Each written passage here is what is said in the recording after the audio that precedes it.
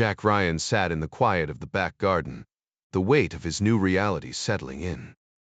The Jaguar parked out front pronounced Jaguar here, a detail he kept forgetting was just the first of many adjustments. Twice now, he'd instinctively walked to the left side of the car, reaching for a driver's seat that wasn't there. The dealer had maintained a polite smile, but Jack could practically hear the man's silent amusement. At least, he hadn't fully embarrassed himself by actually sitting in the passenger seat. Small victories. The rules of the road here were a mirror image of what he knew. Right turns meant crossing traffic, not left. The fast lane was on the right, not the left. Even the electrical outlets seemed to mock him with their odd, angled plugs. It was the little things that would trip him up, the mundane details that screamed foreigner, louder than any accent ever could. A breeze rustled through the garden, carrying the scent of freshly cut grass. Somewhere nearby, a neighbor's wind chime tinkled a cheerful sound, at odds with the knot of frustration in Jack's chest. He'd faced down life-or-death situations before, but somehow, mastering the wrong side of the road felt like his greatest challenge yet. Then again, maybe that was the point. If he could conquer this, the rest would fall into place. Or so he told himself. The house lacked central heating, which was surprising given the hefty price Jack had shelled out for it. Air conditioning wasn't a priority. Here locals acted like it was a scorching inferno whenever the temperature hit a mild 75 degrees. He couldn't help but chuckle, imagining how these folks would handle a sweltering summer. At least he had access to the Army Air Force Exchange Service, or PX, at the nearby Greenham Commons Air Base, where he could stock up on familiar American staples like decent hot dogs and brands that reminded him of home. British TV was a different beast altogether. Not that Jack had much time to lounge in front of the screen these days, but little Sally needed her cartoon fix. Even so, there was something oddly comforting about the mindless chatter of a sitcom humming in the background while he skimmed through important documents. The news wasn't half bad, and the newspapers were surprisingly sharp, better than what he usually read back in Maryland. Still, he'd miss his morning dose of the far side. Maybe the International Tribune carried it. He made a mental note to check the train station kiosk. The movers, or removers, as the Brits called them, were hard at work under Kathy's watchful eye. The house wasn't bad, though it felt cramped compared to their old place at Peregrine Cliff, now rented to a Marine colonel teaching at the Naval Academy. The master bedroom overlooked a lush garden, about a quarter-acre in size, bursting with roses mostly red and white, a nod to the historic houses of Lancaster and York. A few pink ones sprinkled in between, symbolizing the union that birthed the Tudors. Not that it mattered much now, given how that dynasty had fizzled out centuries ago.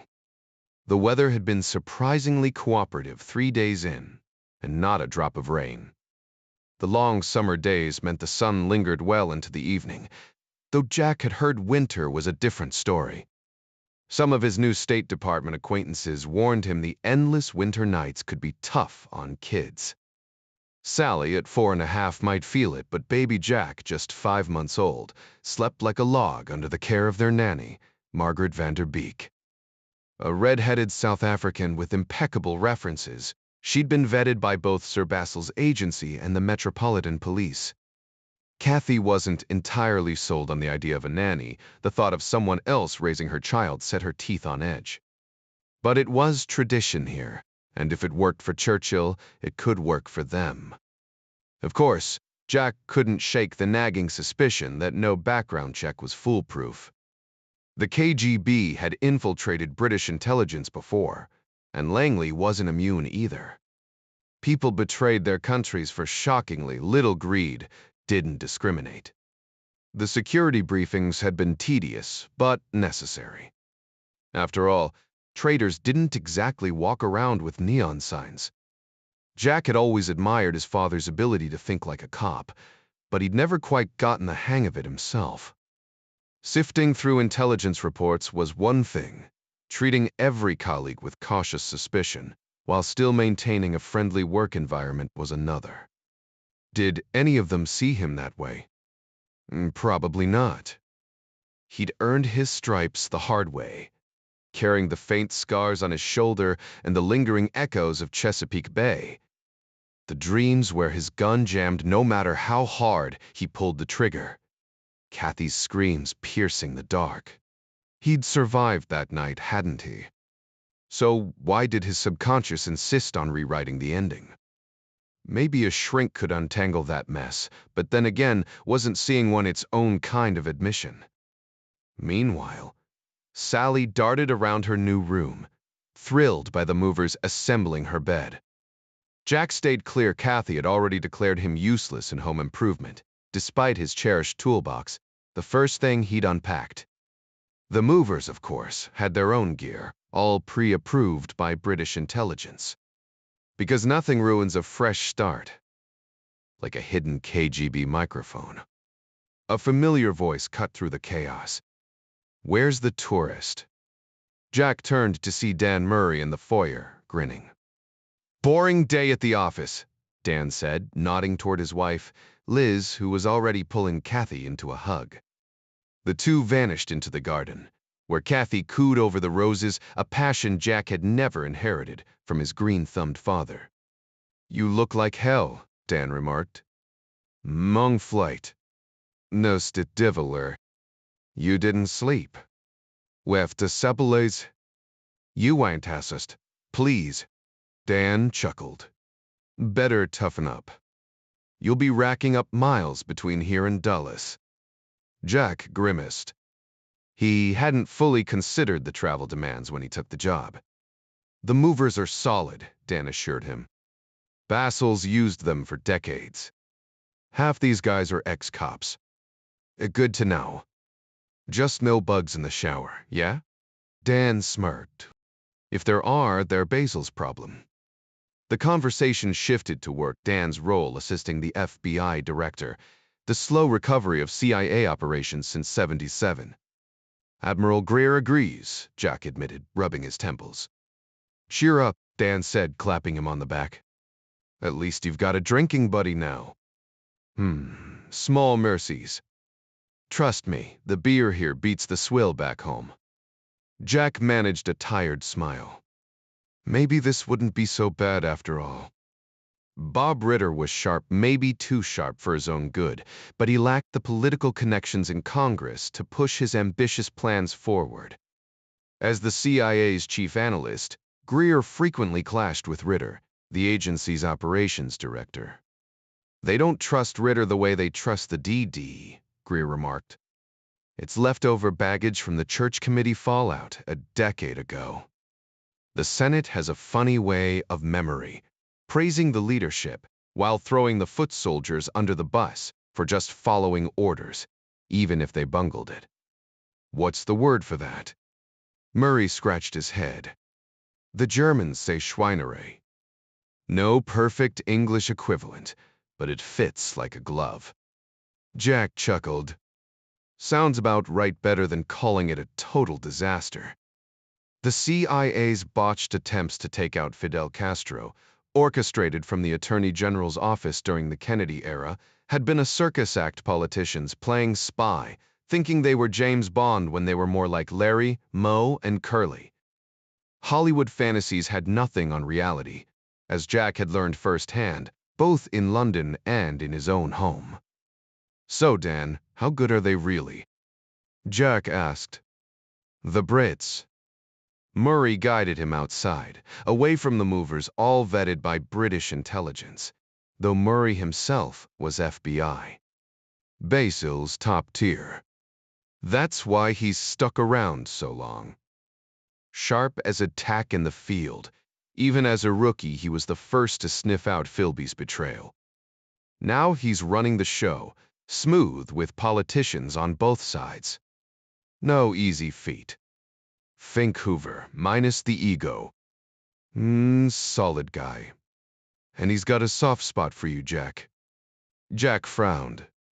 "Why? Took it to be deformed." "I haven't done anything worth noting." Murray grinned. Basil's got an eye for talent. He loved that canary trap idea of yours, and saving their future king didn't hurt either. You're making waves at Century House.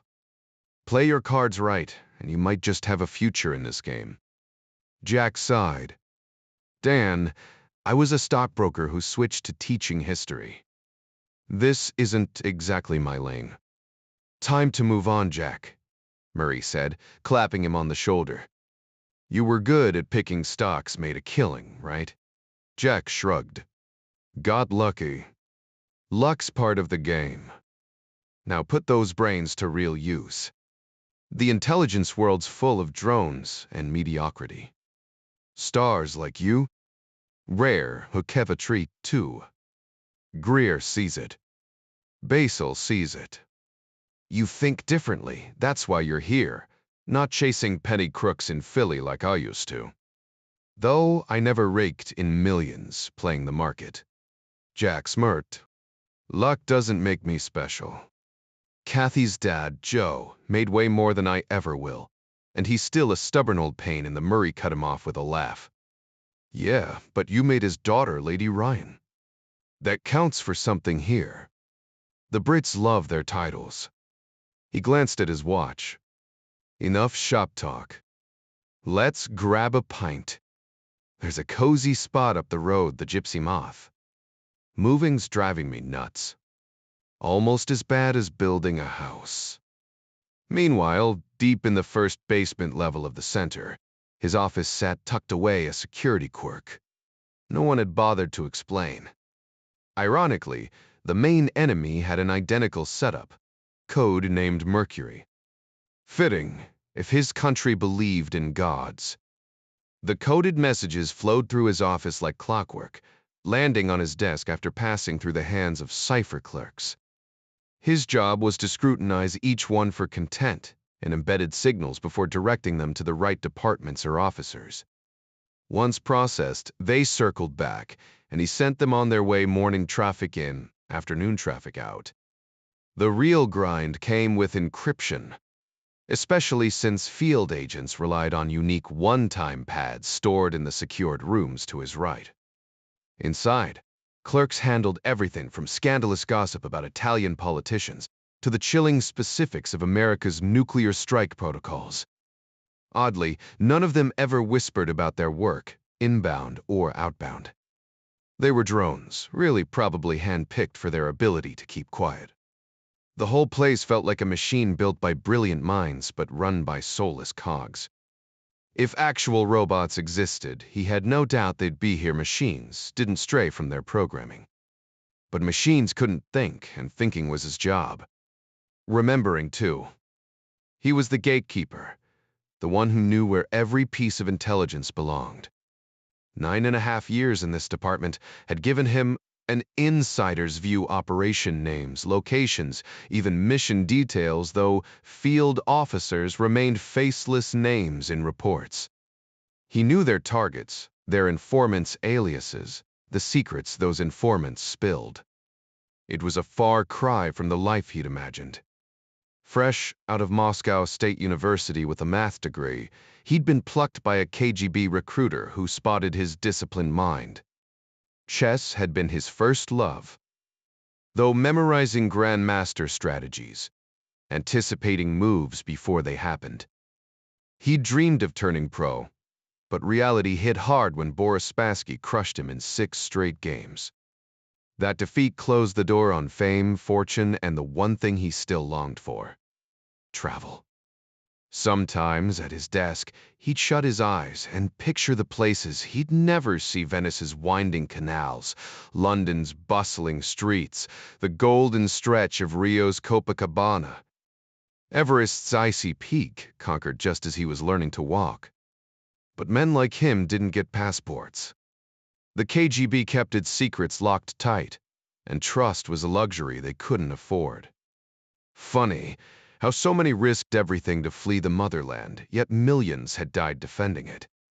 He'd avoided the front lines thanks to his math skills and chess talent, landing instead at Dzerzhinsky Square with a military rank, a spacious apartment, and access to the coveted closed stores. His wife certainly didn't complain about skipping the endless lines for Western goods. Still, as he shuffled another classified file, he couldn't help but wonder what lay beyond the walls of his carefully guarded world. Captain Zaitsev felt a quiet pride as he stood on the threshold of the Soviet elite. Unlike the old aristocracy, he hadn't inherited his position. He'd clawed his way up through sheer competence, a fact that stoked his masculine pride. His clearance granted him access to secrets like Cassius, an American informant in Washington, whose political intel was devoured by the higher-ups. The data often found its way to the Canada Institute, though Zaitsev privately questioned their obsession. Canada barely registered on the KGB's radar. Aside from its role in NORAD and the occasional grumbling of its politicians, or so Ottawa's station chief claimed. It struck him as odd. After all, Poland also resented its neighbors. Yet Warsaw's latest dispatch boasted how swiftly they'd crushed that Union agitator. Colonel Tomaszewski's venomous counter-revolutionary scum remark had even drawn approving nods upstairs. Rumor had it the ambitious colonel was being groomed for a Western, posting the ultimate prize for the best and brightest. Meanwhile, across Moscow, Ed Foley stepped into his new apartment, his wife Mary Pat shepherding their wide-eyed son Eddie inside.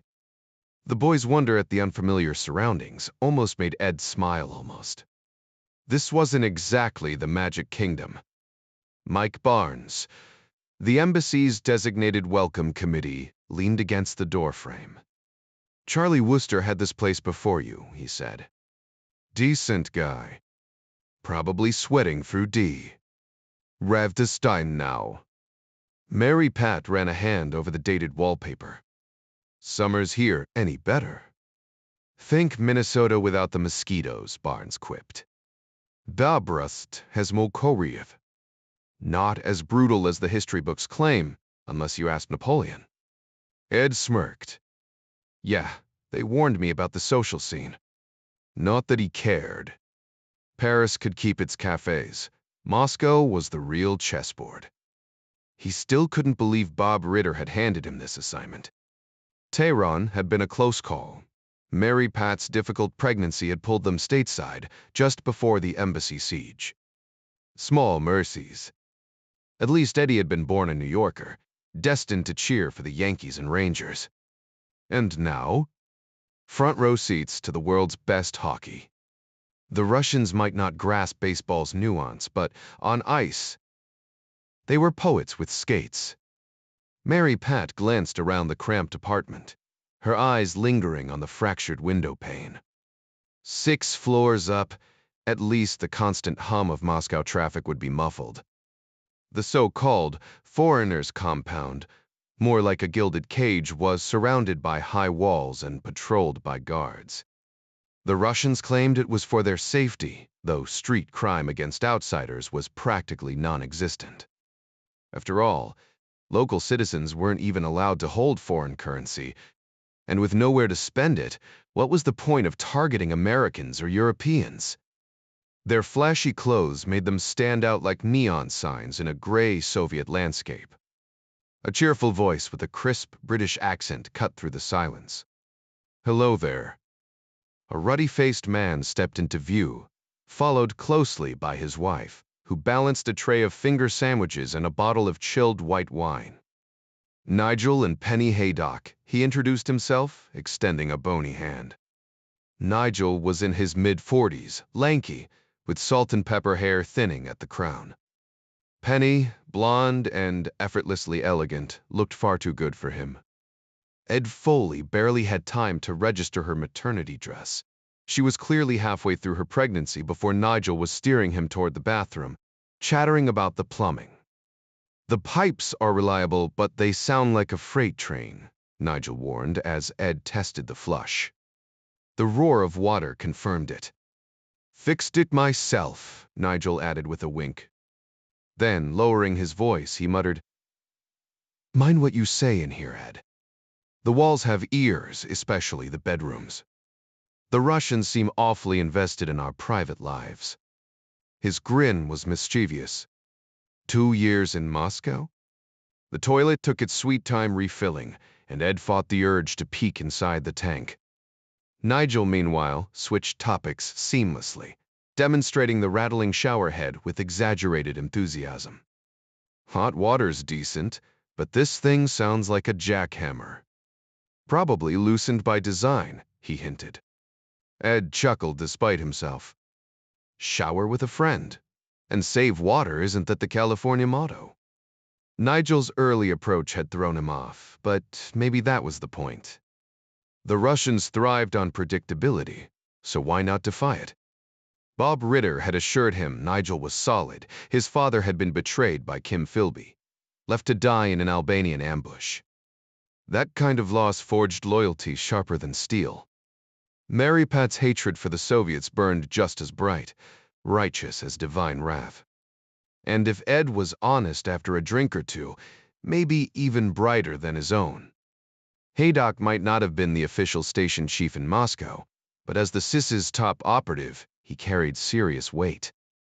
CIA Director Judge Moore had faith in the Brits after the Philby disaster.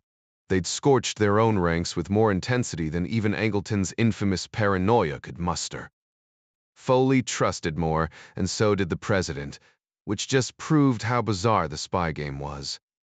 You couldn't trust a soul, yet you had no choice but to rely on someone. Foley tested the water temperature absently, thinking how little logic there was in any of it, like trying to explain quantum physics over a bad phone connection. When's our stuff arriving? He asked. Haydock gave a half-hearted shrug. Supposedly en route from Leningrad. Whether they've rifled through it? Who knows? Assume they have. He paused, then added with a dry chuckle. The KGB's a beast of its own, imagine the DMV, but with more vodka and less efficiency. Half the bugs in your flat probably don't even work. Then again, maybe they do. That's the fun part. You never know if the guy tailing you is a seasoned pro or some rookie who couldn't find his way out of a paper bag. Dicker's sides know better, honestly. Langley's got its share of dead weight. Foley smirked. We just call ours the Intelligence Directorate. Mide. We prefer Palace of Westminster, Haydock shot back, his tone dripping with sarcasm. Satisfied the plumbing worked, Foley shut off the tap, and they rejoined the women in the living room, where Mary, Pat, and Penny were deep in conversation about the local shopping scene. Penny brightened. I can show you the best spots. For specialty goods, we order from Helsinki European imports, even American pantry staples. The Finnish lamb is divine, isn't it, Nigel? Milway, absolutely. Rivals New Zealand's, he agreed. Mike Barnes chimed in.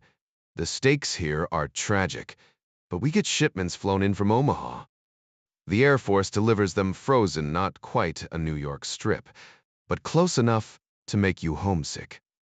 Hope you packed a grill. We barbecue on the roof. Ivan still hasn't figured out charcoal, apparently. The apartment, devoid of a balcony, spared them the city's ever-present diesel haze. Foley shifted gears. What's the commute like? Maybe the metro. Surprisingly efficient, Barnes advised. Mary Pat perked up. So I get the car. Barnes grinned. Might as well learn Moscow's roads in style. The previous tenant had left behind a pristine white Mercedes, a little too flashy for spy work, but nobody was complaining. The whole setup felt almost too smooth, like a Christmas wish granted against the odds. In their line of work, that was rare enough to be suspicious. But for now, Foley would take it. Moscow didn't have nearly as many cars as an American city, which made the diplomatic plates on Mary Pat's vehicle stand out like a sore thumb. Any traffic cop or KGB tail could spot it instantly. Barnes had warned her it would take some adjustment. like a Midwesterner suddenly navigating Manhattan for the first time. "The roads here are wide open," he'd said with a smirk, gesturing toward a massive gas station down the block.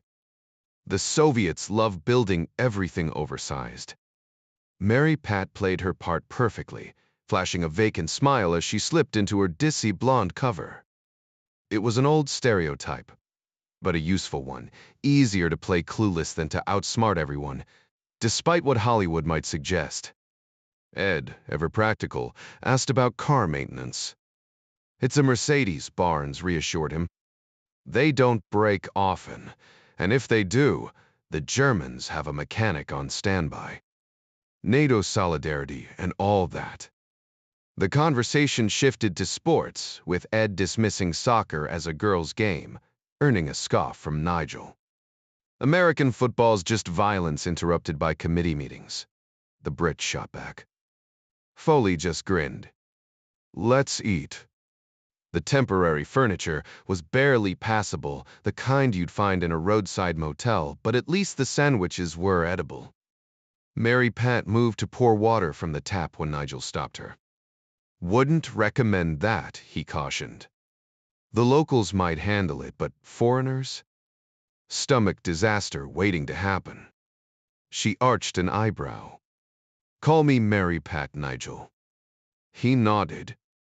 "Stick to bottled water. Boil it if you're desperate for tea." The talk turned to schools, a concern for Mary Pat. Penny Haydock assured her the international school was excellent, even mentioning she worked there part-time. Eddie, meanwhile, had abandoned his sandwich in favor of gnawing on something less appealing. His parents had packed enough peanut butter to last months, Skippy Super Chunk, a taste of home. The local bread was decent, but nothing like Wonder Bread. Luckily, Mary Pat had a bread maker en route, her secret weapon for embassy social climbing. Not far from their conversation, a different exchange was taking place. A Polish intelligence officer, less than thrilled with his assignment, handed over a photocopied letter. The original had arrived in Warsaw days earlier, and now it was being passed to its intended recipient, someone he knew by sight, if not by friendship. The weight of the message hung in the air, unspoken but undeniable. The Soviet leadership often relied on their neighbors to the west for various operations. Poland, in particular, had developed a knack for intelligence work, much like Israel, given their precarious position between Germany and the USSR. History had forced the Poles to channel their sharpest minds into espionage, a fact well known to the man now holding the freshly delivered message. He wasn't surprised by its late arrival either. Governments always took their sweet time deliberating, even when urgency was obvious.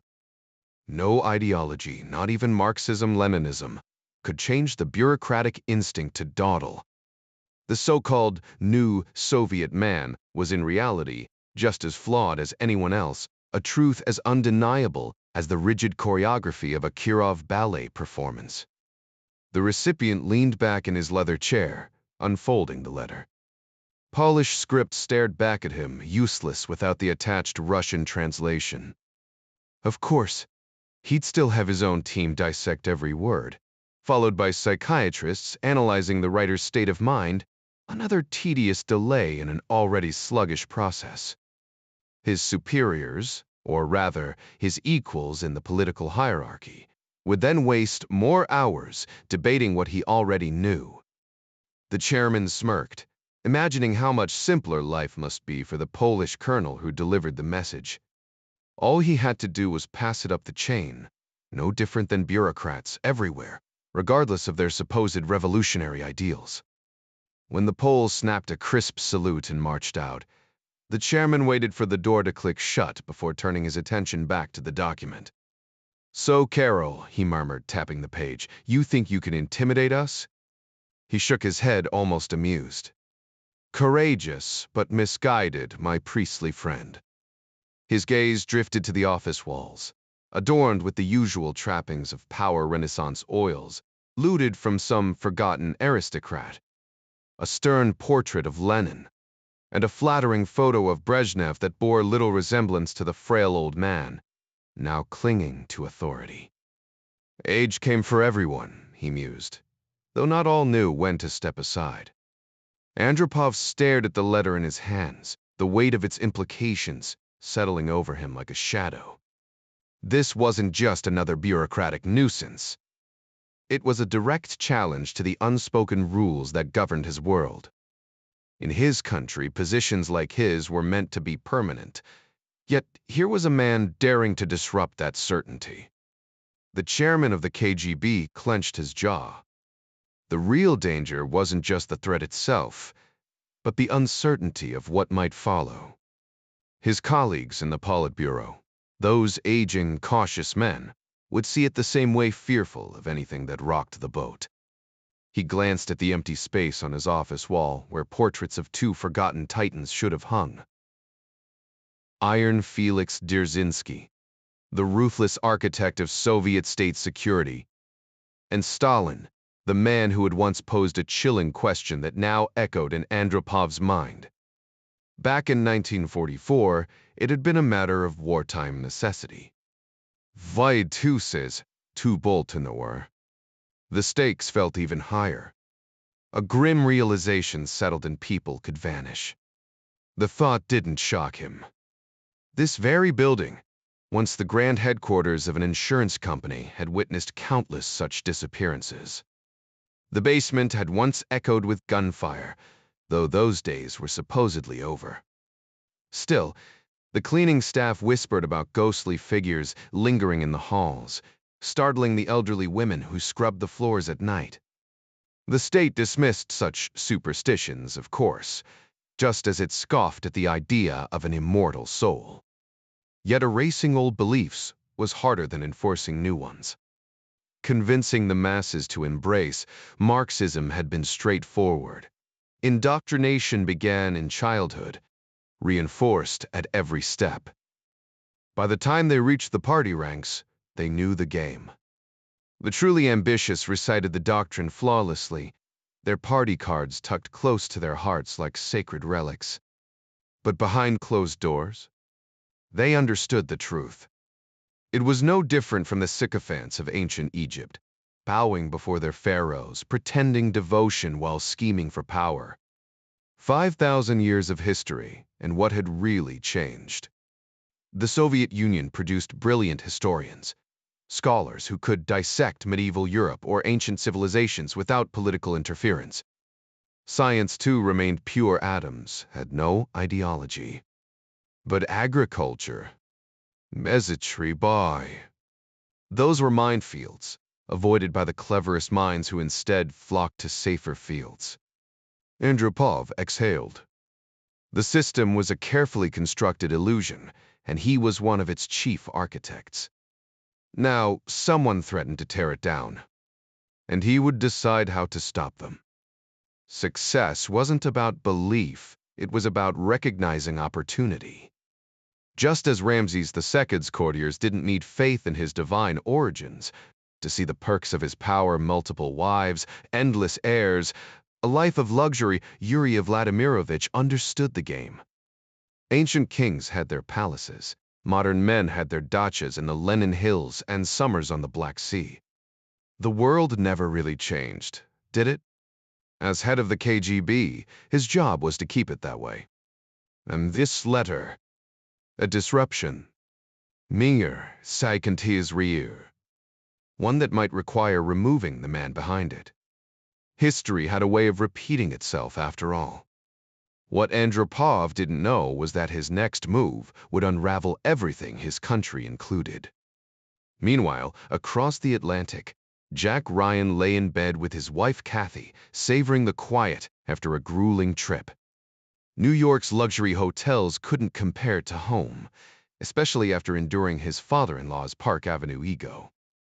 Joe Muller's $90 million fortune and political connections didn't make his lectures any less tiresome. Day after tomorrow, Jack murmured, adjusting to the time zone whiplash. He'd splurged on a first-class upgrade, but even plush seats couldn't fix his inability to sleep on planes. At least his diplomatic passport spared him the hassle of customs, not that he'd abuse it. Unlike some envoys who treated duty-free shopping like a sport, Jack had his limits.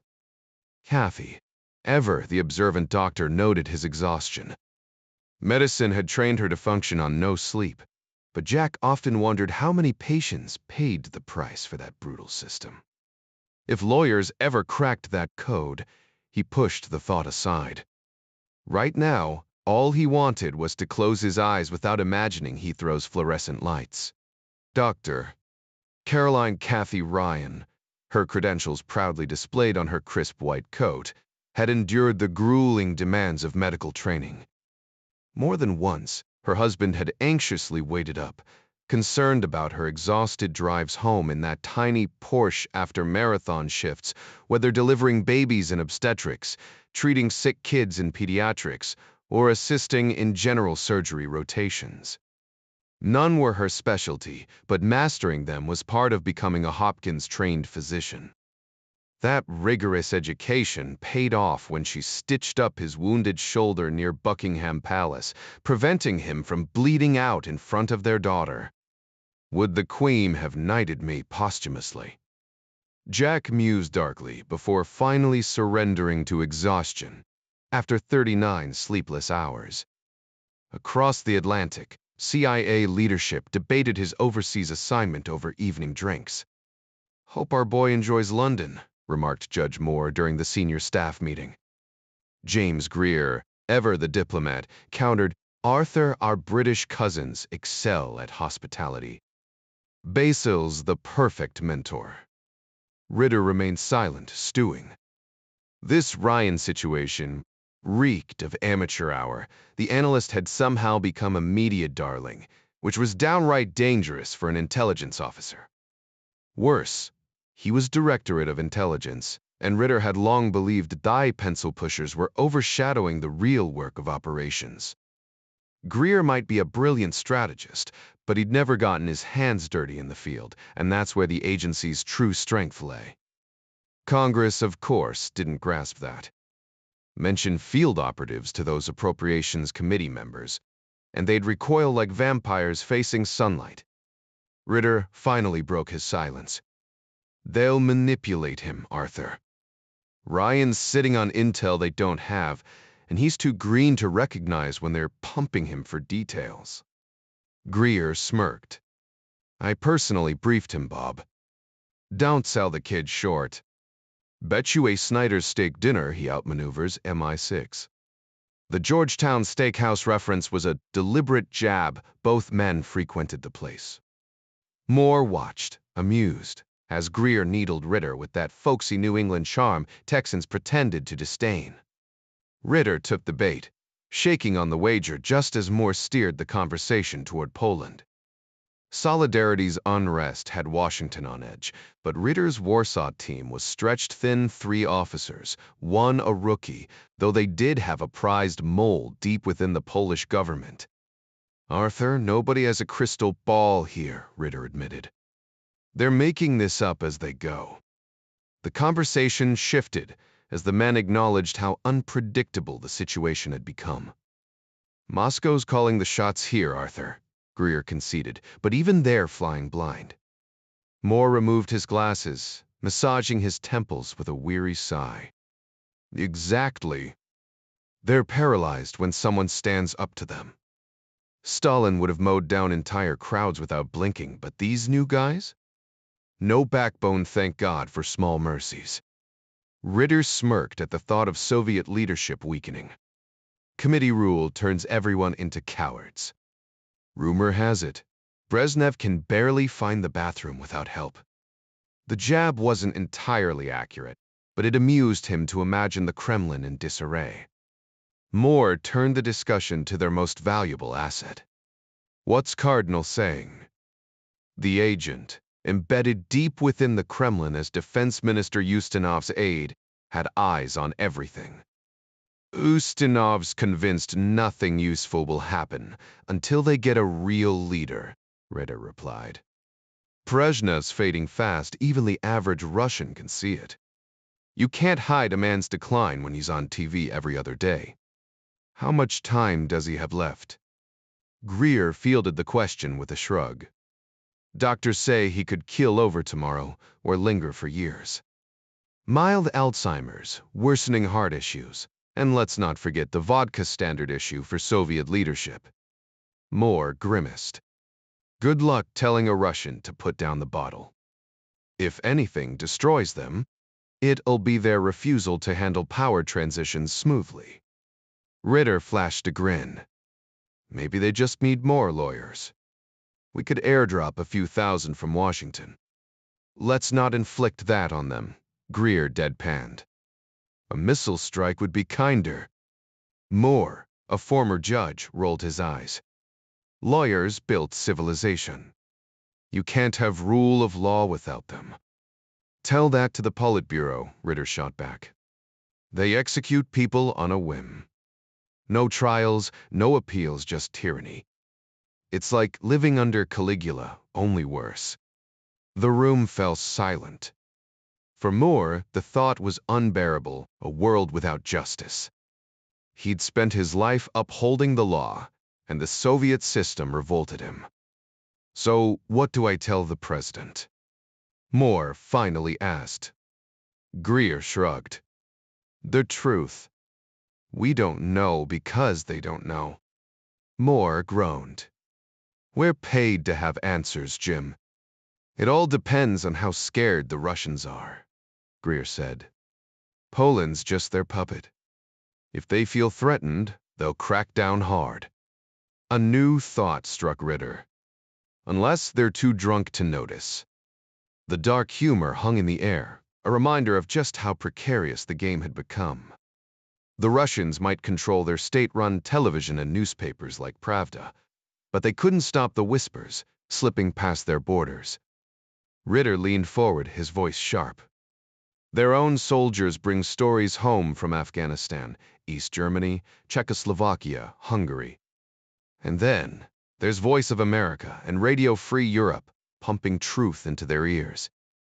The CIA had its fingers deep in one of those broadcasts, and the other pretended to be independent, though nobody bought that act. Ritter had spent years shaping both into weapons of influence.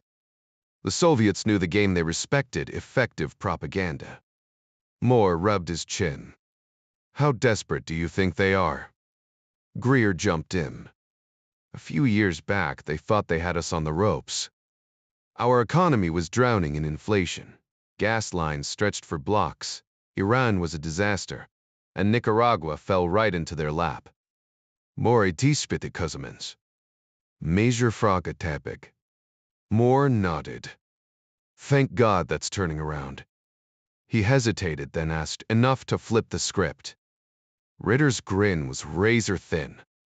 They're slow, Arthur. Their leaders are so tangled in ideology they can't see past it. That's their Achilles heel. And right now, they don't even realize how exposed they are. His fist tapped the table. We've got a president with backbone now, one who'll back us if we bring him the right play. Congress won't dare stand in his way. Moore's eyes narrowed. Sounds like you've got something brewing. Ritter exhaled. 11 years in the making. Not a word on paper. No need to explain why Congress could subpoena files, but not thoughts. The Soviets dream of watching us crumble. Kenned us. Officially, we're supposed to want peaceful coexistence. He snorted. But what if we stop playing defense? Attack them. Moore's eyebrows shot up. Why not? Ritter's voice dropped. They fund protests here, stir up anti-nuclear hysteria in Europe while upgrading their own arsenal. We can't even leak the truth. The press wouldn't touch it. He didn't add the quiet suspicion gnawing at him, that Soviet influence might already be twisting the media's hand. But exposing that? That would be a war nobody was ready to fight. The team understood all too well that the KGB wielded influence over American media, even without concrete proof. It wasn't hard flattery, the illusion of insider knowledge, and suddenly, you were a trusted voice. But did the Soviets grasp the risks? The you. Press had its sacred cows, and meddling with them was like playing with dynamite. One misstep, and the backlash could be catastrophic. No one in that high-level meeting was naive about Russian intelligence. Sure, they had sharp operatives, rigorously trained, but the KGB carried the same blind spots as the system it served. Reality got filtered through ideology, and inconvenient truths were swept aside. Years of meticulous planning could unravel in an instant when an agent realized life in the enemy's country wasn't the dystopia they'd been sold. Truth had a way of hitting hard, especially for those who thought they were too clever to fall for it. Ritter cut through the tension with a dismissive wave. Forget that. What matters is finding their weak spots and hitting them hard enough to shake the whole country loose. Moore raised an eyebrow. That's ambitious, even for you. Greer smirked. What's next, Bob? A plan to colonize Mars? Ritter wasn't fazed. They're terrified of us more than we'll ever be of them. Hell, they're scared of Poland. Why? Because their people might start wanting what Poles have. Rising expectations are a virus their broken system can't survive. All we need is one good shove. Moore quoted history with a dry chuckle. Kick in the door and the rotten house falls. Hitler thought that too right before winter ate his army alive. Because he skipped the playbook, Ritter shot back. You don't warn them. You just break them. Greer leaned in, intrigued. So, what's your move? A deep dive into Soviet vulnerabilities. Find the cracks, then pry them wide open. Moore nodded. Should have been doing that anyway. Greer agreed. I'll handpick a team, no usual suspects. We need fresh eyes. Ritter grinned. Call it infection.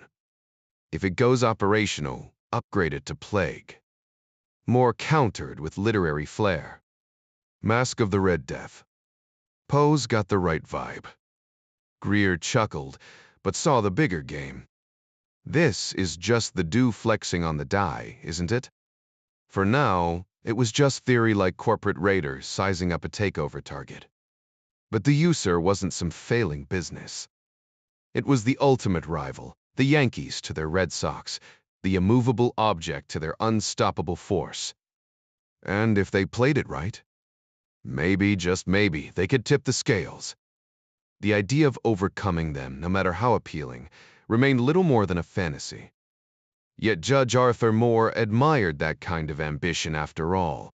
If people didn't strive for the impossible, what was the point of dreaming? Meanwhile, in Moscow, Yuri Andropov was nearing the 23rd hour of his day, savoring a Marlboro cigarette and sipping premium Starka vodka, its amber hue reminiscent of Kentucky bourbon. The record player spun an American jazz classic, Louis Armstrong's Trumpet, wailing through the room with the raw energy of New Orleans. Though Andropov, like many of his countrymen, held prejudiced views about African Americans, he couldn't deny the brilliance of their music. Russian composers like Borodin should have been his preference, but there was something irresistible about the pulse of jazz, something that stirred his thoughts. The KGB chairman's sharp features heavy brows. A strong jaw hinted at mixed heritage, but his mind was purely Soviet, a blend of cunning ambition and relentless focus. His ultimate goal? To lead his nation. Someone had to rescue it from decay, and he knew better than anyone just how dire things had become. As head of state security, few secrets escaped him in a society built on deception, where lies were an art form. The Soviet economy was a prime example, a lumbering giant, where factory managers, under threat of severe punishment, faked production numbers to survive. Decades ago, failure meant execution in the very halls where Andropov now sat. These days, the consequences were less fatal, but no less brutal. driving officials to falsify reports rather than face disgrace. The system was drowning in bureaucracy, a relic of the czars, bloated further under Soviet rule. Even the KGB wasn't immune. Andropov could bark orders, but results weren't guaranteed unless he personally chased them down. Slowly, his iron grip was forcing change, but deception remained the ultimate defense against even his brand of ruthlessness. Not even Stalin, had he returned, could have untangled the web of inefficiency. The Politburo was as sluggish as a rural farm committee, decisions lost in a haze of shrugged shoulders and unspoken agreements. And so the burden fell to him. If the state couldn't produce what it needed, the KGB would take it by any means necessary. Andropov's intelligence network, along with its military counterpart, the GRU, had mastered the art of pilfering Western weapons blueprints. The irony wasn't lost on him. Soviet pilots sometimes met the same grim fate as their American counterparts years earlier. Victims of identical design flaws. No matter how ruthlessly efficient the KGB operated, their greatest triumphs only ensured the Soviet military lagged at least half a decade behind the West. The one thing they couldn't steal. The meticulous quality control that turned Western prototypes into functional weapons. How many stolen schematics had gathered dust in Soviet workshops because their factories couldn't reproduce them? This was the rot he needed to excise. Hercules' labors seemed like child's play compared to rebuilding an entire nation's industrial backbone. He crushed a cigarette, watching the embers die. Outside his window, Lenin's preserved corpse still drew pilgrims in Red Square, a macabre shrine to the man who'd supposedly transformed Russia from a feudal backwater into, well, a different kind of backwater. The Kremlin sneered at nations blending socialism with capitalism, yet their spies looted those very economies. Meanwhile, Western intelligence agencies barely bothered studying Soviet weapons except to catalog their failures. They'd scream about doomsday devices, only to discover the Soviet tiger couldn't chase down a wounded deer, no matter how sharp its fangs looked. Even Russia's genuine innovations inevitably wound up refined and operational in Western hands. The design bureaus kept spinning the same fairy tales to the Politburo. Just a little more funding, and the next prototype will work perfectly. What a joke. Across the ocean, the new president was doing the unthinkable, actually feeding his industrial beast. American factories were churning out next-generation weapons at an alarming rate, and their troops? They walked taller now, drilling with an intensity not seen since Vietnam. The reports piled up on his desk, ignored by Politburo fossils, who still saw the world through Lenin's cracked 60-year-old lens. Yuri Vladimirovich clenched his glass of Starka. This is how it begins, he thought. Not with armies, but with one man who commanded attention. A man like Karol. That carefully worded letter to Warsaw wasn't just for local puppets, it was a grenade rolled straight into his lap. The Polish priest was no fool. In fact, he might be the most dangerous player on the board. Climbing to the top of the Catholic Church as a clergyman in a communist regime required mastering the art of wielding power, something Yuri Vladimirovich understood all too well. The institution he now led traced its roots back 2 millennia, if you bought into that sort of thing. Not that he did. The Church's age was undeniable, but that didn't make its doctrines any more credible than the Marxist ideology he'd long dismissed. Faith in God struck him as no more rational than faith in Marx or Engels. Yet he recognized that belief itself was a tool people clung to something greater, because it gave them purpose, or at least the illusion of control. The weak always sought meaning in forces beyond themselves, whether through ancient rituals or modern dogma. Power, though that was real, it didn't need justification. Some men chased wealth or pleasure with it, like that disgraced predecessor of his who'd abused his authority in the worst ways. But for Yuri, power was its own reward. There was a quiet satisfaction in holding it, like a cat luxuriating in a sunbeam, knowing he could shape lives with a word. Obedience, fear, loyalty, all were currencies in his world. And history remembered those who left their mark, for better or worse. He intended to leave his. The Soviet Union had outgrown the days of iron-fisted tyrants like Stalin, whose paranoia had nearly crippled the nation.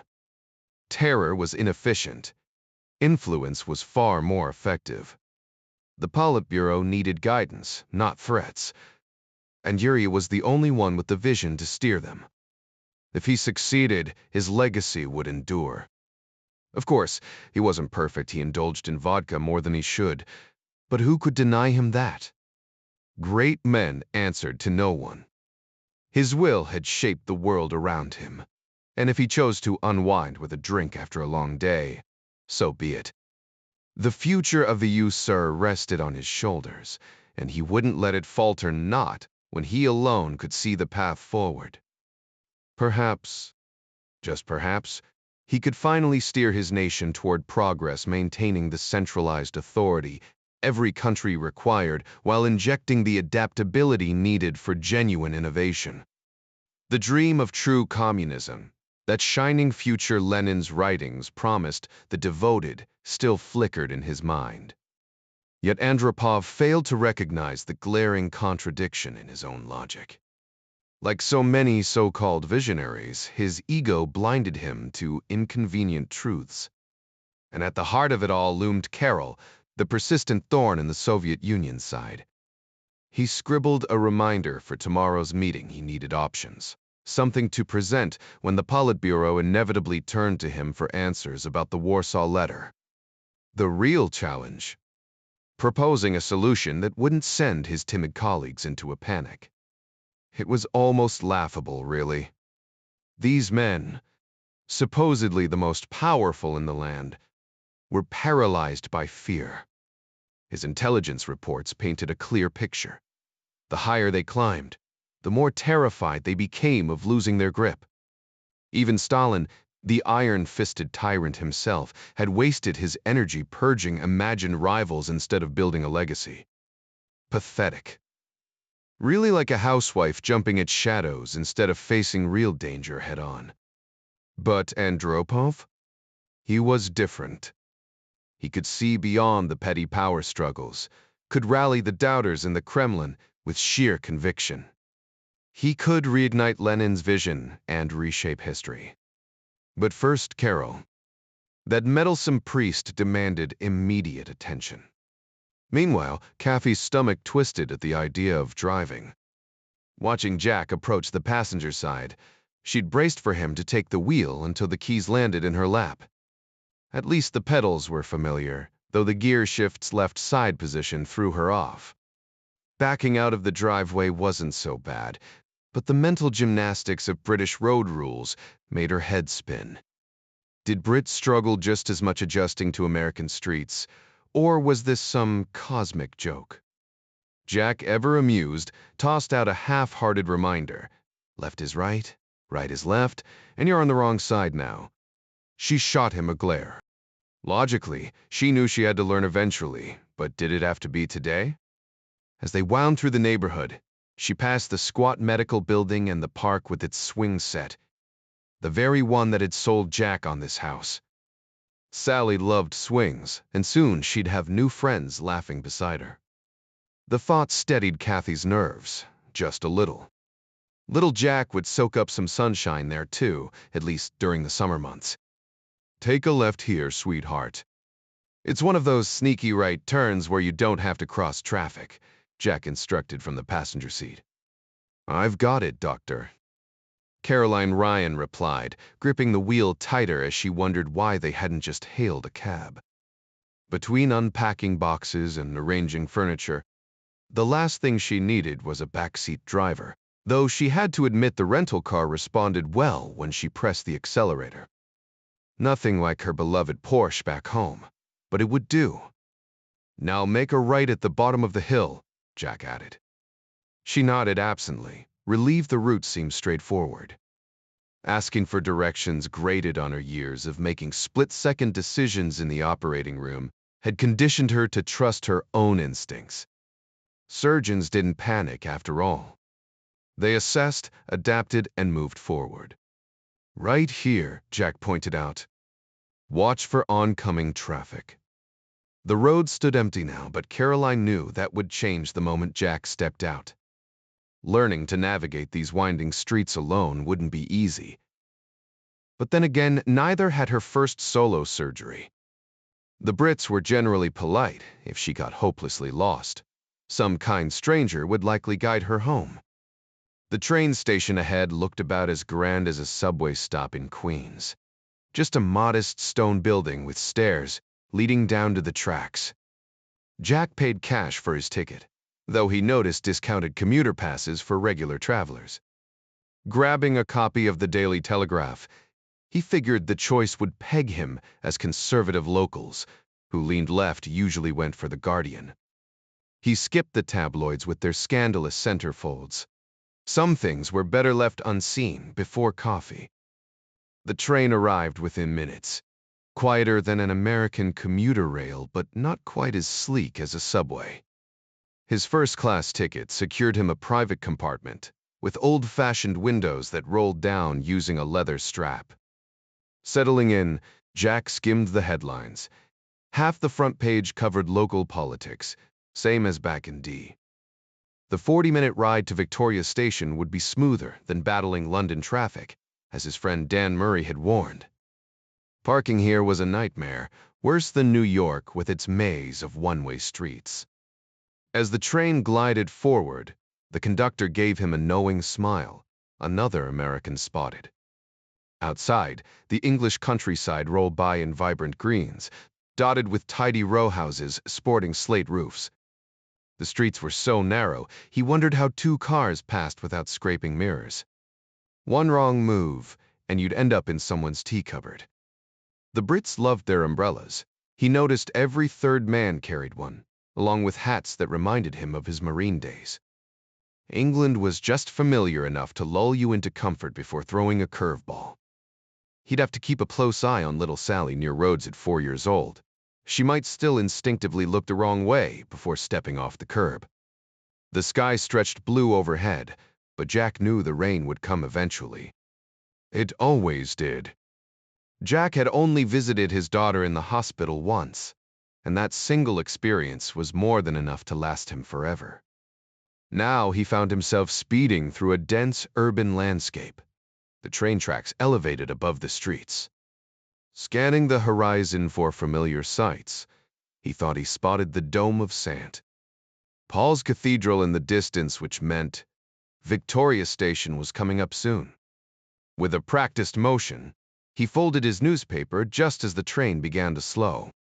Sure enough, they arrived at Victoria, and Jack stepped onto the platform like a seasoned local.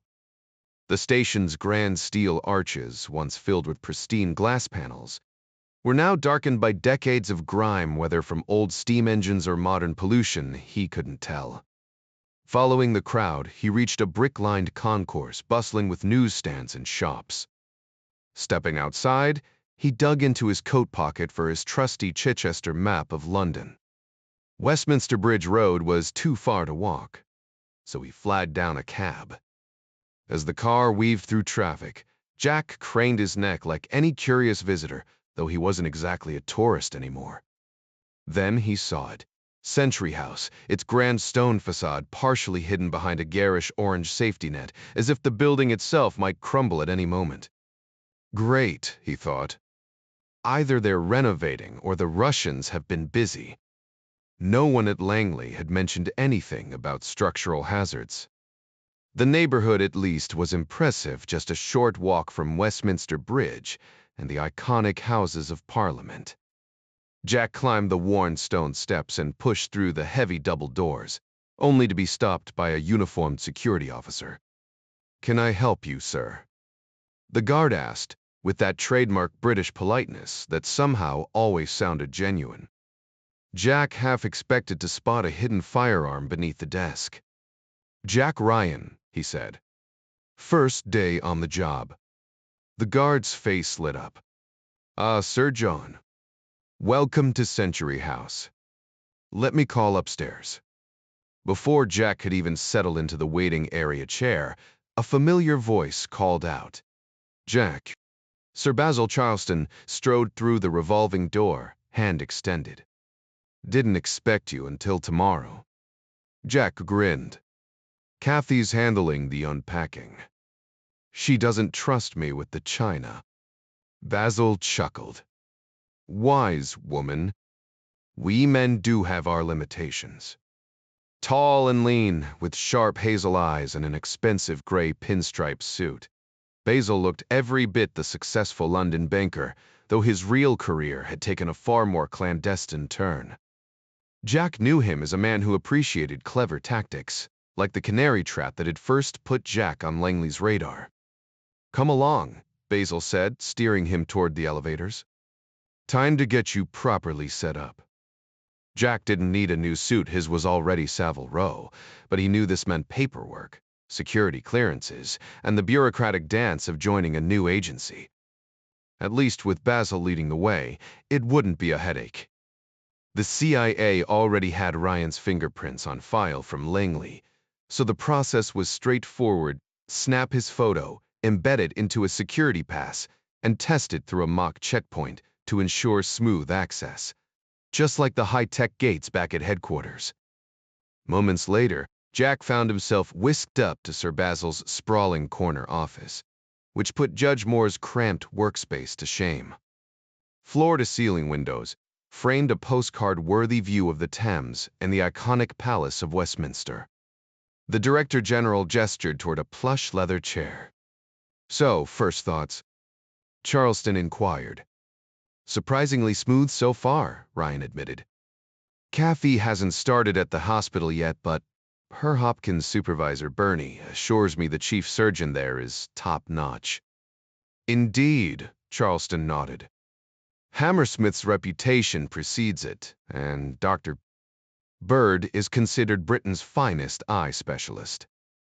Never crossed paths myself, but I hear he's a decent sort. Avid angler, bags salmon in Scottish rivers, family man with 3 sons, the eldest a lieutenant in the Coldstream Guards." Jack raised an eyebrow. "You ran a background check on him?" "Can't afford not to," Charleston replied dryly. "Certain factions across the Irish Sea still hold a grudge against you, after all." "That's going to be an issue." "Highly doubtful. When you helped dismantle the UA, you likely spared a few provisional-era lives. That mess is still untangling, but it's MI5's headache, not ours or yours." Which brought Jack to his next question. "Speaking of which, Sir Basil, what exactly am I doing here? James didn't brief you?" Charleston feigned surprise. "Just vaguely, shriven manga. He enjoys his theatrics. The Joint Working Group focuses on our Soviet counterparts. We've got solid intel streams, as does your side. The goal is pooling insights for a clearer big picture." "Insights, not sources," Jack clarified. Charleston's smile was knowing. "Some secrets must stay buried, as you're well aware." And Ryan was. CIA sources were guarded like nuclear codes, names never spoken, details scrubbed. Yet analysts played a quiet game, piecing together clues from phrasing and quirks in reports. Jack had even dared to theorize with Admiral Greer a few times, though the deputy director's warning glance spoke volumes. They hired him to think, after all. But when intel turned erratic, it usually meant a source was compromised or worse. "There is one area the Admiral's keen on," Jack ventured. "Oh, me the stable, te pleeping could be. It's showing cracks.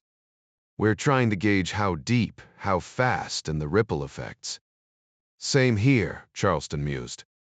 Even Fleet Street's rumor mill was buzzing with theories proof that journalists sometimes had ears as sharp as spies. James weighed in with his thoughts. It brings back memories of the 1930s for both of us. Ryan settled deeper into his chair, stretching his legs. The United Auto Workers fight to unionize Ford. Now that was chaos. Ford brought in hired muscle to rough up the organizers. I recall those photos, was it Walter Reuther? Featured in Life magazine. The first shots showed them all grinning, like boxers before the bell rings. Then boom, total mayhem. You've got to question Ford's leadership. Letting that unfold in front of reporters was bad enough, but photographers? That's next-level stupidity. Charleston nodded. The court of public opinion is real, and technology's only amplified it. Our friends overseas aren't thrilled. Take CNN, just launched on your side of the Atlantic. It could reshape everything. Rumors spread like wildfire, but images? They stick. A single frame tells the whole story. Whoever coined a picture's worth 1,000 words wasn't joking, Ryan mused. Especially when it's moving. Your people hesitate to use that tactic, Charleston remarked. This dad is a torn. A casual chat over a pint with a journalist, a well-placed hint. Reporters aren't ungrateful if you feed them a solid lead. Ryan smirked. Langley despises the press.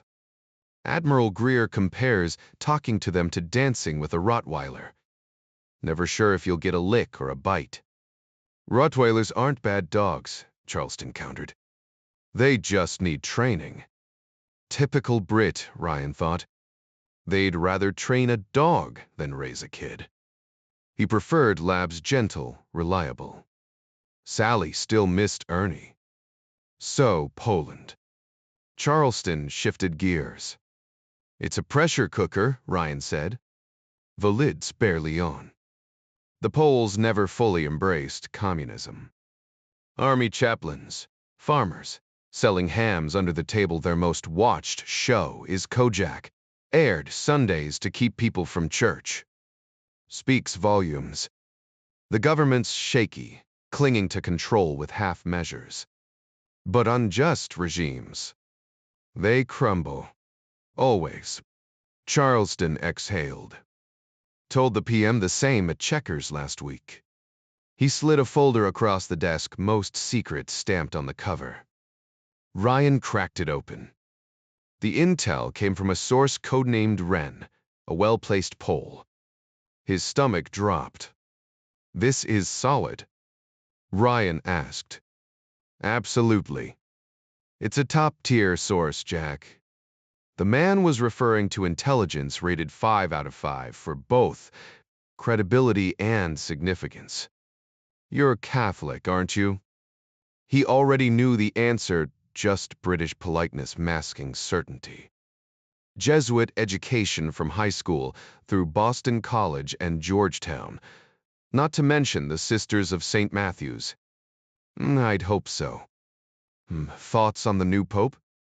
Ryan considered it. First non-Italian in centuries, that alone speaks volumes. When word broke it was a Pole, I assumed Cardinal Wyszynski from Warsaw, a man with razor-sharp intellect and tactical brilliance. This new one? A mystery at first, but everything I've read paints him as steady, devout, capable, politically savvy. He trailed off, realizing he was assessing the pontiff like a campaign strategist. But this wasn't just any leader. This was a man of unshakable faith, chosen by peers who recognized that sane steel in him. A man who saw divine purpose in every step, who'd face a bullet not as an end but as a passage to something greater. Fear wouldn't sway him, neither would threats. If he authored this letter, Sir Basil, it's no bluff. When did it arrive? 4 days ago. Our contact bent protocol to expedite it clearly. The stakes warranted it. Welcome to London, Jack mused. He just stepped into the deep end. The kind of mess cartoon villains cooked up for hapless heroes. So, it's already en route to Moscow? According to our source. Now, Sir John, what will the Russians make of it? Charleston's question turned up the heat. Ryan sidestepped, but not gracefully. It's complicated. They'll respond, Charleston pressed, gaze steady.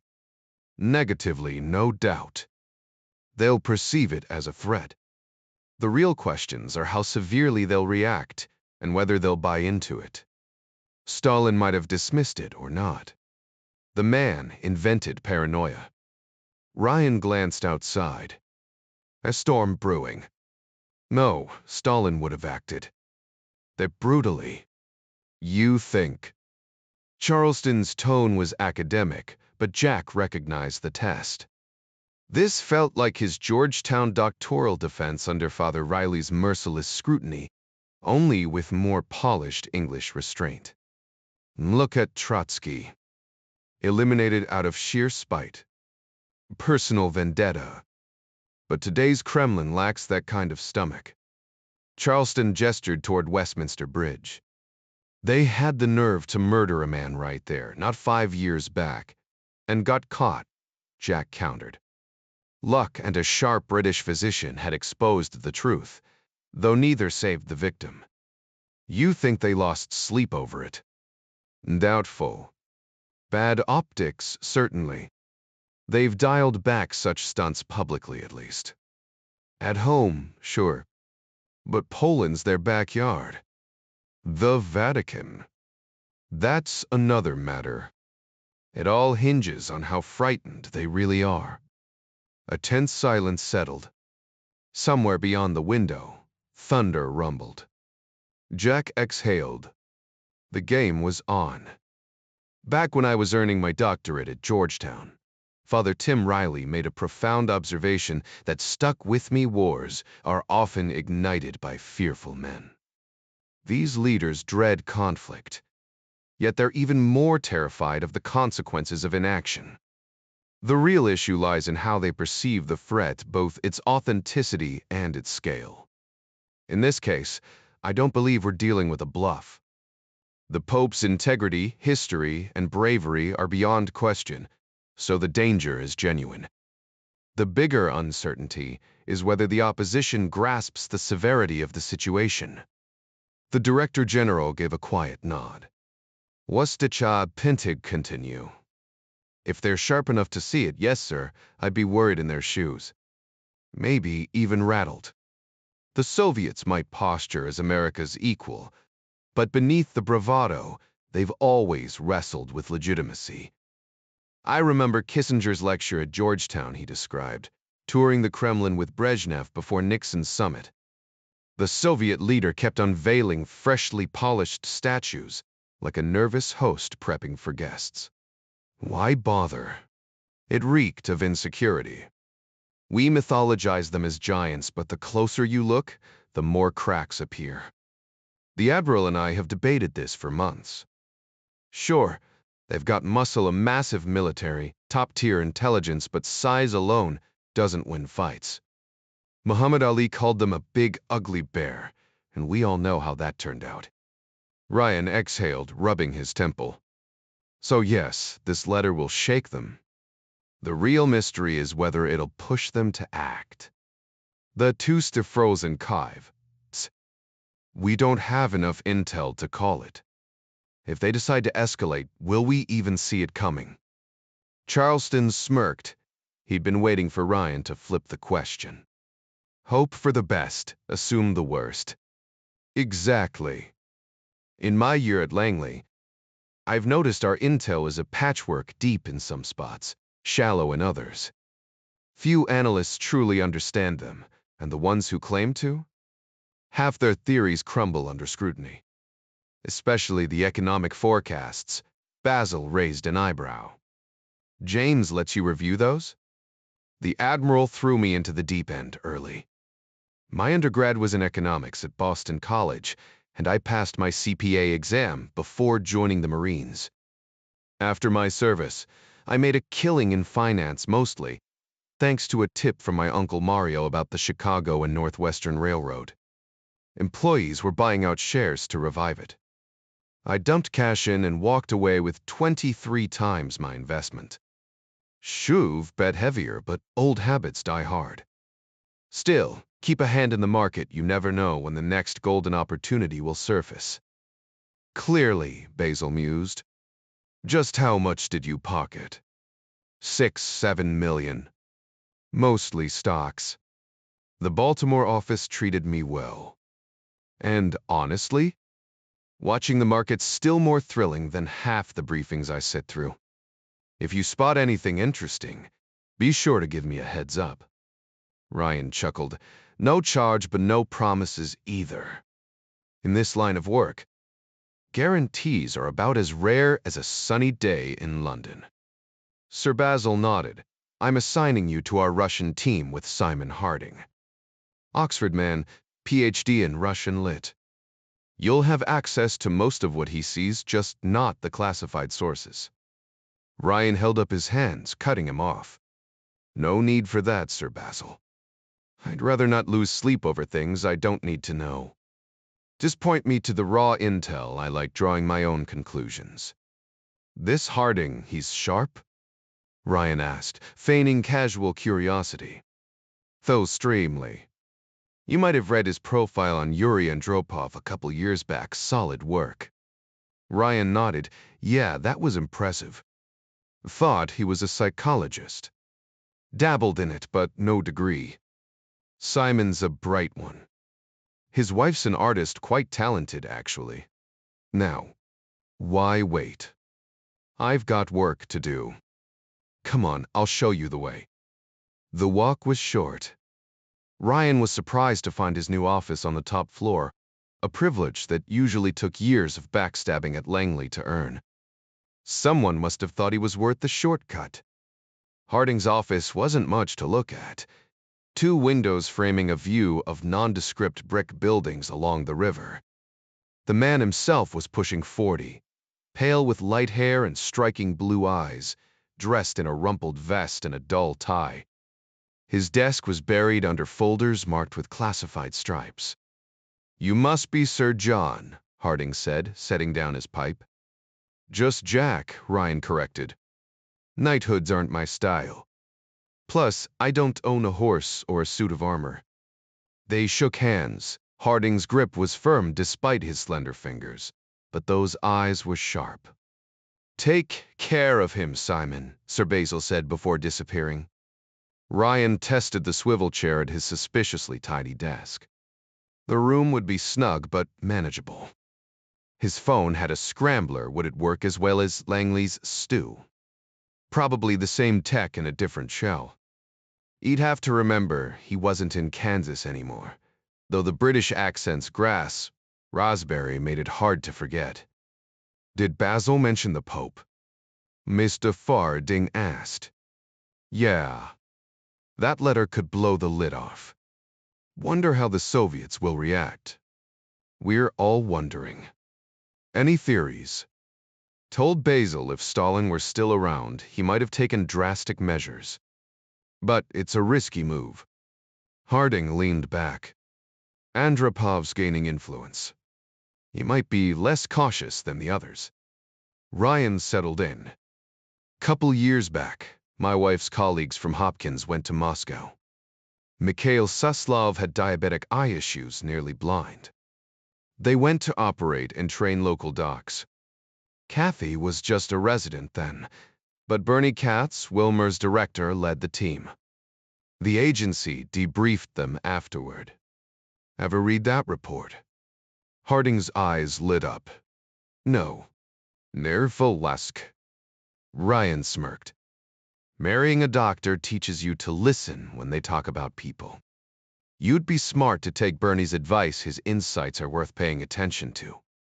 Surgeons have a way of cutting through the noise, noticing details most people overlook. Solov was described as sharp, polite, and professional on the surface. But beneath that polished exterior, he was the kind of man you wouldn't want, armed especially with a scalpel. He clearly resented needing American doctors to save his vision, bristling at the idea that no Russian specialist could handle the job. Still, once the procedure was done, the hospitality was top tier, So at least they weren't total savages, which Bernie had half expected. Given his background Jewish, with roots in Poland, back when it was under the Tsar, he might have braced for worse. Harding lit his pipe with deliberate care. I'd like to see that report. The Russians are. Interesting contradiction. Cultured in ways we've forgotten, imagine a country where poets still earn respect. Stalin, for all his brutality, hesitated before targeting writers. One poet even outlasted expectations, though he still ended up in the gulag. Their civilization has its limits. You speak Russian? Jack asked. Harding nodded. Wandek Trengsipsikali. It's a language built for poetry, but don't let that fool you. It's also the tongue of tyrants. They're predictable in their politics until they're not, balancing conservatism with dogma. Soslav's health is failing diabetes. Heart trouble, and his successor, Alexandrov, is a hardliner with Beria's ruthlessness. He despises the West. I wouldn't be surprised if he urged Suslov to go blind rather than accept American help. And if Katz is Jewish? That wouldn't have smoothed things over. Jack frowned. You really think they'd go after the Pope? Possibly. If Alexandrov backs Yuri Vladimirovich, all bets are off. The letter's already on its way to Langley, Harding confirmed.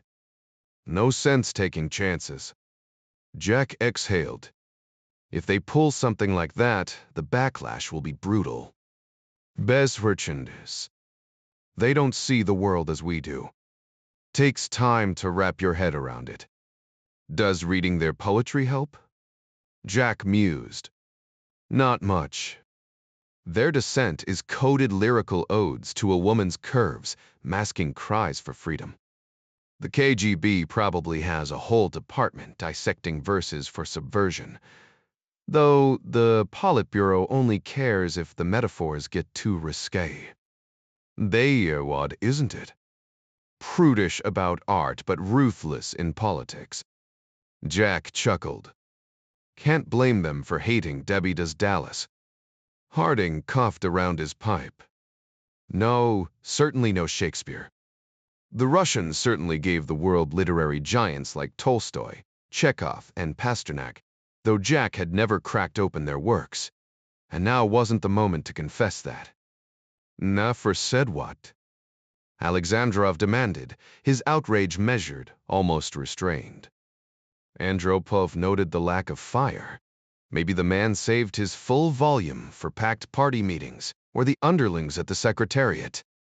Without a word, the KGB chief slid the translated letter across the desk. Alexandrov took his time, absorbing every word, his anger simmering beneath the surface. Andropov lit a Marlboro, watching as his guest ignored the untouched vodka glass. This so-called holy man is getting bold, Alexandrov muttered, tossing the papers onto the coffee table. Can't argue with that, Yuria replied, feigning shock. Does he really think he's untouchable? That there won't be repercussions? My analysts say he means every word, and no, he doesn't fear the fallout. Alexandrov's voice dropped to something almost playful. If martyrdom's what he's after, maybe we should oblige him. The way he trailed off sent a shiver down even Andropov's spine. Time to rein him in. Ideologues had a bad habit of ignoring reality when it clashed with their theories. Mikhail Yevgenyevich, we can't act rashly. The political cost could be steep. Not that steep, Alexandrov countered, waving a dismissive hand. But fine, we'll weigh our response carefully. What's Suslov's take? Have you spoken with him? A flicker of indifference crossed Alexandrov's face. Misha's on his last legs. No grief, no pretense, just cold fact. Andropov hid his surprise. The man owed Suslov everything. Yet loyalty clearly had its limits in their world. You can see it in his eyes at Politburo meetings, Alexandrov added. That look of a man who knows the clock's run out. desperate to fix things, but realizing he can't. Did Soslov finally see the cracks in the system? Andropov had figured it out years ago, but voicing that in the Kremlin? Bo was sighed. He's been a loyal comrade, Andropov said dutifully, tipping his hat to the fading dogma. Alexandrov nodded, playing his part. Neither believed the words, but the performance was mandatory. Power, not ideology, was the real currency here. Andropov studied him. This man couldn't seize the general secretary's chair himself, too theoretical, too rigid. But his backing would be crucial for whoever did. Like medieval bishops anointing kings, Alexandrov's role was to sanctify the next ruler. The system twisted but unbroken. Andropov extended the offer like a carefully wrapped gift. When the moment arrives, you'll naturally step into his position. Alexandrov hesitated, or at least made a show of it, murmuring something about capable men in the party secretariat. The KGB chief brushed it aside with a flick of his hand. You're the most experienced, the most reliable. A truth Alexandrov already understood. That's generous of you, Yuri. Now, about this troublesome Pole.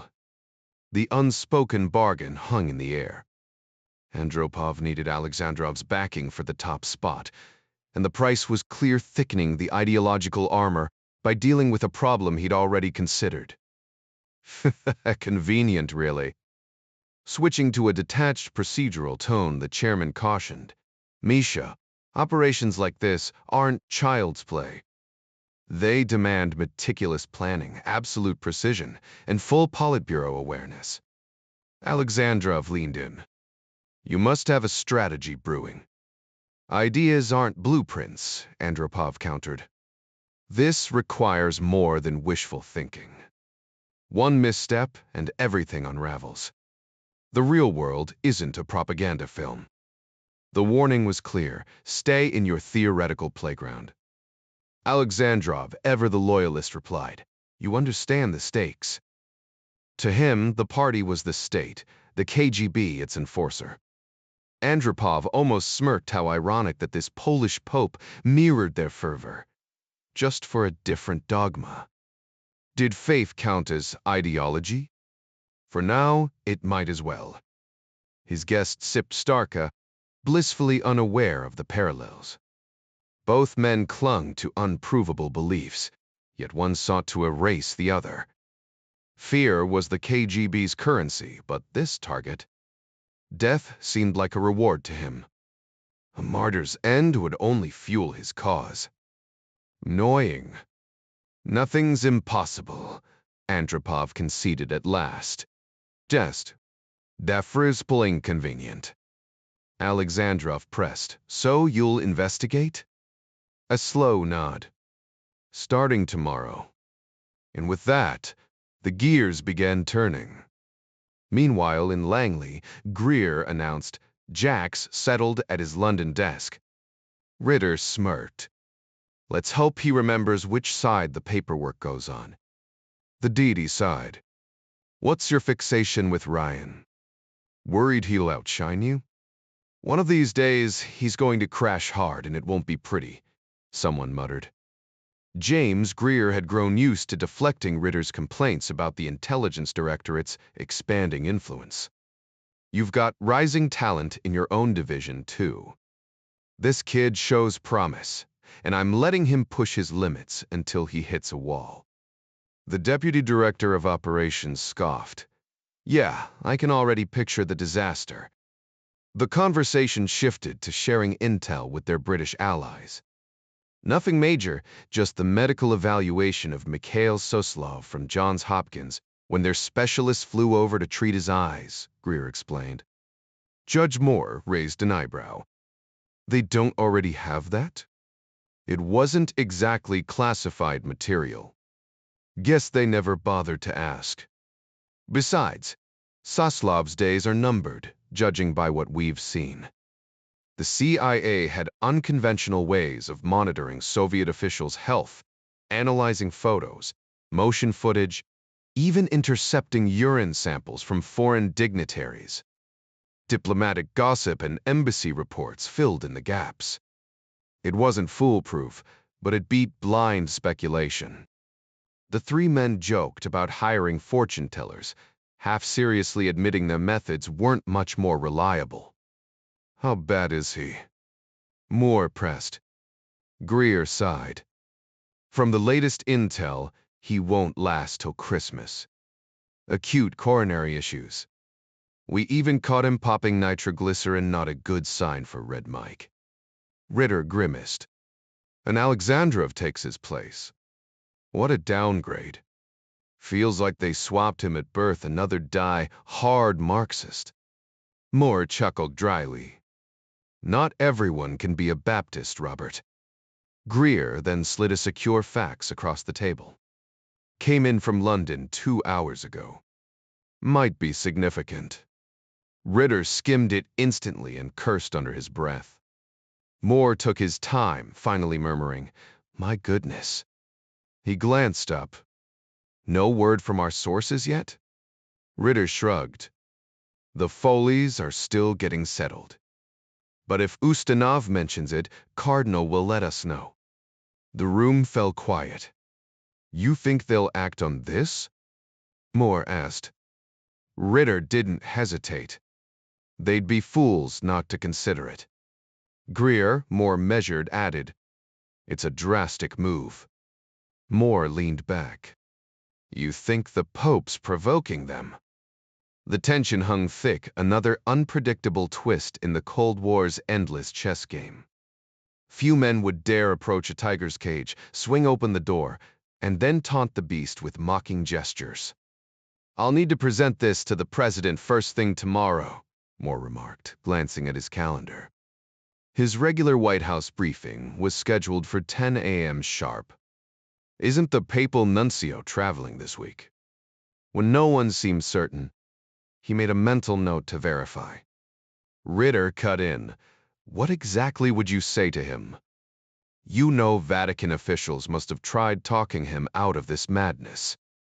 James Greer gave a dry chuckle. "Feels like we've time-warped back to Nero's era. Is he seriously dangling his own death as leverage against the Soviets? Do people actually operate like that?"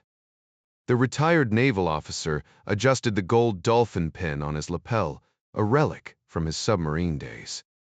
"Back in 42, Arthur, we all risked our necks together. But I never mailed Emperor Hirohito a map of our coordinates." Ritter exhaled sharply. "The man's got titanium nerves. Reminds me of King never retreated an inch, even with the Klan breathing down his neck." Moore nodded. "And we all know the KGB plays rougher than Mississippi racists. Clergymen see the world through a different lens. Call it moral conviction." He leaned in, elbows on the polished table. "So when POTUS inevitably asks for my take, what's the playbook here?" "Our Soviet pals might decide the Pope's expiration dates come due," Ritter countered. Greer bristled. "That's a nuclear option." "Our committees don't pull triggers, individuals do." Ritter's smile was razor-thin. "This committee might. But they're grandmasters, not dice rollers. Problem is, this letter just checkmated them." He locked eyes with Moore. "Judge, we could be looking at a hit." Greer shook his head. "Andropov's a party drone. His only god is the Kremlin. If they feel threatened, they'll calculate, not panic. The Pope just threw his crown in the ring, boys. They might just toss it back with a bullet inside." Moore frowned.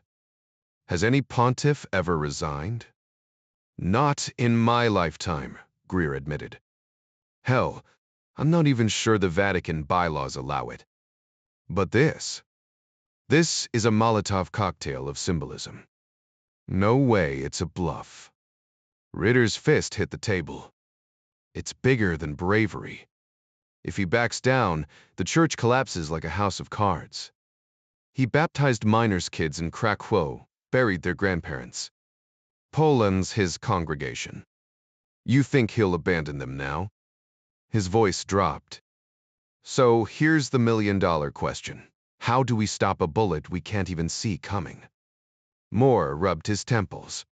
Could we dissuade Moscow? Ritter snorted. Dream on. Any up they greenlight will have more layers than a Russian doll. What about his security? The Swiss guards. Moore shrugged. Sure, they look sharp in those Renaissance costumes. Didn't they actually fight centuries ago? Greer nodded.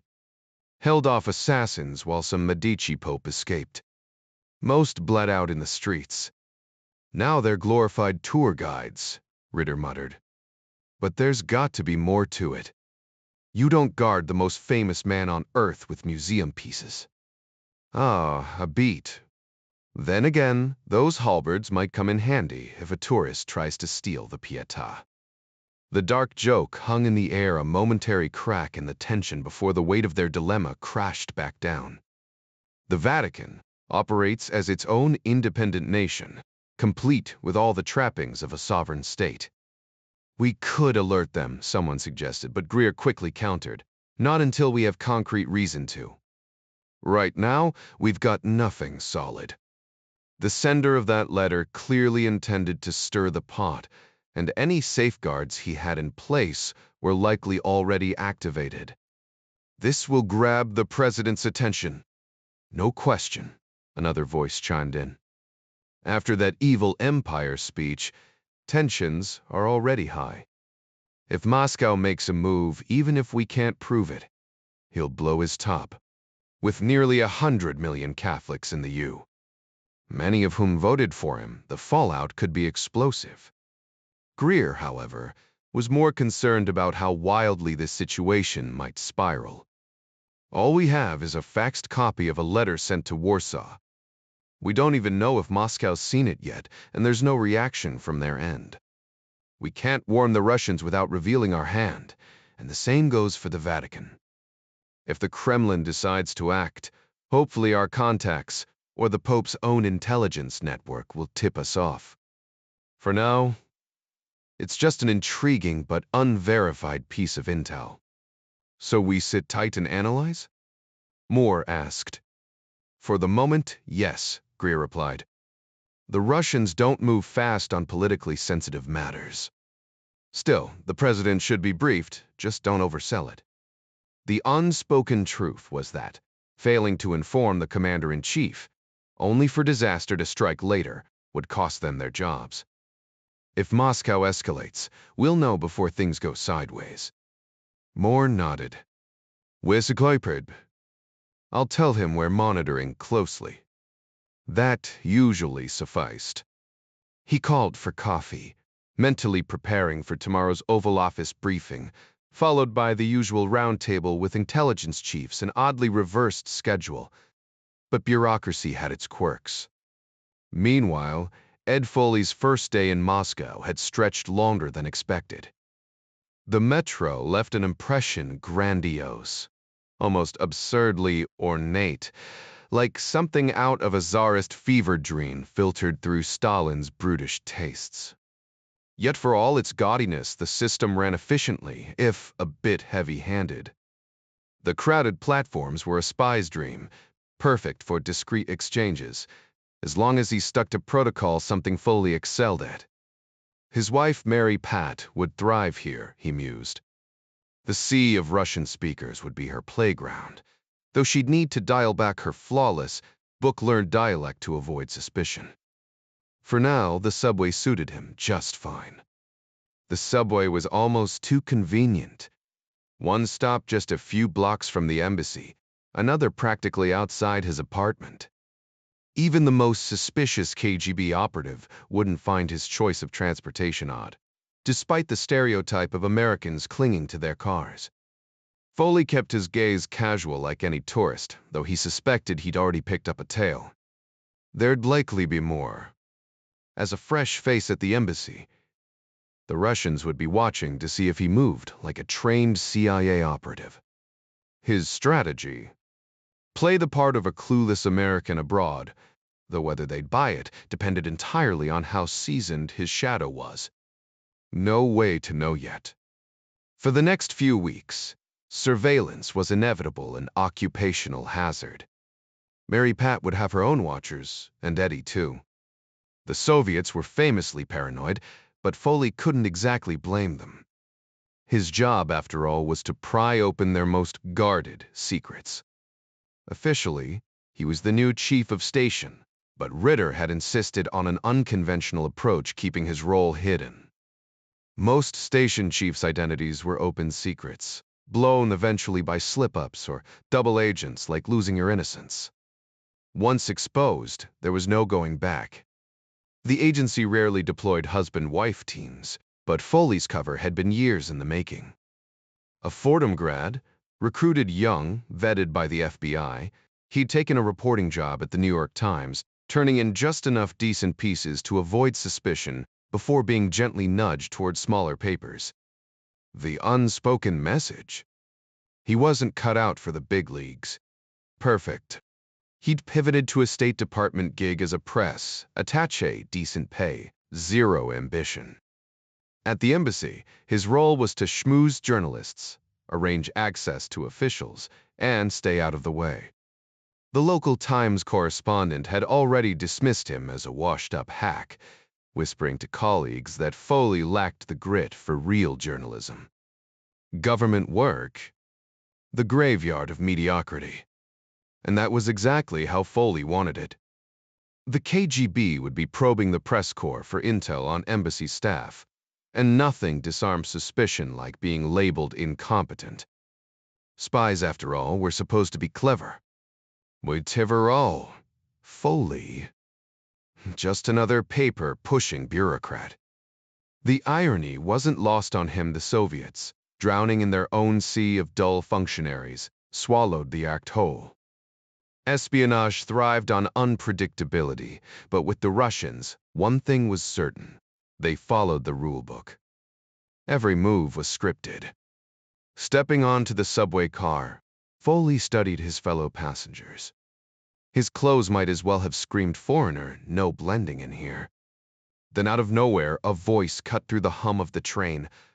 "Who are you?" Neutral, almost bored. Foley blinked. That he hadn't expected. "Pardon me." Foley responded in rough, heavily accented Russian.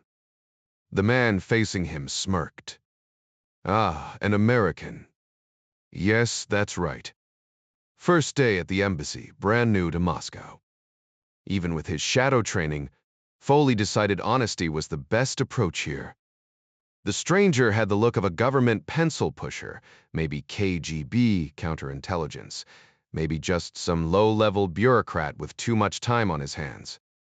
Regular Muscovites didn't usually strike up conversations with foreigners, not with the current climate. But Russians had always been fascinated by Americans, despite what their newspapers said. They were like kids eyeing forbidden candy. "The metro system here is incredible," Foley remarked, glancing around with deliberate casualness. "Which part of America are you from?" "New York." "You follow hockey back home?" "Absolutely. Grew up watching the Rangers. Hoping to catch a game here. Heard the embassy gets great seats for Central Army matches." The Russian made a disgusted noise. "Wings fan myself." Foley blinked. This might actually be a genuine hockey enthusiast. Russians took their teams as seriously as Americans did baseball, though. That didn't mean the guy wasn't KGB. Directorate agents probably had hobbies too. Central Army's the top team, right? Meh, Foley pressed. One's too fancy. Saw what happened when they played in the States. Foley grinned, remembering the Flyers demolishing the Russians in Philadelphia. The Broad Street bullies had turned the game into a brawl, much to his amusement. "Our style's more. Wes Enot old defects. Must seem like barbarians to you." The Russian scoffed. "Better than prancing around like the Bolshoi. Sometimes they need a reality check." Foley chuckled. I still think the '80 Olympics was a fluke. Fluke? Basketball flukem. Our coach should have been fired. Okay, this guy sounded legit.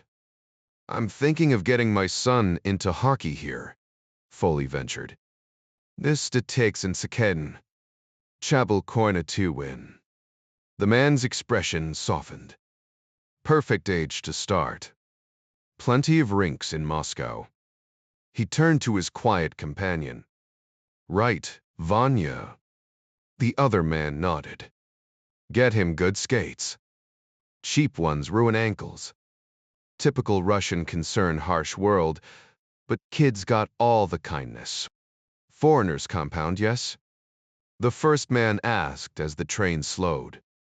Foley nodded. Do your stop. Spasiba. Good day. Foley moved toward the doors, offering a friendly wave. KGB. Maybe. He'd know if they turned up again in a month. What he didn't see was Oleg Zaitsev, 2 meters away, pretending to read Sovietsky sport. KGB to the bone. The station chief stepped off the subway car, merging into the crowd shuffling toward the escalator. Years ago, the ride up would have ended beneath the imposing gaze of Stalin's portrait, but now the space stood empty. No replacement, just blank walls. The crisp bite of early autumn air was a relief after the stale underground heat. Around him, a dozen men lit cheap cigarettes, their acrid smoke trailing behind as they scattered in different directions. Just a short walk away loomed the gated apartment complex, its guard booth manned by a stone-faced attendant. The man barely glanced at Foley, though his sharp eyes noted the American cut of the overcoat. No nod, no greeting, just the usual Russian indifference. Americans always found it odd, the way locals wore stern expressions like uniforms.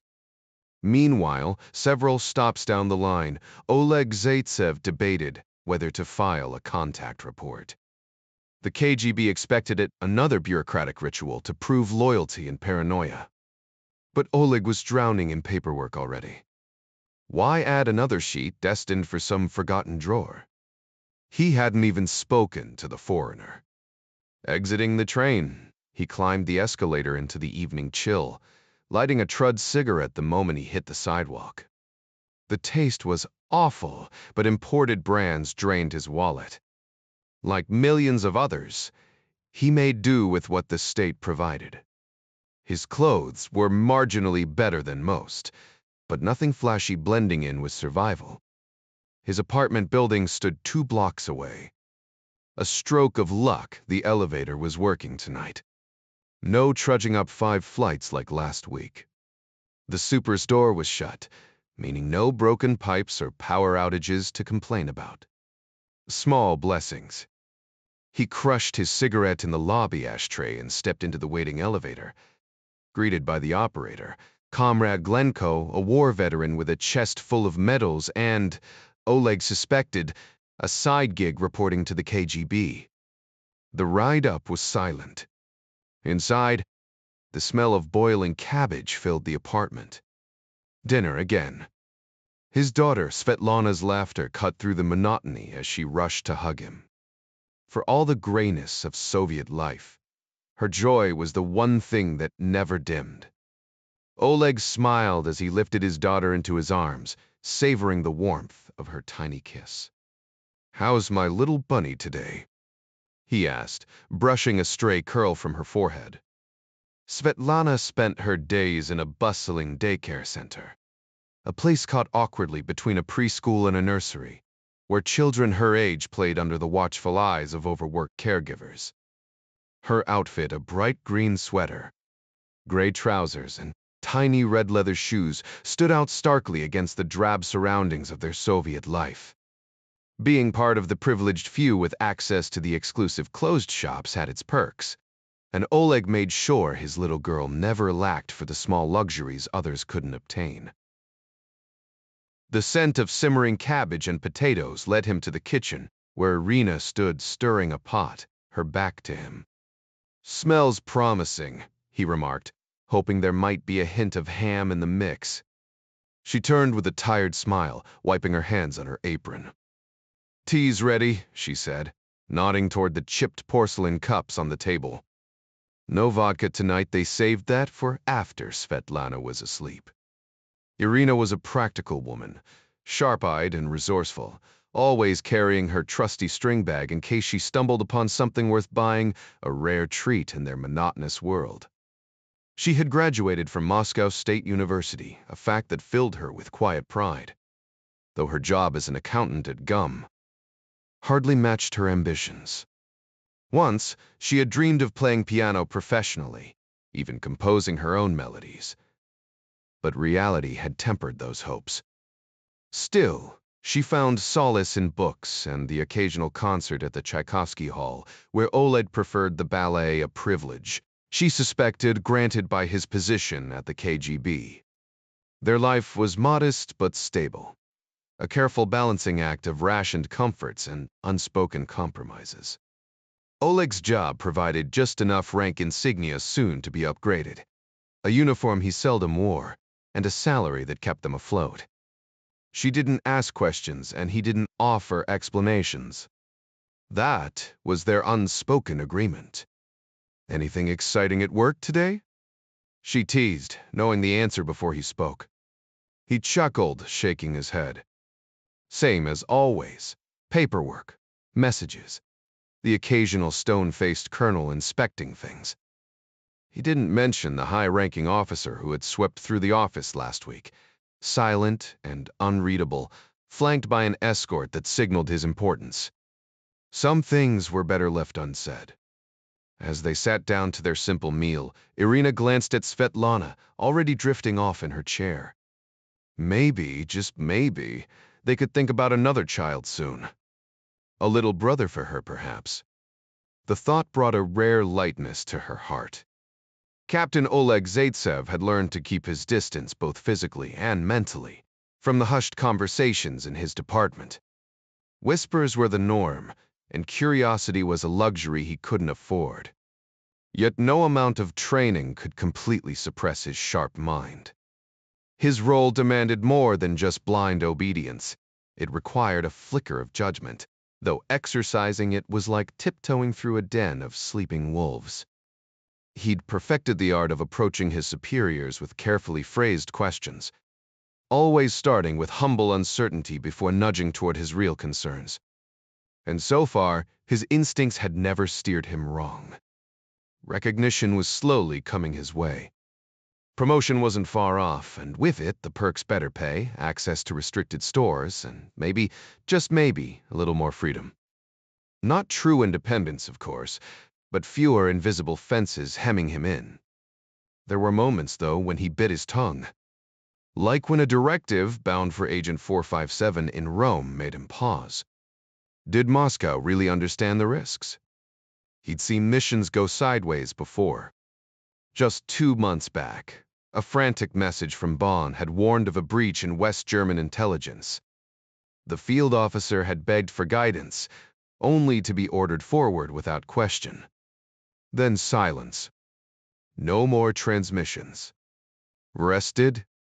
Though, executed. Oleg knew the names, the operations, even the code names of foreign assets. It was like piecing together a thriller, except the stakes were real. Some officers wrote their dispatches with flair, painting vivid scenes of their agents' struggles. He wasn't supposed to read between the lines, but the patterns were impossible to ignore. A misspelled third word could mean disaster. He'd flagged 2 such errors once. He'd been brushed off with a laugh. A typo, Zaitsev. Even the best make mistakes. But the doubt lingered. Late at night, vodka in hand, he'd let his mind wander. What if his own superior was compromised? The irony would be exquisite. The KGB's obsession with compartmentalization meant no single person held all the secrets, not even Andropov himself. Brilliant in theory, Oleg mused, until it means nobody sees the whole picture.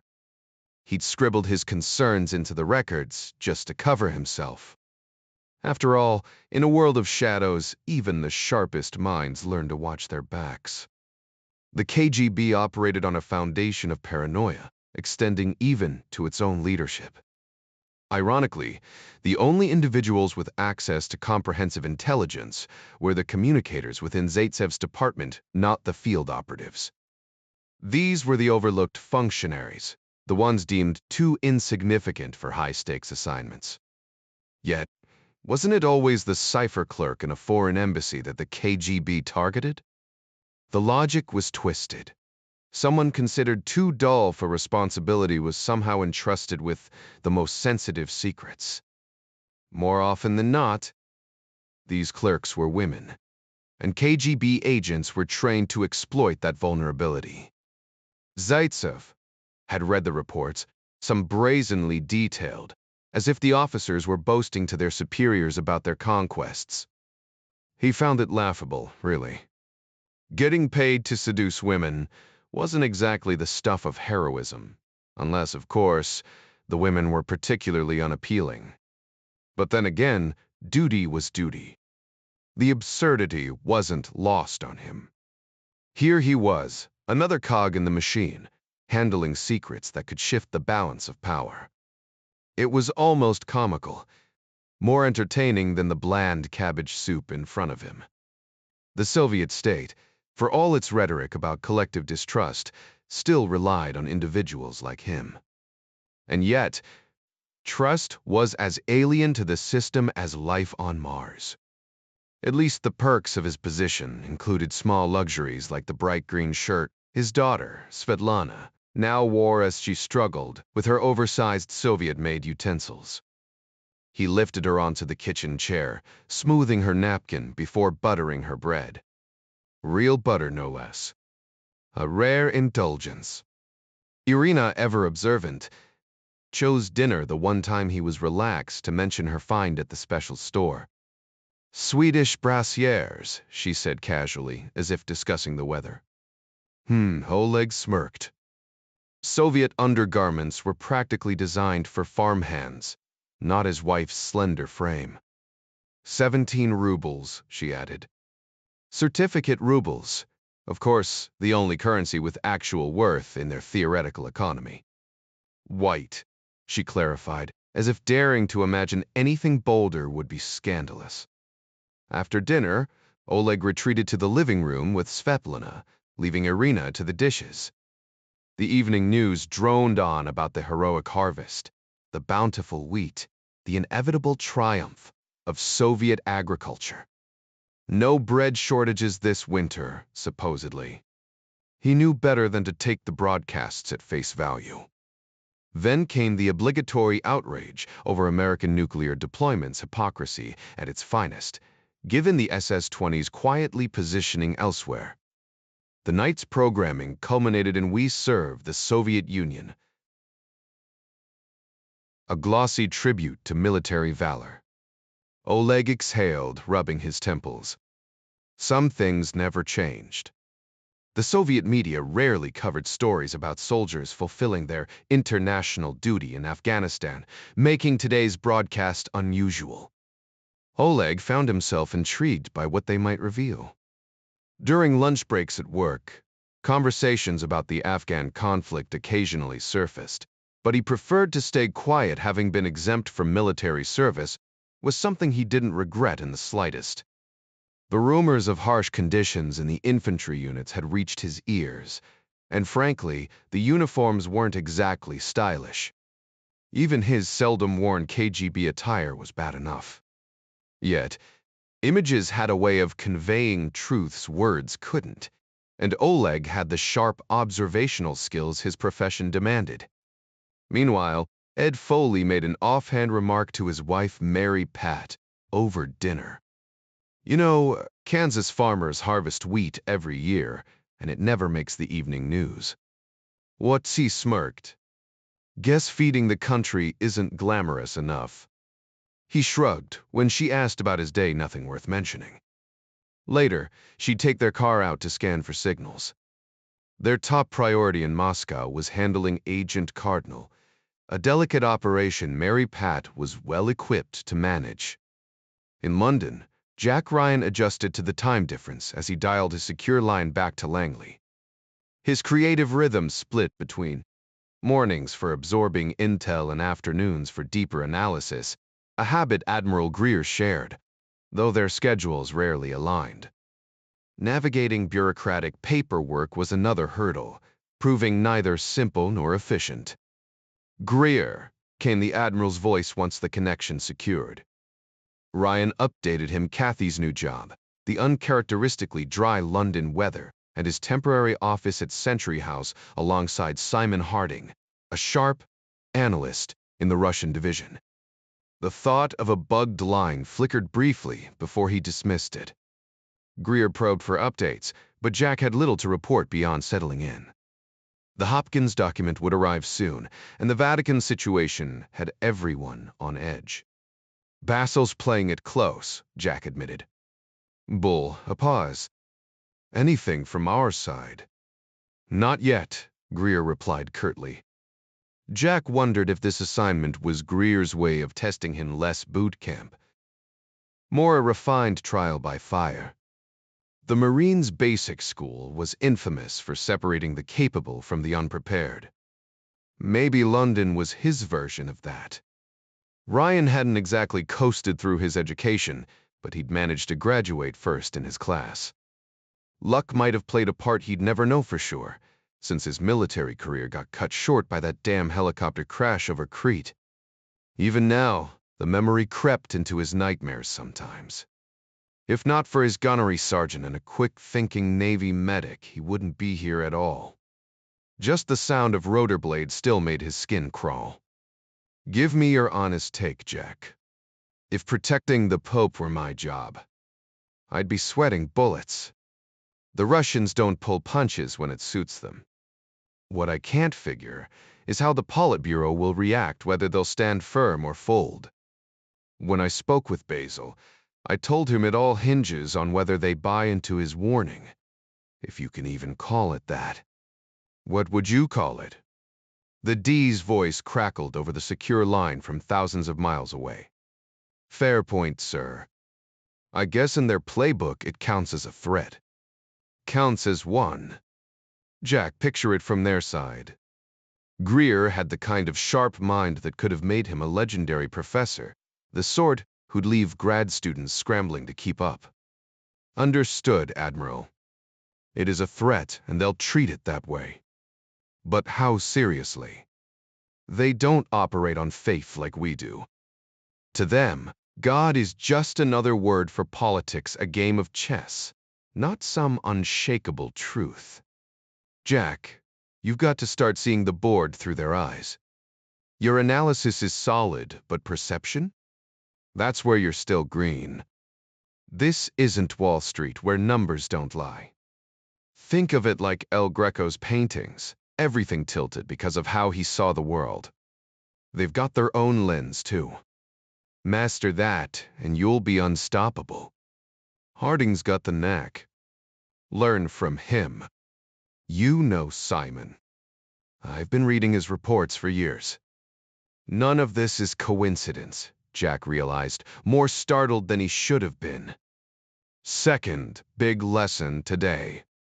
"Understood, sir. Try not to sound so shocked, kid." "Aye, aye, Admiral." Ryan caught himself slipping into Marine cadence. "Won't happen again." Right then, something clicked. He wasn't just playing analyst anymore. He was one. "The embassy will get you the stew. You know the drill on security." "Copy that, sir." "Good. I'm due for lunch." "Tomorrow, then." Ryan hung up, pocketed the encryption key, and checked his watch. Closing time. His classified files were already stacked for retrieval, right on schedule. The records clerk would swing by at 4:30 with her cart. Harding reappeared as if he'd been waiting for his cue. "Train still at 6:10? "Yep. Plenty of time for a pint. Cyfre percibuaven pfeiffer. Lead the way." The Fox and Cock was just a short walk from Century House, a pub that looked like it had been teleported straight out of the 1600s, all heavy beams and white plaster, though Jack suspected the Yolble vibe was more decor than history. Inside, the air was thick with cigarette smoke, and most of the crowd wore suits. Definitely a spook hangout. Local watering hole, Harding said, sliding 2 foaming pints of Tetleys across the table. Barman's ex-MI6. Probably makes better money here than he ever did with us. He steered Jack to a corner booth. So, Sir John, settling in all right? No complaints. Jack took a sip. Greer thinks you're a sharp one. Harding smirked. And Basil's no slouch himself. Harding took a sip of his drink before asking, is he a decent boss to work under? Ryan didn't hesitate. Absolutely. He actually listens, helps you work through problems instead of just barking orders. When you mess up, he'd rather guide you than humiliate you. At least that's been my experience so far. Though I've heard, some of the senior analysts have gotten chewed out pretty hard. Guess I haven't earned that privilege yet. He smirked before shifting gears. So, Simon, are you officially my mentor here? The bluntness caught Harding off guard. Not exactly. My expertise is Soviet affairs. You strike me as more of a jack of all trades. Ryan chuckled. Try rookie instead. To prize frig circ. We Daukranzers, fair enough. What do you need to know? How to get inside a Russian's head. Harding nearly snorted into his beer. That's the million-dollar question, isn't it? Here's the thing for them. Every decision, every action ties back to politics. Medivs politics. It's all about abstract ideals, aesthetics. Russia can't compete in making decent cars or TVs, so they obsess over ideology, Marx and Lenin's grand theories. Problem is, those two never had to actually run a country. It's like a fanatical religion, except instead of divine wrath, dissenters get a bullet. If something fails, it's never the system's fault, it's always counter-revolutionary sabotage. Their dogma refuses to account for human nature, so when reality clashes with theory, they blame people, not the broken ideology. Ever dabble in metaphysics? Had to suffer through a semester of it at Boston College, Ryan admitted, swirling his drink. Jesuit requirement. Well, communism is metaphysics with a body count. When the real world doesn't conform, they force it to or eliminate whoever points out the contradictions. Stalin butchered millions over it, half from ideology, half from sheer paranoia. Imagine being ruled by a lunatic with a dog-eared playbook. Ryan leaned in. But how much do today's leaders actually believe in Marx? Harding exhaled slowly. That's the real mystery.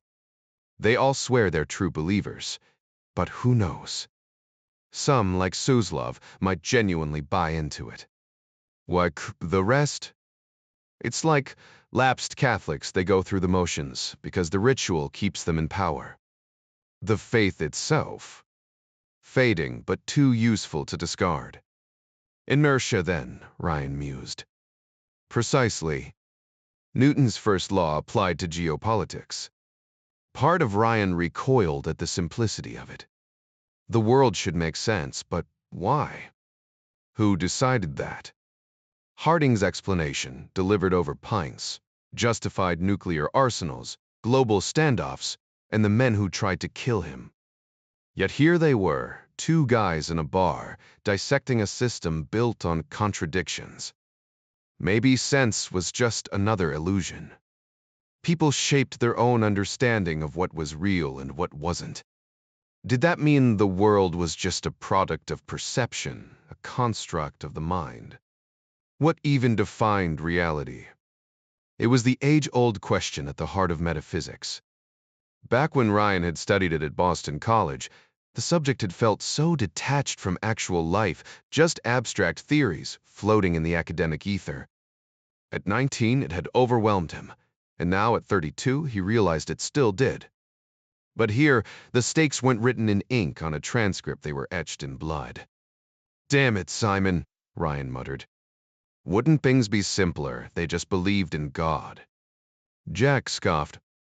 "Then we'd just have another holy war on our hands, and those never end well.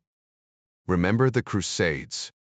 One version of God clashing with another. Brutal stuff. The true believers in Moscow think they're shaping history, delivering some grand utopia. Must drive them crazy when their own country can't even feed its people. So what do? Blame us. Blame wreckers traitors lurking in their own ranks. And those traitors? Either rotting in prison or dead." Harding shrugged, tapping his pipe against his palm. "Personally, I see them as fanatics worshipping a false ideology. Makes it easier to stomach. I've studied their political doctrine, but half of them don't even buy into it. Their worldviews tangled up in centuries of Russian paranoia, always expecting invaders from every direction. The Mongols reached the Baltic. The Germans marched on Moscow.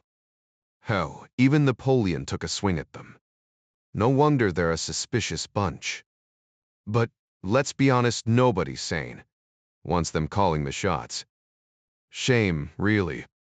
They've given us Tchaikovsky and Dostoevsky." "Flowers in a junkyard," Ryan quipped. Harding chuckled, striking a match to light his pipe. "Exactly. Now, how's the beer treating you?" "Better than the swill back home." "Americans and your weak brews," Harding teased. "Though I'll admit your beef's superior." "Corn-fed," Ryan said with a sigh. "Still adjusting to life here. Just when I start feeling settled, something jumps out at me like a snake in the grass. Give it time. You've barely been here a week. My kids are gonna come back with British accents." "Civilized accents, Jack," Harding corrected with a grin. "Unlike what you Yanks do to the language." Ryan rolled his eyes. Soon enough, they'd be calling baseball rounders, as if it were some quaint schoolyard game.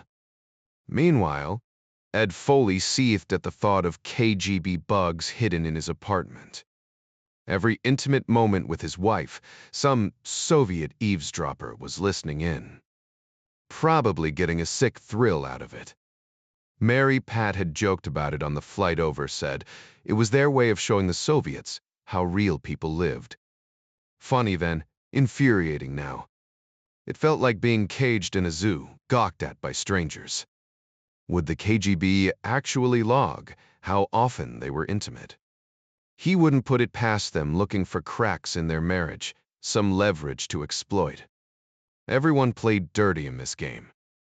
Maintaining their cover in Moscow meant Ed and Mary Pat Foley had to keep up appearances, even if that included regular intimacy to throw off surveillance. The idea of deliberately misleading their watchers had its twisted appeal, but the station chief quickly dismissed it. His role was complicated enough without adding unnecessary layers. Only a select few knew his true position: the ambassador, the defense attaché, and his own team.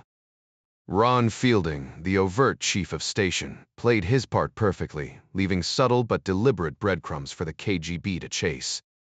A forgotten sun visor, a flower removed mid-walk, or a staged bump each move sent second directorate agents scrambling after false leads, wasting time and resources.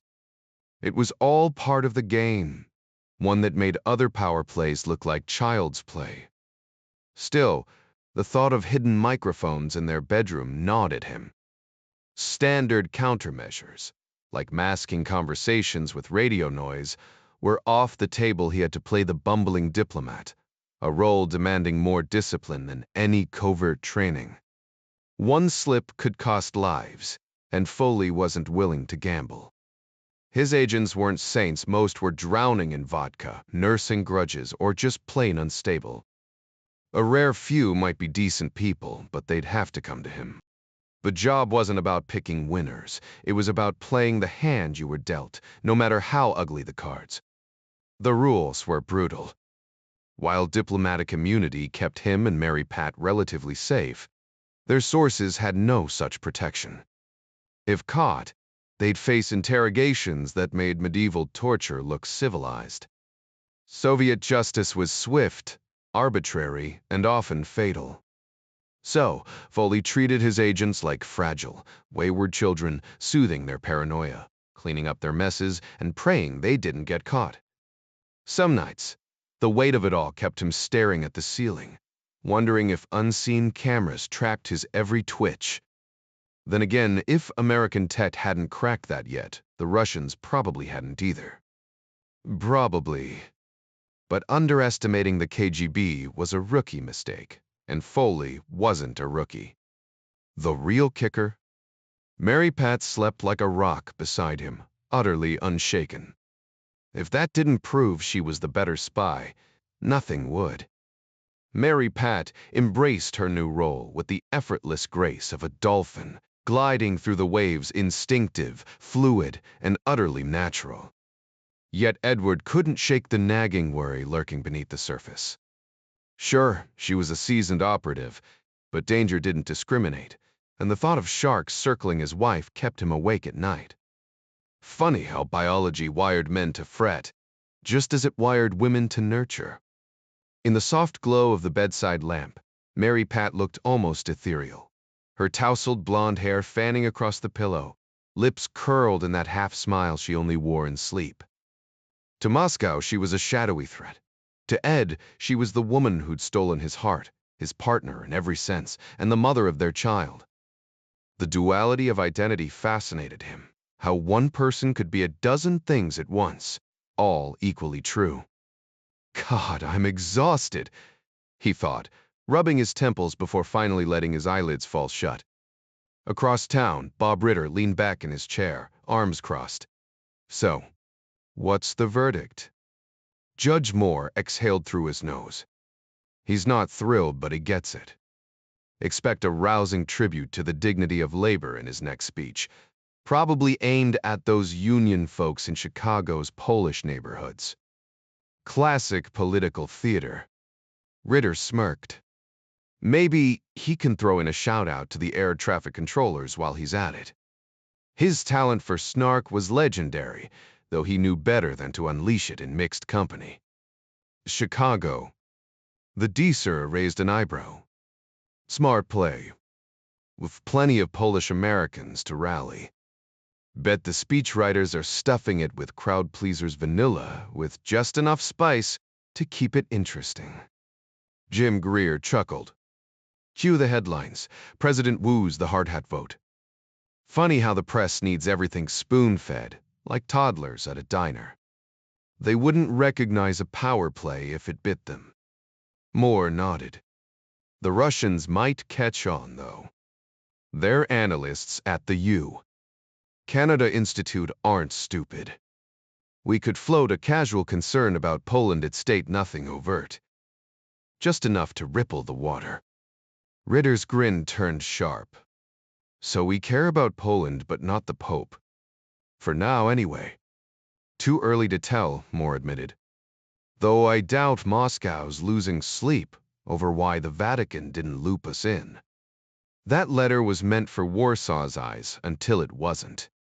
Greer massaged his temples. This Russian nesting doll routine is giving me vertigo. At least in boxing, the rules make sense. Rule 1 here's the same. Cover your ass, Ritter countered. But until we have intel, we're spinning wheels. What else did the boss say? Moore's expression darkened. If anything happens to the Pope, the White House will rain hell. And we'll have 1 billion furious Catholics joining the party. Ritter's eyes gleamed. Think the Russians would outsource the job to those Ulster lunatics? They've got a grudge against the Pope, too. Greer rolled his eyes. Bob, even for you, that's a stretch. Those guys hate commies as much as they hate the Vatican. Andropov's not that creative, Moore concluded. If he moves, it'll be with his own people and he'll overthink it. That's how we'll know. A beat of silence hung in the air, heavy with unspoken dread. The conversation took a sharp turn when Ritter cut in. If he even hints at leaning that direction, we'll need to steer him clear of the idea. The die dismissed the concern with a wave. The Politburo plays it safe. This isn't their style. They're chess masters, not reckless gamblers. Ritter shot back, "Tell that to Trotsky." Greer scoffed. That was personal. Stalin wanted him dead out of sheer spite, not strategy. It gained him nothing politically. You think Uncle Joe wasn't terrified of Trotsky? Ritter pressed. Greer caught himself too late. Stalin was paranoid, sure, but he knew the difference between imagined threats and real ones.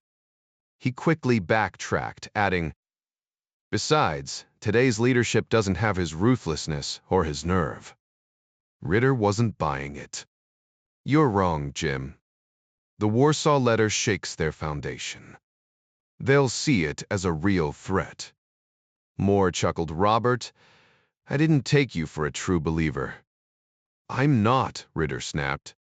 "But they will be sweating over this. Enough to act." "Maybe not, but they'll damn well consider it." Moore remained skeptical. "We'll see." The tension spiked when Ritter dropped the formalities, using Arthur instead of titles. In Langley's inner sanctum, that meant business. The judge raised an eyebrow. "What changed your mind so fast, Bob?" Ritter exhaled. "The more I see it from their angle, the uglier it looks." Moore probed further. "You planning something?" Ritter hesitated. "Too soon to burden the Foleys, but I'll give them a heads up." "Let them chew on it." The room fell silent. Operational calls were Ritter's domain, and the others knew better than to second-guess him. Handling assets in Moscow was dicey. Every embassy employee had a shadow. The Foleys, fresh faces in a city of eyes, were especially vulnerable. Ritter had staked his reputation on them. If they burned early, it wouldn't just be a loss, it'd be a personal blow. Moore leaned back, his chair creaking. "Funny, isn't it? Here we are, the so-called best minds in the room, and we're clueless about something that might blow up in our faces." Greer smirked. "True, but at least we admit it. That's more than most can say." Moore sighed.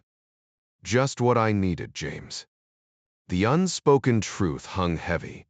Outside these walls, people spouted opinions like facts. But inside, every word carried weight. If they were really that sharp, they'd be making fortunes on Wall Street instead of parsing threats in dimly lit offices. Meanwhile, Jack Ryan stretched out in his favorite chair, the Financial Times in hand.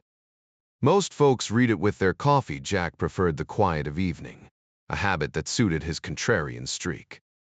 Mornings had always been about catching up on global headlines, a habit Jack Ryan carried over from his CIA days back in the States. Back home, he'd fill his commute with news radio, but here in London, he traded urgency for the slower burn of financial analysis. The Financial Times wasn't quite the Wall Street Journal, but its European perspective offered fresh angles, ways to twist problems, until they revealed opportunities. Staying sharp mattered. The world was full of untapped deals, and spotting them could turn this European detour into something more than just a career pit stop. For now, though, he was content playing the long game, one move at a time. Kathy flipped a page of her medical journal, one of half a dozen she kept stacked on the coffee table. "Your dad called," she said without looking up. "Just checking in on the kids." Jack didn't need to ask if there'd been any mention of him. Joe Muller, Merrill Lynch's star VP, had never forgiven his son-in-law for walking away from trading, first for teaching, then for what Joe dismissively called playing spy. To him, Government work was for people who couldn't hack it in the real world. Jack understood the sentiment, but someone had to keep the wolves at bay, and he was fine being that someone. Money was useful, sure, but it wasn't the point, just fuel for the journey. Joe, of course, saw things differently. Then again, he'd never complained about Kathy's career. Maybe in his world, saving lives was women's work, while making millions was a man's domain. Jack grunted acknowledgement behind the paper. The FT's editors were bullish on Japan's economy, but Jack wasn't buying it. They'd been wrong before. Half a world away, Yuri Andropov stubbed out another cigarette, the ashtray overflowing. The diplomatic reception for Spain's ambassador had been a waste of a perfectly good evening. NATO's newest member was proving annoyingly competent at shutting down his attempts to plant assets in their government. Maybe he'd have better luck with the royal court. Kings loved gossip, and politicians loved flattering them. He'd smiled through the small talk, sipped the wine, and died a little inside. Was this really what power was? Endless schmoozing, no time to think. No wonder women were always complaining.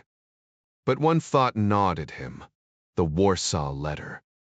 That meddling pope, threatening to abandon the Vatican and return to Poland if the crackdown continued. Was this America's doing? His agents hadn't found proof, but that didn't mean much. The world was a chessboard, and someone kept moving the pieces when he wasn't looking. The President had proven himself no ally to the Soviet cause, constantly finding new ways to provoke Moscow. How dare that so-called intellectual dismiss the USSR as the world's axis of evil? That Hollywood cowboy spouting such nonsense. Even the outcry from American journalists and scholars hadn't softened the blow.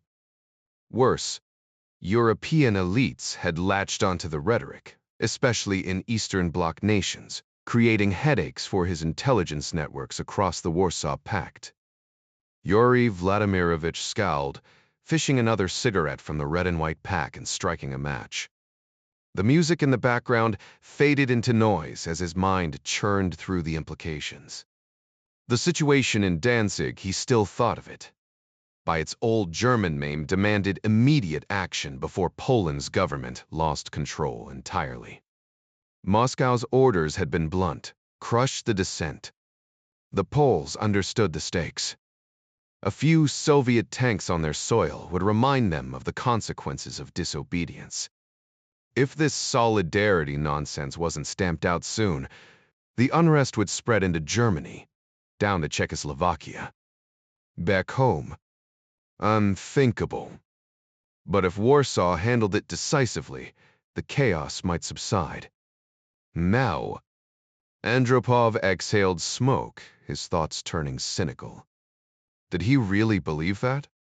His own life, after all, was nothing like the struggles of ordinary citizens.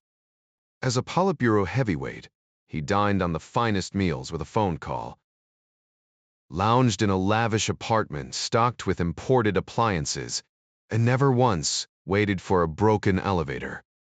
A chauffeur whisked him to work while bodyguards shielded him from the rabble. He lived like a modern-day czar, yet somehow convinced himself this was normal. Outside his window, didn't the people have food, television, even the dream of owning a car? In exchange for these privileges, wasn't he entitled to a few extras? He worked harder than any of them, didn't he? What more could they possibly want? Now this meddling Polish priest threatened to unravel everything. Stalin had mocked the Pope's lack of armies, but even the old tyrant knew power wasn't just about guns. If Karol stepped down, what then? He'd return to Poland, no border decree could stop him. Soviet agents within the church were useful, but how deep did their influence really go? Blocking him would backfire spectacularly. Diplomacy, sending some faceless bureaucrat to Rome with vague threats, would only embolden him. For a man of faith, martyrdom wasn't a deterrent, it was a ticket to glory. Andropov stubbed out his cigarette. the taste of ash bitter on his tongue. The game was slipping away, and he knew it. Threatening a man like Carroll with death was pointless, if anything. It would only fuel his determination. Harsher measures against his people would backfire, pushing him to return home faster. Eager to play the hero, Andropov silently acknowledged the cunning behind Carroll's message to Warsaw, a threat that revealed its depth only upon reflection. But there was only one way to silence him. Carroll needed to discover for himself whether God truly existed. Did he? Andropov pondered the age-old question, one answered in countless ways, until Marx and Lenin had settled it at least for the Soviet Union. No. Yuri Vladimirovich decided. It was too late for him to revisit that debate. There was no God. Life was fleeting, and when it ended, that was it. The only meaning came from seizing every opportunity, building ladders to reach what seemed out of grasp. Yet Carroll was disrupting that logic, shaking the very foundations of Soviet ideology, preaching some higher purpose. He wasn't just challenging the state, he was undoing decades of progress. Andropov swirled his vodka before taking a slow sip. The man had to be stopped permanently. Not an easy task, nor a safe one, but inaction carried greater risks for him, his allies, and the entire nation. By dawn, Andropov was already showered, dressed, and halfway through his breakfast, crispy bacon, fluffy scrambled eggs, and thick slices of black bread slathered with imported butter. His German coffee steamed beside the morning's intelligence reports, translated summaries of Western newspapers, and the latest Pravda. Nothing urgent today. The American president had stayed quiet overnight. Maybe he'd fallen asleep in front of the television, just like Brezhnev often did. Speaking of Brezhnev, how much longer could the old man cling to power? Retirement wasn't an option. His family reveled in their status too much to let him step down. Corruption disgusted Andropov. He prided himself on his principles, but the current rot was infuriating. If he lived long enough, and if Brezhnev's failing health finally caught up with him, maybe he could salvage the country from its downward spiral. The general secretary's grip on power was ironclad, even as his mind wandered and his body weakened. At 76, quitting smoking was commendable, but it couldn't undo decades of decline. The man dozed through critical meetings, yet his hold on the Politburo remained unshaken. For now, he had masterminded the political demise of Nikita Khrushchev through cunning strategic plays, and that lesson in power dynamics remained etched in Moscow's collective memory. A tactic like that wouldn't fool the man who'd perfected it. Nobody dared hint to Leonid Brezhnev that he should ease up, let alone delegate some of his bureaucratic burdens to focus on weightier matters. The president wasn't significantly younger, but his vigor suggested either cleaner living or sturdier roots. Something Andropov pondered during rare moments of introspection. Oddly, the corruption gnawing at the system bothered him, though he seldom questioned why.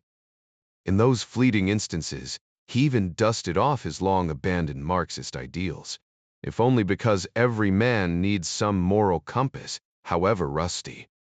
The irony: Marx's critique of greed oddly mirrored Christian teachings, an unexpected overlap for a Jewish thinker who'd rejected faith altogether. Andropov scoffed at the thought, brushing it aside like an inconvenient draft. A soft rap at the door interrupted him. "Enter," he said, recognizing the knock. His security chief, Vladimir, stood rigid. "Your vehicle is prepared, Comrade Chairman." Nodding, Andropov shrugged into his tailored jacket, the ritual as precise as clockwork. The ZIL limousine, handcrafted, boxy as a vintage checker cab, cut through Moscow's heart, its path cleared by stone-faced militiamen posted like sentinels against the chaos of civilian traffic. Summer heat or winter's bite, They stood guard, ensuring his commute was smoother than a Politburo promise. Moscow Center loomed ahead, its imposing facade a relic of the Rossiya Insurance Company's ambition. The car glided into the courtyard, halting at bronze doors flung open by saluting 8th Directorate officers. Inside, the elevator awaited, its operator reading his impassive face for clues, a futile effort. Andropov's office entrance was a relic of paranoia. A dresser concealing a door, a holdover from Beria's reign of terror. Theatrical. One myth, perhaps. But in the spy game, even absurd traditions had their charm, especially when everyone knew the trick but played along anyway. Every morning, he carved out exactly 15 minutes to scan the documents on his desk before the whirlwind of briefings and pre-scheduled meetings took over his day. Today's agenda was dominated by internal security, except for that one party official slotted before lunch to drone on about political formalities. Right, Kiev he'd almost forgotten. Since taking the reins at the KGB, he'd realized party bureaucracy was trivial compared to the sprawling, intricate game he played from his office at Dzerzhinsky Square. Officially, the KGB was the party's sword and shield. But in reality, its true purpose was keeping Soviet citizens in line, especially those who lacked the proper enthusiasm for their government. The Helsinki Watch Group, for instance, had become a thorn in his side. 7 years after signing that human rights agreement in Finland, these activists were still making noise, and worse, drawing Western journalists like flies. Reporters were a special kind of headache. You couldn't just intimidate them like in the old days, not when the West treated them like untouchable saints. The irony wasn't lost on him. America banned its spies from posing as journalists, as if anyone believed they followed their own rules. Please. Every foreigner in the USSR was a spy, and his second chief directorate existed to prove it. The thought made him smirk. The issue that had kept him up last night wasn't so different, really. He jabbed the intercom button. Yes, Comrade Chairman. His secretary answered instantly. Send in Alexei Nikolaevich. 4 minutes later, the man arrived, Colonel Rosdistenzi, a seasoned operative from the first chief directorate. Short, unremarkable, the kind of face that vanished in a crowd perfect for field work. Alexei, hypothetical question, Andropov began. You served in Rome, didn't you? 3 years under Colonel Didenko. Solid officer. Ran a tight operation. And the Vatican? Rozdestvensky hesitated. Not a priority. Hard to penetrate too many loyalists. The Orthodox Church gives us whispers, but nothing substantial. Andropov leaned forward. What about the Pope's security? The colonel blinked. Physical security. But exactly. The air in the room tightened. Something was coming. Rozdestvensky felt a chill run through him as the gravity of the conversation settled in. Comrade Chairman, he began carefully. The Pope does have security, though it's largely discreet. His personal guards are Swiss, dressed as civilians. Those colorful ceremonial uniforms you see are just for tradition's sake. They mostly deal with overzealous worshippers who get too emotional near His Holiness. Honestly, I doubt they're heavily armed, though I wouldn't rule it out completely. Andropov leaned forward slightly. I need to understand how feasible it would be to approach the Pope at close range. Any thoughts? Rozdestvensky hesitated. From personal experience. No, comrade. I've been to Vatican City a few times. When I was stationed in Rome, my wife loves the art collections there. The place is swarming with clergy, but I never paid much attention to security beyond the basics, the usual museum guards shooing tourists away from priceless relics. The Pope resides in the papal apartments near St. Peter's Basilica, but I've never been inside. As an assistant commercial attaché, I wasn't exactly on the guest list for diplomatic functions. Andropov's next words were measured. I need details on proximity 5 meters, ideally closer. Tap-tappin. The implication was clear. Razist Vensky kept his expression neutral.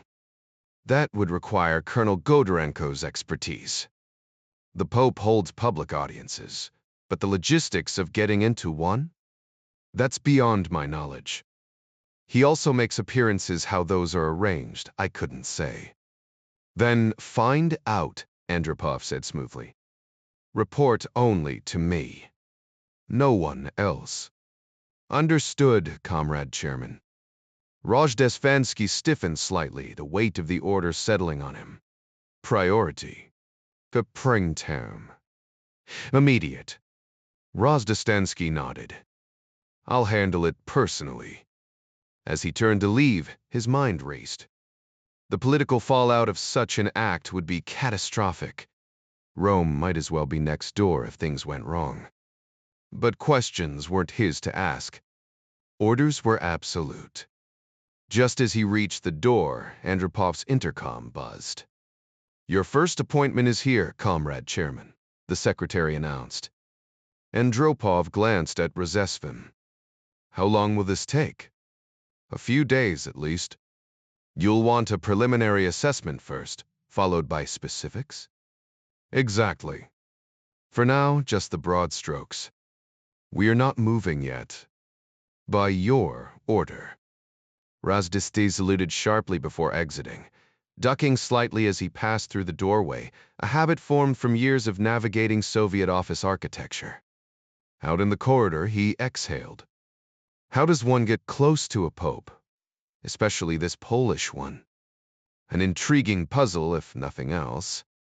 The KGB was filled with intellectuals and strategists who analyzed every conceivable scenario, from orchestrating the assassination of foreign leaders, a tactic reserved for the brink of major conflict, to the meticulous theft and decoding of medical records. The agency's operations spanned an almost limitless range, constrained only by the darkest corners of human imagination. Colonel Rozdesvansky betrayed nothing in his expression as he approached the elevator, pressing the button and counting the seconds until the doors slid open. Basement, he instructed the operator, one of many stationed in the building to prevent elevators from becoming dead drop sites. Even then, the operators were trained to spot covert exchanges. Trust was a luxury no one could afford here. This was the heart of Soviet secrecy, a fortress where every glance carried suspicion, every conversation a potential code. Men still formed friendships, of course, discussing wives, soccer matches, the merits of buying a Lada, or the rare privilege of securing a countryside dacha. But work? That topic stayed locked away, reserved for hushed conversations in soundproofed conference rooms. Rozdestvensky never questioned whether this culture of paranoia stifled efficiency. To him, it was simply doctrine, as sacred as the KGB itself. At the security checkpoint, the sergeant barely glanced at his ID before waving him through. The communications room hummed with the rhythmic clatter of teleprinters, their noise masking conversations beyond a few feet. The setup was near flawless, a masterpiece of counterintelligence design, though, that didn't stop the efficiency inspectors upstairs from prowling the halls, searching for flaws that didn't exist. Rozestevsky approached the senior watch officer's desk. Oleg Ivanovich, he greeted. Zaitsev looked up, suppressing a sigh. Mornings were always like this, constant interruptions. Yes, Colonel? How can I assist? A priority message for Station Rome. Personal to the resident. Use a one-time pad and handle it yourself. The request was unusual enough to pique Zaitsev's curiosity. Skipping the cipher clerk meant fewer eyes on the message. He grabbed a notepad. Go ahead. Rozdesvansky dictated, most secret. Immediate and urgent. From Moscow Center, Office of Chairman. To Colonel Ruslan Borisovich Godarenko, Resident, Rome. Message follows. Ascertain and report means of getting physically close to the Pope. Thud crate ends. Zaitsev blinked. That's it. What if he needs clarification? Ruslan Borisovich will understand, Rozdestvensky replied smoothly. The unspoken truth hung between them. Some questions were better left unasked. One time, pads were notoriously cumbersome, requiring messages to be crystal clear to avoid follow-up questions that might expose the secure channel. This particular dispatch would be sent via telex, practically guaranteeing interception. Its distinctive format would immediately flag it as a high-priority encrypted transmission. Western intelligence, especially the Americans and British, would undoubtedly try cracking it, given their notorious collaboration and knack for unraveling secrets. Understood, Comrade Colonel. I'll have it out within the hour, Zaitsev replied, glancing at the clock to confirm the timing. It'll reach his desk before his morning coffee. Rozdestvensky mentally calculated the decryption time, 20 minutes tops, but doubted Ruslan would let it slide without double-checking. Godorenko was meticulous, politically sharp, and even a directive stamped with Andropov's name wouldn't stop him from seeking confirmation. If he replies, "Notify me the moment it's decoded," the colonel instructed. Zaitsev hesitated. You're the designated contact for this channel. He needed absolute clarity. The header specified the chairman's office, after all. Correct, Captain, Rozdestvensky confirmed. With a nod, Zaitsev passed the draft for the colonel's signature, the KGB's obsession with paperwork leaving no room for shortcuts. He scanned the checklist. Message details, originator, encryption method, everything was in order, every blank initialed. Transmission confirmation will follow shortly, he assured, already mentally noting the dispatch number for the archives. As the colonel left, Zaitsev checked the clock again. Rome lagged 3 hours behind Moscow. The resident would fumble through decryption. Field agents were hopeless with pads, then overthink it before inevitably firing back a query. Zaitsev smirked. He'd bet his next paycheck on it. Godorenko demanded precision, so the Rome cipher book would stay within arm's reach. The message. U09 characters, spaces included. A shame they couldn't offload this to one of those fancy American machines. The tech division was tinkering with upstairs, but wishing wouldn't make it happen. Retrieving the cipher book from his desk, Zaitsev jotted down its serial number out of habit, though he could have recited it from memory, a side effect of his chess-trained mind. Pad 115890, he announced to the clerk behind the grill, a grizzled veteran who shuffled off to fetch the binder. Its pages crammed with gibberish letters, only occasionally spat out a random word, like some cosmic joke. Meanwhile, beyond Moscow's outskirts, the 8th Directorate's headquarters loomed, its shadow stretching across the cipher. Zaitsev and his colleagues tirelessly spun and unraveled. Atop the building stood a state-of-the-art antenna linked to a teletype machine, designed to capture atmospheric noise and convert it into seemingly random Morse code signals. These signals were then printed out as nonsensical strings of letters, which were further scrambled through interconnected machines to produce completely unpredictable sequences. These chaotic outputs formed the basis of one-time pads encryption keys, considered mathematically unbreakable. A critical advantage given America's notorious skill in code-breaking, as demonstrated by their Venona project's success against Soviet communications in the 1940s and 50s. Captain Zaitsev, though seasoned in handling these cumbersome encryption methods, found the process exasperating. The one-time pad system was secure but painfully slow, requiring meticulous attention to detail. As he worked, his mind wandered to the puzzling directive from Andropov getting physically close to the Pope. The absurdity of the request nagged at him. Was the KGB planning an audience with the Vatican? Or something far darker? Rome, after all, was a city of intrigue, where the Residentura under Gudernko operated a network of informants, collecting everything from state secrets to scandalous gossip. Zaitsev smirked at the irony. Perhaps the powerful were just as flawed as ordinary men. Only their positions let them indulge in vices most could only fantasize about. He shook his head, refocusing on the cipher wheel in his hands. The device resembled an old telephone dial, requiring him to painstakingly align letters from the message with those on the one-time pad. Each step demanded precision. Set the letter, rotate the dial, jot down the result, then double-check for errors. The monotony grated on him. This was work for clerks, not someone with his training. 6 agonizing minutes later, he finished, only to repeat the entire process to ensure no mistakes slipped through. A single error could derail the entire transmission, and while he could blame the teletype operators, the responsibility still weighed on him. Rules were absolute here, even if they made the job twice as tedious. With a sigh, he set the completed message aside, wondering if the secrets he encrypted today would one day be as infamous as those uncovered by Venona. After meticulously checking his work for another 4.5 minutes, Zaitsev was satisfied. No mistakes. Relieved, he stood and crossed the room, stepping into the chaotic transmission area. The deafening clatter of outdated teletype machines filled the air, their relentless hammering resembling automatic gunfire minus the gunpowder.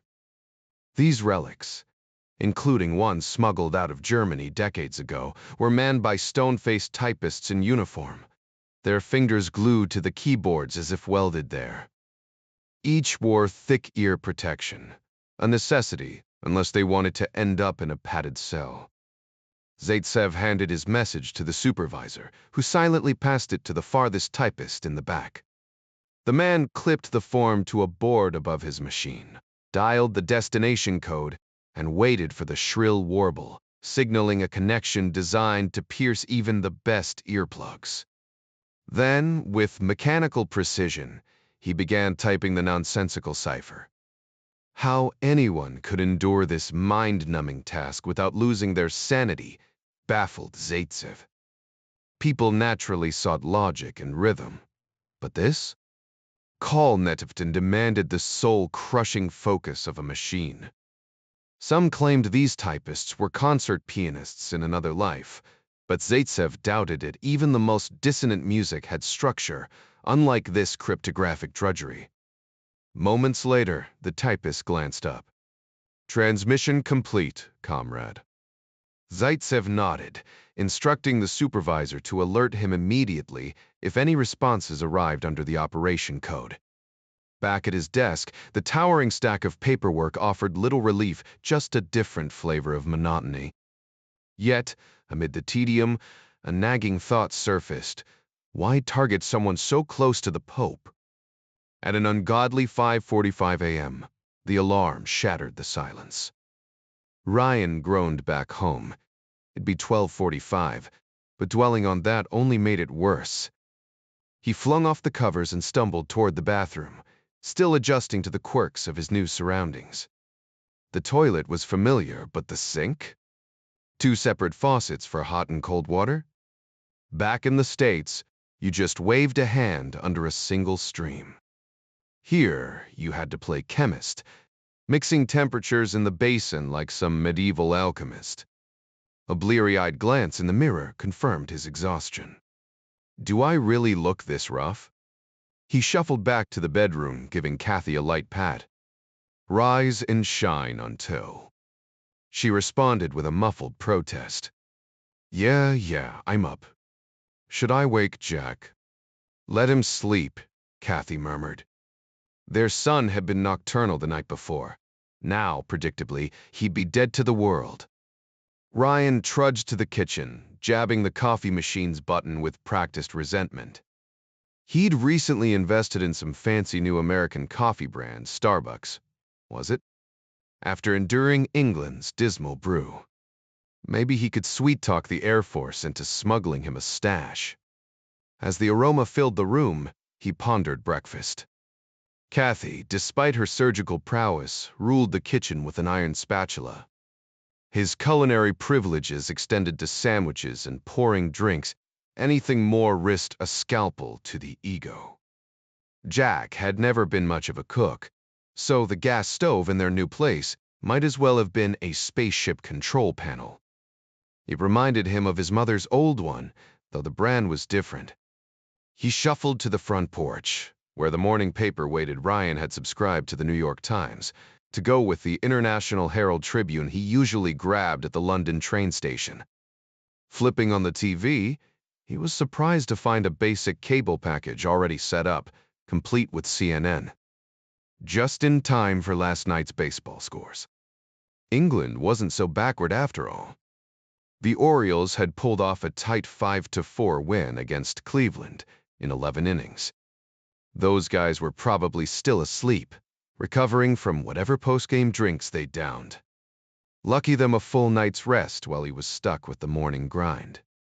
As the news recap rolled, nothing earth-shattering caught his attention. The economy was still shaky. The Dow had bounced back, but unemployment lagged as usual. Working-class voters weren't feeling the recovery yet. Foreignbaz Kafternad. Ryan smirked.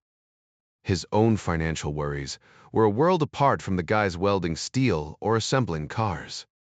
His father had been a cop, a union man technically, but management, not labor.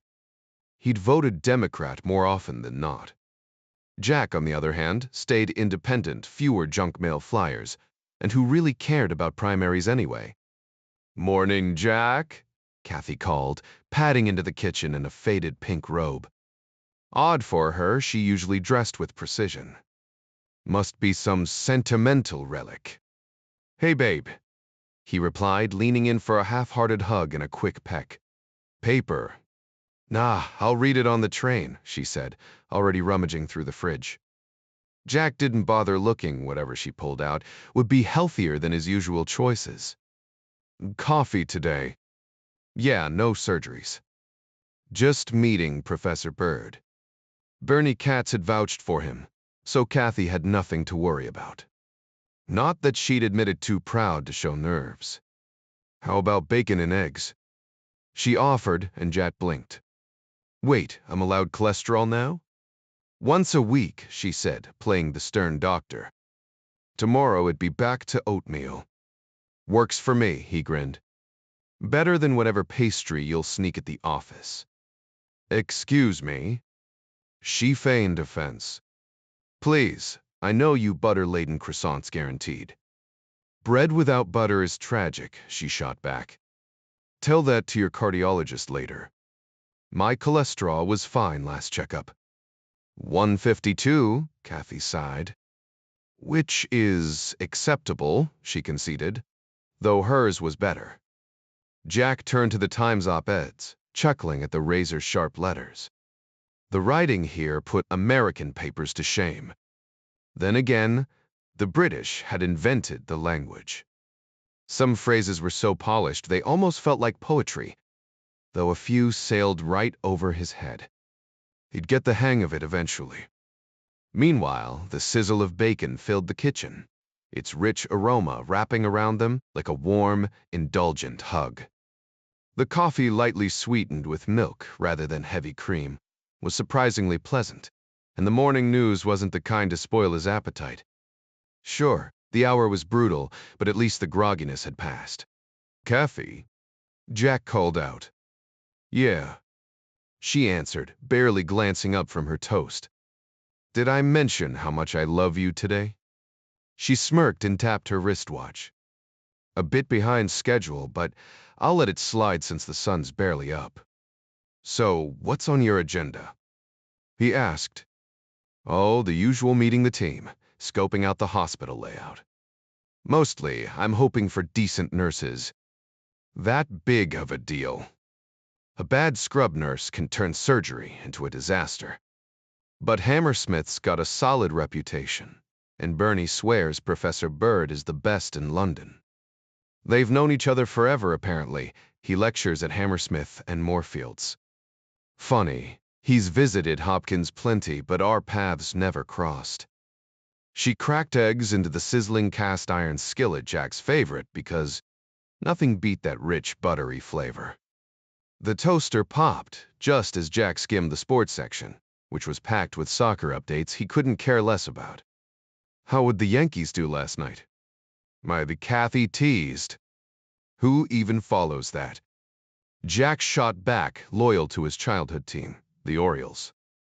Kathy's Yankees' obsession was their one marital strain.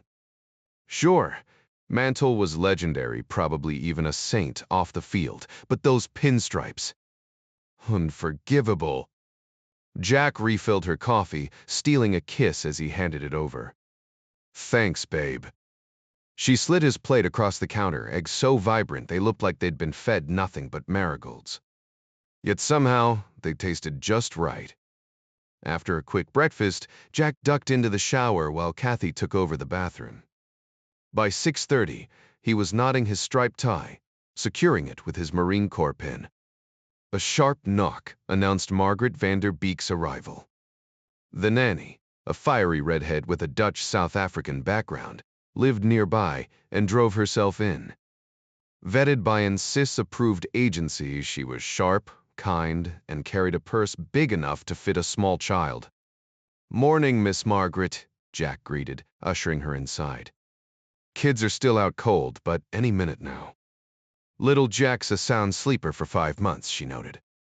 "Jet lag, maybe?" Jack mused, though Kathy insisted babies didn't get it. Either way, their little night owl had kept them up till 10:30 harder on Kathy, who couldn't tune out the fussing like Jack could. "Almost go time," Jack called.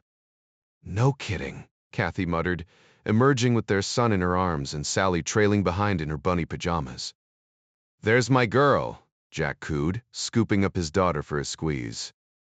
Sally giggled and clung to him like a koala. How kids woke up so cheerful baffled him, probably. Evolution's way of ensuring parents didn't abandon them at the first tantrum. "Jack, warm up a bottle," Kathy directed, already heading for the changing table. "Got it, Doc," the intelligence analyst replied with a practiced nod, turning toward the kitchen to grab the bottle of formula he'd prepared the night before. Kathy had made it clear during Sally's early days that this was his domain, just like hauling furniture or taking out the trash, tasks perfectly suited for a man's hands. To him, warming a bottle felt as routine as field stripping a rifle. Twist off the cap, adjust the nipple, submerge it in a pot of simmering water, and wait. Though today, Miss Margaret would handle the actual feeding. Through the window, Jack spotted the taxi rolling up their driveway. "Rides here, hon." Kathy sighed. All right. No mother enjoyed leaving her kids, and she was no exception. He watched her scrub her hands in the powder room before slipping into the tailored jacket of her gray professional ensemble, right down to her sensible flats. First impressions mattered, especially today. After quick kisses for Sally and their youngest, she headed out, Jack holding the door as the taxi idled outside. It wasn't one of London's iconic black cabs, just a standard Land Rover sedan, though the driver, Edward Beaverton, had the cheerful demeanor of a man who'd won the lottery, not someone working before sunrise. "Morning," Jack greeted. "Ed, meet my wife, the brains and beauty of the Ryan household." The driver tipped his hat. "Pleasure, ma'am. Heard you're a surgeon." Before she could answer, Jack interjected. "She slices eyeballs open and stitches 'em back up. You ought to shadow her sometime, Ed. It's like watching a watchmaker at work." The driver grimaced. "I'll pass, thanks." Kathy rolled her eyes. "He just says that to gross people out. Truth is, he couldn't handle the OR if his life depended on it." Ed chuckled. "Smart man. Better to be the one holding the scalpel than the one under it." Jack grinned. "Batevlert ist this befrikul." Paras, actually. Same philosophy. Do unto others before they do unto you. "Amen to that," Jack agreed. "Nets imime."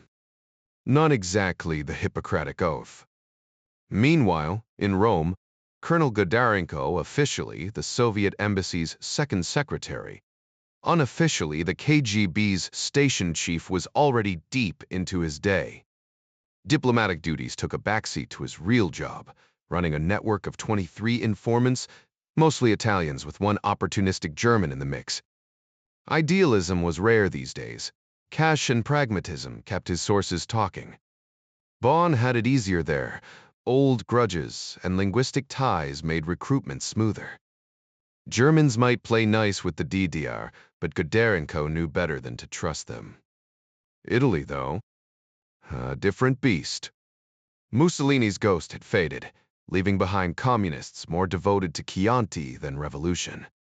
Even the Red Brigade, for all their bluster, were just thugs with a manifesto. Useful, but hardly reliable. Rome was a hub of NATO secrets, and Godarenko intended to mine every last one. He often arranged their visits to Russia, where they delved into political theory and, more importantly, honed practical field skills that actually served a tactical purpose. His desk was cluttered with urgent dispatches, the top one bearing the unmistakable mark of Moscow Center. The bold header signaled its importance along with the cipher reference, 115890. The cipher book itself was tucked away in his office safe, hidden in the credenza just behind his desk. Swiveling his chair, he knelt slightly to disable the electronic alarm wired to the dial before carefully entering the combination.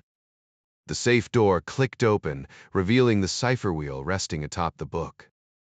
Godarenko despised one-time pads with a passion, but they were as unavoidable as his morning coffee, annoying yet essential. Decoding the message took a solid 10 minutes, and only then did its true meaning sink in. A direct order from the chairman himself? That was like being summoned by the school principal, never a good sign. The Pope? Why on earth would Yuri Vladimirovich give a damn about getting near the Pope? Then it hit him. Of course. This wasn't about the spiritual leader of the Catholic Church, it was about Poland. You could pull a Pole out of Poland, but good luck scrubbing Poland out of the Pole. Politics. That made it serious.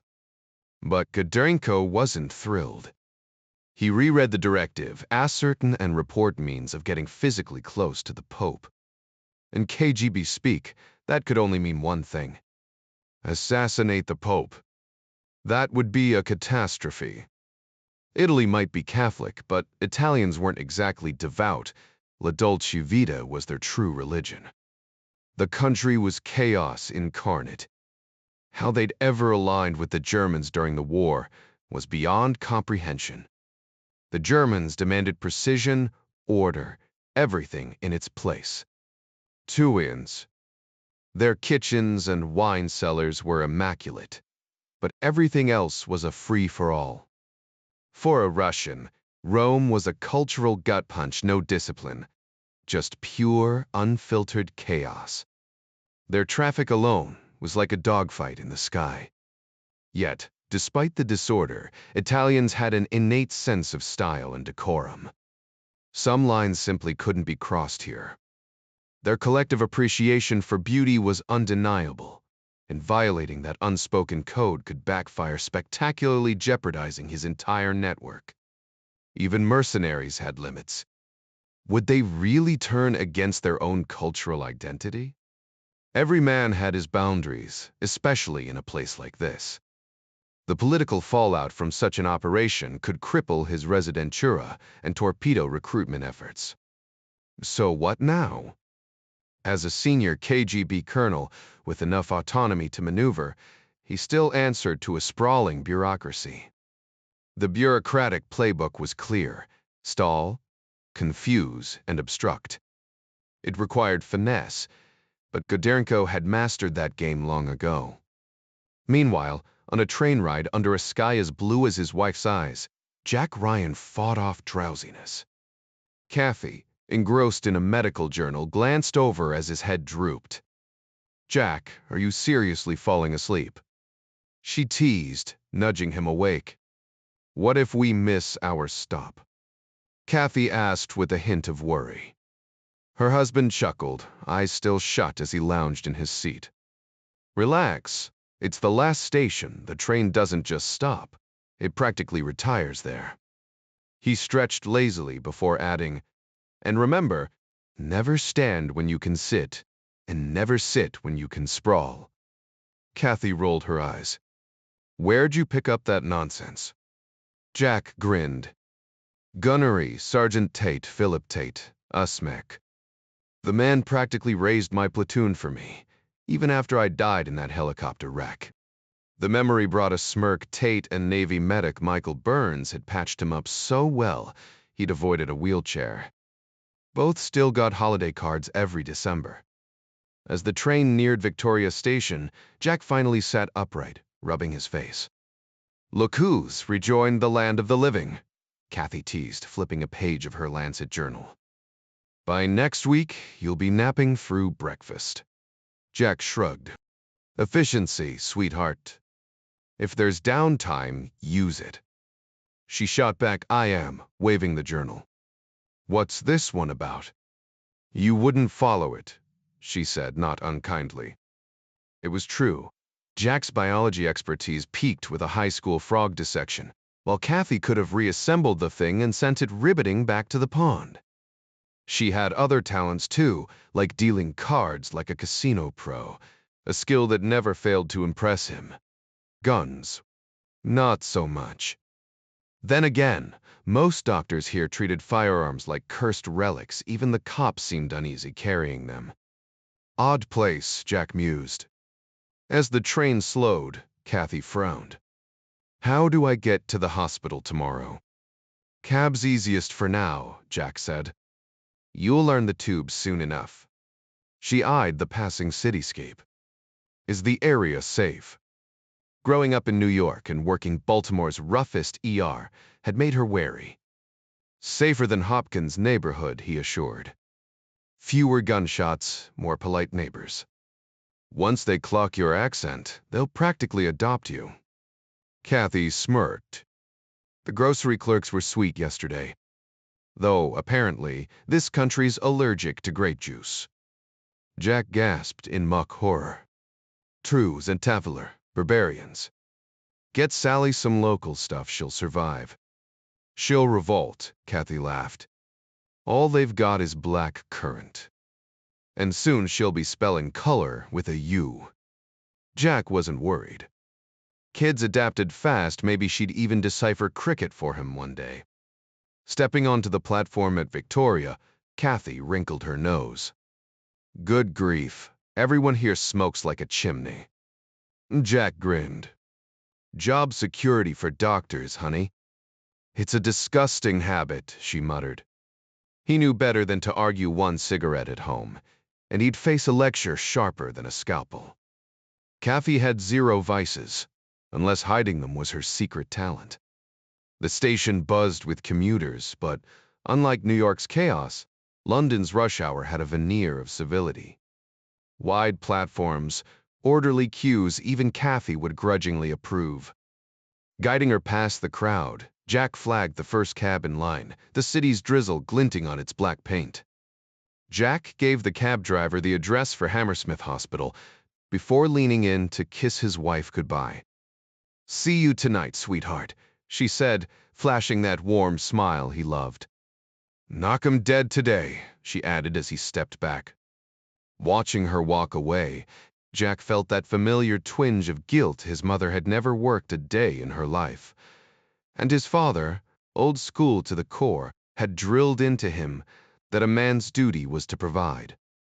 Emmett Ryan had been proud his son married a doctor, sure, but some of those outdated ideas about a woman's role had stuck, even though Kathy's salary dwarfed his own. The world valued eye surgeons more than intelligence analysts, apparently. Then again, she couldn't decode geopolitical threats, and he couldn't perform cataract surgery, so maybe they were even. At Century House, the security guard greeted him with a nod. Morning, Sir John. Jack swiped his badge, the light flicked green, and he moved through the checkpoint. Simon Harding was just stepping off the elevator, pipe already in hand. Jack, he said with his usual dry tone. Simon, Jack replied, barely breaking stride as he headed to his desk. A manila envelope from the U. Embassy sat waiting. Inside was the Hopkins report on Mikhail Suslov. Bernie Katz had noted the Soviet official's diabetes was far worse than anyone realized. Looks like the big man's on borrowed time, Jack muttered, tossing the file to Simon. Shame, Simon mused, tamping down tobacco. Not that he's ever been particularly pleasant. Jack snorted and reached for the morning briefing, classified secret, which meant the press wouldn't catch wind of it for days. The real intrigue wasn't just the intel, but the sources, which often hinted at reliability. Half of what crossed his desk was little better than high-stakes gossip. Politicians, even the powerful ones, loved drama as much as Hollywood stars. You ever think about how much of this job is just sifting through egos? Jack asked. Simon chuckled. Oh, Moscow's worse. Status is everything there. Backstabbing isn't just a hobby. It's an Olympic event.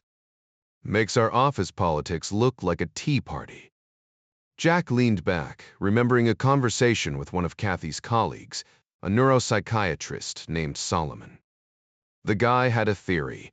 Most politicians were addicts not to power, but to flattery. They hire people to tell them they're brilliant, Solomon had said, and after a while, they start believing it. Jack smirked. Maybe intel work wasn't so different from medicine, just diagnosing a different kind of sickness. To them, it's all one elaborate charade, an endless cycle of maneuvering with almost nothing tangible to show for it. These aren't ordinary people. They create the illusion of productivity without actually accomplishing anything real. There's a telling line from Advise and Consent. In Washington, you engage with people based on their reputations, not their true selves. If that's how it works in the U. Capital. Imagine the theatrics in Moscow, where politics is the only language spoken.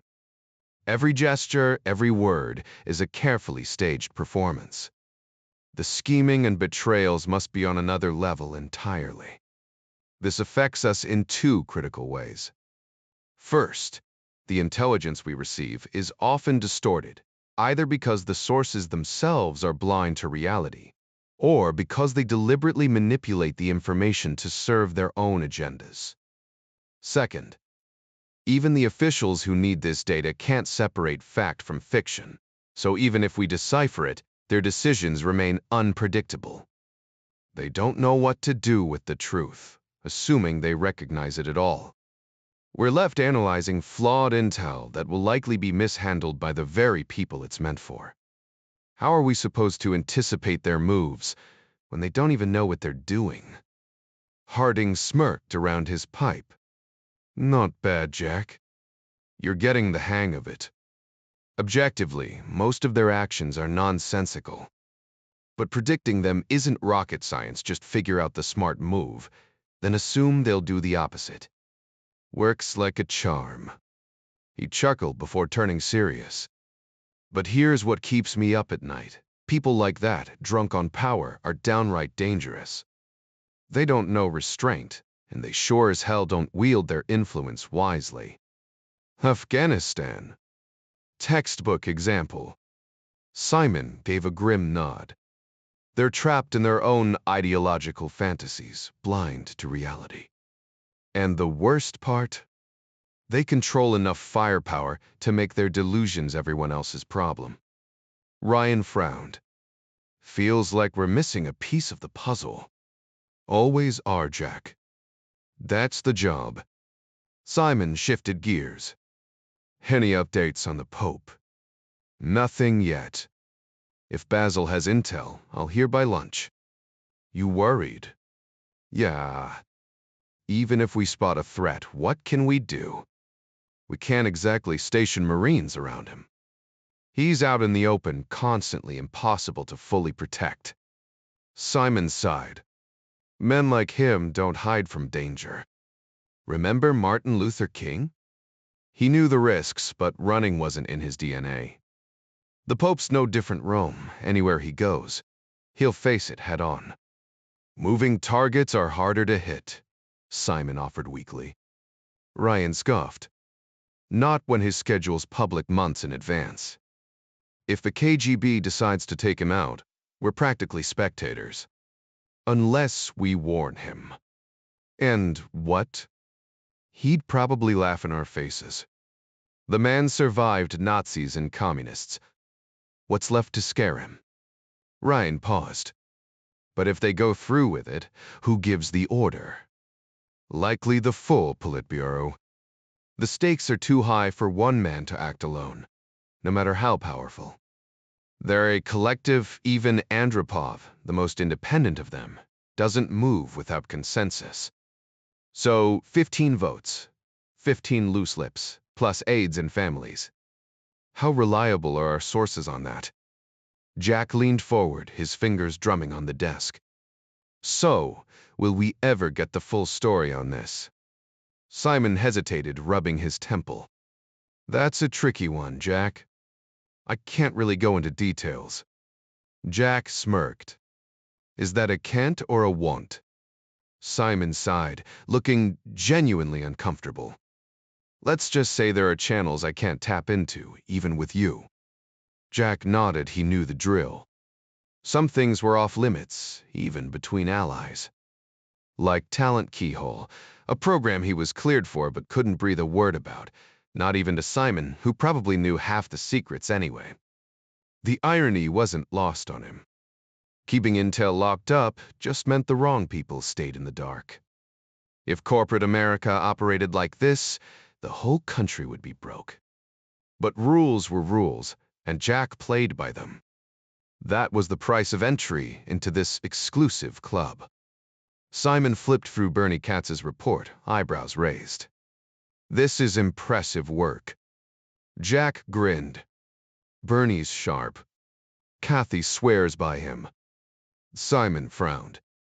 But he's an ophthalmologist, not a shrink, right? Jack shrugged. At that level, this wear a lot of hats. Kathy told me Soslov's diabetic retinopathy was just the tip of the iceberg. Bernie patched him up enough to see straight, but the real problem's systemic. Kidneys, heart, take your pick. My bet. 2 years tops before he checks out. Simon tapped his pen. Our medics give him 5.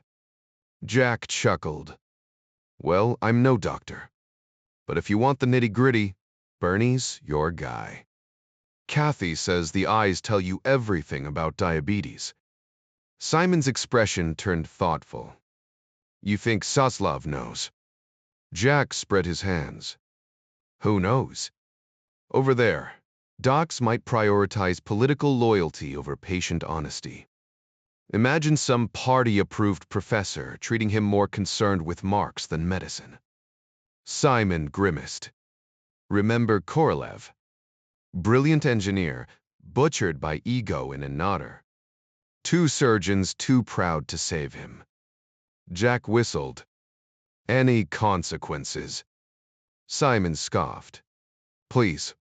They had friends in high places. That's the Soviet way, cover your back. Let the underlings handle the mess. Jack shook his head. What Russia needs is a few good lawyers. Annoying, sure, but they keep people honest. Simon smirked. Either way, Soslov's clueless.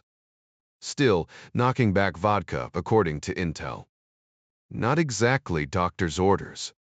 He scribbled a note. And his successor, Alexandrov. Just as charming. Jack groaned, turning back to his own stack of files. Greer had him analyzing Soviet arms production, another thrilling deep dive into bureaucratic dysfunction. Ryan and Harding were set to collaborate on a joint research project, combining datasets from both the U. The Reutreftester. It was the perfect fit for Ryan's expertise, and if things went well, it could even put him on the radar of higher-ups. Meanwhile, in Moscow, Captain Zaitsev glanced at the clock as the encrypted response from Rome flashed onto his screen at 11:32 a.m. Whoever was handling things on the other end had worked fast. Decoding it would take time, though enough to make him miss lunch. With a sigh, he noted that Colonel Gudenko had at least started the cipher sequence on page 2085, saving him some effort. The message was marked top secret, urgent, straight from the Rome station chief to the chairman's office. The gist? Getting close to the Pope wasn't the hard part. His public schedule was predictable. But pulling off any kind of operation, that was another story. Crowds, tight security, and the political fallout made it a nightmare. The resident strongly advised against any direct action, warning that tracing it back to Moscow would be nearly impossible to hide. Zaitsev smirked. Clearly, the man in Rome wasn't thrilled with the idea. But would the chairman listen? That was way above Zaitsev's pay grade. He picked up the phone and dialed. Colonel Rozdisvangsy, came the curt reply. Captain Zaitsev, Communications. I've got the response to your 66-6 dispatch, sir. On my way. True to his word, the colonel arrived in minutes. By then, Zaitsev had already locked the cipher book away and slipped the decoded message into a plain brown envelope. Rozdisvangsy took it without ceremony. Anyone else see this? He demanded. No, Comrade Colonel, Zaitsev lied smoothly. The colonel left without another word. Finally free, Zaitsev headed to the cafeteria. The food here was one of the few perks of working at the center today: beef stew, fresh bread, and strong tea. He paid his 55 kopecks and found an empty seat among strangers chatting about soccer. He ate in silence, turning the message over in his mind. The chairman wanted the Pope dead, and Rome wasn't on board. Funny, he thought, stabbing a piece of stew meat with his flimsy Soviet-issue fork. The higher-ups seemed to forget that their loyal operatives had minds and sometimes even morals. Zaitsev wasn't religious. He'd never set foot in a church outside of state-mandated museum visits. But he remembered kids from school whispering about God, and he'd never turned them in. Maybe some lines just shouldn't be crossed.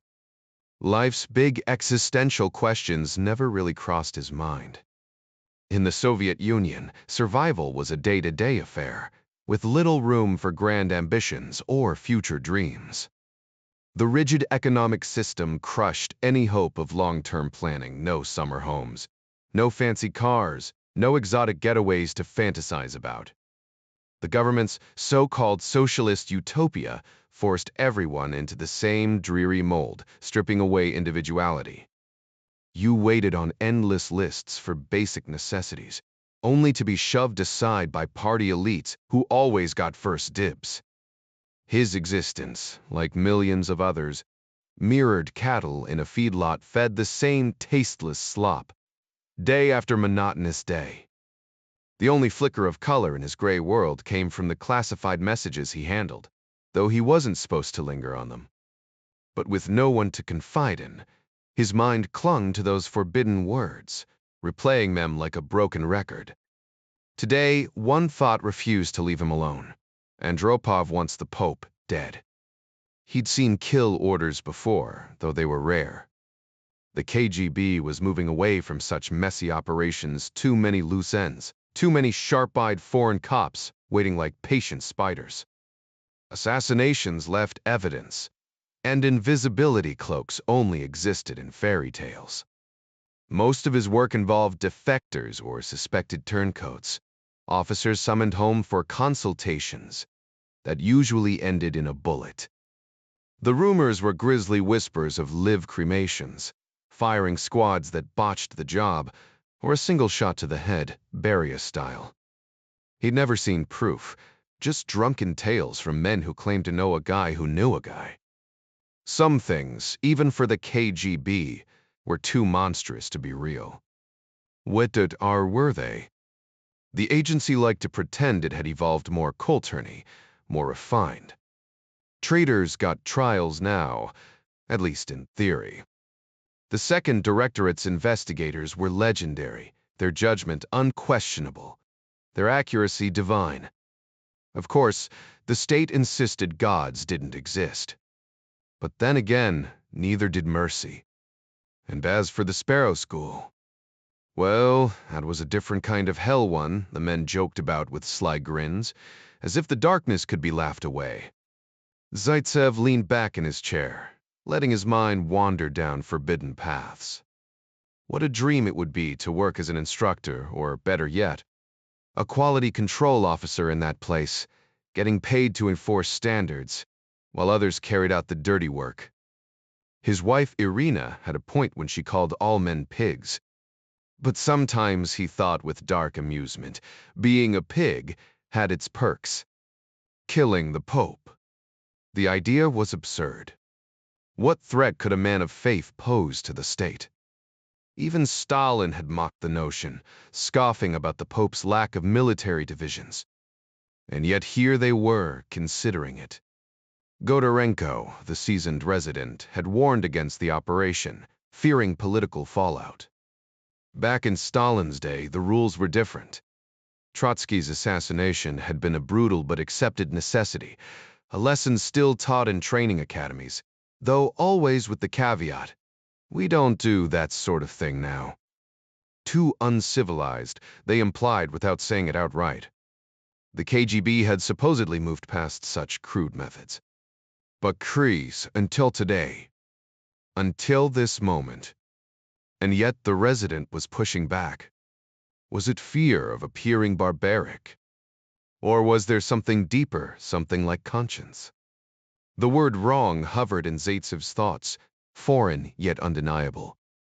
In the Soviet Union, morality was a shifting thing, dictated by political expediency. What served the party was just, what didn't was treason. But who decided? Men.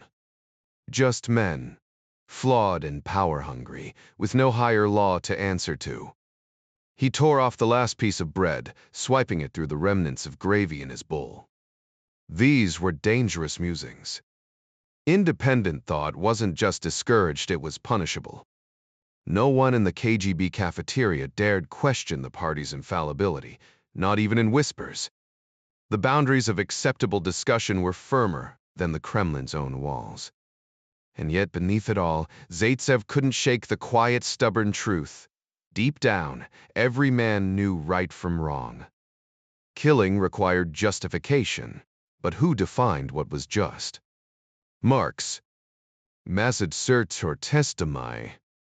Two men, one a German philosopher scribbling in exile, the other, a revolutionary radicalized by his brother's execution, had reshaped an entire nation's morality. Lenin had built his vision on borrowed theories, then wielded them with absolute authority, no different from a religion without a god. Zaitsev chewed slowly, the taste of the bread turning bitter. The system he served claimed divine right without divinity, enforcing its will through life and death. And here he was, a cog in the machine, wondering if the machine itself was broken. The government claimed to champion justice, standing up for laborers and farmers across the globe. Yet those at the top, men lounging in lavish country homes, sprawling apartments, and chauffeur-driven cars, decided who truly counted as workers. Zaitsev had seen the request firsthand: French perfumes, silk stockings, even imported appliances, all smuggled in through diplomatic channels. While ordinary citizens struggled, the elite indulged in luxuries their own factories couldn't produce. Watching Black Zills speed down Moscow's boulevards, he couldn't help but recall Lenin's disdain for the czars. Back then, rulers claimed divine right. Now, party bosses invoked the people's will, though no ballot box had ever blessed their reign. The West, for all its flaws, at least let voters decide. Britain had its iron-willed prime minister, America its aging movie star president. Sure, Soviet propaganda mocked them, but their people had spoken. Meanwhile, the Politburo's inner circle schemed in secret, untouched by public opinion. US decree, Sixikapripligif. They were plotting to assassinate some Polish priest in Rome. Why? Because it's a TC. The man commanded no armies, wielded no real power. If God didn't exist, what threat could a pope possibly pose? Zaitsev exhaled cigarette smoke, the irony bitter on his tongue. His nation boasted the world's strongest military, every TV broadcast said so. Yet here they were, terrified of a man in white robes. A crime, he thought. Cold, calculated, and utterly senseless. The realization settled like a weight. For once, his mind wasn't just processing orders, it was judging them. But who could he tell? Silence was the unspoken rule, the cage every citizen learned to inhabit. Around him, the cafeteria hummed with idle chatter. No one noticed the tension in his jaw, the way his fingers tapped restlessly against the teacup. To them, he was just another faceless clerk killing time before the next shift. Upstairs, though, the air carried a different charge. Decisions weren't debated, they were handed down. And Zaitsev, for the first time, wondered what it meant to obey. Colonel Rozdesvanky had no intention of disturbing the chairman during his meal, so he remained in his office, watching the clock tick by while absently chewing on a sandwich. The accompanying soup sat untouched, his mind was elsewhere. Like his superior, he favored American Marlboros, smoother and better crafted than the local brands. It was a habit he'd adopted during field assignments, and as a senior First Chief Directorate officer, he had access to the exclusive Moscow Center store where such luxuries were available. Though pricey even with his special currency allowance, he balanced the cost by sticking to budget vodka. His thoughts drifted to how Yuri Vladimirovich might respond to Gudarenko's report. Ruslan Borisovich was a seasoned operative, cautious, competent, and senior enough to voice dissent when necessary. His role, after all, was to provide Moscow with reliable intelligence, and if he sensed a threat to that mission, it was his duty to sound the alarm. The original order had been open-ended, merely instructing an assessment, so Ruslan likely wouldn't face repercussions. But Andropov, he might snap, and if he did, Rozdestvensky would be the one weathering the storm, never a pleasant experience. His position was both privileged and precarious. Proximity to power meant proximity to danger, and KGB, history was littered with those who'd suffered for others' mistakes. Still, Andropov, though formidable, had a reputation for fairness. That didn't make standing near a simmering volcano any less nerve-wracking. The phone rang the chairman's secretary. "He'll see you now, Comrade Colonel." Rozatista K entered, handing over the dispatch. To his quiet relief, Andropov didn't erupt. "I expected this," the chairman mused. "Our officers have grown timid, wouldn't you say, Alexei Nikolaevich?" "Comrade Chairman, the resident is offering his professional judgment," Rozdestvensky replied carefully. Andropov gestured for him to continue. "Sir, an operation of this nature carries political risks. This priest holds influence, however intangible. Ruslan Borisovich worries targeting him could compromise intelligence gathering, his primary duty. Political risk is my concern, not his. True, but it's his territory. His job is to warn you of potential fallout. Losing agents could cost us directly and indirectly." Melzi Tui, how much? Unpredictable. Rome's Residentura provides critical NATO intel. Could we manage without it?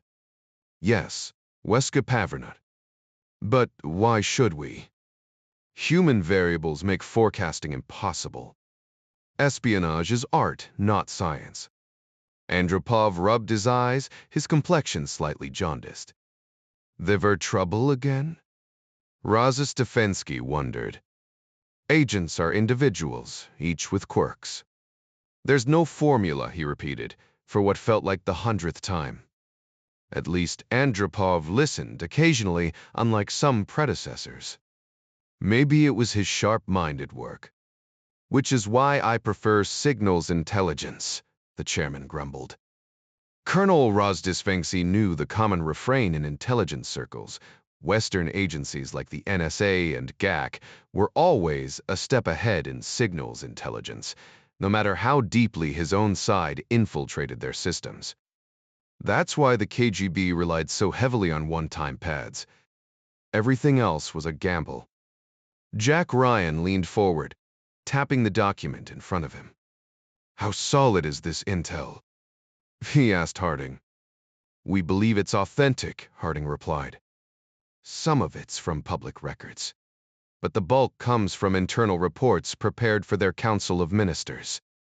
At that level, they don't sugarcoat things, not when the military's expecting tangible results."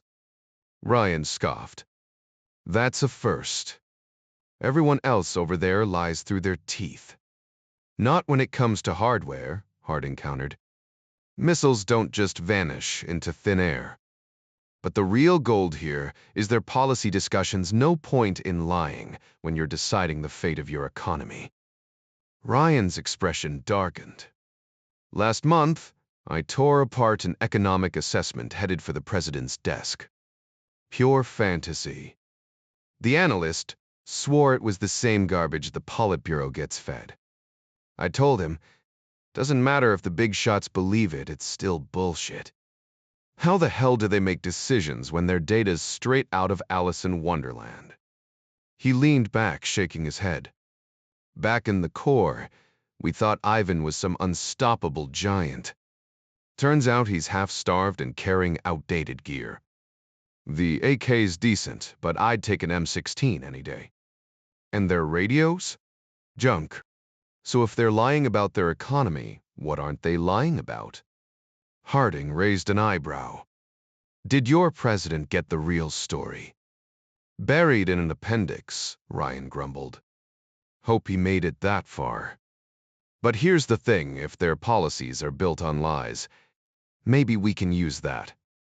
Their economy's circling the drain. If it were half as strong as they claim, we'd see better tanks, better tech. Where it's that? Nothing." Butch Harding smirked. "Why fear a country that can't even feed itself?" "Exactly," Ryan agreed. Then, with a sharp grin, he added, "You know what's funny? Hitler had a shot in 41 if he hadn't been so busy playing racist lunatic. Instead, he pushed the Russians right back to Stalin. The Soviet Union's a house of cards, unjust, unstable. And their economy." He paused, eyes glinting. "There's got to be a way to give that house a little nudge." Harding's eyebrows shot up. "And bring the whole thing down." Ryan shrugged. "Or at least make them sweat." Ed Foley's role as press attaché wasn't exactly backbreaking. Most of his time was spent smoothing over relations with American journalists and the occasional foreign correspondent. The latter category usually meant reporters from Pravda and other Soviet outlets, though Foley had no illusions about their real jobs. As far as he was concerned, every last one of them was either a full-fledged KGB officer or at least feeding information back to them. Journalism was just a convenient cover. Naturally, the FBI kept tabs on these so-called reporters whenever they had the manpower, which wasn't as often as anyone would have liked. Earlier that day, Foley had been cornered by a Pravda journalist named Pavel Kurytsin, who either had actual spy training or had binge-read every espionage thriller in print. Playing the clueless diplomat, Foley had fumbled through his Russian with exaggerated pride, while Kurytsin smugly suggested he watch Soviet television to improve his language skills. Later, Foley filed a report for Langley, noting that Kurytsin reeked of Second Chief Directorate, Moscow's counterintelligence wing, and speculating he'd probably passed whatever test the Russian had in mind. Not that you could ever be sure. The Soviets dabbled in everything, even psychic nonsense like remote viewing, which Foley found laughable. Yet somehow, the CIA had wasted resources on its own version of the program, much to his irritation. If you couldn't hold it in your hands, it wasn't real, but try telling that to the eggheads in the Directorate of Intelligence. The embassy itself was a fortress of paranoia. Just across the street sat an old church repurposed by the KGB. Nicknamed Our Lady of the Microchips by the Americans. Packed with microwave transmitters, it bombarded the embassy with enough radiation to make a Geiger counter twitch. Officially, the signals were meant to jam you. Listening devices, but the side effects were hard to ignore. Embassy staff joked about cooking eggs on the windowsills, though the health risks were no laughing matter. The building had been retrofitted with metal-lined walls to deflect the worst of it, right back at the Russians. Complaints to Soviet officials went nowhere, met with theatrical innocence. Phoo, us. Only 2 people in the embassy knew Foley's true role, Ambassador Ernest Fuller and the defense attaché. Fuller looked like he'd stepped out of an old money portrait, tall, silver-haired, effortlessly aristocratic. The irony was that he'd started life on an Iowa pig farm before climbing the corporate ladder to become a CEO. He'd also seen combat in the Pacific during World War II aboard the USS Boise, a fact that gave him more credibility in Foley's eyes than any boardroom ever could. Foley had earned a reputation among the embassy's foreign service officers as a skilled operative, with an uncanny ability to blend professionalism with approachability. Brigadier General George Dalton, the defense attaché, was a towering figure with a linebacker's build from his West Point days, his dark curls now peppered with gray. An artillery specialist by training, Dalton had an unexpected rapport with Russian military officials, perhaps because he spoke their language of power and precision. Their meeting that day was framed as a routine discussion about managing relationships with American journalists, though everyone in the room knew better. In Moscow, even casual conversations required layers of pretense. "How's your boy holding up?" Fuller asked, stirring his coffee. "He's surviving," Foley admitted with a half-smile. "Brought a Betamax and a stack of tapes, but he's already burned through them. Those things cost a fortune, and the novelty wears off fast." Dalton chuckled. "There's a Soviet knockoff of Roadrunner, wait a second or something. Not exactly Chuck Jones, but beats the hell out of that morning workout program. The hostess looks like she could deadlift a tank. Think she's prepping for the Olympics." Matt, Foley quipped. Fuller leaned forward, shifting the mood. "So, first impressions, anything catch you off guard?" "Nothing unexpected," Foley replied. "Got shadows everywhere I go." "How long before they lose interest?" "A week, maybe." "Take a stroll. But watch Fielding, he's good at shaking tails." The ambassador's expression turned serious. "Anything brewing we should know about?" "Just routine ops," Foley said. "But the Russians are spooked. They've got this thing called Operation Ryan, stands for Surprise Nuclear Attack on the motherland. They're convinced the president might push the button." Dalton snorted. "And their 10,000 new tanks. Just peaceful deterrence, right?" "Exactly," Foley agreed. "Our missiles are defensive, theirs are offensive. All about perspective." Fuller slid a fax across the desk. "Seen this? Washington's worried it'll spook the Soviets further." Foley scanned it, then exhaled sharply. "Yeah, this'll rattle them. Especially with Poland on edge. That's their Achilles heel. Stability's everything to them. Think you can poke around, see if the Politburo's buzzing?" "Menengarbuller still." Foley hesitated. It meant putting Mary Pat in place. She thrived on field work. But the risk gnawed at him. Old-fashioned, maybe, but he couldn't shake it. "Biz priority?" "High, but not DEFCON level," Fuller said. "Then I'll get moving." Dalton smirked. Makes Vietnam look like a picnic.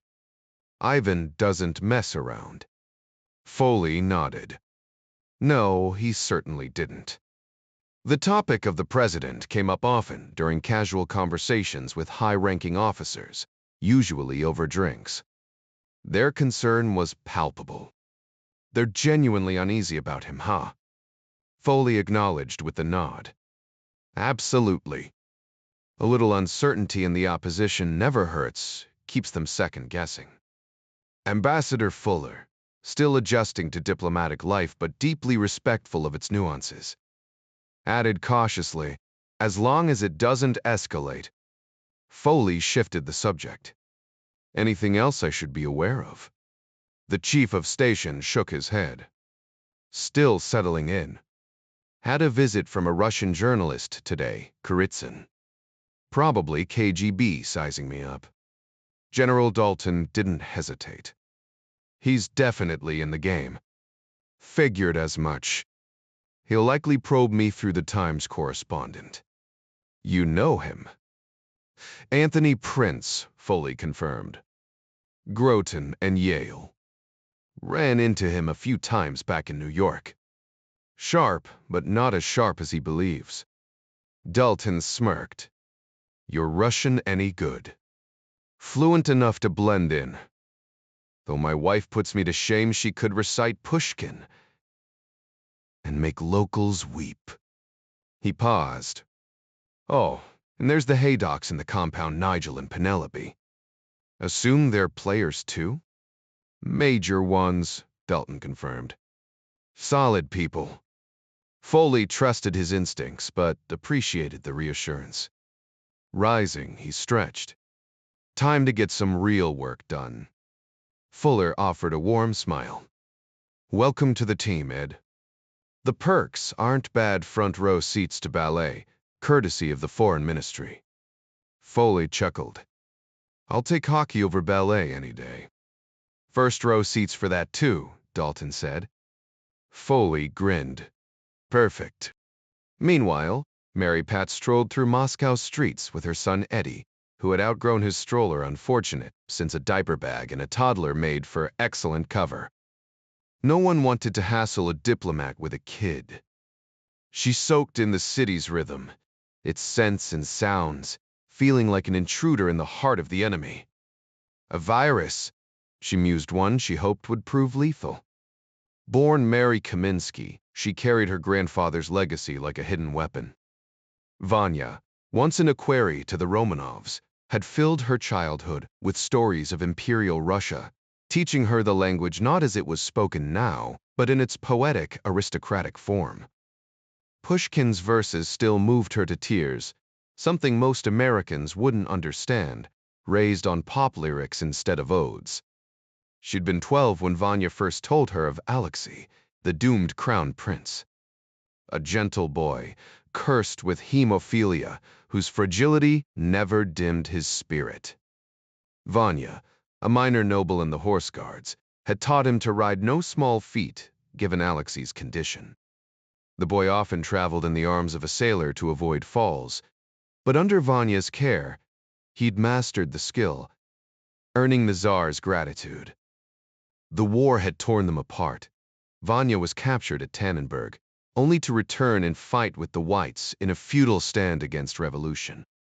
By then, the Romanovs were already dead slaughtered in Ekaterinburg by those who'd stolen their country. The bitterness of that betrayal still lingered in Mary Pat's blood, a quiet fire beneath her polished American exterior. The moment he realized the war was lost, he fled to America, starting over yet forever haunted by the ghosts of those left behind. Mary Pat recalled the raw emotion in his voice as he shared his story, the way his eyes glistened with unshed tears, revealing a deep-seated loathing for the Bolsheviks. Time had softened that hatred, but not erased it. She wasn't consumed by fanaticism, yet the sight of a Russian official in uniform or speeding past in a government car stirred something primal in her. To her, they weren't just bureaucrats, they were the enemy, a system that deserved to crumble. If there had been a button to wipe communism off the map, she wouldn't have hesitated to press it. That's why her assignment to Moscow felt like fate. Just as her grandfather had passed down his grief, he'd also given her purpose a mission that made joining the CIA as natural as breathing. Now, walking these streets, she finally grasped the depth of his nostalgia. Nothing here resembled America, not the steeply angled rooftops, the dull gray asphalt, or the hollow stares of passers-by. In her Western clothes, she stuck out like a sore thumb, drawing curious glances. A few even cracked faint smiles at little Eddie, because despite their stern demeanor, Russians had a soft spot for children. For amusement, she stopped a militiaman, what they called police here, to ask for directions. He was surprisingly patient, correcting her clumsy Russian before pointing the way. Small mercies. Then she spotted her tail, a KGB agent, mid-30s, trailing 50 yards back, doing a mediocre job at staying unnoticed. His mistake? Looking away every time she turned, probably standard training to avoid recognition. The wide, sparsely populated sidewalks made his presence obvious. Most locals were at work, leaving only the occasional party elite's wife strolling about. It reminded her of the idle rich back home, if such a thing still existed. Her own mother had always worked, and here, women labored with shovels while men operated machinery, patching potholes with the same half-hearted efficiency as Cruz and D. She bought Eddie an ice cream from a street vendor, guilt gnawing at her for dragging him into this. But at 4, he'd adapt, maybe even grow up bilingual, with a sharper appreciation for home than most American kids. Now, about that tale. Time to test his skills. Casually, she peeled a strip of bright red tape from her purse and stuck it to a lamppost as she rounded a corner. 50 yards down, she feigned confusion and glanced back. The agent walked right past the marker. If he'd seen her leave it, he would have looked. No backup. Either her route had been too random for a full surveillance team. Good. She'd never been compromised before, and today wouldn't be the exception. Mary Pat could still feel the Virginia morning mist on her skin from her days at the farm, that covert training ground near Tidewater where she'd outshone every recruit in her class. Confidence came easy to her, but so did caution, a lesson hammered into her by years of tradecraft, and the steady hands of her grandfather, Vanya, who'd first taught her to ride. Now, as she navigated the streets of Moscow with her son Eddie, she imagined the adventures they'd have once the KGB's surveillance teams grew bored and sloppy. Until then, she'd bide her time, quietly scouting potential assets for the CIA while managing her existing network. The irony wasn't lost on her. Here she was, deep inside enemy territory, tasked with giving the entire Soviet apparatus one hell of a stomachache. Across town, Chairman Andropov drummed his fingers on his desk, studying Colonel Rozdestensky with the patience of a chess master. The Rome Station Chief's request for operational guidance hovered between them like smoke. "You know this asset," Andropov finally said, his voice deceptively calm. "What would you have me tell him?" Rozdestensky hesitated, weighing his words. Only an idiot would openly critique the chairman's plans. But dancing around the question risked seeming evasive. "With respect, Comrade Chairman," he began, "the Americans have a saying, some decisions are above my pay grade." Andropov's lips twitched. "So you never entertain thoughts beyond your station?" "Not even in private." The colonel met his gaze. "I focus on what I understand. Operations, not politics." Clever deflection. Andropov noted whether truthful or not hardly mattered. The colonel wouldn't dare voice any grand strategic musings without direct Politburo clearance. "Fine," Andropov conceded. "Let's keep it theoretical. How would you eliminate this priest?" Rozdestensky shifted uncomfortably before sitting. "I'd consult our specialists in wet work," he admitted. "But if we're speaking hypothetically, I'd avoid using our own people. The Italians have competent police. Witnesses remember faces, and investigations follow patterns. His fingers traced an invisible blueprint in the air. A sniper would be clean, but it screams state involvement. That leaves us with a problem. Every soldier belongs to someone. Andropov leaned back, considering. The game, as always, was in the details. Colonel Rozdestvensky leaned back in his chair, exhaling a slow stream of smoke. An army represents a nation. But what nation would dare target the Pope? His fingers tapped the cigarette ash into a tray as Andropov listened intently. The chairman had chosen wisely. This officer was sharp, pragmatic. A flawless black operation leaves no fingerprints, Rozdestvensky continued. Our shooter must have zero connections to the USR. If captured, he'll break under interrogation, they all do.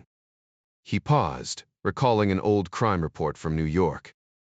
Some mafia big shot had been taken out not just professionally, but with deliberate humiliation, a black hitman, a calculated insult in their twisted world. The shooter was then swiftly eliminated by another assassin who vanished without a trace. A textbook operation, Rozdestvensky mused.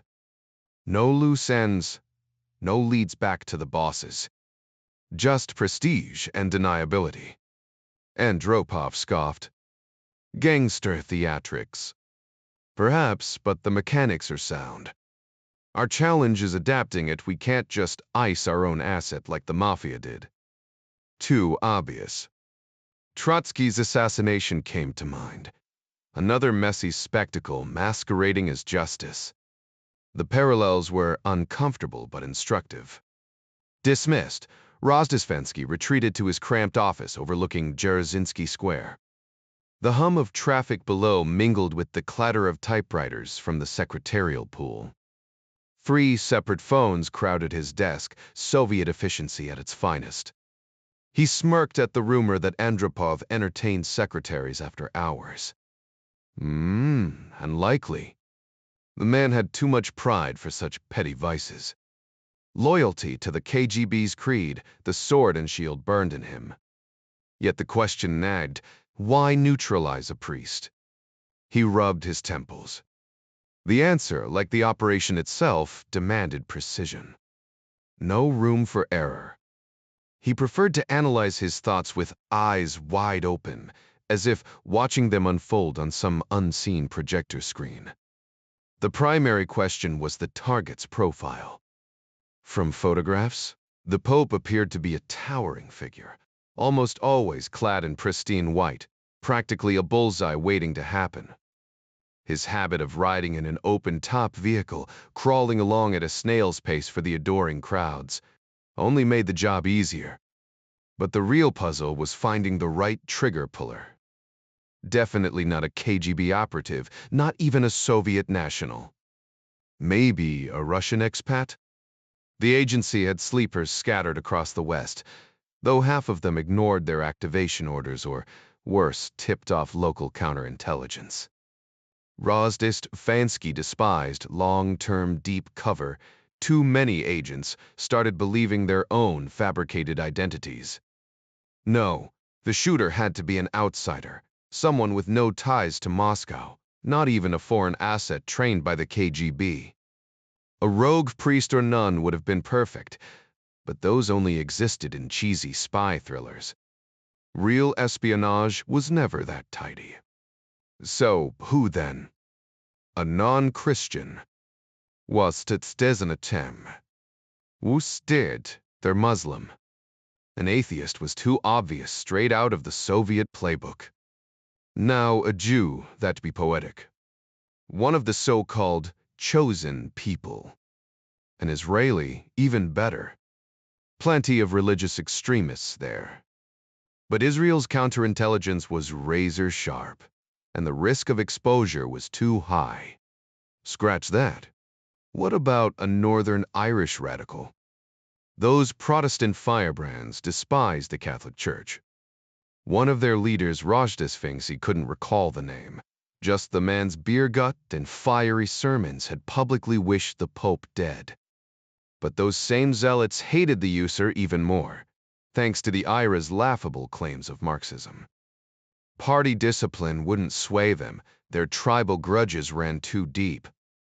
That left Muslims, plenty of fanatics among them, twisting their faith into something unrecognizable, not unlike the Pope's supposed connection to Marx. Islam was vast, messy, and riddled with contradictions. But where to find the right one? The KGB had networks in Muslim-majority countries, as did other Soviet bloc states. East Germany's Stasi, expertly run by Marcus Wolf, was top tier, but not many Muslims there. And Poland, too infiltrated by the church. But Siev and Tavfonis, too Catholic, and their Muslim trainees were unreliable.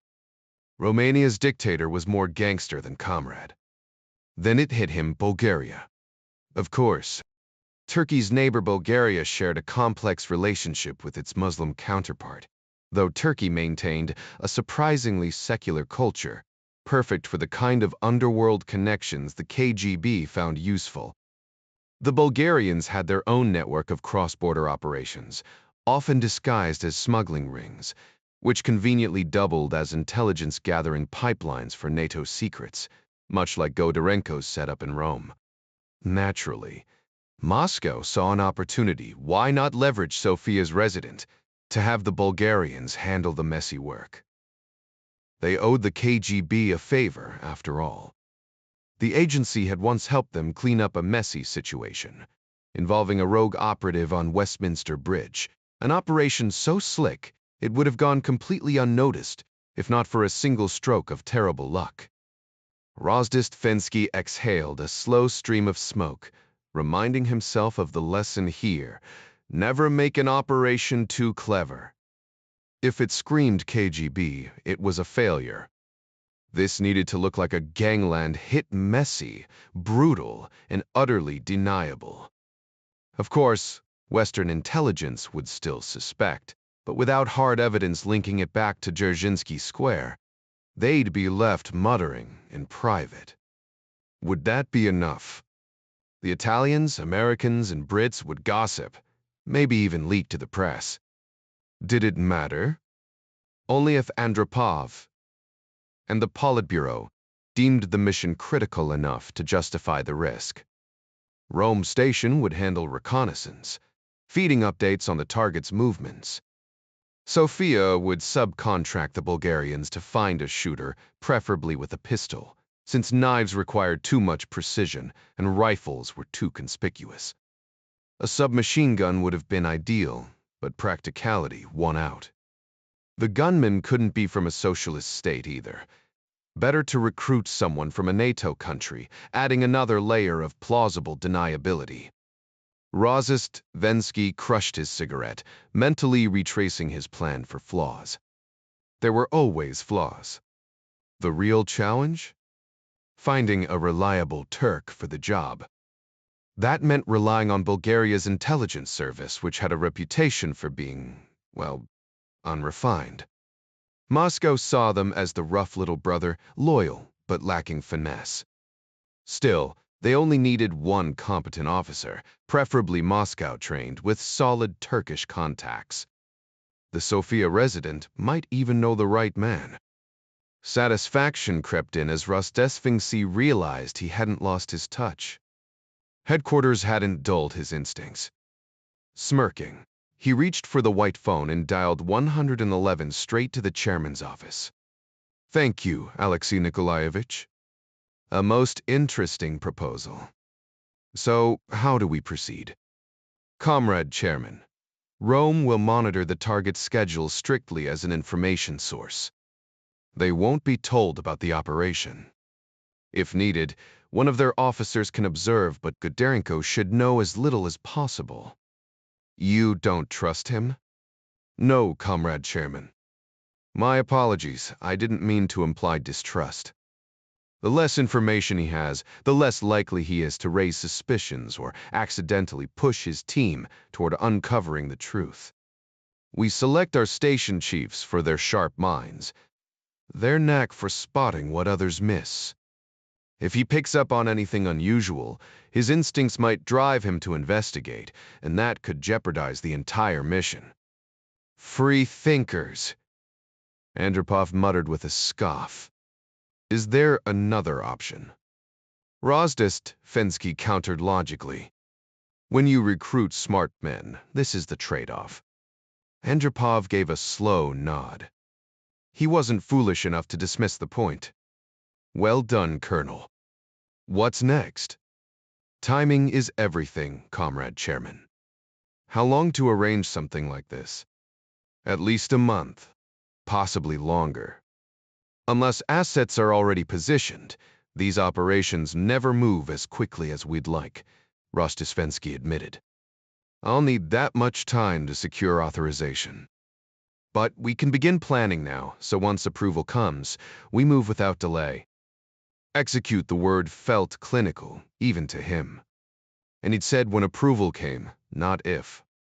Then again, Yuri Vladimirovich was now the most influential man in the Politburo, and that worked in Alexei Nikolaevich's favor. Success for the agency meant success for him, especially in his new role. A general's rank might be waiting at the end of this, and the thought didn't displease him. How do you plan to proceed? Andropov pressed. First, I'll reassure Gudenko in Rome, have him focus on tracking the Pope's movements and public appearances. Then, I'll contact Ilya Bubovoy, our man in Sofia. Have you met him, Comrade Chairman? Andropov frowned, searching his memory. At a reception, yes. Heavy set, isn't he? Rozdisvangsky smirked. Ilya Fedorovich has struggled with that, but he's solid. 4 years in Sofia, excellent ties with the Bulgarian security service. Grown a mustache yet? Andropov asked dryly, a rare flicker of amusement in his tone. Russians always ribbed their Bulgarian neighbors for their love of facial hair. That I couldn't say, the colonel replied, careful not to overpromise. What will your message to Sofia say? That we need, not over cable, Andropov interrupted. Bring him here. I want this airtight, and a quick trip from Sofia won't draw attention. Immediately, Comrade Chairman. 7 named. Right away. Rozdistansky stood. I'll handle it personally. As the colonel left, Andropov exhaled. At least in the KGB, orders were followed, unlike the party's sluggish bureaucracy. Rozdistvensky rode the elevator down to the communications hub, where Captain Zaitsev was buried in paperwork, his usual mind-numbing routine. The colonel approached without hesitation. 2 more dispatches. Understood, Comrade Colonel. Zaitsev extended his hand. I'll draft them here, Rozdisvensky clarified. Zaitsev gestured to a nearby desk. Same encryption. 1-time pads for both. 1 to Rome, 1 to Sofia. Denderyu, top priority. Zaitsev handed him the forms and returned to his work, hoping the messages wouldn't be too lengthy. If the colonel was delivering them in person before they were even written, Andropov must be breathing down his neck. Rozdistansky was, after all, the chairman's personal errand boy. Being stuck in Moscow must have felt like a slap in the face for someone with Zaitsev's talents. The KGB dangled travel as a rare perk, but Oleg Ivanovich wasn't going anywhere, not when the agency saw him as a flight risk. For the first time, it struck him as odd. Why were they so paranoid about defections? He'd read the reports, seen officers dragged back for discussions that ended their careers abroad. It had always been background noise until today. What if those who fled had a point? Did they really believe their own country was so broken they'd abandon it? The irony wasn't lost on him. The KGB thrived on betrayal, recruiting Westerners, Americans, Brits, Germans, who sold out their nations for cash. Not rubles, of course. Those traders demanded dollars, pounds, francs, as if paper currency could absolve them. The sums varied, though the center pinched pennies, even in treason. 50 grand for naval ciphers was the highest he'd seen. What would the West pay for the secrets in his head? A pointless thought. He wasn't even sure how to ask the question. Here, Rozdesvansky snapped, thrusting message blanks at him. Priority encryption. The colonel's tone left no room for delay. Zaitsev noted the 666 identifier, chairman's orders, not some bureaucrat's whim. This wasn't about procuring luxuries for a higher-up spoiled kid. Rome and Sophia's cipher books weighed heavy in his hands as he worked the wheel, each click a reminder of the stakes. The Sofia resident Bubovoy would get a terse summons, fly to Moscow. No. Zaitsev smirked. That make the man sweat, though the poor fool wouldn't grasp why until it was too late. The rest of his shift blurred into routine.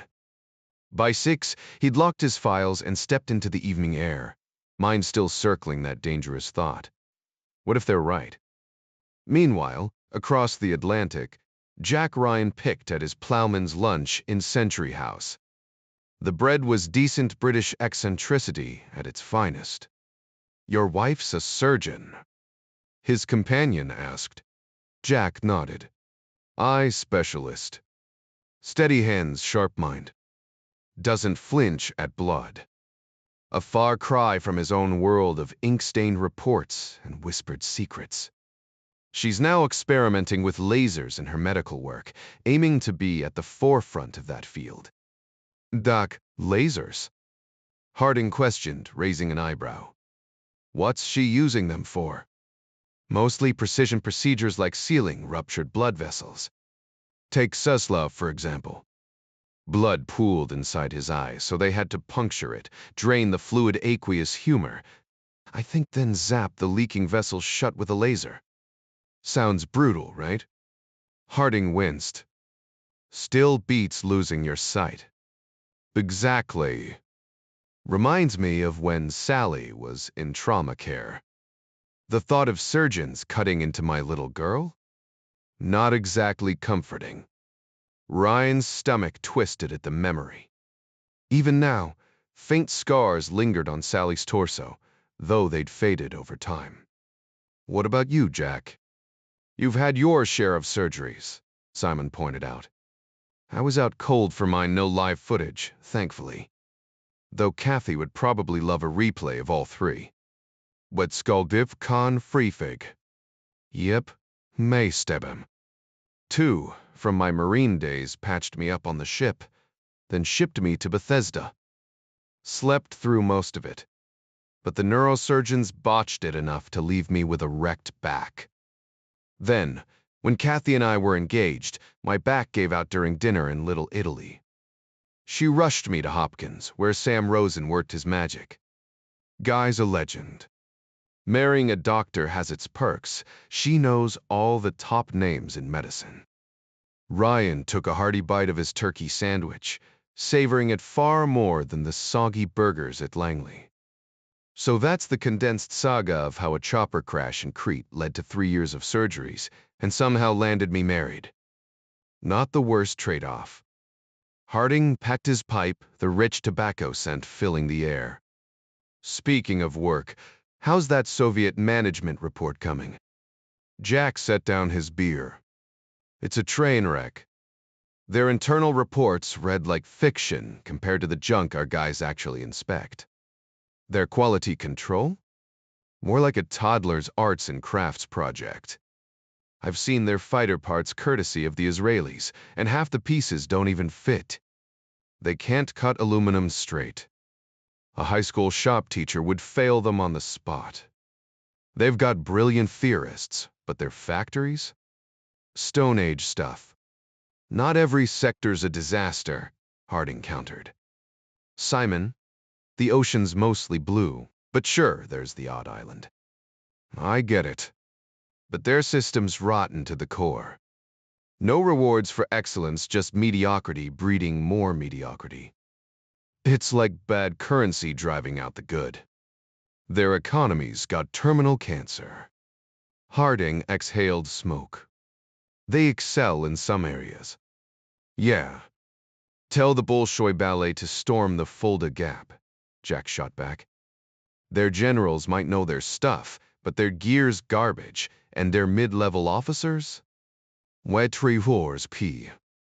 Without my Marine NCOs, my platoon would have been useless. The Red Army? They don't even have real sergeants.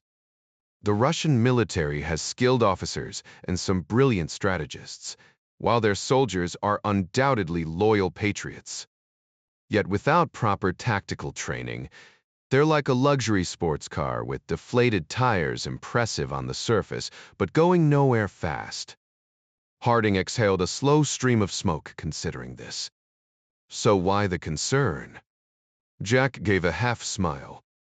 Numbers matter. A massive force creates its own kind of threat. But if we modernize our defenses and train our troops right, their tank divisions become target practice. That's the gist of my upcoming report. Simon shook his head. Bit premature for final conclusions, isn't it? Jack chuckled. In my old trading days, hesitation meant losing out. The data's clear their military reflects their society's cracks. Look at Afghanistan.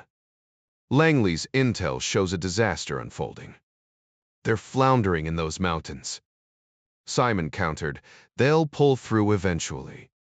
Maybe, Jack conceded, but it'll be a Pyrrhic victory. We handled Vietnam cleaner. Speaking of Afghanistan, your lot has grim stories too, right? Simon's expression darkened. My great-uncle served in 1919. Said it made the Somme seem tame. Kipling wrote about preferring a bullet to capture there. Some Russians are learning that the hard way. Jack nodded. The Afghans fight like hell, even if their methods are brutal. Rumor is we might send them Stingers game over for Russian choppers. Simon raised an eyebrow. That effective? Never fired one myself, but word is they're lethal. The Russian Sam-7? Pioneered the concept, but execution's sloppy. Bolsa kafta disdipler. Simon shifted gears. Then explain the KGB's success. Jack grinned. Same as their ballet or hockey, throw enough talent and cash at something, and some of it sticks. But their spies keep defecting. To cover so this play of Teng. Because they're fed lies about us, then see the truth firsthand. Our safe houses are full of ex-KGB guys binge-watching sitcoms. None are lining up to go back. Simon sighed. We've hosted a few defectors ourselves. He omitted the handful of British turncoats as sore subject. You're a tough debater, Jack. Just calling it straight, Jack replied. Isn't that the point? Simon smirked. In theory.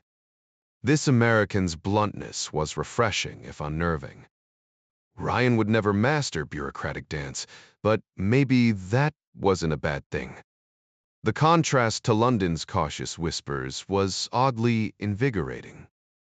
The man had much to learn, or perhaps, Simon mused, Whitehall had something to learn from him.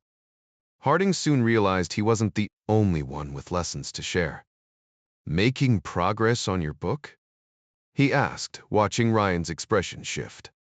Not much, Ryan admitted with a shrug. I've got my laptop ready, but after a long day here, focusing is tough. If I don't carve out the time, it'll never happen. Guess I'm just lazy at my core. Harding raised an eyebrow.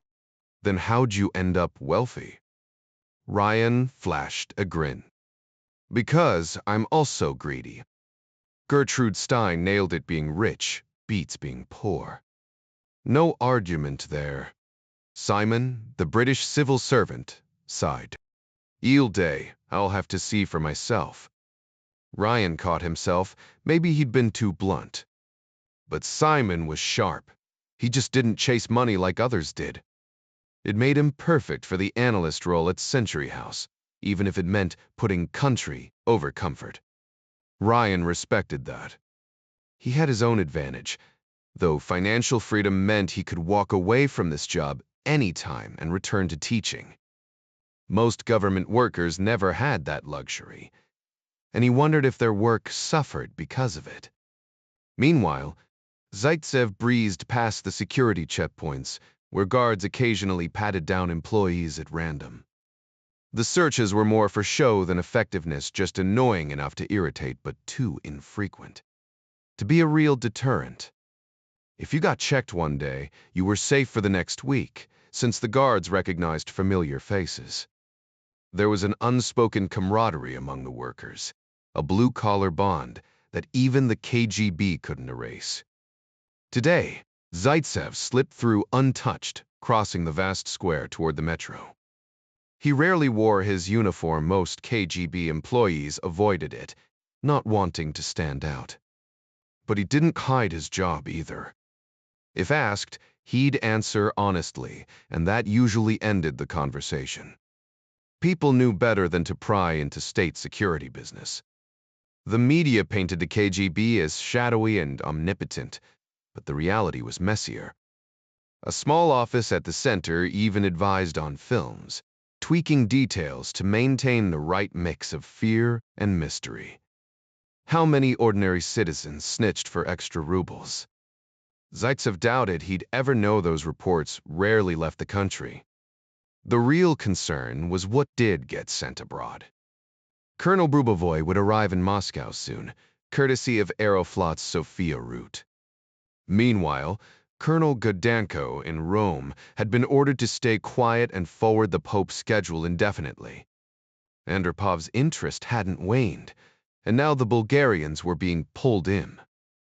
Zaitsev didn't need to guess how that would go. He'd seen enough messages to Sofia. The Bulgarian state security was KGB's obedient puppet. Some of those dispatches ended lives. He knew that better than most. The KGB might have scaled back on certain operations, but the State Security Directorate still handled them when necessary. Zaitsev suspected they had a specialized team within the DS, trained specifically for such tasks. The message header with the 666 suffix confirmed it. This was about the same matter Rome had inquired about earlier. The plan was moving forward. His own agency, his own country, was targeting that Polish priest, and something about it didn't sit right with him. Descending the escalator into the underground station, Zaitsev blended into the after-work crowd. Normally, the sea of faces was reassuring, familiar, ordinary people just like him, all serving the state in their own way. But today, doubt gnawed at him. What would these commuters think if they knew about Andropov's mission?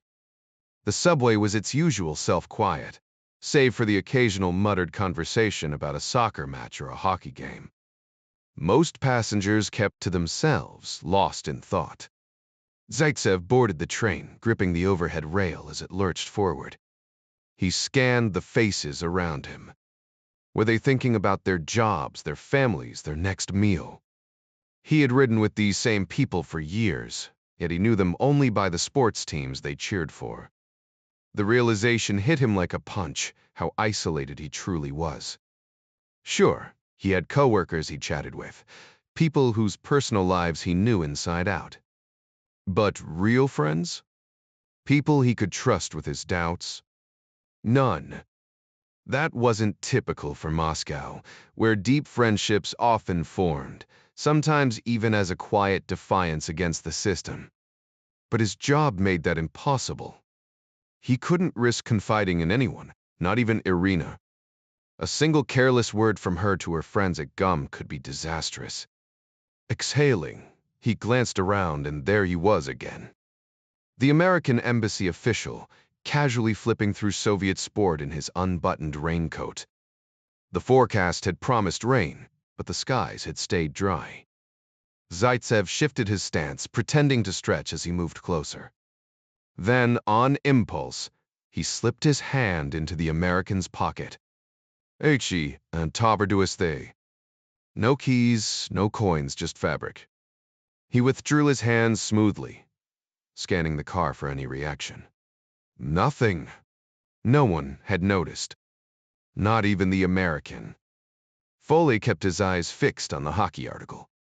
In any other city, he might have assumed a pickpocket had just tried their luck. But here, the thought hadn't even crossed his mind. In the Soviet Union, possessing foreign currency was strictly forbidden for citizens, making it pointless and downright dangerous for a common thief to target an American on the streets, let alone attempt to pick his pocket. The KGB, likely still tailing him, wouldn't resort to such crude tactics either. If they wanted his wallet, they'd deploy a polished two-man operation, just like seasoned American pickpockets want to create a distraction while the other did the lifting. Even the most vigilant operative could fall for it unless they were on high alert, and maintaining that level of awareness for long stretches was exhausting, even for a trained spy. That's why passive defenses were key, like wrapping a rubber band around the wallet, simple yet effective. A basic trick taught at the farm that didn't scream spy to bystanders.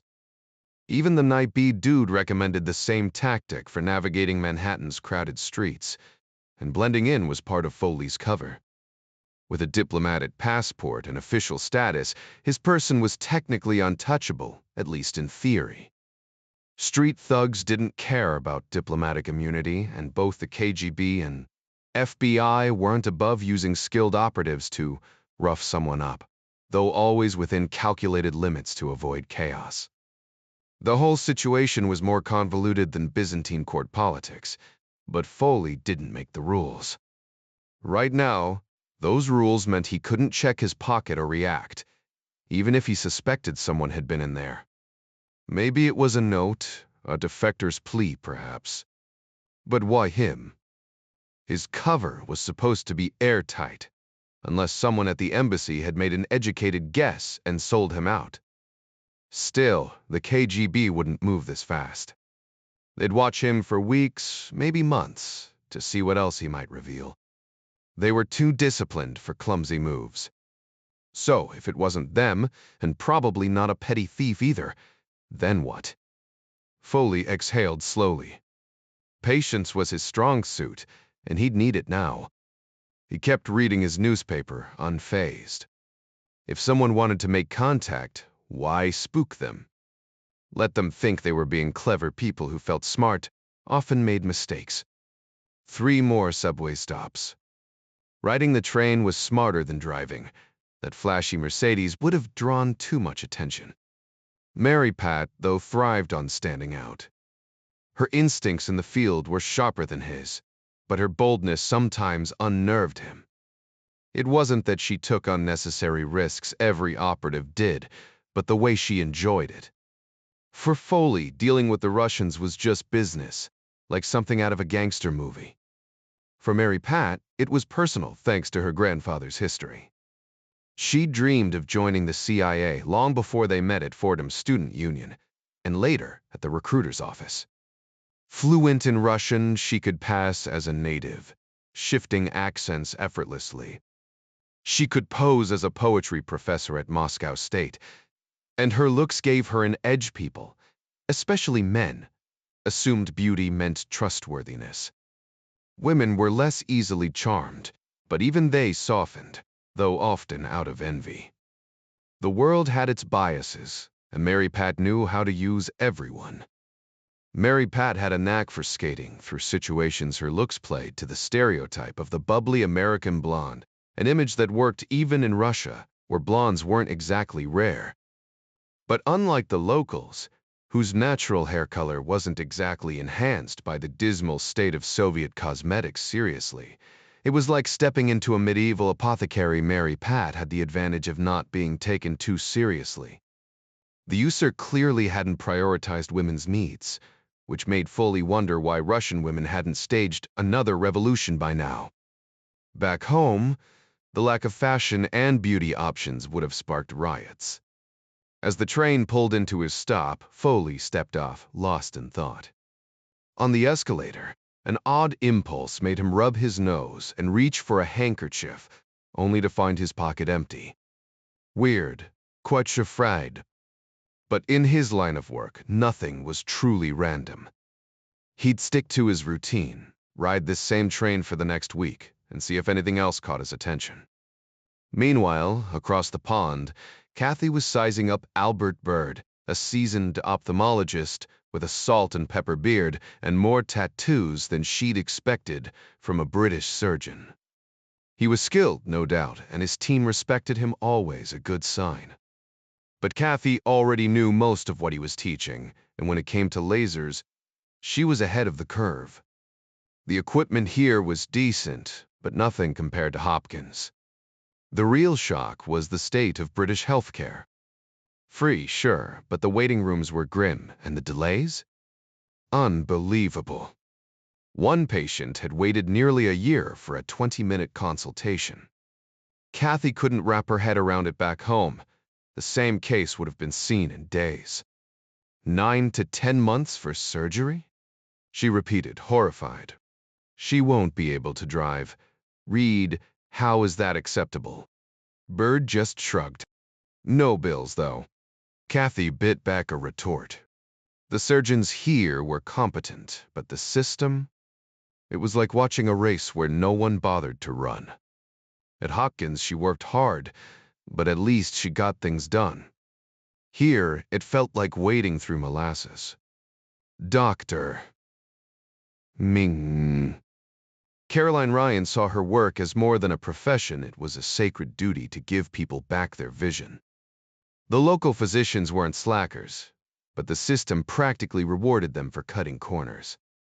She'd stepped into a medical landscape that felt decades behind, where even basic technology was scarce. NIGED scanners, a luxury most British hospitals couldn't afford, thanks to some bureaucrat's short-sighted decision. By the time she graduated from Johns Hopkins, those machines were as standard as blood pressure cuffs in American hospitals. Sure, they cost a fortune, but patients footed the bill, and the investment paid off fast. She rarely needed one except when a tumor pressed against an optic nerve, and then it was a matter of life or sight. Hopkins had gleaming floors, but patients were the same everywhere, hurting, hopeful, human. One of her classmates had ventured to Pakistan and returned with enough rare eye cases to fill a textbook, along with a nasty bout of amoebic dysentery that killed any wanderlust. At least here, the worst she'd catch was a cold from some sniffling kid in the waiting room. Meanwhile, her husband Ryan kept missing their evening train, always trudging in late. His biography of Admiral Halsey was nearly done, but the real grind was weaving facts into a story.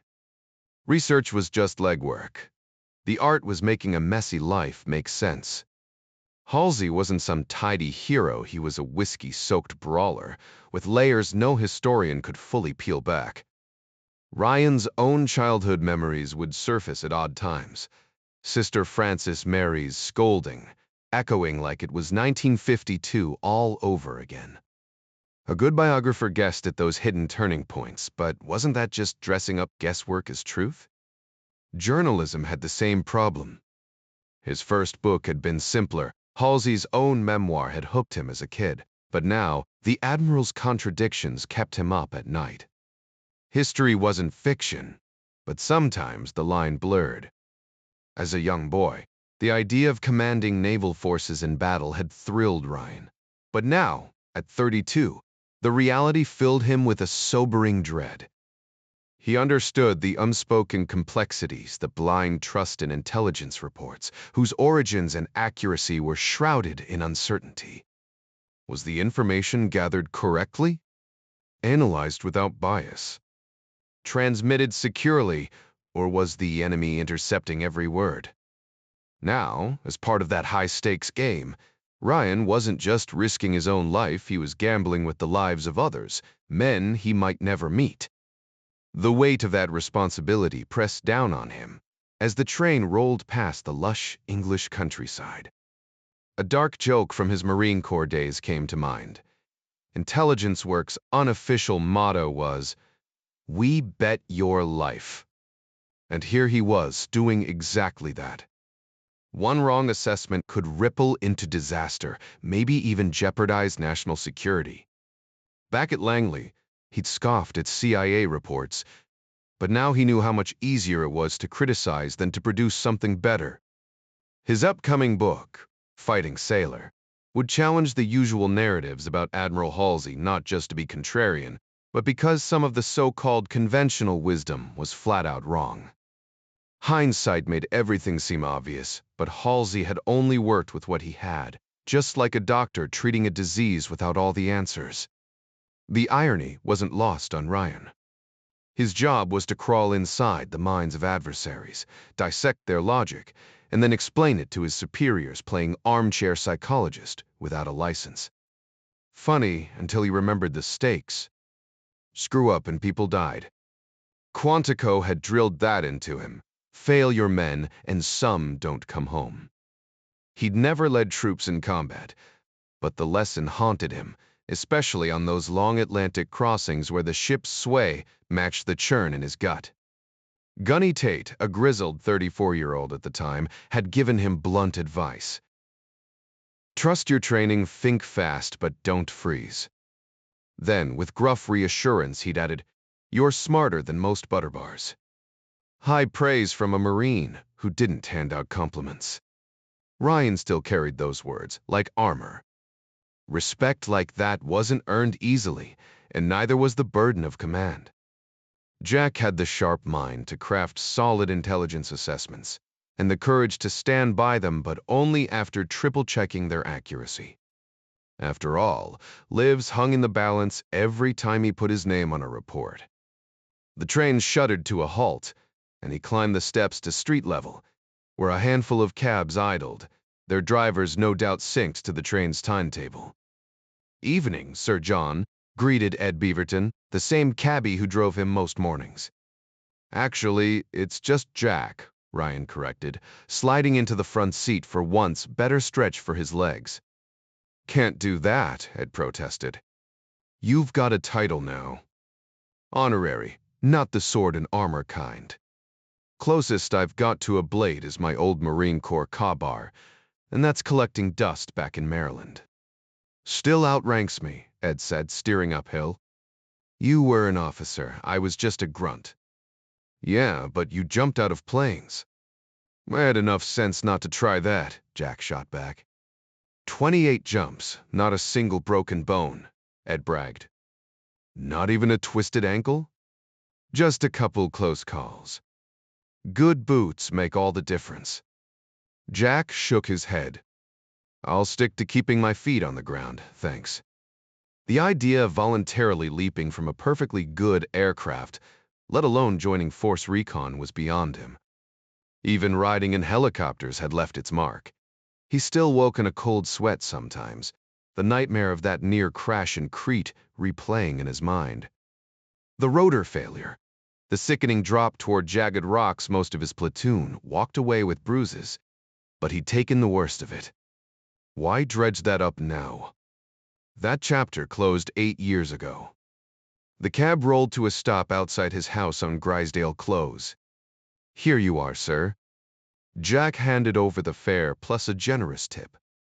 "Seriously, Ed, call me Jack." "Right you are, sir. See you tomorrow." Resigned, Ryan stepped out, knowing some battles weren't worth fighting. The front door was unlocked as usual. He loosened his tie and made for the kitchen, where chaos greeted him. "Daddy, is Craig Daenerys." Sally launched herself at him, and he swung her up into a bear hug. "How's my favorite adventurer?" "Good." Kathy stood at the stove, stirring a pot. He deposited Sally and stole a kiss. "How do you keep beating me home?" "Medio," he asked. "Back in Baltimore, you're always the last one out of the ill air." "Perks of British unions," she said. "They actually clock out on time here. Unlike Hopkins, where quitting time is just a suggestion." Must be nice living the 9 to 5 life. Even your father doesn't wrap up this early. Bund Evlistef. 2. A full hour half the time off campus. Though, she admitted, the cafeteria's a step up from hospital food. What's on the menu? Your favorite. The rich aroma of her bolognese sauce filled the room, and a fresh baguette lay waiting. Where's the munchkin? D forced. Little Jack sat triumphantly in his crib, surrounded by a battlefield of chew toys. His newest skill sitting up had come early, much to his dad's pride. Spotting Jack, he flashed a gummy grin, demanding an immediate lift. Jack obliged, noting the clean diaper Miss Margaret's handiwork, as always. The nanny had a knack for vanishing before he got home, leaving everything in order. Sally adored her, which was what mattered.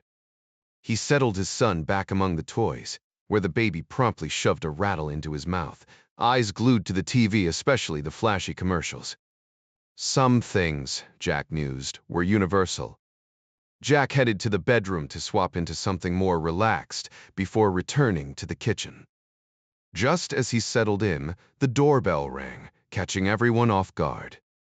He opened the door to find a man roughly his own height and build, dressed in a sharp jacket and tie, balancing a sizable, unmarked cardboard box. "Dr. Ryan?" the stranger asked in a distinctly American accent. Jack confirmed, and the man continued. "I'm from Embassy Communications." "Vapor 2 4s, Trevdemefts. Murray insisted I deliver this personally." The box, roughly 2.5 feet square, was plain with no labels. Jack ushered him inside, straight to the den, where they spent a few minutes unpacking an oversized secure phone. The man, a former Army Security Agency sergeant, now working as a civilian for the NSA, handed over an encryption key. "You're familiar with how these work?" he asked. Jack nodded. "Got one at my office downtown." The agent laid out the rules. Any malfunction meant an immediate call, and no unauthorized eyes could peek inside without triggering the system's self-destruct.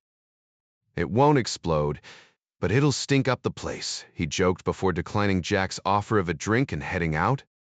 Back in the kitchen, Kathy raised an eyebrow. "What was that about?" Jack grinned. "My new secure line for classified calls." She rolled her eyes. "Secret agent nonsense." He shrugged. "Exactly." The unspoken tension lingered like the loaded Browning high power, tucked away in their closet. Kathy tolerated the hunting shotgun, but the pistol? That was another story. Still, they'd reached an uneasy truce, out of sight, out of mind, and far from their daughter Sally's curious hands. As Jack uncorked a bottle of Chianti, Kathy teased him about his work. "Same old spy games tomorrow." He smirked. "Yep. Glamorous, right?" She stirred the spaghetti sauce, shaking her head. "I'll stick to prescribing glasses." Sally, now too big for a high chair but still needing a boost, proudly carried her seat to the table. The evening settled into their usual rhythm banter, dinner, and the quiet understanding that some topics, like pistols and classified calls, were best left undiscussed. The meal was spaghetti, so Kathy's father tucked a napkin into her collar to protect her dress. The tomato sauce would likely still find its way onto her clothes, but at least she'd learn the importance of table manners. Ryan poured wine for himself, but Sally didn't ask for any. Her father had let her try it once, much to her mother's disapproval, and that experiment hadn't ended well. Instead, she sipped her Coke quietly. Svetlana had finally dozed off after her usual stubborn resistance to bedtime. She slept peacefully, her lips curled into a smile that reminded her father of the cherubs in those old Italian church paintings he'd seen in travel guides. The television hummed in the background, playing yet another World War II film. Same predictable plot lines, same stock characters. The Germans were always ruthless, except for that one token conflicted soldier who inevitably turned out to be a communist torn between duty and conscience. The Soviets, of course, suffered heavy losses before heroically turning the tide. Moscow, Stalingrad, Kursk, take your pick. There was always the stoic political officer, the brave grunt, the grizzled sergeant, and the promising young lieutenant. And let's not forget the general who shed a single tear for his men before steeling himself for the next battle. The only real variation was whether Stalin was portrayed as a divine leader or conveniently ignored, depending on when the movie was made. After Khrushchev's damning speech in '56, the Soviet film industry had quietly dropped the dictator from their scripts, though some citizens still struggled to accept the truth. But Oleg Zaitsev wasn't paying attention to the movie.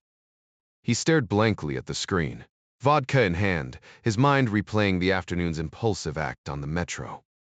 It had felt almost playful at the time, slipping his hand into that American's pocket like a pickpocket testing his skill. No one had noticed, not even the American. So what did that prove? That he was capable of. What exactly? The question gnawed at him. He was an educated man, a skilled chess player, a trusted government employee with security clearance. He had status, even if it was minor. The KGB relied on him. So why had he done something so reckless? His thoughts spiraled. Was it the priest? Had some unseen force compelled him? No, that was absurd. He wasn't superstitious.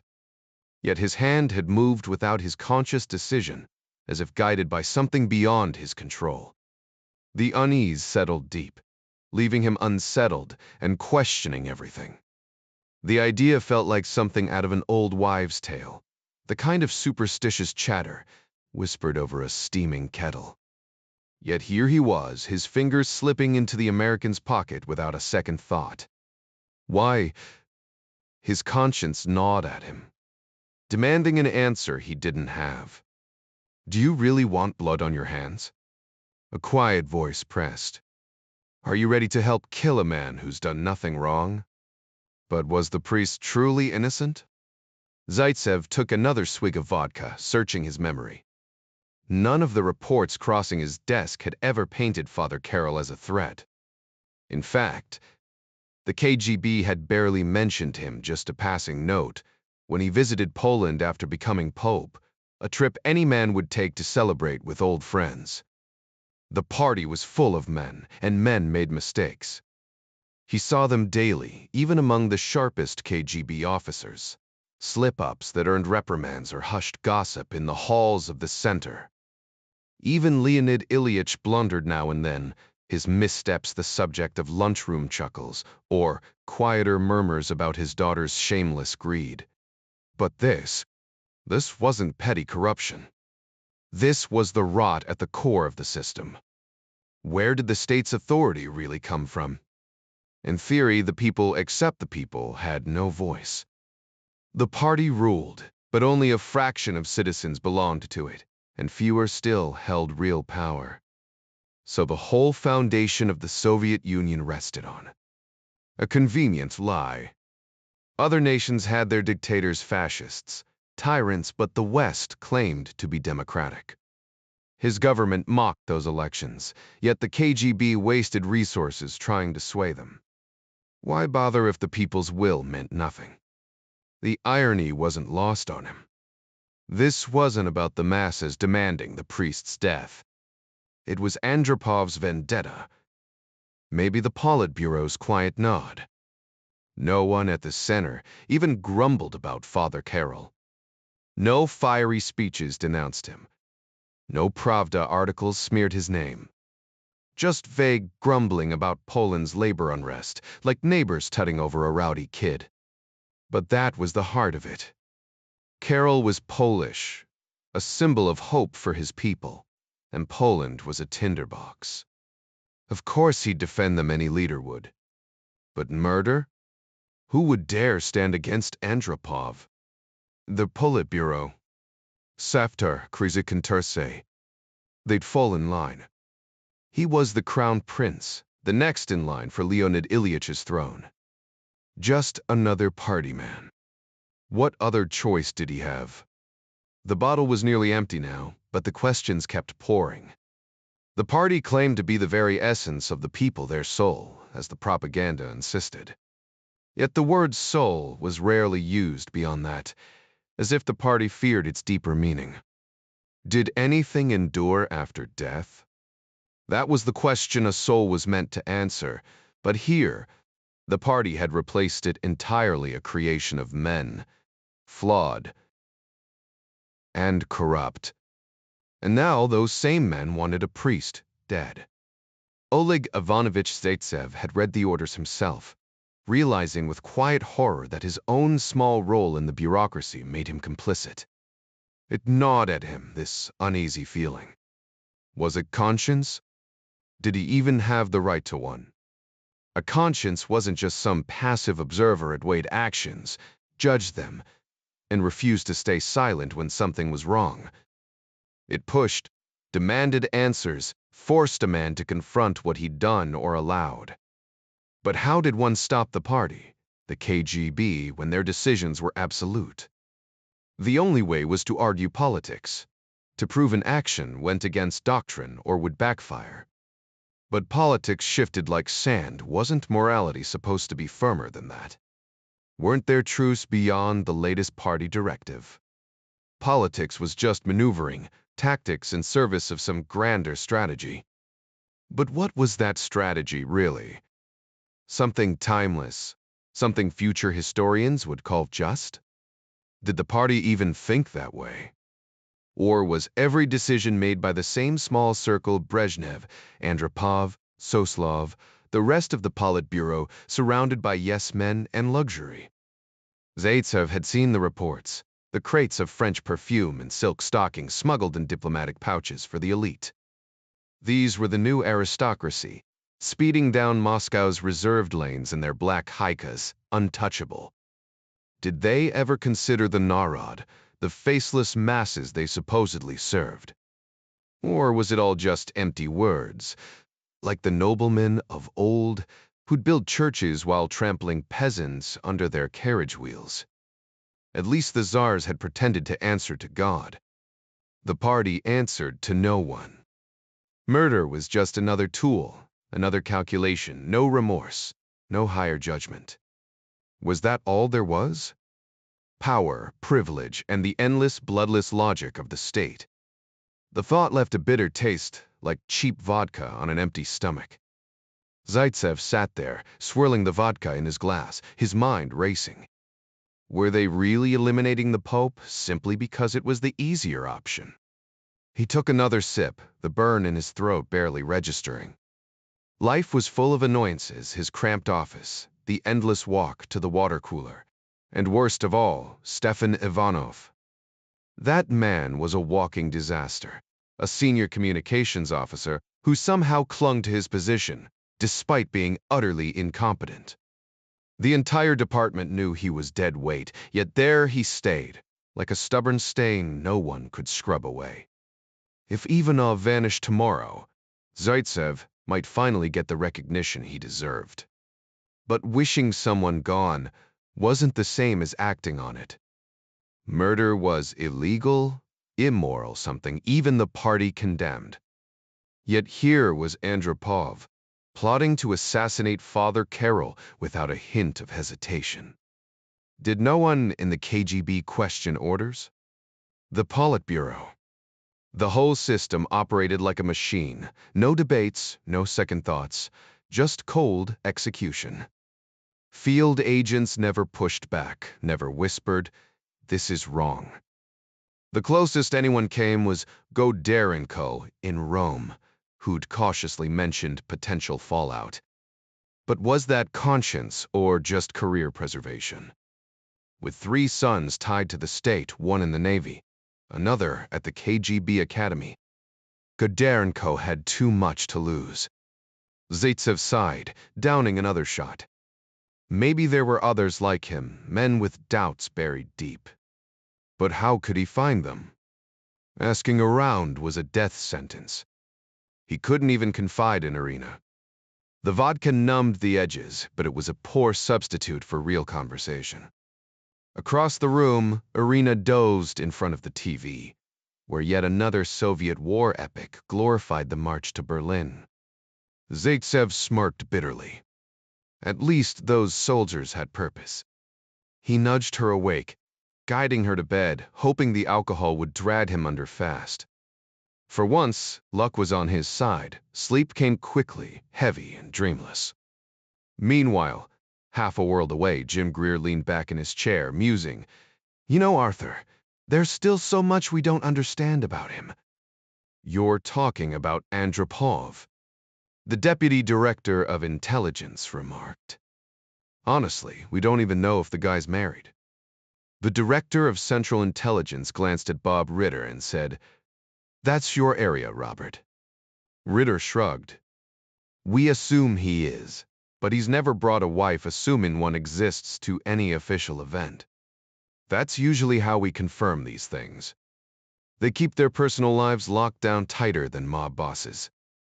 The Soviets are paranoid about secrecy, and frankly, we haven't prioritized digging into it since it doesn't impact operations. James Greer leaned forward. How a man treats his family, if he has one, tells you a lot about his character. Ritter scoffed. You want me to waste Cardinal's time on that? He could do it, sure, but why bother? Greer didn't back down. Is it really a waste? If he's abusive, that's one thing. If he's devoted, that's another. It all adds to the profile. Ritter rolled his eyes. The guy's a brute. Just look at his photo. His staff acts like they're standing in front of Hitler. He recalled the recent visit by a group of governors to Moscow. The governor of Maryland, a sharp-eyed Democrat, had taken one look at Andropov and immediately pegged him as a thug, only to realize he was staring at the head of the KGB. That assessment had made its way into Langley's files. Arthur Moore chuckled dryly. Not exactly a fair judge of character, was he? More interested in the noose than the trial. Texas had its share of harsh judges back in the day, but at least they'd moved past that. Somewhat. All right, Robert, Moore continued. If Andropov's next in line for general secretary, we should get a better read on him. Or the min and a wet. Ritter smirked. We could shake a few trees. Or, better yet, ask Sir Basil. The Brits are smoother with the social intel. Takes the pressure off us. Moore frowned. I like Basil, but I don't like owing him favors. Greer cut in. Your boy Ryan's in London. Have him ask casually. You get him set up with a secure line yet? Should have arrived today, Greer confirmed. Moore nodded. Approved, but keep it low-key. Tell Ryan it's personal curiosity, not official business. As the meeting wound down, the DCI grinned. So, Bob, any luck with Mask of the Red Death? Ritter smirked. Don't dismiss it too fast, Arthur. They're vulnerable if we play it right. Greer laughed. Just don't say that in front of Congress. They might panic. We're supposed to be coexisting peacefully, remember? Ritter's expression darkened. Peace didn't work with Hitler. Stalin and Chamberlain tried playing nice. Look where that got them. Like it or not, they're the enemy, and real peace isn't an option. He held up his hands. I know, we're not supposed to say that out loud. Thank God the president thinks it, though. No one argued. All three had voted for the current administration, despite the old joke that Langley had two things in short supply: communists and Republicans. This president had backbone and a knack for seizing opportunities qualities. Ritter admired, even if his bluntness rubbed people the wrong way. All right, he said, ready to move on. Moore wrapped up the meeting by mentioning he needed to prepare budget materials for an upcoming Senate hearing in 2 days. Meanwhile, Ryan sat at his desk, lost in thoughts about the historic Battle of Leyte Gulf, when an unexpected phone call interrupted him.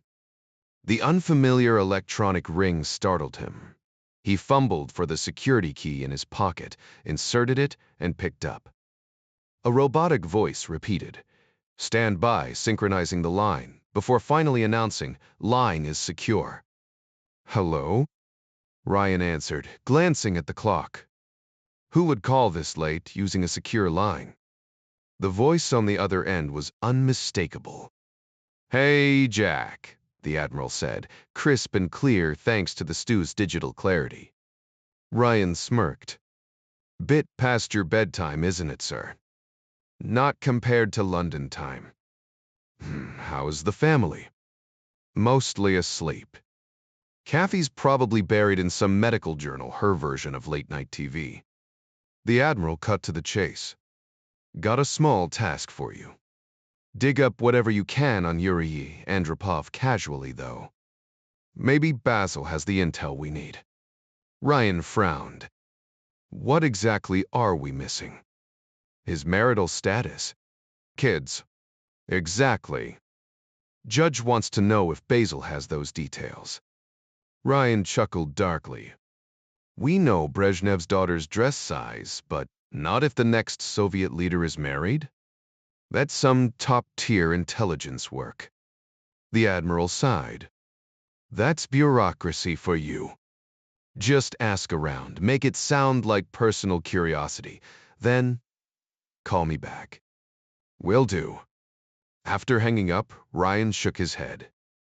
The absurdity of it, Andropov was nearly 60, and they didn't even know if he had a family. Meanwhile, Kathy had been complaining about the UK's socialized medicine, though Ryan had no complaints. Being married to a Johns Hopkins professor had its perks. Later, as midnight passed, dreams took over. A vivid scene unfolded. A Moscow summer day, a priest in white robes, walking across Red Square, children clinging to his hands.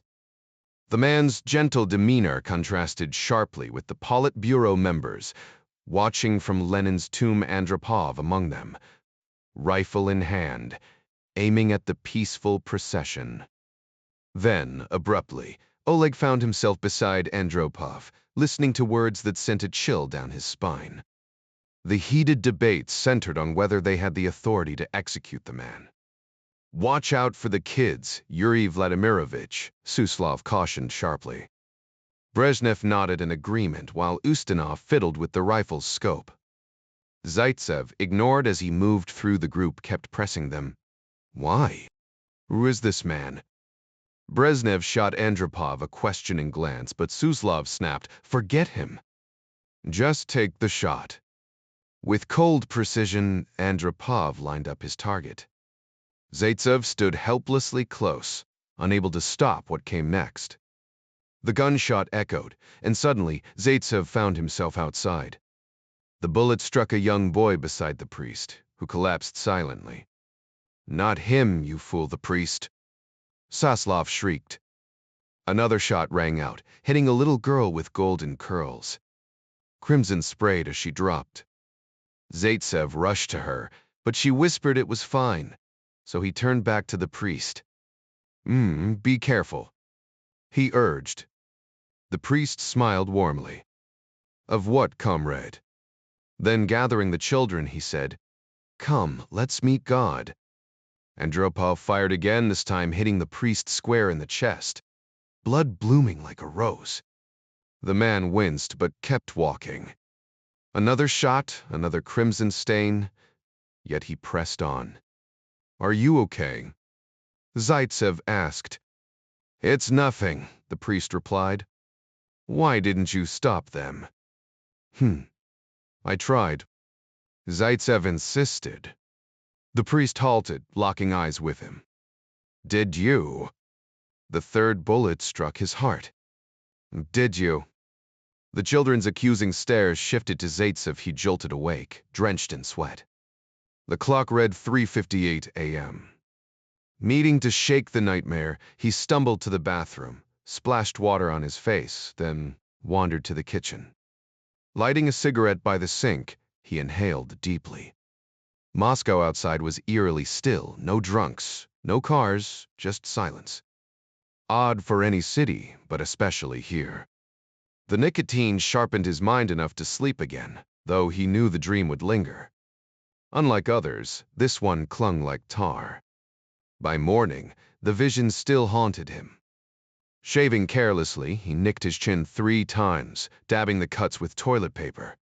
Over breakfast, his wife noticed his distant stare but stayed quiet. The metro ride to work felt surreal. His body moved on autopilot while his mind raced, torn between numbness and chaos. He was a leaf swept downriver, hurtling toward some unseen end, the world blurring past too fast to grasp.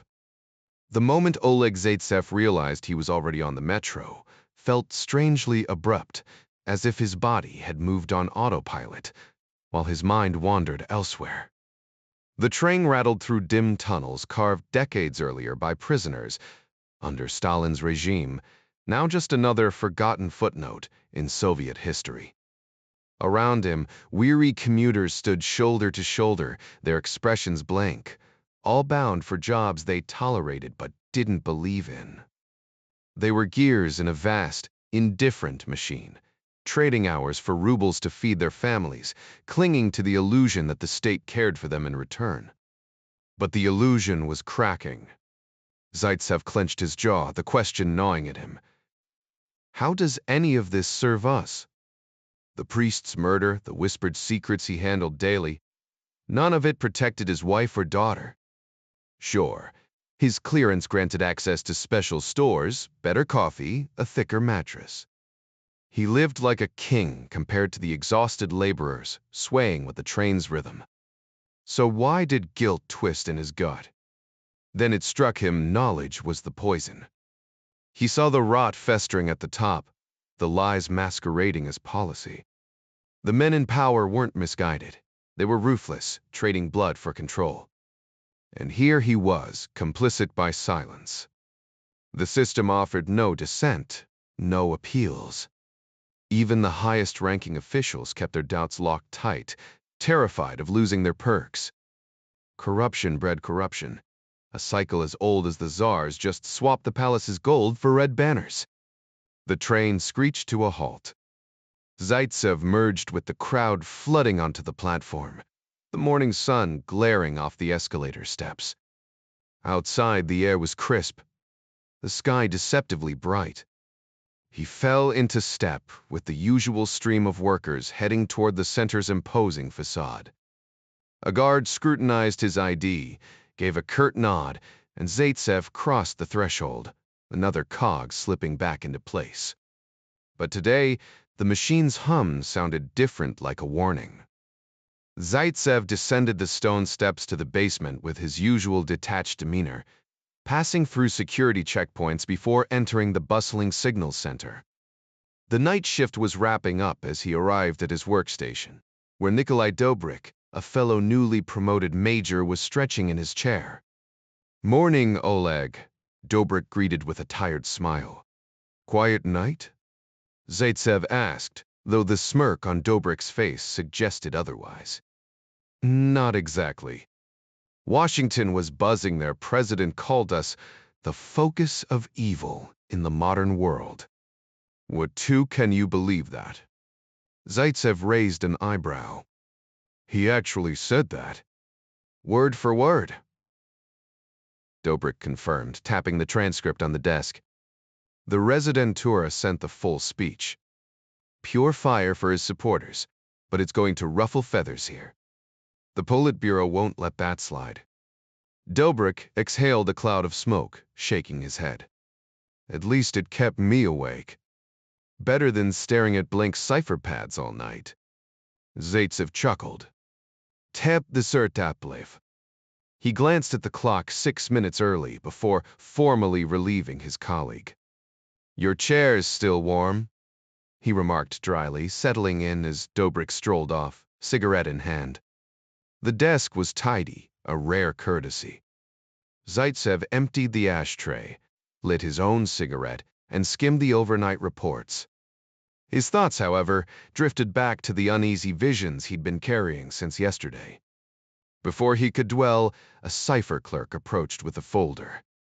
Washington Station's latest, Comrade Major. Inside, fresh intel from Cassius, an asset with deep political connections, likely embedded in the U. Senate. Zaitsev smirked. Democracy's finest working for us. The irony wasn't lost on him. He flipped a page, scanning the details, but his mind lingered on the bigger question. How many more like him are out there? The answer, he suspected, was one he'd uncover sooner than he wanted. The unpaid nature of his work marked him as an ideologically driven operative, the most reliable kind. After scanning the dispatch, he mentally pinpointed the right recipient upstairs. Colonel Anatoly Grigorovich Fokin in the political department, whose office was listed under the Washington desk, line PR, 1st Department, 1st Chief Directorate, on the 4th floor. Meanwhile, outside the city, Colonel Ilya Fedorovich Bubovoy stepped off his early morning flight from Sofia. To make it, he dragged himself out of bed at 3 a.m., with an embassy car rushing him to the airport for the Moscow-bound plane. The summons had come from Alexei Rajdestangzy, an old acquaintance who'd thoughtfully called the day before to reassure him the summons to the center wasn't cause for alarm. Bubovoy had nothing to hide, but the heads-up was appreciated. You could never be too careful with the KGB.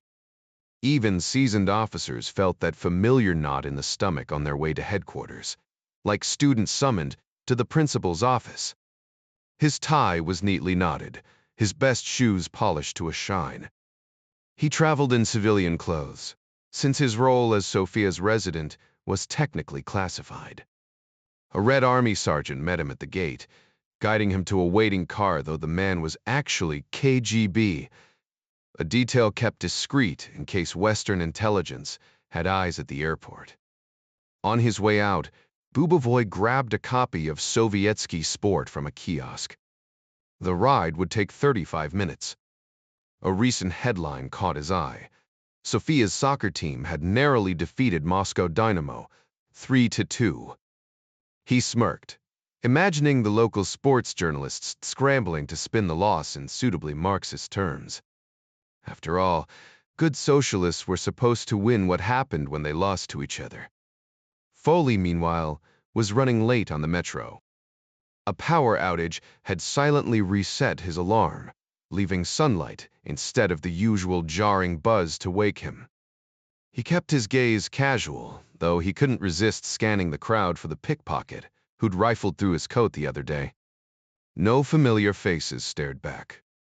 He'd try again on the 5:41 p.m. train, just in case. In case of what? He wasn't sure, but that uncertainty was part of the thrill. If it was just bad luck, fine. But for the next few days, he'd stick to the same routine.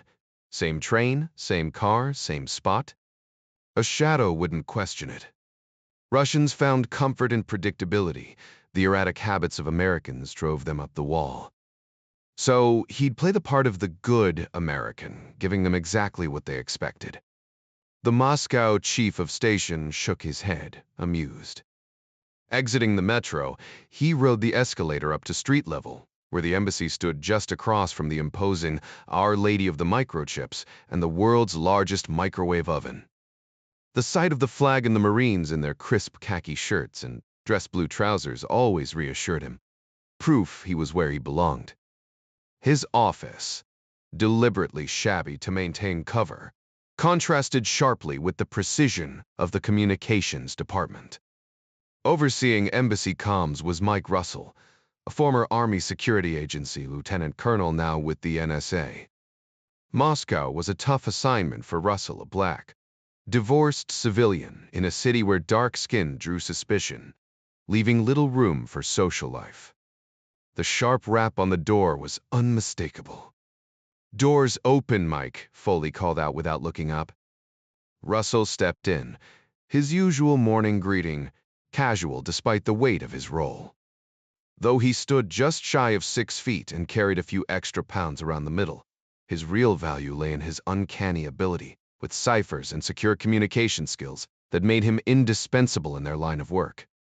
"Slow night for you," Foley remarked, noticing the lack of urgency in Russell's posture. "Guess so," Mike shrugged, pulling a nondescript envelope from his jacket. Just this came through.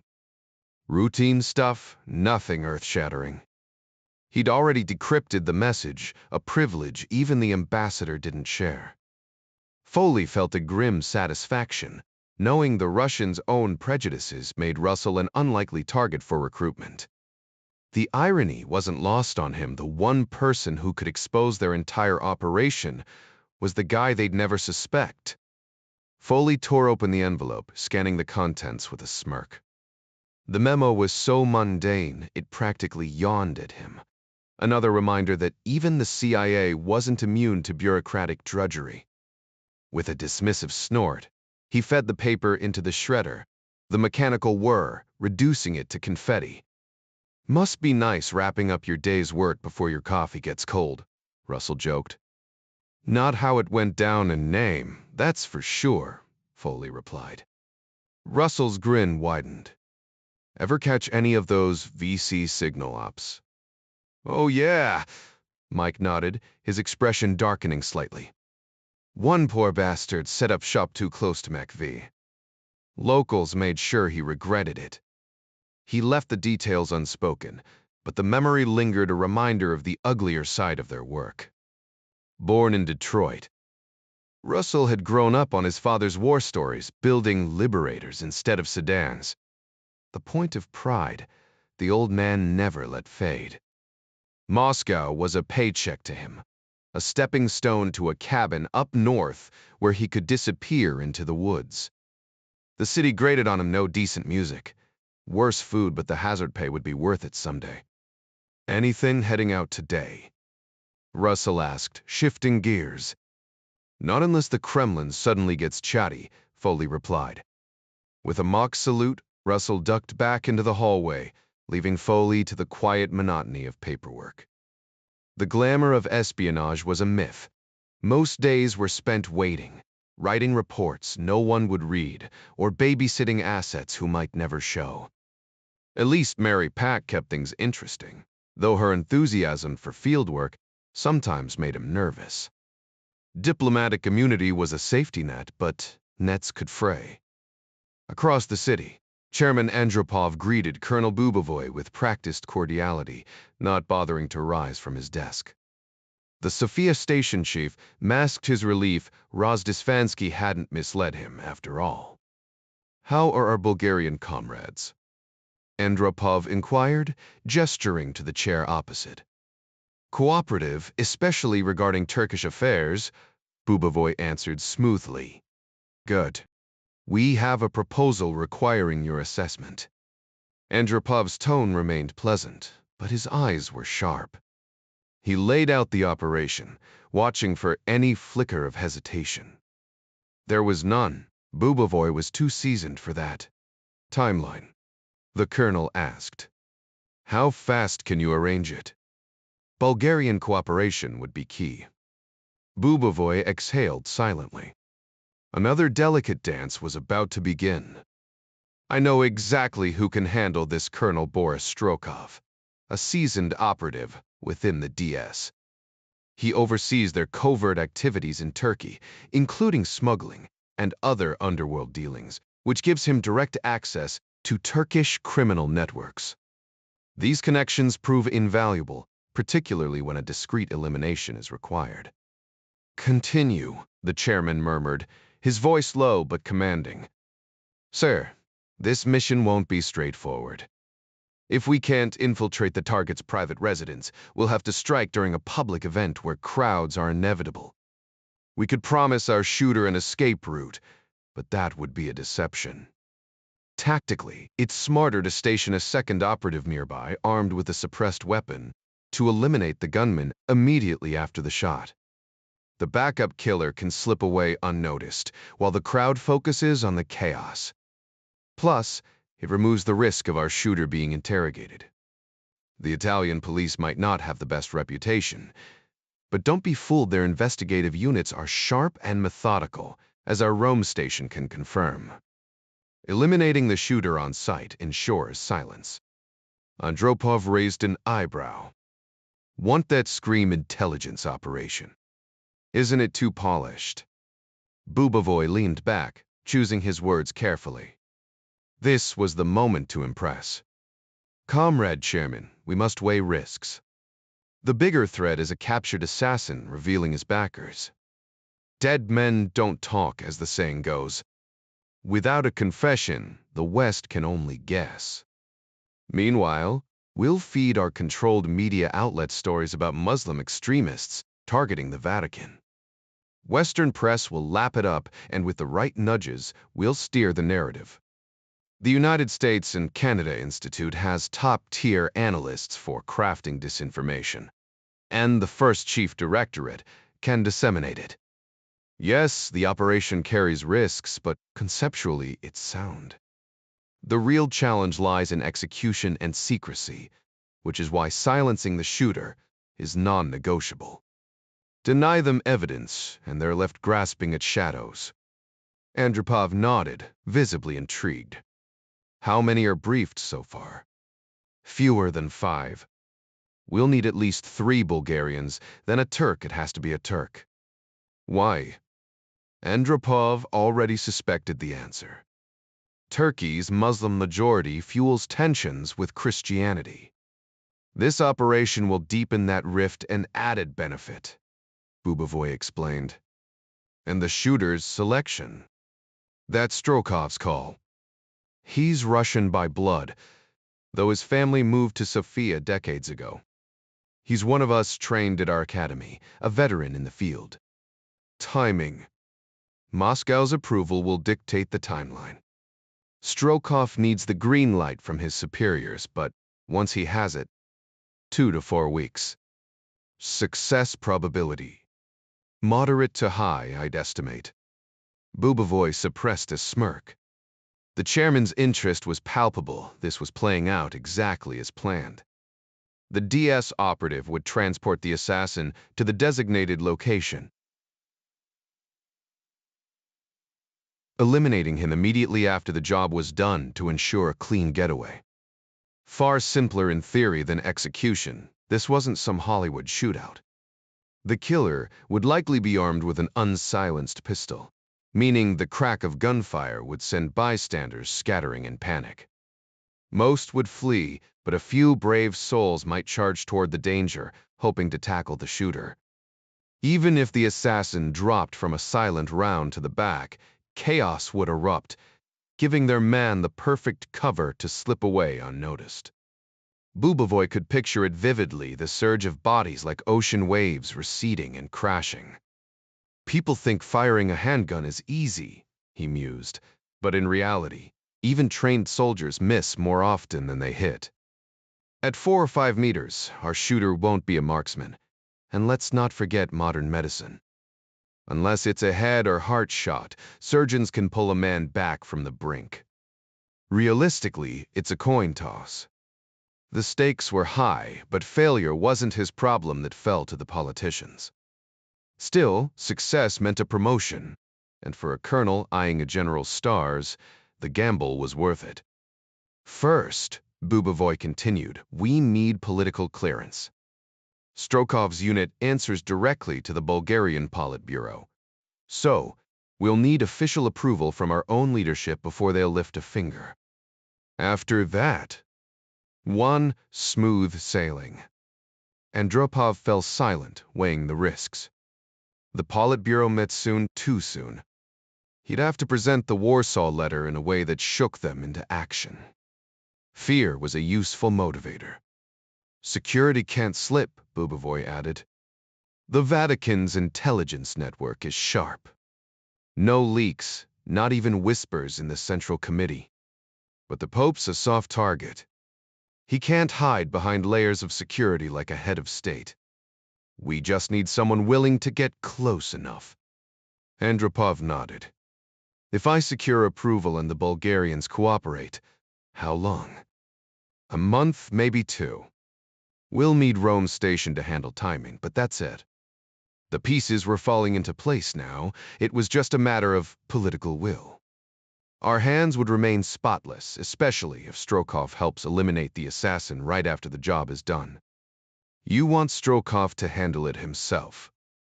Does Dickon Priestav? Bubovoy gave a firm nod. Boris Andreevich doesn't shy away from dirty work. He's done this kind of thing before. The Reich-Heim. Andropov glanced down at his desk. No written records of this operation. Once I have approval, you'll get the green light directly from my office, coded as 15882-666. Any sensitive details will be passed through messengers or in person. Lodge Pleer, Crystal Comrade Chairman. Only the operation number gets documented. I'll be shuttling between Sofia and Moscow, but that's no issue. Can we trust the Bulgarians? Andropov asked, a flicker of doubt crossing his face. Absolutely. We've worked with them for years. They're better at this than we are, honestly. More experience. When someone needs to disappear, they're usually the ones handling it. Colonel Rozdestovensky mentioned that. I just haven't seen it firsthand. You could meet Strokov anytime, Bubovoy offered. Andropov shook his head. Best if I don't. As you wish, Comrade Chairman. Typical, Bubovoy thought. Andropov was a politician, happy to order bloodshed, but unwilling to get his own hands dirty. Still, that was the game.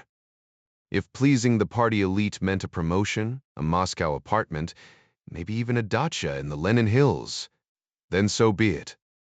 Some foreigner's bad luck wasn't his problem. The man should have known better than to cross the wrong people. Thank you for your expertise, Colonel. You'll hear from me soon. Bubovoy stood. I served the Soviet Union, he replied before slipping through the concealed door. Rozdestovensky was waiting outside. How would it go, Ilya? Not sure I can say, Bubovoy answered cautiously. If this is about Operation 666, you can, Rozdestovensky assured him, guiding him down the hall.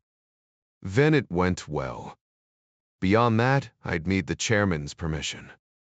Better safe than sorry, even with a friend. I vouched for you, Ilya. This could benefit us both. We're just doing our jobs, Alexei, like everyone else here. Let's get you to your car. You'll make the noon flight. Minutes later, Rozdestovensky returned to Andropov's office. Well, he said the meeting went smoothly, but won't share details without your approval. A true professional comrade, Chairman. Am I your liaison for this? Yes, Alexei. I'll send confirmation. Andropov preferred strategy over execution. What do you know about this Colonel Strokov? Bulgarian intelligence. Specializes in assassinations, plenty of experience. Bubovoy trusts him. How does one specialize in killing? Andropov mused. It was a corner of the KGB he'd never explored. His true responsibilities ran far deeper, of course. But within the directorate, a select few officers possessed the necessary expertise for such delicate operations. Among them, he stood out as the most seasoned professional, his track record impeccable. If the records were accurate, he'd personally neutralized 7 or 8 high-priority targets, primarily Bulgarian operatives, with a couple of Turks mixed in, though never anyone from Western nations. Is it as hard as they say? Yuri Vladimirovich inquired. Rozdestovensky shook his head. I wouldn't know firsthand, he admitted, carefully omitting that he had no desire to find out.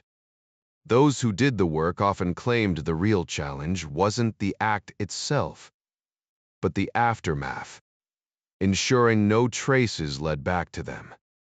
Modern law enforcement had become frighteningly competent at solving homicides, after all. In this particular scenario, they could expect an investigation of unprecedented intensity. Bubovoy's plan was straightforward. Send Strokov to execute the mission, then eliminate him immediately afterward. Rajastist Duskensky gave a slow, approving nod. We've considered that approach ourselves, he mused. Andropov exhaled, briefly shutting his eyes as the implications played out in his mind. It would neatly resolve countless political complications. My next step is securing Politburo authorization, he stated. How soon, Comrade Chairman? Rozdestevinsky pressed, unable to mask his eagerness. By tomorrow afternoon, Andropov replied. Meanwhile, in the communications hub, Zaitsev had slipped into the numbing rhythm of his daily tasks. The realization hit him like a jolt. He'd become nothing more than a cog in the machine, mindlessly processing classified directives until they were etched into his memory. He knew every operational code, every case officer, every shadowy mission unfolding upstairs. The sheer volume of secrets he absorbed without question unsettled him now. Though the process had been so gradual, he hadn't noticed until this moment. Yet one designation refused to fade, 15882-666. Zaitsev. Rozdestensky's voice snapped him back to reality.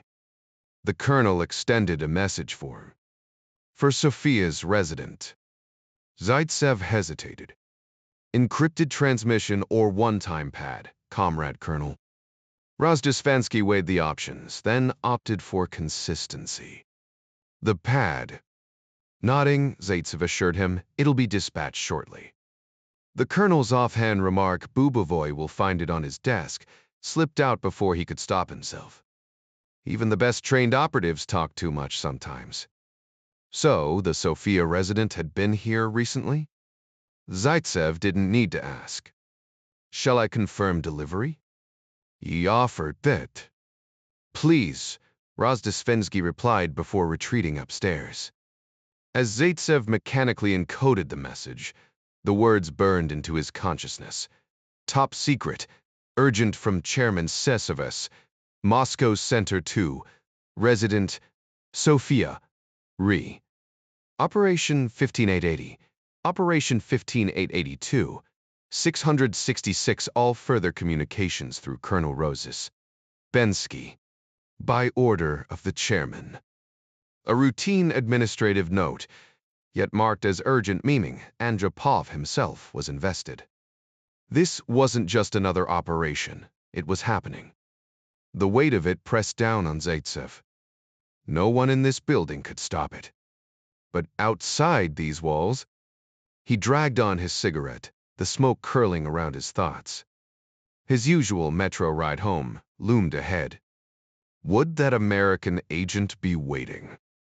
The word treason slithered through his mind, its consequences terrifying. Yet the alternative, sitting idle while an innocent man died, was unthinkable. For the first time, he understood what it meant to be truly trapped. Zaitsev grabbed a blank message form from the thick stack on his desk, his fingers brushing the crisp edge of the paper. He smoothed it flat and carefully wrote in English with a soft pencil. If this catches your attention, wear a green tie tomorrow. That was all he dared to commit for now. Folding the note neatly, he slipped it inside his cigarette pack, making sure every movement looked routine. In this room, even the slightest irregularity drew attention. To cover his tracks, he scribbled nonsense on another form, crumpled it, and tossed it into the trash before returning to his usual tasks. For the next few hours, every time he reached for a cigarette, his fingers brushed against the hidden message. Each time he debated, pulling it out, shredding it, and tossing the pieces into the burn bag. But he left it there, convincing himself he hadn't crossed any lines yet. He forced his mind to stay blank, focusing on his work like an automaton, counting down the minutes until the day ended. By late afternoon, he glanced up at the water-stained ceiling of the communications office and muttered something under his breath, half plea, half resignation. When the shift finally ended, he followed his usual routine. The same path to the metro, the same crowded escalator, the same predictable train schedule. But then his pulse spiked there. Standing in the exact same spot was the American. The man held a newspaper in one hand, his raincoat hanging open, the inside pocket gaping like an invitation. Zaitsev's throat tightened. He maneuvered through the packed car, fingers slipping into his shirt pocket for the cigarette pack. With practiced ease, he palmed the folded note, timing his move as the train slowed for a station. A calculated bump, a quick transfer done. Now came the doubt. Was the man really an American, or a trap? Had he been made? The paper carried his fingerprints, but he could argue anyone might have taken a blank from his desk. A flimsy defense, maybe, but enough to sow doubt. Stepping off the train, he lit a cigarette, willing his hands to stay steady. Foley, meanwhile, hadn't noticed a thing. The usual jostle of the subway masked the exchange until his fingers brushed something foreign in his pocket. Instinct made him scan for surveillance, but he caught himself. If they were watching, it'd be from a distance, cameras tracking his every move. So he kept walking, nodding at the gate guard, riding the elevator up like any other evening. The note burned in his pocket, unseen. Ed Foley stepped into their Moscow apartment, the door clicking shut behind him. "Honey, I'm home," he called out, waiting until he was safely inside before pulling out the folded newspaper tucked under his arm. The place was clean, no hidden cameras, at least none he could detect. American surveillance tech hadn't reached that level yet, and the Russians?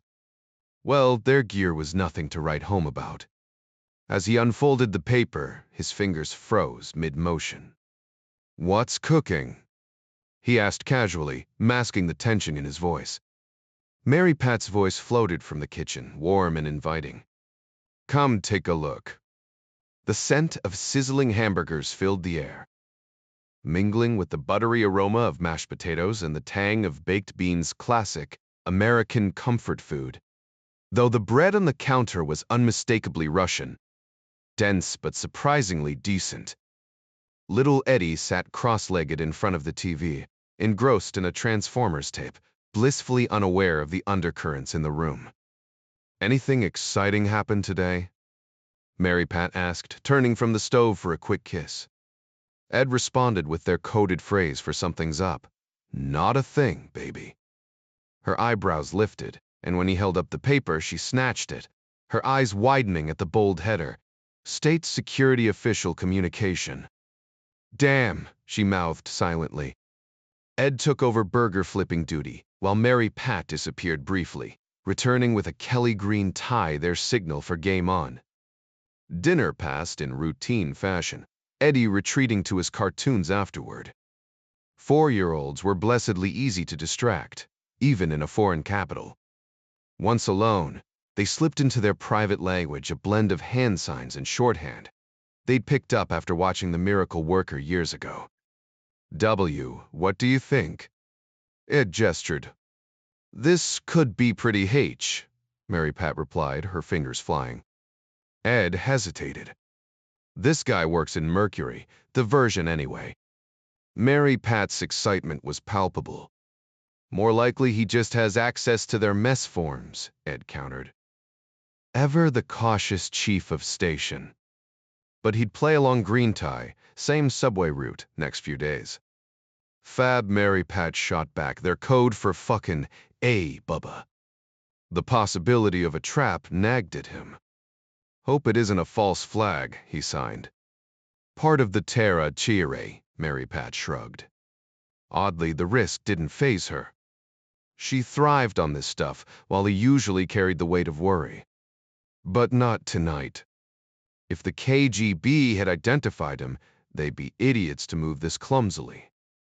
The Soviets were cold, methodical, more Vulcan than vaudeville. Even the FBI wouldn't bungle an op like this. No, this felt real. A long shot maybe, but worth the gamble. He'd watched the subway crowds like a hawk. "See, Pel El?" Mary Pat asked. Ed shook his head. "I too early." Then she mimed, riding a horse, their sign for the chase is on. Finally, some action. Mary Pat had always been the bold one, her instincts razor-sharp. Ed smirked, remembering how she'd probably charmed her way through Catholic school without a single nun catching her mischief. Hell, she'd outmaneuvered him more than once. W. Timur will be inter, he told her, earning a sly, knowing smile. The hardest part now? Not letting his mind race ahead. The game was afoot. Despite their extensive training, the agents couldn't shake the idea of infiltrating the Russian Mercury program. It was like swinging for the fences in the final inning of a championship game, a high-stakes gamble with everything on the line. All right, Simon, Jack pressed. What's the real scoop on this guy? Harding exhaled, tapping his pipe. Reisig the Tusenli. Not much. He's a party loyalist through and through. Sure, heading the KGB might have given him some polish, rumor has it he favors scotch over vodka and digs American jazz, but who knows? Could just be propaganda to soften his image. The man's a brute. You don't climb that ladder without leaving bodies in your wake, mentors, rivals, anyone who blinks first. It's less survival of the fittest, and more survival of the cruelest. Jack frowned. So how sharp is he? Simon smirked. Sharp enough. Reads people like a pro, probably could have been a shrink in another life. When Jack quipped about comparing him to a Tolstoy character, Simon scoffed. Please, real monsters don't fit into neat literary tropes. Stalin fancied himself Ivan the Terrible, but that's just lazy myth-making. These men operate on a wavelength most novelists wouldn't dare imagine.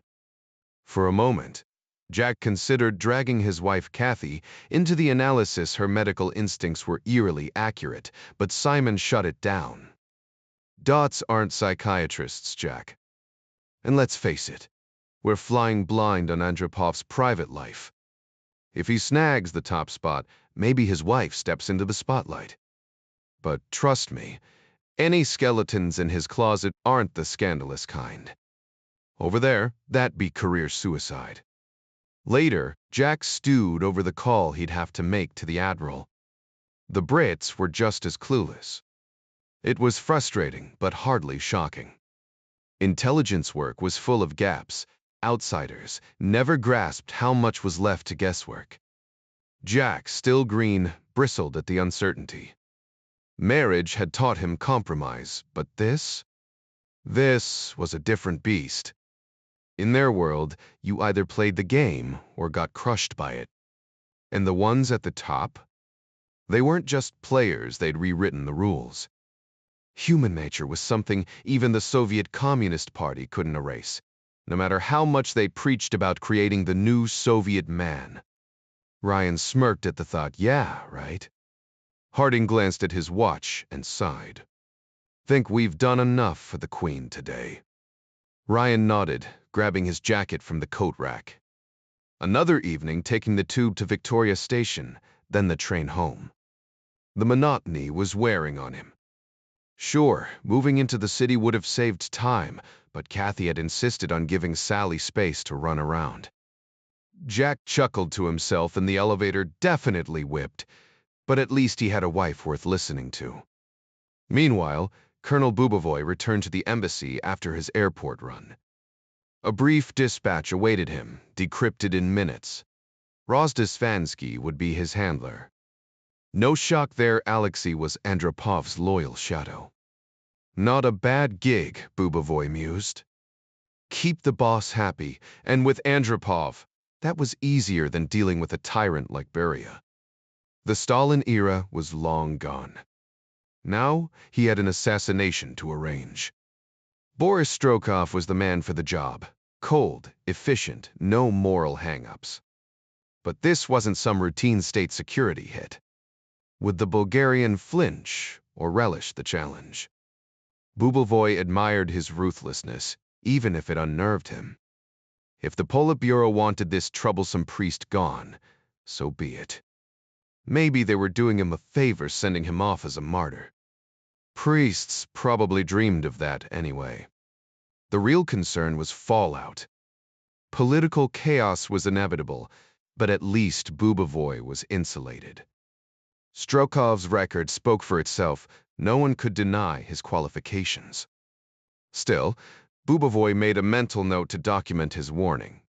A clean shot didn't guarantee death. He'd file it properly, cover his tracks. Now, he just had to wait for the Politburo's green light. Would those old men actually go through with it? Brezhnev was fading. Would that make him reckless or hesitant? Hard to say. Andropov was the rising star. Maybe this was his moment to prove himself. Across town, Andropov poured another drink, eyeing Alexandrov. Will you back me tomorrow? Alexandrov swirled his vodka, avoiding the question. Seslav won't be there. They say he's got 2 weeks left. Andropov pressed. His chair, will you support me? Alexandrov finally nodded. You even need to ask. Of course I will. Alexandrov took a slow sip of his drink before asking, what's the realistic probability this operation succeeds? Andropov leaned forward, his voice measured. Our analysts estimate roughly even odds. We've arranged for a Bulgarian officer to coordinate the logistics, but the shooter must be Turkish security protocols demanded. A Muslim extremist? Alexandrov cut in sharply. Misha, whoever we use, won't be walking away. The mission parameters make extraction impossible, so we can't risk one of our own. Ideally, we'd deploy a Spetsnaz marksman from a safe distance, but that would scream state involvement. This needs to look like the work of a lone fanatic, just like the Americans love to believe. Remember, even with all their so-called evidence, half their conspiracy nuts still blame us or Castro for Kennedy. The trail has to point anywhere but here. Alexandrov exhaled, swirling his glass. You vetted every angle? Compartmentalized at the highest level. You know how these things work. One leak, and the whole plan collapses. The party official grimaced but nodded. Fine. But if it fails, everything in life carries risk, Andropov countered. The priority is deniability. Even a botched attempt would weaken Carol's influence. And 50% failure means 50% victory. After a tense silence, Alexandrov relented. You have my backing. Leonid will agree. That'll secure the vote. How soon can we execute? 4 to 6 weeks. That fast? Alexandrov raised an eyebrow. If we're going to eliminate a problem, why wait? Dragging it out just gives him time to maneuver. Andropov smirked. Who takes his place? Some Italian, no doubt. Maybe his demise will remind the Vatican to stick to prayer books instead of politics. Alexandrov chuckled. Those zealots never learn. Then we're clear. You'll endorse the proposal tomorrow. Andropov pressed. On one condition, your support for Suslov's seat. Consider it done, comrade. The alarm blared on time for once, jolting Ed and Mary Pat Foley awake. Ed stumbled to the bathroom first, then traded places with his wife, while he went to rouse their son Eddie.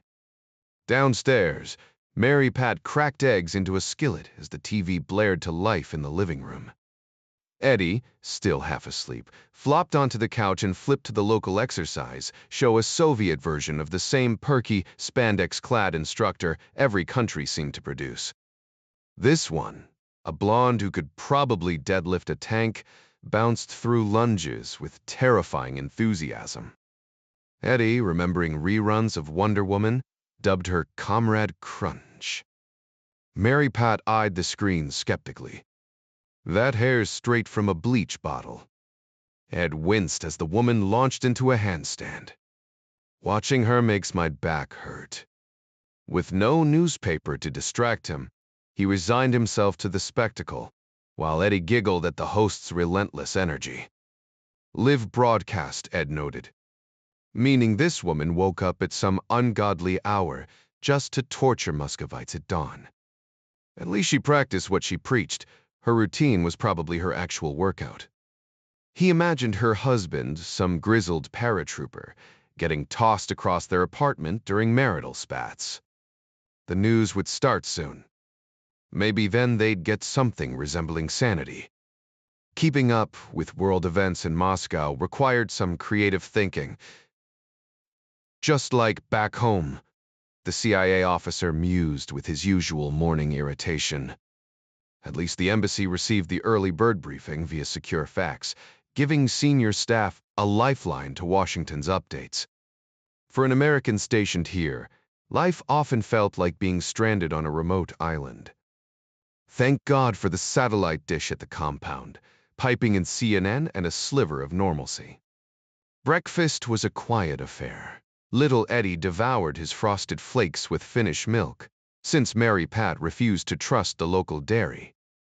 The Foleys barely spoke over their meal, well aware of the listening devices hidden in their walls.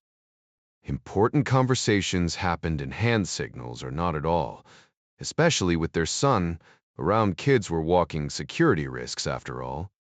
By now, the KGB surveillance team probably found them painfully dull, which was exactly the point. They'd rehearsed this act at Langley with help from a defector who knew the second chief directorate's playbook. Mary Pat had laid out Ed's brown suit and green tie he wore, the color well, almost presidential. His raincoat hung open, just in case another message needed passing. Every nerve would stay on high alert today. So, what's on your agenda? Ed asked casually in the living room. The usual. Might grab lunch with Penny, Mary Pat replied, flashing a knowing glance at the walls. Tell her I said hi. Maybe we can all do dinner this week. Perfect. Maybe she can finally explain rugby to me. Think of it as football with a drinking problem, Ed deadpanned. Anyway, off to babysit the press corps. Mary Pat smirked. That Boston Globe guy's a real piece of work. Outside, the air carried the first crisp whispers of fall. Foley nodded at the gate guard, a rare smiler, probably KGB trained to play nice with foreigners. The guy's Moscow militia uniform didn't fool him. He was too sharp for regular police duty. Walking to the metro was a breeze crossing streets. Here felt safer than dodging cabs in Manhattan. Russian drivers treated traffic laws like vague suggestions, and the dump truck operators drove like they were still in tank battalions. At the kiosk, Foley grabbed Pravda and descended into the subway's mechanical bowels. He was a creature of habit, arriving at the platform precisely on schedule. The trains ran with eerie punctuality, and he boarded at 7:43 a.m. sharp. No glancing over his shoulder after this long in Moscow. Acting like a paranoid tourist would only amuse his KGB tail. Let them think he was as thrilling as yesterday's oatmeal. If Soviet quality control had a bright spot, it was the metro. Everything else, from the bitter coffee to the questionable infrastructure suggested their standards, were reserved for missiles and space probes. And even those, Foley suspected, had their share of shortcuts. The contrast between their haphazard clumsiness and almost Germanic efficiency was striking. The way resources were allocated here spoke volumes. Intelligence operations took top priority, not just to uncover Soviet secrets, but to expose their vulnerabilities. Foley relied on Agent Cardinal to feed America critical details about Soviet military capabilities. While that intel was valuable, the real game changer was political intelligence. The Soviets might have been technologically behind, but their sheer size and unpredictability meant they could stir up chaos if left unchecked.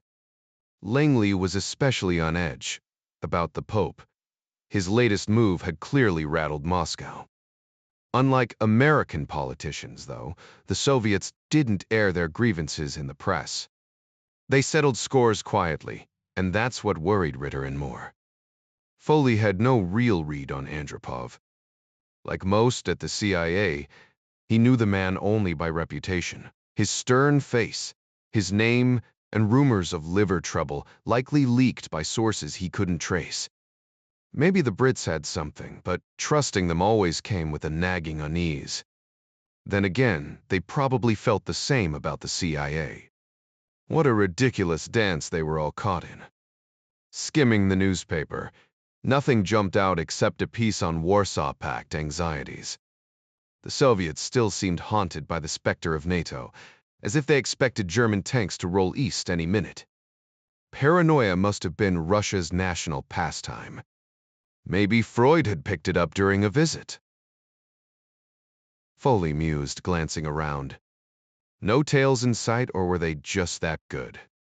If the KGB was tracking him, they'd be flawless. But why waste elite surveillance on a press attaché? The thought gnawed at him. Was he overthinking things or not cautious enough? A wrong move, even something as trivial as wearing the wrong tie, could blow his cover, endangering not just him, but Mary Pat too. Their careers were on the line, their reports landing on the president's desk. The stakes were dizzying. Too much hesitation, and they'd gather nothing useful. Too little, and they'd be exposed along with their sources, who'd pay the ultimate price. It was enough to drive a man to whiskey. Stepping off the metro, he checked his pockets, nothing missing. Either his shadow only worked afternoons, or he'd been made. Either way, it was going to be a long day. Dobrik handed him a sealed file. From Sofia. Zaitsev raised an eyebrow. Eyes only, Oleg Ivanovich, the night officer confirmed. Zaitsev glanced at the message with a dry chuckle. At least it's brief. The header read 15882, 666 no name. Just numbers, as if that made it less suspicious. He kept his face blank, though he knew Kolya was probably itching to ask about it. In communications, guessing the meaning behind unreadable messages was practically a pastime. This one had arrived barely 40 minutes after his shift ended. Guess this gives me something to focus on. Anything else waiting for me, Nikolai? Dobrik shook his head. Just that. Desk is clear. Efficient as always, despite his flaws. Then, duty's officially over. Got a fresh bottle waiting at home. You should eat first, Zaitsev warned, rolling his eyes. Kolya grinned. Yeah, just like my mother says. Maybe I'll pair it with breakfast for a change. With a nod, Zaitsev took his seat. 10 minutes later, the decrypted message lay in front of him, Sofia's resident, confirming Colonel Rostosvensky as the contact for Operation 158826666. So it was official now. He sealed the paper in a manila envelope, pressing hot wax over the flap. They're really going through with this. The thought twisted his stomach. What next? Finish his shift, then scan the metro for a green tie, hoping to see it, or praying he wouldn't. He shoved the envelope at a messenger and turned to the fresh stack of dispatches dumped on his desk. Across the city, Ed Foley winced as he read the lengthy directive from Ritter and Moore, speaking for the president. This would require shaking some serious trees. Station Moscow didn't keep written agent lists, not even coded ones. Not even in Foley's high-security safe, guarded by Marines ready to storm in at the slightest alarm. But the names were etched in his mind. 12 active assets, one already lost just before his arrival. Burned. No one knew how, but Foley suspected a mole in Langley. The game had no rules, no scoreboard. The lost agent, Sosa, had been a GRU lieutenant colonel, exposing major NATO leaks before his cover blew. Now, probably dead, even if he was still breathing. Foley grimaced, remembering the old rumors of GRU traitors tossed into furnaces back in the 50s. Brutal even for Khrushchev's era. Now, They needed intel on this new operation fast. Maybe their KGB asset or the party insider had heard whispers. An attack on the Pope? Foley exhaled sharply. Were they really that reckless? As an Irish Catholic, he had to force himself to push aside personal outrage and focus. The stakes were too high for anything else. The scheme was outrageous by any standard, but he was up against players who didn't believe in boundaries, especially not ones imposed by outsiders. To them, power was their religion, and anyone threatening their political dominion might as well have been Satan storming the gates of heaven. Though, if you thought about it, this was more like an archangel declaring war on hell itself. Mary Pat had a name for it, the belly of the beast. And this particular beast had teeth. Babby Vritive. Sally's cheerful voice rang out as she bounded out of bed, her yellow bunny pajamas stretched tight over her growing frame. The feet were nearly splitting at the seams. She'd need new ones soon, but that was Kathy's call. Jack helped her through the morning routine, steering her to the bathroom before guiding her downstairs to a bowl of oatmeal. Meanwhile, Kathy was busy feeding little Jack, and once her husband finished scanning the newspaper, he ducked upstairs to shave. By the time he returned, dressed and ready, she'd handed off the baby so Jack could burp him and wrestle tiny socks onto his kicking feet, a task made trickier by the baby's new fascination with yanking them off to see if they tasted the same as yesterday. The doorbell interrupted the chaos. First came Margaret von der Beek, then Ed Beaverton, giving the parents their cue to slip out. At Victoria Station, Kathy kissed Jack goodbye before heading for the tube, while he boarded a different train towards Century House. The day was officially underway. Morning, Sir John. Hey, Bert. Ryan studied the man. Everything about him screamed military. Which regiment were you with? Regimental Sergeant Major of the Royal Green Jackets, sir. You're infantry. Bo, you could spot on.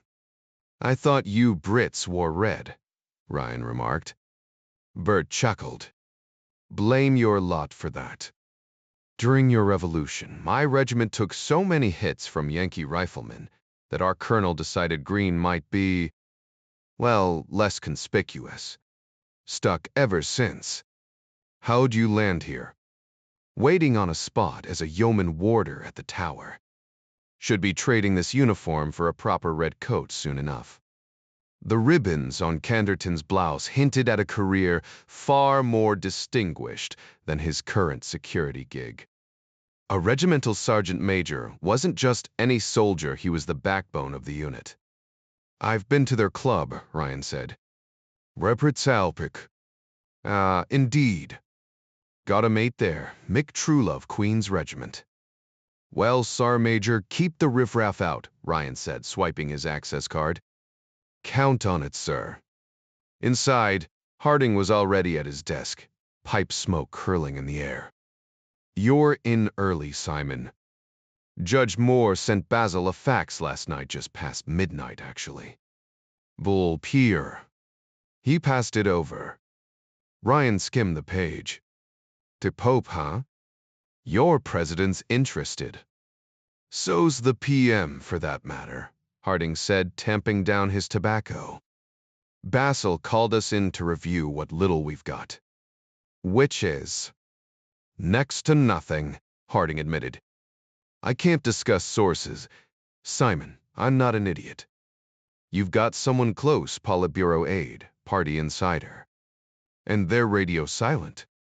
The intel Ryan had seen lately was too precise to come from anywhere but deep inside. Can't confirm, Harding said carefully. But no, our usual channels haven't coughed up anything. Not even confirmation the Warsaw letter made it to Moscow, though logic says it must have. Ryan exhaled. So we're flying blind. Harding gave a grim nod.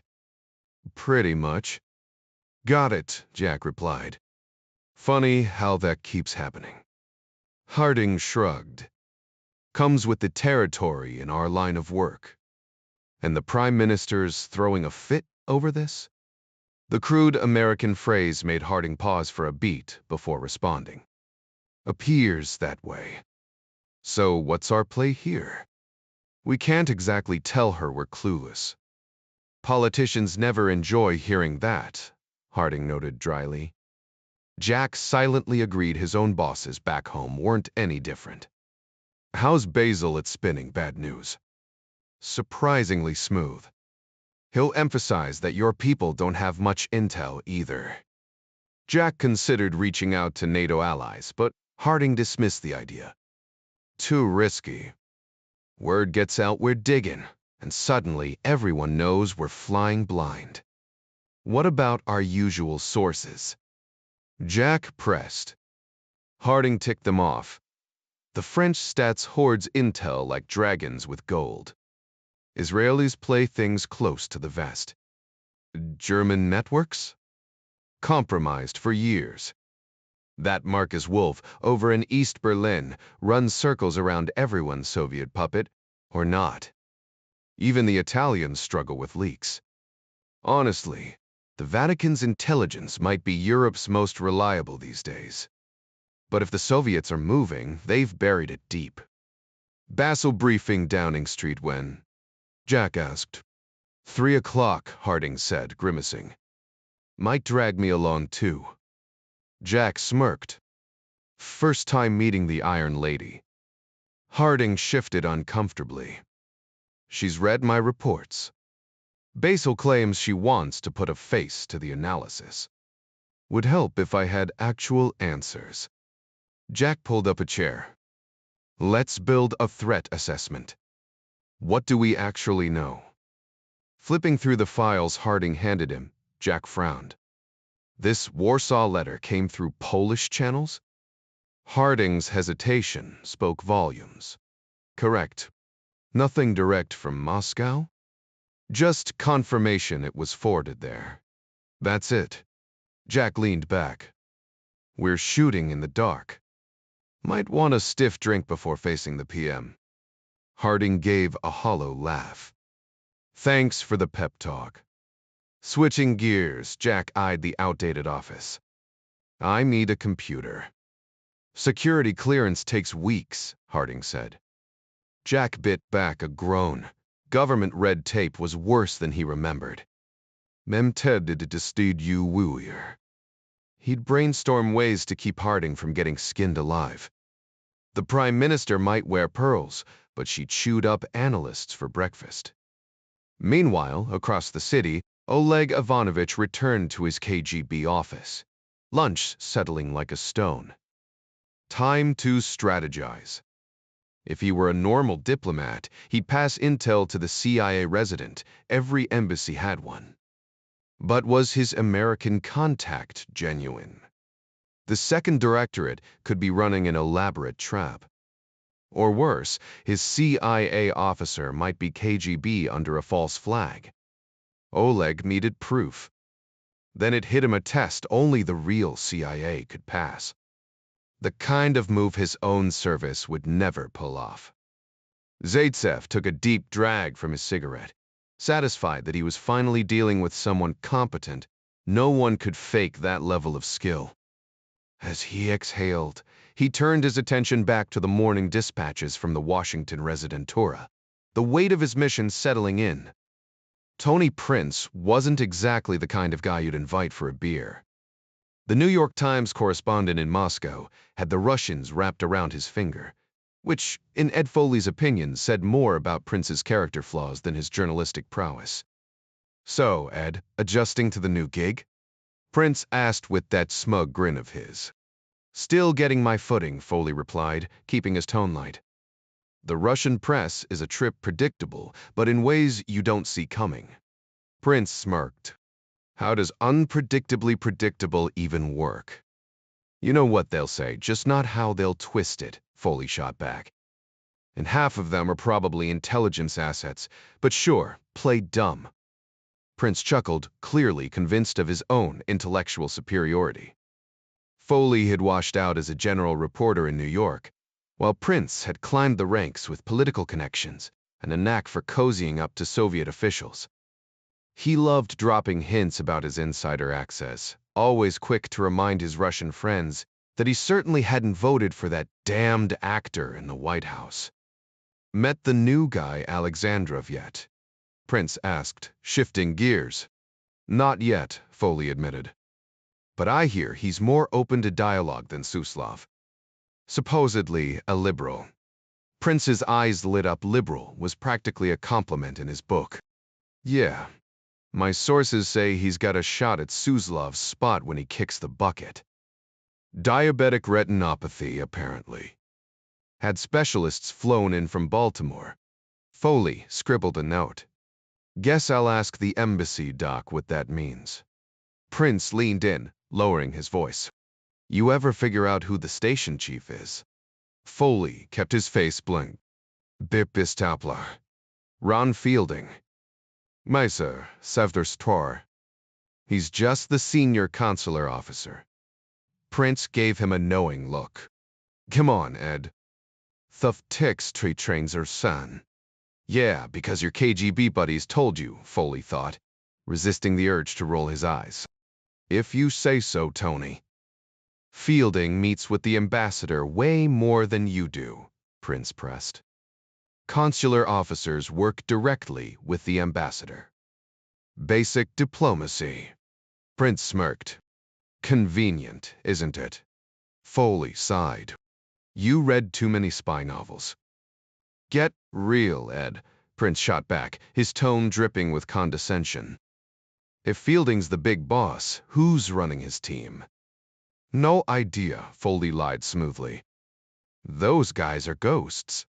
Prince shrugged. Petty, Panturtuga. Foley stifled a smirk of his own. Keep digging, Tony. See where it gets you. The embassy always had its little guessing games figuring out who the intelligence operatives really were. Sorry, can't assist with that, Foley said. Prince shrugged it off with an easy smile, thinking to himself that Foley lacked the natural curiosity of a true journalist. So, does this gig keep you on your toes? It's manageable. Listen, can we strike a deal? Prince agreed, curious. What's the offer?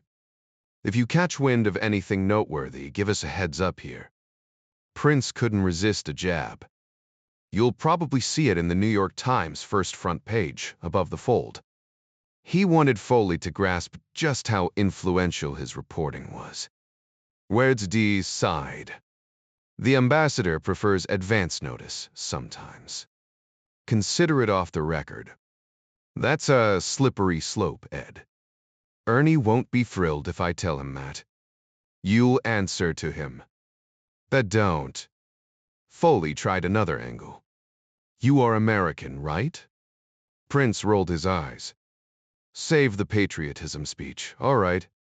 If I hear they're launching nukes, I'll call. But honestly, we're the ones more likely to pull that trigger. Foley groaned. Come on, Tony. That evil empire nonsense? Doesn't exactly sound like Lincoln, does it? Foley stiffened. You disagreeing with the president? Raisin Prince scoffed. The gulags are history. The Russians aren't the same since Stalin, but our guys haven't caught on yet. Foley threw up his hands. I'm just the messenger. So that's a no? Bingo. Don't expect holiday greetings from Ernie Fuller. My loyalty's to the Times and my readers. Eerie full stop. Foley exhaled. Fine. Had to ask. He'd known Prince would refuse, but the ambassador had insisted on testing the waters. Prince checked his watch. Got a run meeting at the Central Committee. Foley perked up. Anything I should know? Like I said, wait for the Times. You do get the early bird facts, right? Tay, eventually. Then read all about it in 48 hours, Prince said, standing. Pass that along to Ernie. Foley shook his hand, then walked him out. On the way back, He ducked into the restroom, scrubbing his hands like he'd touched something grimy. Next stop, the ambassador's office. Fuller looked up. Well, pre-Duryo-Privtipsuferber. How would it go with Prince? Foley shook his head. No dice. Swatted it away like a bad serve. Fuller smirked. Told you. Reporters these days, no sense of duty like the old days. No surprise. Back in New York, he never played nice with cops, but he sure knew how to make them talk. Smooth when he wants to be. Fuller raised an eyebrow. He try working you? Nah. I'm small potatoes. Fuller shifted gears. What about the Pope request from D? I'll have my team look into it, but Fuller cut him off. Don't need details. Just tell me if you find anything. Depends, sir, Foley hedged. Wansier Kivisbrixit. When the Kavansuftoyeskdisor. Prince is chasing a story hits the papers soon. Claims Alexandrov's taking over for Suslov. If they're briefing him, it's legit. His Kremlin contacts are solid. Fuller frowned. Never met the guy. What's his deal, anyway? He's a true believer, one of the last holdouts. Alexandrov is the same way, thinks Marx is gospel and Lenin his prophet. Convinced their system actually functions. Dapend, seriously? Some folks never wake up. You can bet on it. There are still a few like him, but Leonid Ilyich wasn't one, and neither's his successor, Yuri Vladimirovich. Alexandrov, though? He's Andropov's man. There's a Politburo meeting this afternoon. How long before we get the details? Give it a couple days. Foley left the rest unsaid. How they'd get that intel wasn't something the ambassador needed to know. Ernie Fuller understood the game. Every you. Ambassador got a crash course in the embassy they'd inherit, but Moscow was different. Foggy Bottom and Langley made sure of that. In truth, the ambassador here was America's top spy in the user, and Foley figured Uncle Ernie played the role well. All right, keep me in the loop if you can. Count on it, the station chief replied. At 12:45, Andropov's Customzil rolled through the Spassky Gate, past the brick arches and the stiff salutes of the Tamansky guards, more for show than actual security. The soldiers snapped to attention, but the men inside the car barely glanced their way. Another 150 yards, and a sergeant yanked the door open. Andropov acknowledged the salute with a distracted nod, before stepping into the pale yellow building. He bypassed the stairs, heading straight for the elevator with Colonel Rozdesvansky trailing behind. For the aide, this was the moment his job got real, no more paperwork. Just the quiet dread of power plays. Upstairs, armed officers stood watch, though Andropov knew there'd be no drama today. No coups, just the usual Soviet shuffle, awkward, messy, but predictable. The Politburo would pick their leader the way they always did, by consensus, not force. Nobody wanted another Stalin, or even a loose cannon like Khrushchev. These men played chess, not roulette. Every move calculated, victory assured by patience, not luck. Andropov took his seat beside Ustinov, near the head of the table reserved for the Defense Council's inner circle. The defense minister glanced up from his files. Why, Jersir, the quate replay edre. They'd already struck their unspoken deal.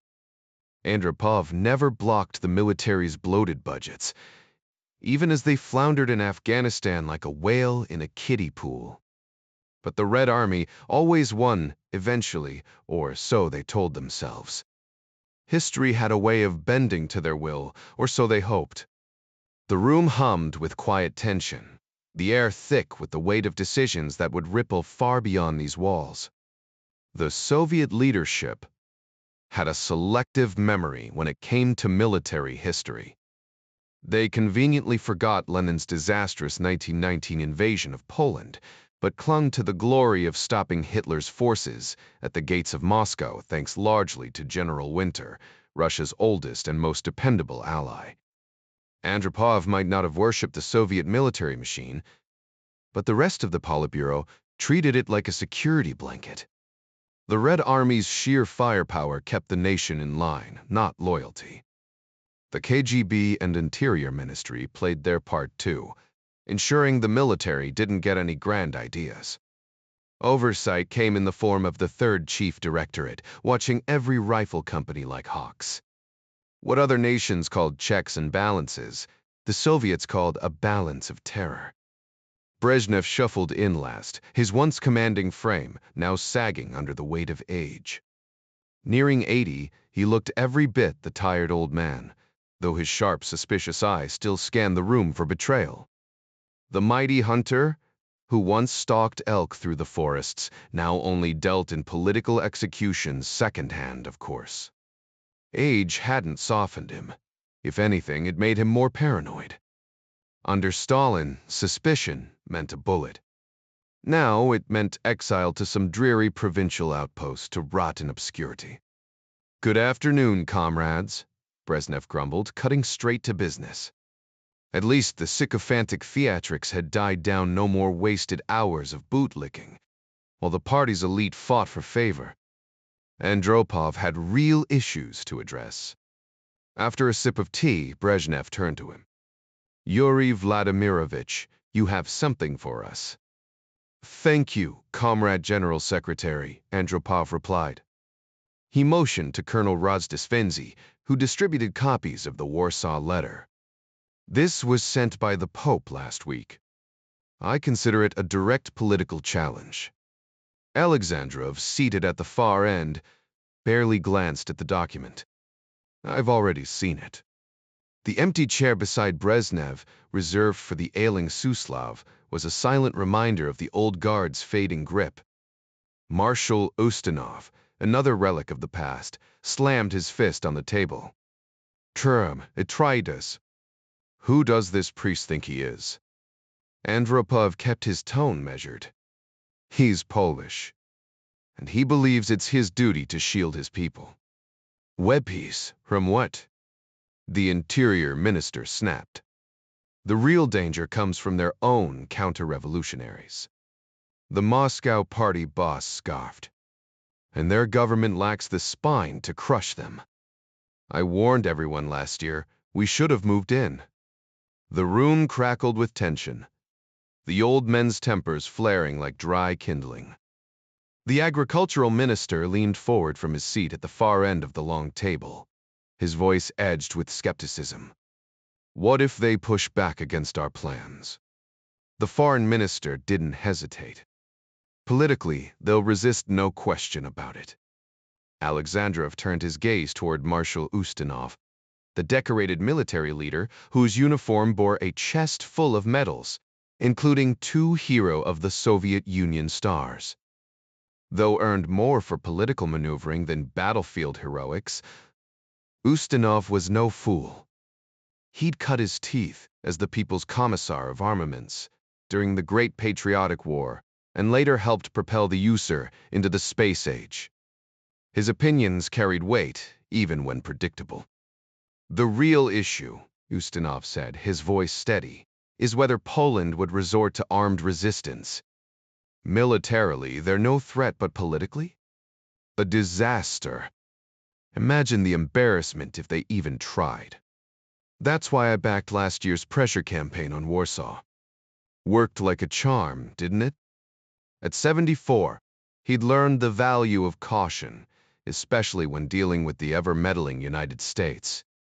Andropov's next words sent a chill through the room. "My analysts warn this could spark more unrest in Poland." Brezhnev, silent until now, fixed him with a sharp look beneath his thick brows.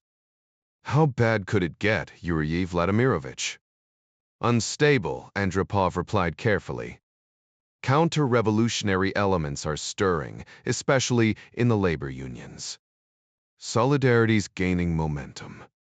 And if the Pope follows through on his threats to visit, that could ignite the whole country. Enough public defiance, and they might just try to overthrow their government. Unacceptable, Brezhnev murmured. In this room, quiet words carried more menace than shouts. If Poland falls, Germany follows. Then the entire Warsaw Pact collapses. The implications were dire. NATO's forces would be at their doorstep, just like in 41. The Americans were already ramping up their military, shipping new tanks and jets to West Germany, drilling their troops harder than ever. To Moscow, it looked less like defense and more like a noose tightening around their necks. The last thing they needed was Poland slipping from their grip. Because if the people turned away from the party's true faith, the comfortable power these men enjoyed would vanish. And none of them, not even the less fanatical ones, were willing to let that happen. They had all risen to power in the wake of a popular uprising that toppled the Romanov dynasty. Or at least, that's the story they told themselves, regardless of historical accuracy, and none of them were naive enough to underestimate the danger of another revolt. Brezhnev shifted uncomfortably in his seat. So, this Polish priest is a problem. A serious one, Andropov confirmed. His open letter strikes at the heart of Poland's political stability, and by extension, the entire Warsaw Pact.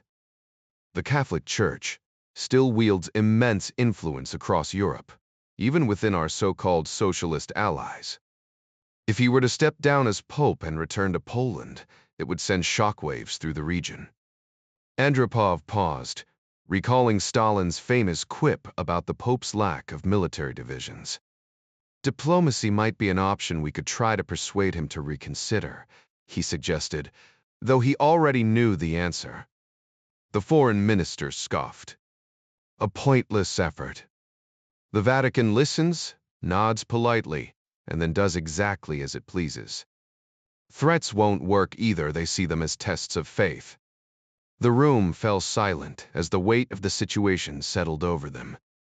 Andropov glanced at Brezhnev, who seemed more preoccupied with his own legacy than the crisis at hand. Does he even care what happens after he's gone? Say wondered. Well, securing cushy party positions for Brezhnev's children would be simple enough, no need for extravagant weddings requiring stolen Hermitage china. Brezhnev cleared his throat. Yuri Vladimirovich, what can the KGB do about this? So predictable, Andropov thought with quiet satisfaction.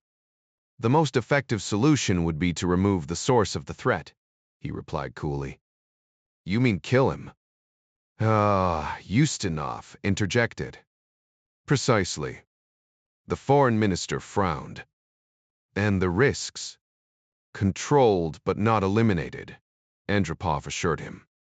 We've developed an operational plan, a public assassination during one of his appearances. My aide, Colonel Rajasthansky, can brief you. With a nod of approval, he gestured to the colonel, who rose stiffly, fighting to steady his nerves.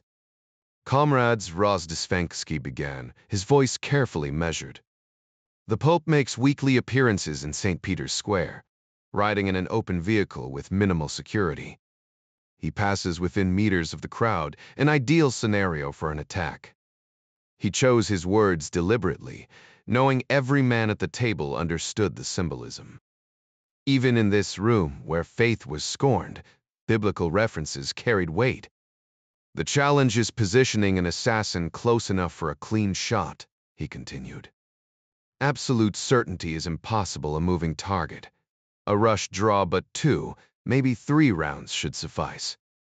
Once the crowd reacts, a second operative eliminates the shooter with a silenced pistol and vanishes. The Minister of the Interior scowled. Not certain enough. Rajasthansky held his ground.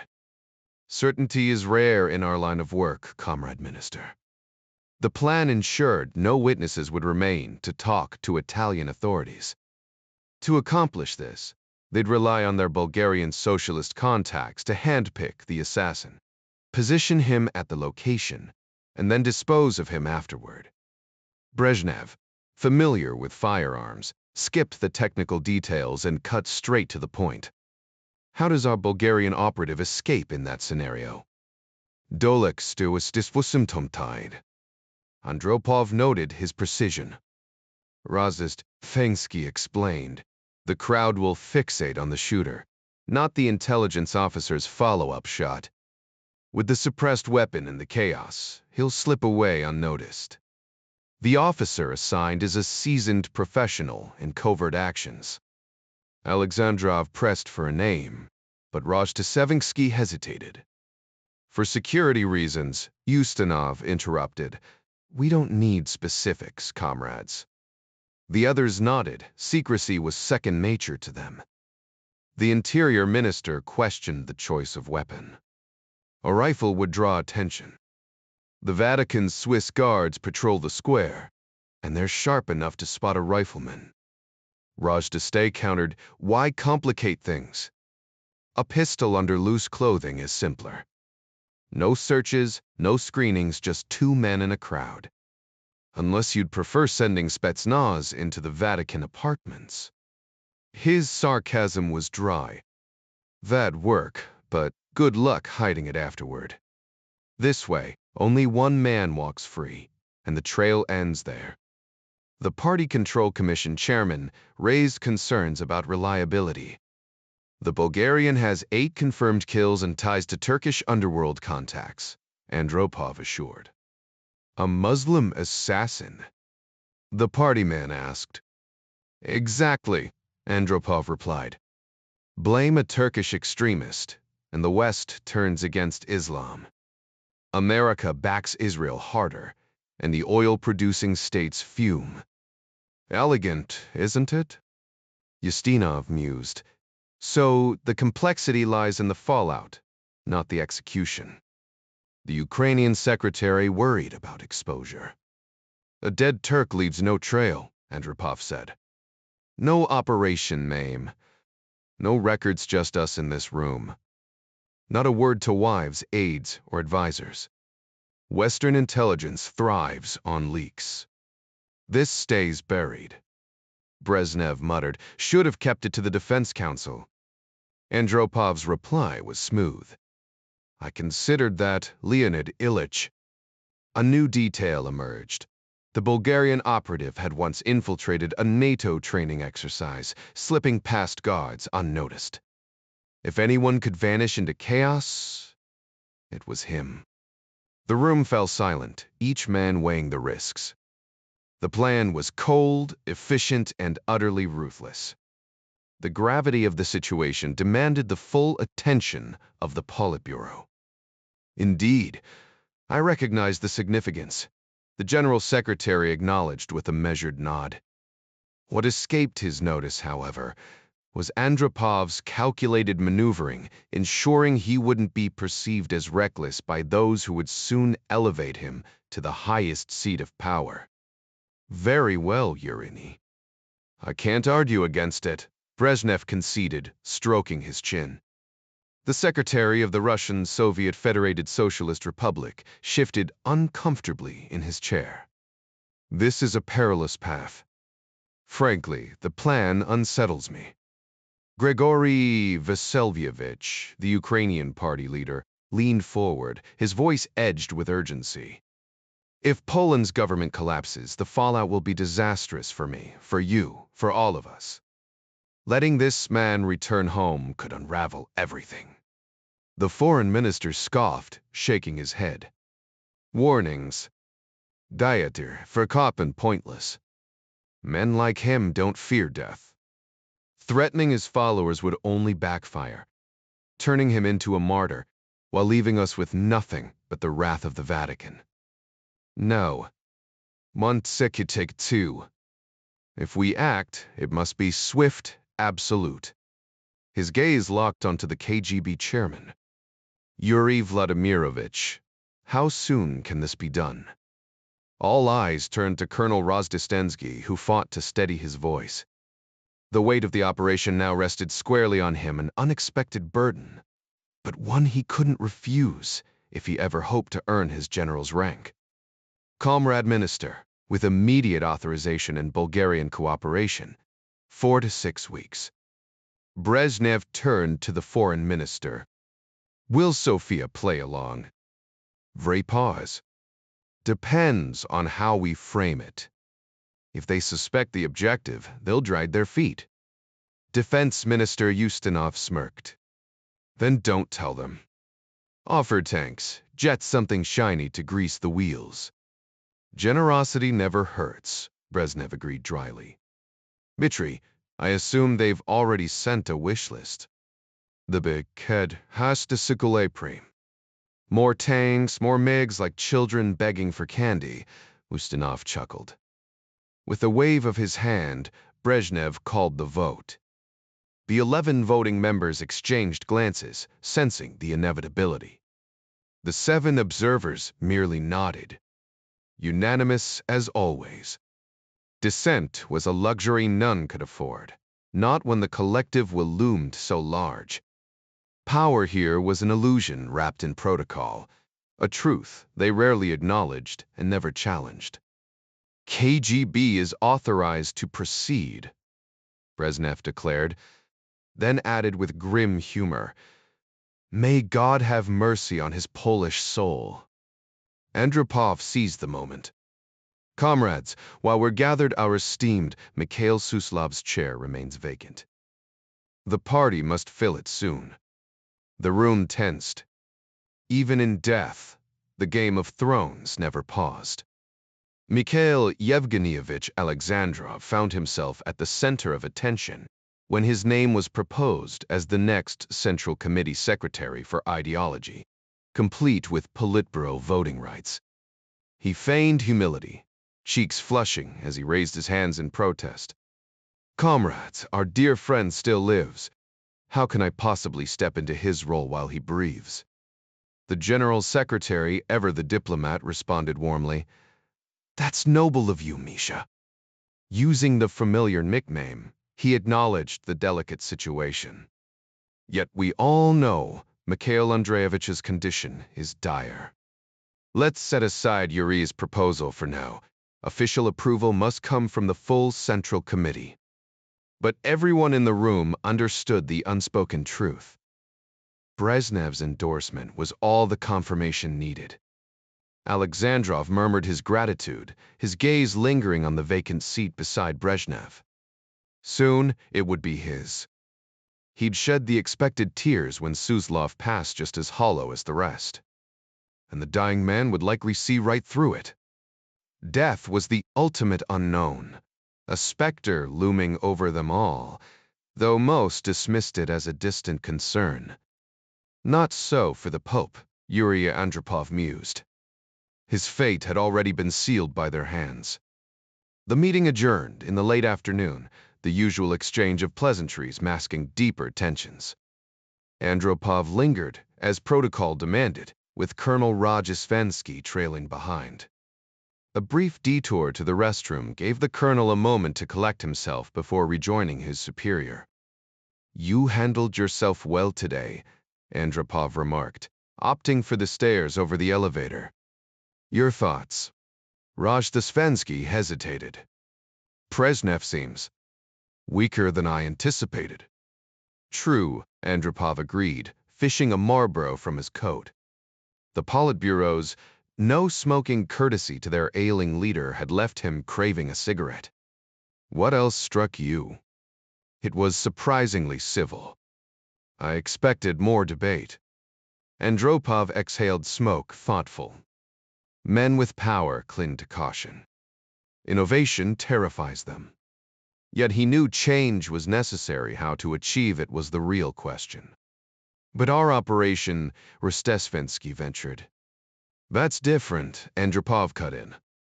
Threats spur action. The Pope frightens them, and perhaps rightly so. The colonel dipped his head. I serve, Comrade Chairman. Not rule. Wise, Andropov replied, sliding into his car. Stay that way. Hours later, Captain Zaitsev was nearly done with his shift when Rajastensky materialized beside him. This goes to Sofia immediately. Zaitsev nodded. No one else sees these, Comrade Colonel. Protocol ensures it. Good. Keep it quiet. The colonel handed over the message and vanished, leaving Zaitsev scrambling to dispatch it before clocking out. The weight of unseen machinations pressed down another ordinary day in the shadow of power. The encrypted message flashed across the screen with urgent priority. Operation 15-882-666 had just been greenlit by Moscow Center. Zaitsev processed the transmission, handed the confirmation copy to a courier for immediate delivery upstairs, then made his exit with deliberate haste. Outside, he paused to light a cigarette, the familiar burn of the Trud brand steadying his nerves as he descended into the metro station. A glance at the platform clock told him he'd arrived too early, so he let the first train pass, pretending to fuss with his smokes in case prying eyes were tracking his movements. If they were, he knew he wouldn't make it home alive. The realization sent a tremor through his fingers, but hesitation wasn't an option now. When the next train arrived, Zaitsev merged into the crowd of commuters, scanning the car until he spotted his contact, a man in a rumpled brown suit, engrossed in a newspaper, one hand gripping the overhead rail. The bright green tie with its gaudy gold clip was the agreed-upon signal. Zaitsev edged closer, palming the folded note from his cigarette pack. Ed Foley had trained for moments like this. At the farm, they drilled him on peripheral vision until he could spot license plates without turning his head. Muscle memory. They called it useful when some nervous Russian in a cheap coat was inching toward you on a subway car. Foley kept his breathing even, though his pulse kicked up a notch. The guy fit the description: average height, Slavic features, the kind of forgettable face that blended into a crowd. Too sloppy for a second directorate trap, Foley decided. This had to be the real deal. Zaitsev's fingers brushed the inside of Foley's coat pocket, depositing the message in one fluid motion. Foley fought the urge to react. Patience was key. This could be intel gold, or it could be a setup. Either way, yanking the line too soon would spook the fish. As the train rattled onward, Foley allowed himself the faintest smirk. Somewhere beneath Moscow's streets, the game was in motion. Now, all he had to do was wait and hope. This wasn't the kind of catch that bit back. Recruiting assets in the field, turning an ordinary Soviet citizen into a CIA informant, wasn't just difficult. It was like navigating a high-stakes game of seduction where one wrong move could end in disaster. You had to move carefully, step by step, building trust before pushing for more. But unlike a teenage romance, the consequences here weren't just awkward conversations, they were life and death. Foley's train of thought derailed as the subway screeched to a halt. He let go of the overhead rail, scanning the crowd with practiced indifference. Then he spotted the Russian contact staring right at him. Terrible tradecraft, Foley thought, keeping his expression blank as he deliberately walked past, taking the scenic route to the exit. Zaitsev couldn't help but admire the American's discipline. There had been no flicker of recognition, no telltale glance, just a man lost in his own world, eyes fixed on nothing in particular. And just like that, Foley was gone. "Please be who I think you are," Zaitsev silently pleaded. Outside, Foley resisted the urge to check his coat pocket immediately. He knew something had been slipped in there, no accident, no pickpocket. He kept his hands visible, strolling past the embassy guards, riding the elevator up, waiting until the apartment door was securely locked behind him before reaching inside. Mary Pat was watching, and the moment she saw his face, she knew. The note was the sane blank form, but the message was anything but. Foley read it 3 times before passing it to his wife. Her eyes widened. This wasn't just a lead, it was a potential goldmine. The request was bold, risky. It would take finesse to pull off without raising suspicion. The Marines would have to sell it anger, frustration, nothing too polished. The embassy was always being watched, and this couldn't look staged. Foley felt Mary Pat's hand squeeze his. "This guy's real," her touch said. He nodded. "Tomorrow." For the microphones, he played the part of a forgetful husband. "Gotta run back to the office, left something in my desk." Mary Pat played along, teasing about dinner waiting. The act was seamless, the bickering, the kiss, the frustrated sigh as he left. The guards would note his exit, the surveillance tapes would confirm his story. Later, he'd drive back with a manila envelope on the seat, just another bureaucrat who'd messed up. Spying wasn't about grand gestures, it was about the details. The things you remembered when others forgot. And Foley never forgot a thing. The trip to the embassy was quicker than braving the subway during rush hour, a small perk in his otherwise tightly scheduled routine.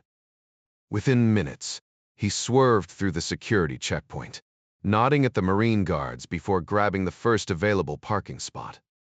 Dodging past more uniformed personnel, he bolted upstairs to his office, where he snatched up the phone with one hand while stuffing a copy of the International Herald Tribune into a manila folder.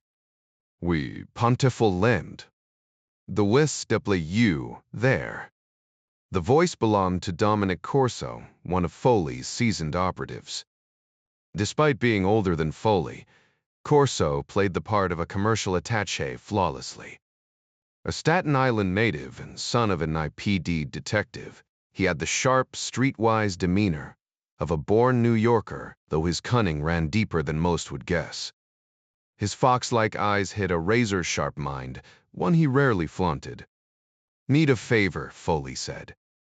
"What's the play?" Corso asked. Foley laid it out, and Corso's eyebrows shot up. "You're kidding, right?" "Dead serious." "All right. I'll run it by the gunny, though he's gonna want answers." Gunnery Sergeant Tom Drake, the Marine in charge of embassy security, knew exactly who Corso reported to. "Tell him it's a prank, but a high-stakes one," Foley said. Corso smirked. "Anything else I should be briefed on?" "Not yet." That made Corso pause. If the COS was playing things close to the vest, this was bigger than he'd thought. Then again, compartmentalization was standard in their line of work. He didn't know Foley well, but he trusted his instincts. "I'll handle it now," Corso said, turning to leave. "Appreciate it, Dom." As he reached the door, Corso tossed over his shoulder. "How's the kid liking Moscow?" "Getting used to it. He'll be happier once hockey season starts, kids obsessed." "Well, he picked the right city for that," Corso chuckled. "No kidding," Foley said, stacking his files.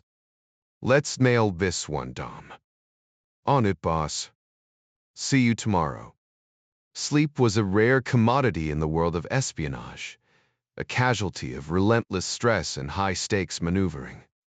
When Ed and Mary Pat Foley lay awake at night, their whispered exchanges were a mix of coded shorthand and shared tension. "He's ready," Ed murmured under the covers. "Yeah," Mary Pat agreed. "But have we ever pushed this far before?" She wondered. "No shot," he replied. "Langley's gonna lose it." "Game time," she sighed. The stakes felt like the bottom of the ninth bases loaded, full count, with a fat curveball begging to be crushed out of the park. Assuming they didn't whiff entirely. "Should I jump in?" Mary Pat asked. "Not yet," Ed cautioned. Her frustrated exhale said it all patience wasn't their strong suit. Ed could almost feel the weight of the bat in his hands, the perfect pitch hovering waist-high, seams spinning lazily as it sailed toward him. This one was going downtown, a moonshot that'd make Reggie Jackson jealous if he didn't choke. But Foley had pulled off riskier plays before. In Tehran, he'd infiltrated revolutionary circles, becoming the only officer to predict the Shah's downfall. Those reports had skyrocketed his reputation at Langley, earning him a spot on Bob Ritter's A-team. Now, he was staring down another fastball. Mercury was the agency's nightmare scenario. A single compromised employee there could bring the whole house down. That's why even CIA's own polygraph teams were trusted with its screenings. Twice a year, FBI's best interrogators put everyone on the box, digging for cracks in loyalty. Because in their world, trust was the rarest currency of all. A poor field officer or incompetent senior analyst could compromise agents in operations, putting everyone at risk, but a leak within Mercury would be like handing a KGB operative unlimited access to America's secrets. She'd have the power to acquire anything she wanted, and Moscow would gladly pay a fortune for such an asset. They'd drain their treasury if necessary, even selling off a Romanov-era Fabergé egg to fund it. While intelligence agencies suspected the KGB had its own version of Mercury, no one had ever captured an operative from that division. Foley often wondered what their setup looked like. At Langley, the facility was massive, an open warehouse-sized space with no partitions, ensuring constant visibility.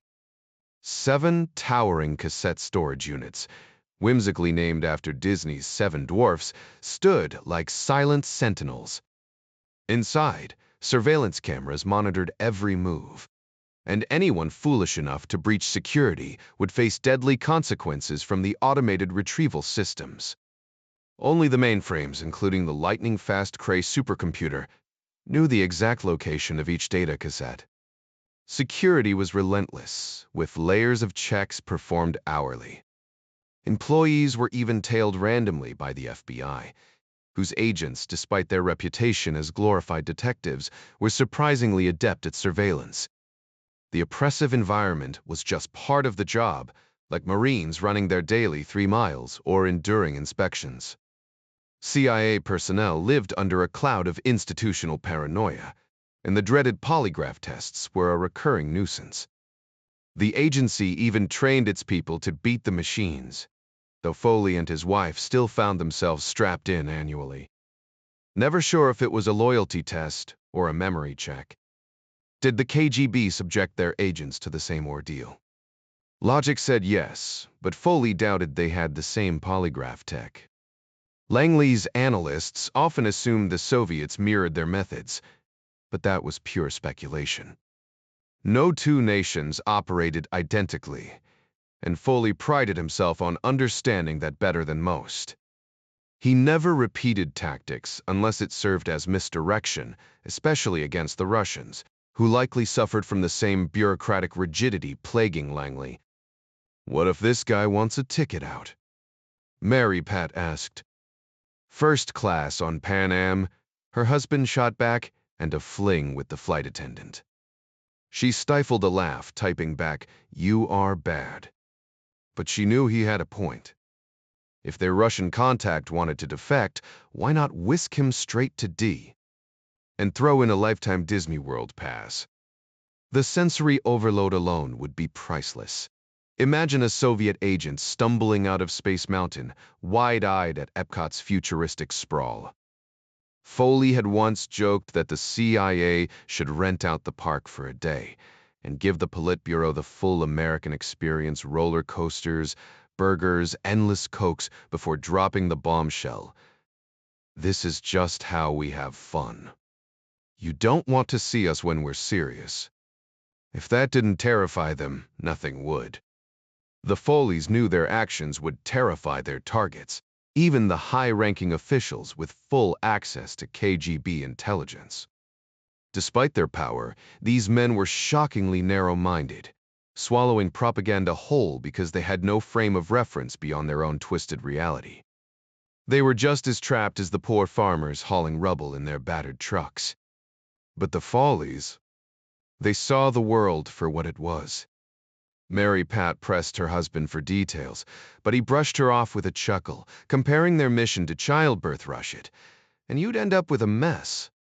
The dark humor softened her worry, and she kissed him in the shadows. Meanwhile, Zaitsev lay awake, his nerves frayed. No amount of vodka could quiet his racing thoughts. He'd taken a reckless gamble, and now he had to wait. The KGB might pull strings with their Eastern Bloc allies, but they couldn't fake what he demanded, not without American involvement. His head throbbed with the beginnings of a hangover, a dull quake behind his eyes. Tomorrow would be hell. Across the ocean, Jack Ryan debriefed Simon Harding after a tense meeting at 10 Downing Street. The Prime Minister had demanded more intel, but the cupboard was bare. Since when does any leader ask for less information? Ryan joked, watching Simon exhale pipe smoke like a man who desperately needed a pint. The Brit's weary shrug said that all this was just another day in the grind of international espionage. Back in Langley, Judge Moore and his team grappled with the same frustration. The president wanted answers, but even the CIA couldn't bend time. Ritter pointed out the obvious. The Pope wasn't the type to back down, not after surviving Nazis and Soviet purges. He dug in like a frontier settler under siege, and now the Kremlin had a problem no diplomacy could smooth over. The clock was ticking, and nobody had a playbook for what came next. The man had kept his church standing strong in Poland by refusing to compromise on what mattered that much was clear. His unwavering stance gave him the moral authority to challenge even a global superpower. This wasn't someone who would crumble when pushed. While most men feared destruction, he didn't. The Soviets might never grasp why, but they'd recognize the weight of the respect it commanded. To Bob Ritter and the intelligence officials gathered in the room, one thing was obvious. The only move that would make sense to the Politburo now was striking at the Pope. And today, they had convened, though their discussions remained frustratingly out of reach. Bob, do we have any sources who can dig up what went down in the Kremlin today? A few, and they'll be alerted within 48 hours or sooner if they stumble onto something big. If they catch wind of this kind of heat, they'll know to act fast and pass it along, Ritter assured the DCI. Look, Arthur, none of us like sitting in the dark, but we can't rush this. You know as well as I do how dangerous it is to push our assets too hard. All three men understood the risks. Oleg Penkovsky had paid the ultimate price for that kind of urgency. His intel might have stopped a nuclear war and even helped recruit the CIA's most enduring mole, Cardinal, but none of that saved him. When he was caught, Khrushchev himself demanded his execution and got it.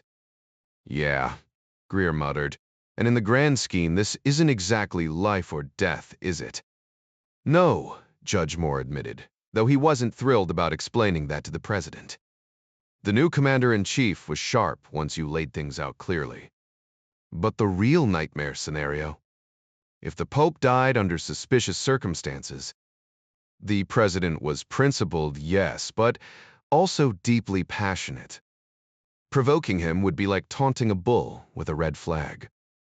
Emotions had no place in statecraft, they only bred more chaos, more grief. And in an age where news traveled at the speed of light, the fallout would be massive. Moore caught himself. The president wasn't some reckless hothead. His emotions were tempered by a keen mind, far sharper than the media gave him credit for. But then, journalists and politicians alike preferred surface over substance. It was easier that way. Moore glanced at his team. Just remember, walking into the Oval empty-handed isn't a conversation any of us want to have. Ritter nodded. No argument there, Arthur. Zaitsev lay awake, the weight of his choices pressing down. Beside him, Irina slept peacefully, the rest of the innocent, not the torment of a traitor. He could still walk away. 2 small steps taken, nothing irreversible. The American might recognize his face, but that was fixable. Switch metro lines, pick a different car. Their connection would shatter like dropped glass, and his life would return to normal. But his conscience, that wouldn't fade so easily. It was his conscience that had dragged him into this mess in the first place. with sigend. And now? Sleepless nights, gnawing dread. He hadn't even tasted real fear yet. That would come. Treason had one price: death for the betrayer and ruin for those left behind. Zaitsev knew that failure to act would condemn him to a personal Siberia, a mental gulag where his conscience would torture him endlessly. The Soviet labor camps might as well have been hell itself, a frozen wasteland where escape came only through death. That grim realization finally pushed him into an uneasy sleep, only for the alarm to jolt him awake what felt like seconds later. At least his rest had been dreamless small comfort, given the jackhammer pounding in his skull. He stumbled to the bathroom, gulped down aspirin like they were candy, and prayed the throbbing would fade before noon. The thought of greasy sausages turned his stomach, so he forced down cereal and dry toast instead, washing it all down with milk. Metuler Pierre, huasquias, forican tevtand. Not a chance. You overdid it last night, Irina observed, not unkindly. I know, he muttered, rubbing his temples.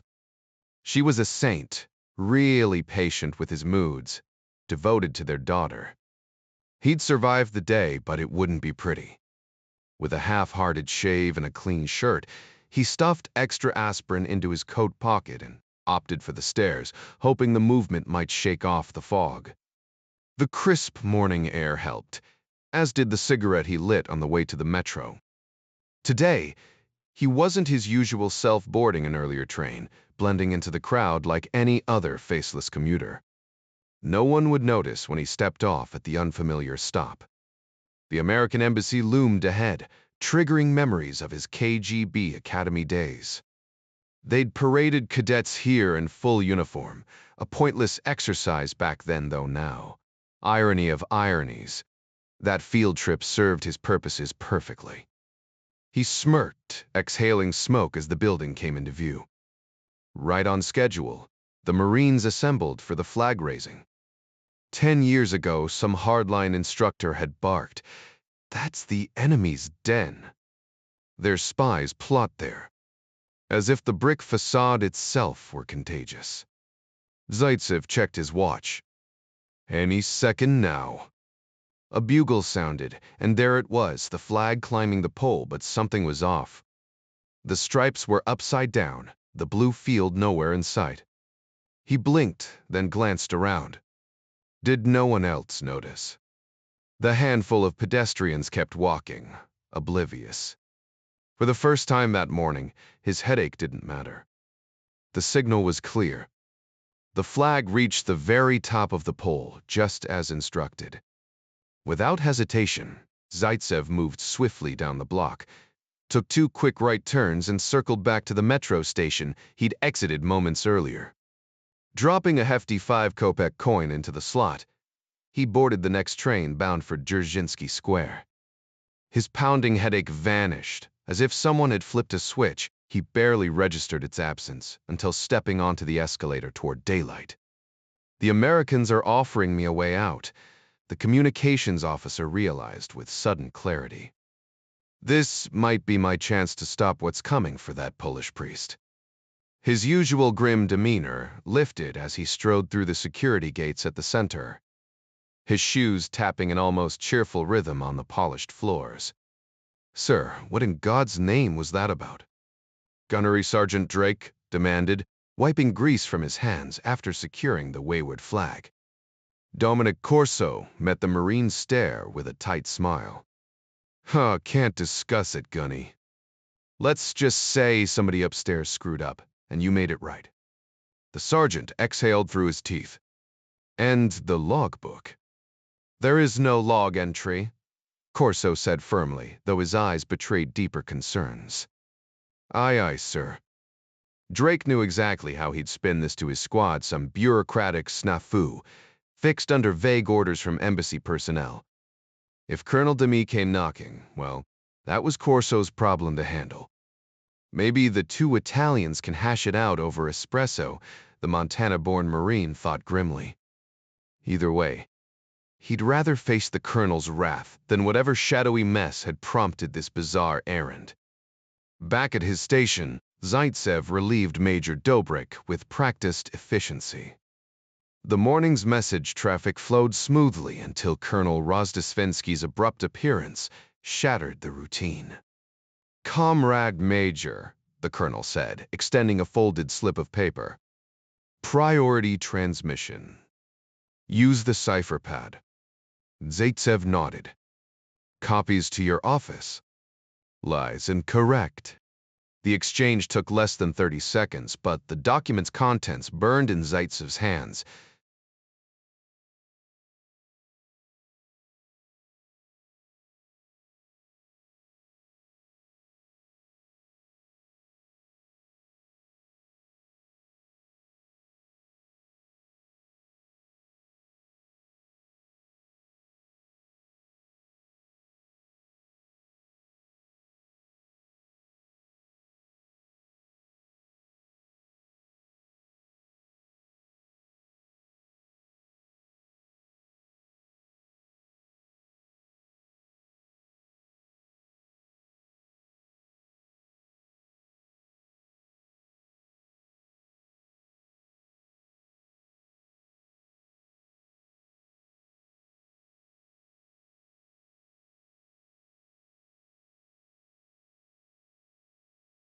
Confirm asset recruitment. Yesterday, this would have sent ice through his veins. Now, Zaitsev's fingers flew over the encryption machine with strange relief. Let the Americans earn their keep, he thought. If Operation 666 succeeded now, the blame would land squarely on their shoulders. The real challenge: figuring out how to feed them intel without getting them all killed. 3 floors above, Chairman Andropov steepled his fingers as Foreign Minister Andrei Gromyko outlined options. "Normally, we'd route this through ambassadorial channels," Gromyko mused. "But given the sensitivity, how much autonomy does Sofia's leadership actually have?" Andropov interrupted. "About as much as Stalin allowed his inner circle," Gromyko replied dryly. "Their Politburo debates, their first secretary decides." A satisfied glint flashed in Andropov's eyes. He jabbed his intercom. "Send in Rozdesvensky." When the colonel entered, the chairman gestured between them. "Andrei, meet my right hand. Colonel, the foreign minister requires creative solutions." The unspoken weight in the room could have crushed a lesser man. "Colonel, does our station chief in Sofia communicate directly with Bulgaria's prime minister?" The chairman's question caught Rozdesvensky slightly off guard. "It's uncommon, comrade, though there have been exceptions," he replied, masking his surprise that the new KGB leader needed this basic operational detail. At least the man wasn't afraid to ask questions, a rare quality in Soviet leadership. "Understood.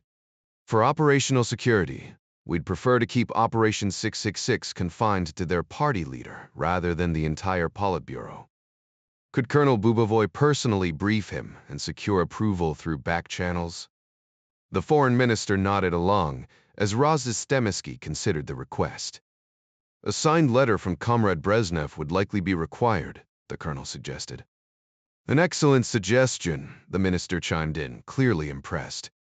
Andropov wasted no time. "Leonid Ilyich will be in his office today. Andrei, should we draft it here or in your department?" The exchange was all polite formalities, but Rozdesvensky noted the subtle power play. "With your permission, Yuri, we'll handle it here and courier it to Sofia within days." The foreign minister, ever the diplomat, interjected. "Let's allow our Bulgarian comrades reasonable time." "Sovereignty and all that." Rozdesvensky suppressed a smirk. Bureaucracy was the same everywhere, a universal mechanism for slowing progress. The minister's added warning about operational secrecy felt almost patronizing, a gentle reminder to the new chairman that discretion mattered. When Andropov pressed for a timeline on securing an assassin, Rozdestvensky's aide tactfully explained the complexities. Weeks at minimum. Strokov won't just pick a name from a phone book. People aren't machines, Comrade Chairman, especially for something this sensitive.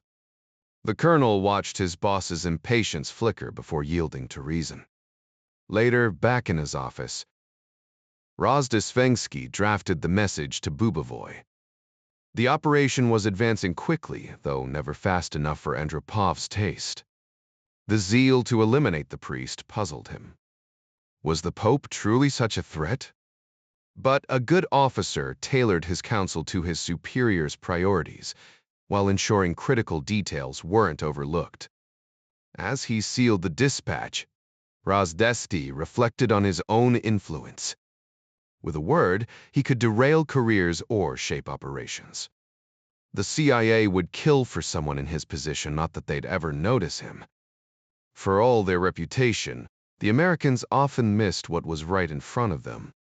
He smirked, tossing the file onto his desk. Patriotism aside, the irony was almost too good.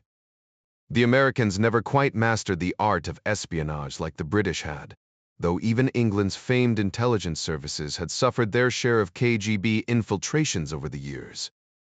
Those glory days were fading now. The idealistic Cambridge communists of the 1930s had either died off, retired comfortably on British pensions, or wasted away in Moscow like Kim Philby, a man so notorious even the locals dismissed him as a hopeless drunk. Rozdestvensky pitied defectors like him, men haunted by the ghosts of home the familiar streets. The bitter arguments over morning newspapers, the taste of food and beer that could never be replicated abroad. Zaitsev wrestled with his own dilemma. What exactly would he demand from the Americans? Money, certainly. CIA operatives were rumored to live like kings, with salaries far beyond anything he could spend. Maybe even luxuries like a VCR, a rare and coveted item in Russia, where most were cheap Hungarian knockoffs of Western models. The real challenge wasn't the machine itself, but finding tapes, especially the illicit ones his KGB colleagues whispered about. He'd never seen one, but curiosity gnawed at him.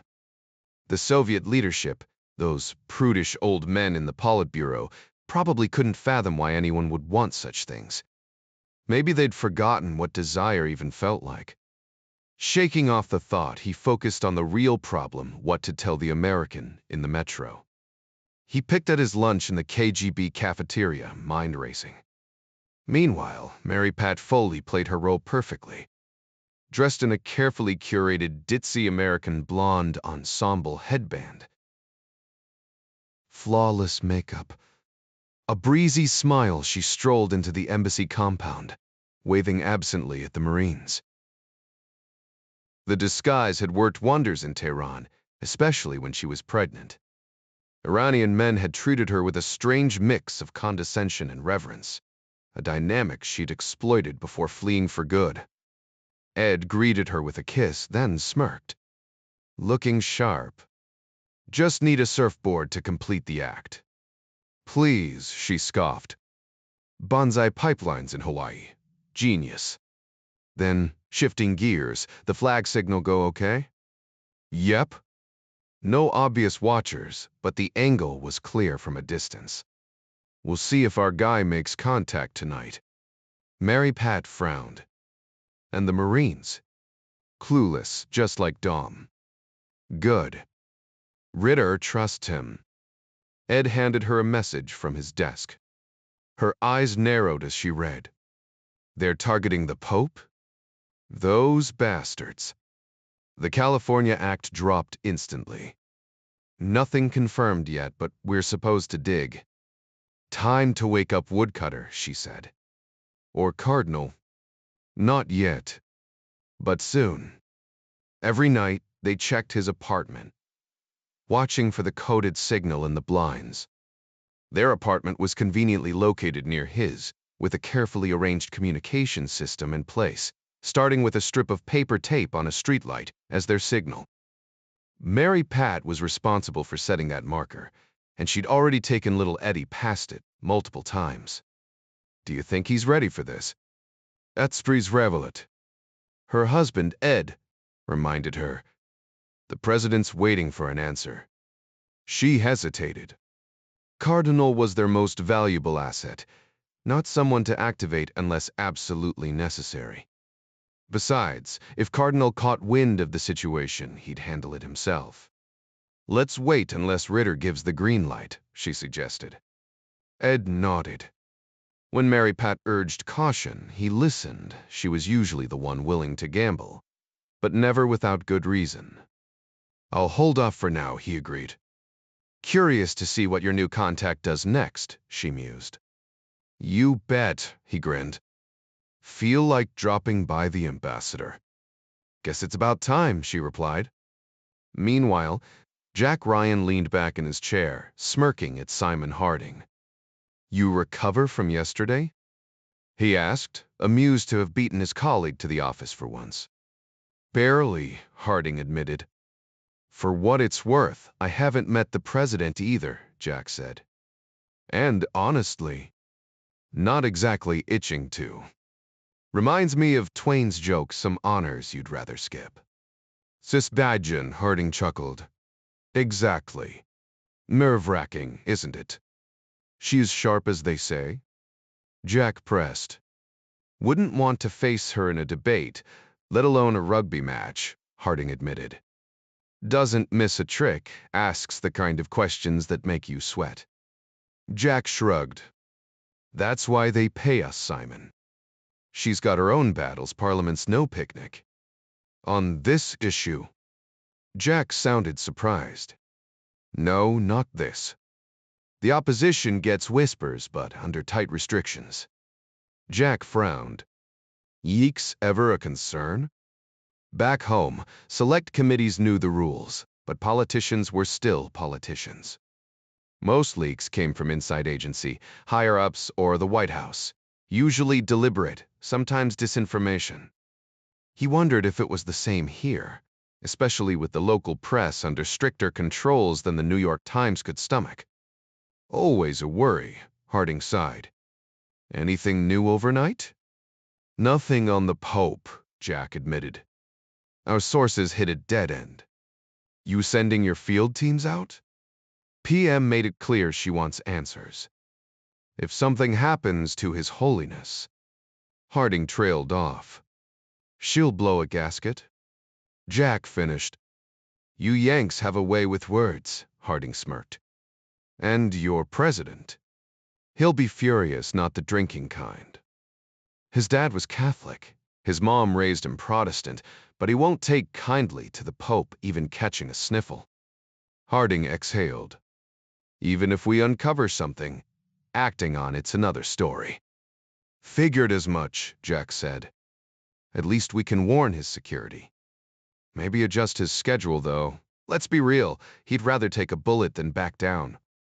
But if we can disrupt the bad guy's plans. He shrugged. Won't know until we have something solid. Harding took a slow sip of his tea, steam curling around his face. That's not really our role, is it? He gave a tired shrug. Field agents gathered the intel, and were left to decipher what it all means. Ryan leaned forward, curious.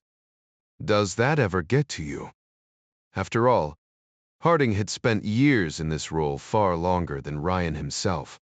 More often than you'd think, Harding admitted.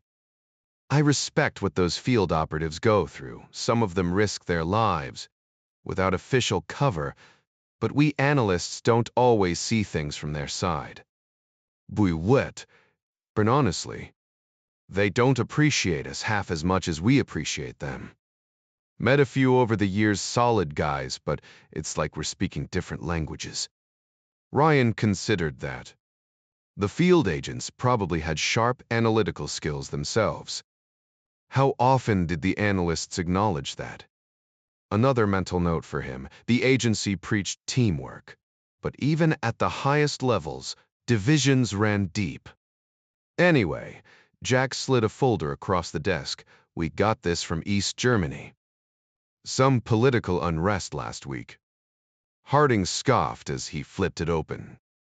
Those damn Prussians. Ryan smirked. Cheer up. The Russians aren't exactly fond of them either. Can't say I blame them, Harding muttered. Meanwhile, Zaitsev sat at his desk, lost in thought. His mind raced ahead, already planning his next move. Meeting his American contact was risky. He'd need a crowded, anonymous spot. Moscow had plenty, but the KGB's second directorate likely knew them all. Still, a packed location might work. The real question was what he'd say. What could he offer? What would he demand? The stakes were high. The best-case scenario: getting out permanently with his family. If the Americans refused, he'd fade back into his old life knowing he'd tried. But he had leverage, names, operations, traitors the West would want exposed. Was it wrong to hand them over? No, the defects. Traitors deserved what they got. His thoughts drifted to life in the West, everything Soviet propaganda condemned. America's so-called oppression of minorities? If things were so bad, why did TV show black families driving cars, even rioting? In the USSR, troops would have crushed that instantly. The contradictions nagged at him. And why were there so few black agents in KGB operations stateside? If America was so oppressive, how did black soldiers rise to sergeant? In the Red Army, only the politically loyal made rank. Another lie unraveled. How many more were there? The idea gnawed at him. Why stay? Why not ask for freedom? The Americans would say yes, he had too much to offer. Names, operations, secrets they'd kill for. And if that made him complicit, so be it. Traitors didn't deserve mercy.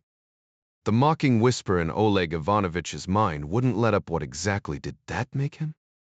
But this time he refused to let the doubt take hold. A quick shake of his head dismissed the thought. Well, Indov? Traitor? Hardly. Stopping an assassination was the right thing to do, and he was still a man of principle. The real challenge was figuring out how to make contact. He needed to reach an American intelligence officer, but where? Somewhere public, where a chance encounter wouldn't raise eyebrows, a place so ordinary that even the sharpest counterintelligence agent wouldn't suspect a thing. Then it hit him. His own wife's workplace fit the bill perfectly. He'd use another blank message form, pass it off during his usual metro commute, just like before. Now the tables had turned. He held the cards, didn't he? They wanted what he had, and he'd set the terms. The irony wasn't lost on him. Here he was, a KGB officer calling the shots with the CIA. Chairman for a day, he mused, savoring the thought. Meanwhile, in London, Kathy observed as two surgeons operated on Ronald Smithson, a construction worker with a tumor behind his right eye. The scans revealed a mass about the size of a walnut, alarming enough that Smithson had only waited 5 weeks for surgery, far longer than at Johns Hopkins, but quicker than the usual wait in the UK. The surgeons, Clive Hood and Geoffrey Phillips, moved with practiced ease. After exposing the growth, they took a sample for pathology, where a specialist would determine if it was benign or malignant. Kathy hoped for the best. Malignant cases could be tricky, but the odds were in Smithson's favor. The tumor didn't look aggressive, and her instincts were usually right. Then came the moment that nearly made her drop her scalpel. Fancy a lunch break? Hood asked casually. Phillips checked the clock. It's a 1:15. The Frog and Toad does a decent blood with chips. Kathy's eyes widened behind her mask. Were they seriously leaving a sedated patient on the table? Before she could protest, the backup anesthesiologist arrived, gowned and ready. Anything unusual? He asked. Standard procedure, came the reply. Kathy bit her tongue. But the absurdity of it all, surgeons pausing mid-operation for sandwiches, left her questioning if she'd stepped into some bizarre medical comedy. Doctor. Hood gestured toward the monitors, displaying the patient's vitals all perfectly stable, yet Kathy couldn't shake her unease. As they moved to the dressing area, the medical team shed their scrubs, grabbed their coats, and headed for the exit. Kathy trailed behind, unsure what else to do. "So, Caroline, how's London treating you?" Hood asked with casual warmth. "We're settling in," she replied, still processing the morning's intensity. "And the kids?" "We found a wonderful nanny, a young woman from South Africa." "Ah, one of our finer traditions," Phillips remarked with a grin. The pub was just a short walk down City Road. They snagged a table, and Hood wasted no time lighting a cigarette, catching Kathy's frown. "Yes, I know, terrible habit for a doctor," he admitted, exhaling away from her. "But everyone deserves a vice, don't they?" "You won't find an ally in me," she shot back. Hood chuckled as the waiter approached. "What's on tap?" he asked, unfazed. Kathy almost rolled her eyes. At least the smoke gave her something predictable to brace against. Hood and Phillips ordered John Courage, Ellis chose Tetley's, and Kathy stuck with Coke. The conversation turned to shop talk, scans, procedures, the usual. Kathy leaned back in her chair, watching these doctors sip beer while their patient lay under anesthesia back in OR 3. "How's your workflow here compared to Johns Hopkins?"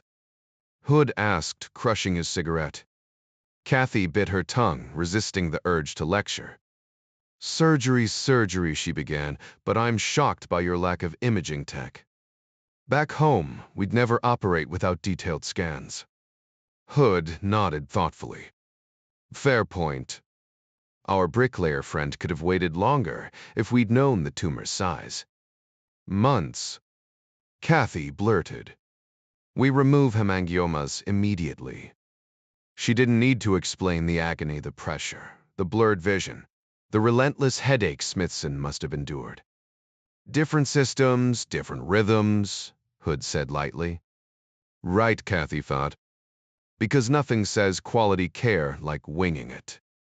Lunch arrived decent, though hospital food had set a low bar. But the beer. These men were downing pints of something twice as strong as American lager. "Ketchup for your fries, Kathy." Ellis slid the bottle over. "Or, should I say, Lady Caroline. Rumor has it royalty's your son's godfather." She sighed. Prince Charles agreed on the spot when Jack asked at Annapolis. "But the real godparents are Robbie and Sissy Jackson, a Navy pilot and a pianist." "The black officer from the papers?" "Yes. He and Jack taught together. They're like brothers." Ellis nodded around a bite of sandwich. "So the reports were accurate?" I'd rather not dwell on it. The only bright spot that night was my son's birth." "I can imagine," Ellis murmured. The evening had been far from pleasant, if the reports were anything to go by. "Not exactly a walk in the park," she admitted with a strained smile, though the labor and delivery part was the highlight. The three British doctors chuckled at her dark humor fathers themselves. They knew firsthand that childbirth was no picnic, whether in London or New York. After a brief detour, they returned to Moorfields, with Hood lighting another cigarette but keeping a polite distance from his American counterpart. Back in the operating room, the substitute anesthesiologist assured them everything had gone smoothly, and the procedure continued. "Need an extra pair of hands?" Kathy offered, hopeful. "We've got it covered," Hood replied, already focused on the patient, who, thankfully unconscious, wouldn't notice the lingering scent of beer. "Doctor." Caroline Ryan resisted the urge to panic, instead hovering close to ensure these two didn't accidentally remove the wrong body part. "Maybe the alcohol would steady their nerves," she mused, though she had to fight to keep her own hands from shaking. The crown and cushion was exactly what you'd expect from a classic London pub, cozy, bustling, and full of character. Ryan savored his sandwich and a pint of John Smith ale while swapping stories with Simon. The idea of serving beer at Langley's cafeteria crossed his mind, but he dismissed it immediately. Some congressman would inevitably catch wind of it and throw a fit on live TV, all while sipping wine in his Capitol Hill office. Different worlds, Ryan thought, amused as he strolled past Big Ben, the actual bell, not the tower, despite what tourists believed. He wouldn't be surprised if Parliament had its own pubs tucked inside. You know, Simon, this whole situation has everyone on edge. A shame he had to send that letter to Warsaw, don't you think? What choice did he have? It's his homeland under threat. Precisely the problem, Harding agreed. But Moscow won't budge. Wales stalemate. Ryan sighed. What are the odds they'll back down? Slim, unless they have a damn good reason. Think your president will step in? Even if he could, he wouldn't. Not for something like this. So we've got one side driven by principle, the other by fear of inaction. Like I said, bloody stalemate. Ryan chuckled darkly. Father Tim used to say, wars start because men are scared not just of fighting, but of not fighting. Hell of a way to run things. August 1914, all over again. At least back then, they believed in something. The next war. Different story. And Moscow's playing by their own rules. Without limits, we all risk becoming monsters. Try telling that to the Politburo, Simon quipped. Yeah, sure. Right after I hit the men's room. The night couldn't come fast enough for either of them. Foley mulled over the risks, no guarantee their contact would follow through. Cold feet were a real possibility.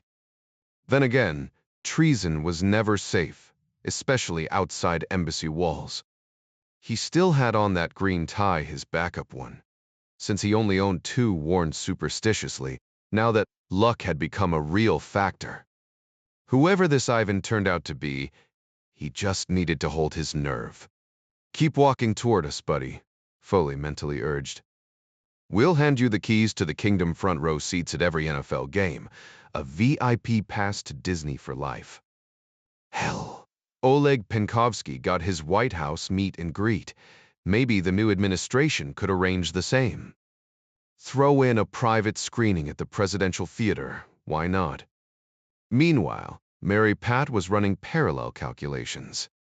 If this unfolded right, she'd be center stage for the opening act. A guy inside Russia's Mercury program looking to defect? That meant her and Ed would need to engineer an exit strategy, nothing straightforward, given how Soviet borders bristled with watchful eyes. Sure, the system had cracks, but squeezing through them required nerves of steel. As she tidied their apartment while little Eddie napped, her mind raced through scenarios, each second stretching like taffy. Foley hadn't briefed Langley yet. No point stirring up the brass over a maybe. Approaches fizzled all the time, some would-be informants got cold feet, vanishing before you even learned their names. Worse, if they backed out, they might report you to the KGB to save their own skins, turning you into a useless marked man. The irony. CIA rarely recruited anyone. Volunteers came crawling out of the woodwork, some slick, some painfully obvious, which left the door wide open for traps. The FBI loved that game, and the KGB's second directorate. Masters at it. Identify a spy, track their dead drops, and suddenly you're unraveling an entire network. Careers were made that way, on both sides of the Iron Curtain. Those second directorate operatives had the numbers, the smarts, and the patience of desert vultures waiting for weakness. But Foley knew better than to play their game. Spotting a tail meant nothing. Maybe it was a clumsy rookie, maybe a genius setting a trap. Tradecraft techniques. Universally known, universally expected. So he followed one rule. Never, ever try to be clever. In this shadow world, the moment you thought you were smarter, you'd already lost.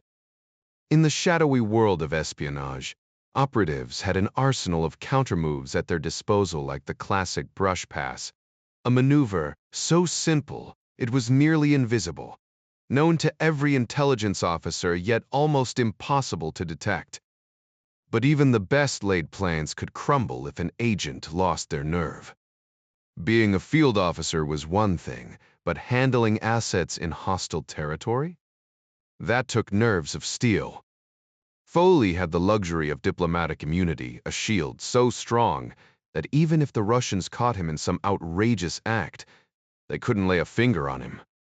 The Vienna Convention wrapped him in a protective bubble, untouchable even in wartime, though things got messy when bullets started flying. Not that Foley worried much about that. If Moscow turned into a nuclear wasteland, he'd be just another crispy casualty, keeping company with the ghosts of fallen spies in whatever afterlife awaited them. But back to the real question, would his contact, Ivan, take the leap, or would he vanish into the shadows, content with having pulled the strings of the embassy for one chilly morning? The only way to find out was to play the hand. Would it be a winning streak or just another bust?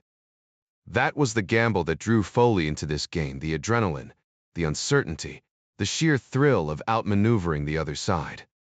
It wasn't about the end game, it was about the chase. And honestly, there was something deeply satisfying about outsmarting the opposition, even if the victory was fleeting. So, what made Ivan tick? Tsevtevro, Atherness, Manavis Tavinole Tempitule, a guilty conscience, or just pure ego. The Old Mice acronym covered the usual suspects. Some spies wanted cash stuffed in a shoebox. Others clung to foreign ideologies like converts at a revival. Some couldn't stomach their own government sins, while others just wanted to stick it to their bosses. History showed that true believers were the most dangerous. They'd walk into fire for their cause, which was why ideological wars burned so hot. Foley preferred the mercenaries. At least they were predictable. Big risks meant big payouts, and greed kept them sharp. Ego-driven assets? High-maintenance drama queens. Mel's dads. That was just ugly, unstable people with grudges made terrible long-term investments. Still, the CIA paid well, not just out of fairness, but because reputation mattered. Knowing there was a fat paycheck waiting could tip the scales for anyone on the fence.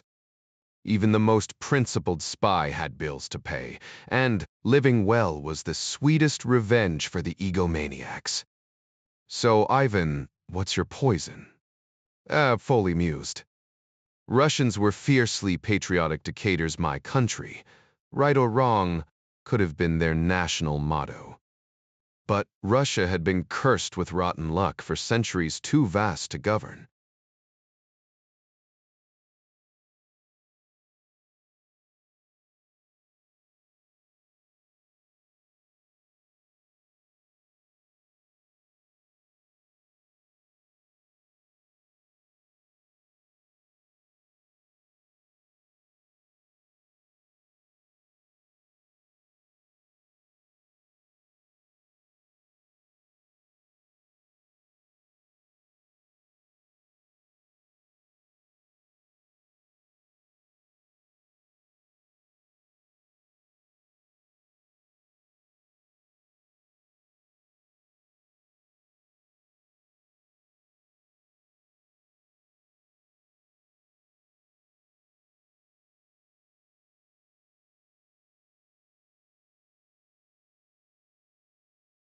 After so much suffering, even the most loyal citizens were starting to question everything.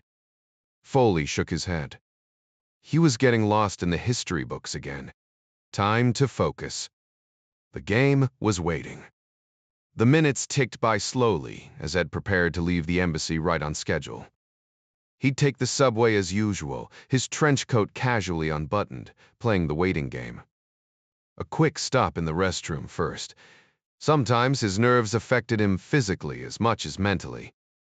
Meanwhile, across the city, Zaitsev meticulously planned his next move. With only one message slip to work with, he couldn't afford mistakes. Burning evidence was too risky, and tossing anything suspicious would draw attention. He spent over an hour perfecting the wording in his mind before finally scribbling the note, folding it neatly, and slipping it into his cigarette pack. At home, young Eddie popped his favorite Transformers tape into the VCR, while Mary Pat half-watched from the couch. Suddenly, it struck her she was just like those shape-shifting robots. One moment, she was playing the role of a carefree suburban mom. The next, she transformed into a CIA operative without missing a beat. The irony amused her. She was giving the Soviets more than just a headache. She was handing them a full-blown crisis, something no antacid could fix. In less than an hour, Ed would find out if their new contact was serious. If he was, she'd have to guide him carefully, extracting every useful scrap of intel before sending it back to Langley. What kind of secrets did he have? Access to secure communications? Or just blank forms? The possibilities swirled in her mind as she watched the cartoon truck morph into a robot. Maybe this year they'd finally get Eddie some of those toys, though. She doubted he'd need help figuring them out. Right on cue, Ed stepped out of the embassy, his punctuality a small comfort to any KGB tales watching. If they were paying attention, they'd see the same green tie again, nothing out of the ordinary, just another forgettable detail. Foley smirked to himself. The Soviets might be paranoid, but even they couldn't suspect every foreigner of being a spy. His carefully crafted persona as a washed-up journalist, thanks to that pompous Anthony Prince, made him the perfect cover. The chilly evening air hinted at the coming winter, but Ed didn't mind the cold. Heat was his real enemy, though memories of sticky summer days playing stickball in New York flashed through his mind. Those carefree times felt like another lifetime. Inside the metro station, Zaitsev spotted his target. The American was following the same routine newspaper in hand, coat loose, standing near the rail. Within moments, he was beside him. Ed's sharp peripheral vision caught the familiar figure approaching. Here we go, he thought. Play it cool, Ivan. One wrong move and this whole thing falls apart. This dance was too risky to keep up soon. They'd need a safer way to exchange information. A dead drop would be essential. But for now, the game continued. Before anything could move forward, they needed to arrange a meeting, and Ed Foley figured Mary Pat would handle that part. She had a knack for blending in, her disguises always flawless. Zaitsev bided his time until the train decelerated, the jostle of passengers giving him the perfect cover. His hand darted into the target's pocket and back out in one smooth motion before he casually turned away, just another commuter adjusting to the subway's rhythm. The thrill of success surged through him, but discipline kept him from glancing back. No need to draw attention. Shadows noticed things like that, and Foley's job was to stay invisible. When his stop arrived, he exited without hesitation, turning in the opposite direction of Zaitsev. He moved through the station like any other New Yorker, stepping into the crisp evening air without so much as a fidget toward his pocket. Even in the elevator of his building, he resisted the urge, aware of surveillance cameras overhead. Only behind the locked door of his apartment did he finally retrieve the folded slip of paper, now filled with precise English script. Whoever this Ivan was, he was sharp-educated, meticulous. That was a rare advantage. "Hey, Ed," his wife greeted, planting a kiss for the benefit of any hidden microphones. "Anything exciting at the office?" "Same old routine," he replied, flashing her the message. Her eyes lit up instantly. Bingo. They had a real asset now, a genuine KGB insider working for them. Meanwhile, Jack Ryan was getting an earful from Kathy. "You won't believe what happened today," she fumed. Two surgeons walked out mid-operation for a beer break. Jack blinked. "Seriously? Dead serious. Can you imagine that back home? They'd be lucky if all they lost was their medical license." Jack smirked. "Sounds like they've got a different standard here." "Different?" Kathy scoffed. "Jury reckless. At Hopkins, we wouldn't even sip wine the night before surgery. Patient safety isn't negotiable." Jack pulled her close, sensing her frustration.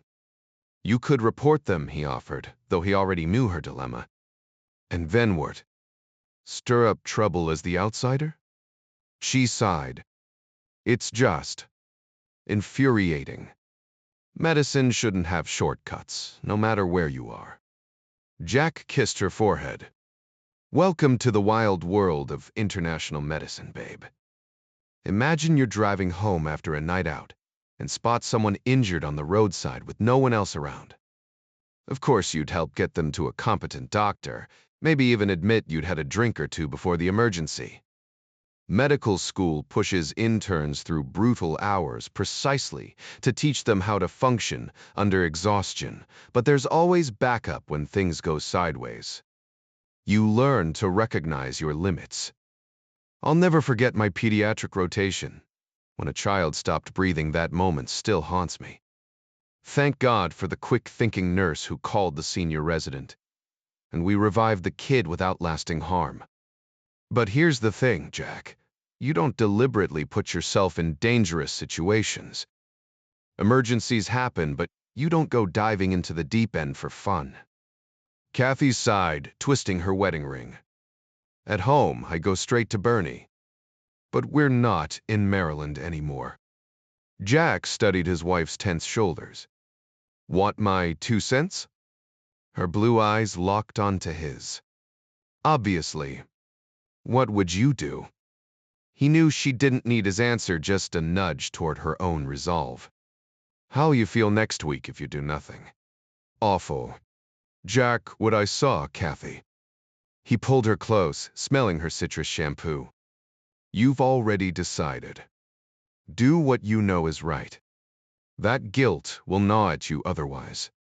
They call surgeons Mister here instead of Doctor." "Why's that?" she suddenly asked, changing tack. Jack grinned. 18th century Royal Navy tradition. Ship doctors were junior lieutenants addressed as Mister. Somehow it stuck in British medicine. How do you even know these things? History PhD, remember. I can recite Tudor succession lines, but still put band-aids on crooked. His hands framed her face. "Last winter you stitched me up good. Did I ever thank you properly?" His kiss lingered.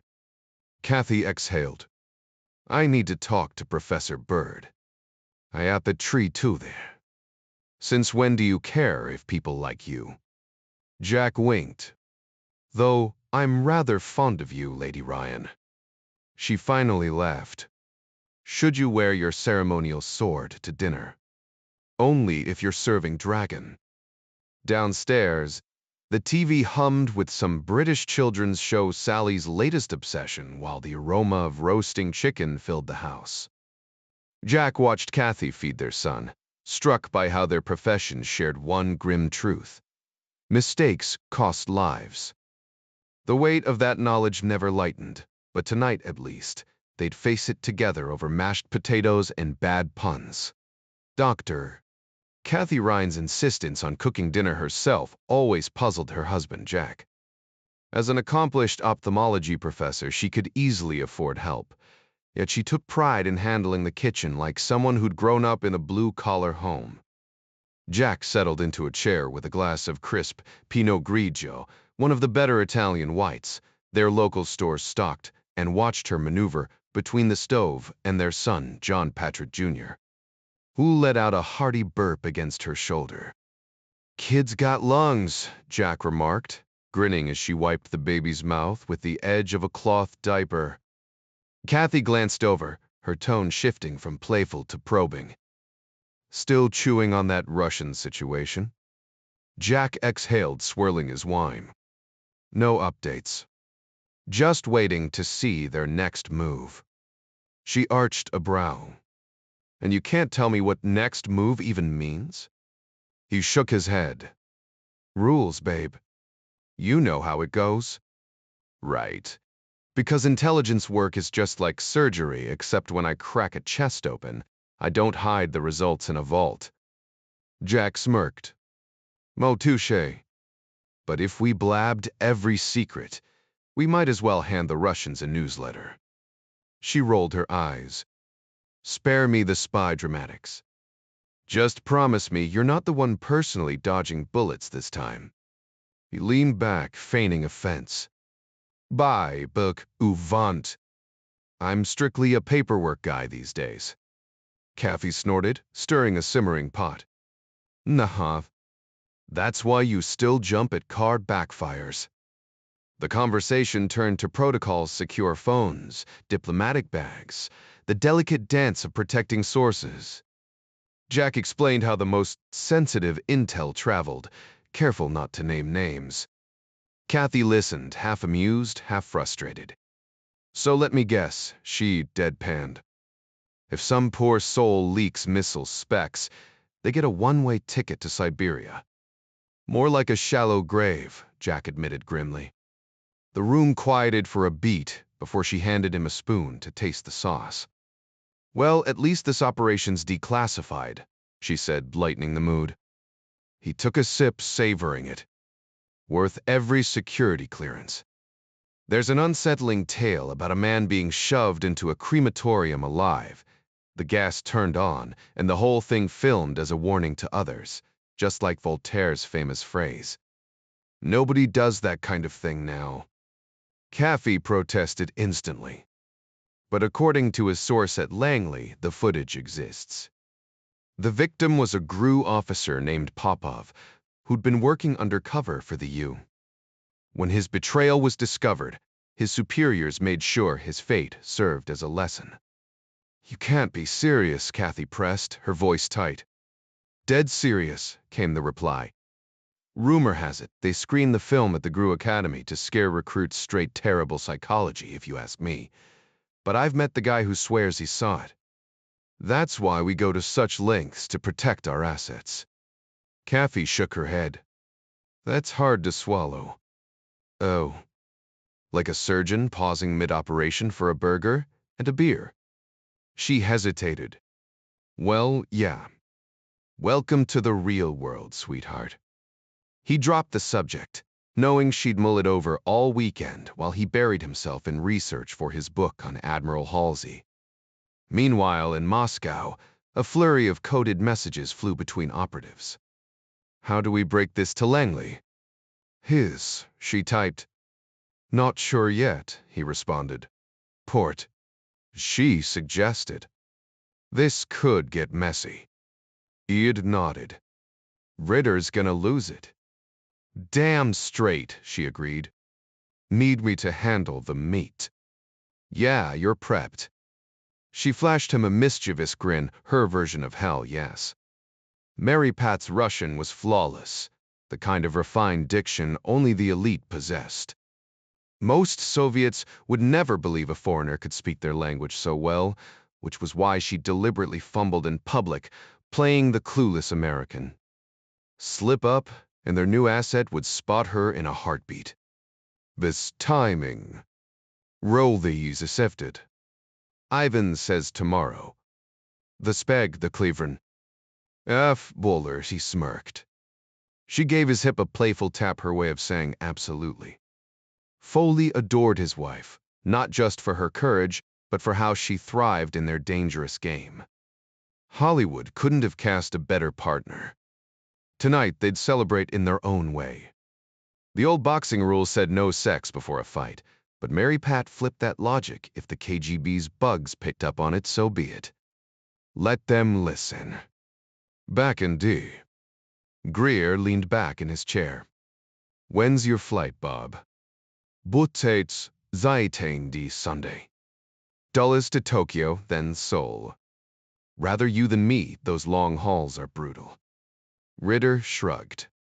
Sleep through half of it. He had meetings lined up with South Korean intelligence, comparing notes on North Korea and China, both keeping him up at night. Quiet on my end anyway. Moore chuckled dryly. Lucky you, dodging the president's wrath over the Pope situation. My heart bleeds, Ritter deadpanned. Bostock's got it covered. Both men trusted Bostock, a seasoned operative with sharp instincts, though his cowboy tendencies made him a liability on Capitol Hill. Pity the job needed more like him. Or like Mary Pat. Any word from the Politburo? Radio silence. Maybe they debated crop yields. Greer laughed. They probably think we're scheming nuclear war over here. Paranoid bastards, Ritter muttered. But like Kissinger said, even paranoids have enemies. That's why we're here. Moore raised an eyebrow. Still tinkering with your Red Death plan? Ritter scowled. Every analyst I pitch it to just builds a bigger box. So much for innovation. Government work, Robert. We don't attract rebels. Judge Moore leaned back in his chair, tapping his pen against the desk. Salary limits tend to stifle innovation, and that's the opposite of what we're here to do. He glanced around the room. So how do we fix it? We've brought in outsiders for a reason, Jim Greer countered. Take Ryan, he doesn't even recognize the box, let alone think inside it. Ryan. Ritter raised an eyebrow. Greer nodded. Exactly. He's not some paper pusher who follows every rule blindly. The guy's a former Marine, sharp under pressure, and he's on track to be one of our top analysts. He crossed his arms. Frankly, Robert, I don't get your issue with him. He's the best young officer I've seen in years. Basil approves of him too, Moore added dryly. And you know how hard it is to impress Basil. Ritter hesitated before sighing. May. Fine. But if we're bringing him into Red Death, he better keep his mouth shut. The last thing we need is Congress or the press catching wind of this. Greer chuckled. Jack? Talking to reporters. Not a chance. The man's integrity is rock solid. You couldn't bribe him with all the KGB's cash reserves. He smirked. Unlike some of us. Ritter shot him a look. I'll remember that, James. Meanwhile, Ed Foley strolled through Moscow's gum department store, mentally comparing it to Macy's back in New York. Theoretically, they were the same. Just like the Soviet Union was theoretically a voluntary alliance, and Russia theoretically had a constitution. As Foley snorted. Yeah, and the Easter Bunny was real, too. The escalator groaned underfoot, its wooden steps a relic of another era. Upstairs, the first section wasn't half bad, though, Ivan. Their contact stood out in his shabby suit. Foley suppressed a grimace. If that was his best outfit, the guy needed to defect yesterday. Still, Ivan had chosen well. The fur hats shapkas were decent, if not luxurious. The best ones were muskrat, while mink and sable were reserved for the elite. Foley smirked. Even in a communist paradise, some animals were more equal than others. The muskrat, though not the most glamorous of creatures, had surprisingly luxurious fur once properly treated to remove its natural swampy aroma, of course. This made it ideal for winter hats, offering insulation that rivaled high-end synthetic materials. But the real story wasn't about the hat's warmth. It was about the unspoken conversation happening beneath the brim. Ed and Mary Pat had a way of communicating with just their eyes, though the messages were brief, like whispers in a crowded room. The department store was quiet, the seasonal rush for winter gear still weeks away. Only one other shopper lingered in the hat section, a man in a brown jacket, browsing with deliberate patience. Mary Pat nudged Ed away with a playful shoo, pretending she was picking out a surprise gift for him. She moved closer to the stranger, who seemed to know his way around fur-lined headwear. "Not an amateur," she noted. "Excuse me," she said in flawless Russian, watching his reaction. The man turned, his expression shifting from curiosity to surprise as he took in her face, clearly American, yet speaking like a native. His eyes were sharp, calculating. But there was something else there, too, a weariness that came from living under a system that aged people faster than time itself. "I'm shopping for my husband's winter hat," she continued smoothly, "just like you suggested on the metro." His eyebrows shot up. He hadn't expected this at all. "On the metro," he echoed, struggling to reconcile her accent with her fluency. Exactly. My husband thought it best if I handled this." She lifted a hat, running her fingers through the fur before glancing at him as if seeking approval. His voice dropped to a near whisper. "What do you want from me?" She tilted her head, feigning confusion. "You approached us. So tell me, do you want to help me pick a hat, or is there something else?" His composure flickered. "You're CIA. My husband and I work for the U. Government, yes. And you? KGB." A pause. Then, reluctantly, "Yes. Communications. Napata Central Directorate." She arched a brow, pretending to examine another hat while her mind raced. "Holy hell, is this for real? Prove it." His jaw tightened. "I work in the 8th Chief Directorate. Message processing. I route signals incoming, outgoing. I see everything that passes through." She switched hats again, this time selecting a lighter shade. "And what do you want in return?" His answer was immediate. "Passage to the west. For my wife, my daughter, and me." "How old is your daughter?" 3.5. The weight of his request hit her like a freight train. This wasn't just a handoff, it was an extraction. 3 lives smuggled out under the nose of the KGB. But if he was telling the truth, if he really worked in communications, Mary Pat's pulse spiked. This wasn't just a gamble, it was a jackpot. Ivan was the keeper of Russia's crown jewels, treasures more precious than even Brezhnev's prized possessions. "We can extract you and your family," she assured him. "How quickly do you need to move?" His response was urgent, his voice tight with tension. "The intelligence I possess won't wait. I won't disclose details until I'm safely in the West. But trust me, it's significant enough to risk everything." Mary Pat studied him carefully, weighing his words. Overeager informants often exaggerated their value, but something in his demeanor told her he wasn't bluffing. Still, she knew better than to take anyone at face value. "We can expedite this if needed," she said, keeping her tone measured. "But we must arrange the specifics elsewhere. This isn't the place."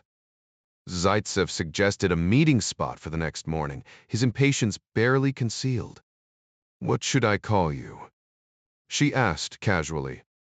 "Oleg Ivanovich," he replied before catching himself a rare slip in a world where aliases were standard. She smiled. "Maria Sostreps. Pleasure to meet you." Playing her part, she picked up a fur hat, pretending to deliberate. "For my husband, this one." Zaitsev handed her a sandy-colored shapka, and she made a show of inspecting it before heading to the counter. The transaction was painfully slow, handing cash to one clerk, waiting for a receipt, then exchanging it for the hat. The inefficiency was almost comical. Even the DMV runs smoother than this, she thought, tucking the bag under her arm. Outside, she rejoined her husband, her eyes alight with excitement. "Got you something special," she teased, shaking the bag. But her mind was already racing ahead. It was 3 a.m. back in D. Too early to call this in. The night shift wasn't equipped for something this delicate. This would go through encrypted channels, straight to Langley for approval.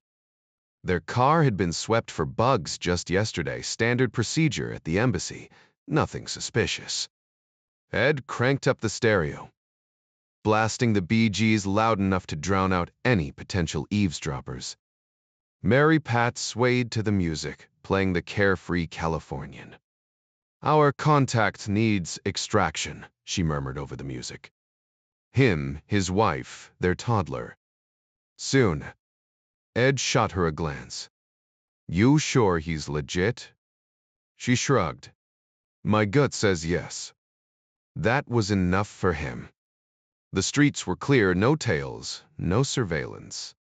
She turned the volume down with a playful grimace. "Love the tunes, but my ears need a break." Ed chuckled. Got it. Though I do have to swing by the office later." She groaned in mock frustration, the universal sound of a wife unimpressed with overtime. The game was on. Kathy rolled her eyes as Ed fumbled with his paperwork. "Let me guess. You're just looking for an excuse to check the baseball scores again," she sighed. Their ongoing battle with the apartment management over satellite TV had become a running joke. "They claim the Russians are blocking it. Worried it's some kind of spy equipment," Ed muttered, shaking his head at the absurdity. "Right," Kathy scoffed, glancing toward the parking lot. "Because the KGB's finest are lurking behind every minivan." She doubted Moscow had operatives that sophisticated their tech was too clunky, but paranoia ran deep in the Cold War era. Grabbing Sally's hand and balancing little Jack on her hip, Kathy headed for the small neighborhood park off Fristow Way. The crisp, autumn air carried the scent of fallen leaves as Sally raced toward the swings. Little Jack, just discovering his hands, immediately tried to shove a fistful of grass into his mouth, a universal parenting moment that never failed to amuse her. The outing served double duty, sunshine for the kids and quiet for Jack, who was buried in research for his Halsey biography. Inside, Jack had commandeered the dining table, surrounded by stacks of notes, and Kathy's borrowed medical textbook. Admiral Halsey's bout with shingles, a cruel twist of fate, had forced him to relinquish command during a critical Pacific campaign. Jack traced his finger over the textbook's description of the agonizing rash, imagining the proud naval aviator grounded while his beloved carriers, Enterprise and Yorktown, sailed into battle without him. Halsey's gruff exterior hid surprising depth. His unlikely friendship with the refined, teetotaling Spruance proved as much.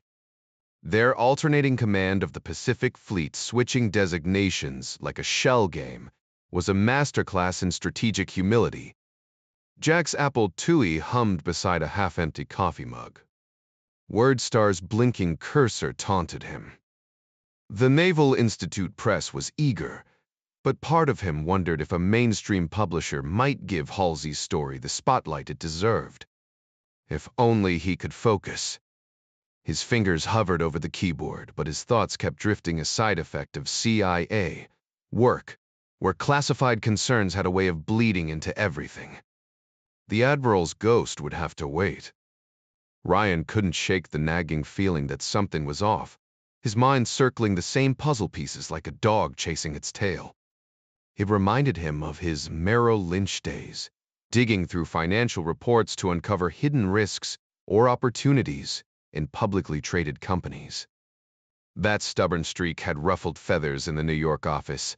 More than once, Ryan wasn't the type to blindly follow orders, even from the big shots. The Marine Corps had drilled into him that officers, no matter how green, needed to think for themselves. Same went for protecting clients' investments like they were his own. Take the Chicago and Northwestern Railroad deal. His bosses had chewed him out for pouring his own money into it, but he'd held firm. Turned out the clients who trusted him made a killing, and suddenly everyone wanted a piece of Jack Ryan's instincts. That gut feeling was buzzing again, this time about the Pope. The scraps of intel he had didn't add up to much. Just a cryptic warning letter routed through Warsaw and probably landing on some grim-faced desk in Moscow. Not exactly a smoking gun. He craved a cigarette, the old crutch for moments like this, but Kathy would sniff out the smoke in a heartbeat. Bubble gum just didn't pack the same punch. What he really needed was Admiral Greer, the man who treated him like family, since losing his own son in Vietnam. But Greer wasn't here, and neither was Sir Basil Charleston. Simon was sharp, but too much of a peer. Me and Kathy? Brilliant as she was, her Park Avenue upbringing, private schools, a sweet 16 convertible, hadn't exactly prepared her for the kind of shadows Ryan was poking around in. His father, though, that was a different story. A homicide detective who'd never brought the job home. But young Jack had asked enough questions to learn the world wasn't all polite rules and clean hands. Some people played by a different playbook, the kind where bad didn't even cover it. Ryan had always had a compass, whether from Catholic school or just hardwired into him. Rules mattered, but so did knowing when to bend them. Judgment, the Marines called it. Assess, decide, move. Sometimes with a gunny's advice, sometimes alone. Right now, he was very much alone. And that was the problem. The absence of any obvious danger was a small comfort, but that didn't make his job any easier. He was navigating a world where threats lurked beneath the surface, hidden in fragments of intelligence. He had to assemble like a puzzle. The problem was, the pieces were scarce, just vague hints he had to interpret, applying them to strangers he'd only ever know through reports written by other strangers. It felt like being the navigator on one of Columbus's ships, staring at an empty horizon, praying land would appear before disaster struck. Not in the dead of night, not as jagged rocks waiting to tear the hull apart. His own safety wasn't at stake, but his duty demanded he treat a stranger's life as if it were his own child's. That weight gnawed at him. He considered calling Admiral Greer, but dawn hadn't even broken in Washington yet. Waking his boss over a hunch with no real substance wouldn't win him any favors. So he leaned back, eyes fixed on the dim glow of his Apple monitor, searching for answers that refused to materialize. Meanwhile, in Moscow, Ed Foley typed out a message with deliberate precision. Priority, flash today. Chui ACC DCI DD from Kos. Moscow subject. Rabbit, text follows. We have a rabbit, a high-ranking walk in claiming to be a KGB communications officer with critical intel. Assessment, credible. Bull Tapersers 5. Request immediate exfiltration approval for rabbit, plus wife and daughter. Highest priority. Benz. Foley knew brevity was key. The fewer words, the less chance the opposition had to crack it if intercepted. But this message would only reach Langley's secure hands. He was staking everything on this one. A 5.5 rating meant maximum urgency and reliability, the kind of intel that could shake the Kremlin. This wasn't just another defector. This was the real deal. He hesitated for a split second, second-guessing his own judgment. But years in the field had taught him to trust his gut and his wife's instincts, which were just as sharp. Their rabbit wasn't asking for money, just a way out. That sincerity mattered. If this were a KGB trap, they'd have dangled cash as bait. No, this felt genuine. Still, feels right wasn't exactly bulletproof justification for the 7th floor. But as station chief in Moscow, his word carried weight. They'd have to trust him unless some diplomatic crisis derailed everything. Thankfully, no summits were looming. Now it was up to Langley to decide. Act fast or risk losing a golden opportunity. Foley exhaled. Why was he doubting himself now? Ed Foley was the top operative in Moscow, and that title carried undeniable weight. He grabbed the phone and dialed a quick 3-digit code. "Russell here," came the immediate response. "Mike, it's Ed. Get to my office now." Without hesitation, Russell replied, "On my way." In under 2 minutes, the door swung open. "What's up, Ed?" Foley didn't waste time. "Got something for the diplomatic pouch." Russell glanced at his wristwatch and frowned. "Cutting it close, don't you think?" Foley shrugged. "It's brief. I'll walk you through it." Russell gave a quick nod. "All right, let's roll." The hallway was deserted, small mercies, and Foley's office was just around the corner. Russell dropped into his chair, fired up the encryption machine, and waited. Foley passed him a single sheet of paper, which Russell secured above the keyboard. "Nice and concise," he muttered before his fingers flew across the keys. He was almost as fast as the ambassador's personal aide, finishing in under a minute padding the message, with a random list of names from a Budapest directory for good measure. The freshly encoded page spat out, and Foley folded it neatly into a manila envelope, sealing it with a dollop of wax. "Back in 5, Russell promised, already halfway out the door. He took the elevator down to meet Tommy Cox, the courier, a no-nonsense ex-army pilot who'd survived 4 crash landings in Vietnam and had 0 patience for espionage games. The diplomatic bag, a rugged canvas satchel, would be chained to his wrist for the entire 11-hour Pan Am flight to Jeffic. No drinks, no naps, just 3 dog-eared detective novels to pass the time. His diplomatic status meant breezing past security, though Foley often joked the Russians probably fantasized about slashing the bag open mid-flight. Upstairs, Russell reappeared in Foley's office. "Done. Plane wheels up in 70. Foley nodded. "Good. The trials." Russell hesitated. "This rabbit thing, it's what I think, right?" Foley shot him a look. "You know, I can't confirm that." Russell held up his hands. Yeah. My bad." He wasn't one to pry, but curiosity gnawed at him.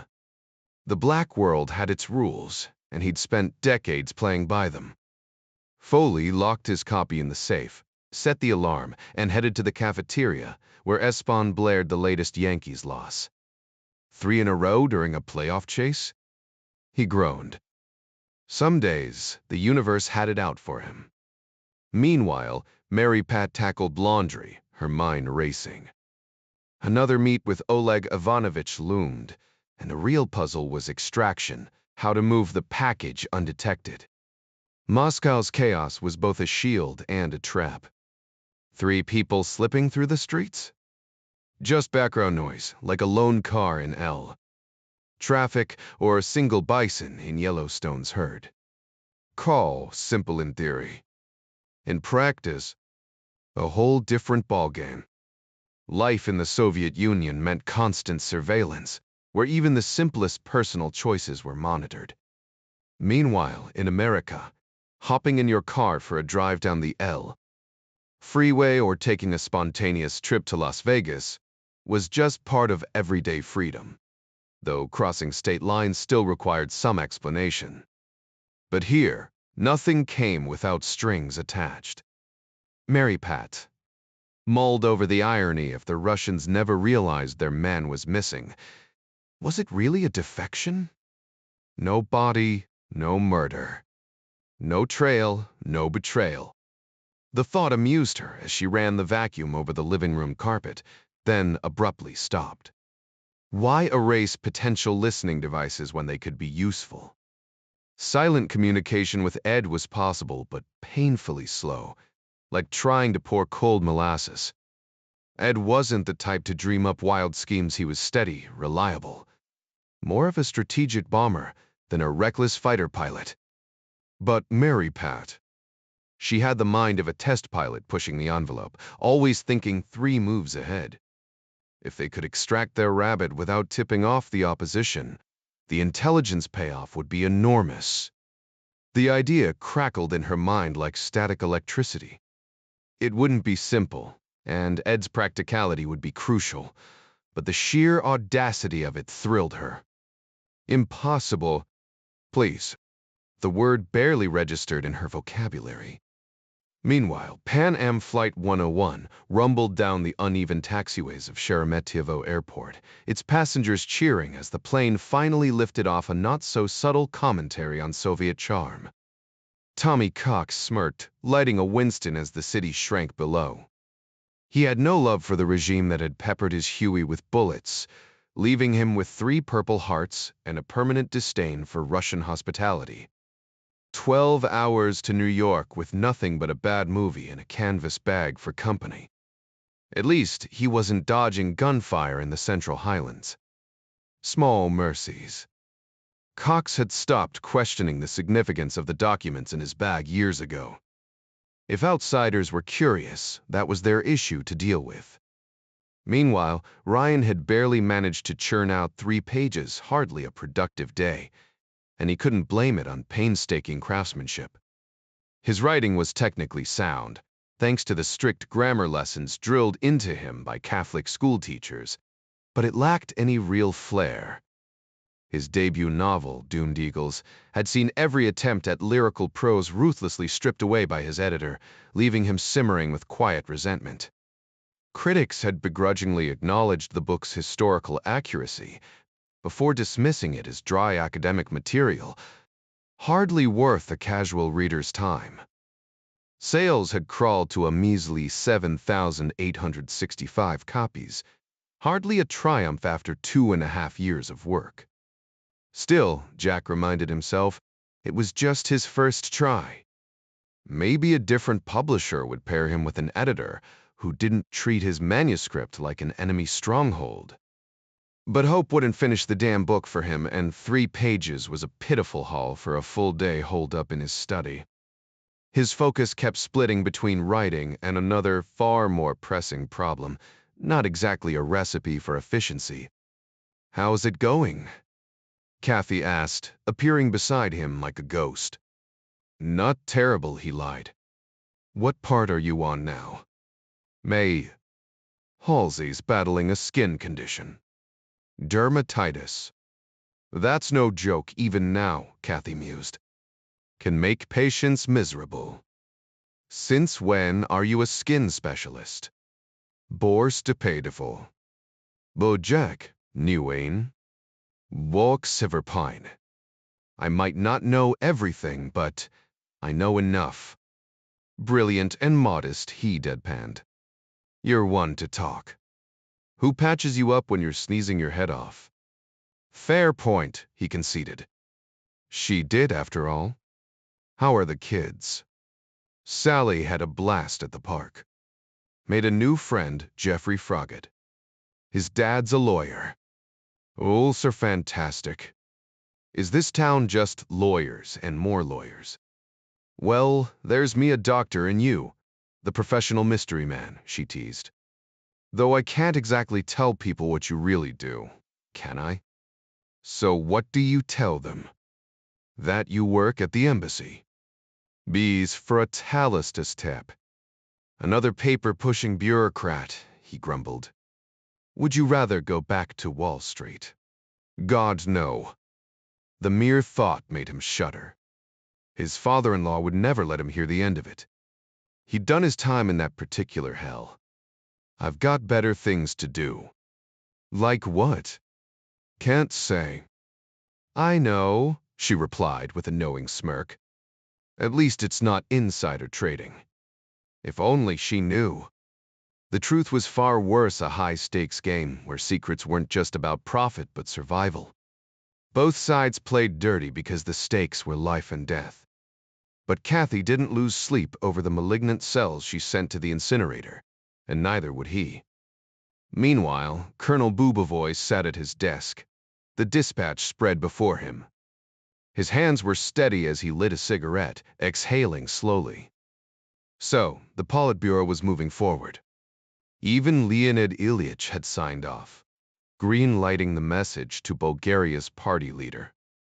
The ambassador would arrange the meeting Monday, A formality, really.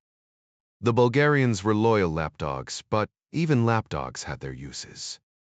The KGB played a key role in the assassination of Georgy Markov on London's Westminster Bridge, providing the unconventional weapon, an umbrella rigged to inject a ricin-laced pellet that silenced the troublesome defector who'd been airing too many secrets on BBC World Service. Old debts never really fade in the world of espionage, especially not between allies like Moscow and Sofia. The Soviets were now calling in that favor, along with invoking a 1964 agreement where Bulgarian intelligence would handle the KGB's dirty work in the West. To sweeten the deal, Leonid Brezhnev had promised a shipment of upgraded T-72 tanks far more practical than the MiG-29s the Bulgarians had initially demanded. Bubovoy smirked at the thought of Bulgarian pilots struggling with advanced jets, their thick mustaches barely fitting under flight helmets. The Russians still saw them as wayward children of the empire, loyal but reckless, with little regard for consequences as long as they avoided getting caught. The meeting with Bulgaria's leader would be a carefully choreographed, dance-polite nods, feigned reluctance, then inevitable agreement. Afterward, Bubovoy would meet Boris Strokov, who'd undoubtedly relish the assignment. For Strokov, this wasn't just another mission. It was the big leagues, a career-defining moment with promotions, a new car, maybe even a lakeside dacha as rewards. And for himself, a return to Moscow, a general's rank, an office at the center finally home after years abroad. Meanwhile, across the Atlantic, Mary Pat vacuumed her living room, her mind racing. "Where's the courier now?" she asked. "Probably over Norway," Ed mused. She tossed out an audacious idea, extracting their asset without the KGB ever knowing. Ed blinked. That's, insane. But the more he considered it, the less impossible it seemed. Their son Eddie inched closer to the TV, drowning out their conversation with transformers, dialogue a handy counter-surveillance tactic. "It's risky," Ed admitted, "but if we pull it off..." Mary Pat grinned. "Exactly. They pay us to think outside the box. The real challenge, trusting their network. One slip, one compromised informant, and the whole operation could collapse. That was the gamble in their line of work, knowing who to trust when the stakes were this high. They could try a friendly conversation with the guy, convincing him to keep working. Maybe then he'd survive the year. Their agents were trained to issue a warning if things got too risky. But who could guarantee they'd actually do it? It took more loyalty than most assets were willing to give. There are other routes, she pointed out. Eastern Europe, for instance. Extract him that way." He sighed, reluctantly agreeing. "It's an option, sure. But the goal is extraction, not impressing some East German panel with our creativity." She pressed on. "If we pull him out of Moscow, it opens up more possibilities, doesn't it?" He nodded, though his tone was dry. "Sure, sweetheart. And it also means we'll be dealing with communication nightmares. That meant higher risks, more chances to botch the whole thing. The CIA lived by one rule: keep it simple. Too many moving parts, and the whole operation could collapse like a house of cards. Yet her idea had its appeal. If they made the Soviets believe their target was dead, they dropped their guard completely. It'd be like beaming James Bond straight into KGB headquarters, invisible, letting him swipe top-secret intel, and vanishing without a trace. The perfect play, if such a thing existed outside of spy novels. Ed smirked, realizing his wife's mind was just as sharp in strategy sessions as it was in more private moments. Mary Pat caught the shift in his expression and knew she'd hooked him. He was cautious, but he recognized brilliance when he heard it. Her plan added complexity, but maybe not enough to outweigh the payoff. Getting their man out of Moscow was never easy. even under ideal conditions. The real challenge. The Finnish border, always Finland. Everyone knew the drill. Tricked-out cars with hidden compartments, diplomatic immunity playing its part. The Russians struggled to counter it. International rules tied their hands when it came to searching official vehicles. A clever diplomat could smuggle anything, even drugs, and walk away clean. But this wasn't just contraband. If the Soviets realized their prized asset was missing, all bets were off.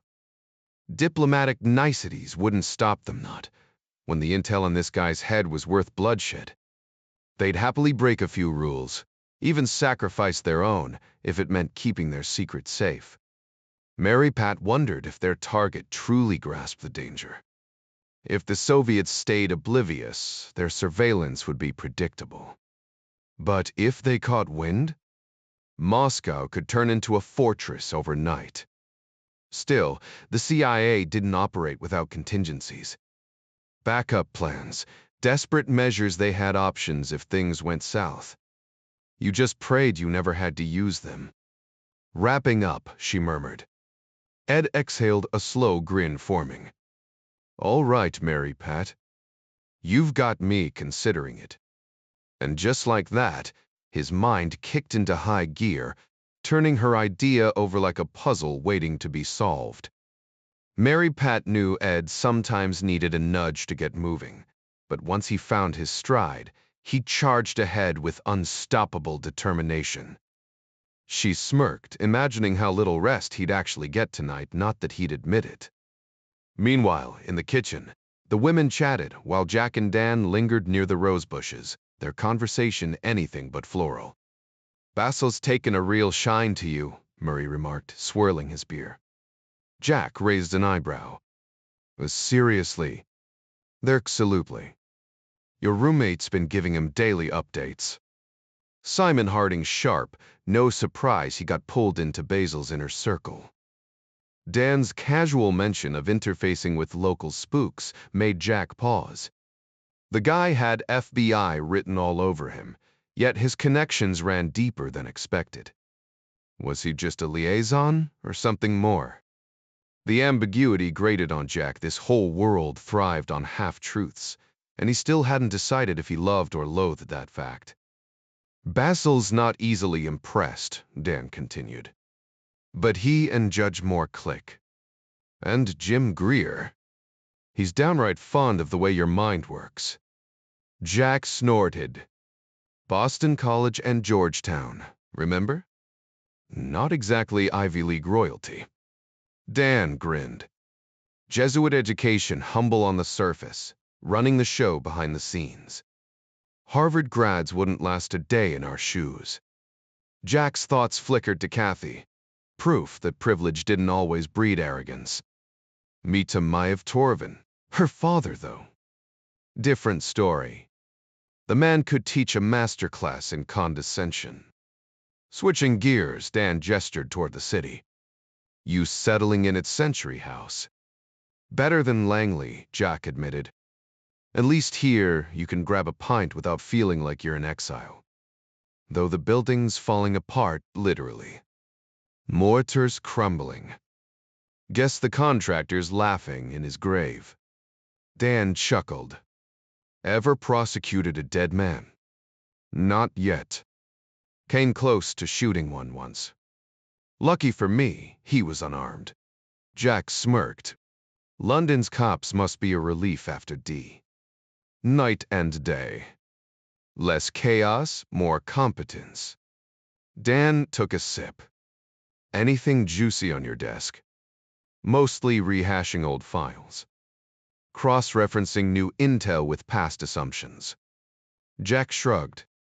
Glad someone finds my work exciting. The breeze carried the scent of roses, a stark contrast to the tangled web of secrets they navigated.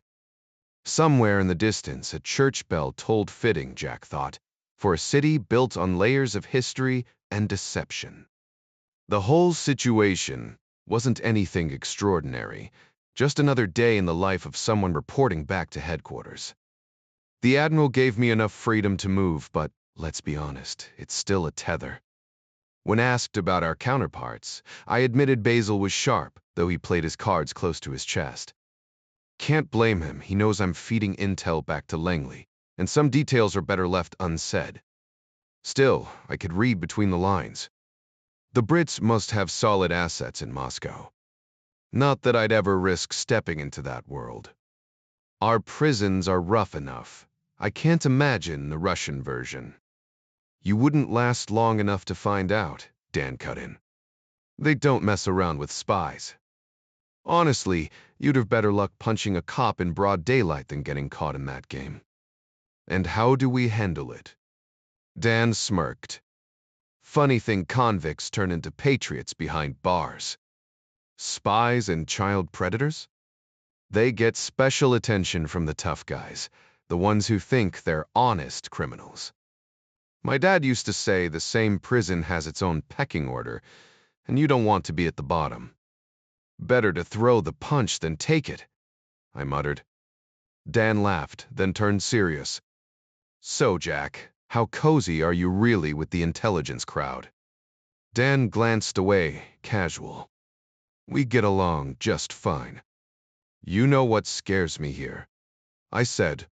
Understatement. Dan grinned. Then you're in the wrong country, kid. Everyone talks like that. Especially the spooks. Yeah, like they're guarding state secrets just by being vague. Dan took a sip, amused. If we spoke plainly, people would realize how messy everything really is. Gotta keep the mystique alive, same as doctors or stockbrokers. Every profession has its own lingo. The real reason? It kept outsiders in the dark. But if you were inside, it just felt like home. Then came Budapest. Bad luck, plain and simple. The agent wasn't high value, just feeding intel on the Hungarian Air Force, which nobody took seriously anyway. The country's military had never been known for its glory, and Marxism-Leninism never quite stuck. Still, their intelligence service wasn't entirely useless. Some were even trained by the KGB, and if there was one thing the Soviets knew, it was spycraft. Andreas Morse was sipping coffee on Andrassy Street when he spotted the slip-up. Bored with his paper, he noticed a local drop something small, like a tobacco tin. The man picked it up and stuck it under the table. It stayed put. Adhesive. That wasn't normal. Then it clicked, an old-school dead drop, straight out of a training film. Like stumbling into a spy movie and recognizing the plot. Andreas excused himself to the restroom, where a payphone waited. Andreas stepped into the phone booth and made a quick call to his office, keeping the conversation under 30 seconds. He then ducked into the restroom, better to take care of business now, given the adrenaline already buzzing through him. No need to rush. Headquarters was just 6 blocks away. By the time he returned, 2 colleagues had settled into the cafe, chatting animatedly over coffee. Andreas, still a relative newcomer with only 2 years under his belt, had never actually caught anyone in the act until today. His instincts told him this was the moment. The man across the room wasn't just another patron. He was a spy, a Hungarian national working for a foreign government, possibly even the Soviets. If so, arresting him would be messy, but the KGB liaison would smooth things over soon enough.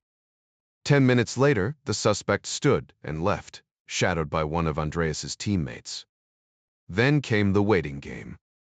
Andreas killed time with a slice of strudel, just as delicious as anything he'd tasted in Vienna, despite Hungary's communist regime. The locals took pride in their cuisine, after all, even under a command economy. Chain smoking and pretending to read his newspaper, he kept his thick glasses angled just right to obscure where his gaze landed.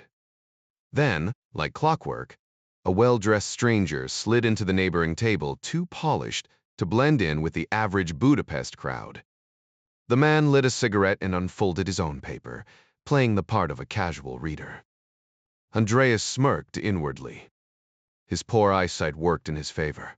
No one could tell where he was looking. He followed the American because, of course, this guy was American, sipping coffee, flipping pages, until the subtle flick of a wrist caught his attention. The man dabbed his nose with a handkerchief, then slipped something from beneath the table into his pocket. Maltepsmat. Too smooth for an amateur. Andreas's pride flared. This was his catch. He tailed the American toward the subway, closing the gap just before the station entrance. A firm grip on the man's arm stopped him cold. Mind showing me that tobacco tin you pocketed? Andreas kept his tone polite. Diplomatic immunity was a headache he didn't need. The stranger feigned confusion, his accent tipping between British and American. The one in your right pocket, Andreas pressed. The man tried to walk off, but Andreas drew his checkmate pistol, ending the debate. Papers, Andreas demanded, weapon steady. We've got your contact. You're under arrest. No Hollywood dramatics, no last-minute shootout on the metro stairs. The American knew better than to test a jumpy officer with a cheap Eastern Bloc handgun. Slowly, deliberately, he reached for his passport, praying the guy hadn't seen one too many spy thrillers. The sleek, black diplomatic passport in James Sell's hand marked him instantly, not just as an official, but as the kind of privileged figure who drew sneers from men like the Hungarian border guard glaring at him.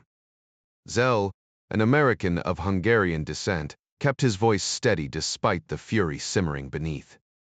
I'm a fully accredited diplomat, he snapped. Take me to the embassy. Now. Inside, his mind raced. 5 years of careful work, blown over some low-level intel about a joke of a communist air force. Unbelievable. The guard, Andreas, didn't budge. Instead, he gestured with his pistol. You're coming with me first.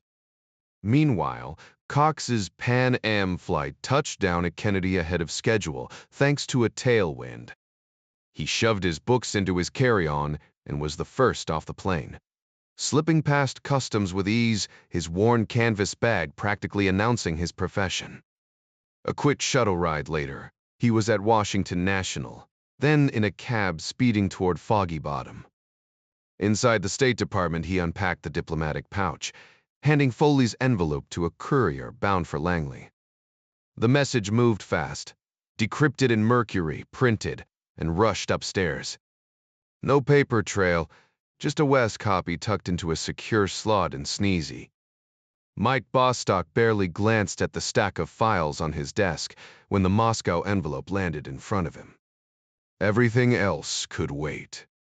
Ritter was already airborne over Ohio, so Bostock called Judge Moore at home, then Jim Greer. Both arrived within minutes, Moore in a rumpled suit, Greer in a bargain bin golf shirt. Foley's got something, Bostock said, understated as ever. Moore scanned the message and exhaled. Damn. And Ritter's gone? An hour ago. Greer took his time reading, then nodded. We've got a rabbit. Bostock turned to the window, watching the Potomac glint in the distance. Foley thinks it's urgent. Says this guy's deep inside and wants out with his family. That complicates things, but Ed's instincts are solid. Moore rubbed his temples. So how do we pull it off? Normally, we let the field handle it, Bostock replied. But this. If the rabbit's got what Foley thinks, we can't afford hesitation. The unspoken truth hung in the air. Extraction was risky, but letting a high-value asset slip away. That wasn't an option. It would be ideal if we could turn this guy into a long-term asset, feeding us intel on an ongoing basis. But for reasons we don't fully understand, that's either not an option, or Ed believes he's already handed us everything crucial. Why the radio silence? Greer muttered, still clutching the dispatch. Could be he was racing against the clock to pass this to the courier, or maybe he didn't trust the usual channels with details that might expose his source to the enemy. Whatever the case, Ed clearly didn't want this leaking through standard comms, and that alone tells us something. Moore leaned forward. So, we greenlight his request. Bostock shrugged. Not like we've got better options. With a nod, the DCI made it official. Approved. Get it to him, as Ep.E. As Bostock hurried out, Greer smirked. Bob's gonna hit the roof. Moore rubbed his temples. What's so urgent that Foley would bulldoze protocol like this? Guess we'll find out when he wants us to, Greer replied. Moore groaned.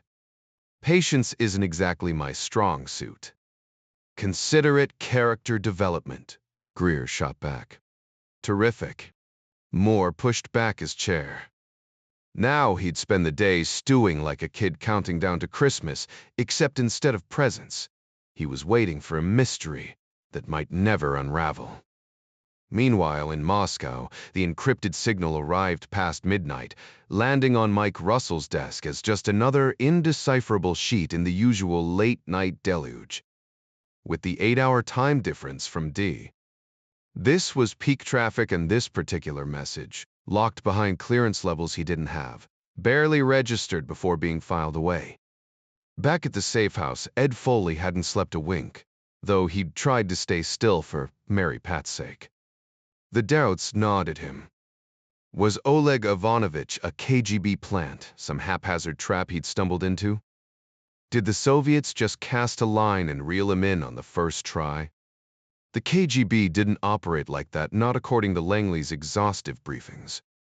Sure, they'd run false flag ops before, but those were precision strikes, targeting known players to map out networks. This was messy. If Ivan knew who he was, why blow their cover so fast? It'd only hand the CIA intel they didn't already have. Then there was the rabbit theory, a sacrificial pawn sent to ID Foley before feeding him garbage intel. But to target him, they'd have to know his role, and if they knew, why tip their hand? The KGB wasn't sloppy enough to shotgun every embassy staffer. No, this stank of something else entirely. Either way, the game was on, and the rules kept shifting. Oleg Ivanovich couldn't possibly be a decoy, that much was clear. Which meant he had to be the real deal, right? Despite Foley's sharp instincts and years of experience, he couldn't twist the facts to paint the rabbit as anything but authentic. The only catch? None of it added up. Then again, when did espionage ever follow logic? The only thing that mattered was extracting the man before it was too late. They had a rabbit, and that rabbit needed to bolt before the bear caught up. You really can't tell me what's eating at you. Kathy pressed. Nope. But it's big. Yep. He gave a slow nod. Huge, actually. Problem is, we don't know how huge yet. Should I be losing sleep over it? Nah, it's not Armageddon. But my lips are sealed. Why? Come on, Kathy, you know the drill. Mode, classified.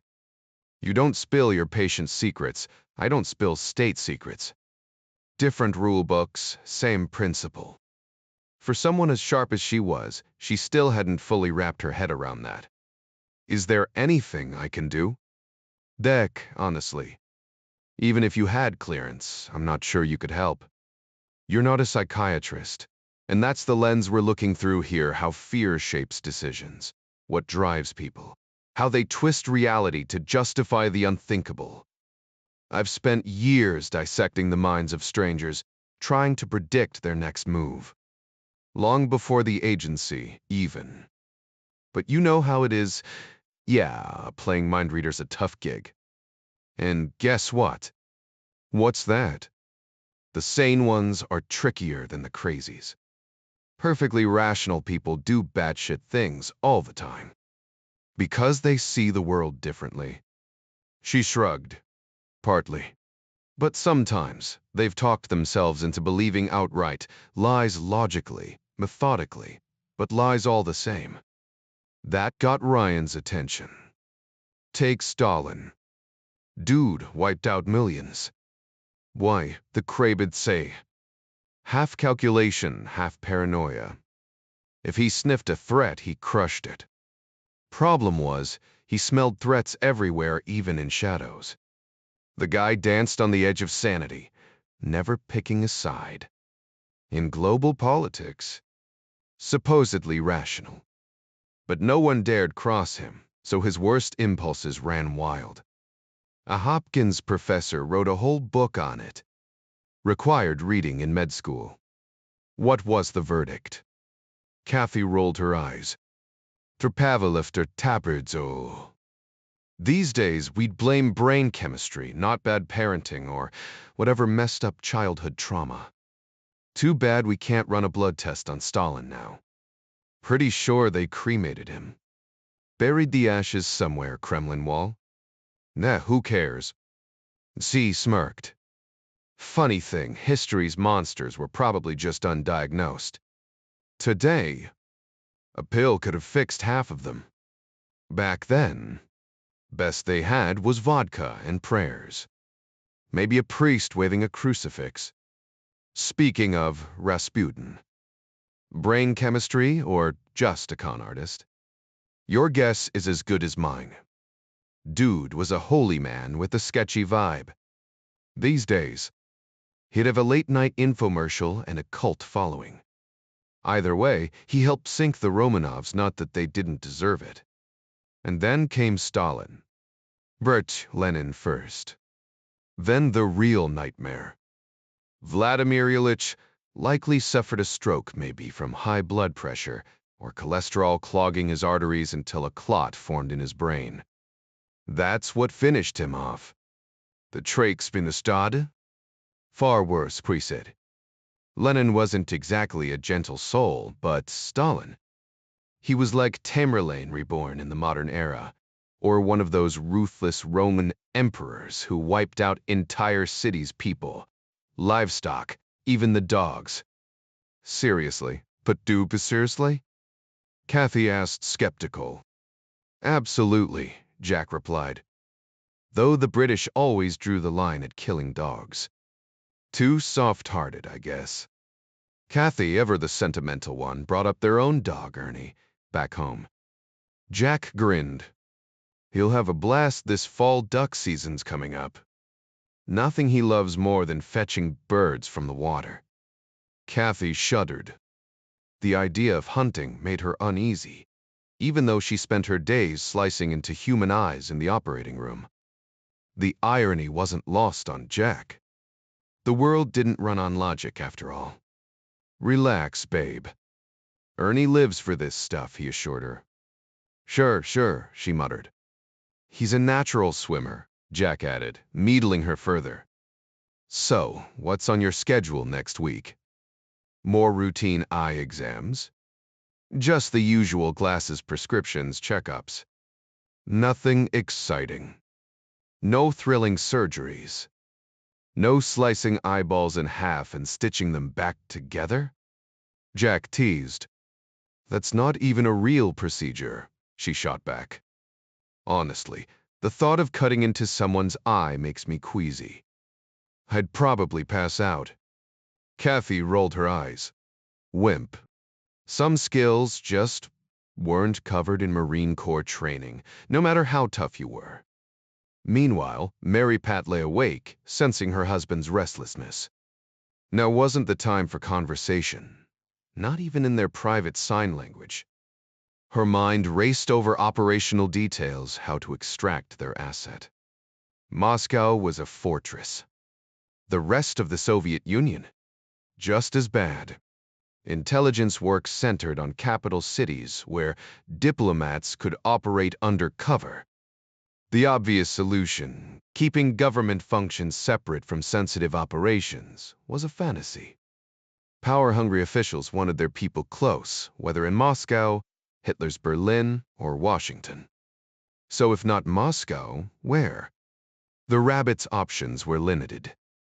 Western Europe was off-limits behind the Iron Curtain. Sochi's beaches. A submarine extraction sounded like a bad spy novel. and the Navy would throw a fit at the request. That left Eastern Europe's dreary socialist states about as appealing as a summer in rural Mississippi. Poland, too volatile, with Gdansk locked down tighter than a vault after that British stunt with the stolen T-72 tank. Every exit route seemed blocked, and time was running out. Mary Pat figured the stolen tank might have been useful to someone, but some fool in London had blabbed to the press, blowing the whole operation and making Gdansk useless as an escape route for years. Germany, Sisting Tamatevrin. Unlikely, most Russians couldn't care less about the place. Czechoslovakia? Sure, it had grand imperial buildings and a thriving art scene, with symphonies and galleries that rivaled Russia's. But the border with Austria was locked down tight. That left Hungary. Budapest, once ruled with an iron fist by the Habsburgs, had been rebuilt after the war, though its brief rebellion in '56 had ended in bloodshed under Khrushchev's orders. The Soviets had crushed it, executed the leaders, and then, under Andropov's watch, repackaged Hungary as a happy socialist brotherhood, albeit with looser controls. Still, Russians flocked there by train. It was the gateway to Yugoslavia, the communist world's answer to San Francisco, where Soviet citizens could snag forbidden luxuries, VCRs, Reeboks, even smuggled X-rated tapes copied from Western films. Budapest was the Eastern Bloc's black market paradise. Russians arrived with empty suitcases and shopping lists for friends back home, spending their Comcon rubles on everything from Fogel stockings to bootleg movies. The city had culture, history, decent food, and just enough plausible deniability for someone like the rabbit to slip through, pretending he'd returned to Mother Russia. Not a bad plan, Mary Pat decided. Time to call it a night. Across town, the ambassador leaned back in his chair, his office perched in the same corner suite once occupied by Cardinal Mindszenty, a man loved by Hungarians, hated by the regime, and imprisoned twice for refusing to bow to Soviet rule. So, what happened? Drew, he asked. Station Chief Sell didn't mince words. An Avi agent was sitting one table over during the drop. Ambassador Erickson sighed. He'd have to answer the furious and entirely expected message now sitting on his desk. Why'd you risk it, Jim? Bob Taylor's wife, who was expecting their first child, had some unexpected health complications, prompting an emergency flight to 2nd Army General Hospital near Kaiserslautern for specialized care. Erickson gave a dismissive shrug. Right slipped my mind. Sell didn't bother sugarcoating it. Long story short, I messed up. Honesty was his default, even when it meant torpedoing his CIA career. Still, he figured the poor sap who botched the transfer was having a far worse time. Those smug-way officers from Hungary's state security had practically thrown a party while rubbing his nose in the amateur hour blunder. Now, thanks to their theatrics, Sell found himself officially persona non grata, with 48 hours to slink out of Budapest like a scolded dog. Wish I could help, Bob, but my hands are tied, Erickson said. Zell exhaled sharply. Yeah, I'm deadweight now anyway. It stung. He'd built a decent little intelligence operation here, scraping together useful, if not earth-shattering intel on Hungary's political and military moves. Not exactly a global hotspot, but you never knew when some overlooked backwater might cough up a golden nugget. Lesotho, maybe. He pictured himself sweating under the African sun, slathered in sunscreen and dressed like some colonial relic. At least he'd catch the World Series stateside before shipping out. Budapest Station was officially a ghost town now. Not that Langley would shed any tears. The embassy fired off an encrypted cable to Foggy Bottom, with Ambassador Erickson drafting a frosty reply, denying all allegations against Sell and tossing in a diplomatic protest for good measure. Washington would likely retaliate by booting some Hungarian diplomat, probably some harmless pencil pusher, Erickson mused. No need to tip their hand if they'd actually sniffed out a real spy. Better to let the mole keep digging his own grave under watchful eyes. The whole affair barely registered at CIA headquarters, buried in routine traffic to avoid disturbing the director's weekend. Judge Moore's morning briefing could wait until Sunday. Budapest wasn't exactly keeping anyone up at night. Meanwhile, in Moscow, Ed and Mary Pat Foley enjoyed a lazy Sunday like anyone else, minus the church crowds. The embassy offered Mass, but they usually skipped, assuaging their Catholic guilt by reminding themselves they were doing the Lord's work in godless territory. We weary too, what's curse. Today's agenda? A park stroll with little Eddie, who was determined to recruit new playmates.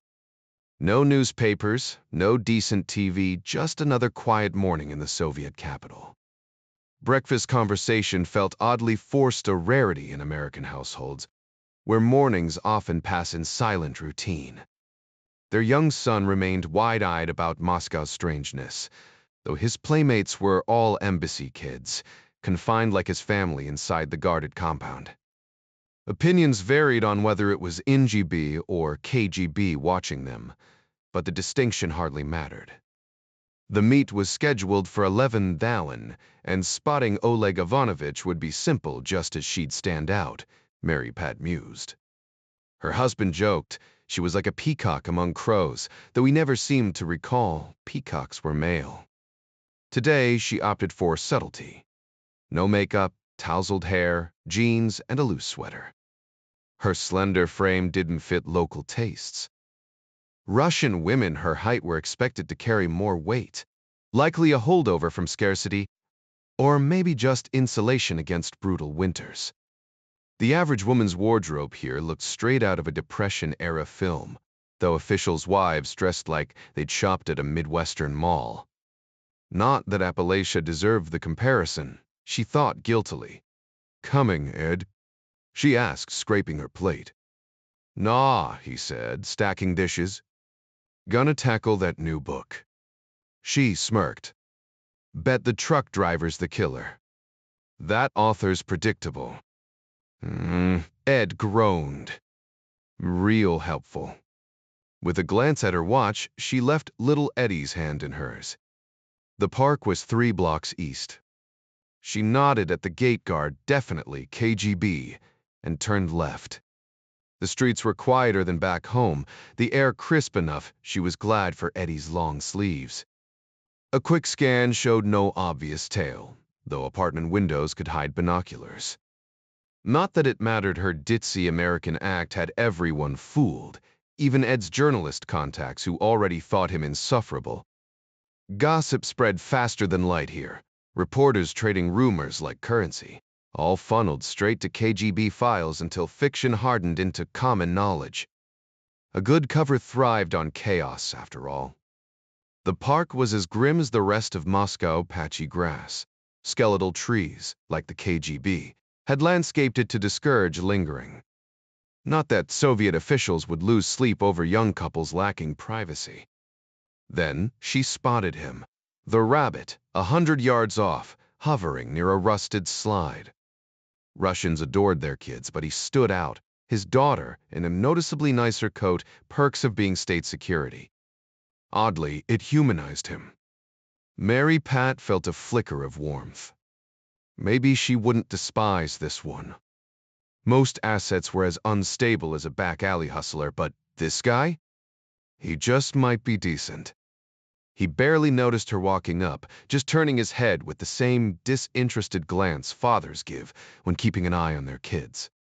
The 2 Americans moved casually, making their meetings seem like pure chance. "Eddie, why don't you go say hi to that little girl?" "Practice your Russian," his mother encouraged. With the boundless energy of a toddler, Eddie sprinted over. "Hello. Mimnol Bolstav." "Hello," the girl replied. "I'm Eddie." "Svetlana Olegovna," she answered politely. "Where's your house?" Eddie gestured vaguely toward the expat housing. Your boy?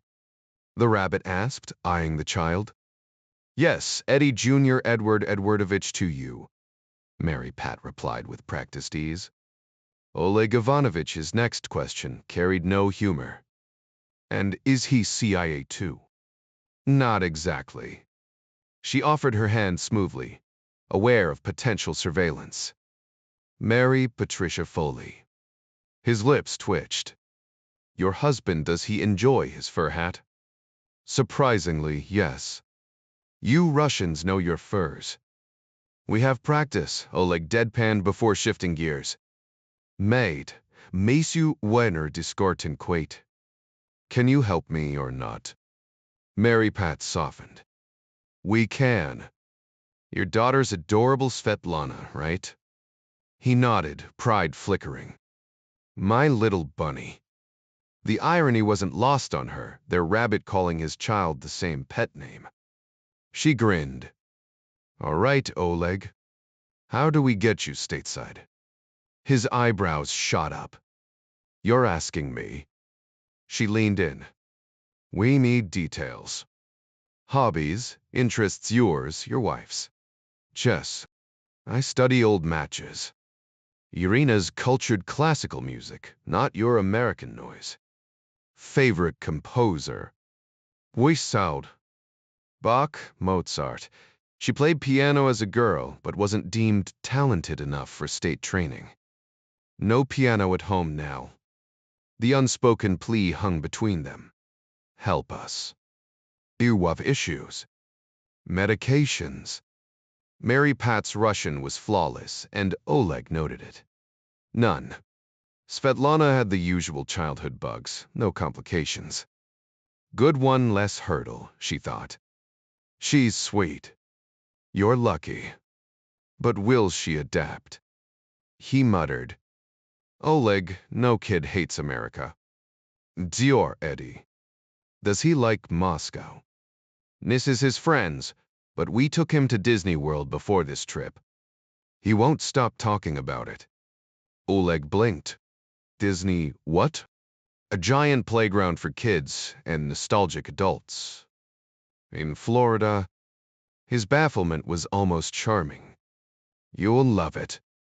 Svetlana especially. She hesitated. What does Irina think of all this? Oleg's answer stunned her. She doesn't know. Mary Pat nearly choked. Excuse me? Is this guy insane? Irina obeys me, he said flatly, embodying every stereotype of Soviet machismo. Oleg, that's dangerous. The danger is KGB catching me. Then I'm dead, then so is someone else. The cryptic hint dangled. Why are you doing this? Neb is pressed. They're going to kill an innocent man. Who? The question slipped out before she could stop it.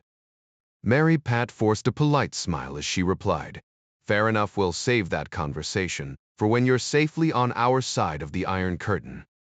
She could practically hear the gears turning in his head, the careful dance of a man who knew how dangerous every word could be. Then, almost as an afterthought, he leaned in slightly, lowering his voice. One more thing, watch what you send back to Langley. Assume your channels are compromised. Stick to one-time pads, like we do at the center. You follow. Her response came smooth, practiced. Anything involving you gets double encrypted and hand-delivered via diplomatic pouch.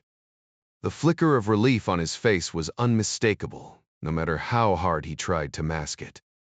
And just like that, the rabbit had handed her a bombshell. Are we compromised? She pressed. That's another discussion for the West, he deflected. No hell. Her stomach dropped. If he was right, they could have a mole anywhere, even someone with access to the Oval Office. She kept her voice steady. Yaberta stood. We'll treat your case with maximum security protocols. Which meant agonizing delays back to Stone Age tradecraft that would make Ritter roll his eyes. Any safe channels left? She asked. The Brits swapped their cipher machines 4 months ago. We haven't cracked them yet. As for your own traffic, assume the worst. She exhaled. Fantastic. The Russians might lag in tech, but their math brains were world-class. And human ingenuity. That was the ultimate wild card. Did the embassy even have those old one-time pads anymore? NSA loved boasting that not even a Cray 2 on steroids could brute force their systems. But if they were wrong, the fallout would be catastrophic. Annoying, but we'll manage, she said. You want extraction ASAP. This week. It's not just about me, there's another life at stake. She studied him. Either he was the best liar she'd ever met, or he was dead serious. No tells, no nervous tics. Just a man playing a very high-stakes game. What's it pray? Tomorrow, file a contact report, she instructed. His eyebrows shot up. Seriously? Yep. Tell your boss you met an American embassy wife, chatty, harmless. Mention my kid. He smirked. You press or see bit. The clueless blonde routine, with a side of mediocre Russian. Quick learner. You play chess. Not well enough for the big leagues. In America, the ceiling's higher, she countered. By Friday. When my husband wears his red tie, you pick the meat. By tomorrow afternoon, you should receive your signal, and we'll handle the details from there. Good day to you, she replied smoothly. When he asked about her Russian fluency, she explained. My grandfather served as an equerry to Tsarevich Alexei Romanov. When I was young, he shared countless stories about the boy's tragic fate. Oleg smirked. So your grudge against the Soviet Union runs deep? She shook her head.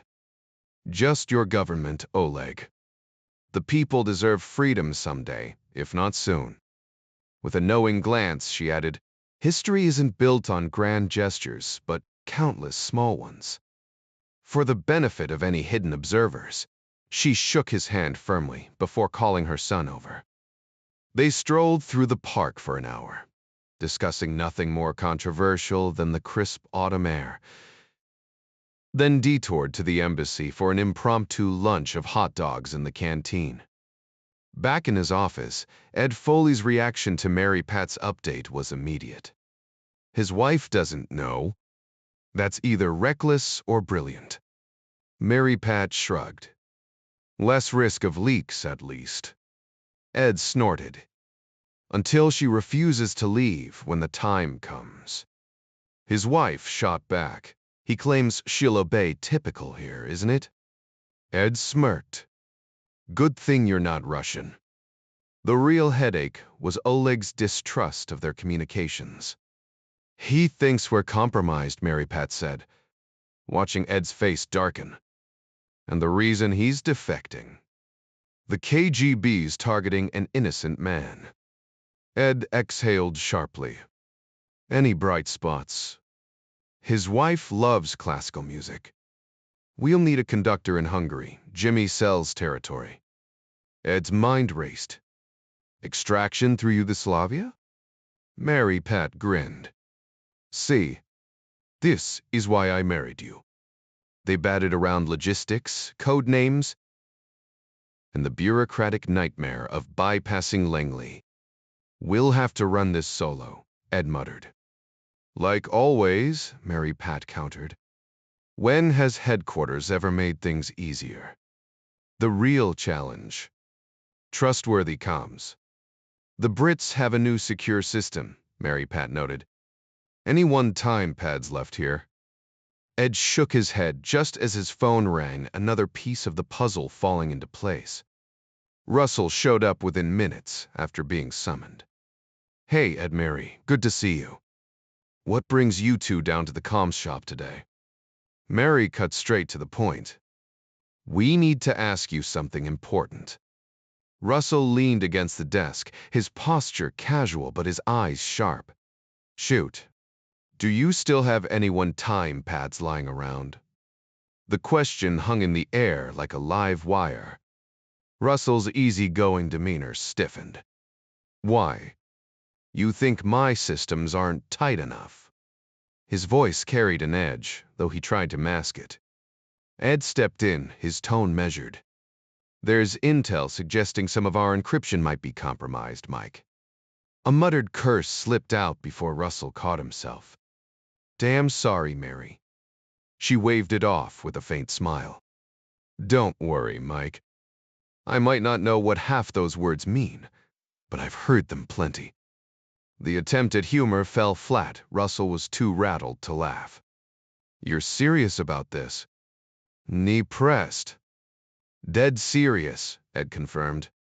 Russell exhaled sharply, rubbing his temple. All right. I've got a few old pads stashed away, 8-9 years old. Never tossed 'em. Figured better safe than sorry. Ed nodded approvingly. Good call. They'll handle maybe 10 messages, 100 words each, assuming Fort Meade still has the matching pads. Knowing those guys, they've probably got 'em buried in some dusty file cabinet. Mary frowned. How difficult are they to use? Russell groaned. A nightmare.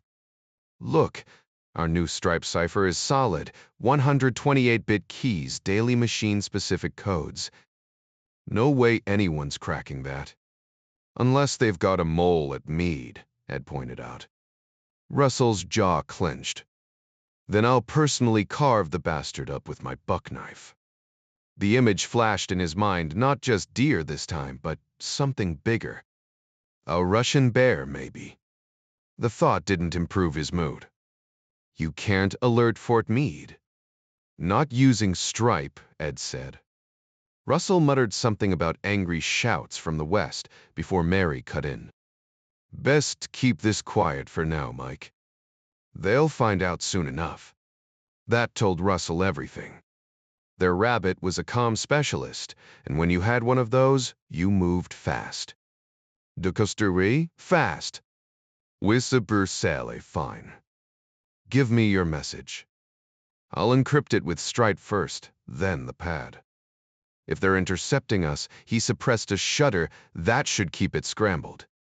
Ed raised an eyebrow. You sure? Russell thought for a beat, then shook his head. No guarantees. Even if they crack part of it, they'll never get the full picture. Unless Portier Peftis too. He trailed off, the unspoken fear lingering. A mole reading raw intel on the other end. No defense against that. It was the same game they all played. Infiltrate deep enough to get the unfiltered truth. Like their own prized asset cardinal, whose name they never uttered aloud. Russell exhaled. All right. Your friend trusts old school. Let's hope he's right. I suppose everyone does, Ed Foley remarked. Ivan definitely does. But it must be a nightmare for their teams, decoding every single character manually. He glanced at Russell. Ever been on the decryption side? Russell shook his head without hesitation. Not sharp enough for that. Probably, for the best half, those guys end up in padded rooms snipping paper dolls with safety scissors. I know some of the Z Division crew, though. Their lead just turned down a math professorship at Caltech. Guy's brilliant, Russell admitted. Miles ahead of me. Ed Papadopoulos, yeah. Greek name his dad used to own a diner in Boston. Ask me if I'd ever want his job. Man, Foley smirked. No chance. Not even if they tossed in Pat Cleveland as a bonus. And she was stunning, Foley thought. Russell could use someone like that in his life. All right, I'll have a dispatch ready in an hour. Good. Works for me, Russell said, heading out. Mary Pat Kaminsky Foley lingered a moment. Think we shook him up enough? She mused.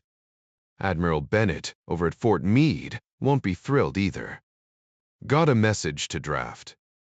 Foley nodded. I'll check on Eddie and his crayons. With that, she left. Judge Arthur Moore's morning briefing usually kicked off at 7:30 sharp, unless it was Sunday, when he slept in and pushed it to 9:00. His wife recognized the knock of the National Intelligence Officer, delivering the daily update in the judge's private study, swept weekly for bugs. The world had been quiet yesterday. Even communists took weekends off, he'd learned. Anything else, Tommy? Moore asked. Bad news from Budapest, the Neo replied. Station Chief James Sell got burned during a pickup. Details are fuzzy, but the Hungarians declared him persona non grata.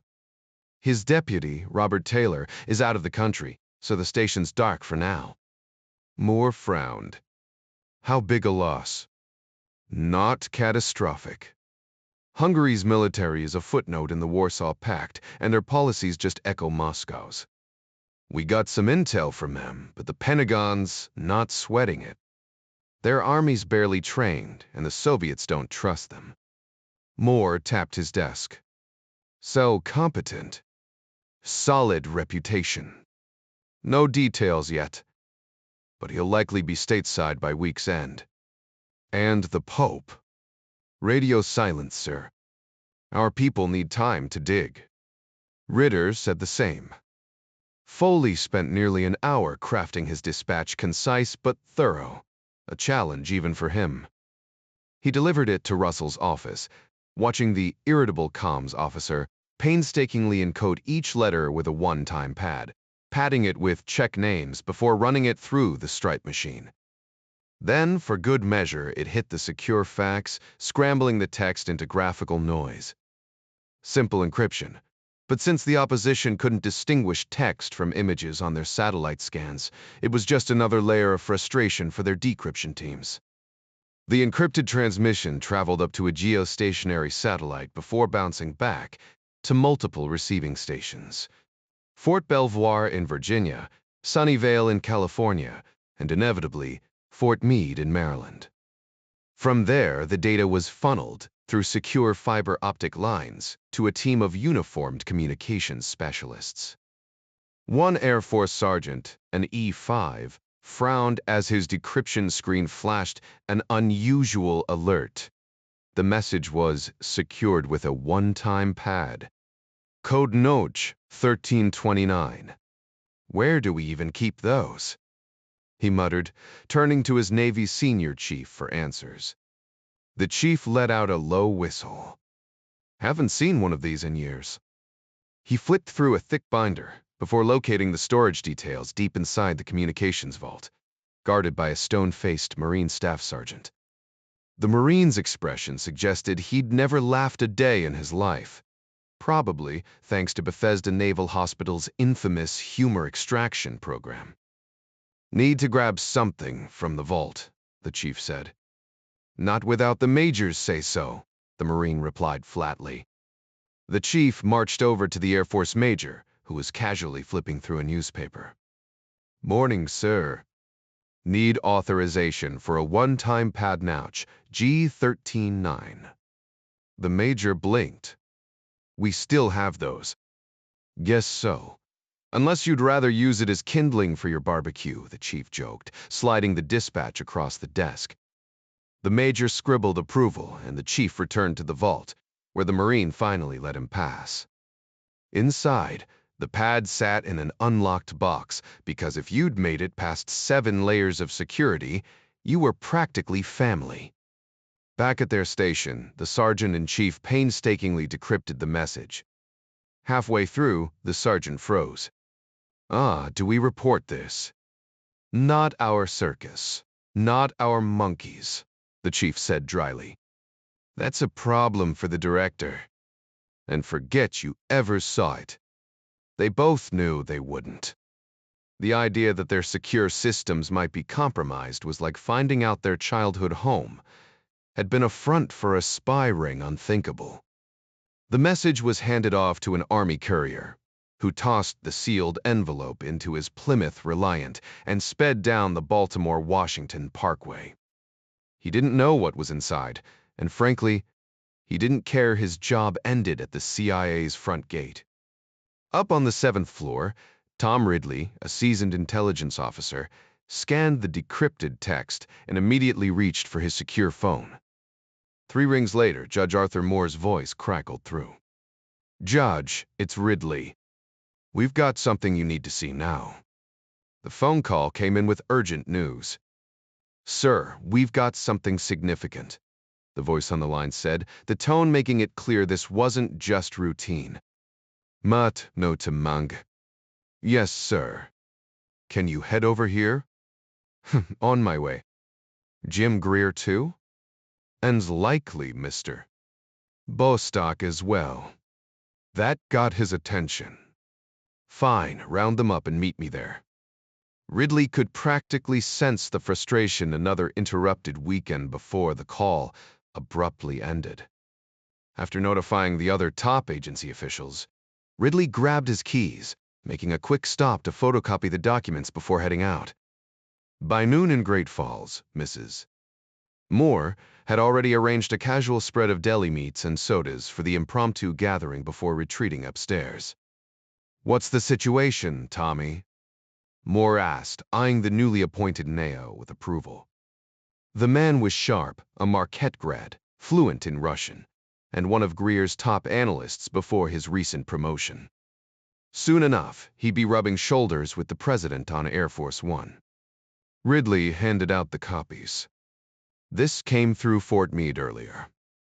Bostock, the fastest reader, muttered, "Good grief." Greer smirked. "Chip Bennett's gonna love this." Moore chuckled dryly, like a root canal. "All right, let's break it down," Moore said, leaning in. "What's the takeaway?" Bostock jumped in first. "We need this rabbit in our hands yesterday." Moore nodded. "Daru Budapest?" he asked, recalling the morning briefing. Bostock exhaled sharply. "Yeah, but it's risky." "Does that change the priority?" Moore pressed. "Not a chance," Bostock replied. Greer tapped the document. "He's hinting the KGB's targeting someone who shouldn't be touched." "Sounds like the Pope, doesn't it?" Bostock cut in, more urgent. "He's suggesting our comms might be compromised." Moore rubbed his temple. "Either way, we need him on our side fast." "You bet your gavel on that," Bostock shot back. "Can we handle this in-house?" Moore asked. "Budapest is a mess," Greer admitted. "But Foley's eager to run the op himself. He's solid, let him take point." Bostock agreed. "It's plausible for a KGB officer to slip away there, like a vacation gone wrong." Moore mused. "They'll notice he's missing fast." "Oh, so what?" Bostock countered. "Shevchenko vanished too, and we still got gold from him." Moore scanned the room. "Any objections?" Bertol, silence. "Tommy, send Foley the green light." Ridley nodded and left. That was Moore's style, no waffling, just decisions. Later, Foley checked his watch, cursing the time difference. Clear signals were hard enough without fighting the clock. Hanging around the embassy for a response could mean wasting hours, and Ed Foley wasn't about to do that. The moment the signal was sent, he gathered his family and headed home, with young Eddie munching on yet another hot dog and clutching a wrinkled copy of the New York Daily News. Foley had always preferred its sports section. Mike Lupica's baseball insights were sharper than most ex-jocks turned writers, and if the guy had gone into intelligence, he might have been decent at it. Not that it mattered now. The Yankees were tanking this season, and the Orioles stealing the pennant felt like a personal insult to any self-respecting New Yorker. "You ready to hit the ice, champ?"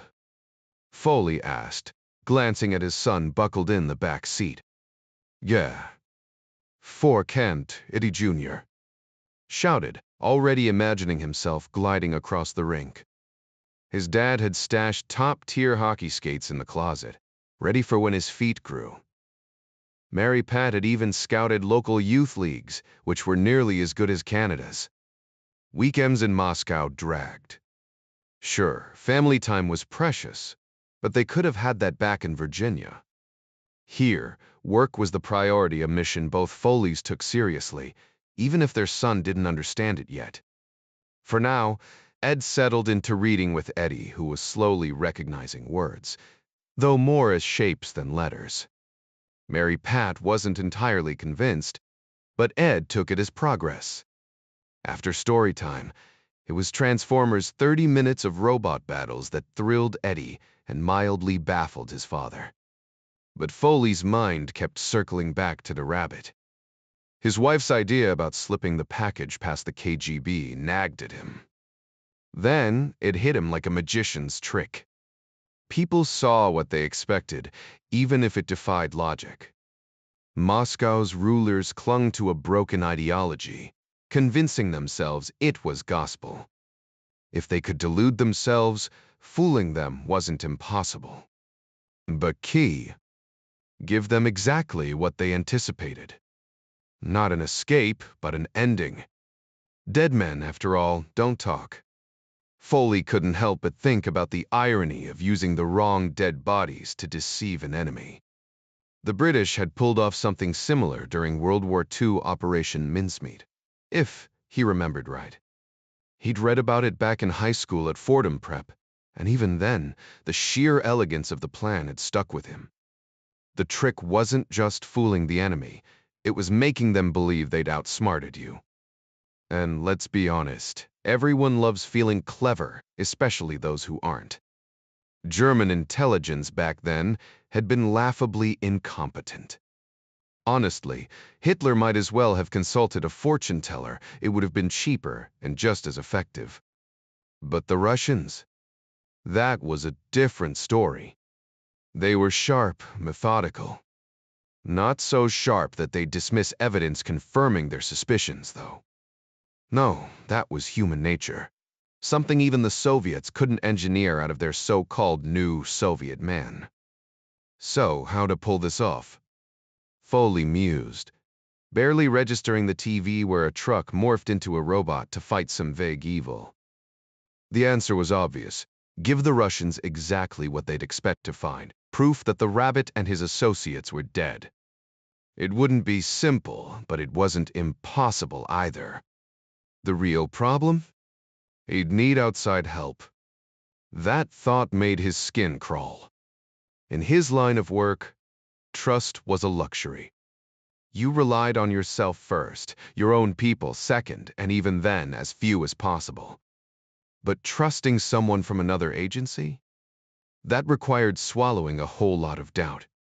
Langley had assured him Nigel Haydock was solid, a capable Brit, a seasoned operative. Foley liked the guy well enough, but that didn't erase the nagging suspicion. Nigel was the commercial attaché at the British Embassy, practically in the Kremlin's shadow. The Brits had a long history there, even getting under Stalin's skin just by flying their flag. They'd also played a key role in handling Penkovsky, the GRU colonel who'd helped avert nuclear war and brought CIA its most valuable asset. If Foley had to trust anyone, it had to be Nigel. Still, the stakes were high. If this went south, it wouldn't just be the rabbit's life on the line, it'd be Foley's career. And if the rabbit made it out, well, that'd be proof Nigel was clean. No way the Soviets would let a defector with that much intel slip away. Foley smirked darkly. Paranoia came with the job. You had to question everyone, even the Allies. And he knew damn well Nigel was probably thinking the same about him. That's just how the game worked. But one thing gnawed at him. Did Zaitsev even realize the danger he was in? He was betting his life and his family's on CIA, getting them out alive. Foley just hoped the rabbit's trust wasn't misplaced. Eddie had all the facts at his fingertips, so wasn't this a calculated decision? Honestly, The whole situation had more moving parts than a Detroit assembly line. As the recording clicked off, Master Truck Robot, or whatever ridiculous name the toy went by, shifted back into vehicle mode and rolled away, the Transformers theme song blaring in the background. Eddie didn't care. It made his kid happy, and that was enough. He'd managed to carve out some father-son bonding time while also giving himself space to think, not a bad way to wind down a Sunday. Meanwhile, in a cozy den with the game on, Arthur and James sat with beers and pretzels, looking every bit like two regular guys enjoying baseball. The Orioles were up against the White Sox, and Flanagan was dealing, looking sharp enough to snag another Cy Young. The rookie shortstop was turning heads too, showing flashes of serious potential. But beneath the casual facade, their conversation was anything but ordinary. "Basil's reliable," Greer said between sips. "We can count on him to keep this lockdown tighter than Fort Knox." "Agreed," Arthur nodded. "But we'll need one of ours in the mix on his end, someone low profile." "Not the London chief," Greer mused. "That guy's been in the game so long, even the pigeons know his face." Arthur chuckled, grabbing a handful of chips. "Whoever we send has to be a ghost completely off the radar. Just there to keep the Brits in check." "Basil's gonna want to sit down with our guy," Greer pointed out. "Can't avoid that," Arthur admitted. "And he's earned the right to poke around a little." He smirked, recalling an old mob case where some wise guy had used that same phrase. "We'll need our own man in the room too, someone already stationed over there. Timing could get tricky." Greer leaned forward. "What about Ryan?" "He's practically invisible. No field rep, no footprint. Even if the KGB has a file on him, it's buried under some intern's coffee stains." Arthur hesitated. "His face has been in the papers." "You think Moscow's scouring society pages?" Greer scoffed. "At best, they've got him pegged as some trust fund writer." "That's not a problem." Arthur exhaled. "Bob's gonna lose his mind over this." "Good," Greer grinned. "Keeps him from getting too big for his britches." The DCI sighed. "And if Ryan messes up?" "Arthur, seasoned operatives have dropped the ball before. This isn't rocket science, just keeping eyes on the prize." The game droned on, but their minds were already miles away, plotting the next move in a much higher stakes match. It wasn't really his fault, just rotten luck, but that only drove the point home. This business often came down to chance. The British team would handle the heavy lifting, and Basil undoubtedly had a sharp crew lined up. Moore considered the situation carefully. Ryan might be fresh at the CIA, but he was already making waves. His recent exploits, facing down armed threats not once, but twice in under a year, spoke volumes. The Marines didn't breed cowards, and Ryan had that rare ability to think fast under pressure. Even better, the Brits had taken a shine to him. Sir Basil Charleston's notes on Ryan's time at Century House showed genuine appreciation for the young analyst's work. This was a solid opportunity to nurture raw talent. Sure, Ryan hadn't trained at the farm, but he was no rookie. He'd already proven he could handle himself in the field. "James, it's unconventional, but I won't shoot it down for that. Go ahead, give him the green light. Just hope your guy keeps his cool." "What's Foley calling this op?" "Beatrix like the rabbit." "That kid's going places, Arthur." "And his wife, Mary Patricia?" "She's a force of nature." No argument there. She could outride any rodeo champ, and he'd fit right in as a frontier sheriff, the DCI mused. It was refreshing to see the agency's new blood stepping up. They came from all walks of life, but they shared the same relentless drive he'd seen in himself decades ago, working alongside Hans Toftet. They reminded him of the Texas Rangers he'd idolized as a boy, tough, sharp, and unafraid to do what needed doing. "How do we loop Basil in?" Called Chip Bennett last night. His team's prepping one-time pads should hit Langley by evening. We'll courier them to London on the 747, then forward some to Moscow. Secure comms, if not exactly convenient. Meanwhile, at Fort Meade, a specialized system converted cosmic static, what one tech joked was leftover noise from the Big Bang, into usable code. The garbled signals, once processed, spat out reams of randomized text, each page meticulously labeled for decryption. 3 copies were made, one for the originators, one for the CIA, and one for the NSA. The lead technician shook his head at the sheer volume who needed pads this massive in the digital age. But questioning orders wasn't in his job description. Not here.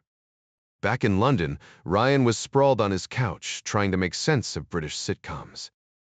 He'd warmed to their humor. Benny Hill was a riot, even if half his antics seemed downright unhinged, but the regular shows took some getting used to. The dry wit and pacing were a far cry from American TV, but he was starting to appreciate the quirks.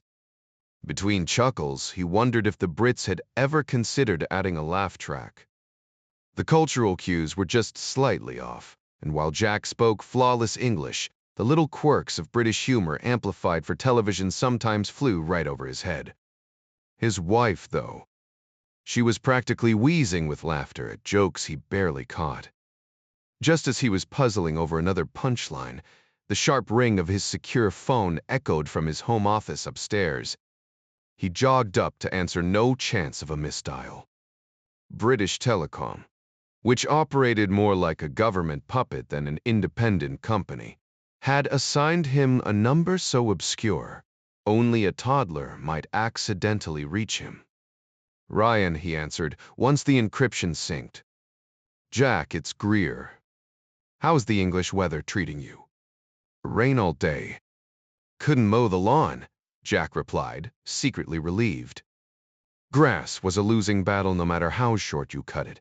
It always sprang back defiantly within days. Over here, the Orioles are up 5-2 in the 6th. Your boys might just take the pennant. Who's leading the National League? If I had to guess, Phillies, hands down. I'll bet you $1 they choke. Jack shot back. His Orioles were looking strong, not that he could watch from here. After the Colts skipped town, he'd switched his loyalty to baseball. Less brute force than football, but the strategy kept him hooked. So, what's so urgent in D? Mes Sunday. Just a heads up. London's getting a signal that'll land on your desk. New assignment, 3 or 4 days' work. Jack's curiosity prickled, but he'd learned not to get too excited until he saw the details. Probably another economic deep dive. Greer always liked how he crunched numbers. Cyber's big deal? Depends on what you make of it, Greer replied, expertly dodging. The man could probably teach a fox to outwit hounds. Thank God he wasn't. British the aristocracy would have hunted him for spoiling their fox hunts. Any preview, or do I wait for the director's cut? Jack prodded. Ripken just smacked a double, brought in another run. Bottom of the 7th, 1 out. Appreciate the play-by-play, sir. Beats whatever comedy my wife's cackling at downstairs. Faulty what? British humor? You'd need a translator. Next time I'm over, you're briefing me, Greer chuckled. Kathy cornered him the second he hung up. Who was that? The boss. Tossing me a new project. What kind? He enjoys his mysteries. She huffed. Meanwhile, the courier lounged in first class, the classified package stashed under his seat. Posing as a civilian, he flipped through magazines, savoring the brief normalcy before swapping back to spy mode at Heathrow. A proper pint at a London pub was his consolation prize before the return flight. Sure, the mission felt like glorified mail duty, but hey, every rookie paid their dues. If it were truly critical, he'd be on the Concorde. Ed Foley drifted into a deep, untroubled sleep, the kind only a clear conscience could bring. Tomorrow, he'd make his way to the British Embassy under some flimsy pretense, sit across from Nigel, and hash out the details of their next move. If all went smoothly, he'd throw on his boldest crimson tie, retrieve Oleg Ivanovich's cryptic message, and set the wheels in motion for another high-stakes meeting. But one question nagged at him: who was the KGB targeting this time? The Pope? Bob Ritter had been practically hyperventilating over that possibility. Or maybe someone else entirely. The Russians had a blunt approach to eliminating problems, while the CIA preferred more nuanced methods. Sure, they hadn't pulled the trigger on anyone since Eisenhower's era, when the agency had been wielded like a scalpel instead of a sledgehammer.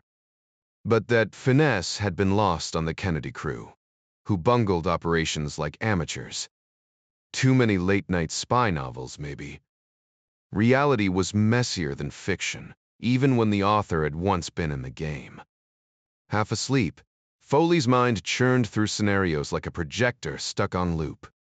In his dream, fluffy rabbits hopped carefree across an emerald meadow, oblivious to the foxes and bears lurking at the edges. The predators held back for now. The bunnies were too quick, too close to their burrows. But what happened when they wandered too far? That's when the foxes would pounce, and the bears would lumber in for the kill. His job was to protect those dumb, adorable creatures, wasn't it? Yet in this twisted dreamscape, he wasn't on the ground, he was the eagle, circling high above, detached. Eagles didn't bother with rabbits, but a fox? Now that was a satisfying hunt. One precise strike behind the skull, a snap of the neck, and he'd leave the carcass for the bear. Not that the bear cared. That lumbering glutton would devour anything, even an eagle, given the chance. But Foley's dream self was too sharp, too fast. As long as he stayed vigilant, he'd keep the upper hand. Still, there was only so much he could do. He could screech a warning, but the bunnies just kept nibbling grass, oblivious. Their job was to bolt. When danger neared, his was to guide them to safer pastures, far from tooth and claw. Somewhere they could multiply in peace, like characters from a children's book. The dream dissolved as Foley rolled over, the predators frozen in place, waiting for one wrong move. The alarm's grating buzz yanked him back to reality. He slapped it silent, swung his legs over the edge of the bed, and stumbled toward the bathroom. For a split second, he longed for a spacious Virginia home, with its multiple bathrooms, no frantic morning queues there. Down the hall, little Eddie was already parked in front of the TV, hollering, "Worker woman," at the exercise instructor. Foley couldn't help but grin. Even the KGB eavesdroppers probably cracked a smile at that one. Mary Pat flipped the sizzling bacon in the skillet as she glanced over at her husband. "Big day at the office?" she asked casually. "Just the usual weekend chaos from D," Ed replied, straightening his cufflinks. "Though I need to swing by the British Embassy before noon." His wife raised an eyebrow. "What's the occasion?" "Need to chat with Nigel Haydock about a few matters," he said, watching the grease pop in the pan. Mary Pat had this tradition: bacon and eggs, whenever he had high-stakes intelligence work. He smirked, wondering if their KGB surveillance team ever picked up on the pattern. Doubtful. Even the most meticulous spies wouldn't care about American breakfast rituals, though they might envy the quality compared to Soviet rations. "Send Nigel my regards," she said, plating the food. "We should invite them over soon, next Saturday." "Sounds good," Ed agreed, reaching for his coffee. "I'll see if I can scrounge up some decent corn." The local markets carried Russian-grown corn, but it couldn't hold a candle to the sweet Silver Queen variety they'd loved back in Virginia. Most of their comfort foods came courtesy of Air Force supply flights: frozen corn, Chicago-style hot dogs, all the little luxuries that made a foreign posting bearable. Parisian expats probably felt the same, he mused. Breakfast disappeared fast, and soon he stood before the mirror, adjusting his tie. Which one today? Mary Pat handed him a crimson tie with a playful smirk. When in Moscow, blend in occasionally. She fastened it with his lucky silver clip, a small superstition they both pretended not to believe in. Edward Foley, distinguished diplomat, he announced to his reflection, smoothing the fabric. Very convincing, she teased, planting an exaggerated kiss on his cheek. Their son ambushed him at the door, with a high five instead of a hug, apparently too cool for affection now. The commute was mind-numbingly predictable. Same walk to the metro, same newspaper from the kiosk, same 5-kopeck fare. Consistency was key if the KGB expected routine. He'd give it to them. At the embassy, he sifted through the morning's dispatches, frowning at the unusually thick stack. Mike Russell hovered in the doorway. Anything on our issue? The communications officer looked tense. Not yet, Ed said, thumbing through the pages. Mike exhaled sharply. You know how this goes if my systems get compromised. People die. Ed met his gaze. Trust me, I'm aware. But we can't assume the worst yet. Mike's jaw tightened. Back in name, sloppy comms got men killed. I don't play games with security. Neither do I, Ed said evenly.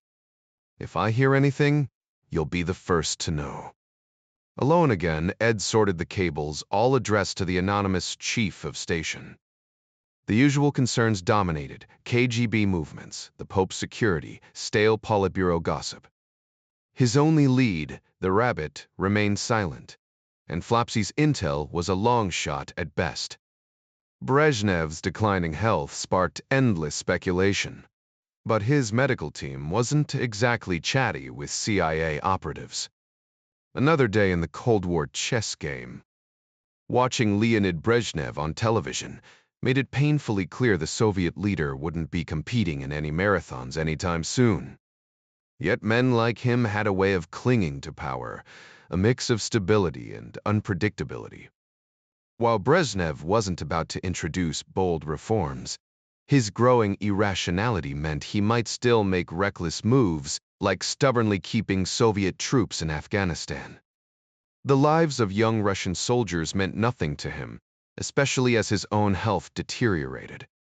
Over at the CIA, analysts were more interested in the succession plan. Yuri Andropov was the obvious heir, barring some sudden disaster or political misstep, though Andropov was too shrewd for that. He was the crown prince in waiting, and that was that. The real question was whether his rumored liver condition would keep him from being too ambitious. Every time Foley caught him on Soviet broadcasts, he searched for signs of jaundice, though heavy makeup could easily mask it. Maybe Langley's tech team could figure out a way to verify it. Meanwhile, Zaitsev settled into his chair after relieving his colleague, taking extra time to study the latest intelligence traffic. One message from Agent Cassius stood out, marked for political analysts upstairs and the U. Canada Institute, where academics double-checked KGB assessments. Another, from Neptune, requested funds for an informant, supplying valuable intel on American communications. The codename made him wonder, was this source tied to naval intelligence? If so, the information was critical, and KGB was likely paying a fortune in hard-to-get American cash. Soviet diamonds were easier to move, but past attempts to bribe Americans with them had ended badly. FBI arrests, abandoned agents, no rescue attempts. Loyalty, it seemed, had its limits. Then there was the matter of Mary. Following her suggestion, he filed a contact report, describing her as a typical American pleasant, in her early 30s, with a young son named Eddie. Her Russian was passable but awkward, her mannerisms unmistakably foreign. He deliberately avoided speculating whether she was an intelligence officer, better to play it safe. handing the report to the security officer. A twice overlooked captain, he shrugged. Probably nothing, he said. The officer skimmed it. Where'd you meet her? Zaitsev gestured at the form. In the park. She was with her kid Eddie, 4 years old. Knew a boy. The whole thing felt like a waste of time, but protocol was protocol. Their conversation drifted through trivial topics for a few minutes before the pair excused themselves and walked off. So, what did you think of her? The captain asked. Zaitsev smirked, adjusting his glasses. If that woman's a spy, then socialism has already won. Sure, she's decent looking, but she's all bones and no brains, your standard American suburban mom, really. The captain pressed further, but Zaitsev just shrugged. That's all there is, comrade. Writing the report took longer than the actual conversation. The captain nodded approvingly. Your diligence doesn't go unnoticed, Major. With a stiff salute, Zaitsev replied. I served the Soviet Union before retreating to his desk. Smart move on her part, he mused, dotting every I and crossing every T. If there had been any suspicion hanging over her, this little charade would clear it, or at least add a shiny new note in her KGB file, stamped harmless by an officer's own hand. Settling back into his routine, he sharpened his focus, mentally cataloging every scrap of intel he could pass along. The more he fed the CIA, the fatter his paycheck. Maybe he'd even take his daughter to that new space-themed Disney park, let his little Zychik have a taste of the capitalist dream. His notes weren't just Soviet secrets, either. One asset, codenamed Minister, stood out a well-placed mole in Britain's Foreign Office, dishing out political gold. Meanwhile, across town, Foley slid into an embassy car, breezing through British security with a flash of his ID. Nigel met him in the lavish foyer, all polished marble and stiff upper lips. Ed. Good to see you, he boomed, steering him upstairs to a wood-paneled office. Foley cut to the chase. We've got a rabbit. Nigel's eyebrows shot up. A walk-in, a comms officer, and according to Foley, real as hell. Langley had already greenlit extraction, and Budapest was the play. Your station there's in shambles, Foley admitted. We need your man, Hudson. Nigel leaned back, lighting a silk cut his wife's nagging had finally worn him down. Creative plan, he mused after Foley laid it out. You've been studying mincemeat, haven't you? Foley grinned. Old habits die hard. The clock was ticking. Basil's going to want details, Nigel warned. Or Foley shrugged. Moore's sending a letter. All I know is this guy's the real deal, and if he's handling mail in the center. Nigel's grin mirrored his own. Then we've hit the jackpot. He exhaled smoke, savoring the thought. Just one thing, it's Clark, not Clerk. The mention of Foley's training officer almost brought a smirk to his face almost. Instead, he gave a slow, deliberate nod, his gaze steady on his host. That's the theory, anyway.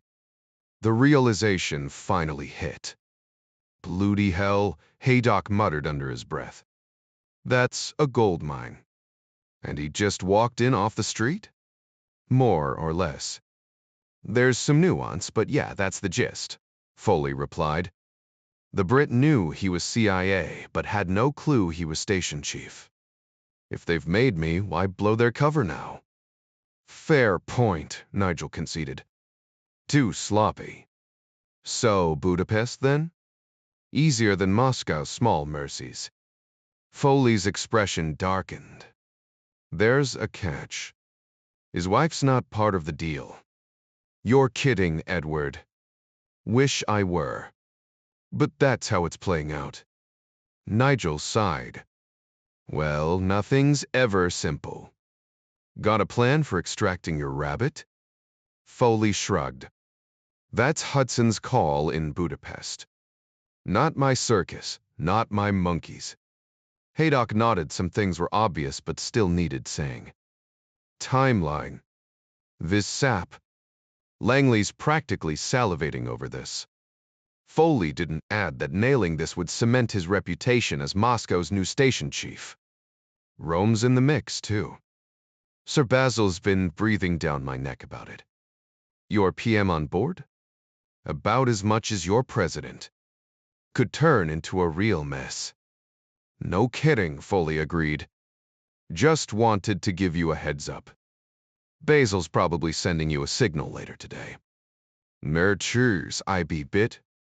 Once it lands, I'll get the wheels turning.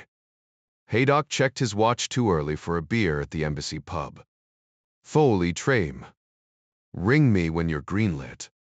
Will do. Hudson's Solid runs a tight ship in Budapest. Good. Foley stood. Dinner soon? Better make it quick. Penny's due any day now. When's she flying home? Couple weeks. Kid's already practicing karate in there. Bull fee sign. And we've got a doc on standby at the embassy, though. He'd rather not deliver a baby. None of them ever do. Foley grinned. If it's a boy, Eddie's lending you his Transformers collection. Transformers? You'll see, Foley said with a laugh. The junior field officer touched down at Heathrow's Terminal 4 just before dawn. Immigration was a breeze, and he spotted his driver holding a nondescript sign, fake name, naturally. Spooks only use the real ones when absolutely necessary.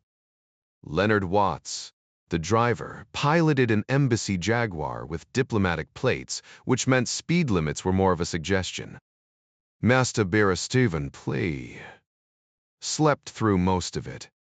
Welcome to the field. Sleep's a luxury, get it while you can.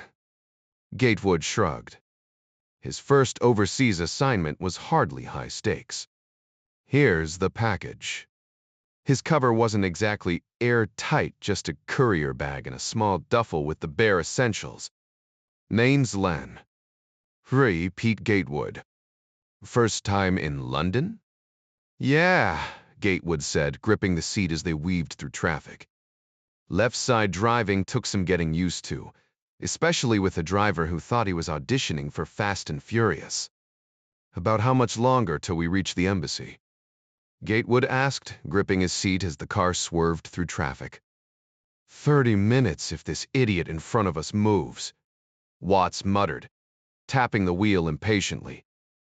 Gatewood eyed the driver, clearly a man who treated speed limits as polite suggestions.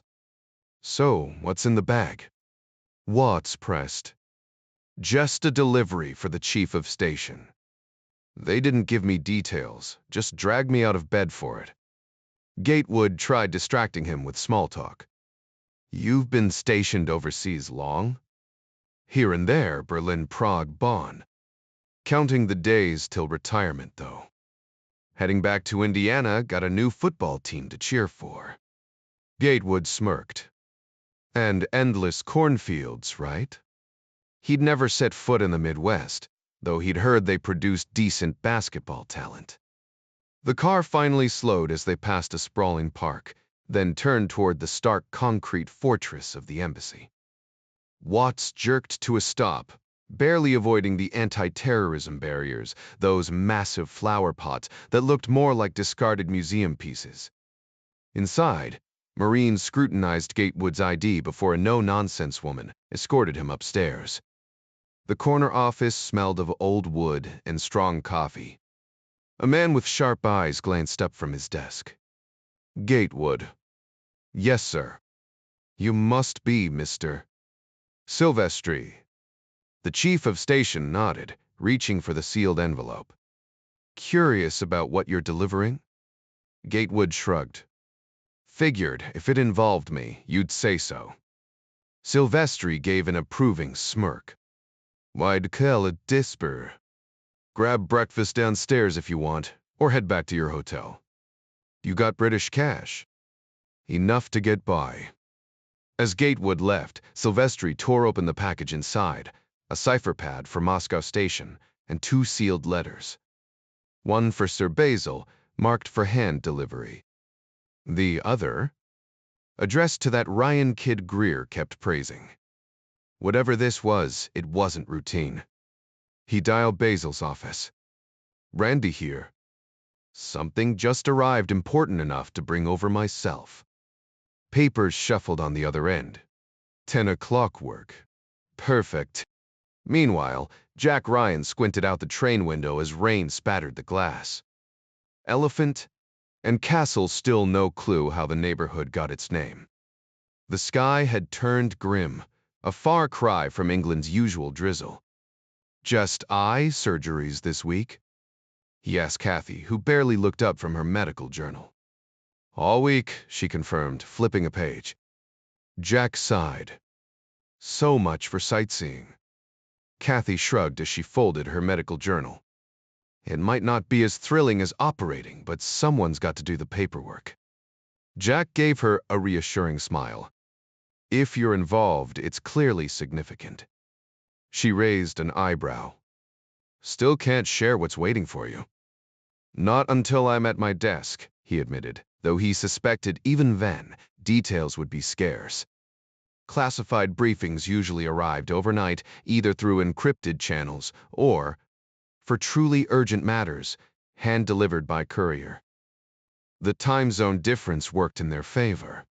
The early flight from Dulles typically landed by dawn, leaving just enough time for documents to reach his office before the workday began.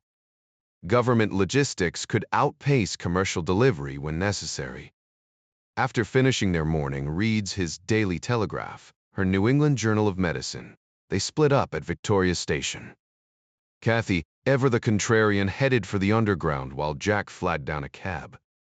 The car sped past the grand facade of Parliament before crossing the Thames. Tossing the driver a generous tip, Jack stepped out and flashed his badge at security. "Morning, Sir John," Bert Canderton greeted him. "How's it going, Sergeant Major?" Jack replied, swiping his access card before heading upstairs. Simon was already at his desk, sifting through dispatches. He glanced up as Jack walked in. "Morning, Jack." "Hey, Simon. Weekend treat you well?" "Unless you count drowning in rain instead of pruning roses, not particularly." Jack poured himself coffee strong, bitter, a poor substitute for Kathy's, but still better than Simon's weak tea. "Anything brewing today?" Simon exhaled a plume of pipe smoke. "Something's en route from the States." Basil was vague, but when intel arrives in person on a Monday, it's rarely dull. "Probably Soviet-related. Silvestri's bringing it over around 10. Jack took a sip, grimacing slightly. "At least the week won't start slow." "Anything from Moscow?" "Just more whispers about Brezhnev's health." "Quitting smoking didn't do him any favors," Simon remarked dryly. "Nasty piece of work, that one." Jack leaned back. "And Afghanistan? The Soviets are adapting. Those Mi-24s are brutal bad news for the rebels. How long before Moscow gets tired of the fight?" Simon shrugged. "Depends how many body bags they're willing to fill. They've got the firepower, it's just a question of stomach. And the Politburo's never been squeamish." Jack drummed his fingers. "Unless something shifts the balance.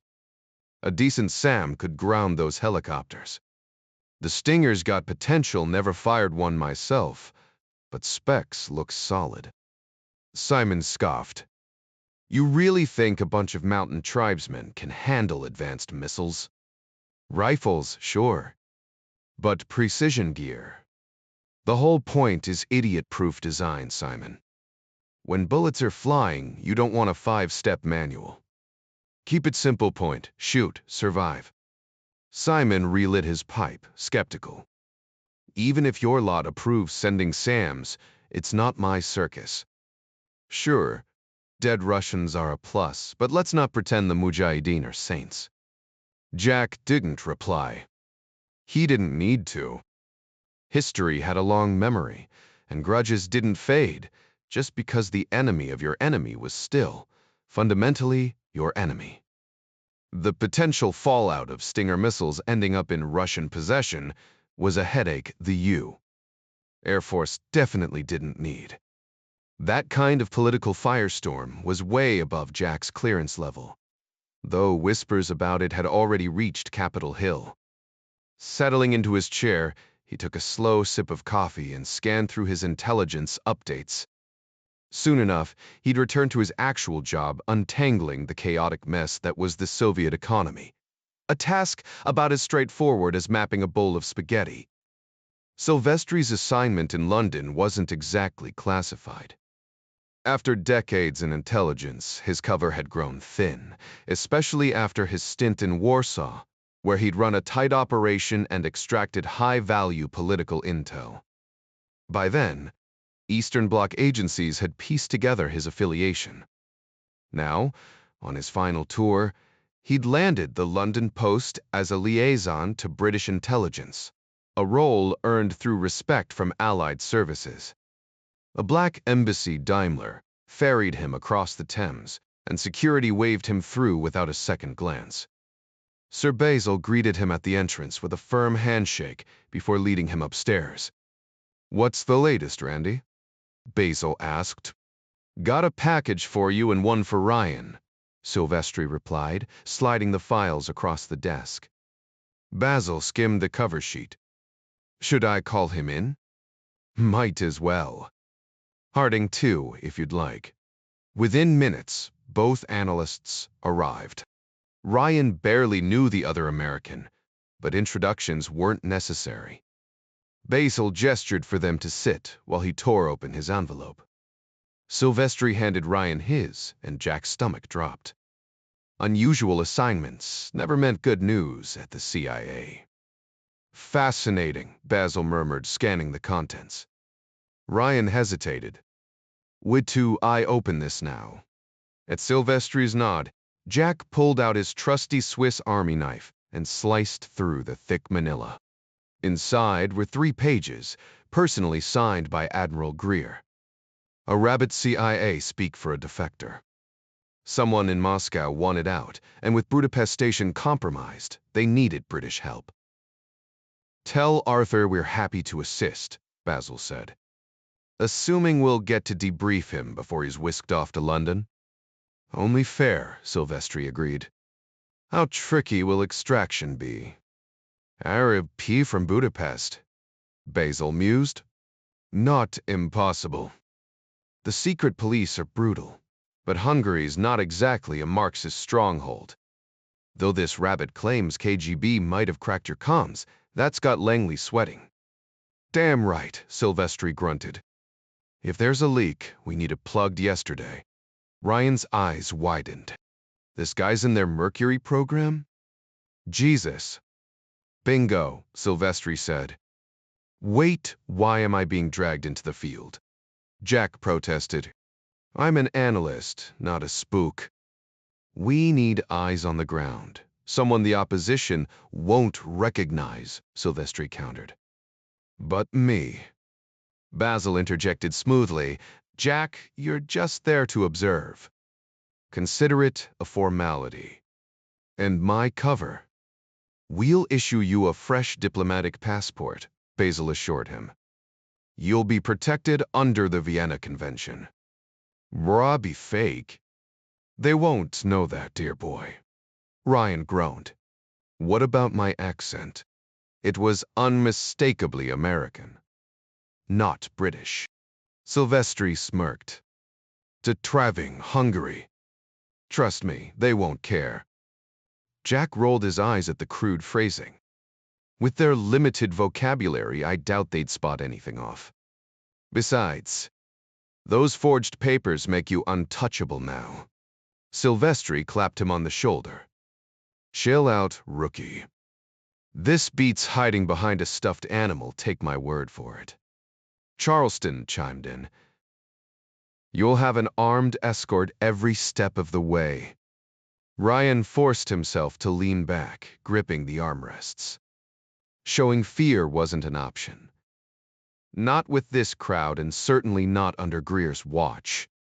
Right, sorry. First field assignment jitters. So, hey was Traumandi. Walk me through the playbook. The plan unfolded like a spy thriller.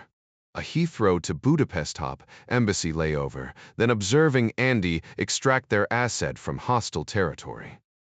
Rabbit's exfil could take 3 days max, Silvestri mused. Train or plane to Budapest, then our guy works his magic. Sir Basil stirred his tea. Patience sells the illusion. No rushed exits. Ryan calculated the timeline. 4 days unaccounted for. What's my alibi? Vasta smirked. Tell the wife it's NATO consultations in Bonn. Keep the details fuzzy. The irony of coaching this wide-eyed Yank almost made him chuckle. Meanwhile, Foley prowled the embassy corridors, stopping at Barnes's office. The cultural ache, a Juilliard-trained Russophile, was knee-deep in Soviet opera programs. Keeping the press corps entertained? Barnes quipped. Foley shrugged. Same circus. Listen, Mary Pat and I want to hit Prague. Any must-see concerts? Barnes lit up. Joseph Rosa's conducting Budapest's top railway orchestra next week. Ever heard of him? Foley's pulse spiked. Nope. Hungarian prodigy, related to the Ben-Hur composer. Take the night train, adds ambiance. Foley feigned mild interest while his mind raced. This was the break they needed. Back in London, Sir Basil nearly spilled his scotch over the latest Moscow dispatch. Whose madcap scheme is this? Then he spotted Foley's signature. The man wanted to extract an asset via symphony tour. Absurd. Yet as he headed to his parliamentary lunch, he found himself dissecting the audacity between bites of rare roast beef. Sometimes the wildest plays worked best. Back in his office, Ryan leaned back in his chair with a wry grin. Lucky me, he muttered. Turning to Jack, he shrugged. Honestly, it'll be safer than dodging taxis in London. Those drivers have a death wish. He shot Simon a confident look. I know how to handle myself. But if things go sideways, someone else pays the price. Simon shook his head. Relax, you're just there to watch. Andy Hudson's got a solid rep, even if I've never met him. Ryan chuckled dryly. Fantastic. Speaking of watching, it's lunchtime and I could use a beer. Simon smirked. Duke of Clarence sound good. Ryan raised an eyebrow. Isn't that the guy who croaked in a wine barrel? Harding laughed. Not the worst way to go, Sir John. Ryan grabbed his coat, tossing one last question over his shoulder. What even is Malmsey? Think syrupy Madeira, Simon called after him. These days, it's all from the islands. Meanwhile, in Moscow, Oleg Zaitsev thumbed through his personnel records. 12 days of vacation unused. Last summer's plans for Sochi had crumbled when the KGB's slots filled up by July, leaving his family stuck in the city. At least with little Svetlana in state daycare, skipping a few days of finger painting was simpler than pulling her from primary school. No red tape, no disapproving glares. Just freedom to disappear whenever. Upstairs, Colonel Rozdesvensky skimmed the courier's report from Sofia. The Bulgarian premier had folded without a fuss good. Some leaders understood their role. Strokov from the DS would handpick the shooter, probably some disposable Turk, and Operation 666 would roll forward. Andropov would get the update by evening. Across the pond, Alan Kingshot blinked at Sir Basil. Free bodies. You're joking. The veteran operative had seen every dirty trick in Europe, but this? Basil's lips quirked.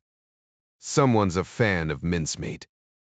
The Wii scheme flashed to mind, A drunk's corpse dressed as a Marine officer, fake documents steering Hitler's troops to Corsica instead of Sicily. The Germans had swallowed it whole, proof their intel couldn't spot a barfly from a soldier. Kingshot rubbed his temple. Details, sir? Age, cause of death, anything? Basil sighed. Patience. We'll know soon enough. The conversation started with a broad question. Is this even possible? The response came measured and practical. Theoretically, yes, but I'll need concrete details before moving forward. Height, weight, physical descriptors, gender confirmation. Once we have that, we can proceed. A firm deadline followed. Alan, start drafting a precise list of requirements by noon tomorrow. When asked about location, the answer came, likely Budapest. The field agent exhaled, considering the implications, while his superior muttered under his breath about the grim nature of their work. Meanwhile, Andy Hudson lounged in his Budapest office, savoring the afterglow of a hearty pub lunch, thick bread, sharp cheddar, and a pint of John Courage ale.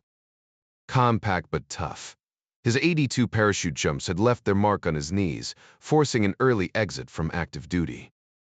Yet, craving adventure, he'd pivoted to intelligence, climbing the ranks swiftly thanks to his knack for languages, a skill indispensable in Hungary.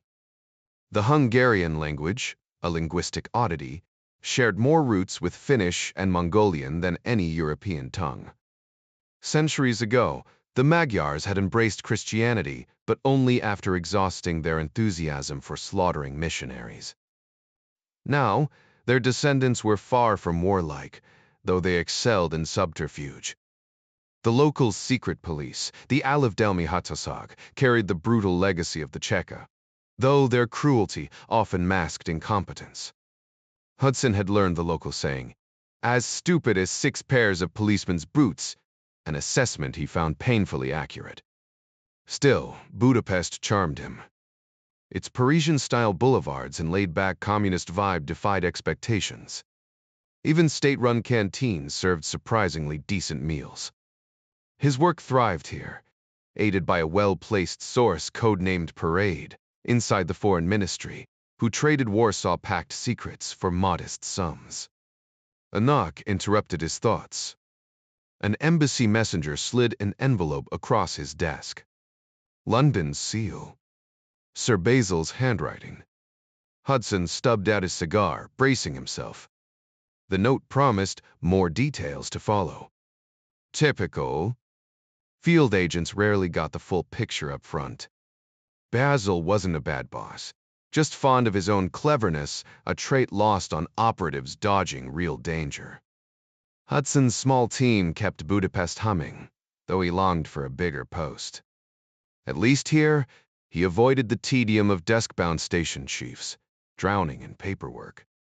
He preferred action, running operations himself, boots on the ground, not spinning webs from an office chair. As he reread the note, a wry smile tugged at his lips. Whatever Basil had planned, it wouldn't be dull. And for Hudson, that was half the appeal. The danger of getting burned was always there, just like what happened to Jim Sell. A brutal stroke of bad luck. Nothing more. Hudson had gotten that intel from a deep source inside the UA, codenamed Boot. But that risk was part of the thrill, still safer than leaping from a Lockheed Hercules with 60 pounds of gear or patrolling Belfast with IRA snipers lurking around. Those Belfast streets had sharpened his instincts, turning him into the kind of operative who could read a situation in seconds. Life was a mix of bitter and sweet, but Hudson preferred his bitterness served in a pint glass. His next move: extracting a high-value target, someone so crucial that even the CIA had reached out to MI6 for help. That didn't happen often, usually only when the Americans had bungled things, which, Hudson mused, was more frequent than they'd care to admit. For now, he had to wait. Without specifics, he couldn't act, but he knew the drill for smuggling people out of Hungary. The Hungarians weren't exactly die-hard Marxists. making them sloppy opponents. He fired off an acknowledgement to headquarters and settled in, sipping his drink while keeping an eye on the clock. Meanwhile, a British Airways 737 cruised toward Moscow, the 4-hour flight smooth thanks to calm winds. The diplomatic courier breezed through Sheremetyevo Airport, flashing his passport and canvas bag, then slipped into the embassy car waiting outside. He was a familiar face. Guards and drivers nodded as he passed. After dropping off his delivery, he grabbed a hot dog and a beer in the canteen, cracking open a paperback. The sedentary nature of his job nagged at him. Too much sitting, too little movement, definitely not healthy. Back at the embassy, Mike Russell scowled at the massive one-time pad in front of him. The tedious work of transposing letters was mind-numbing, but Foley had warned him the KH7 encryption wasn't foolproof. That stung. The KH7 was supposed to be unbreakable, a masterpiece of mathematical engineering. But if one genius could build it, another could dismantle it, and the Russians had plenty of those. The thought of enemy eyes on classified messages made his stomach twist. So, the pad, it was no shortcuts, no matter how inconvenient. Moscow wasn't exactly welcoming either. The way locals looked at him like he was some relic of a jungle left him seething. He'd faced the same garbage back home, but at least the clan had been knocked down a peg. Bigots could hate all they wanted, but fear of prison kept them quiet. Some victories were small, but they counted. Russell clenched his jaw as he thought about the Russians' bigoted jerks, the lot of them. Still, he had his comforts. A stack of well-worn books, his trusty tape player humming with smooth jazz, and the fat paycheck that came with this miserable assignment. For now, he'd make sure Ivan got an encrypted signal they'd never break. And Foley would extract the rabbit without a hitch. He grabbed the phone and punched in the numbers. Foley. Meditang, Brussels. Swing by my office, will you? On it, the station chief replied. 4 minutes later, Foley strode in. What's up, Mike? Russell tapped the ring binder on his desk. 3 copies, total us, Langley, Fort Meade. You want security. Phone, 'tis a crew. Just keep the messages short, all right? This stuff's enough to spike my blood pressure. Foley smirked. Wish there was a cleaner way. Maybe someday. Hell, we could slap the whole cipher pad on a floppy disk. I ought to write Fort Meade about it. Russell rubbed his temples. This code's enough to make you go cross-eyed. Better you than me, Foley thought, but didn't say. I'll have something for you by end of day. Russell nodded.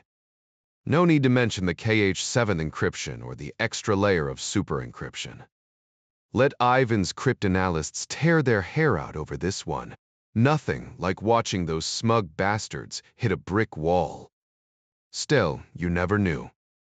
If the KGB had planted a bug, it wouldn't be some clunky battery-powered thing. Nah, they'd be sneaky microwave-powered, probably courtesy of the tech hub across the street. Russell had 2 guys whose sole job was sweeping the embassy for rogue RF signals. Last bug they found 20 months ago. Officially, the place was clean. But nobody bought that. Ivan was too damn clever. Back in his office, Foley drafted the next signal to Langley, keeping it tight for Russell's sake. The 7th floor was gonna love this. He just hoped the Brits hadn't already blabbed to Washington. Nothing got bureaucrats more riled up than protocol breaches. But sometimes you had to cut corners. A station chief was expected to show initiative. And maybe a little flair. Foley checked his watch. Red tie sharp as ever. An hour and a half before his metro ride home. The rabbit needed to see him in the flag signal. A nagging voice in his head urged him to move Beatrix faster. Danger. Gut instinct. Hard to say. But Foley trusted his gut. Chapter 21. Vacation. Navigating the subway wasn't easy. But the Rabbit and Foley had one advantage. Soviet trains ran like clockwork. The only thing in this country that actually worked. Foley handed off the dispatch to Russell, shrugged on his raincoat, and stepped out of the embassy at the exact right second. Same pace, same timing, he hit the platform just as the train rolled in. A glance at the station clock confirmed it. Nigh perfect. The doors hissed open. Foley stepped into the usual car, scanning the crowd. There, the Rabbit. Foley unfolded his newspaper and exhaled. Be-go time. Zietz's raincoat flapped open as he moved through the subway car, the bright red tie standing out against his otherwise drab appearance. He barely noticed the familiar routine anymore.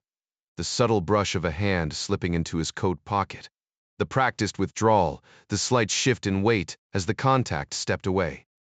Foley kept his expression neutral, but his mind raced. This dance was becoming second nature, but that didn't make it any less dangerous. The Rabbit might have grown skilled at these exchanges, but every meeting carried risk. The same faces on the train, day after day. Some might just be commuters. But others? They could easily be second directorate watchers, cycling through shifts to avoid detection. The train shuddered to a stop, and Foley stepped onto the platform, already dreading the coming winter. Soon he'd need to line his coat, maybe even pull out that ridiculous fur hat Mary Pat insisted on buying him. He smirked at the thought. If Beatrix went smoothly, he'd have to keep up appearances a while longer, maybe switch to driving, just to throw off any lingering suspicion. Americans loved their cars, after all. The metro was getting old anyway, packed with too many people who clearly considered personal hygiene optional. Ah, the glamorous life of a spy. Not exactly the movies, was it? But then again, nobody said fighting the bear would be comfortable. Back at the embassy, Charleston barely glanced up from his desk when Alan Kingshot entered. "This must be something big," Kingshot remarked, already sensing the weight of the operation. "An objective, yes," Charleston confirmed. "But we keep it quiet. Budapest only has 3 of our people. We can't exactly storm in with a full team." "Who else is involved?" "Jack Ryan, the American analyst." Kingshot scoffed. "He's no field man." "True, but it's their operation. They want eyes on the ground, and in return we get first crack at debriefing their Rabbit." "Let's hope Ryan doesn't bungle it," Kingshot muttered. Charleston chuckled. "He's sharper than you think. Marine training. Analytical mind, he's held his own before." Kingshot sighed. "Fine. But if I'm pulling Special Branch into this, I'll need a miracle or at least something messy." Charleston raised an eyebrow. "What do you have in mind?" Kingshot laid out his plan, grim but necessary. Charleston exhaled slowly. "How likely is that to happen?" "I'll have to ask Tiny Nolan." Charleston groaned. "The man who wrestles rugby players for fun." "That's the one." "Think he'll play along?" "Just give him the bare minimum," Charleston advised. Later, over pints at a pub near Scotland Yard, Nolan nearly choked on his beer. "You want what?" Kingshot took a drag from his cigarette, unfazed. "You heard me, Tiny?" Nolan leaned back in his chair, his massive frame barely contained by the pub's wooden seat. At 6'4" and built like a linebacker, he rarely needed more than his presence to make suspects reconsider their life choices. He took another swig of his beer, the foam clinging to his mustache. "Let me get this straight. You're asking me to keep an eye out for a fatal car crash involving a family of 3. That's a new one, even for you, Alan." Kingshot shrugged, swirling the whiskey in his glass. "Call it a professional curiosity. And no, before you ask, I can't tell you why. Just know it's critical." Nolan exhaled sharply. Traffic accidents happen, sure, but not like clockwork. Maybe 20 a year, if that. You're banking on luck. Luck, fate, divine intervention, whatever gets the job done, Kingshot muttered. Then, with a dark chuckle, he added, or we could outsource it to the Yanks. Their highways are practically a slaughterhouse. Nolan grimaced. You're joking. Mostly. Kingshot's smile didn't reach his eyes. But if it happens, we'll handle the cleanup. Weighted bags, closed caskets, no one's asking questions. Nolan rubbed his temple. And the survivors? Not your concern. Just point us in the right direction. Across the Atlantic, Judge Moore tossed a file onto his desk with a thud. Foley's gone off the deep end with this one, he grumbled. Greer skimmed the report and passed it to Bostock, who actually grinned. Operational genius, Bostock said. Extract a defector without tipping off the Russians. That's slick. But 3 bodies, 1 a kid? He shook his head. Brutal, de prepper de Camter. Moore drummed his fingers. Why a car crash? A house fire's cleaner. Less to explain. Bostock snapped his fingers. Damn, you're right. I'll run it by Basil. Moore smirked. Even the best minds needed a nudge sometimes. He'd spent decades making sure the agency didn't repeat past mistakes some regrets never faded. But if this plan worked, it'd be one hell of a win. Back in London, Nolan signaled for another round. Someday, Alan, I better get the full story. Kingshot clinked their glasses together. When we're old and retired, Patrick. And trust me, you'll be proud of what you helped pull off. Nolan sighed. If you say so. But he'd already started scanning the roads in his mind. Just in case. Every now and then, someone actually pulled it off, just not as often as they'd like. Mike Bostock paused, then leaned forward with a cautious grin. You realize this could be huge if we make it work. Greer shot him a skeptical look. That's a big if, Mike. The deputy Datto shrugged. Or maybe the glass is half full for once. Greer huffed, unconvinced. Though, fine. The priority is extracting the asset, but a little extra flair never hurt. Moore interjected, I'll check with Emil at the bureau. This is more his territory anyway. Greer's frown deepened. And when some lawyer gets wind of it? Moore's reply was smooth. James, lawyers have their uses. And their limits. Greer didn't voice the obvious solution. Some problems were better handled with a different kind of persuasion. One step at a time. That was the only way to navigate this mess. Later, Mary Pat greeted her husband with a casual, "How was your day, honey?" His answer for the listening devices was bland, same old routine. But the real message came in the quick thumbs up, and the folded note slipped from his pocket. The meet was set. MP would handle the rendezvous with Svetlana, their little rabbit. Extracting a KGB officer had its perks, fewer hurdles than some factory worker. Dinner that night was steak, their go-to-victory meal. She was just as pumped as he was, maybe more. If luck held, Operation Beatrix would cement their reputations. And in their line of work, that was everything. Ryan boarded the train to Chatham, missing Kathy again. Her day had been uneventful, so she'd likely left early, typical for government docs, with light schedules. He wondered if her habit of clocking out the second the clock allowed would stick when they returned to Peregrine Cliff. Probably not. Bernie Katz ran a tight ship, and the local work ethic was testing her patience. At least with no surgeries this week, they could unwind with wine tonight. The thought of leaving home gnawed at him. As an analyst, his work stayed at the office. He'd barely spent a night apart from Kathy in their entire marriage, a tradition he cherished. waking up at 3 a.m. To her sleepy smile was his anchor. Now duty was dragging him into the field. Fake papers, a communist country, and an op he knew nothing about beyond hallway chatter at Langley. Not exactly his comfort zone. He'd faced danger before Sean Miller's attack on their home still haunted him, but the Marines had been different.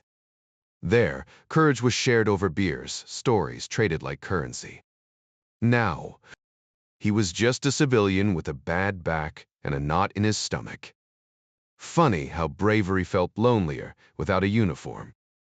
Jack had to admit he'd stepped up when it mattered, but his next assignment in Hungary sounded almost too easy. Just observe, then sit in on the debriefing when Sir Basil's team grilled the rabbit at some secure location, likely before they all boarded a cushy Air Force KC-105 out of RAF Bentwaters, complete with decent meals and enough drinks to take the edge off the long flight to Washington.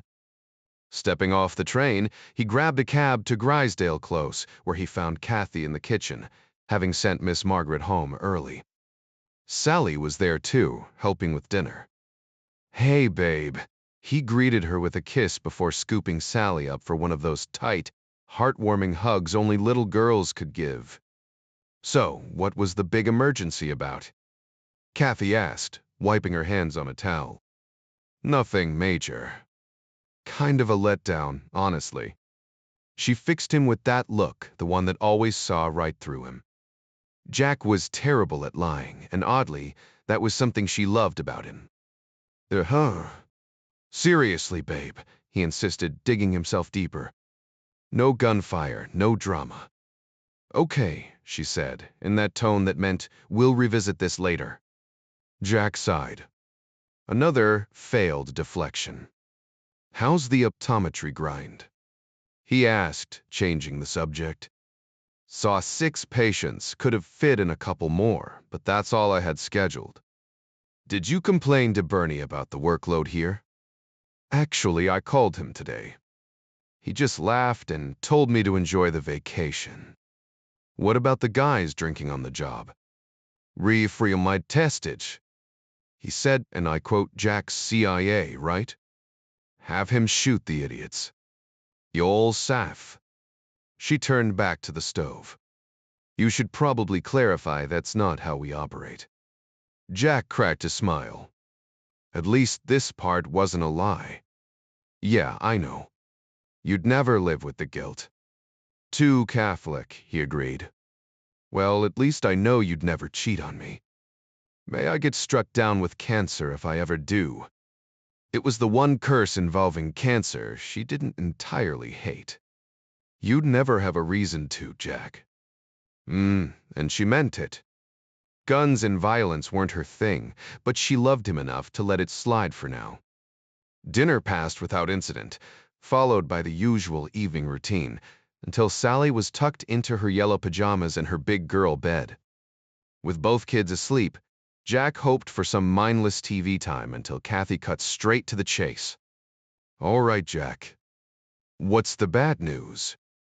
"Nothing serious," he said, which was the worst possible answer. Her eyes narrowed.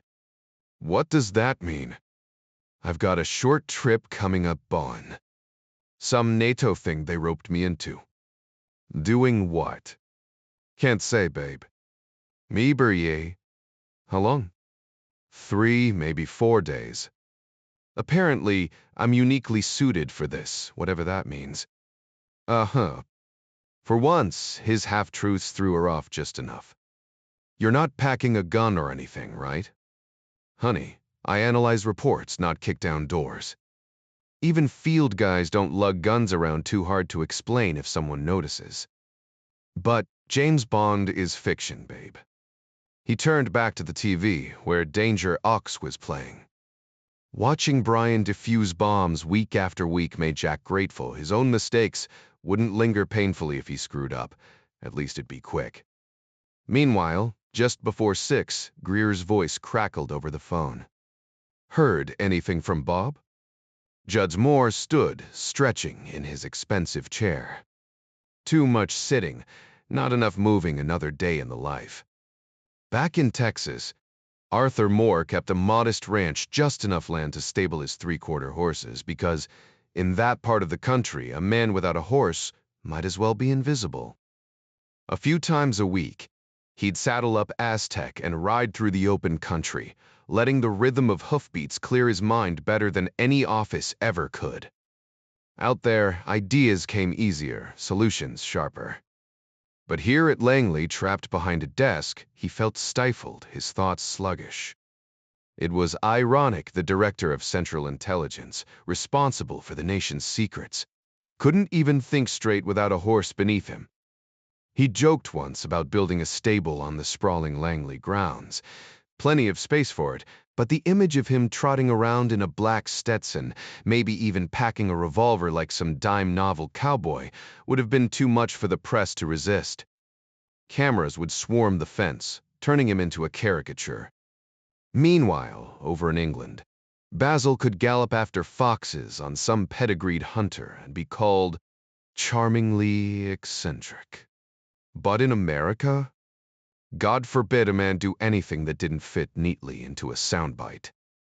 The whole thing was ridiculous, Moore thought.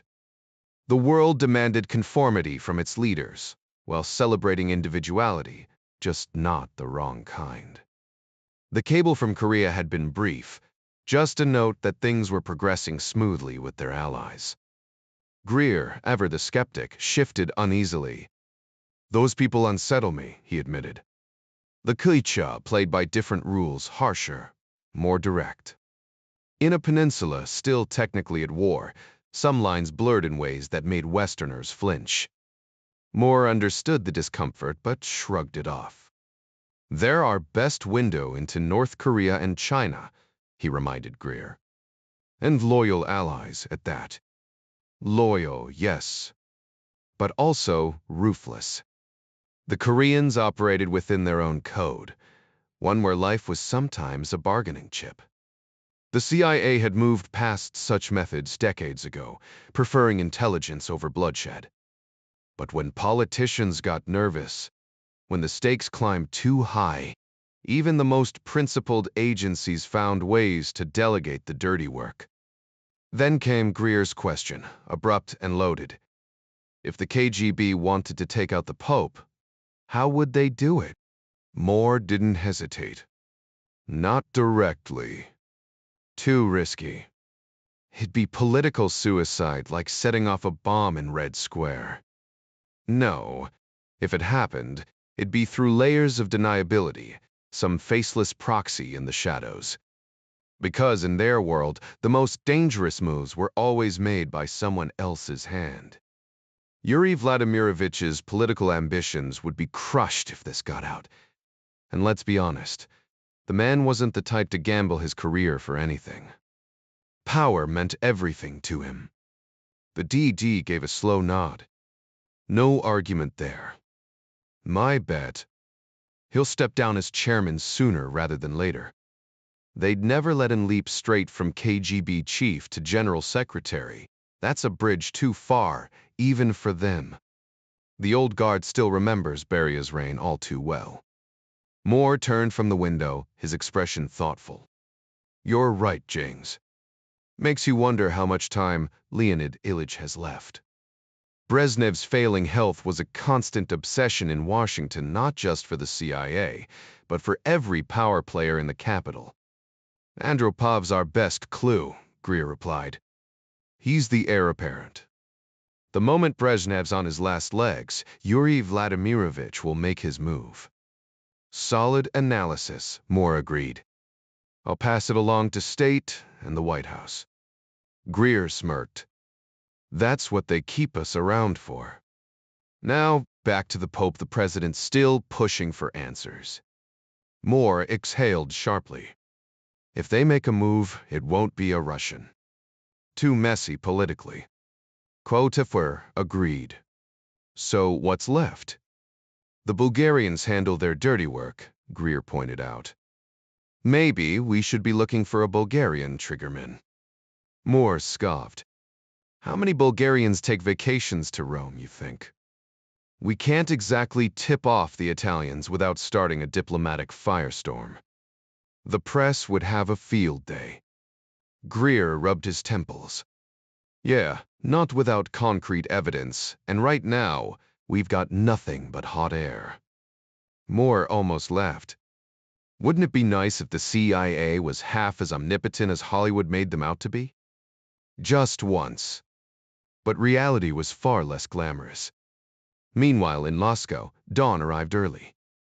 Zaitsev groaned as his wind-up alarm blared, muttering curses under his breath like any overworked man, before dragging himself to the bathroom. 10 minutes later, he was sipping bitter tea and chewing on stale black bread. A mile away, the Foley household was stirring. Ed opted for an English muffin slathered in grape jelly, a small rebellion against the usual routine. Little Eddie, temporarily distracted from his beloved cartoons, chattered excitedly about preschool where he'd recently discovered the joys of crayons and Hot Wheels, not to mention dominating the sit-spin. Ed forced himself to relax. The meeting wasn't until evening, and MP had it under control. Soon, this whole Beatrix mess would be over, and he could finally breathe again. His thoughts drifted to baseball. Damn the Orioles and their playoff run, leaving his beloved Yankees in the dust. What were the new owners thinking? Rich people could be so clueless. He mentally reviewed his metro routine.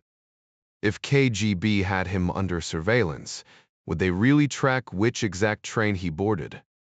A two-man tale meant the second operative would linger on the platform, jotting down departure times like some punctuality-obsessed German. Were they really that meticulous? Then again, their precision was what had let him contact the rabbit in the first place. God, he hated this life. Foley clenched his fists, frustration boiling over for just a moment before he shoved it down. Ed had known the challenges of his Moscow assignment before accepting it, but the thrill of being there still lingered, or at least, that's what he told himself. It was like King Louis XVI must have felt on his way to the guillotine, he mused darkly.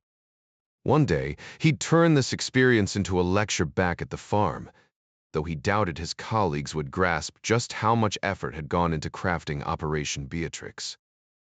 Maybe they'd be mildly impressed.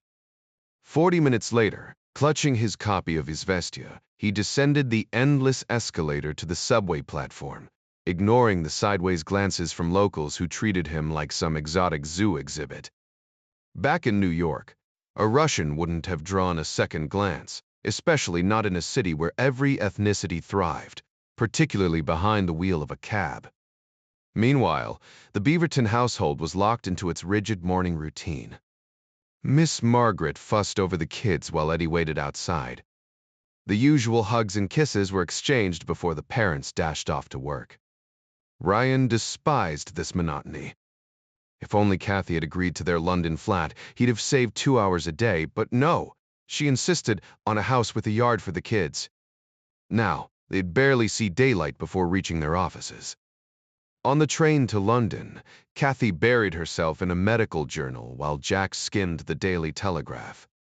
A piece on Poland caught his eye, unusually sharp analysis for a British paper, which usually cut to the chase faster than the Washington Post.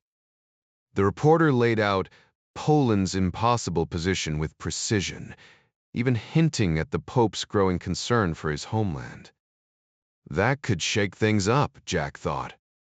The real problem. The leak was now public. Who had spilled it? The reporter was a seasoned foreign affairs specialist, so was this a slip from the Foreign Office? Like their American counterparts, British officials sometimes talked too much over a pint in some cozy pub, maybe to settle a debt or flaunt their insider knowledge. Would heads roll over this? Or maybe the reporter had simply connected the dots himself. Not every sharp mind worked at Century House or Langley, for that matter.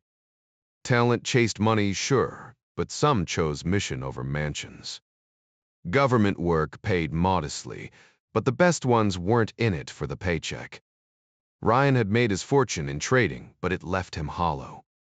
Maybe that's why he was here now on some unspoken quest. Lost in thought? Kathy's voice snapped him back as the train rolled into Victoria Station. Freighter. Oui, he blinked. She smirked. I know that look. You're stewing over something big, aren't you? Kathy gave him a knowing look.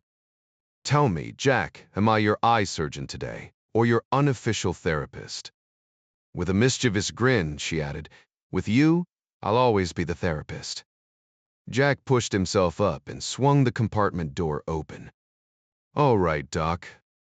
You've got eyeballs to fix, and I've got mysteries to unravel. He ushered his wife out with a playful wave.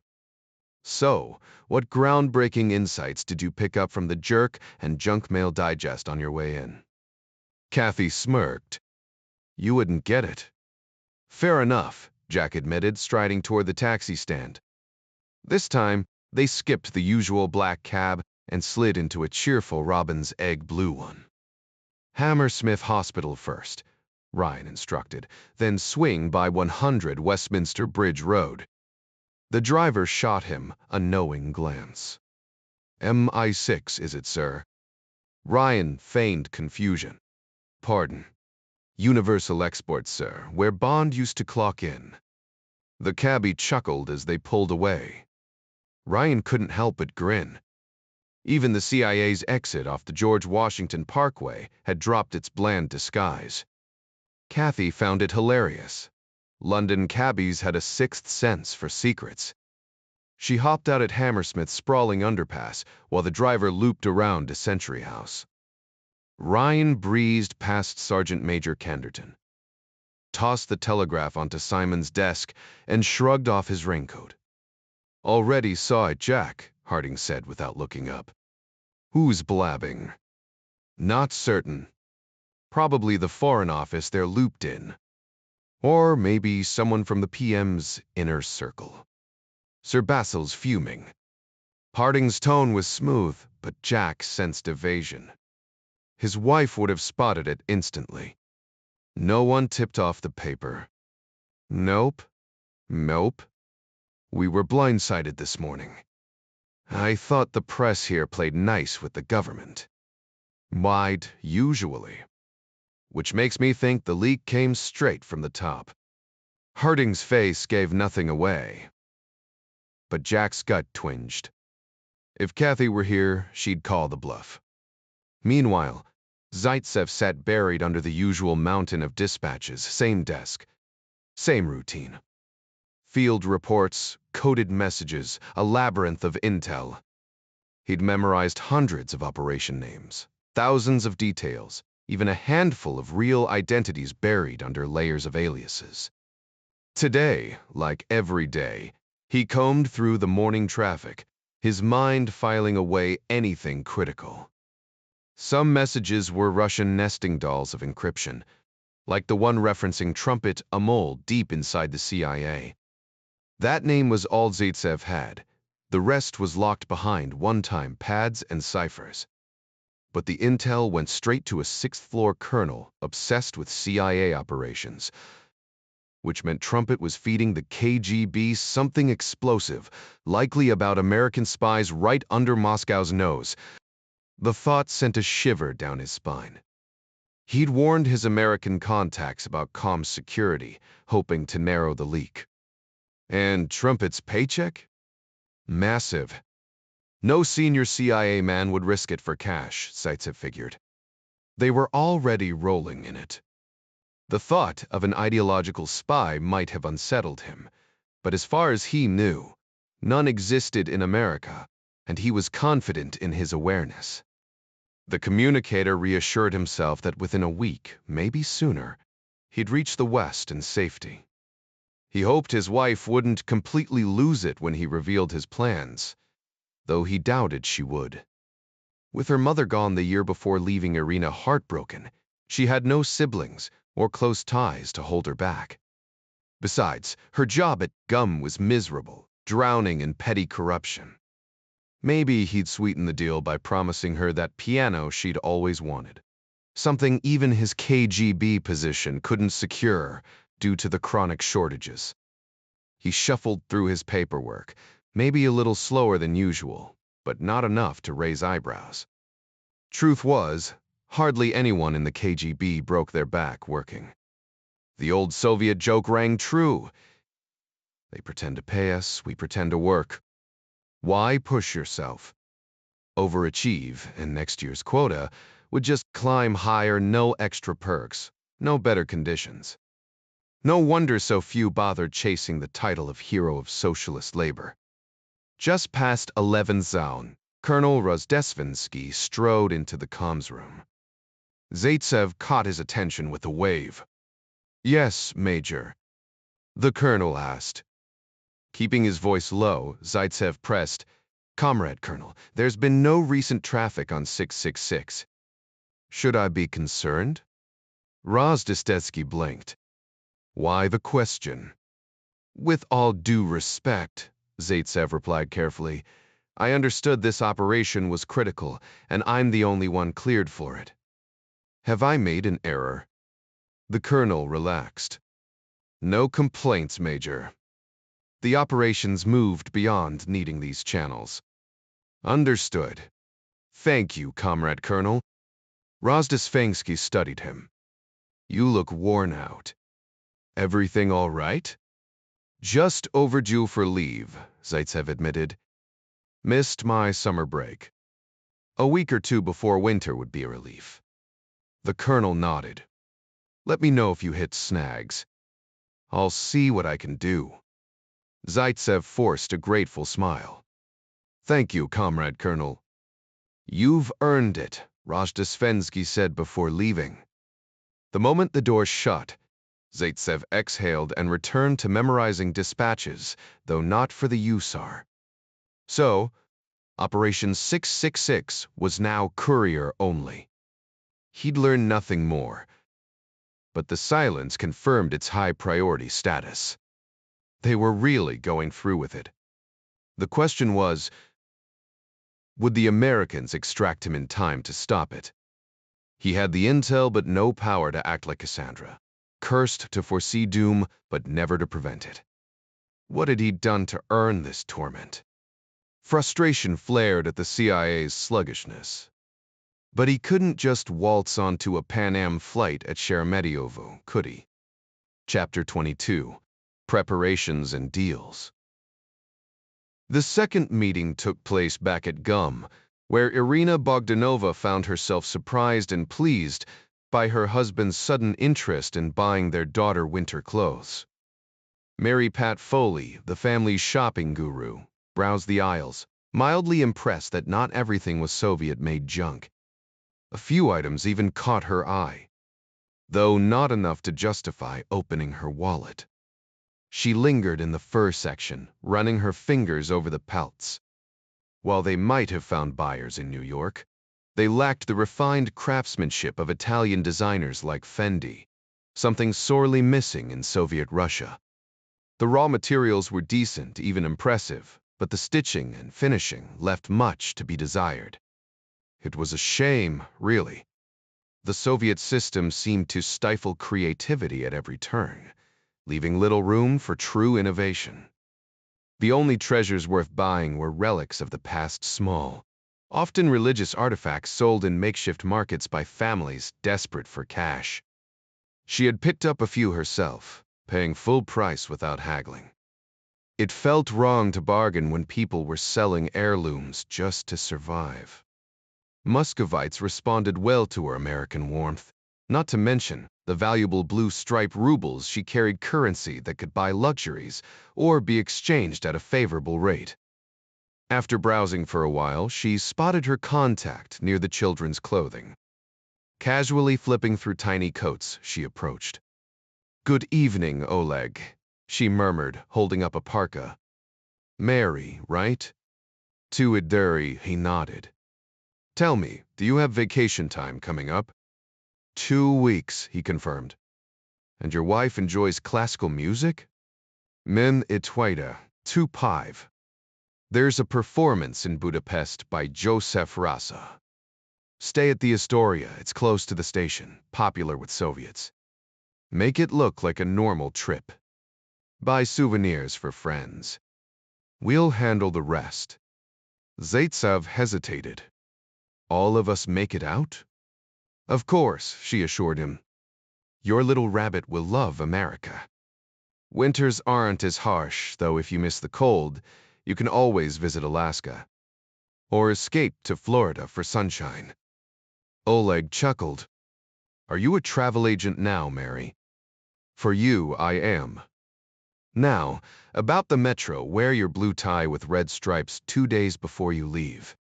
Bump into my husband. That's the signal. She made it sound simple, but lives depended on precision. One slip could unravel everything. As she walked away, she paused, discreetly snapping photos with the Minox in her purse. Outside, her husband waited in their Mercedes. Find anything? He asked. Nothing worth keeping, she replied, sliding into the seat. The real prize was already secured. How about we take a train ride up to Helsinki for some winter shopping? She proposed, her voice light with excitement. Eddie would love the adventure, don't you think?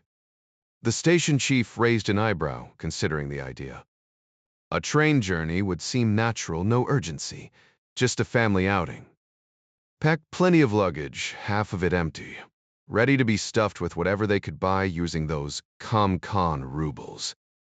Except they wouldn't be coming back. And if Langley and London played their cards right, this could turn into a grand slam.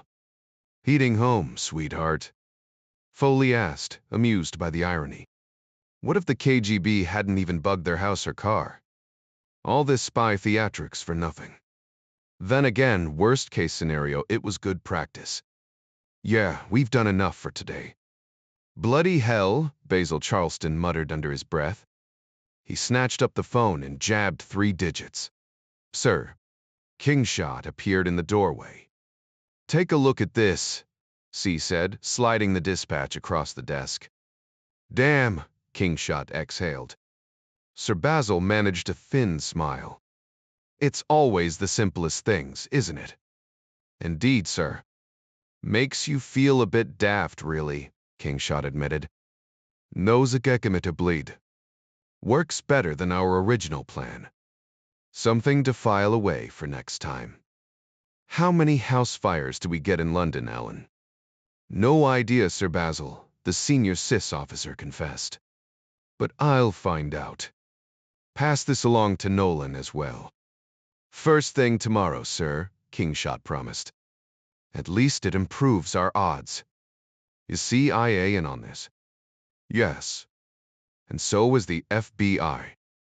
Director Emil Jacobs had fielded plenty of bizarre requests from the other side of the river, as the CIA was sometimes called in Washington circles. But this one took the cake. He grabbed his direct line to the DCI. There's a solid reason for this, I hope, Arthur. He demanded, skipping formalities. Not on the phone, Emil, but yes. Jacobs scanned the handwritten note from Langley. 3 Caucasians, man in his 30s, woman same age, little girl about 3 or 4. My agents are going to think I've lost my mind. Might as well ask local cops for help, but yeah, I know leaks. Fine. I'll alert my Sachs to check morning papers, but keeping this quiet won't be easy. Emil, I get it. We're looping in the Brits, too. Not exactly a walk in the park. Just trust me, it's critical. You testifying on the Hill soon? House intel tomorrow at 10. Budget nonsense, Moore sighed. Congress loved hacking away at his funding, only to scream about intelligence gaps later. Swing by my office on your way. I need to hear this fairy tale in person, Jacob said. Bait 40. Works for me. See you then, Moore agreed. Jacobs hung up, shaking his head. What could possibly justify turning the FBI into grave robbers? Meanwhile, on the metro ride home, Zaitsev clutched the white parka he'd bought for his little rabbit, its red and green flowers bright against the fabric. He mulled over his next move. When should he break the news to Irina about their sudden vacation? Spring it on her last minute. And she'd fret about her accounting job at Gum, though, by her own admission. The place was so disorganized they wouldn't miss her. But give her too much notice, and she'd take over like every wife in history, convinced he couldn't plan his way out of a paper bag.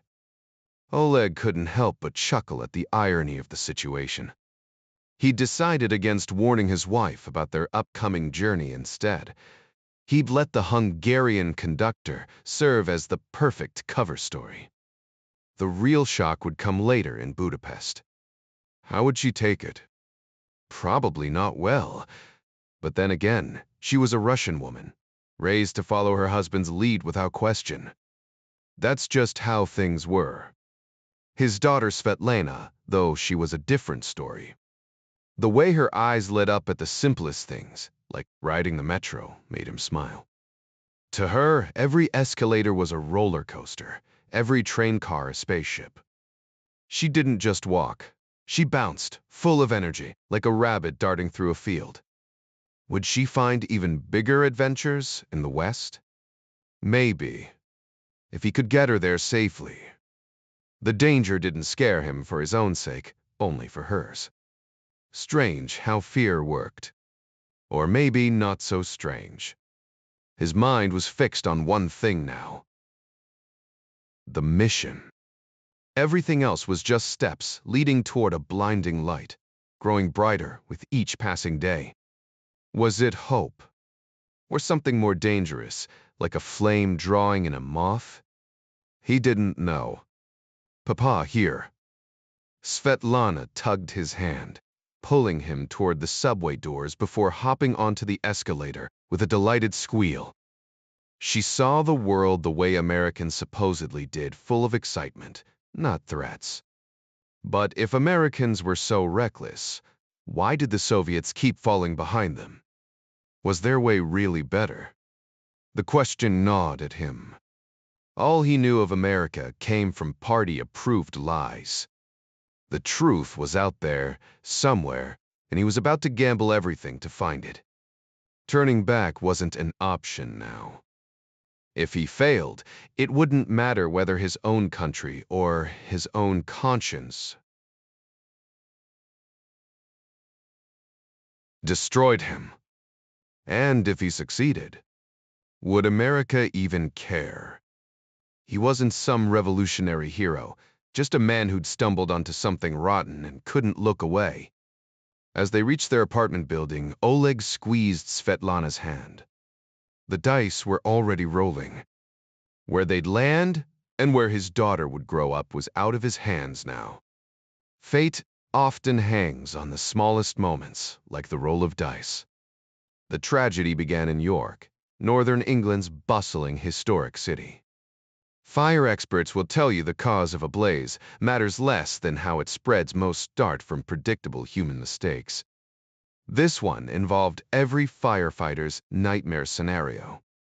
Owen Williams, a local carpenter, had spent his evening at the Brown Lion pub, knocking back 6 pints of rich stout after a grueling workday. Exhausted and buzzed, he stumbled into his third-floor apartment, stubbornly flicking on his bedroom TV and lighting what he swore would be his last cigarette. Propped against his pillows, he managed a few lazy drags before the alcohol and fatigue pulled him under. His limp fingers released the cigarette onto the sheets, where it smoldered unnoticed for 10 minutes before igniting the cotton. Being recently divorced, his wife had left him the previous winter. No one was there to catch the sharp stench of burning fabric. Thick smoke curled upward as flames licked at the bedding, then the mattress. Contrary to popular belief, fire rarely kills directly. Owen's end came silently as he inhaled toxic fumes, what professionals grimly call fire gas, a cocktail of scorching air, carbon monoxide, and floating soot. The carbon monoxide played the villain, hijacking his red blood cells more aggressively than oxygen ever could. The effect: a deceptive calm, like drifting into a drunken stupor, then nothingness. Surrounded by flames, the 32-year-old slipped from sleep into death without a stir. 3 hours passed before a night shift worker, returning home, caught a whiff of something foul in the hallway. His instincts flaring, he hammered on Owen's door, then sprinted to call emergency services. The nearest fire station, just 6 blocks away, erupted into action boots stomped into place. Coats were shrugged on, and firefighters vaulted down the brass pole like clockwork. Their Dennis pumper truck screeched into the street, trailed by a ladder rig, both navigating the dark roads with taxi driver precision. On scene, the crew moved with drilled efficiency, hoses unspooled toward the hydrant while the rescue team charged inside. The alert neighbor had already roused the floor's residents, directing firefighters to the right apartment. The lead firefighter, a broad-shouldered veteran, splintered the door in 2 axe blows. A billow of inky smoke rushed out, its unmistakable stench of burning mattress piercing even his respirator. His stomach dropped. The hour, the darkness, the delay, everything conspired against them. That sinking feeling told him they were too late. Owen Williams bolted toward the back bedroom, swinging his steel axe with desperate force to shatter the windows and clear the suffocating smoke. Through the haze, he spotted what first responders dread a motionless figure barely visible in the choking darkness. 2 more firefighters rushed in, dragging Owen's limp body into the hallway. "Damn it," one muttered under his breath. The lead paramedic slapped an oxygen mask over Owen's ashen face, pumping pure O2 into his lungs, while another firefighter hammered his chest, fighting to jumpstart his heart. Behind them, the engine crew uncoiled a thick hose, dousing the flames in a textbook perfect takedown, 3 minutes flat, and the fire was out. The smoke thinned, masks came off, but Owen still lay lifeless in the hallway. Protocol said no one was officially gone until a doctor said so they hauled his heavy, unresponsive form into the waiting ambulance. The medics worked like a well-oiled machine gurney, pupil check, airway clearance, ventilator pumping, CPR relentless. Burns could wait. Survival came first. The ambulance tore through dim streets toward Queen Victoria Hospital, just over a mile away. But the crew already knew. By the time they screeched into the ER bay, it was just procedure. A young doctor stood by as they wheeled Owen in. "Smoke inhalation," the paramedic barked. "Severe CO poisoning." The ER doc cut straight to it. "How long?" The medic shook his head. No response. Fixed pupils, cherry-red nails et par did nothing. They fought anyway. You don't give up on a man in his prime. But an hour later, the doctor called it. Time of death. Official. Cops lingered, swapping small talk with firefighters until the lab results confirmed it 39% carbon monoxide in his blood. Owen had been dead before the first responders even left the station. The report climbed the chain, landing on a post-it at New Scotland Yard. A teletype operator spotted it. Special Branch's Chief Superintendent Nolan wanted immediate notice for any fire-related death. A call went out, questions asked, details relayed. Then, at 4A, the watch officer dialed Nolan. The chief super listened, exhaled, and muttered, "Very well.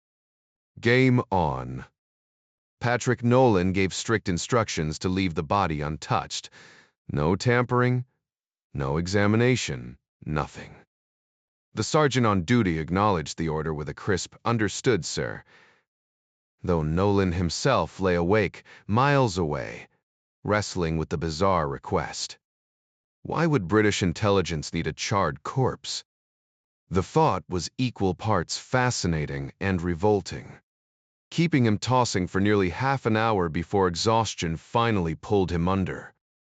Meanwhile, encrypted messages crisscrossed the Atlantic and Eastern Europe, handled by the unsung heroes of the diplomatic corps, the signals officers. Overworked, underpaid, and perpetually overlooked, these clerks were the invisible gears of intelligence, funneling classified intel from sender to recipient without fanfare. They knew everything and acted on nothing, making them prime targets for foreign operatives and the most tightly monitored staff in every embassy. Yet despite their critical role, no one seemed to care about their cramped offices or stale coffee. Still, it was through their weary hands that the most sensitive dispatches reached the right desks. One such message landed with Nigel Haydock, the only man privy to Operation Beatrix's full scope. Officially a commercial attaché at the British Embassy along the Moscow River, Haydock sipped his morning tea in solitude, his pregnant wife still asleep at home. He'd insisted on taking breakfast at work lately, not wanting to burden her, though he knew her real exhaustion would come later, once their little menace arrived. The dispatch from London made him pause, mid-bite. "Bloody hell," he muttered. The Americans had taken a page from mincemeat, gruesome but undeniably clever. And Sir Basil, that cunning old fox, was greenlighting it. Of course he would. The current chief adored convoluted schemes, his flair for mischief both his greatest strength and eventual undoing. Now the task was simple: get the rabbit to Budapest and smuggle him out. Across the city, Andy Hudson shoveled down his usual breakfast: eggs, bacon, and a side of audacity. The operation's boldness thrilled him. Extracting 3 targets from Hungary, a man, a woman, and a child, wasn't impossible, but it demanded precision. His rat line was solid, but he'd double-check every link. Failure wasn't an option in the SIS. There were no second chances, no unions to plead your case. Still, pulling this off would be like nabbing the winning goal in a derby match career-making stuff. First order of business? Verifying his border contacts. And maybe, just maybe, reaching out to that Hoy informant. Or would that backfire? Hudson smirked, stirring his coffee. Some risks were worth taking. The situation gave him a chance to gauge whether Hungary's secret police were on high alert or actively searching for something. However, if that were the case, the rabbit wouldn't have left Moscow in the first place. The intel had to be critical important enough for the CIA to coordinate with SIS on such a complex operation. The KGB wasn't reckless. They wouldn't gamble with high-stakes information without airtight control. In the world of espionage, predictability was a luxury. Too many players, too many conflicting agendas, no one moved in perfect unison. So no, the Way likely knew next to nothing.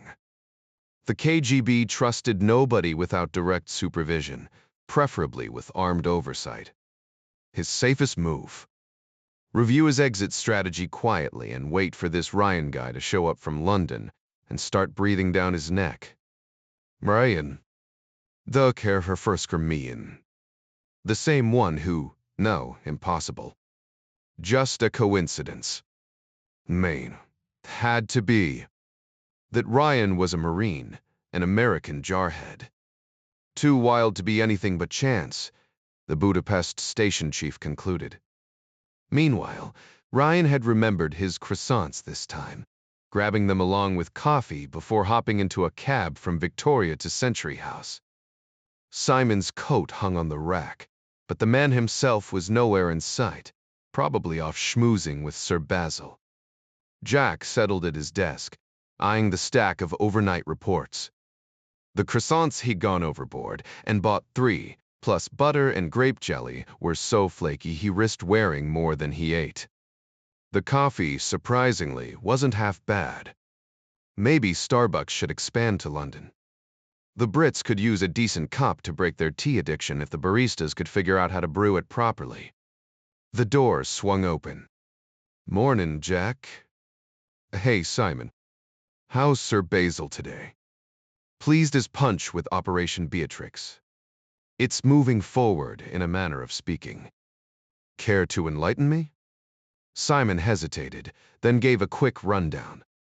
"Are they out of their goddamn minds?" Jack snapped when he finished. "Creative, yes," Simon admitted. "But the operational risks are minimal. unless I puke my guts out. Then bring an airsick bag. Grab one from the plane. Real funny, Simon. Jack narrowed his eyes. Is this some kind of hazing ritual? We don't do that. The plan came from your side. Judge Moore himself requested our cooperation. Fantastic, Jack muttered. So, I'm the sacrificial lamb. The goal isn't just extraction. We need the Russians to think the rabbit's dead, not defected him, his wife, and their kid. The part that really twisted Jack's stomach. The bodies. Nothing like a little post-mortem deception to ruin your appetite.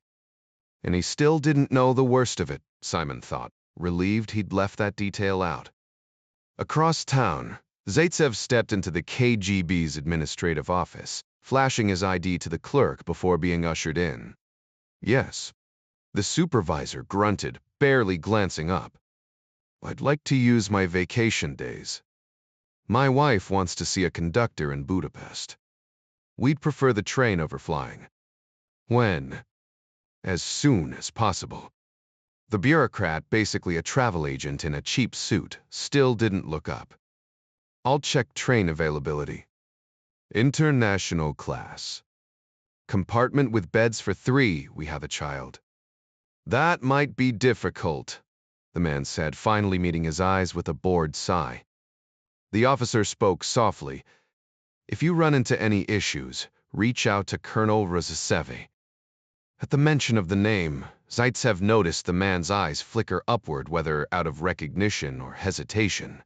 It was hard to tell.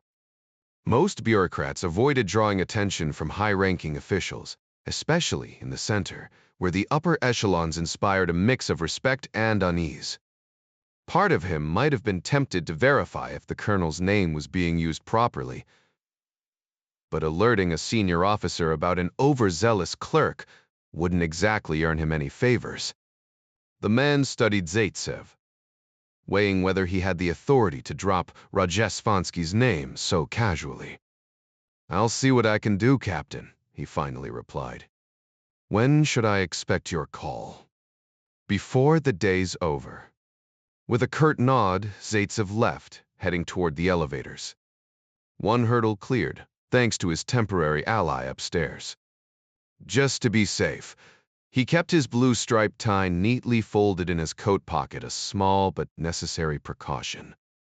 Back at his desk, he resumed memorizing routine dispatches, though he couldn't help but wish he could copy from the one-time pads. That, of course, was out of the question. Even his sharp memory had its limits. Meanwhile, Foley scanned the brief message from Langley. Underway. Good. Headquarters was eager to push forward with Beatrix, likely spurred by the rabbit's warning about compromised communications, a surefire way to send the 7th floor into a frenzy. But was it really possible? Mike Russell doubted it. If true, half his assets would have been rounded up like parade confetti, and so far, nothing. Unless, of course, the KGB was playing an elaborate game, turning his agents into unwitting double agents. Foley mulled it over. Some might slip through, but not all that would require the second chief directorate pulling off the greatest deception in spy history. May I to you if possible. Technically. Probable. Not a chance. Still, he couldn't dismiss the idea entirely. Over at Fort Meade, NSA's Red Team would already be tearing into their cipher systems. The Russians had sharp minds, sure, but they weren't wizards unless they had a mole buried deep inside the agency itself. Now that was a chilling thought. What would the KGB pay for that kind of access? Millions, easy. Not that they were known for generosity, their agents were disposable tools. Loyalty be damned. Take Kim Philby, whisked away to Moscow, living under Western surveillance, drowning in vodka. But when an operative got caught, no trades, no negotiations. The last time had been the U-2 fiasco with Powers and Abel was one of their own. A grim reminder for any American tempted by Russian cash betrayal meant decades in a federal prison, a fate worse than any paycheck. Yet traitors still existed, blind to the consequences. The era of the ideological spy had mostly faded into history. Those agents had been the most effective and committed, back when communism was seen as humanity's inevitable future. But even in Russia, few still clung to Marxist-Leninist ideals. Only figures like Soslov, who was practically in his grave, and his soon-to-be successor Alexandrov. The KGB operatives in the West? Mostly just hired guns now, nothing like the principled assets Ed Foley handled in Moscow. That was the comforting lie every CIA officer told themselves. Foley included, even his wife bought into it. Then there was the rabbit. What drove him? Fury over a murder plot, something that violated his sense of honor. That made him different, worth the CIA's time and protection. Foley scoffed inwardly. This job required so many delusions just to keep going. 1 minute you're a therapist, the next a surrogate parent, then a confidant to traitors fueled by idealism, rage, or plain old greed.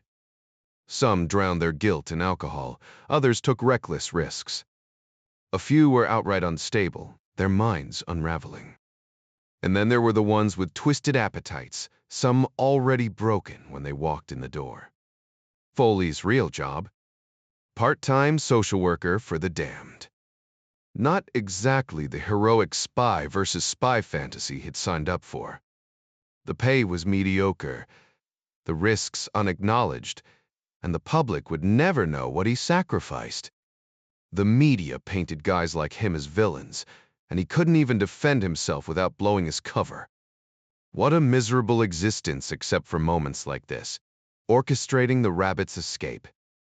If Pietrek succeeded, it'd be like winning the World Series. Meanwhile, in Budapest, István Kovács lived a short walk from the Hungarian parliament, a grand building echoing London's Westminster. His third-floor apartment in a crumbling pre-war tenement had shared toilets downstairs in a grim courtyard. Andy Hudson took the metro to the government district, then went on foot, checking for tails. The city's archaic phone system, ironically, made secure calls possible. No one bothered to monitor the unreliable lines. Kovács was Hungary in a nutshell, short, dark-haired, with a round face and sharp eyes. But his wardrobe was a cut above the average, thanks to his line of work. Smuggling was practically a national pastime here, especially dealing with Yugoslavia, where Marxist rules bent for those who knew how to grease the right palms.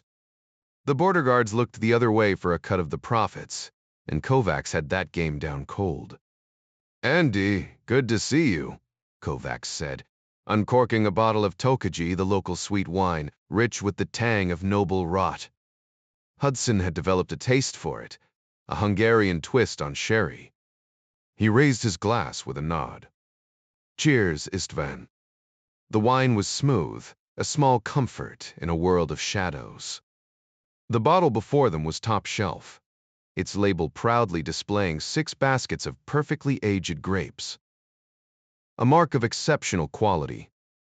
"Business treating you well?" Hudson asked, swirling his drink. Couldn't be better," Kovács replied with a grin. "The Yugoslavs can't get enough of our VCRs and the tapes they send my way. Let's just say they're in high demand everywhere. God, those actors have it made." He chuckled, shaking his head. Hudson smirked. "Can't argue there. Some of those women are downright stunning." He'd seen enough of those films to know. How do they manage to look like that? Kovács shrugged. "American escorts earn more than our European ones, but trust me, those women. No soul in them." Hudson had never paid for companionship, not directly anyway. Who needs a soul when you're after something else? That sent Kovács into another round of laughter, his cheeks flushed from the Tokaji he'd been sipping all afternoon. No smuggling runs tonight, even smugglers needed a break. Hudson leaned in. Got a job for you. What's coming in? My couture, nothing. Something going out, Hudson corrected. Kovacs waved a hand. Easy. The border guards only give us grief on the way in. And even then, it's just a matter of this. He rubbed his fingers together, the universal sign for a bribe. This cargo might be a little oversized, Hudson warned. How oversized? You smuggling a tank. The Hungarian military had just flaunted their new Russian T-72s on TV, a pathetic attempt to boost morale. Hudson almost laughed. That could be arranged for the right price. Not that it mattered. The Poles had already handed one over to British intelligence. Relax, Istvan. Smaller than that. Think 3 packages, roughly my size. Kovacs blinked, then caught on. The Ketterteplixtiken. Of, 3 people. He shrugged. Fine, whatever, Basad Meg. Hudson grinned. Knew I could count on you. What's the damage? Kovacs tapped his chin. 5,000 West German marks. Hudson feigned outrage. Highway robbery. In truth, it was a steal barely 1,000 pounds. Fine, you crook. But only because we're friends. He drained his glass. You know, I could always fly them out. Kovacs snorted. Bad idea. Airport guards? They're the only ones actually doing their jobs. Too many officers watching. No room for negotiations. Hudson nodded. Fair point. I'll call you with the details. You know where to find me. As Hudson stood, Kovacs added drinks make the deal smoother before showing him out. 5,000 marks would settle debts and stock his Budapest shop nicely. Meanwhile, Zaitsev dialed the travel office at 3:30 p.m., careful not to sound too eager, though, who wouldn't be excited about a vacation. Comrade Major, your train departs Kiev station at 1:30 p.m. the day after tomorrow. Arrival in Budapest is exactly 2 days later at 2 p.m. You and your family are in carriage 906, compartments A and B. Hotel Astoria, room 307, is booked for 11 nights. The Soviet Culture and Friendship House is right across the street, KGB liaison office included, should you need assistance. One Tejad. Well, the sake saying, thank you. Zaitsev paused. Anything you'd like from Budapest? The clerk's voice brightened. Actually, yes, some pantyhose for my wife. He dropped his tone conspiratorially. What size? She's a proper Russian woman, the clerk said, implying ample curves. Consider it done. My wife will help pick something. Wonderful. Enjoy your trip. Oh, I will, Zaitsev promised, already imagining the possibilities. With everything arranged, Oleg Ivanovich stepped away from his workstation and headed to his supervisor's office to outline his upcoming 2-week schedule. Isn't there a classified assignment only you have clearance for? The lieutenant colonel questioned. There is, but Colonel Rozdestensky assured me it's not urgent. You're welcome to verify with him directly, Zaitsev replied smoothly. The supervisor did just that, making the call right in front of him. After a short exchange ending with a polite thank you, the lieutenant colonel nodded. All right, Oleg Ivanovich, consider yourself off duty starting tonight. By the way, while you're in Budapest. Of course, Andrei Vasilievich. We can settle payment when I return. Andrei was one of the better bosses, calm, supportive, never raising his voice. A shame he was part of an organization with such a dark legacy. Clearing his desk took no time at all. KGB protocol required uniformity, every workstation identical, down to the last pencil. Zaitsev's was no exception, meticulously organized with sharpened pencils, an updated logbook, and reference materials in perfect order. After tossing his trash, he made a quick stop in the restroom, swapping his plain brown tie for a striped one. Glancing at his watch, he realized he had time to spare. So he lingered outside, savoring an extra cigarette and the crisp afternoon air. On a whim, he picked up a newspaper and splurged on 6 packs of Krasnopresnensky cigarettes, the same premium brand favored by Brezhnev himself. A small luxury for the train ride. Why not spend his rubles now? They'd be worthless where he was headed. Down in the metro station, the train arrived precisely on schedule. Foley waited in his usual spot, his pulse quickening as the cars slowed. The familiar jostle of boarding passengers vibrated through the compartment. He turned a page of his newspaper just as the train jerked forward. Those drivers never eased into the throttle. Then a presence beside him. Foley didn't look, but he sensed it. Minutes later, another stop, another bump. "Excuse me," came the quiet voice. The rabbit stood there, now wearing a blue tie with red stripes. "No problem," Foley answered casually, though his heart pounded. The message was clear. Kiev station in 2 days, the Budapest train. The rabbit drifted away, mission accomplished. Foley folded his paper and exited at his stop. Back at the apartment, Mary Pat was cooking. "Notice the tie. You didn't comment this morning." Her eyes sparkled day after tomorrow. They'd need to alert Langley, but that was routine. She just hoped headquarters was prepared. Meanwhile, Beatrix hummed along, slightly over the speed limit. "What's for dinner?" Foley asked. "Wanted steak, but it's fried chicken tonight." "Fine by me. Maybe steak the day after?" She teased. "Deal." "Where's Eddie?" "Glued to Transformers, as usual." Foley grinned. "That's my boy, priorities straight."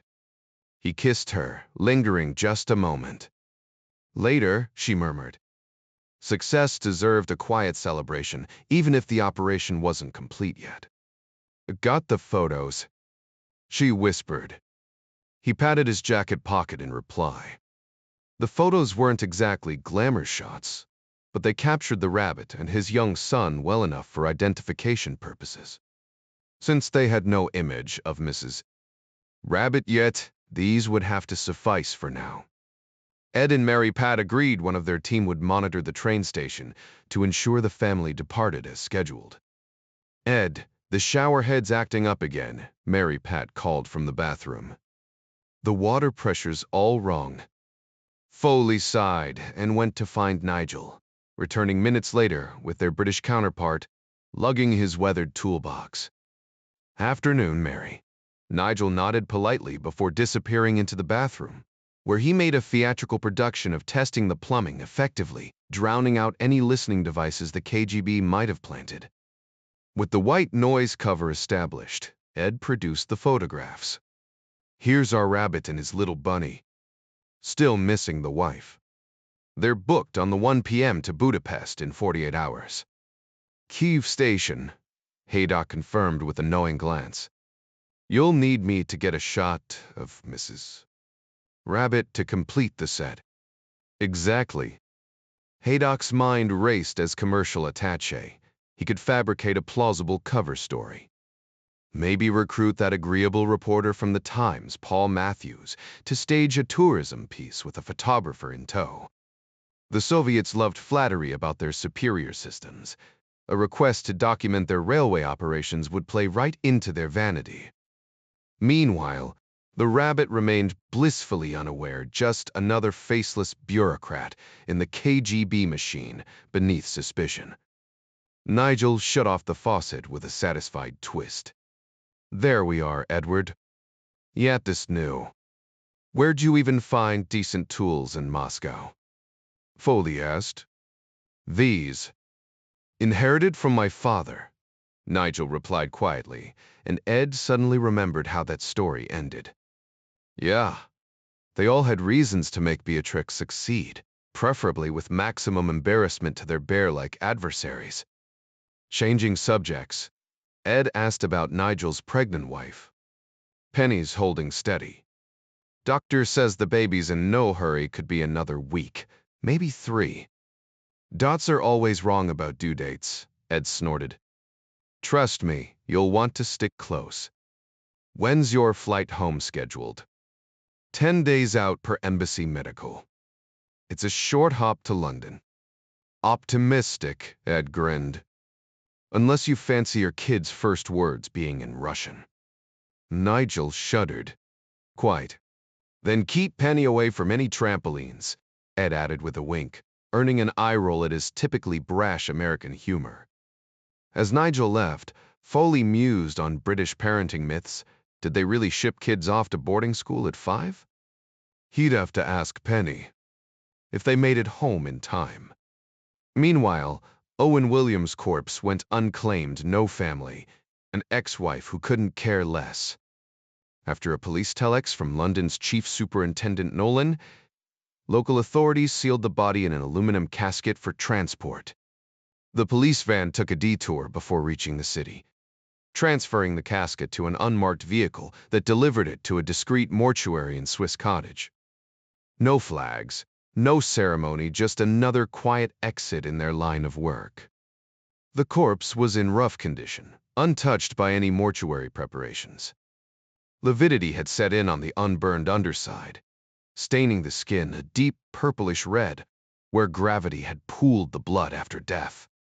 Without oxygen, the stagnant blood gave the pale skin a sickly blue tint, while the upper side remained an unsettling waxy white. The mortician on site wasn't a full-time professional, just a contractor occasionally hired by intelligence agencies for delicate work. Alongside a forensic pathologist, he combed over the remains for anything out of the ordinary. The stench of charred flesh hung thick in the air, though their surgical masks dulled the worst of it. Tattoo on the forearm, the mortician noted, squinting at the partially burned ink. Mostly destroyed, but not completely. The pathologist gave a curt nod before grabbing a propane torch. With practiced precision, he scorched away the last traces of the tattoo, ensuring nothing identifiable remained. Anything else, William? He asked after a moment. The mortician shook his head. Upper body's thoroughly blackened. Hair's mostly gone. The acrid stink of burned hair clung stubbornly, and one ear's nearly burned off. Doubt he felt much. Shouldn't have, the pathologist agreed. Carbon monoxide levels were lethal. Probably passed out before the flames got him. He then turned the torch to the fingertips, methodically erasing any chance of identification. When he finished, he exhaled sharply. If there's a way to ID this one now, I sure don't know it. The mortician glanced at the metal casket. More stavolosi. No need. Keep it just above freezing, 2 or 3 degrees Celsius, and decomposition won't be an issue. Dry ice, then. Exactly. The casket's airtight, and dry ice sublimates straight to gas. No mess. The pathologist pulled out a set of fire-damaged undergarments, nothing British, nothing traceable. It was grim work, but routine for men in their line of business. Still, this one was worse than usual. Both would need a stiff drink before bed tonight. Once the body was prepped, the casket was loaded into a van and driven to Century House. By morning, a discreet note would land on Sir Basil's desk. Rabbit A is ready for his final journey. Meanwhile, across the Atlantic in Boston, a gas leak in a run-down harborside apartment sparked an explosion. The second-floor unit erupted in flames, trapping 2 intoxicated adults and a sleeping 4-year-old girl. The fire spread too fast for them to react, suffocating all 3 before the flames could fully take them. Firefighters arrived within minutes, battling through smoke and heat to recover the bodies, but it was too late. The captain recognized the cause immediately. An ancient stove, neglected by a landlord who'd rather collect insurance then replace faulty equipment. This wasn't the first time greed had cost lives. It wouldn't be the last. That night, the firefighters would carry the image of the little girl's body with them, another ghost to haunt their dreams. Some things never got easier, no matter how many times you saw them. The gruesome fire in Boston made the late-night news, fitting the media's grim motto that tragedy always tops the ratings.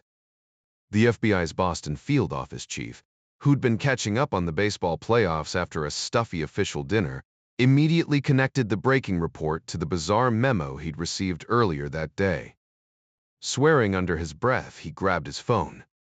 A junior agent answered with a crisp FBI, only to be ordered to rouse Agent Johnny Tyler. This was clearly his kind of mess. Hester Street fire, family trapped inside. The SAC barked before hanging up, leaving the night shift to scramble. Meanwhile, Johnny Tyler, a South Carolinian, who'd rather watch college football than pro baseball any day, was jerked from his novel by the ringing phone. Grumbling, he splashed water on his face, holstered his Glock, and grabbed his car keys. That cryptic Washington telex about potential arson cases suddenly made sense, though he still questioned what Director Jacobs had been smoking when he drafted it. The drive south gave him time to wonder if this fire was just tragic coincidence or something far darker. Across the Atlantic, Jack Ryan unfolded his morning newspaper as CNN replayed the Boston footage. A slow news cycle meant even local tragedies got international airtime. He murmured a prayer for the victims while absently eyeing his own kitchen's gas line. His modern Virginia home was nothing like Boston's aging wooden death traps, where fires spread like wildfire.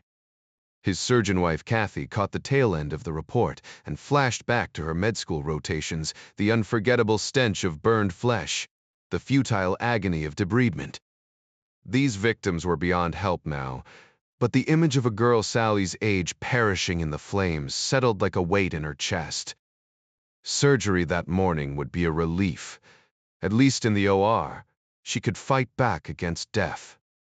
In London's Belgravia, Sir Basil Charleston sipped his Earl Grey amid the muted luxury of his townhouse.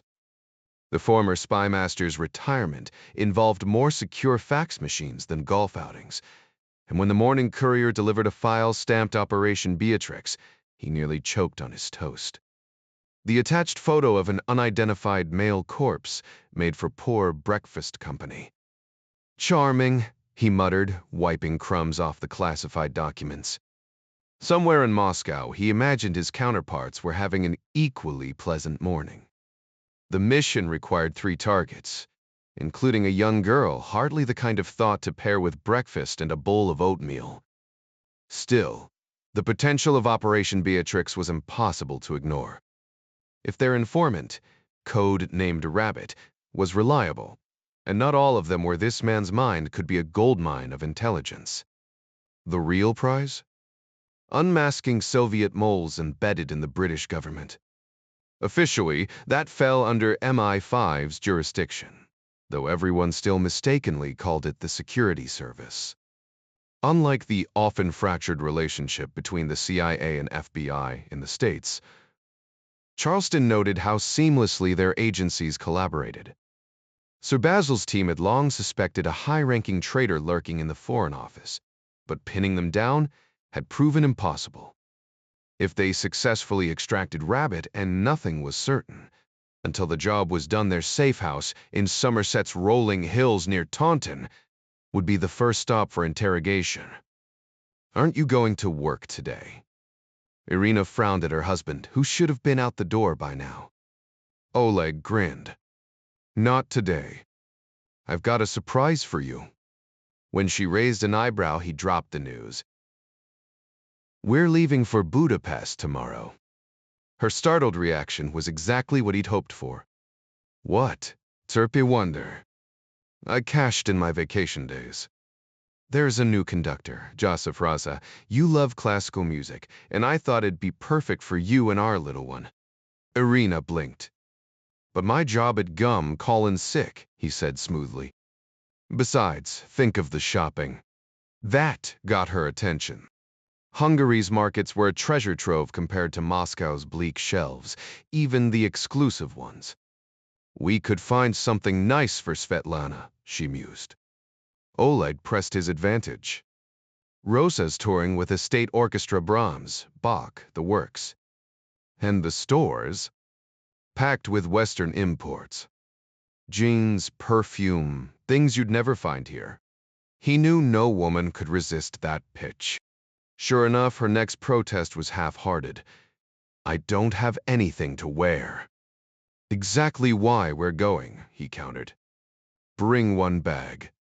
We'll fill the rest with shopping. When she hesitated, he added, You'll be the envy of gum. A slow smile spread across her face. We'll kotsakre. This sky.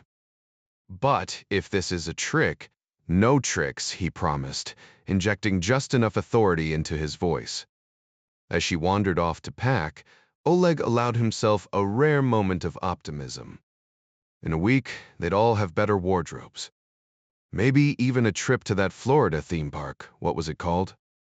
Disney World. He almost laughed at the absurdity. Here he was, a KGB officer, betting everything on the CIA's competence. For the first time in years, he caught himself praying. Morning, Jack. Simon's voice cut through the office chatter.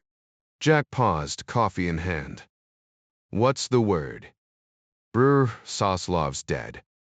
Pravda's running it this afternoon. Jack smirked. What a shame. Another old Soviet hardliner had finally met his end, Ryan mused. At least the guy got to see his last days clearly, thanks to the miracle of modern medicine. Diabetes take him down. Harding gave a non-committal shrug. That plus just being ancient. Our intel says cardiac arrest shocking, he even had a heart to fail. His successor's Mikhail Alexandrov, another charmer from the same mold. Ryan snorted.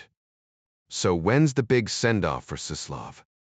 Full state honors marching bands, speeches, the whole communist circus before they torch him and stick his ashes in the Kremlin wall. Ryan couldn't resist. Wonder what goes through a true believer's mind when the lights go out. You think he ever questioned whether the whole Marxist experiment was one giant historical loops? Harding remained diplomatic.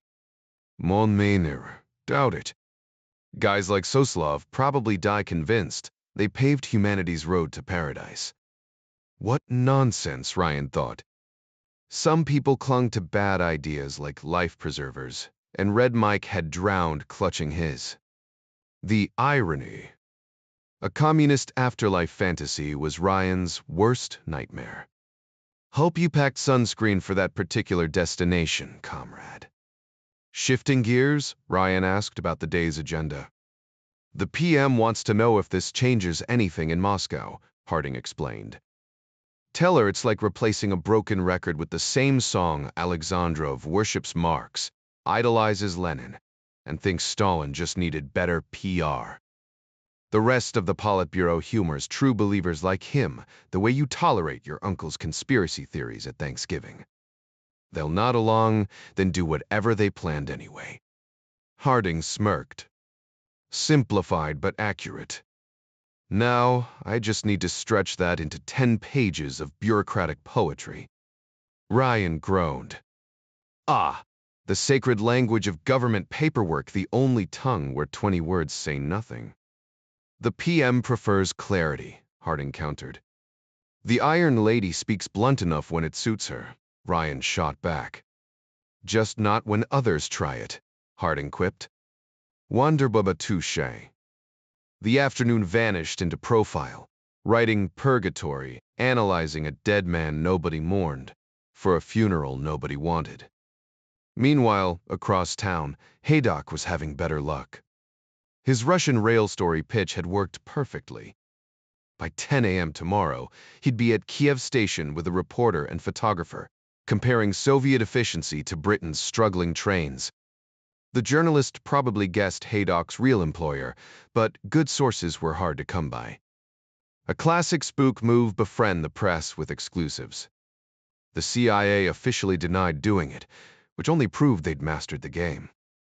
The British operatives smirked at the bureaucratic nonsense coming out of Washington Congress, kept passing ridiculous regulations that handcuffed intelligence agencies, though he knew field operatives ignored those rules constantly. He'd bent plenty of his own service's more lenient guidelines without consequence. Just like his Moscow operations, which had gone completely undetected. "Hey, Tony," Ed Foley greeted with false warmth, shaking hands with the New York Times correspondent. He wondered if Prince had any clue how much he disliked him, though the feeling was probably mutual. "What brings you around today?" "Trying to get a statement from the ambassador about Suslov's death," Prince replied, scribbling notes. Foley chuckled. "How about good riddance to that miserable bastard?" "Where can I print that?" Prince held up his notepad with a smirk. "Not exactly," Foley backtracked. "No official guidance yet, and the boss is swamped. Try again this afternoon." Prince sighed. "Come on, Ed, I need something." Foley rolled his eyes. "Fine." Mikhail Suslov was a key Politburo figure whose ideological influence shaped this nation. We mourn his passing. Less Cuspirt. Your first version had more honesty, Prince remarked. Ever meet him? A few times, Foley admitted. Before and after the Hopkins ducks fixed his eyes. Wait, that was real? I heard rumors, but nothing solid. Dead serious. Thick glasses, polite as hell, but with a ruthless streak. The guy was basically communism's high priest. Prince smirked. Took vows of poverty and blind obedience. Honestly, there was something eerie about him, Foley mused. Like he saw the world differently. A true believer, no apologies. Stalinist? Nah, but back in the day. Absolutely. Would have signed execution orders without blinking. Who's replacing him? Your guess is as good as mine, Foley lied. He knew Prince's sources weren't as sharp as the reporter pretended. The Soviets loved toying with Western journalists, unlike D. Where politicians feared the press, the Politburo couldn't care less. Thought he was tight with Alexandrov, Foley prodded, testing Prince's intel. Maybe, Prince hedged. What's the chatter here? Haven't hit the lunchroom yet, Foley deflected. You really think I'd feed you a scoop? Prince pressed, but Foley weighed the risks. Helping him might buy temporary goodwill, but tipping his hand could blow his cover. Better to let Prince think he was clueless. Nothing disarms suspicion like being underestimated. Let him brag about how dumb I am, Foley thought. The best disguise is playing the fool. It stung his pride, but the mission came first. And as for Tony Prince, he could go screw himself. I'm the one who actually gets things done in this city. All right, I'll poke around and see what folks are saying, I offered. Sounds good, came the reply, though Prince mentally scoffed at the idea of getting anything worthwhile from this conversation. His face might as well have been an open book. Subtlety wasn't his strong suit. The chief of station watched him leave, thinking the man wouldn't last 2 rounds in a high-stakes poker game. A glance at his watch confirmed it was time for lunch. The Kiev station, like so many across Europe, wore that same faded yellow hue, as if some long-dead monarch had declared mustard the official color of royalty. Thank heavens the British had better taste, Haydock mused. Above, grimy glass panels trapped in iron frames let in what little light could penetrate decades of coal dust and neglect. The platform buzzed with activity, Russians traveling in clusters, never alone, always with tearful farewells and sloppy kisses that made the Englishman shift uncomfortably. The 1:00 p.m. train to Kiev, Belgrade and Budapest stood ready, its massive VL-80T locomotive humming at the front, followed by passenger cars, a dining car, and mail compartments. Nearby, Paul Matthews chatted with a railway official about the electric engines. a Soviet innovation that had somehow outlasted the regime's war on lice. Haydock scanned the crowd. The faces of the rabbit and his family burned into his memory. His watch read 12:15, plenty of time, though he'd have been here an hour early if it were up to him. Not everyone shared his punctuality, he reminded himself, thinking of his perpetually late wife. God forbid she went into labor in the car, what a disaster that would be. Then there they were, the rabbit, his wife, and their little girl, moving through the crowd. Haydock nudged the photographer. "That family adorable kid," he murmured. The camera clicked rapidly, capturing shot after shot. Perfect. He'd have the photos developed before the embassy shut down for the day, hand-delivering some to Ed Foley, while the rest went via diplomatic courier. The logistics of faking the rabbit's disappearance would be messy, probably involving bodies, but thankfully, that wasn't his problem. As the family passed within arm's reach, the little girl glanced up at him. He winked, she smiled. No words, just a fleeting moment before they vanished into the train. As they approached the attendant, Matthews continued his barrage of questions, receiving nothing but courteous responses from the cheerful Russian train official. At precisely 12:59:30, a man Haydock assumed was the conductor, judging by his worn-out uniform, moved along the train, securing all but one door. With a sharp whistle and a wave of his paddle, he signaled the engineer. Right on schedule at 1000 p.m., the train's horn blared, and the locomotive eased forward, gradually picking up speed as it rolled westward through the sprawling rail yard, bound for Kiev, Belgrade, and Budapest. For Svetlana, this was the adventure of a lifetime. Though the entire Zaitsev family shared in the excitement, none of them had ever traveled by long-distance train before. The rail yard stretched endlessly, a maze of tracks lined with freight cars hauling mysterious cargo to unknown destinations. The uneven tracks made the train's movement feel even faster. Oleg and Irina lit cigarettes, idly watching the scenery through the smudged windows. The compartments were surprisingly comfortable, with fold-down bunks overhead. They had 2 adjoining rooms, each with its own small bathroom, a luxury Svetlana didn't yet realize she'd appreciate. 5 minutes after departure, the conductor arrived to collect their tickets. "Du Ettersted, security?" he inquired politely. Oleg smirked inwardly, apparently. The KGB travel office had made arrangements. "That's not something I can discuss," he replied with a stern glance, ensuring the man understood his authority. Being KGB had its perks. People might not fear them outright, but they certainly didn't want trouble. "Of course, comrade," the conductor nodded. "Dinner is at 6 in the next car forward. The food's decent, I eat there myself." Irina raised an eyebrow, high praise from a railway worker. As the train rolled on, Oleg and Irina settled into their books, while Svetlana pressed her face against the glass, mesmerized by the passing landscape. Western Russia's endless plains stretched like an ocean of grass, unremarkable to most, but magical to a child spotting grazing cows. "Cows are amazing," she whispered to herself. Meanwhile, back in Moscow, Nigel Haydock exchanged pleasantries with the Transport Ministry official before heading to the British Embassy. Matthews followed, curious. "So, is there a story here?" Nigel chuckled. "It helps if the Soviets think I can showcase their country's greatness." Matthews smirked, typical diplomatic games. "I'll whip something up." God knows British Rail could use the positive press.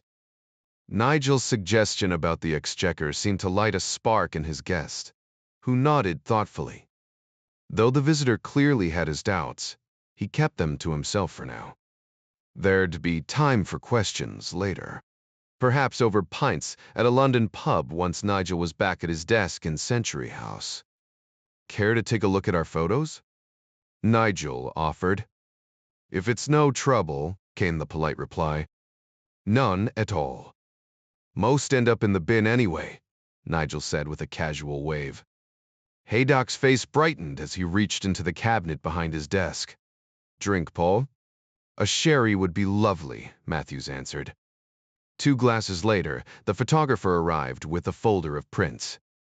Haydock flipped through them, pausing at a particularly well-composed shot. Impressive work. I could never quite nail the lighting with my Nikon, he mused. Among the images were 3 standout photos of the rabbit and his wife, each one sharper than the last. Haydock discreetly tucked them into his drawer before handing the folder back. Matthews took the hint. Better get back and file this story. Appreciate the tip, Nigel. Anytime, Paul. You know the way out? Of course, old chap. With that, Matthews and his photographer vanished down the hall. Left alone, Haydock studied the photos again. Mrs. Rabbit had the unmistakable look of a Soviet woman, round face, sturdy build. A few pounds lighter and a touch of Western style, and she'd blend right in assuming they ever made it that far. She stood around 5'4", maybe 140 pounds, not unattractive. The child, though, was the real charmer, bright blue eyes, an unguarded smile, untouched by the practiced blankness of the adults around her. Kids were the same everywhere, full of curiosity and unfiltered joy. But the real prize was having clear, high-quality images of the Rabbit's family. Upstairs, the courier waited near the ambassador's office. Haydock handed him a sealed manila envelope, its flap secured with wax and a metal clasp. The address marked it for the Foreign Office, destined for Century House across the Thames. The courier's leather attaché bore the Windsor crest, and protocol demanded he cuff it to his wrist, Vienna Convention be damned. A car stood ready to whisk him to Sheremetyevo for the British Airways flight back to Heathrow. By evening, the photos would reach Sir Basil, and analysts at Century House would burn the midnight oil scrutinizing them. One last verification, cross-checking the Rabbit's face against known KGB operatives. If there was a match, Ed and Mary Foley were in deep trouble. But Haydock doubted it. Like his CIA colleagues, he sensed this one was genuine. Then again, the best directorate 2 agents always did. Before leaving, he stopped by communications to alert CIS headquarters. A courier was en route with critical intel for Operation Beatrix. That would get attention. Someone would be waiting at Whitehall's mailroom, ready to pounce. Governments might move at a snail's pace, but when it mattered, the CIS got things done. The flight landed at Heathrow's Terminal 3 after a 2-hour, 20-minute delay due to headwinds. A Foreign Office rep ushered the courier into a black Jaguar, speeding him toward London. The delivery made, the Queen's messenger disappeared into the night. The package had already been intercepted by an CIS operative before Charleston arrived. The agent hurried across Westminster Bridge, weaving through London's evening foot traffic before delivering the sealed envelope to Sir Basil's office. With a quick inspection of the unbroken seals, Charleston sliced it open with his letter opener revealing the first clear images of their target, code-named Rabbit. Moments later, Alan Kingshott strode in, accepting the stack of glossy photos with a raised eyebrow. So this is our elusive Rabbit? He mused, studying the top image. Ordinary-looking chap. His wife seems harmless enough, and the kid's downright adorable, he remarked, almost forgetting the gravity of the situation. Sir Basil nodded. They're already on a train to Budapest, departed Kiev station just over 5 hours ago. Kingshott scrutinized the faces, his mind racing. What secrets did this man carry? And more importantly, could they extract them in time? Beatrix is a go, then. Do we have the necessary replacements? He asked carefully. The mail from York will suffice, though we'll need some adjustments, Charleston replied with a grimace. Burn marks, I assume? Big Kingshot sighed. Naturally. And the other two. American casualties. A mother and daughter lost in a Boston house fire. The FBI's handling the details. We'll need these photos sent to Langley immediately to confirm the matches. Without hesitation, Kingshot took charge, heading downstairs to the color photo transmitter. A bulky but efficient machine the operator assured him was foolproof. The transmission to Langley's matching Xerox unit took under 2 minutes. Back in Charleston's office, Kingshot confirmed the task was done. Sir Basil gestured for him to sit, then checked his watch, allowing 5 minutes for the CIA's labyrinthine bureaucracy. Picking up the secure line, he connected with DCI Arthur Moore. Afternoon, Arthur. Photos arrived. You play two at its Ponvler. Looks like a pleasant family, Moore observed dryly. From the station. Correct. They'll reach Budapest in 19 hours. Are we set on your end? Merely. Though we're still finalizing the Boston situation. I'll push the FBI to hurry, Moore said, already dreading the call to Hoover. Keep me updated. With the call ended, Charleston turned to Kingshot.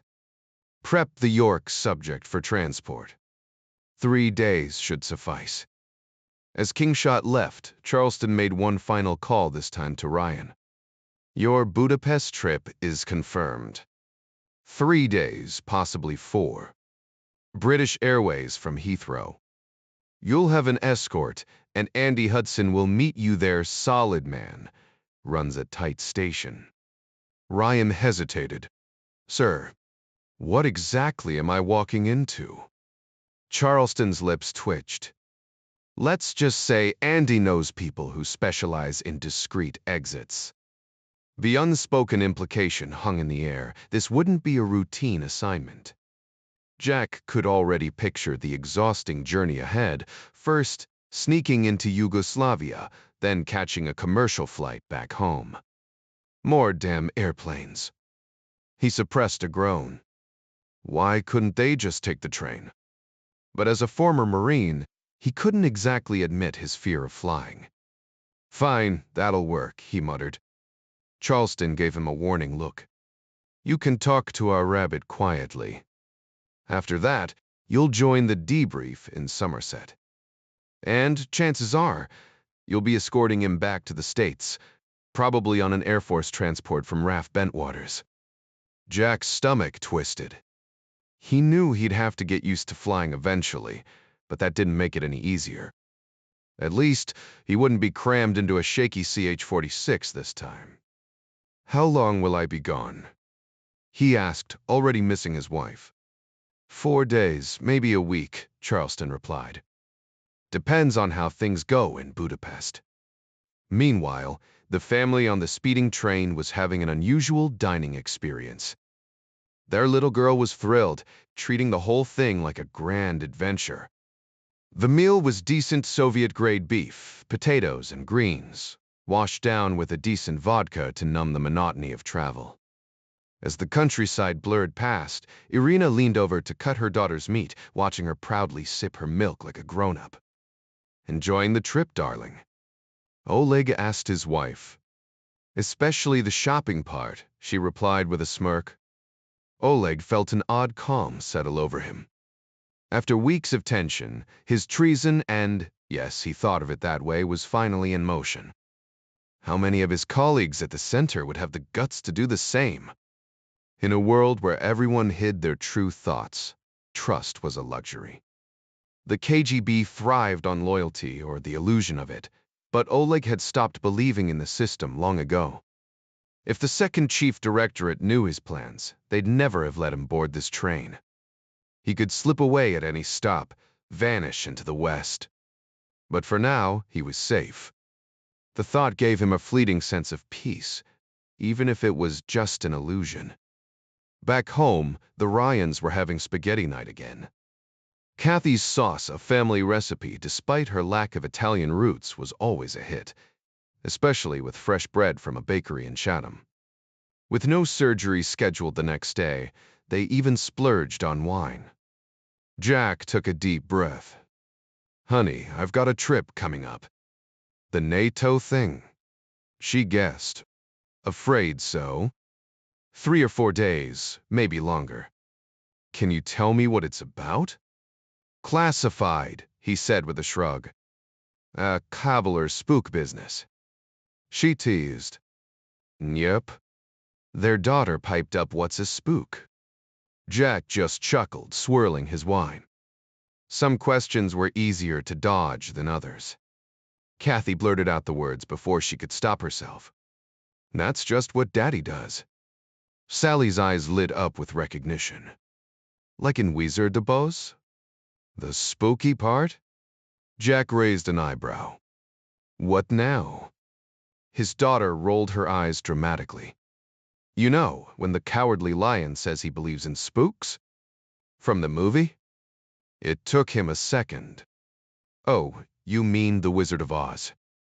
That film had been on constant rotation in their house all summer. "That's exactly what I said," Sally huffed, wondering how her brilliant father could be so dense sometimes. Jack shook his head with a chuckle.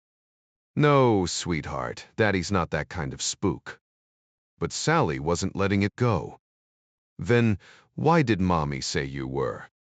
Jack exchanged a glance with Kathy. Impressed by their daughter's relentless questioning, she'd make one hell of an investigator someday. Kathy smoothly stepped in. "It was just a silly joke, baby." Satisfied for the moment, Sally returned to twirling her spaghetti, sauce splattering across her cheek. The silent conversation between Jack and Kathy spoke volumes. Certain topics were strictly off-limits around little ears. Children might as well be walking megaphones broadcasting family secrets to the entire neighborhood. To their friends on Maplewood Drive, Jack Ryan was just another embassy employee married to a talented surgeon. The truth about his CIA work stayed locked away where it belonged. Too many questions followed that revelation. Too many awkward jokes at backyard barbecues. 3 or 4 days? Kathy asked quietly between bites. Jack shrugged. "That's the estimate. Could stretch longer, but I doubt it." When she raised an eyebrow, he added, "Important enough to cram me into a flying tin can against my will." That got a smirk. Kathy knew all about her husband's white-knuckle fear of flying. "At least you've got your Valium." "Need anything stronger?" Jack declined with a grin. "I'll survive. Though if I could get seasick instead, you'd have an easier fix, right?" He rubbed his lower back unconsciously, remembering past flights that left him stiff for days. "Maybe next vacation we take the Queen Mary instead." They both knew that wouldn't happen. The real world didn't work that way. "But planes are fun," Sally declared through a mouthful of garlic bread, clearly inheriting her mother's adventurous spirit. Meanwhile, the Zaitsev family settled into their train compartment with weary relief. Irina helped little Svetlana into her sunflower-patterned nightgown, the fabric still crisp from their last laundry day. After the usual bedtime kisses, the girl insisted on climbing into the narrow bunk herself, then pressed her nose against the cool window to watch shadowy landscapes rush by. The occasional flicker of farmhouse lights became magical fireflies in her imagination. Her parents left the adjoining door ajar, just in case nightmares came calling after Svetlana conducted her thorough inspection for hidden bears beneath the beds. Satisfied the compartment was monster-free, Oleg and Irina tried reading, but soon succumbed to the rhythmic lullaby of steel wheels on tracks. Half a world away, Admiral Greer paced like a caged tiger. "Beatrix is active," Director Moore reported. "Our Rabbit's train should be crossing into Ukrainian territory as we speak." Greer's jaw tightened. "I always hated this part, the damn waiting." Unlike field operatives, his career had been built on analyzing intelligence from the safety of a desk. Moments like this made him nostalgic for his Navy days, when commanding a submarine meant you could actually do something besides wait. A simple helm order could change your course, make you feel in control instead of at the mercy of unseen forces. Moore clapped him on the shoulder. Patience isn't just a virtue at our level, James. It's the oxygen we breathe. And nobody ever said it gets easier to come by. Moore leaned back in his chair, feeling the familiar frustration of bureaucratic limbo. This is worse than watching paint dry, he muttered. You sit around waiting for some hotshot attorney to finally spit out what you already know they're going to say. He'd spent enough time in the field to recognize the irony. Even action was mostly just waiting in disguise. Life had taught him early that nobody really steered their own ship. You just tried not to crash into the rocks. You briefed the president yet? He asked, rubbing his temples. Greer shook his head. Why get his hopes up? If he thinks this guy's got intel we don't, well, let's not break his heart twice in 1 week. Arthur, we're always chasing shadows, Greer countered. The more we learn, the more we realize how much we're missing. Moore chuckled dryly. James, neither of us signed up to be Socrates. Comes free with the wrinkles, Greer shot back. The door swung open, and Bostock strode in like he'd just won the lottery. 2 more days, and Beatrix becomes a footnote in the history books, he announced, grinning. Moore raised an eyebrow. Mike, when did you start believing in fairy tales? Bostock shrugged. We've got a defector in play, a solid extraction team. You trust your people or you don't. Greer crossed his arms. Not all of them are our people. Basil's crew knows their business, Bostock insisted. Moore smirked. So we just sit back and wait for Santa's sleigh. Bostock's grin widened. I mailed my wish list. North Pole's got a perfect delivery record. Winchester safe house, Moore mused, already mapping it out. Let him decompress, take some scenic drives. Maybe hit a few diners, nothing like a greasy burger to ease culture shock. Greer tapped his pen. And the paycheck? Depends on how juicy the intel is, Moore said. Could hit 7 figures. Plus a cozy office once we've squeezed him dry. Bostock leaned in. Where's he gonna land after? Moore shrugged. May his call. We'll make him a nice, boring Norwegian passport, Social Security, the works. Virginia Damvlew. I'll hook him up with a license, though God help us if his wife gets behind the wheel. The real work came after the paperwork. A Columbia Psych professor on standby, former defectors playing tour guides America, was a carnival to Russians. Equal parts dazzling and terrifying. You had to make it stick, or they'd bolt straight back to the firing squad. Greer broke the silence. If he's got a thing for snow, dump him in Minnesota. Moore laughed. Let's not count our defectors before they defect, James. Greer sighed. Somebody's got to play grown-up. Eggs still in the nest, people. And then there was the real question hanging unspoken in the air. What if he's got nothing?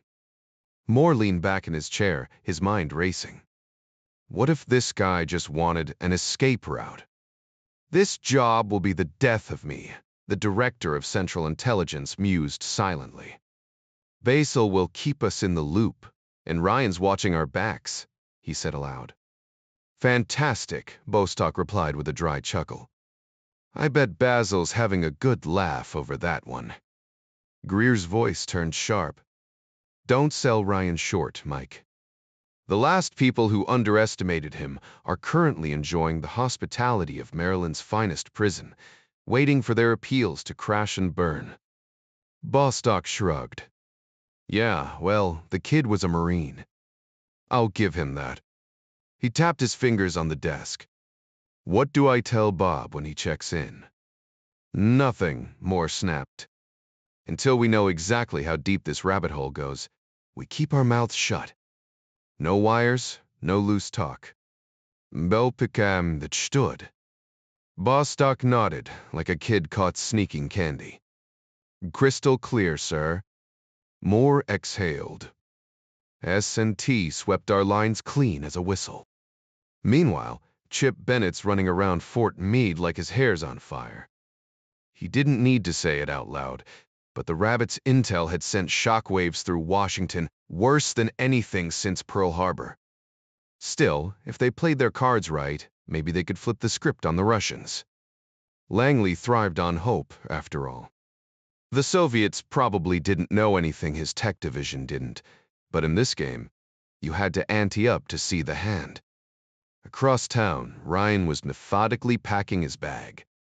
Kathy had always been better at this neat, efficient, no wasted space. But how did you pack for playing spy?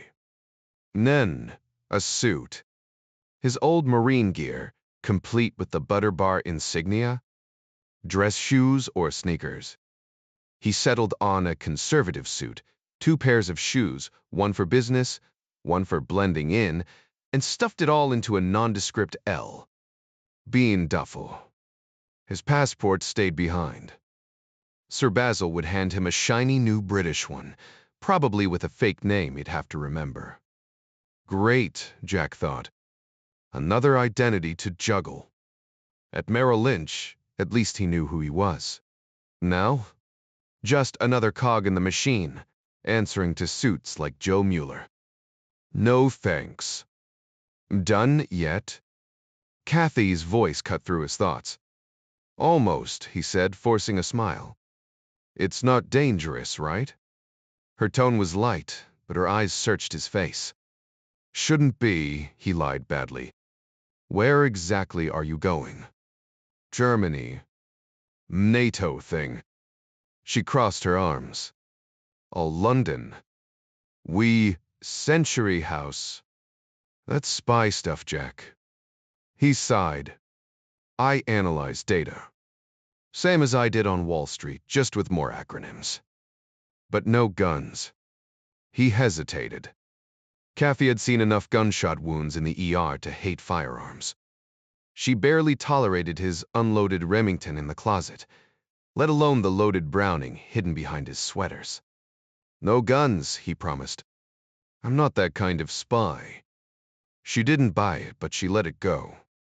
They both had secrets. Just don't stay away too long. I hate being without you, he admitted. Can't even sleep right when you're not there. Then take me with you.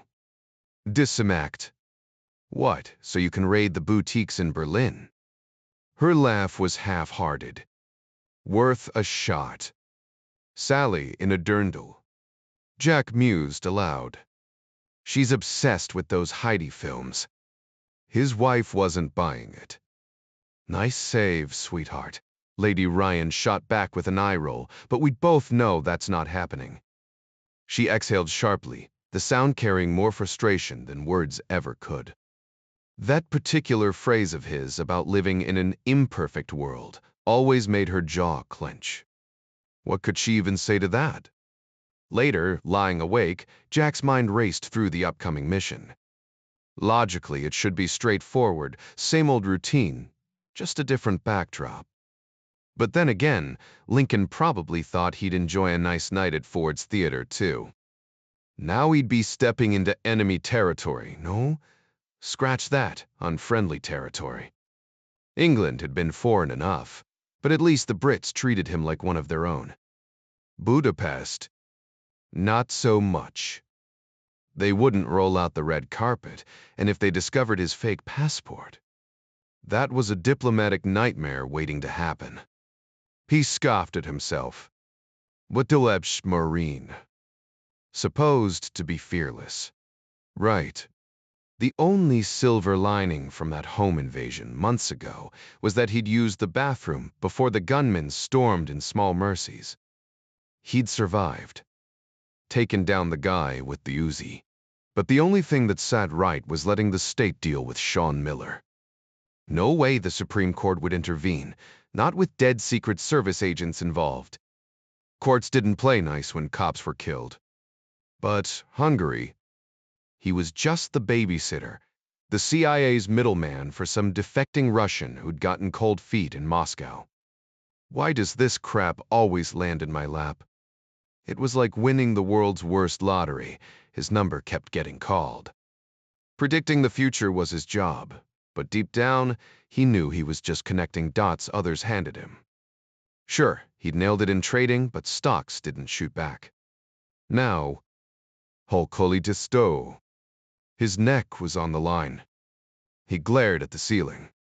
Why were they always white? Wouldn't black make more sense for sleeping? Then again, maybe insomnia was the point. No answers, just more questions. Basil wouldn't let anything happen to him, too much political fallout. Langley would remember, and the Brits couldn't afford that stain. But they weren't the only players, and in this game, everyone played to win. You can't back out now, he told himself. The people he respected would lose faith, worse he would. So, ready or not, he had to step onto the field and pray he didn't fumble. Or he could crawl back to Merrill Lynch. Bayonets sound better. The realization startled him. Was that courage or just stubbornness? Now there's a question. John Tyler stared at the cryptic telex in his hands, frustration boiling under his skin. Orders without explanations, typical bureaucratic nonsense. The bodies had already been moved to the city morgue, with strict instructions to leave them untouched. Tyler exhaled sharply before dialing Peter Mayfair, the sharp-witted assistant U. Attorney he often partnered with. Max Mayfair, as everyone called him, had rocketed through the ranks after graduating near the top of his Harvard law class, and his skepticism was immediate. You want me to do what? He demanded, voice dripping with disbelief. Tyler shrugged, even though Mayfair couldn't see it. Straight from Emily's office. No details, just get it done. Mayfair groaned. So we're playing messenger for spooks now. Fantastic. He paused. Where are these bodies, anyway? Maysav, coroner's freezer. A mother and daughter tagged as no autopsy, no release. Christ. And you want them handed over, like takeout? Pretty much. Tyler rubbed his temple. No next of kin yet, so we'll classify them as indigent, get them transferred to federal custody. The demonstrably sign. Mayfair snorted. Right. Because nothing says low profile like shipping corpses across state lines. Where to? Your guess is as good as mine. Emil's playing this close to the vest. Fine. I'll head to the morgue now. But you owe me legal seafood, full spread. Well, Wutrick Tav, Trapper Tag. Tyler hung up, already dreading the paperwork. By the time the bodies were loaded into flimsy aluminum transport cases and hauled into an unmarked FBI van, the operation had taken on the surreal quality of a bad spy novel.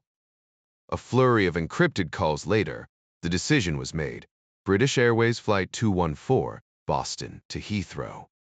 The airline's cooperation was seamless. Too seamless, Tyler thought. Within hours, the plane was wheels up, carrying its grim cargo toward London. Meanwhile, halfway across the world, Oleg Zaitsev jolted awake in his train bunk, disoriented. The rhythmic clatter of the rails had stopped. Outside the window, darkness pressed in, broken only by the dim glow of a station platform. His pulse spiked. Vepen Zieber 10. He didn't know the schedule well enough. Then came the sound of boots in the corridor, heavy, deliberate. The KGB loved night arrests. Less fuss. Less resistance. The fear coiled tight in his chest as the footsteps slowed near his compartment. The train rolled past him without stopping, and soon it was just a distant rumble in the night, leaving behind the quiet wooden station. The darkness outside the window swallowed everything again, and Zaitsev felt an unexpected chill. What was he afraid of? He should feel safe, or at least close to it. But no, he reminded himself sharply. Safety wouldn't come until he stepped onto foreign soil, far from the reach of the system he was leaving behind. That moment hadn't arrived yet. He forced his mind to settle, rolling onto his side as the rhythmic sway of the train slowly lulled him back into uneasy dreams, where shadows lingered just beyond reach. Meanwhile, a British Airways 7047 cut silently through the night sky, most of its passengers dozing while the crew monitored instruments and stole glances at the stars. Dawn would break soon, likely over Ireland's western coast, but for now, the world below was still wrapped in darkness. Ryan stirred awake earlier than usual, careful not to wake his wife as he slipped out of bed. The house was quiet as he pulled on a sweater and stepped outside. The milkman's truck was just turning into the cul-de-sac, its headlights cutting through the Predon gloom. Ryan waited as the man hopped out with his usual delivery, milk his kids devoured like jet fuel and a loaf of bread. "Everything all right, sir?" the milkman asked, eyeing him with mild concern. Early risers usually meant sick kids or emergencies. "Just couldn't sleep," Ryan admitted with a yawn. Then, almost without thinking, he added, "Got a cigarette?" The milkman raised an eyebrow but fished out a pack, shaking one loose. Ryan hadn't touched one since arriving in England. Kathy's rules were ironclad, but the offer was too tempting. The first drag burned, but the familiar rush was worth the cough. There was something oddly comforting about bad habits, how easily they slipped back into place. The cigarette was strong, like the Marlboros he'd sneaked in high school, back when smoking felt like a rite of passage. "You like it here, sir?" the milkman asked, as Ryan exhaled. "People are friendly," Ryan replied, watching the smoke curl into the still air. "That's the idea," the man said with a grin before heading back to his truck. Ryan lingered, savoring the quiet. No birds, no traffic, just the distant lights of planes tracing paths across the sky. Some poor soul was already en route to a meeting in Scandinavia, he mused. Finishing the cigarette, he flicked it onto the lawn, half hoping Kathy wouldn't notice. If she did, he could always blame the paper boy if he'd shown up yet. Inside, he flicked on the kitchen TV, catching the tail end of a sports update. The Orioles were headed to the World Series. Back home, he'd have scored tickets, but here? Not a chance. The Brits were more interested in NFL football these days, though they didn't quite get it. Baseball might as well have been a foreign language. He sighed, missing the crack of a bat and the roar of a home crowd. But for now, the quiet would have to do. Ryan smirked to himself. Their TV lineup beat anything on regular networks. Kathy adored their comedy shows, though he could never quite see the appeal. Their news coverage, however, was solid. Just personal preference, he figured. De gustibus non est disputandum, as the old saying went. Outside, the first pale streaks of dawn crept across the sky. Morning was still over an hour away, but nothing could stop its approach, not even the temptation to crawl back under the covers. Jack flicked on the coffee maker, a simple drip machine he'd gifted Kathy last birthday, just as the morning paper thudded onto the front step. "Up already?" Kathy asked when he returned, still rubbing sleep from her eyes. "Couldn't fall back asleep," he admitted, leaning in for a quick kiss. She wrinkled her nose slightly, but brushed it off. Her sharp sense of smell had caught a faint whiff of tobacco, but her brain dismissed it as impossible. "Coffee's started," he said. "Your turn to doctor it up." "Breakfast?"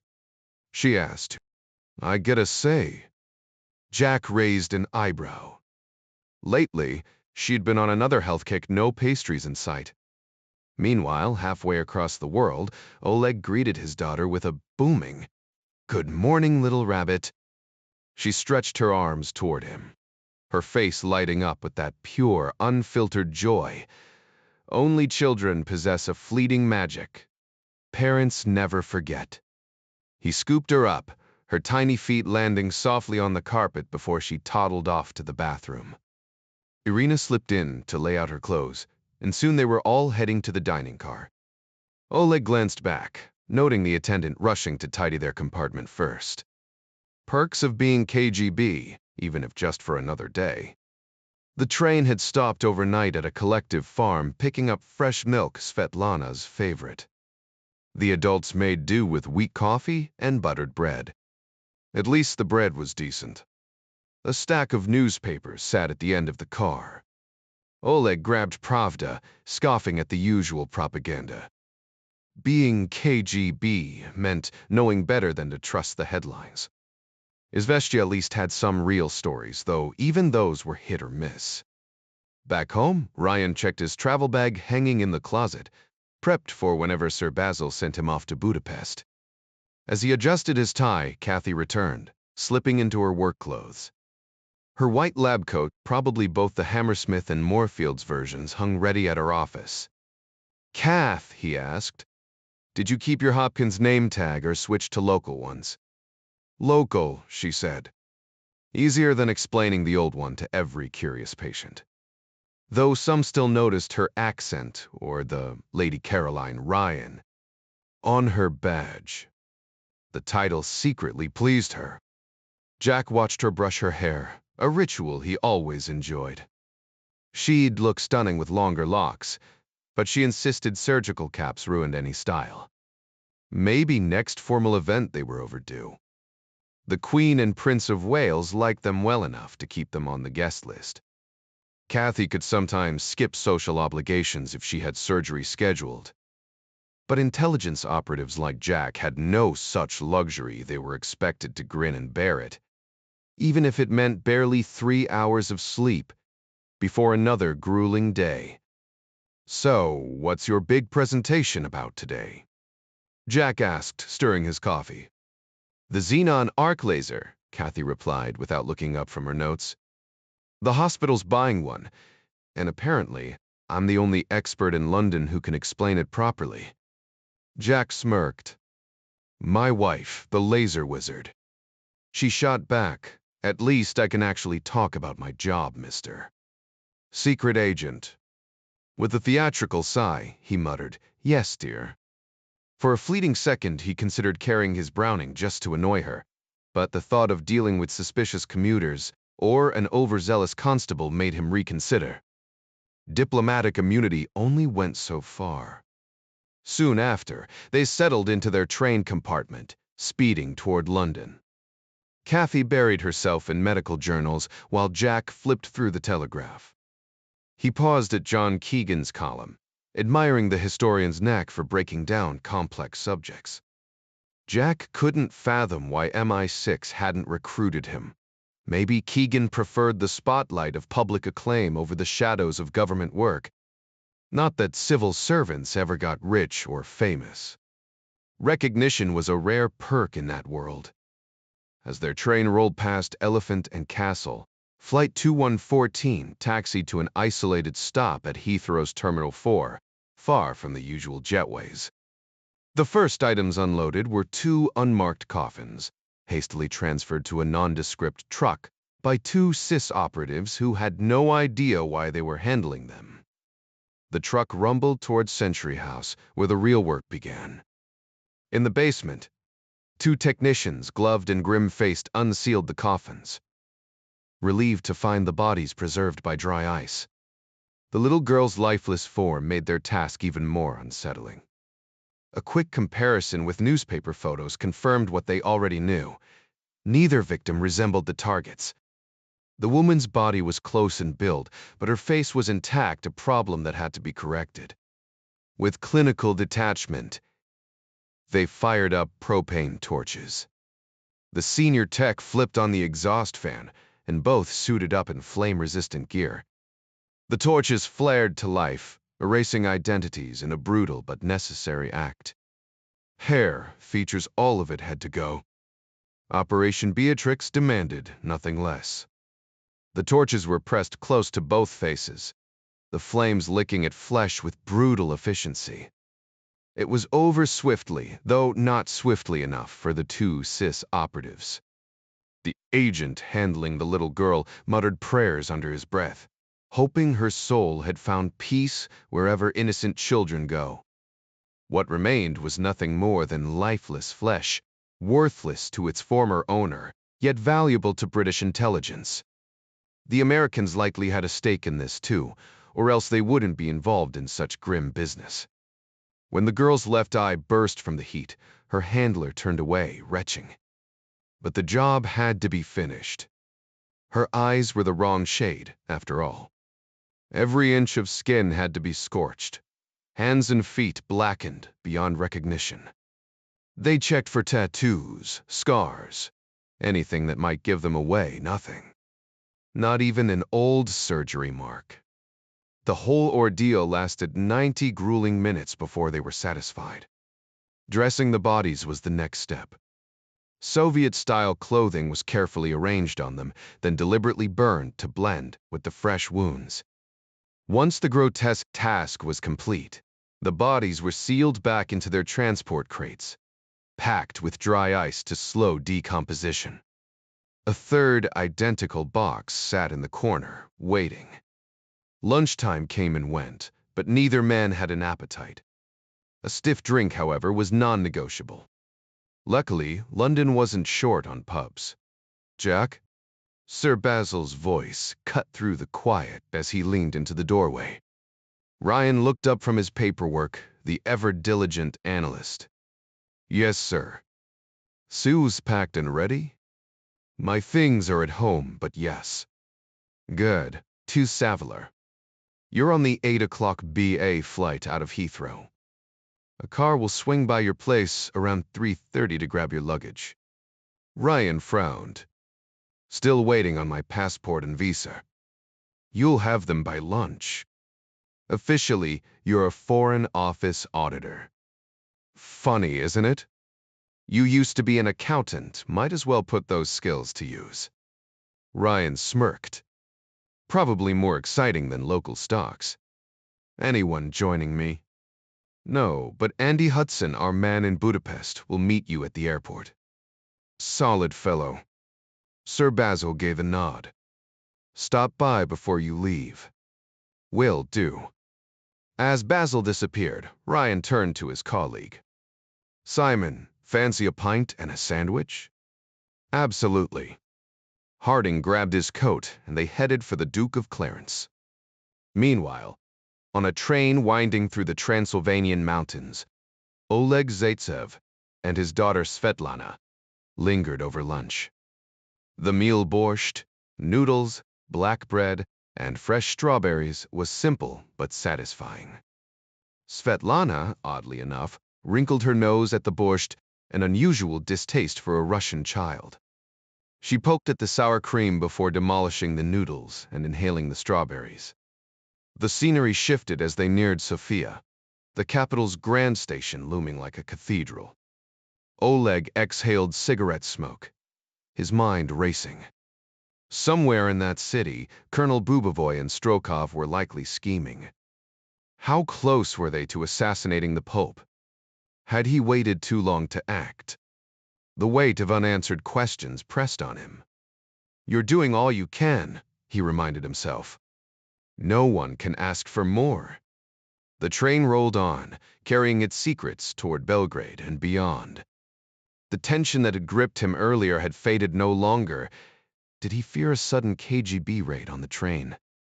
His mind was fixed on reaching Budapest, eager to see how the CIA operated firsthand. Were they as sharp as their reputation suggested? Russian television painted them as clumsy villains, but back at headquarters, whispers told a different story, ruthless, cunning, and relentless. Which version was real? He'd know soon enough. Crushing his cigarette underfoot, Zaitsev guided his family back to their sleeping quarters. "Excited for the assignment, Jack?" Harding quipped. "Thrilled. Like a root canal. And spare me the pep talk, you've never been in the field either. Your own team recommended this, remember?" "Then I'll punch Admiral Greer when I get back if I get back," Ryan shot back. Only half joking. "I'm not cut out for this, Simon." A desk jockey with a bad back doesn't scream field agent. Who's trained for an ambush? Yet you handled that, Simon countered. Yeah. 11 months as a Marine before that chopper wreck on Crete. Now I can't even stomach roller coasters. My parents dragged me on those death traps every summer at Gwyn Oak, thought I'd love them. Dad was 101st Airborne. Guess falling from the sky was his idea of fun. He smirked darkly. Was he really more nervous about this than a turbulent flight? The irony wasn't lost on him. Do your operatives carry guns? Simon laughed. Only in films. Too bulky, too hard to explain. We're not James Bond. The French, efficient killers. The Israelis, even better. But mistakes happen and the press loves a scandal. No way to bury it. In theory, yes. In practice, good luck silencing Fleet Street. Or the Washington Post, Ryan muttered. So Mike can salp in.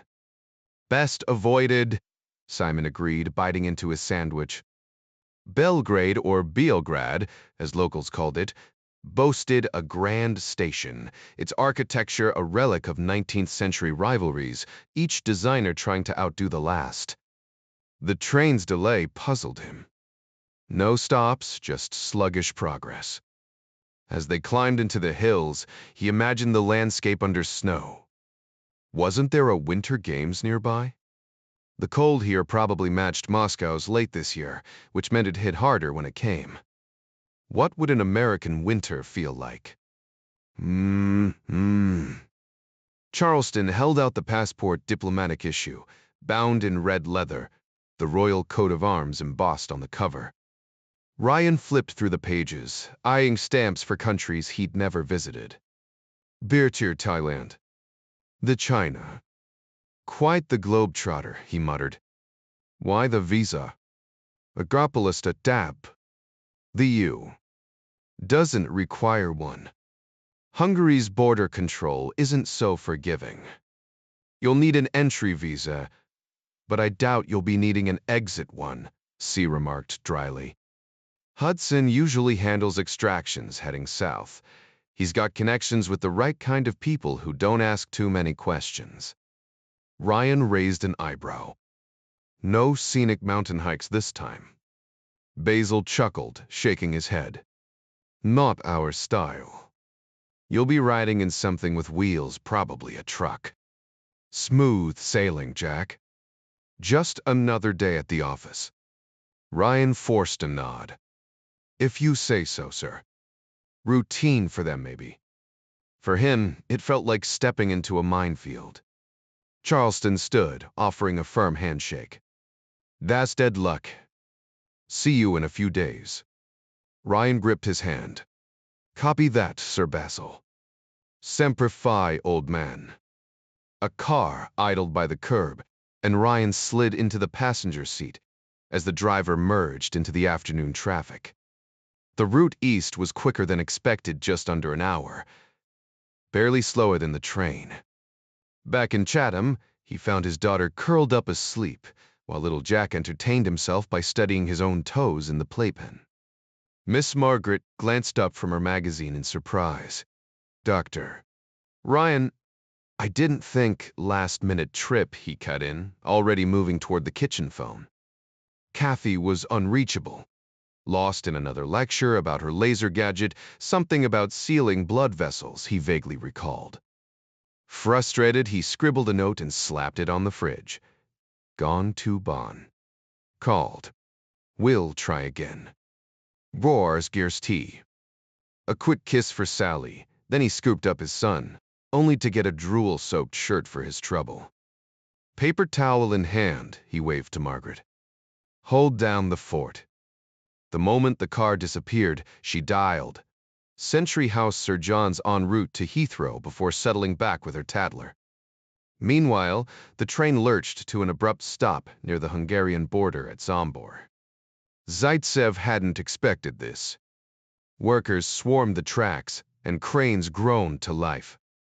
Hungary's standard gauge rails didn't match Russia's wider ones, a relic of Roman chariots, of all things.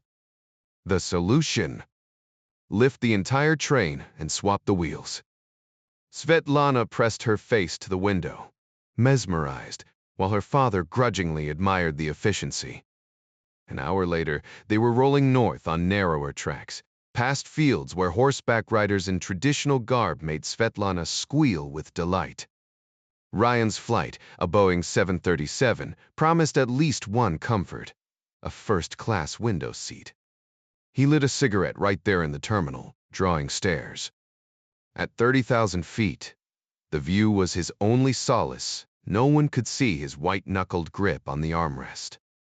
The stewardess eyed him like a diagnostician spotting symptoms. Were free drinks, at least. He gestured for whiskey, only to be offered scotch, vodka, or gin. Perfect.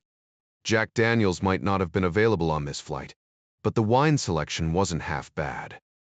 As the plane leveled off, the no-smoking sign flicked off, and Ryan wasted no time lighting another cigarette. It wasn't his preferred bourbon, but it did the trick, letting him sink into his seat and feign relaxation behind closed eyelids. Every now and then, he'd peek out the window, half expecting to see endless blue ocean, but finding patches of green instead. The flight was mostly smooth, save for a few jolts that sent his hands gripping the armrests. 3 glasses of a crisp French white helped dull the edge of his nerves. Somewhere over Belgium, his mind wandered. How many people actually enjoyed flying? Was a third? Was bipperste, half? And how many of them despised it as much as he did? Probably more than he thought. Glancing around, he noticed the same tense expressions he imagined on his own face. At least, he wasn't the only one white-knuckling it. The wine helped, fruity and light, and if the Ulla hadn't managed to take him out with Uzis back home on Chesapeake Bay, maybe luck was on his side after all. Might as well lean into it. He wasn't going anywhere until the wheels touched down. The Boeing hummed along at 500 knots, and despite the occasional turbulence, Ryan actually felt safer during descent. Logically, he knew landing was the riskiest part, but his gut refused to agree. The whir of hydraulics, the thud of landing gear locking into place, these were comforting sounds. The ground rushed up to meet them, and even the bumpy touchdown felt like a relief. Solid earth meant he could walk away at his own pace. No seatbelt required. Meanwhile, in another part of the world, a train rattled into Eastern Station, packed with boxcars and weary travelers. Zaitchik pressed her face against the grimy window, mesmerized as they passed under a glass canopy before jerking to a stop. She bolted from the car before her mother could grab her, leaving the woman scrambling with their bags. Oleg oversaw the unloading of their luggage onto a rickety hand truck, then led the way through the dingy ticket hall to the cab stand outside. The line of taxis was a parade of battered lattice Soviet-era relics that looked like they'd seen better days. After tipping the porter a single Komcon ruble, Oleg wrestled their bags into the cramped trunk, stuffing the overflow onto the front seat. Svetlana ended up in her mother's lap as the cab screeched into a reckless U-turn and tore down what might have been a shopping district in another life. 4 minutes later, they arrived at the Astoria Hotel, a grand relic of a bygone era. The lobby was small but ornate, all carved oak and faded elegance. The desk clerk greeted them with practiced cheer, handing over the key before discreetly pointing out the Soviet-Hungarian Culture and Friendship Center across the street. A building so obviously KGB run it might as well have had a neon sign. A bellman ushered them into a claustrophobic elevator, then down the hall to room 307, a corner suite that would be their home for the next 10 days. Or so they thought. Oleg received a small payment for his efforts before stepping away, leaving his family in a cramped hotel room barely bigger than their train compartment. The single bathroom, though equipped with a shower, was a luxury they all needed. Oleg insisted his wife and daughter use it first. By Western standards, the place was shabby, but in Soviet terms, it felt almost extravagant. He settled into a chair by the window, scanning the streets below for any sign of a CIA operative, knowing full well it was a pointless exercise, but unable to resist the urge. The men he should have been watching for weren't American at all. Tom Trent and Chris Morton, both working under Andy Hudson, were the ones tracking him. Disguised as working-class Hungarians, they hadn't bothered washing that day to complete the look. Trent had staked out the train station, spotting the family's arrival, while Morton waited at the hotel. Thanks to clear photos from a Moscow-based photographer, identifying the Zaitsevs had been effortless. Morton, fluent in Russian, even confirmed their room number at the front desk with a well-placed bribe and a knowing smile before casually scoping out the hotel's layout from the bar. By the time they rode the subway back to the embassy, everything was falling neatly into place despite the train's delay. Their intel on the hotel had been spot on. Andy Hudson, unremarkable in height and build except for his sandy hair, an instant giveaway in a sea of similar faces, met Ryan at the airport. "Can we talk?" Ryan asked once they were in the car. "It's clean," Hudson assured him, explaining the vehicle's regular security sweeps. Ryan, skeptical, pressed further, but Hudson dismissed his concerns with a shrug. The opposition plays by diplomatic rules, odd, but true. Besides, this car's got an alarm so sensitive even I'd struggle to bypass it. "Welcome to Budapest, Sir John." He pronounced it Budapest, not the way Ryan expected. "So, you know who I am?" Ryan asked. "I was in London last March," Hudson replied dryly. "Saw your little stunt should have gotten yourself killed, if not for those incompetent Irishmen." Ryan chuckled. "I've thought the same. Call me Jack." The conversation shifted to the mission routine surveillance of the rabbit and his family, followed by a swift extraction into Yugoslavia. "Hungary's the only hiccup," Hudson admitted. "Yugoslav border guards couldn't care less, especially with the right incentives. A wad of cash or a pair of sneakers opens doors here. The black market's thriving, and as long as it doesn't get too brazen, the government turns a blind eye." Ryan frowned. "Then how would the CIA station get busted?" Hudson sighed. "Just rotten luck." He launched into the explanation as the car wound through the city. The sensation hit him like a freight train barreling down a deserted highway. "Seriously, does that actually occur?" Ryan asked, raising an eyebrow. "About as often as hitting the Powerball jackpot," came the dry reply. "You can't win if you don't play," Ryan muttered, recalling the slogan plastered across every Maryland lottery ticket, a voluntary tax for the hopelessly optimistic. "Exactly. Life's one big gamble," the other man agreed. "So what are the odds of extracting Rabbit and his family?" Ryan pressed. "Slimmer than a needle in a haystack," Hudson admitted, gripping the steering wheel tighter. "There's another wrinkle. His wife and kid think this is just a temporary getaway."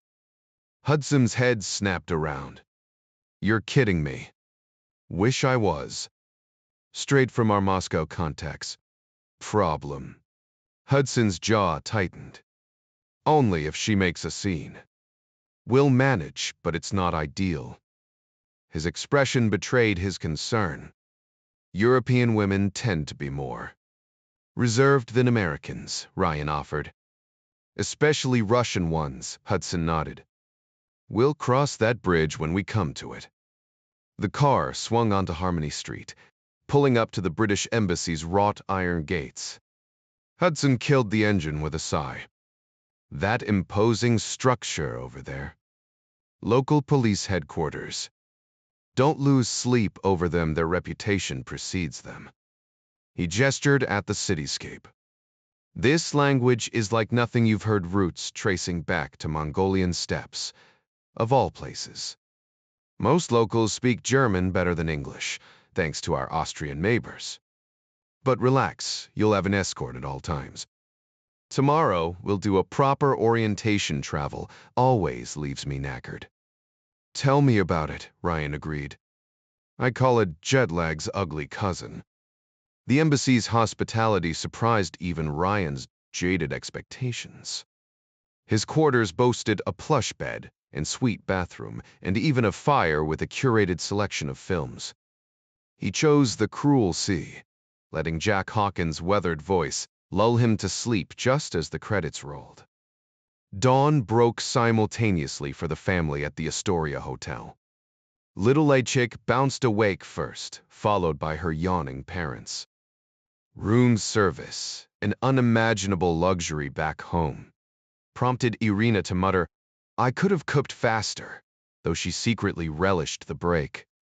They took turns freshening up, the aroma of impending breakfast making the cramped bathroom routine almost pleasant.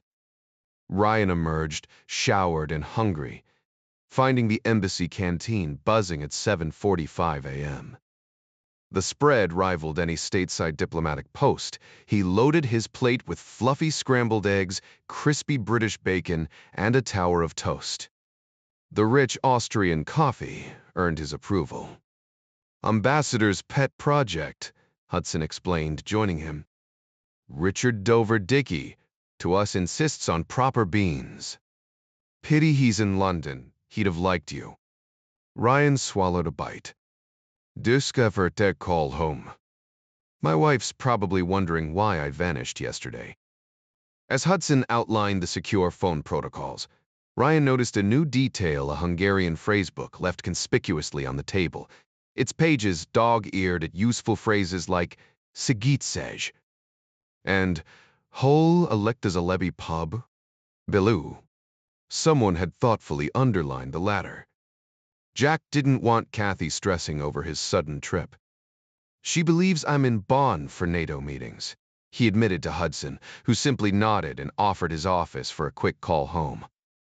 Though Kathy knew Jack worked for the agency, the details of his assignments remained vague even to him. I'm an analyst, not some field operative, Jack muttered, earning a dry chuckle from Hudson. Consider this a chance to expand your horizons, the seasoned officer replied. Jack shot him a sarcastic grin. Oh, fantastic. Just what I needed, another thrilling chapter for my memoirs. Hudson smirked. Next time you draft a report, you'll understand the real stakes. Jack took a swig of his coffee, nowhere near as good as Kathy's, but decent for hotel brew. So what's the agenda? Hudson wiped his mouth. Breakfast first, then I'll show you around. We need you familiar with the terrain before Operation Beatrix kicks off. Meanwhile, the Zaitsev family was pleasantly surprised by Budapest's culinary offerings. Oleg had heard Hungarian food was excellent, but the reality exceeded expectations. Eager to explore, they finished their meal and asked the front desk for directions. Irina, always the shopper, inquired about the best retail district and was directed to Vachi Street via the metro, apparently the oldest underground system in Europe. The station felt more like a subterranean tram, with wooden cars and overhead wires, but it got them to Veromsmy Square in minutes. Unbeknownst to them, Tom Trent lingered a few paces behind, eyebrows rising when they veered toward the British Embassy. Back at the hotel, Jack grabbed his raincoat. Hudson had warned of unpredictable weather and met him in the lobby. The sky hung heavy with scattered clouds, threatening rain. As they stepped outside, Hudson's gaze flicked toward police headquarters, but then he froze. Jack, he muttered. That's our rabbit family. Right there. Jack spun around, stunned to see the trio from the surveillance photos strolling toward them. You've got to be kidding me, he breathed. Hudson lit a cigar, exhaling slowly. Shopping districts just ahead. Weird coincidence, but let's see where they go. Falling into step, they kept their distance as the family window shopped, Irina leading the charge. The cobblestone street, lined with post-war restored buildings, felt worlds away from American malls. Jack studied the sparse merchandise, a stark contrast to London's bustling stores.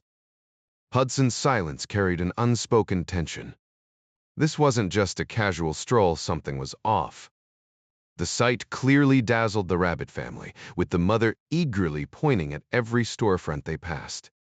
"She's acting like we're on Rodeo Drive," Hudson remarked with a smirk. "Not even close," Jack replied, laughing. He'd already burned through a sizable chunk of his own savings on that famous stretch of luxury. Rodeo Drive might have been the pinnacle of high-end shopping, but only if your wallet could handle the damage. Still, Jack couldn't help but wonder, what did a place like this look like through Russian eyes? Women, he mused, shared one universal trait. They adored window shopping until the temptation became unbearable. Poor Mrs. Rabbit, that breaking point, arrived in less than half a block before she yanked Little Bunny into a boutique, leaving Mr. Rabbit to trail behind with the enthusiasm of a man facing jury duty. "This'll take a while," Ryan muttered. "Been down this road before, got the credit card statement to prove it."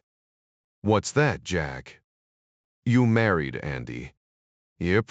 Kids?" "2 boys. Count yourself lucky. Daughters come with a luxury tax, my friend."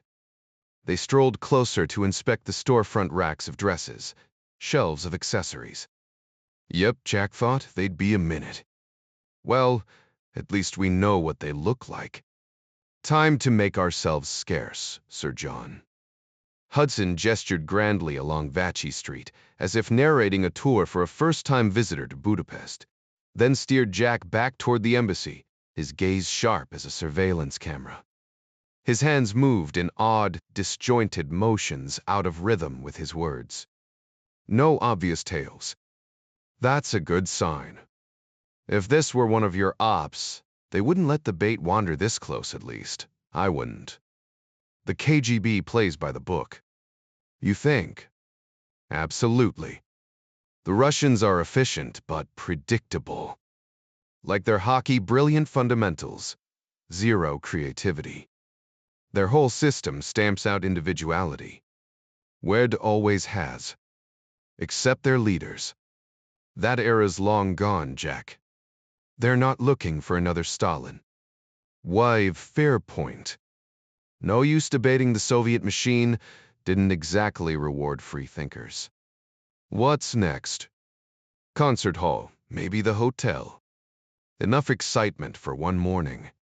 Most little boys would rather eat broccoli than endure a shopping trip, but Svetlana was no ordinary child. The dazzling array of clothes, far beyond anything she'd seen in Moscow's exclusive shops, left her wide-eyed. Under her mother's watchful eye, she modeled 6 coats, from deep emerald to a fiery scarlet with a black velvet collar. Though she tried 2 more after, the red one was the clear winner, and Svetlana refused to take it off. Next, Oleg Ivanovich ducked into an electronics store, emerging with 3 bootleg Betamax units, Hungarian knockoffs of Japanese models. The shop promised delivery to his hotel, a perk for foreign shoppers, and the purchase checked off half his work list. He added a stack of tapes, the kind he'd never let his daughter near, but that would earn him some clout back at the center. 2,000 rubles lighter money he wouldn't need much longer, he rejoined his family. By lunchtime, their arms were overloaded with bags, forcing a retreat to the metro and a quick stop at the hotel to unload before the next adventure. Heroes Square stood as a grand imperial relic, constructed by the Habsburgs to celebrate their tenuous hold over Hungary at the turn of the century. Towering statues of Hungarian monarchs lined the plaza, stretching back to St. Prix. Stephen, or Isfan, as locals called him, whose famous crown, its cross slightly askew, had been ceremoniously returned by Jimmy Carter not long before. Hudson smirked as he recounted the tale. Legend has it the cross bent when Stephen smashed it onto another crown. Carter playing diplomat with a 1,000-year-old artifact? Brilliant. The communists couldn't refuse it without denying their own history. And Hungarians? They've never been fond of red flags and party slogans. Faith runs deep here. Ryan glanced around at the sea of cobblestones. This isn't a square, it's a landing strip. Hudson chuckled. Exactly. The Soviets designed it that way after '56. Wide enough for troop carriers, even and 10 Cubs. Drop a battalion right in the heart of Budapest if the locals got restless again. Ryan raised an eyebrow. And if someone parked a couple of buses sideways? Well, Hudson shrugged, let's just say Soviet logistics weren't known for flexibility. Throw in some landmines for good measure, nothing like a flaming wreck to ruin a paratrooper's day. The conversation turned darker as they walked past Andrassy Avenue. See that unremarkable building at number 60? Hudson muttered. That's where the secret police operated. Used to be worse, real butchers, worse than the Gestapo. After '56, they softened just enough to rebrand themselves. Still, the name alone makes people sweat. Good thing we've got diplomatic immunity. Ryan frowned. How effective are they now? Hudson scoffed. Bumbling bureaucrats. Once upon a time, they were feared. Now, just shadows of their old terror. A cold wind swept through the square as Ryan remembered snippets of history. Eisenhower's hands tied during Suez, the flood of Hungarian refugees to America. Not all tragedies ended without silver linings. The place had a reputation for driving away decent talent, nothing like the perks and prestige the KGB dangled to lure recruits. Hungary actually boasted world-class universities, churning out brilliant engineers, scientists, and doctors, with Semmelweis Medical School ranking among the best. Ever notice how half the brains behind the Manhattan Project were Hungarian? Jack remarked. Hudson gave a knowing nod. Mostly Hungarian Jews, at that. Not many left now, though Admiral Horthy managed to shield about half during the war. The old man paid for it, died under mysterious circumstances, as they say. History's still debating whether he was a staunch anti-communist or just a guy stuck in the wrong era. Either way, he picked a hell of a time to be born. For once, Hudson relished playing tour guide instead of spook royalty. But business called. All right, how do we play this? Jack scanned the street, half expecting a tail, maybe a squad of those grimy Lotus lurking nearby. He'd let Hudson handle surveillance. Back to the car. Hotels next. The drive down Andrassy Avenue felt like a detour through Paris. All ornate facades and Haussmann-esque grandeur. Ryan shut his eyes. For a second, he could have sworn he smelled croissants. Here we are, Hudson muttered, swerving into a spot. One perk of communist rule. Parking was never an issue. Any eyes on us? Jack asked, resisting the urge to rubberneck. If they're there, they're ghosts. That building across the street? Soviet Cultural Center. More like a KGB Den 30, 40 agents, none giving a damn about us. Locals would rather walk through fire than step inside. The '56 uprising left scars. Hungarians take Soviet cash, but wouldn't piss on one if they were on fire. The hotel screamed faded glory like a wannabe Vanderbilt mansion on a schoolteacher's salary. I've seen better, Jack deadpanned. No Plaza, no Savoy. Our Russian pals haven't, Hudson shot back. If we pull this off, they'll think they've died and gone to Walmart heaven. Bars downstairs. Decent spot. The dimly lit lounge had a speakeasy vibe, minus the jazz band, just a turntable spinning American tunes. Hudson flagged down 2 glasses of Tokaji, Hungary's liquid pride. Californians fake it, call it Tokay. Takes getting used to, but beats Italian grappa. Jack smirked. Uncle Mario swore by that stuff. Tasted like jet fuel. He eyed the empty tables. Safe to talk. Eyes open, mouth shut. I'll scout tonight. Place shuts down after midnight. Rabbits in 307, third floor corner. Fire escape access, 3 exits. Desk clerks usually solo. Distract him, move the packages, extract the family. No all-fidiers. Jack frowned. Dak and Hudson froze. They didn't brief you. One taid on what? Typical. Hudson exhaled. Some things never changed. Ryan knew that tone all too well. When Hudson said, "We'll talk about it later," his stomach twisted. Whatever was coming, he wasn't going to like it, no doubt about that. Maybe he should have strapped on his Browning before leaving the hotel. Too late now. He downed the rest of his drink and headed for the restroom, where the grimy tiles and lingering stench did little to ease his nerves.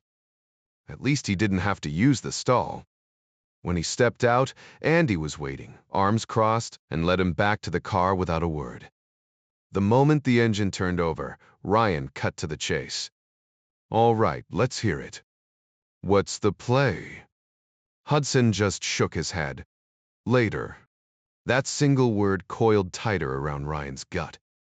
Meanwhile, at the airport, 3 oversized crates marked with diplomatic seals rolled onto the tarmac. An embassy official hovered nearby, ensuring no curious hands pried into the shipment. The labels Siemens, the German electronics giant, suggested expensive, delicate equipment, maybe encryption devices. No one questioned it. Customs barely glanced before waving them through, assuming X-rays might fry the sensitive components inside. By the time the truck rumbled toward the city, the paperwork had already been filed, stamped, and forgotten. Just another bureaucratic footnote, one the KGB would skim over without a second thought. Back in Hudson's office, Ryan slumped into a chair. "So, how was the sightseeing?" Andy asked, dry as dust. "Better than auditing spreadsheets," Ryan muttered. "Cut the crap. Walk me through this mess." Hudson laid it out cold. The plan, straight from Ryan's own people. Extract the Rabbit family, fake their deaths, and leave 3 charred bodies in their place. "Simon briefed me," Ryan admitted, though the reality of it curdled in his throat. "And after the fire? We moved them south. Meet a smuggler, Istvan Kovacs, who'll get us across the Yugoslav border. From there, a beach resort in Dalmatia. Plenty of Brits vacation there. Then a commercial flight home, rabbits and all." Ryan exhaled hard. Christ, Andy. Where'd the bodies come from?" Hudson didn't blink. "Does it matter? A beat? No. I guess not." Ryan rubbed his temples. "Timeline? 2-3 days max.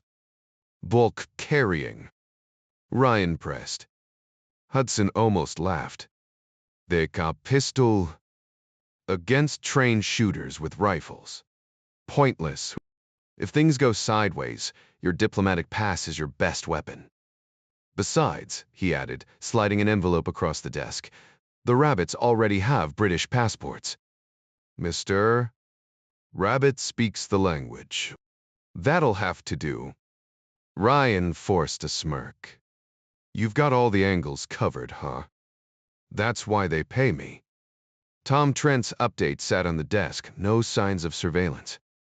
So far, the operation was just another quiet day in Budapest. Things were progressing better than expected, though the charred remains in the embassy basement served as a grim reminder of what could go wrong. "Honestly, it's going smoothly," he remarked, leaving out the darker details. "Seeing them this morning put things in perspective. They blend right in." We're not dealing with some glamorous movie star who'd draw attention. A woman like Mrs. Burry. Rabbit. She's practically invisible. Ryan smirked, muttering under his breath, Flopsy, Mopsy, and Cottontail. Just relocating them to a new cage. If you say so, Ryan replied, skepticism lacing his words. The man operated in a world entirely foreign to him. Kathy sliced into eyeballs for a living, something that would have sent Jack into a dead faint. Like a woman stumbling on a rattlesnake in her bathtub. Different strokes, he supposed. Definitely not his line of work. Tom Trent observed the Rabbit family's leisurely stroll from their hotel to the city zoo, a perfect outing for the little girl. The lion and tiger were impressive, and the elephant enclosure, with its whimsical pastel design, housed a few decent specimens. After an ice cream cone for the child, the tourist portion of their day wrapped up. The father carried his sleeping daughter the last stretch back to the hotel, a sight that tugged at Trent's nerves. Staying undetected on a cobblestone plaza was no easy feat, but the Rabbits weren't exactly vigilant. Back at the Astoria, he slipped into a restroom to flip his reversible coat, altering his appearance just enough. Later, the Zaitsevs emerged again, this time heading straight for the modest restaurant next door. The food was hearty, if unremarkable, and more importantly, cheap. They loaded their plates with local dishes, saving room for apple strudel that rivaled Vienna's finest at a fraction of the cost. 40 minutes later, they waddled out, too full for even a short walk, retreating to their third-floor room. Trent waited another half hour before flagging a cab to Red Marty Park. His report for Hudson wouldn't write itself. Back at the embassy, the Koss and Ryan were nursing beers in the canteen when Trent arrived. Introductions were made, and another pint found its way into Trent's hand. So, what's your take, Tom? Exactly as advertised, Trent said. The little girl her father calls her Zatchik, Bunny, is adorable. Otherwise, just an average family doing average things. He bought 3 VCRs on Betsy Street, had them delivered. Then they went on a casual stroll. The zoo thrilled the kid, but nothing compared to that new red coat with the black collar. All in all, harmless. Nothing unusual. Hudson pressed. Not a blip, Trent confirmed. If they're being watched, I missed it. Only odd moment was this morning, when they passed the embassy on their way to shop. Tense, but probably coincidence. Vaxi Street's the go-to for tourists. Completely clean, then. Jack drained his beer. Seems that way, Trent agreed. So when do we act? Ross's concert series starts tomorrow night. Day after, maybe. Let Mrs. Rabbit enjoy her music first. Hudson leaned forward with a grin. Think we can snag some tickets for the show? Trent didn't miss a beat. Already handled. Box 6. Perfect sightlines, perks of diplomatic connections, right? Ryan scanned the program. Bach's Brandenburg Concertos, first 3, plus a few other pieces. Should be decent. Local musicians are surprisingly sharp, Hudson added. Ryan rolled his eyes. Drop the Sir John bit, Andy. It's Jack. Always has been. Hudson chuckled. Just paying respects. Save it for the Queen, Jack shot back. Swords and horses aren't really my style. Wade that Trent smirked. Jousting's a hassle anyway. Ryan finally cracked a smile. Fair point. Let's just focus on getting the rabbit out clean. We will, Hudson promised. And you'll be front row for the finale. Bostock's update cut through the room. Rabbits holed up at the Astoria, no frills spot in Budapest. The DCI raised an eyebrow. Same name as that neighborhood in Queens? Greer nodded. But this one's perfect for our needs. Basil confirms no surveillance. Smooth sailing so far. Our team's already in position, just tying up loose ends. The DD pressed odds? Bostock shrugged. 75%, maybe higher. Budapest station chief knows their stuff. Greer folded his arms. And Ryan. No complaints from London. Kid's holding his own. Moore exhaled, half amused. Wonder how thrilled he is about fieldwork. Bostock snorted. Probably misses his ergonomic chair. Greer cut in. He'll manage. Moore checked his watch, mentally calculating time zones. Budapest was asleep, London nearly there. He remembered his own days in the field, endless waiting, paperwork, bureaucratic sludge. The agency moved at its own pace, except when a source claimed compromised comms. Then suddenly, urgency existed. Not for lives at stake, but for secrets. May's priorities. As DCI, he commanded the entire U. Intelligence apparatus, yet steering it felt like herding cats. Change should be possible, but the machine resisted. Gravity always won. The odds were in their favor. 3 out of 4 chances they'd successfully extract their Russian contact and bring him to a secure safe house nestled in the Virginia countryside. There, they'd dissect every piece of intel he had, hoping for something game-changing. But deep down, Jack Ryan doubted it would shift the needle much for the CIA. Anything we should tell Basil? Judge Moore asked. Nothing worth mentioning, sir, Bostock replied. Our best move is to stay quiet and let his team handle the operation. Moore nodded. Despite downing 3 pints of rich British ale, Ryan tossed and turned all night. Something nagged at him, though he couldn't pinpoint what. Hudson's team seemed sharp, and the Rabbit's family had blended in perfectly on the streets the day before. A man desperate to flee the user wasn't unheard of even among the most fiercely patriotic Russians. But exceptions existed, and this one had a conscience gnawing at him, pushing him to stop. Whatever it was. Jack didn't know the details, and guessing wasn't his job. They paid him for analysis, not wild speculation. He'd never met a defector face-to-face before. He'd reviewed their files, sent written questions, but never locked eyes with one while they answered. That was the real test, like reading a poker player's tells. His wife, with her medical training, had a knack for it. Jack. He wasn't a child who'd swallow any story whole. No. He wanted to sit across from this rabbit, peel back his words, and measure their truth. The guy could be a KGB plant they'd pulled that trick before. One defector post, Kennedy had sworn up and down the KGB, had no hand in the assassination, which only made Langley more suspicious. The KGB was cunning, sure, but like all clever operators, they eventually overplayed their hand. The longer they waited, the harder they fell. They understood the West, but they weren't invincible. Ivan wasn't some untouchable genius, no matter what the fearmongers in D believed. Everyone screwed up, his dad had taught him that. The difference between a wise man and a fool? The scale of their mistakes. The smarter you were, the bigger the blunder. Take Pao Jay in Vietnam, a disaster Jack had narrowly avoided thanks to his age. A political mastermind who thought his domestic savvy would translate overseas, only to learn that Asian communists didn't play by Texas rules. Limitations were universal. The dangerous part.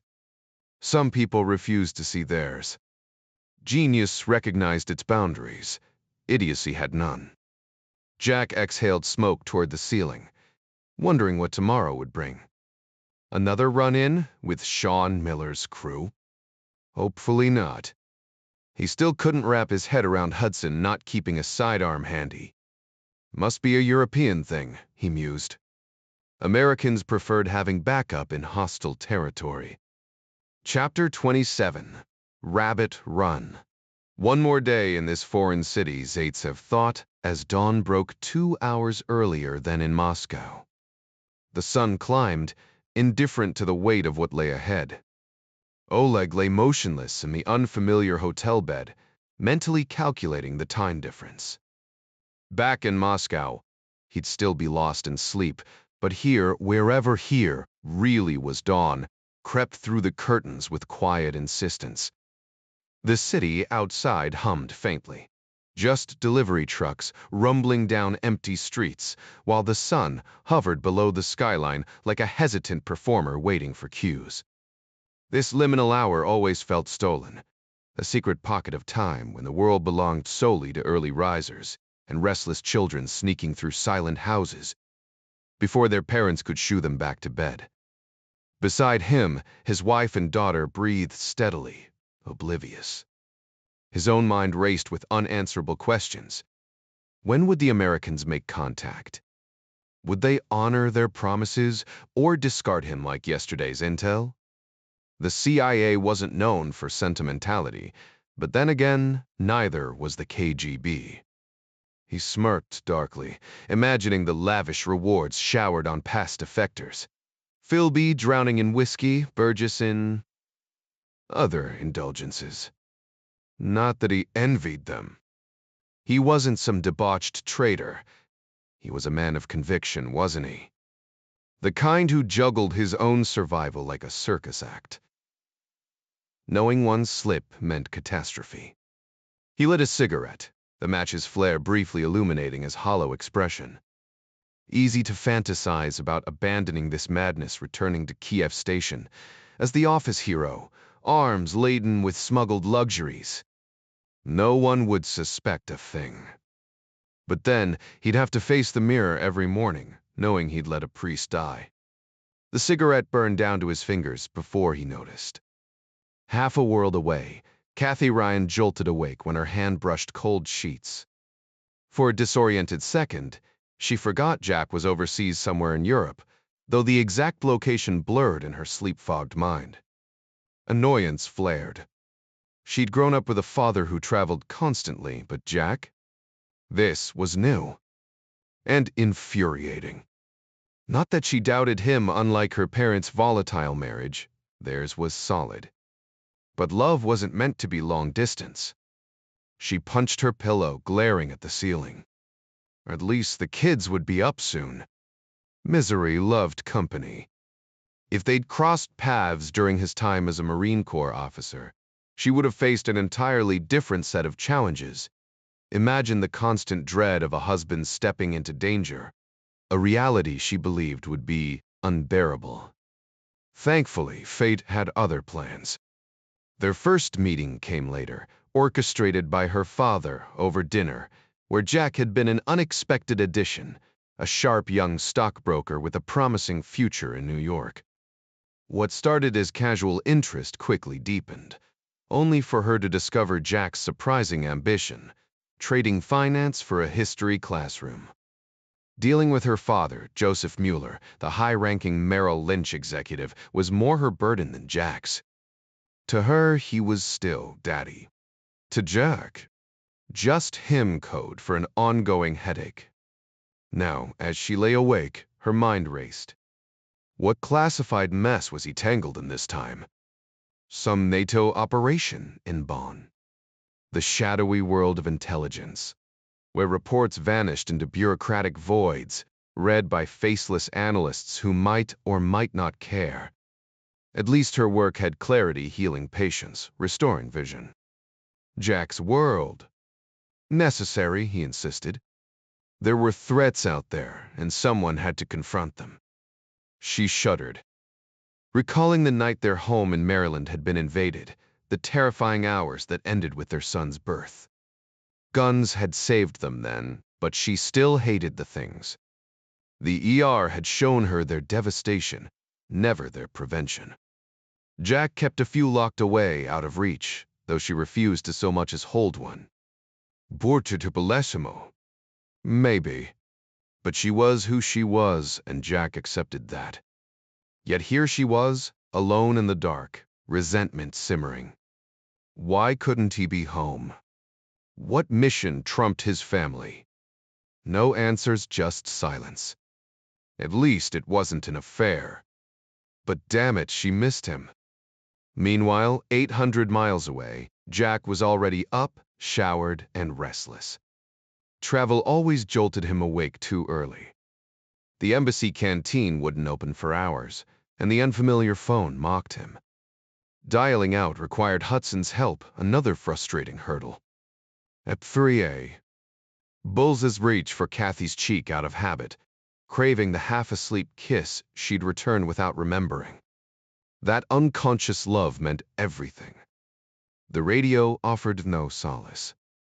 Hungarian might as well be alien, no trace of English, German, or Latin, languages he'd once studied. Just another reminder of how far he was from home. The locals chattered at a breakneck pace, their words firing off like bullets from an automatic rifle, making it nearly impossible for him to keep up. If Hudson had abandoned him anywhere in this unfamiliar city, he'd have been hopelessly lost, unable to find his way back to the British embassy, a helplessness he hadn't felt since childhood. It was as if he'd been dumped on another planet, and his diplomatic passport was useless here, issued by a country that meant nothing in this strange place. He hadn't fully grasped that reality on the way in. Like many Americans, he'd assumed his passport and credit card were universal keys, letting him roam the world in casual comfort.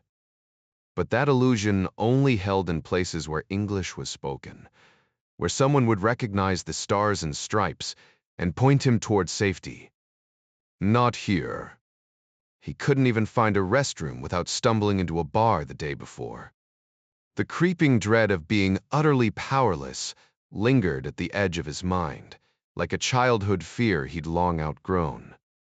Yet here he was, a grown man, a former Marine officer feeling like a lost kid. As the glowing digits on his clock radio ticked closer to whatever fate had in store, he could only watch and wait. Meanwhile, Andy Hudson was already on the move. Ivan Kovacs, preparing for another smuggling run this time. Sneaking Reeboks into Budapest from Yugoslavia, paused mid-sip of his morning coffee when a knock interrupted his routine. He answered the door in his boxers, surprised to see Hudson standing there. Andy. You're up early. Oh, did I wake you? Hudson asked, stepping inside. Kovacs shook his head. Been awake for a while. What's the rush? We need to move our cargo tonight, Hudson replied, pulling out a thick stack of bills. Here's half up front. No sense paying full price, it would upset the delicate balance of their arrangement. Kovacs smirked, pouring another cup of coffee. So, how do you want to handle it? You'll take them across the border. I assume you know the guards? Captain Laszlo Budai and Sergeant Mihaly Kariks, Kovacs confirmed. Good men. Laszlo's been on the take for years, and Mihaly's just trying to save up for university. They'll be bored stiff by midnight, easy to negotiate with. He rubbed his fingers together meaningfully. What's the usual bribe? For 4 people. Hudson raised an eyebrow. Do they need to know it's people? Kovacs chuckled. Fair point.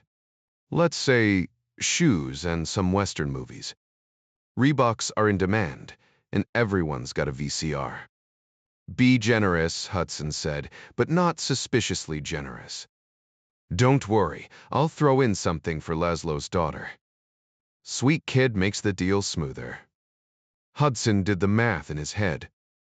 2.5 hours to the border in the dead of night, switching vehicles halfway. If things went south, Kovacs knew the risk. Hudson wasn't above channeling a little James Bond if necessary. 5,000 West German marks could buy a lot in Hungary back then. Hudson leaned back in his chair, studying his local contact. Where exactly am I driving to? He asked. Mez just smirked. You'll get the details tonight.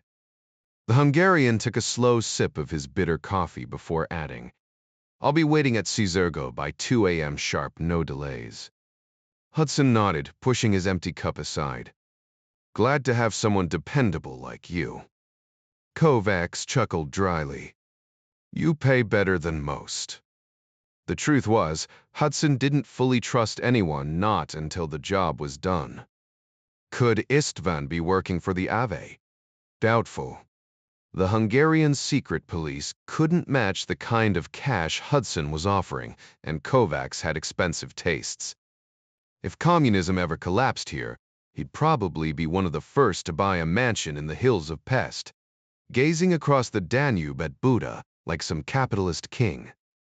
Later, Hudson spotted Ryan in the embassy canteen, already halfway through his breakfast.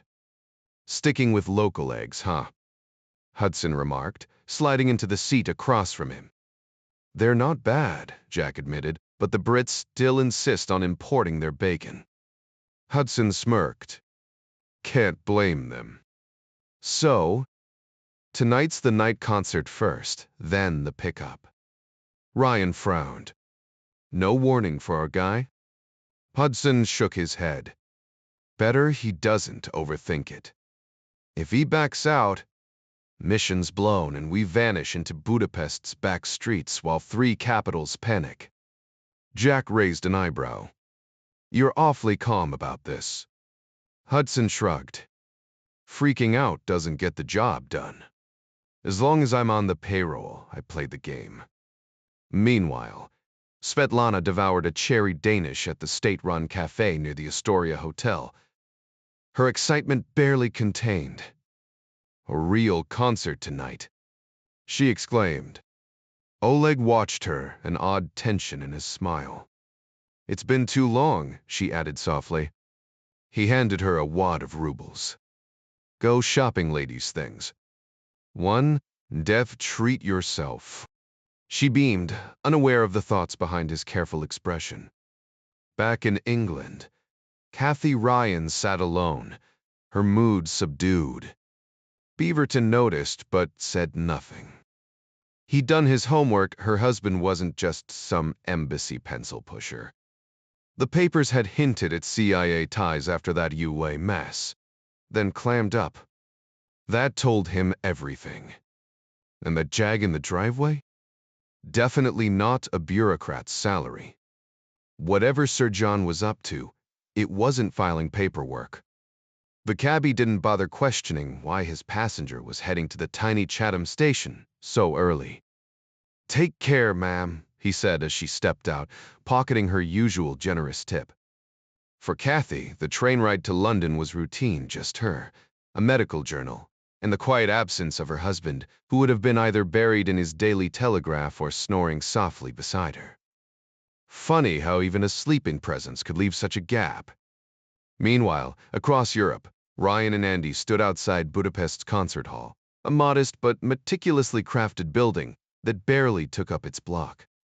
Its architecture whispered of Vienna's grand imperial style, though on a far humbler scale. Inside, the lobby was smaller than expected, but Hudson's diplomatic status got them a private tour to their box. The space reminded Ryan of an off-Broadway theater intimate, with plush red velvet and gilded trim, as if designed for a king slumming it in the provinces. The locals probably loved pretending this was their slice of high culture, but Ryan knew better. Still, the acoustics would shine, and that's what mattered. Where are our friends sitting? Ryan murmured. Hudson shrugged. Tom's tracking them. He'll join us once he's got their seats pinned down. Back at the embassy, Tom Trent was busy with far less glamorous work. He started with 2 gallons of 190 proof grain alcohol, technically drinkable, if you enjoyed instant oblivion. A cautious sip confirmed its potency. This stuff could turn a wedding punch bowl into a riot. Next came the grim part, the boxes. The basement was sealed off, and Trent sliced through the tape, revealing body bags in assorted sizes. The first held a child, her features mercifully blurred by the plastic. He didn't look closer. The adult bodies were heavier but less haunting. He hauled them onto the concrete, relocated the dry ice, and locked up. 14 hours to thaw. Hopefully that'd be enough. Tom headed straight for the embassy's security office, where the British legation kept its small but capable team of 3 ex-military men with the discipline and readiness he needed. He only had to glance at Rodney Truelove and Bob Small to know they were the right pair for the job. Both were former sergeants, still in peak shape, the kind of men who treated every assignment like it was a matter of national security. "Boys, I've got a little job tonight," Tom said, keeping it vague. "Just moving a few things quietly." Rodney raised an eyebrow. "Sneaky business, then." "Exactly," Tom confirmed. Bob, who'd served with the Royal Engineers, gave a knowing nod. These were men who didn't need the details, just the mission. "What's the timing?" Rodney asked. 0200. Shouldn't take more than an hour. Bob chimed in. "What's the dress code?" Tom smirked. That was the tricky part. Too formal would stand out. Too casual might raise suspicion. Think local. Jackets, no ties. Gloves, obviously. Obviously, Rodney echoed with a dry chuckle. Soldiers were used to orders that made no sense at first glance. Tom just hoped they'd still feel that way come morning. Meanwhile, Irina stood frozen in the store, clutching a package of Fogel pantyhose like it was made of gold. French-made, impossibly sheer, she'd only ever heard whispers of such luxury. The thought that Western women could buy these whenever they wanted made her dizzy. Her friends back home would lose their minds. But sizing was a nightmare. A, B, C, D. What did any of it mean? She took a gamble on size C, buying 20 pairs, 6 for herself. The price was outrageous, but the rubles weren't all hers anyway.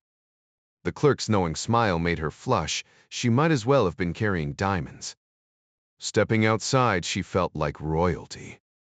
But then reality hit. 489 rubles left, and the choices were overwhelming. Shoes, a coat, a handbag. Then her thoughts drifted to something more intimate, a chanterelle bra. Just the idea sent a thrill through her. It would be her secret, something only she knew. Like a lover's touch against her skin. And cosmetics, she couldn't forget those. Russian women never skimped on beauty, and here in Budapest, the options were endless. For the first time in her life, she had real choices. The only problem? Too many of them. She headed straight for the finest boutique she could find, ready to ask for advice like one woman to another.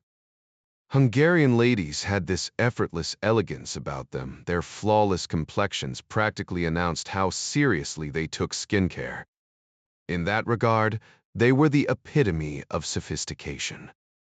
The next 2 hours passed in pure delight, so absorbing that she barely registered her husband and daughter lingering outside.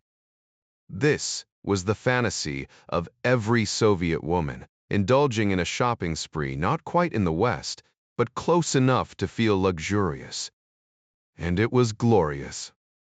Tonight, she'd slip into her new chanterelle dress, lose herself in Bach's melodies, and imagine herself transported to a world where refinement was the norm and womanhood was celebrated. Too bad such a place was pure fiction back home. Meanwhile, Oleg loitered outside the cluster of boutiques, chain-smoking like any other man dragged along for a shopping expedition, utterly baffled by the female ritual of endless browsing. How could they derive joy from scrutinizing every stitch, holding up garments only to reject them with a sigh? The cycle repeated endlessly, as if their very identities hinged on finding the perfect dress that didn't exist. He'd mastered patience during life-or-death missions, but standing there like a pack mule, arms loaded with purchases his wife might still return, tested his limits. At least the concert tickets meant this ordeal had an expiration date. They still had to rush back to the Astoria Hotel, wrangle their daughter into presentable clothes, and make it to the hall on time. Even Irina wouldn't risk missing Bach for one last indecisive moment. Probably. Little Svetlana, though, was in her own world, blissfully licking her ice cream and marveling at the unfamiliar cityscape. Childhood innocence, what a fleeting gift. Why were kids in such a hurry to trade wonder for the weight of the world? The metro ride back was uneventful, but the real chaos began in room 307. With no time to arrange a babysitter, Oleg briefly considered asking a KGB officer from the cultural center nearby, but dismissed the idea. Svetlana would tag along, dressed in her finest new outfit. Orchestra seats, 6th row, aisle side. Perfect. Irina emerged from the bathroom after what felt like a theatrical transformation, her makeup immaculate. Oleg, meanwhile, had managed with a quick shave, and Svetlana's face needed nothing more than a damp cloth swipe. Then came the grand finale. All three stepping out in their most elegant attire, ready to pretend, if only for one night, that life was as polished as their appearances. Oleg carefully fastened his daughter's glossy black shoes over her pristine white tights, which she adored from the moment she saw them. She slipped into her vibrant red coat with the sleek black collar, transforming into a tiny adventurer ready for the night. They rode the elevator down to the bustling lobby and hailed a cab outside, the city lights flickering through the windows. For Trent, blending into the background was surprisingly effortless. He expected lurking in the lobby to raise eyebrows, but the hotel staff paid him no mind. When the family left, he simply strolled to his car and trailed their cab to the concert hall just a mile away. Parking nearby, he hurried inside, where the Zaitsevs were sipping what looked like Tokaji wine, their little girl glowing with excitement. What a charming kid, Trent mused, hoping she'd thrive in her new life. He watched them disappear into the theater before sending to his private box. Ryan and Hudson were already settled in their plush velvet seats when Trent arrived. "Andy, Jack," he greeted them. 6th row, left aisle, near center. The lights dimmed, the curtain rose, and the murmurs of tuning instruments faded as conductor Joseph Rosa stepped onto the stage. The applause was polite but restrained awed, given his Hungarian roots and training at the prestigious Franz Liszt Academy. Tall and gaunt with jet-black hair, Rosa bowed before turning to the orchestra. Ryan, no music scholar, recognized Bach's brilliance immediately as the concerto swelled with grandeur. He pondered the composer's intent, unlike John Williams' cinematic scores. Bach's work felt like a cryptic language. Then he noticed the harpsichord, not a piano, played by a silver-haired maestro whose fingers moved with surgical precision. The orchestra's synchronization was flawless, each note perfectly placed, yet Ryan couldn't decipher the conductor's role. Wasn't the music already written? He imagined asking his wife Kathy, who'd scoff at his ignorance. Their friend Sissy Jackson claimed Kathy played mechanically, but Ryan admired her accuracy. Tonight, though, the harpsichordist's artistry was undeniable, every keystroke deliberate, every dynamic flawless. The music wasn't just heard, it was felt. And then, as the final notes hung in the air, Ryan smirked. Maybe I'll never get it, but damn, that was something. The string section played with breathtaking precision, leaving Ryan in awe of how musicians could draw such perfect sounds from their instruments with just a bow and strings. Years of practice, I guess, he mused, settling into his seat to lose himself in the performance. His attention shifted briefly to Andy Hudson, whose gaze was locked onto a particular package. Following his glance, Ryan noticed the little girl fidgeting between her parents, doing her best to stay still, though the classical music probably didn't hold her interest like the Wizard of Oz soundtrack would. Still, she was holding up well, sandwiched between Mama and Papa Rabbit. Mama Rabbit was engrossed in the concert, while Papa Rabbit maintained polite interest. Maybe they should have brought her a Walkman, Jack thought idly, imagining Irina with headphones and a Christopher Hogwood cassette. Kathy had always preferred Hogwood and Neville Mariner anyway. As the Minetto concluded, the orchestra paused, and conductor Rosa turned to the audience, prompting an eruption of cheers and shouts of "Bravo!" Jack wasn't sure what had set the crowd off, but the Hungarians clearly adored it. Rosa bowed deeply, waiting for the applause to fade before raising his baton again. The opening notes of Brandenburg Concerto, numbers, there filled the hall, brass and strings weaving together seamlessly. Ryan found himself mesmerized by the musicians themselves. How many hours of practice did it take to reach that level? Kathy played piano a few times a week back home in Maryland, though their Chatham house wasn't spacious enough for the grand piano she'd always wanted. He'd suggested an upright, but she'd waved it off not the same. Meanwhile, Sissy Jackson practiced 3 hours daily, but then again, music was her career. Kathy had other priorities. The second concerto flew by in 12 minutes, giving way immediately to the third. Bach's love for violins shone through, and the local players did the piece justice. Under different circumstances, Jack might have lost himself in the music entirely, but tonight, his focus kept drifting, left to the Rabbit family. When Brandenburg Number Sime ended an hour later, the house lights brightened for intermission. Papa and Mama Rabbit stood, their little bunny clearly in need of a bathroom break. Hudson seized the moment, slipping out of the box with Tom Trent close behind, heading straight for the lobby. The men's room line moved quickly, no surprise there, and Hudson soon found himself inside the marble-lined space, standing near Oleg Ivanovich. Keeping his voice low, he leaned slightly forward and spoke in Russian. "Good evening, Oleg Ivanovich. Don't turn around. It's Serpre 2, are you?" Zaitsev whispered back. Hudson's reply was barely audible. "Your travel agent."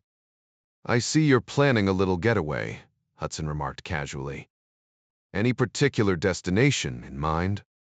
Zaitsev hesitated before answering. "West, I suppose." Hudson gave a knowing smile. "You're worried about someone's safety, aren't you?" The Russian stiffened. "Are you CIA?" The word came out like a venomous whisper. Hudson kept his tone light. "Let's just say my job isn't exactly conventional." No need to overwhelm the man with details yet. Zaitsev's voice dropped lower. "What happens to me now?" Hudson leaned in slightly. "By morning, you'll be in a different country, your wife and daughter, too." He watched the tension drain from Zaitsev's posture, though whether from relief or terror was hard to tell. Probably both. After a shaky breath, Zaitsev muttered, "What do you need from me?" Hudson kept it simple. "First, confirm you're ready to go through with this." The response came quicker than expected. "Yes." "We proceed." As they neared the restroom line, Hudson gave quiet instructions. "Just take care of business here, then act natural, enjoy the concert, return to your hotel.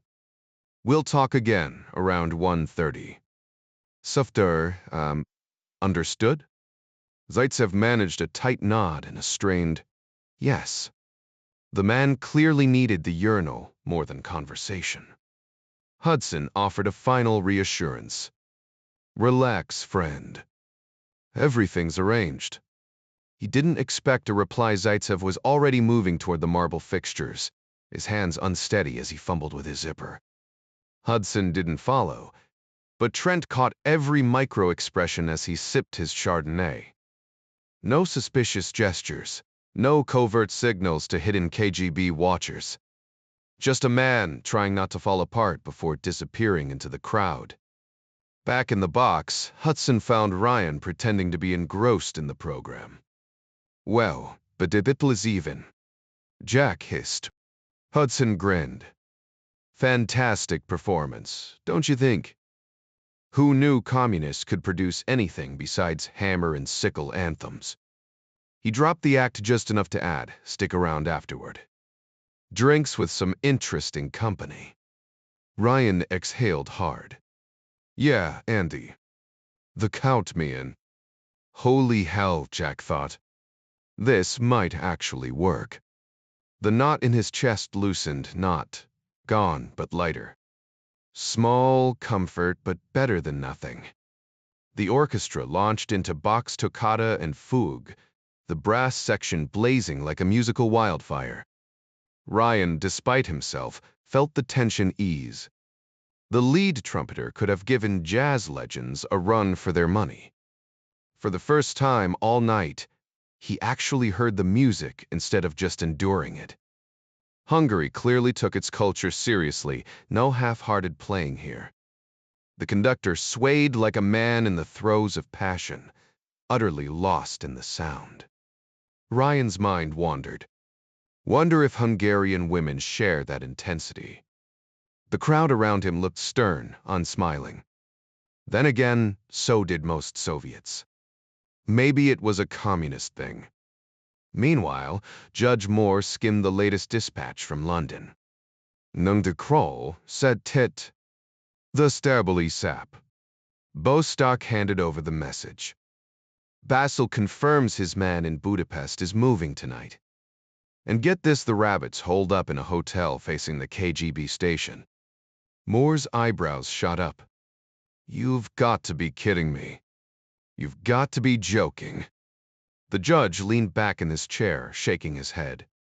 Do I look like the kind of man who jokes about something like this? The other man shot back. When's Ritter due back? Later tonight he's flying Pan Am out of Seoul. According to his reports, the Kia meetings went smoother than expected. The director of Central Intelligence smirked. He's going to hit the roof when he hears about Beatrix. Oh, it'll be a real eye-opener, the deputy ditto agreed. Especially once he realizes Ryan's involved. On that, sir, you can bet everything you own down to the last dime. Judge Moore couldn't help but laugh. Guess the agency's bigger than any one man, huh? That's what they keep telling me, sir. When do we get confirmation? Basil should signal us once the plane's wheels are up from Yugoslavia. Though I doubt our new friends are having an easy day.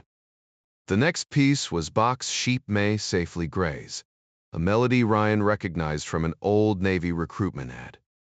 The soothing notes were a stark contrast to the earlier intensity, leaving him unsure whether the evening was meant to honor Bach or the conductor. Either way, the crowd loved it, erupting into applause louder than before. One final piece remained. Ryan had a program, but the Hungarian text might as well have been hieroglyphics to him. The closing number was Pachelbel's Canon, a timeless classic that always made him picture a 17th-century girl kneeling by her bed, whispering prayers while her mind wandered to the handsome farm boy down the road, her focus slipping despite her best efforts. As the music ended, conductor Joseph Rossa turned to face the audience, which leaped to its feet in a roaring ovation. Jack couldn't help but grin. This hometown hero had clearly made his mark. Rosa barely managed a tired smile, drenched in sweat like he'd just run a marathon. Is conducting really that grueling? Jack wondered, clapping along with the Brits beside him. No point standing out. The applause dragged on until Rosa finally acknowledged the orchestra. Then the concertmaster a gracious gesture. But probably just good politics if you wanted musicians to give their all. At last, the crowd began to disperse. Enjoy the show, Sir John? Hudson asked with a knowing smirk. Better than the garbage on my car radio, Ryan quipped. What's next? Next, we find a quiet spot for a drink. Hudson motioned to Trent, who peeled off, leaving him to steer Ryan outside. The night air was crisp, and like every other man in sight, plus most of the women, Ryan lit a cigarette. Hungarians didn't seem too concerned with longevity. He felt tethered to Hudson, but that wouldn't last much longer. The street was lined with drab apartment blocks, no condos here. Hudson led him 2 blocks to a dimly lit bar, trailing a group of concertgoers. Andy secured a corner booth with a clear view of the room, and soon a waiter delivered 2 glasses of wine. So, we're on? Jack asked. Hudson nodded. We're on. Told him we'd be at the hotel by 1:30. And then we head for the Yugoslav border. Ryan didn't press for details. He didn't need to. Security's a joke heading south. Different story the other way, Andy explained. Near Austria, they're tight. But Yugoslavia? Officially, they're comrades' local fiction, of course. These days, who even knows what Yugoslavia really is? The Hungarian border guards had a lucrative side hustle, maintaining cozy relationships with smugglers, a thriving underground trade, though the savvy ones knew not to expand too visibly. Drawing attention from the Interior Ministry was the last thing anyone wanted. Still, Hudson mused, if this is the unofficial gateway into the Warsaw Pact, you'd think the KGB would have cracked down by now. He shrugged. But why would they? The local economy thrives on it, and the Soviets get their hands on Western luxuries, tape recorders, even pantyhose, which apparently their women would trade a kidney for. Half that stuff probably ends up in Moscow as gifts. If the KGB shut it down, they'd just be cutting off their own supply. A little corruption greases the wheels for everyone. They've got weaknesses too, hell, maybe more than we do. Official trade's a mess, but the black market? That's where the magic happens. There's a Hungarian saying I'm fond of. Next to the big gate, there's always a little door. And that's the one we're using. Jack exhaled, tapping his cigarette ash into the tray.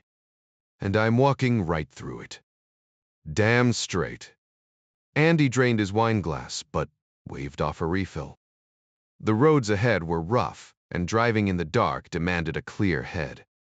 Instead, he reached for a cigar, the match flaring briefly. Jack lit his own cigarette, fingers steady despite the nerves. Never done anything like this before, Jack admitted. You've bekannt. Yeah, he said without hesitation. First time's always the worst. Though, granted, I've never had armed men kick down my door either. Jack's mouth quirked. Not exactly my idea of a fun night in. But we got through it. Luck's a fickle thing, Andy countered. Doesn't usually favor the reckless. Hard to tell in the moment. Jack's mind flashed back the weight of the Uzi, the split-second shot he couldn't afford to miss. He'd never even learned the name of the man he'd killed. Funny how that worked. But if he could handle that, he could handle this. He checked his watch. Still time to kill, and since he wasn't driving, another glass of wine wouldn't hurt. Just one, though. Meanwhile, back at the Astoria, the Zaitsevs settled their daughter into bed before Oleg ordered vodka, the cheap, no-nonsense kind that came in a half-liter bottle.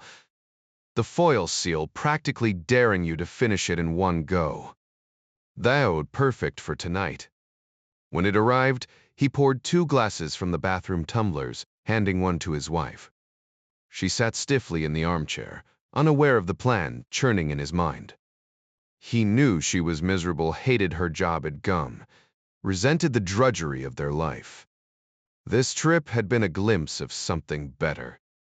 But would she really abandon everything? Russian women weren't known for defiance.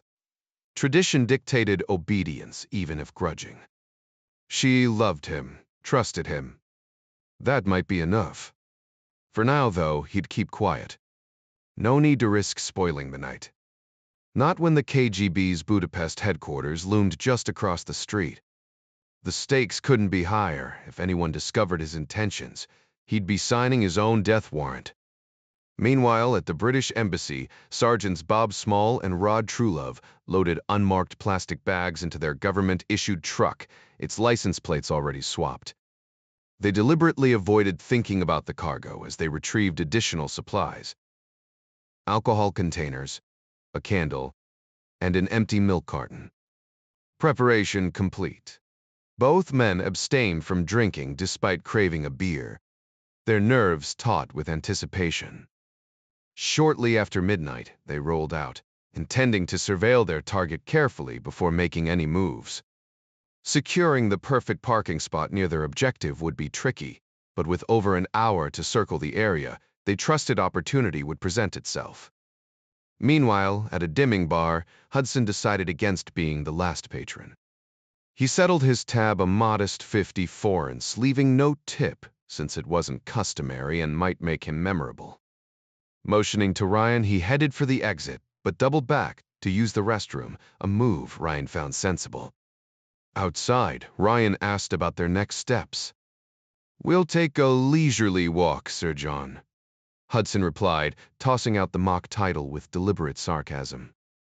A 30-minute stroll to the hotel should do it. The route would also let them confirm they weren't being tailed. If their adversaries had caught wind of the operation, they'd likely attempt surveillance, though spotting them on near-empty streets wouldn't be difficult unless they were dealing with KGB operatives, who operated on an entirely different level of subtlety. Back at the apartment, Oleg Zaitsev and his wife buzzed from 3 strong drinks, though she showed no signs of drowsiness. Oleg guessed the evening's excitement kept her awake, perhaps a small blessing. His mind, however, churned with unanswered questions about the CIA's extraction plan. A helicopter skirting Hungarian radar. A daring border dash into Austria. The uncertainty gnawed at him. Failure wasn't an option. The consequences would haunt his family forever. The Soviets wouldn't execute them, but they'd be branded traitors, condemned to a life of hardship. Pouring the last of the vodka, he downed it, watching the clock tick toward the CIA's promised arrival, assuming they came at all. His wife drifted in and out of sleep, humming Bach with a tipsy smile, oblivious to the danger. At least he'd given her one perfect night. By the hotel, Small found an ideal parking spot near the side entrance, executing a flawless parallel park, a skill he'd retained from his days in England. The 2 men settled in, Small lighting a cigarette while True Love puffed on his beloved pipe. The streets lay quiet, just a handful of distant pedestrians. Small monitored the rearview mirror, noting lights still burning on the KGB residency's 2nd floor, but no movement. Probably just someone forgetting to turn them off, he mused. The real question was whether their own shadows had gone unnoticed.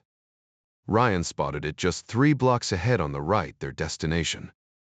The final stretch of the walk blurred by in a heartbeat. Near the building's corner, Tom Trent stood waiting. A steady trickle of people spilled out, likely from the basement bar Hudson had pointed out earlier.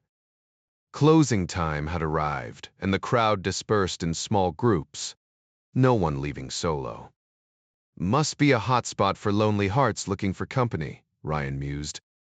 Even in communist territory, the dance of desperation played out the same. As they neared, Hudson brushed a finger across his nose, the signal. Trent slipped inside to occupy the front desk clerk. Whatever magic he worked, it was effective. By the time Ryan and Hudson entered, the lobby was deserted. "Move fast," Hudson urged, leading them toward the stairwell winding around the elevator. They reached the 3rd floor in under a minute. Room 307 stood before them. The knob turned easily, no lock. Inside, Zaitsev rose as the door creaked open. Irina dozed beside him, her breathing slow. He checked her once before standing. "Hello," Hudson murmured, offering his hand. "Hello," Zaitsev replied in stiff English. "You are the travel agent." "That's right. Both of us. This is Mr. Sefteritim, Ryan. Bateus Tigstand Frispeda." Zaitsev's eyes narrowed. "There is a KGB operation with that name." Jack blinked. That was news to him. "We'll save that chat for later," he said. "Right now, we need to move." Zaitsev nodded and shook his wife awake. Irina jolted upright, her eyes wild at the sight of strangers. "Irina Bogdanova," Oleg said sharply. "We're leaving." "No." Get Svetlana ready. Her confusion was palpable. Oleg, what's happening? Where are we going? Sure, no time. Just move.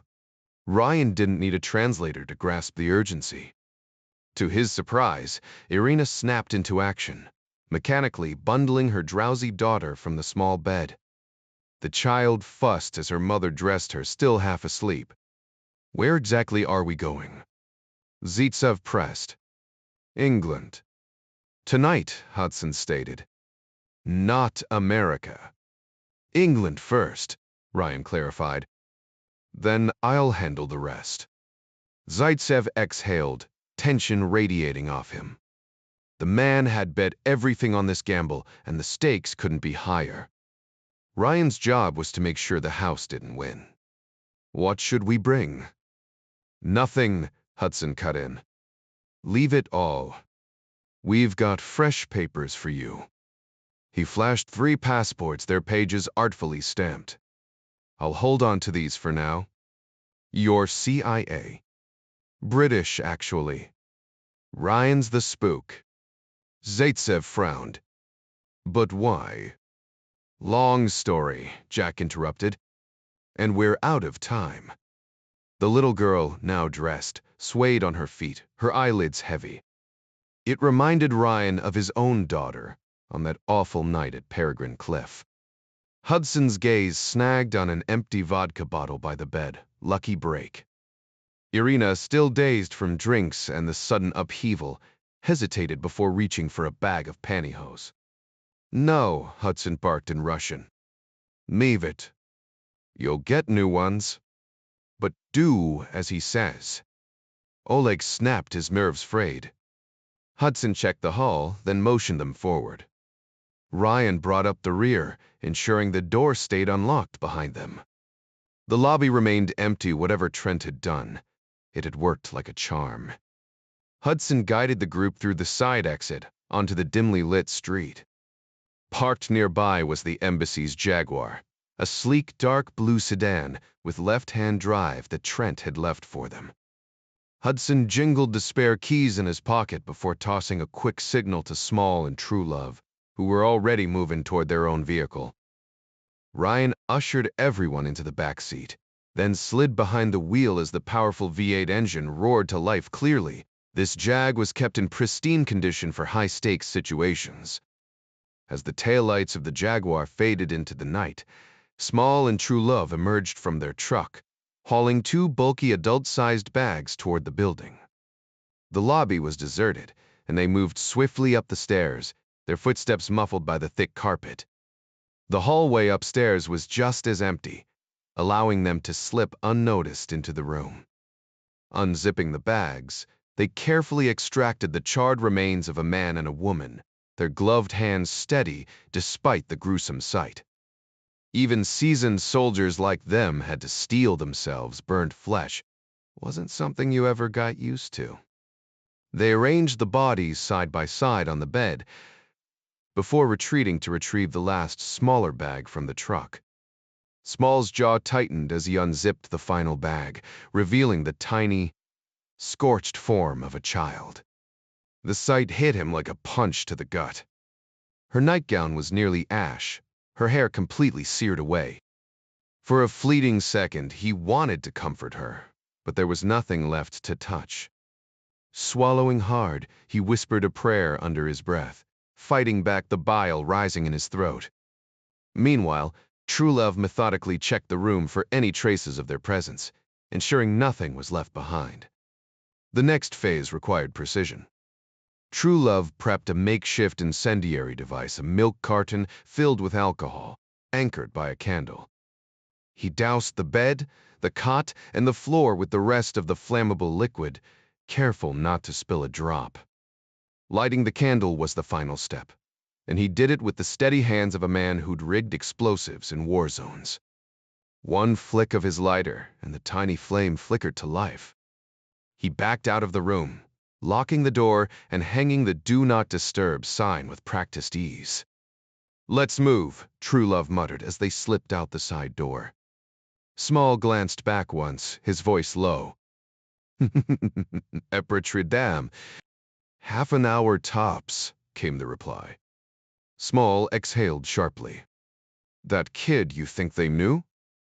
True Love's expression hardened. Fires happen every day, mate. This one's just another tragedy. Small gave a grim nod just as Trent reappeared in the lobby, his arrival perfectly timed. The camera Trent had misplaced in an upstairs room remained missing, but he still slipped the desk clerk a tip for trying. The guy claimed to be the only staff member working until dawn, or at least that's what he believed, Trent mused as he climbed into the truck. Let's head back to the embassy, boys, he told the security team. There's a bottle of top-shelf scotch with our names on it. Small chuckled, his mind briefly drifting to the little girl they'd left behind. I'll take a double. Maybe triple. One of the guards shot Trent a curious look. Care to share what this whole mess was about? Trent shook his head. Not now. Maybe over that whiskey. Meanwhile, back at the hotel, an unassuming candle burned steadily, oblivious to its role in the night's chaos. The flame inched down the wick, melting wax until it pooled atop the alcohol beneath, soon to become the catalyst for disaster. It took 34 minutes before the liquid caught fire, erupting into what professionals classify as a Class B blaze. Alcohol, nearly as volatile as gasoline, hence its use in German V-2 missiles, devoured the cardboard milk carton, spilling flaming liquid across the floor. The rug ignited instantly, flames racing like a living thing, a blue wave followed by a white-hot surge as oxygen fed the inferno. Within moments, the beds were engulfed, flames licking at the lifeless bodies atop them. The Astoria, an aging relic, had no smoke detectors or sprinklers to halt the destruction. Flames clawed at the water-stained ceiling, peeling paint and blackening plaster, while reducing cheap furniture to ash. The room became a furnace, consuming the 3 victims inside just as ancient Egyptians believed fire, a ravenous beast. Wood. The worst of it was over in 5 minutes, but the embers smoldered, waiting. Downstairs, the night clerk had a routine. At 2:30 a.m., he'd leave a "back soon" sign and patrol the upper floors. This time, he noticed nothing unusual until the 3rd floor. A faint, acrid smell pricked his senses, growing stronger as he descended.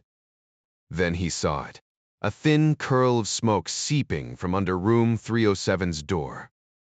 He touched the knob warm, but not scorching. Mistake number 1. He slid the passkey in, shoved the door open without checking the wood. The fire had dwindled, starved of oxygen, but the room was an oven. The rush of fresh air triggered a flashover near explosive reignition. Flames roared back to life, a blast of heat hurling the clerk backward even as the suction tried to drag him in. Blinded by the flare, he staggered to the wall alarm, his face searing, forgetting in his panic to shut the door behind him. The blaring fire alarm echoed through the hotel, triggering an immediate response from the fire station just 2 miles away. Moaning in agony, the front desk clerk stumbled down the staircase, his face scorched. He splashed water from a glass onto his burns before frantically dialing the emergency number by the lobby phone. By then, panicked guests were flooding down the smoky stairwell, coughing and disoriented. Though badly injured, the clerk grabbed a fire extinguisher and sprayed the descending crowd, but the flames had already taken hold. Climbing back to reach the 3rd-floor hose was impossible. Not that it would have made a difference. The first fire engine screeched to a halt within minutes, its crew immediately spotting the inferno through the shattered windows. Pushing past fleeing guests, they unleashed a high-pressure hose, dousing the flames in under 5 minutes. But when the smoke cleared, the grim discovery awaited: a family of 3, lifeless in their beds. The lieutenant leading the crew scooped up the child's charred body, his stomach churning at the sight. No amount of water could undo what the fire had done. A devout man, he whispered a prayer, unaware that an identical tragedy had unfolded across the ocean just days before. Meanwhile, the escape vehicles sped away from the city, Hudson keeping a cautious eye on the speedometer. Ryan twisted in his seat, studying their passengers. Irina Zaitsev swayed slightly, her expression dazed, while her husband's forced calm couldn't mask the fear in his eyes. Their daughter slept soundly, oblivious. Ryan shook his head. How could anyone betray their homeland? Sure, decades ago, some had been seduced by communist ideals, but that era was long dead. To him, loyalty wasn't negotiable. His oath to the Constitution had been absolute from day one, no different than a priest's devotion to faith. "Ita, Andy?" Ryan asked. "Little over an hour to Surgo." "Roads are clear," Hudson replied. Soon, the city lights vanished behind them, plunging them into darkness. The narrow highway stretched ahead, flanked by telephone poles and not much else. Ryan frowned. This is a major route? The thought barely registered before the car swallowed another mile of empty asphalt. The drive felt like crossing the middle of nowhere, maybe some forgotten stretch of Nevada desert. The occasional dim farmhouse light flickered in the distance, barely enough to guide someone stumbling to the bathroom at night. The road signs were worn and useless, nothing like the crisp green highway markers back home, or the welcoming blue ones in England. Worse, the words were completely unreadable, some alien script that might as well have been Martian. The only familiar thing was the speed limit sign's white circles with black numbers inside a red ring, just like the ones in Europe.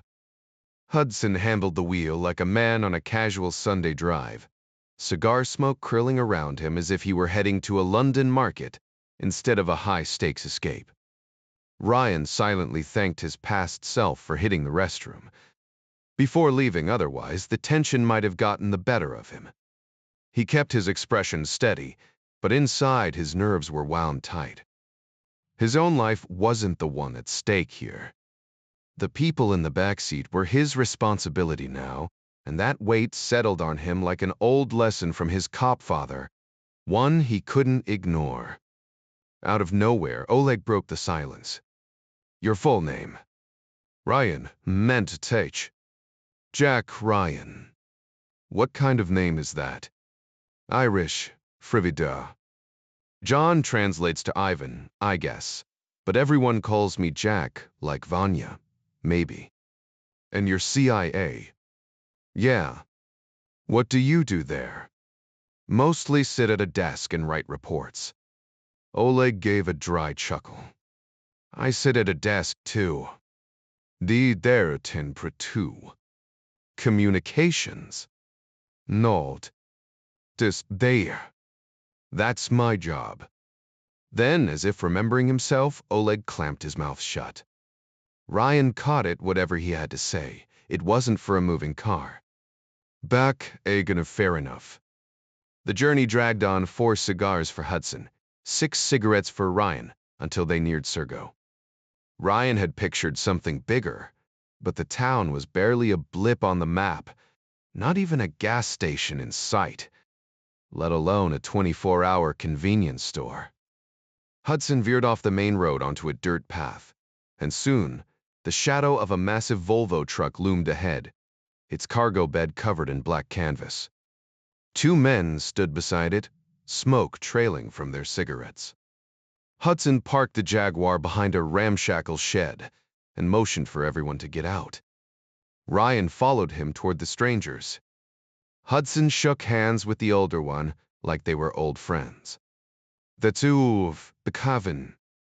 Appreciate you waiting. Dull night. Vev bomb cover.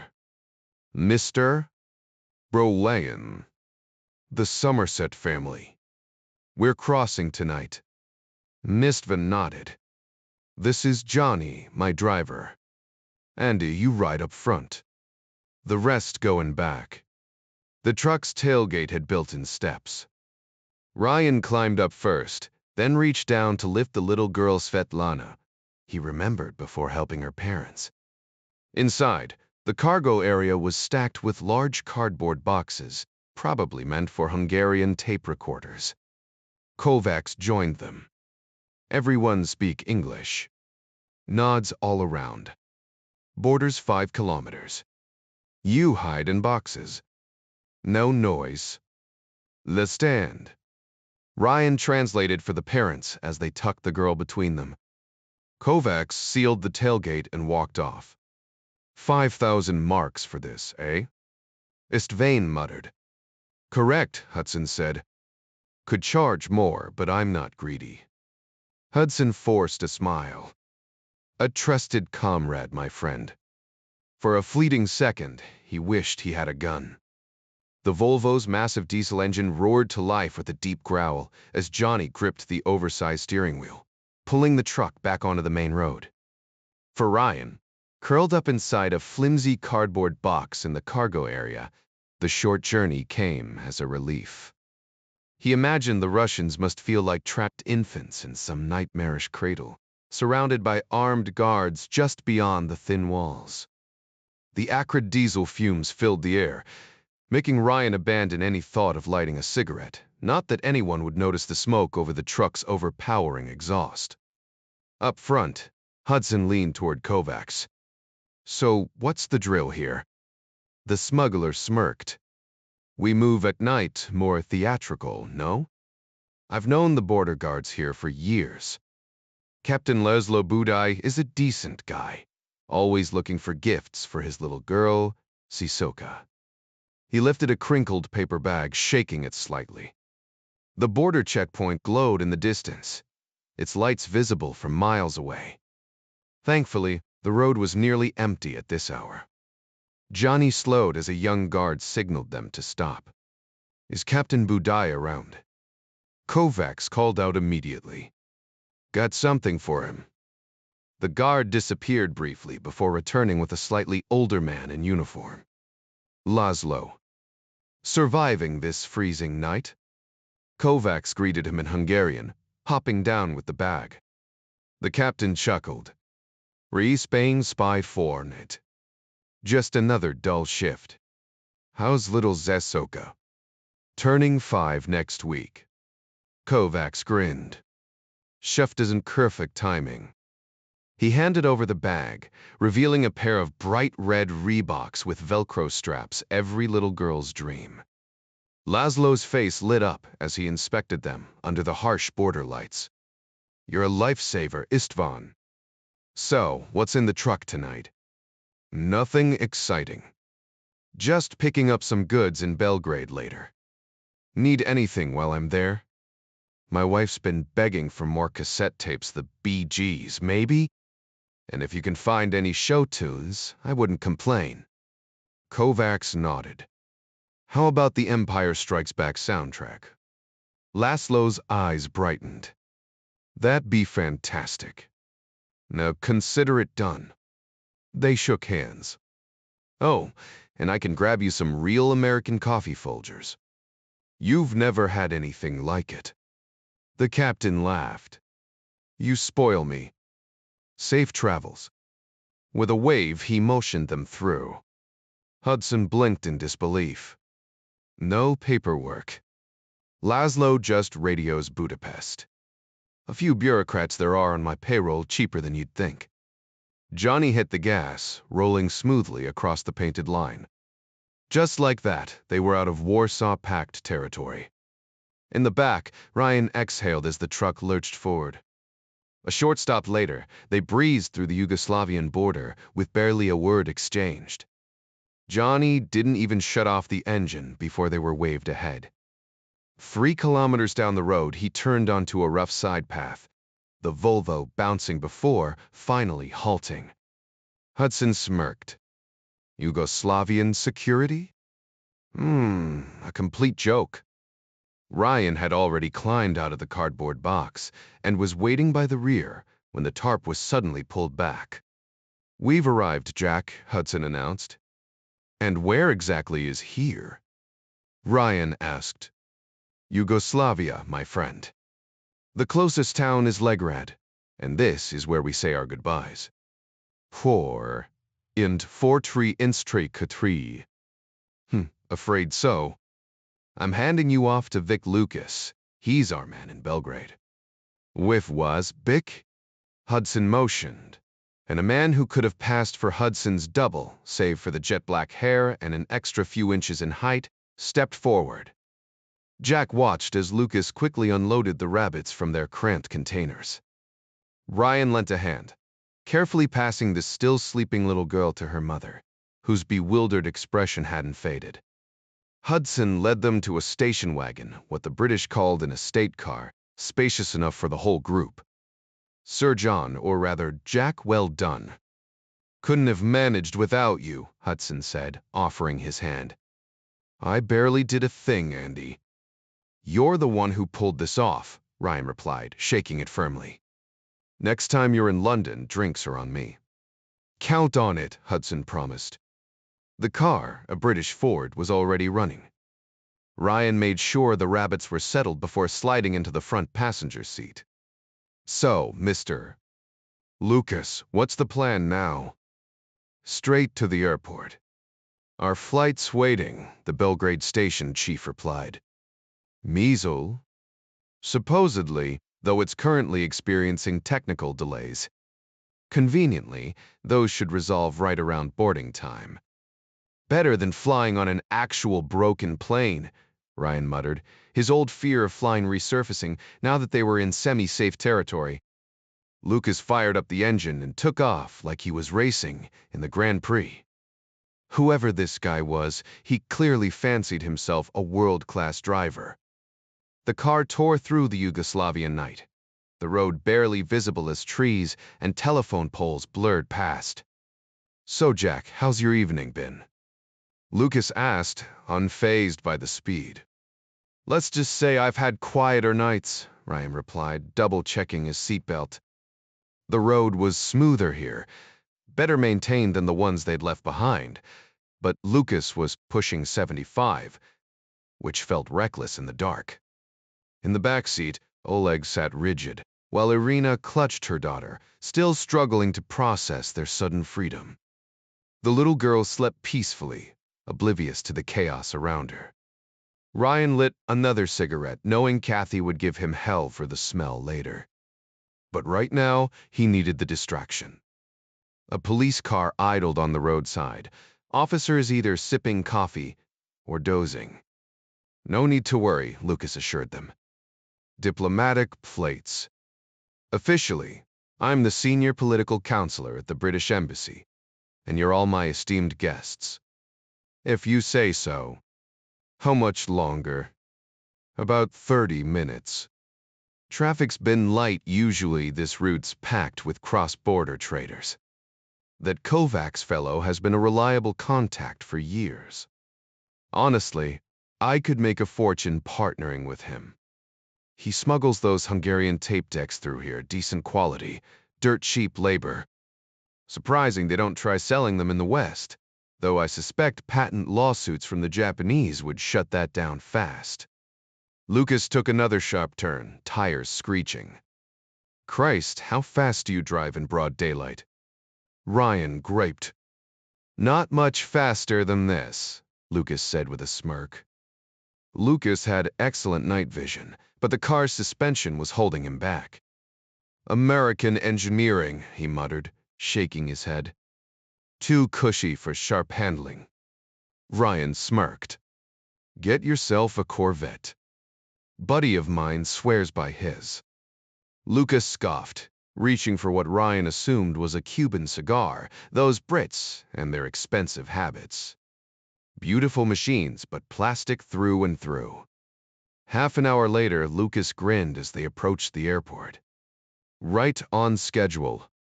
Ryan couldn't help but notice how airports all looked the same bland design, same fluorescent lighting. The only real difference was the restroom signs. The British insistence on calling them toilets always struck him as oddly blunt for a nation obsessed with politeness. Then came the surprise. Instead of heading for the terminal, Lucas veered through an open gate straight onto the tarmac. Perks of knowing the airport manager, he said with a wink. The man has a taste for fine scotch. Keeping to the marked path, they rolled up to a lone jetway where a sleek airliner waited. "Here we go," Lucas announced, ushering them out of the car. "Mrs."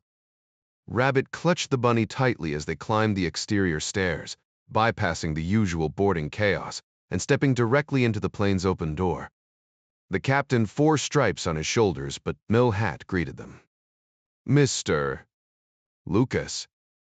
"Indeed," Lucas confirmed, gesturing to Ryan and the rabbits.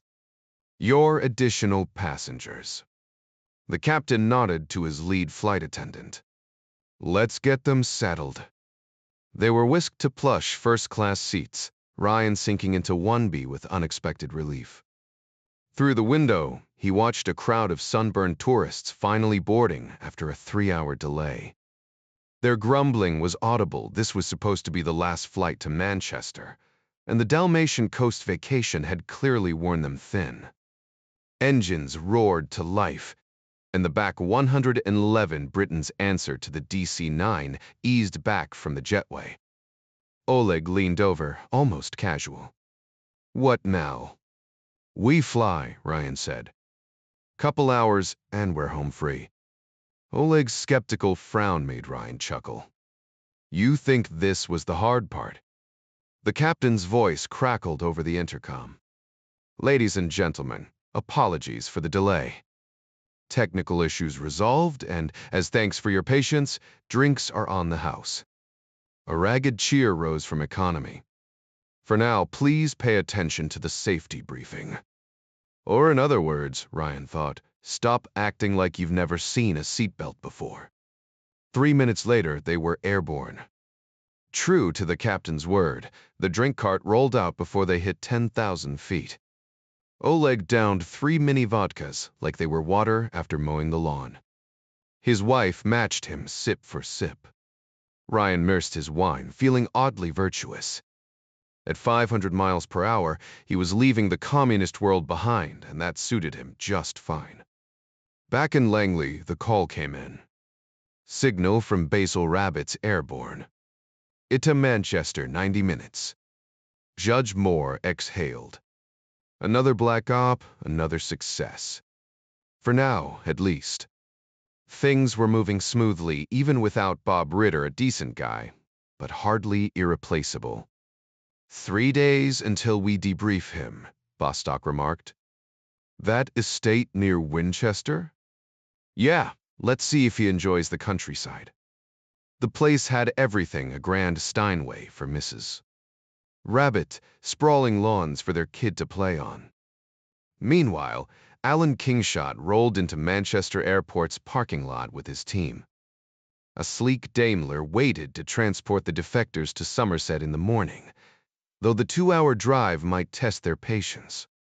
For now, they'd settle into a cozy manor just minutes away.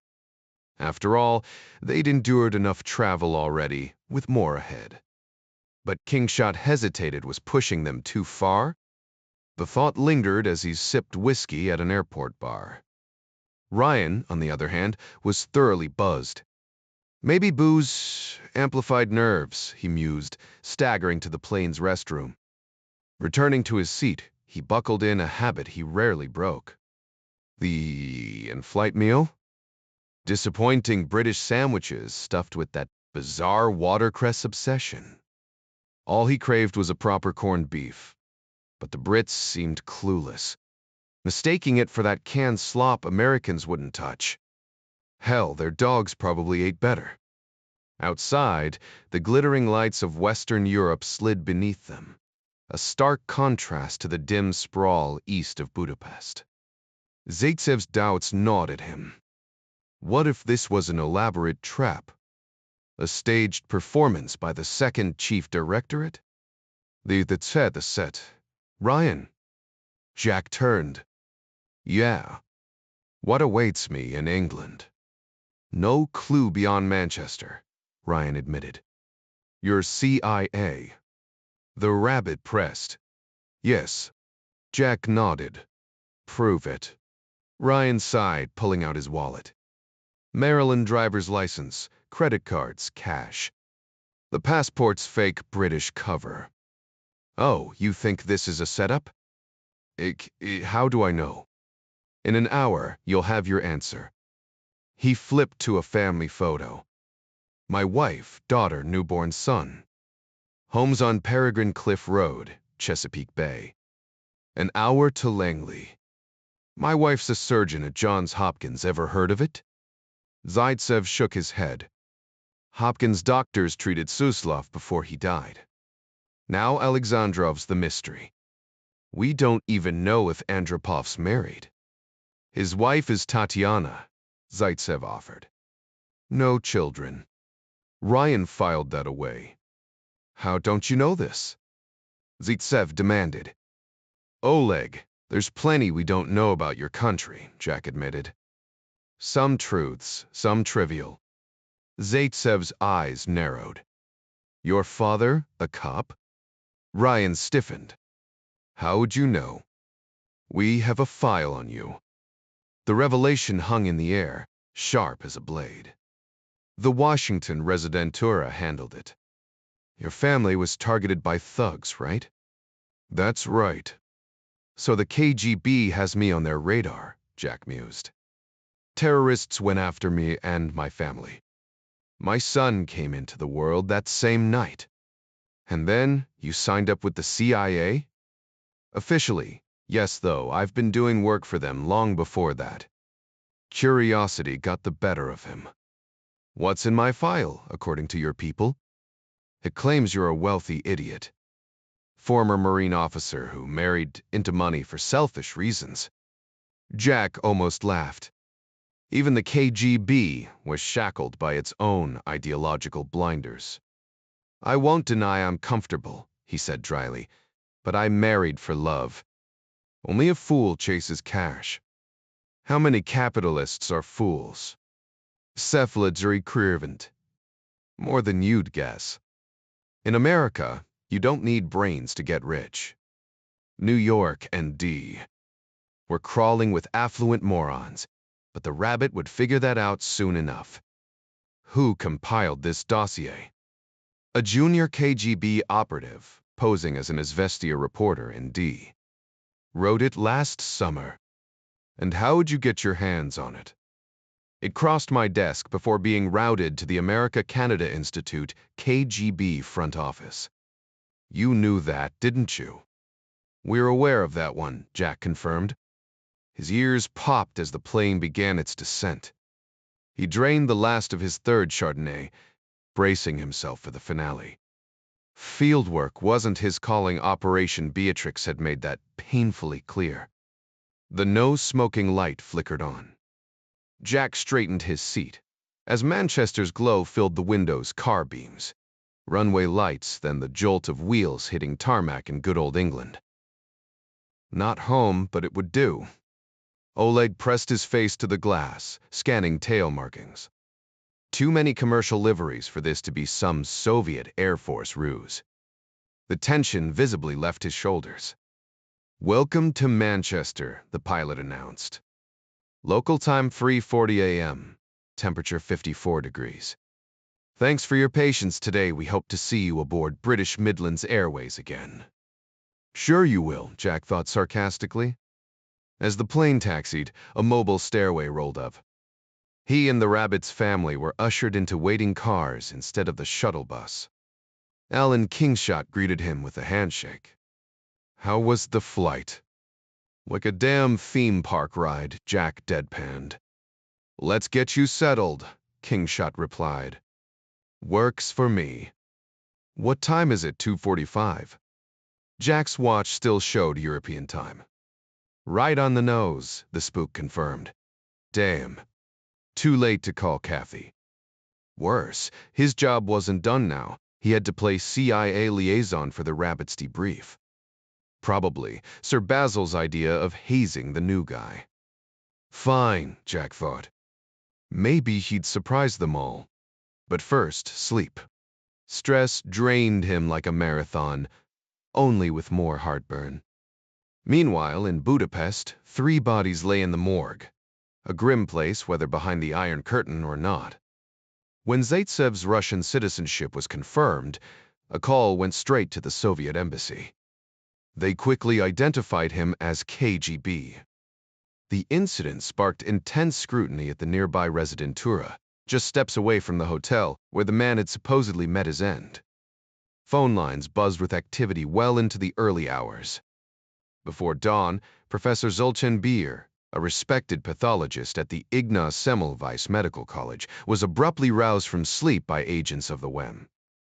The college, named after a pioneer of germ theory whose work revolutionized medicine, still held prestige, drawing students from as far as West Germany, though none would witness the grim autopsies ordered by the country's interior ministry.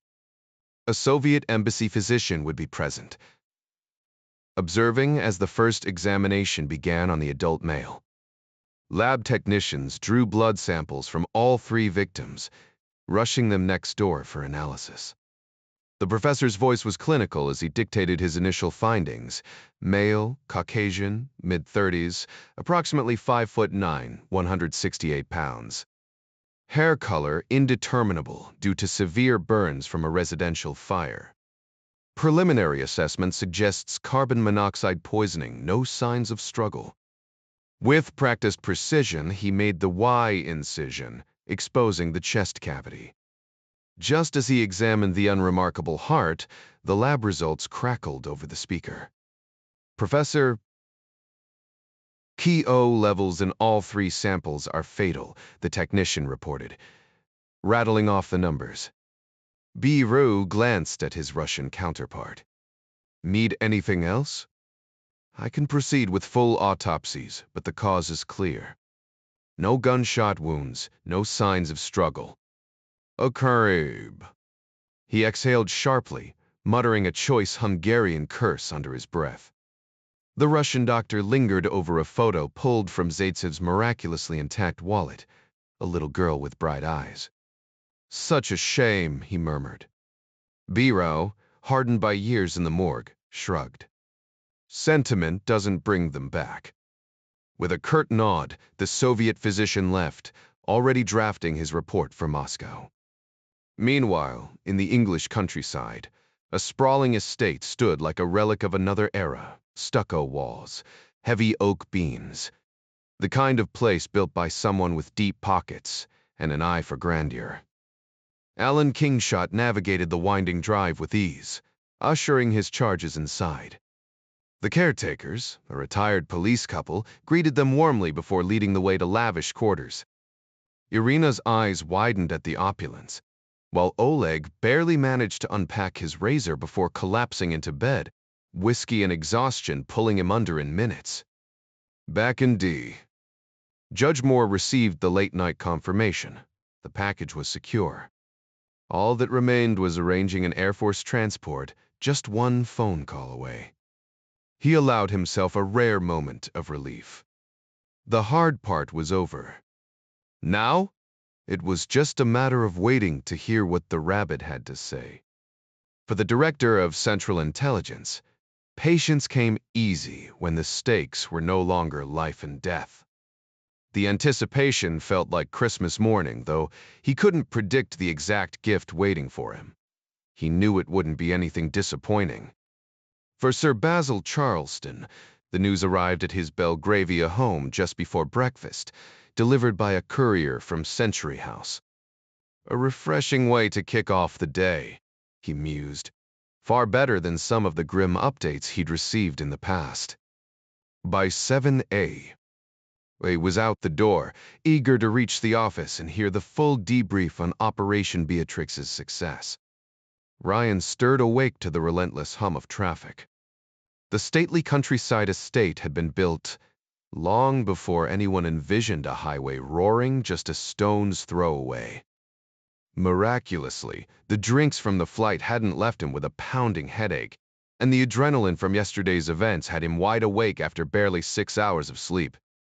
After a quick shower, he wandered into the cozy breakfast nook where Alan Kingshot was sipping his tea. Coffee, I assume? Sir, Kingshot asked. If you've got any. Instant's all we have, came the warning. Jack swallowed his dismay. Better than nothing.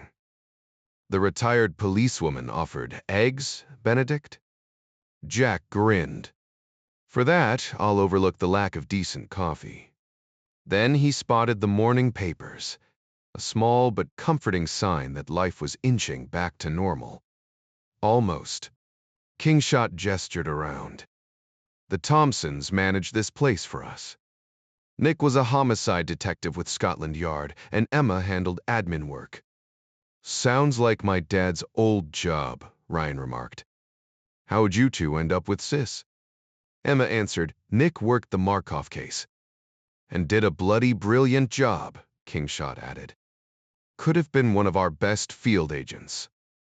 Nick strolled in, chuckling. Bond, James Bond? Naked sick, hardly.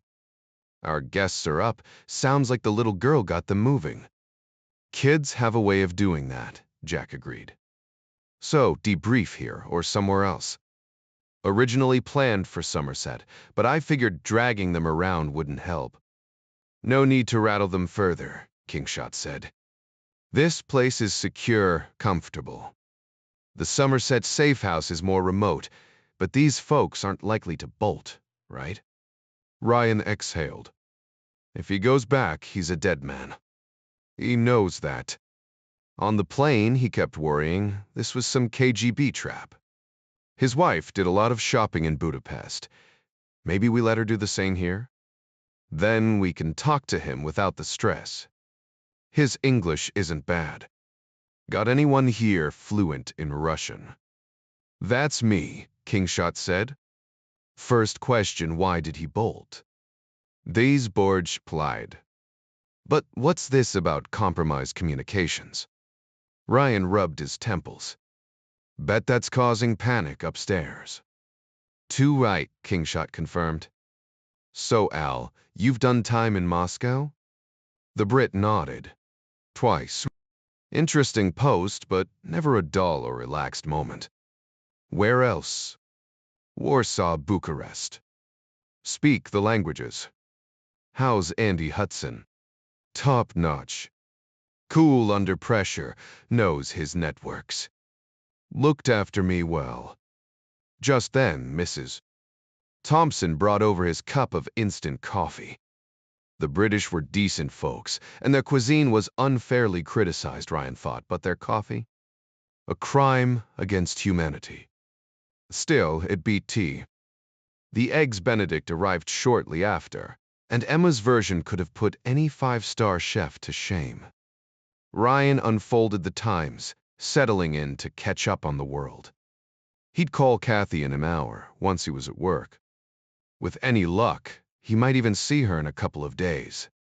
In an ideal scenario, Jack would have preferred flipping through the New York Times or the International Herald Tribune, but reality rarely matched perfection.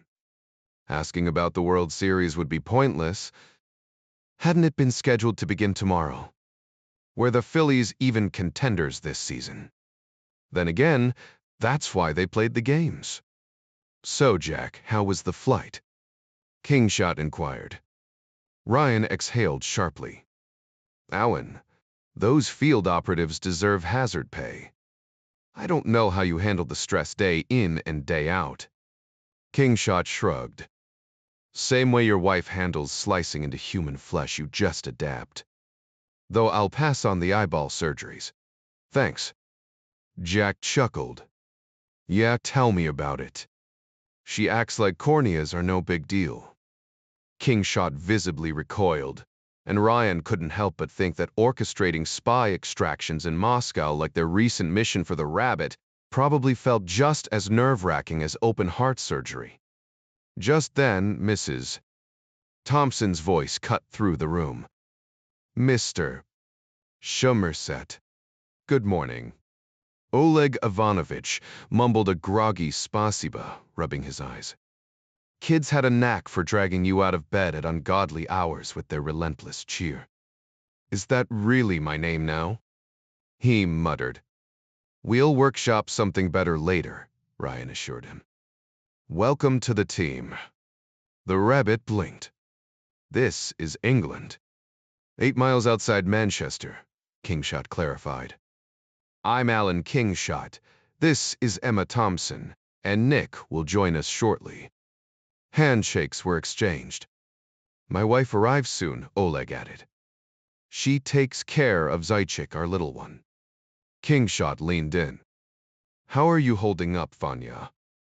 "Exhausted. Terrified. But safe now, yes." "Completely," Kingshot confirmed. "Mrs." Thompson gestured to the spread. "What'll it be for breakfast?" Jack nudged his plate forward. "Try this. Absolute perfection." "What is it called?" "Eggs Benedict." "And Mrs."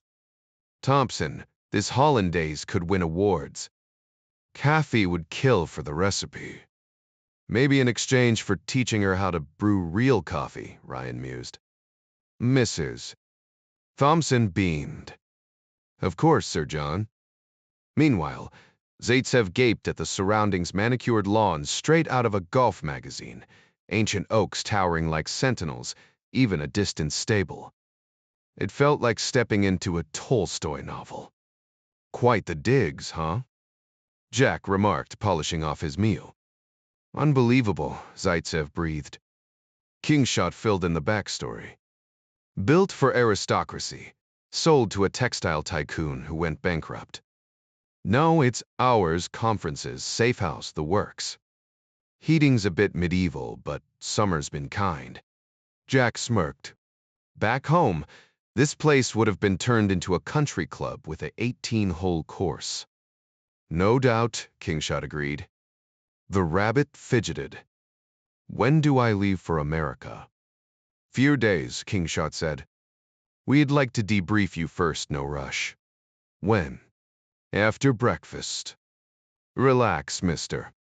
"Zaitsev, you're not in Moscow anymore." "Yeah, right," Ryan thought, biting back sarcasm. "Because espionage hospitality is so laid back. Buddy, they'll drain your mind drop by drop, sifting through every thought like panning for gold." The rabbit, though, had just escaped Mother Russia with his family. Trading one life for another in the West, freedom had its costs, but he wasn't complaining. He sipped his tea, savoring the warmth, as the rest of the family emerged. Over the next 20 minutes, Mrs. Thompson scrambled to keep up with the demand for hollandaise sauce, while the sudden influx of Russian guests single-handedly boosted the local egg industry. Irina wandered from the breakfast nook to explore the house, her eyes lighting up when she spotted the grand Bosendorfer piano in the parlor. She spun around like a kid, unwrapping presents, asking breathlessly if she could play. Though rusty, her fingers stumbled through "On the Bridge at Avignon," a melody from her childhood lessons, and her grin was pure, unfiltered delight. Jack chuckled. "A buddy of mine plays professionally," he said. "Cecilia Jackson goes by Sissy. Her husband's a Navy pilot, and she's the second-chair soloist for the Washington Symphony. My wife dabbles, but Sissy, she's on another level." Oleg nodded appreciatively. "You treat us well." Kingshot gestured toward the library. "We aim to be good hosts." "With two really shall add." The library was a masterpiece, dark oak shelves, rolling ladders, and the kind of leather chairs that made you forget time existed. "Mrs." Thompson slipped in with a tray of ice water, and the real conversation began. "So, Mr. Tat." "Zaitsev," Kingshot started, "tell us about yourself." Oleg obliged. Name, lineage, birthplace, education. "No military service." Ryan cut in. Zaitsev shook his head. "The KGB snatched me up before the army could. University recruit." "And you joined right after graduation?" "Straight into communications. 9.5 years, minus training stints." Kingshot leaned forward. "And your current role?" "Central Communications, Moscow Center Basement. I handled field dispatches, security checks, protocol, routing to the right desks. Sometimes the U. Canada Institute." He flicked a glance at Ryan. Jack barely kept his jaw from dropping. This wasn't just a defector. This was a walking intelligence vault. The Soviet equivalent of cracking open Langley's inner vault. Me Barry? Holy hell. Kingshot masked his reaction better, but the flicker in his eyes said it all. We just hit the jackpot. Do you know, field officers? Their assets? Kingshot pressed. Officers, yes. Nodded sits. Mostly code names. Britain's top source is ministered 20-plus years of high-level leaks. Ryan seized the opening. You mentioned compromised communications. Neptune, Oleg confirmed. Naval intel for sure. Other branches? A communist hard to say. You use the same machines, no? Alan shook his head. Actually, no. The room went still. Somewhere outside, a bird trilled, blissfully unaware of the bombshell just dropped. You're telling me British communications are secure? Ryan pressed. Zaitsev exhaled smoke before answering. If they'd been compromised, I wouldn't know. Most of our intel on American operations comes from Agent Cassius. He's some bigwig's right-hand man in Washington. The guy feeds us solid details about CIA activities and what they've uncovered about us. Ryan frowned. But he's not actually CIA personnel. The Russian shook his head. Just a political aide, staff member, that sort of thing. Ryan lit another cigarette, offering the pack. Zaitsev accepted eagerly.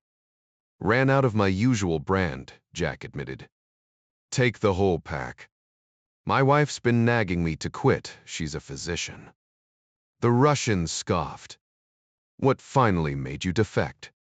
Kingshot interjected, nearly spilling his tea when Zaitsev dropped the bombshell.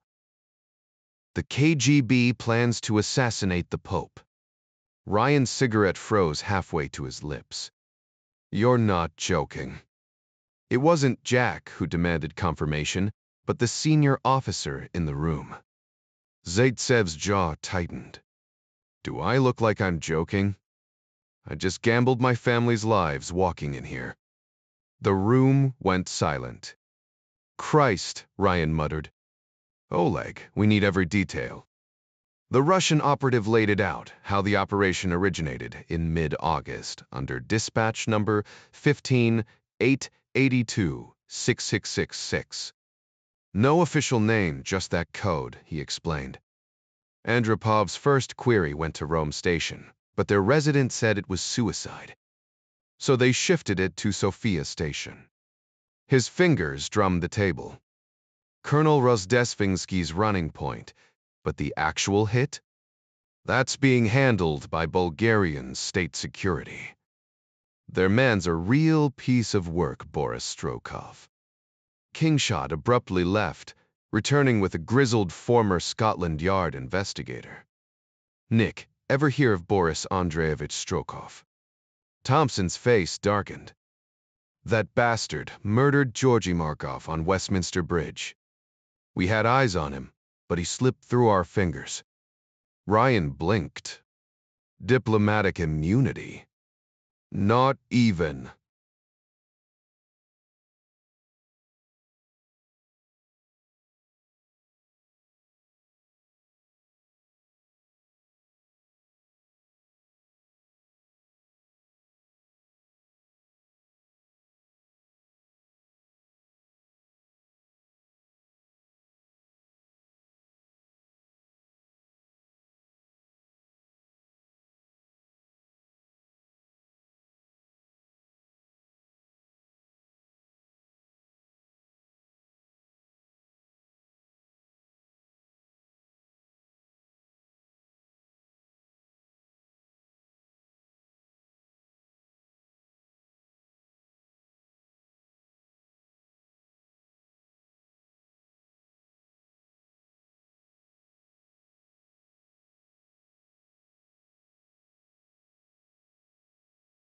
Came in clean, left clean.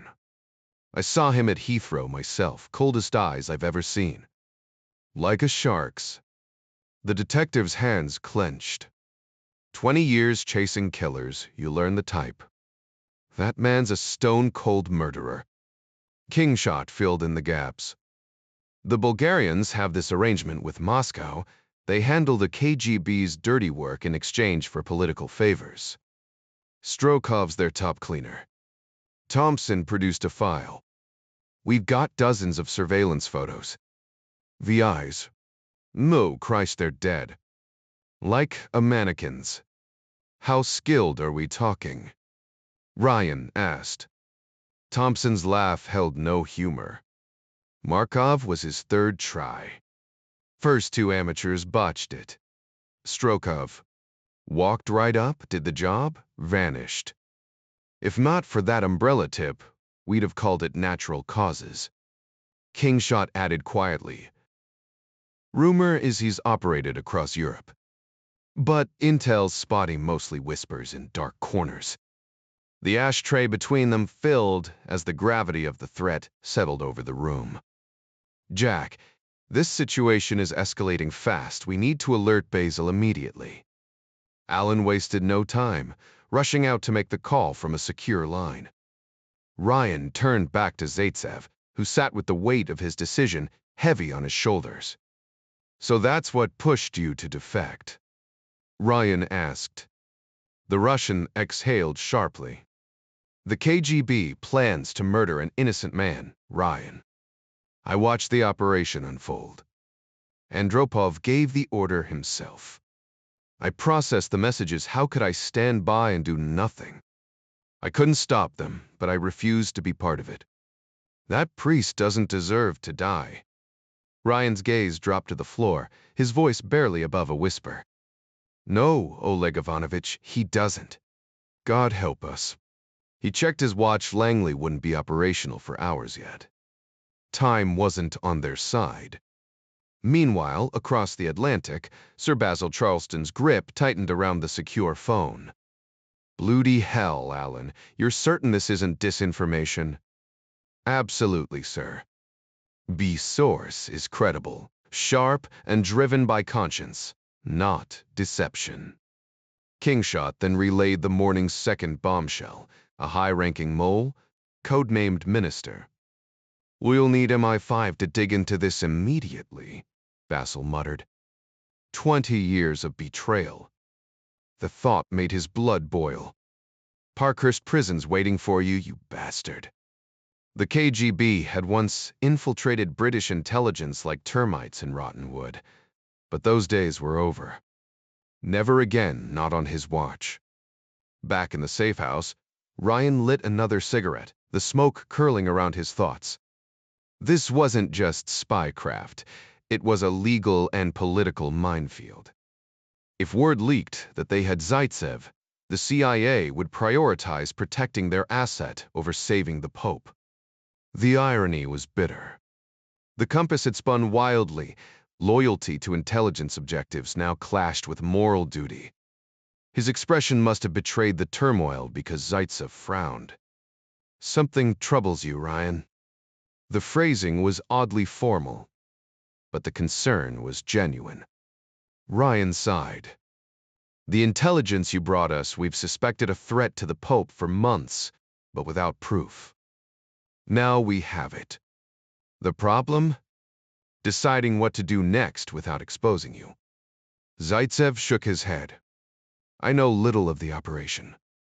In Sofia, it's run by Colonel Bubovoy, a senior KGB officer cozy with Bulgarian intelligence. Then there's Strokov. The ghost. When someone needs a bullet, he delivers. The description sounded like a cheap spy novel, but Ryan knew reality was stranger. Hollywood painted the CIA as a shadowy hit squad, when in truth, nothing moved without paperwork. Someone, somewhere, had to sign off on murder, and no bureaucrat wanted that stain on their record. The absurdity of it all almost made him laugh. Bibistador my westis. That kind of bureaucratic paper trail would inevitably land on the president's desk, but it was the type of document that would mysteriously vanish before making it into the official archives, especially when it involved the shadowy figure the intelligence world referred to as the National Command Authority. Nobody in the chain of command wanted to put their name on that order. Government drones didn't take risks. That wasn't how the system worked. Except for Jack Ryan. But even he had his limits. He hadn't executed Sean Miller in a fit of rage, and though it was an odd point of pride, it sure beat the alternative. Still, Jack wasn't afraid to stand his ground.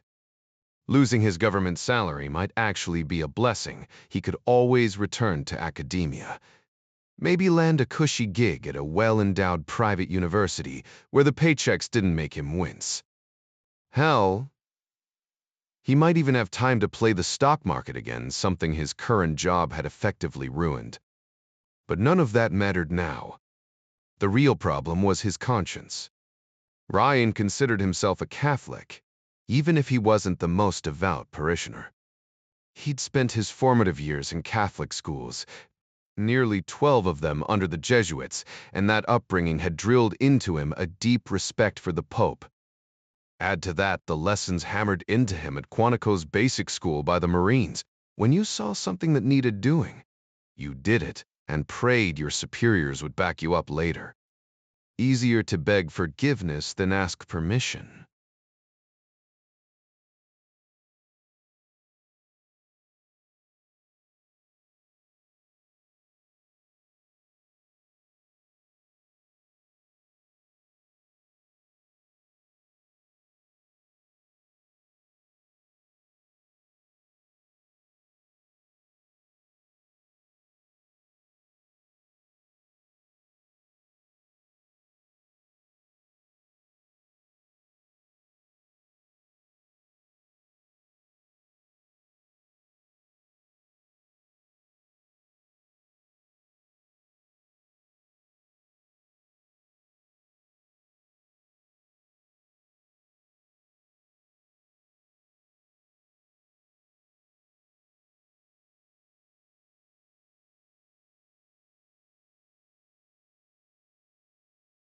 Judgment came with experience, and experience often came from screwing up.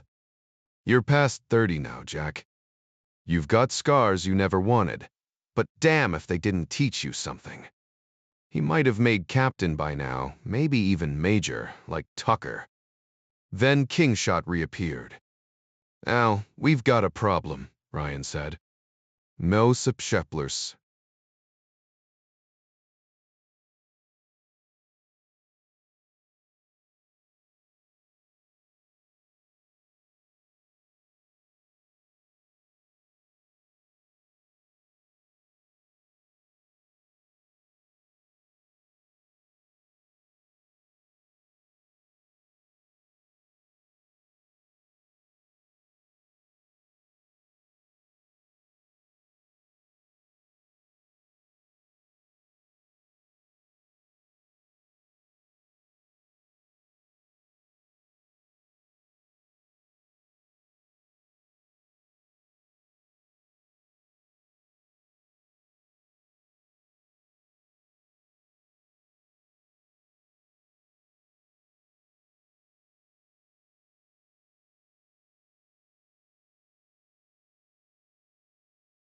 I just briefed Sir Basil.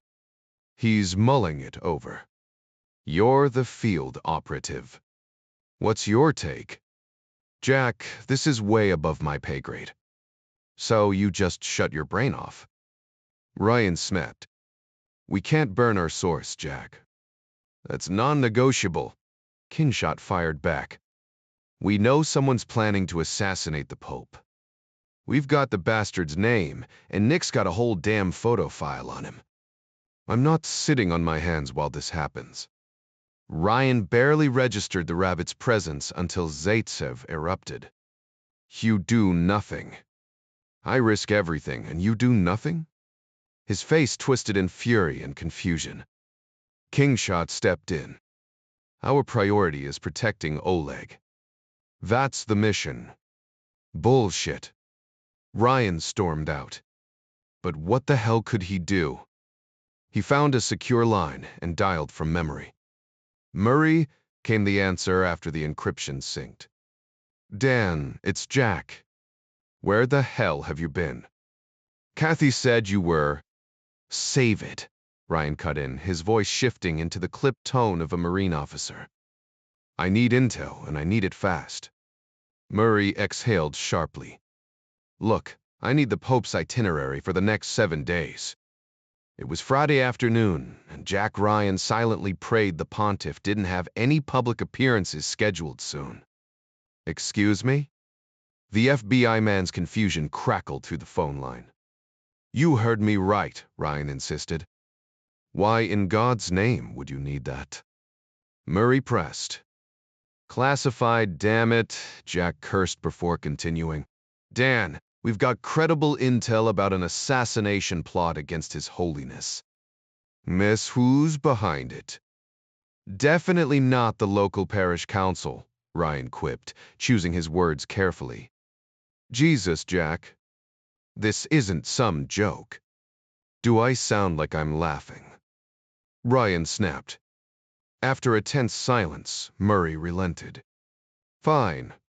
Shipley sibboy tatbo. Let me make some calls. How much can I disclose? That question made Ryan pause mid-step. Think fast. Tell them you've got an American tourist visiting Rome who wants to catch a glimpse of the Pope. Just need the best times for public appearances. Simple enough? What's the CIA's position on this? Murray probed. Right now, Dan, I couldn't care less about Langley's opinion. Just get me that schedule. I'll call back in 60 minutes. The line went dead, and Ryan exhaled. He trusted Murray. Both were Boston College alumni, products of Jesuit education, and that shared background meant loyalty when it counted. Back in the library, Kingshot raised an eyebrow. Who'd you just call? Dan Murray at the embassy. FBI legal attaché. You know him. Ah, the legate. So what did you ask for? The Pope's calendar. Watch Kingshot frowned. But we don't have confirmation yet. Does that reassure you, Al? Ryan countered smoothly. You didn't expose our source. You think I'd be that reckless? The British spook conceded the point with a tight nod.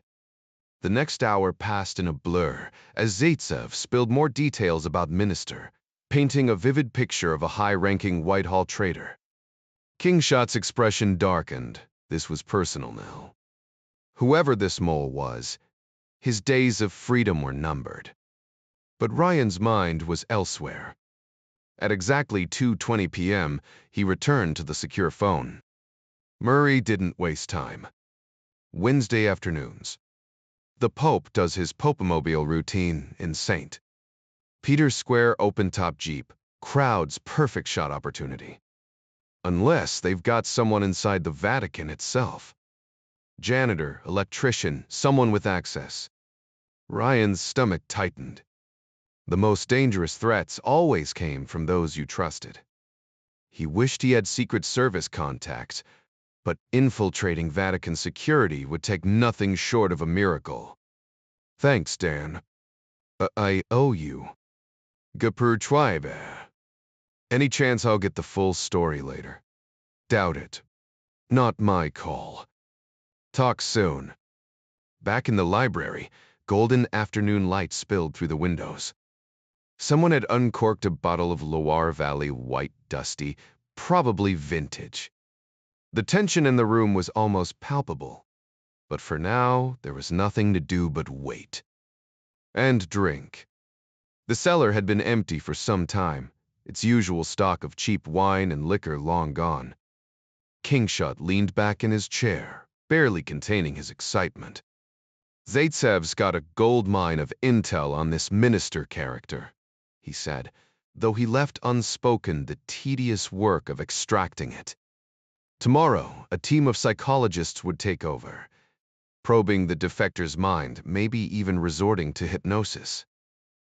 Ryan wasn't sure how effective that was. Some cops swore by it, while defense attorneys treated it like voodoo.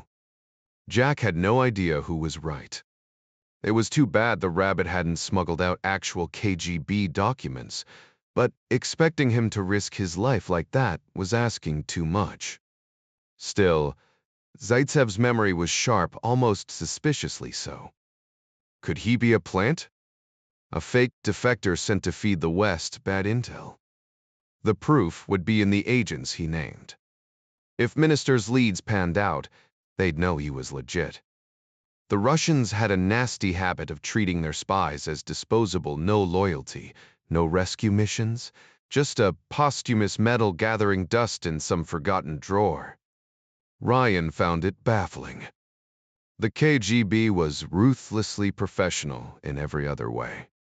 Didn't they realize loyalty bred loyalty? Maybe Soviet ideology just overrode common sense. By 4 a.m., Langley would be buzzing. Jack turned back to Zaitsev. Oleg Ivanovich, any chance the KGB can break our secure phone lines? The Russian shook his head. I doubt it. We have an asset in Washington codenamed Cricket tasked with gathering intel on your stew systems, but so far, nothing. Frankly, we assume you're listening to our calls, so we avoid them for anything important. Ryan stepped into the next room and dialed a memorized number.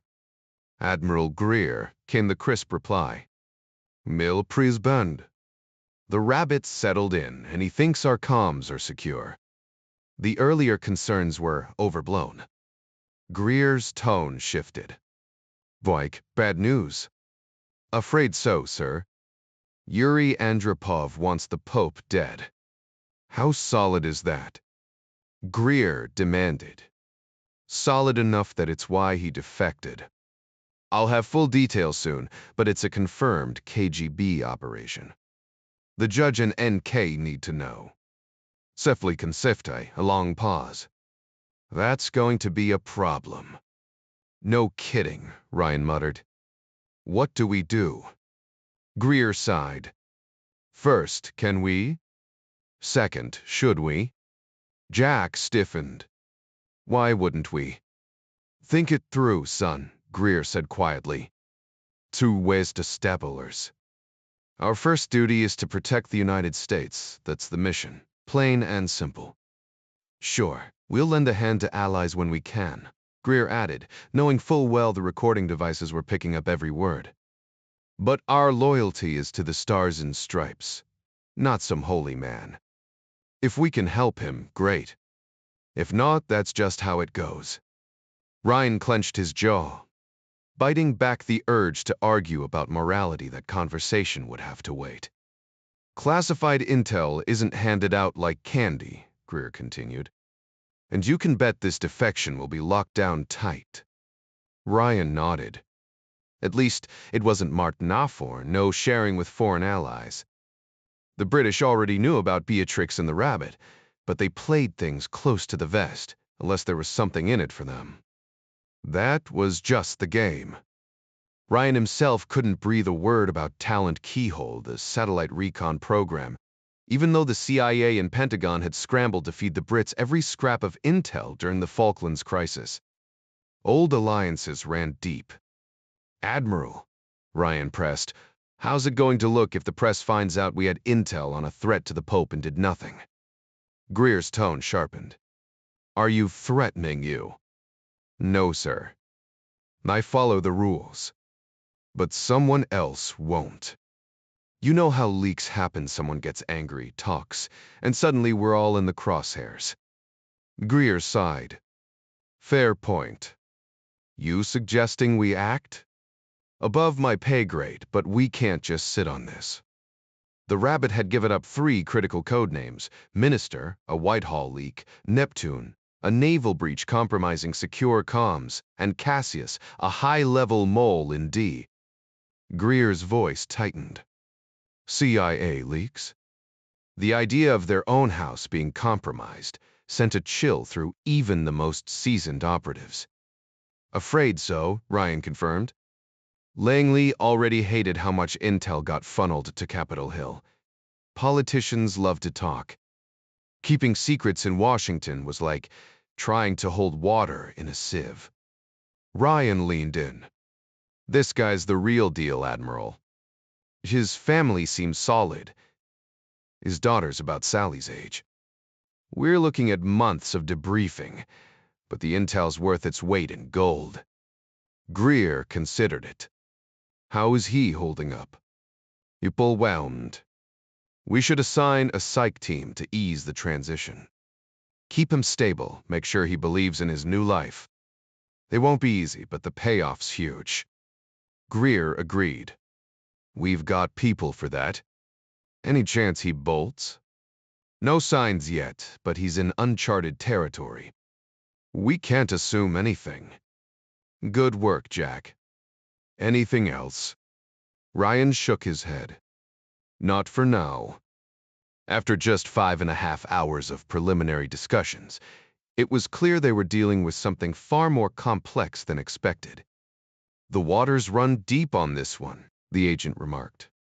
Meanwhile, Arthur was already on the line with Basil, and plans were set in motion to relay the latest intel.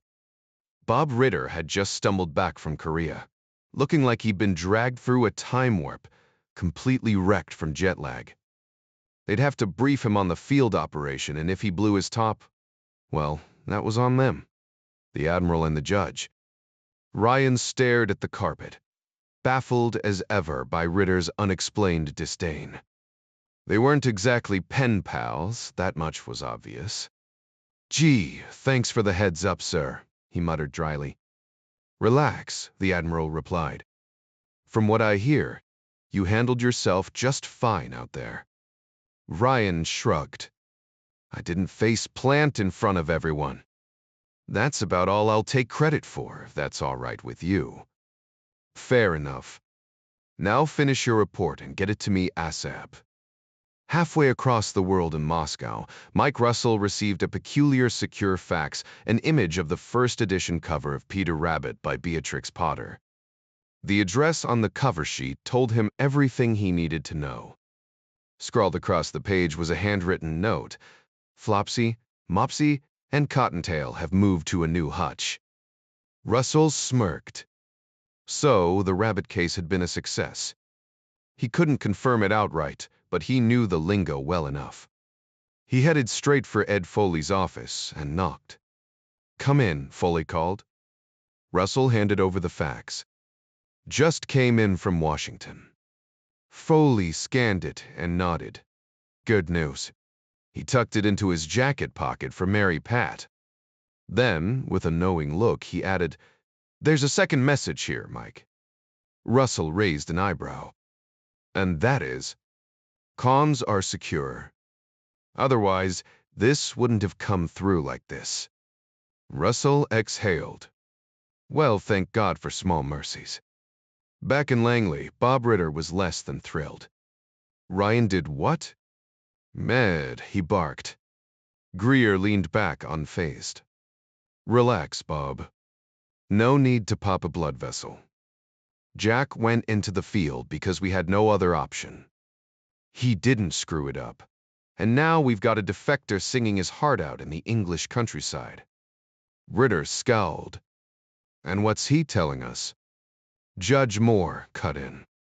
For starters, Andropov wants the Pope dead. Ritter's head snapped up. You're serious? Dead serious. That's what made our rabbit bolt. Guy's got a conscience, apparently. Ritter exhaled sharply. Nay, can tell. What else? Defector's name is Oleg Zaitsev, senior watch officer, in the center's comms. Their version of Mercury. Ritter's eyes widened. You're kidding me. Moore chuckled. Sometimes you hit the jackpot, Bob. Ritter rubbed his temples. And Ivan doesn't know he's gone? Thanks to Ed and Mary Pat. They pulled it off flawlessly. Ritter shook his head. All while I was out of town. Unbelievable. Greer smirked. Plenty of commendations to go around, including one for Jack. Ritter grunted. Mo commenter, fine. Anything else? Aside from the Pope plot, 2 code names Neptune, likely Navy, and Cassius, probably on the hill. More intel's coming. Greer glanced at his watch. Speaking of which, I just got off the phone with Ryan. The young analyst couldn't contain his enthusiasm about their new asset, raving about the man's vast expertise and claiming there were literal fortunes to be mined from his intel, just like striking gold in them hills, as the kid put it. Ryan's reputation for spotting valuable intelligence was well earned. Moore mused aloud. Ritter scowled, his voice dripping with bureaucratic skepticism. Great. We'll put him in charge of analysis, but let's not pretend he's field material. The director of Central Intelligence cut in with unexpected humor. Bob, the man delivered results. Since when do we penalize success? Moore felt the situation demanded his judicial gravitas, that commanding presence he'd honed during his years on the bench. Very well, Arthur. Should I draft the commendation myself?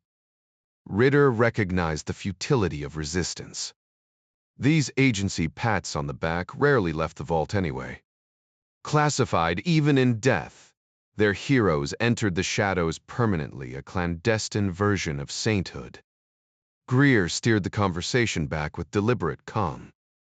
Now that we've handled the paperwork, gentlemen, perhaps we could address the alleged plot against His Holiness? Ritter leaned forward. How credible is this intel? Greer exhaled. Basil's convinced it warrants attention. But we need direct contact with Rabbit to assess the real risk to our Polish connection. Moore dismissed the idea of an immediate presidential briefing. He's buried in Capitol Hill negotiations today, then flying to California. Oregon and Colorado speeches fill his weekend. Earliest I can get him is Tuesday at 4. While protocol allowed emergency access, Moore knew better than to sound alarms before verifying facts face-to-face with their source. The president had a habit of demanding personal debriefs anyway. Ritter rattled off Rome Station's roster when prompted. Chief Nolfi, nearing retirement, his wife enamored with Italian sunsets, a mixed team of NATO-focused operatives. But he cautioned against premature alerts. We need strategy before mobilization. And how do we share this without burning our source? If we've gone dark on Rabbit's defection, broadcasting his intel defeats the purpose. Meanwhile, Ryan nursed his 3rd glass of wine in Manchester, voicing the eternal dilemma. Either we use the intel and risk exposure, or we hoard it and render it useless. He smirked, tapping his glass. There's actually a manual for this double-edged secrets. Jasper Holmes, Navy Intel during WEIR, wrote the playbook on operational tradecraft. Kingshot filed away the title for later. Outside, Zaitsev's family enjoyed the manicured lawn under watchful eyes. Mrs. Thompson's shopping invitation dangled as both carrot and necessity their suite, though bugged with even bathroom white noise generators. Couldn't replace genuine morale maintenance. Ryan's voice turned wry. Whatever the enemy's cooking up, they'll need time to preheat the oven. The unspoken truth lingered. In their world, time was both ally and executioner. The bureaucracies over there make ours look efficient by comparison, Ryan remarked with a dry chuckle. Even the KGB, ow. Yuri Andropov isn't exactly famous for his patience, remember Budapest in '56. The Russians didn't hesitate when they saw a threat. The Kingshot nodded. Back then, it was their whole system at stake. Ryan leaned forward, his voice sharpening. And the Pope isn't a threat? Come on, Al. Every Wednesday, he's out in the open, waving to crowds in St. Peter's Square like he's daring someone to take a shot. A decent marksman could drop him from pistol range. Easy. He took a slow sip of his wine, the crisp French white doing little to ease his tension. Kingshot exhaled, rubbing his temple. You're overthinking it. A rifle's too obvious, and a pistol at close range. That's messy. Ryan shot back, tell that to Trotsky's ice axe. Or that Bulgarian assassin Strokov. You called him an expert. Ever seen a Marine at Quantico write his name with a Safaketh 2 square 50 feet? Some people are just that good. The memory flickered the gunny's steady hand, the perfect loops of ink on paper but with bullets. Jack set his glass down harder than intended. I'd sleep better if the Pope wore Kevlar under those robes. But he knew better. Men like that didn't fear death, not like regular people. It wasn't arrogance, it was faith. A part of him envied that. Kingshot drummed his fingers. Even if we spot Strokov in the crowd, what then? He could have hired a shooter. Brew crowds are chaos. Ryan's laugh was brittle. Suppressor on the gun, noise down, eyes on the target. Nobody looks sideways when the show starts. The room felt suddenly smaller. We're spinning our wheels, Al. Finding excuses to do nothing. Johnson had it right, inaction's the easiest choice. Ryan's voice dropped. But letting them kill him. Just sitting here with our wine. Kingshot's reply was measured. We don't go in blind. Operations need planning, professionals, orders. Across the Atlantic, C stood in the Prime Minister's office, delivering the same warning with clipped precision. We have credible intelligence the KGB intends to assassinate the Pope. She barely glanced up from her papers. Your source? Operation Beatrix. The asset's secure and the details check out. Her silence was heavier than any objection. The operation was executed flawlessly, leaving the Soviets convinced their man was gone for good. The defector, currently stashed in a secure location near Manchester, had become Britain's most valuable asset. Have we informed the Americans? The Prime Minister asked. Basil confirmed they had, after all. Oleg, as the defector was known, had originally been their target. Plans were already in motion to transfer him to you. Custody within the week. I've already briefed Arthur Moore at the CIA, Basil added. He'll likely update the president soon.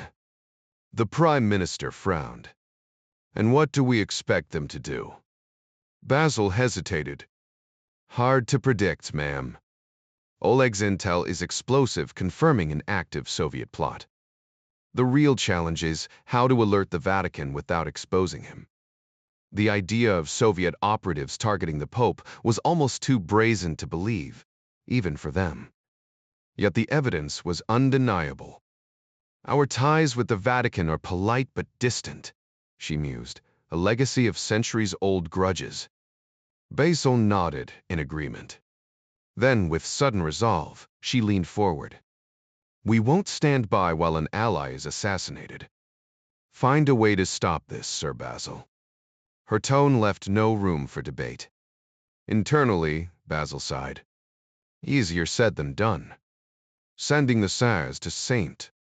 Peter's Square wasn't exactly subtle. But arguing wasn't an option, not here, not with her.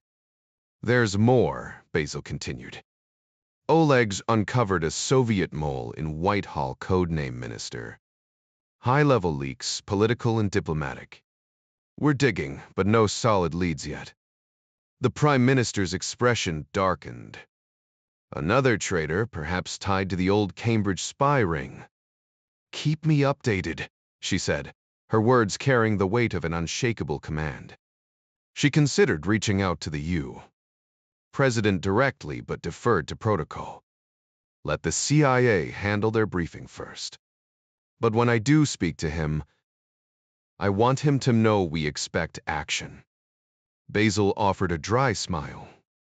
I doubt he'll take this lightly, Prime Minister. She nodded. Neither would she. He's a solid guy, the Prime Minister remarked, though the full extent of America's behind-the-scenes role in the Falkland Islands conflict wouldn't be public knowledge for decades. Maintaining diplomatic ties with South America was crucial, after all. Still, the PM wasn't the type to overlook assistance, whether discreet or overt. Operation Beatrix, everything went smoothly? No pressed. Impeccably executed, ma'am, Charleston confirmed. Our team followed protocol to the letter. See that those involved are properly taken care of, she instructed. Absolutely, he replied. With a nod, she dismissed him. Thank you for stopping by, Sir Basil. Always a pleasure, Prime Minister. As Charleston left, he couldn't help but think Ryan would have called her a real force of nature, and she was. But the drive back to Century House was tense, his mind racing over the next operation. What exactly would it entail? Then again, untangling such puzzles was precisely why he earned the big bucks. Meanwhile, Jack Ryan picked up the phone, hearing Kathy's voice instantly. Hey, sweetheart. Where are you? Can't say exactly, but I'm back in England, he admitted. That thing I had to handle abroad.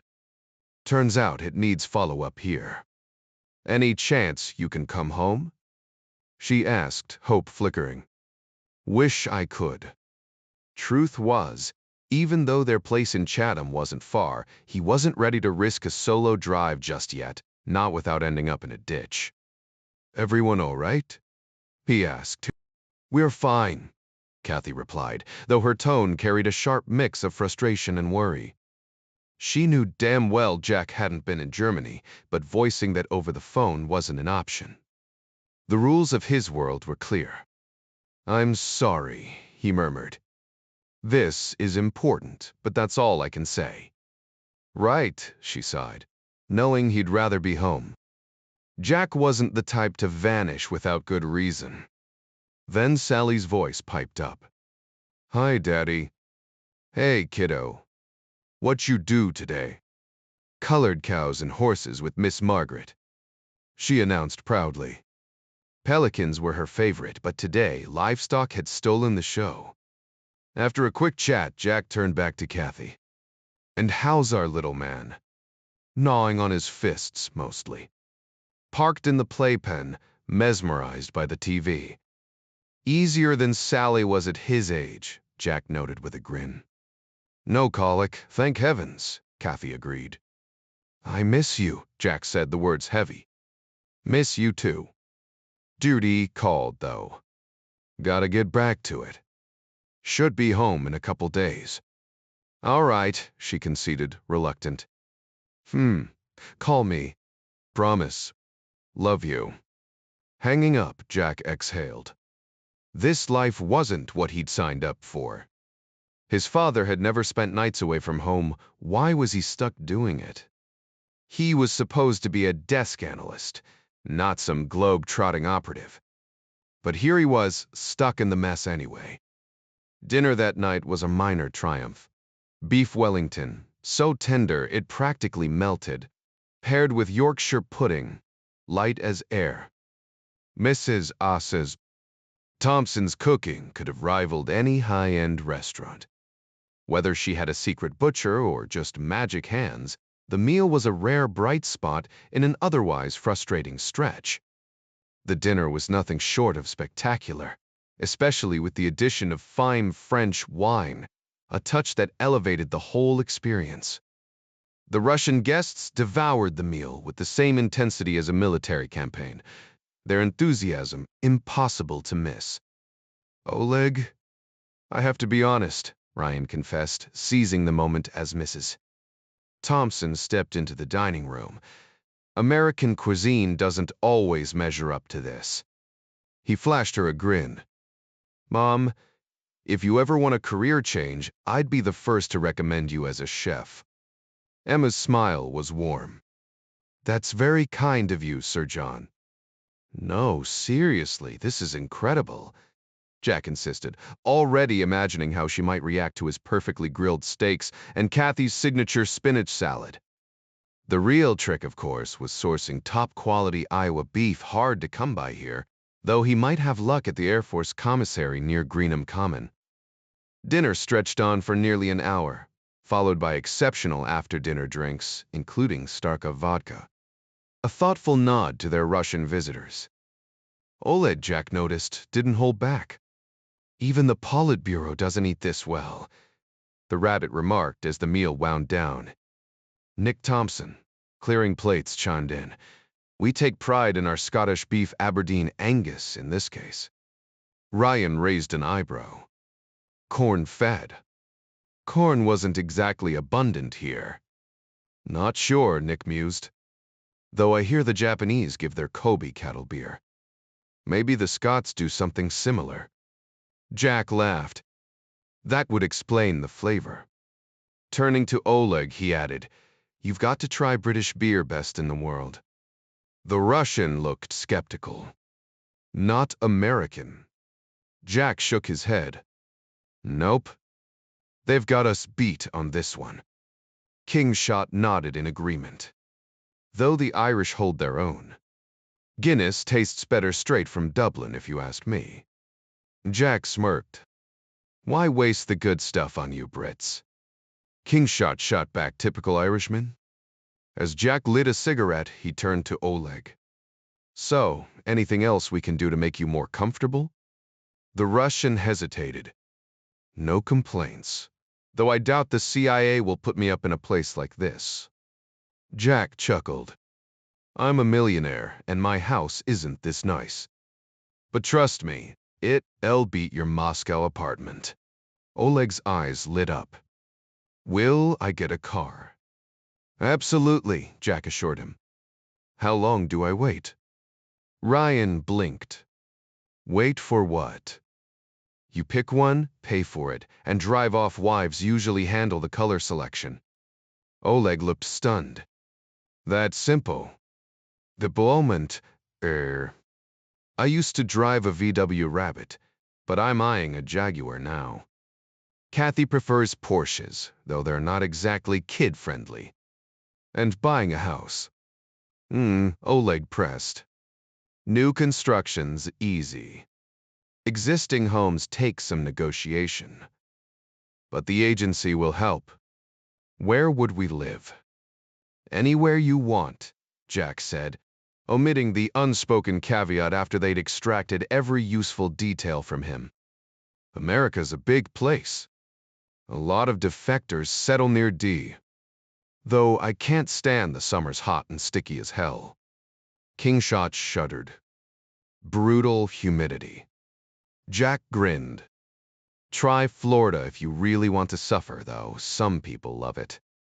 Oleg's final question came with genuine curiosity. And traveling? No papers. Jack almost laughed. For a KGB man, Oleg was surprisingly clueless. No papers, he confirmed. Just the open road. Kingshot handed Zaitsev a sleek black American Express card, watching the Soviet officer's bewildered expression as he turned it over in his hands. Think of it like magic money, use it now, pay later, he explained, suppressing a chuckle as the rabbit's eyebrows shot up. For a man raised on cash-only transactions under communist rule, the idea of borrowing from banks seemed downright reckless. Just remember, Kingshot added, swirling his whiskey, if you don't settle the bill by the due date, they'll come after you like the KGB chasing a defector. Zaitsev paled slightly, gripping the card like it might explode. Meanwhile, across town in his Belgravia residence, Sir Basil Charleston reclined in a leather armchair, the amber glow of Louis XII cognac catching the firelight. His longtime associate, Sir George Hendley Winchester alumnus, discreet government advisor, and keeper of more secrets than the Tower of London, leaned forward. The Pope, you say? Henley mused, tapping his cigar ash into a crystal tray. Bit tricky. Given we can't exactly ring up the Vatican and ask if they've spotted any hitmen lurking behind the altar. McCharleston smirked. Their intelligence network makes ours look like amateur hour. Confessionals. Perfect for swapping state secrets. Cardinals. Better informants than half our field agents. During the war, we had Dieter Mansdorf, a German archbishop, feeding us Nazi secrets while Hitler toasted his health at banquets. He paused, savoring the irony. The man even handed us his cipher book. These days, Kalk still picks up whispers now and then. Hendley frowned. You're certain the Vatican hasn't already caught wind of this Bulgarian operative, Strokov? Hand-delivered orders? No electronic trails, Charleston said, his tone turning grim. Same chap who poisoned Markov with that umbrella tip near our headquarters. A professional through and through. He swirled his drink, ice clinking. Photos show him bolting from Heathrow to Paris like the devil was on his heels. Alfish det ta. I think not. Hendley exhaled a smoke ring. Thin leads, Basil. Dangerously thin. Welcome to espionage, old boy, Charleston replied dryly, where the only certainty is that someone, somewhere, is lying to you. How many risks do these operatives really take? Looking back, it's astonishing that Scotland Yard even got a lead on him. You believe he could be in Italy, Charleston stated flatly, not bothering to phrase it as a question. It's plausible, but who do we inform? Muse diplime, mused. The Italians have limited criminal jurisdiction there. The Lateran Treaty grants them some authority, but the Vatican can override it, Charleston clarified, having dug into the legal nuances. The Swiss guards handle Vatican security competent, but undermanned due to bureaucratic constraints.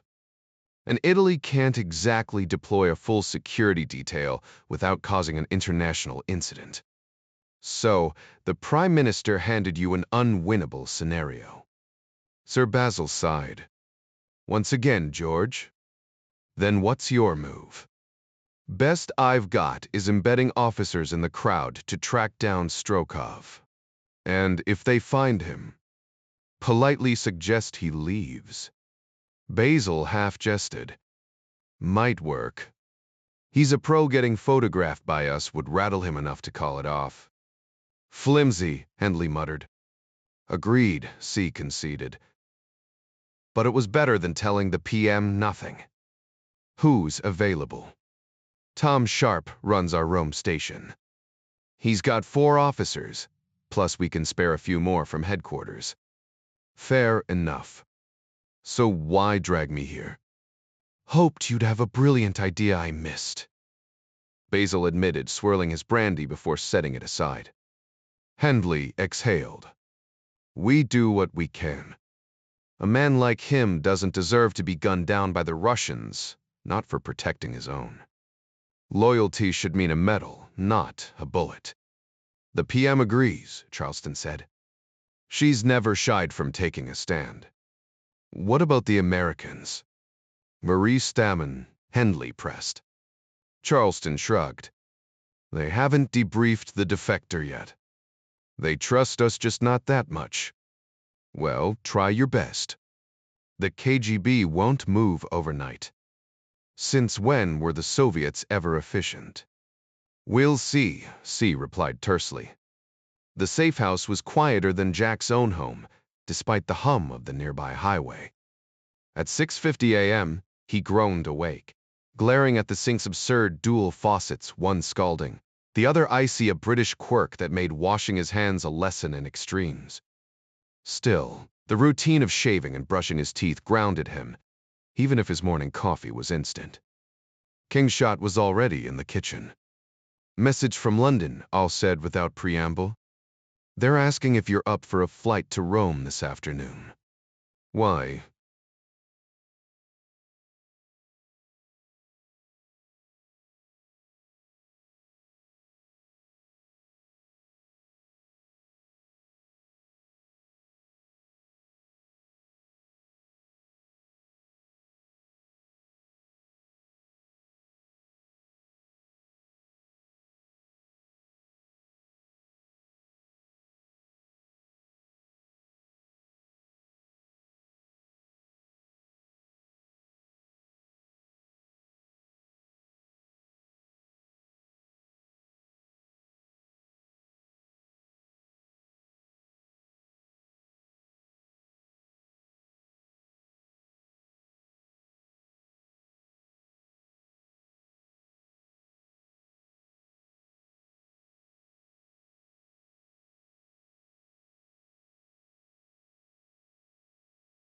Sir Basil's sending a team to the Vatican. Figured you'd want an it's your op after all. Jack didn't hesitate. Tell him yes. When's the flight? Then he caught himself. Impetuous again. Known from Heathrow. You've got time to grab a change of clothes. Transport? Nick's driving you. What do I tell Zaitsev? Millie Turner. The truth. Might make him feel useful. Defectors always clung to relevance. An hour later, Jack and Thompson were on the road, luggage stowed in the trunk. This side Sev, Nick remarked. Seems like a big fish. Damn right, Jack said. Guy's a walking intel goldmine. They were going to handle him like a vault full of precious metals. Appreciate the CIA letting us have this chat, Jack remarked. Would have been downright rude not to your team pulled him out for us, and the way you covered his defection was impressive. Jack held back, careful not to overstep.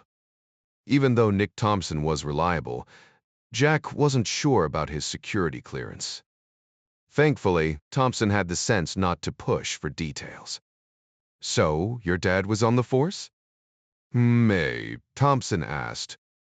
Detective, yeah. Mostly homicides. Put in over 20 years before retiring as a lieutenant. He always said captains got stuck pushing papers, and that wasn't his style. He preferred locking up criminals and shipping them off to the big house. The what? Prison. Maryland State Penitentiary, this grim, gothic monstrosity near Jones Falls. Inmates nicknamed it Frankenstein's Castle.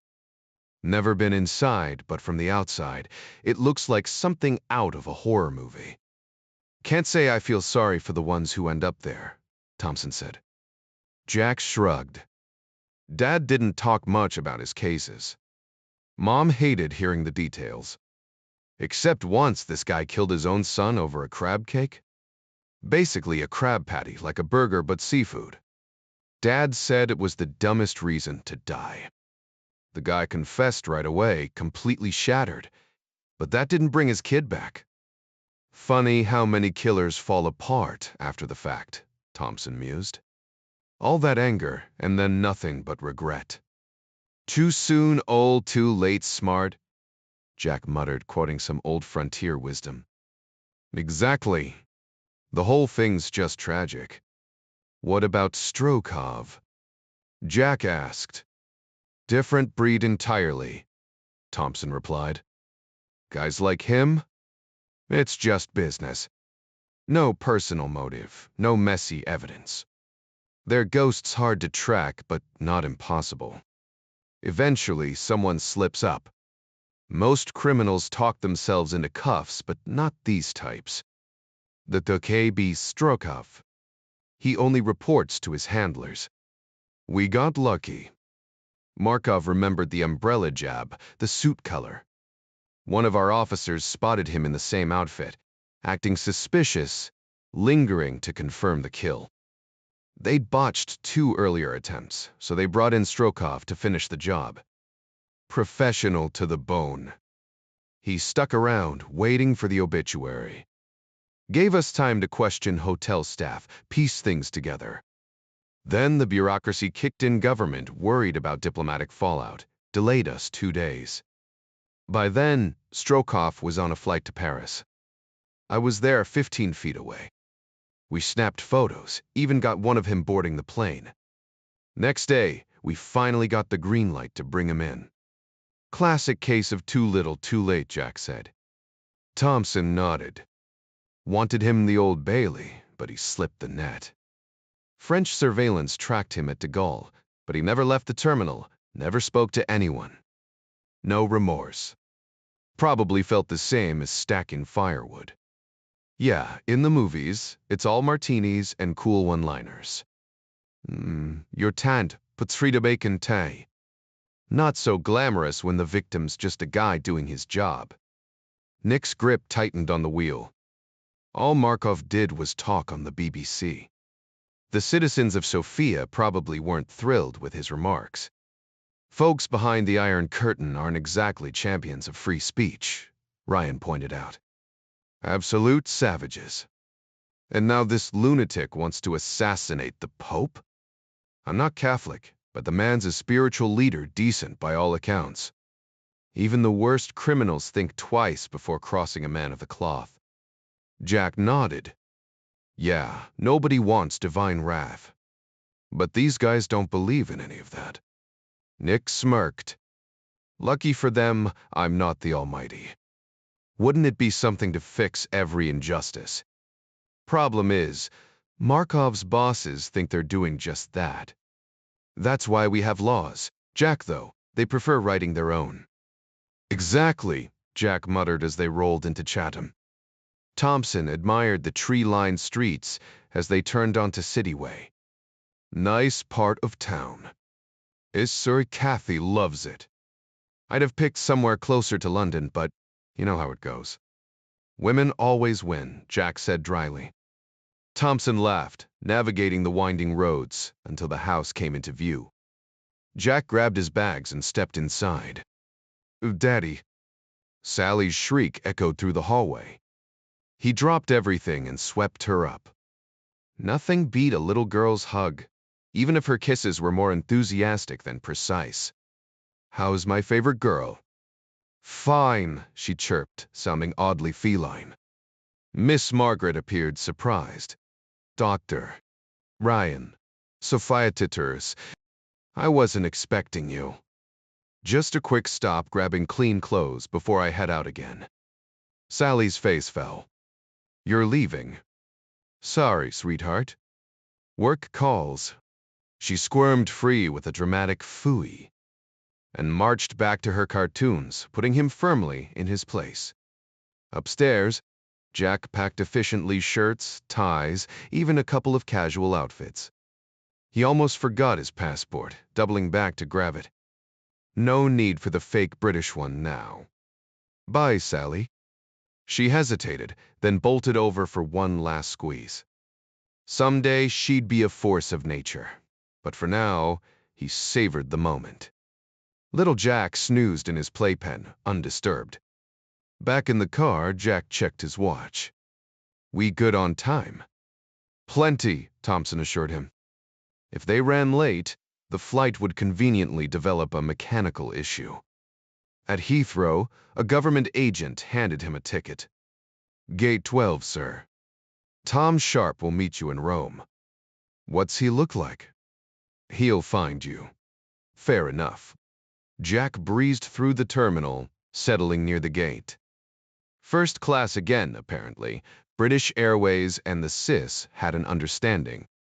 Now, if only the flight didn't kill him.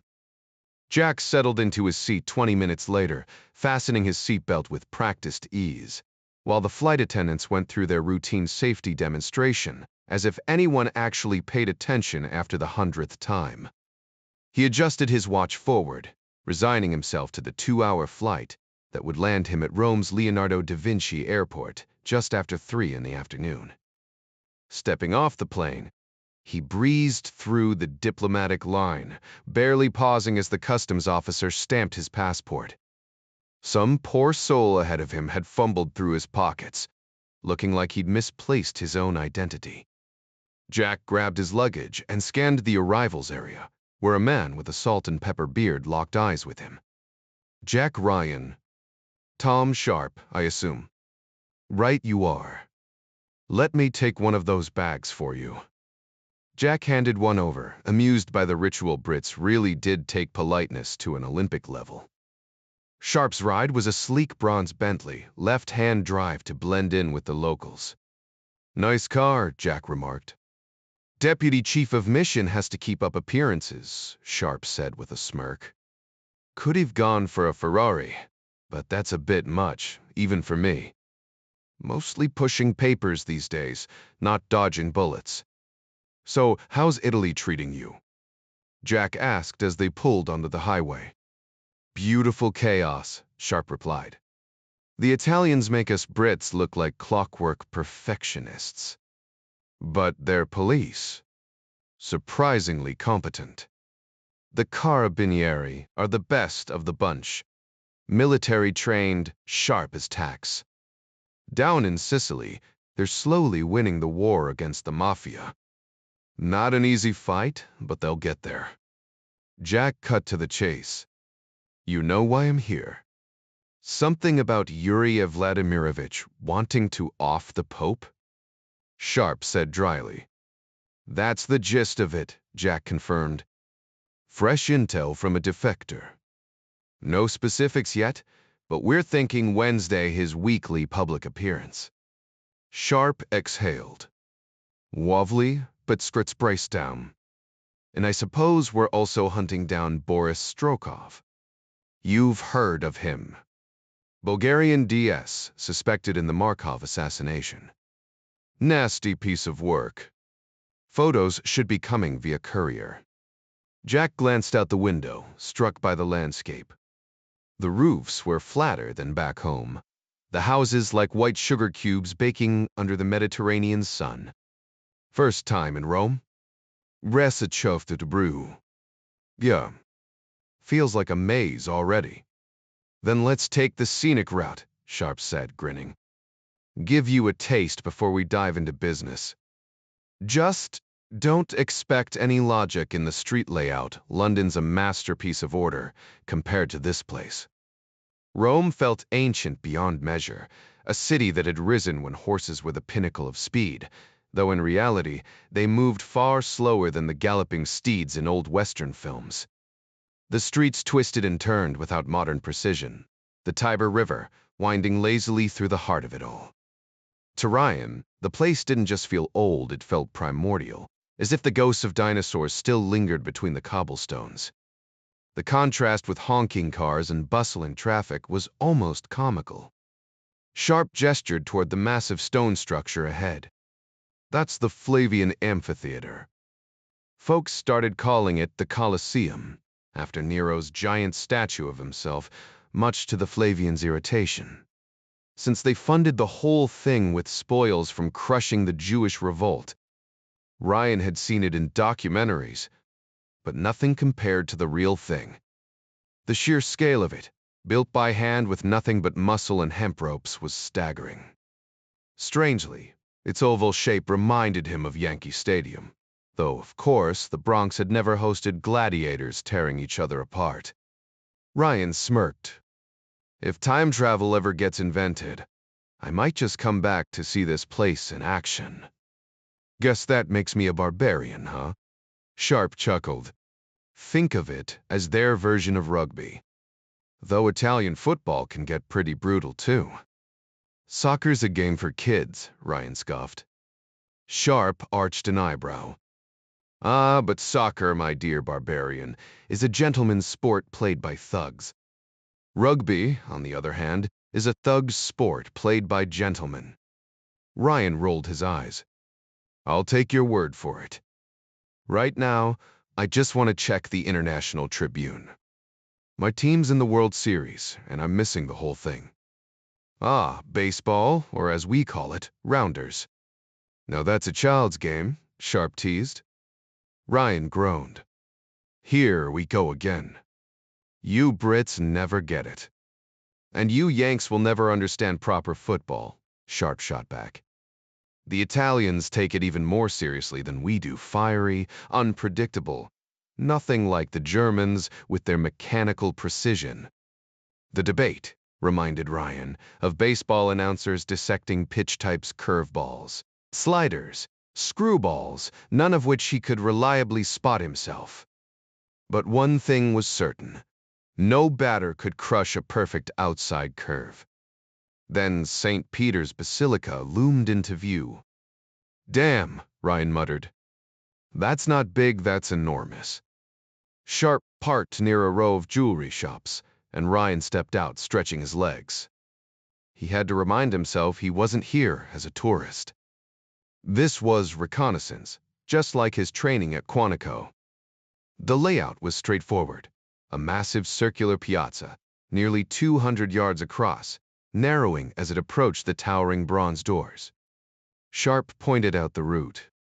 When he sees the crowd, he hops into that Jeep golf cart hybrid of his, follows a cleared path right here, loops around and comes back. Takes about 20 minutes. Give or take depends on how many hands he shakes. Not that I'd compare him to a politician. He's a good man, this Pope. Survived Nazis, communists never wavered once. Ryan smirked. Sounds like he enjoys riding the tip of the spear.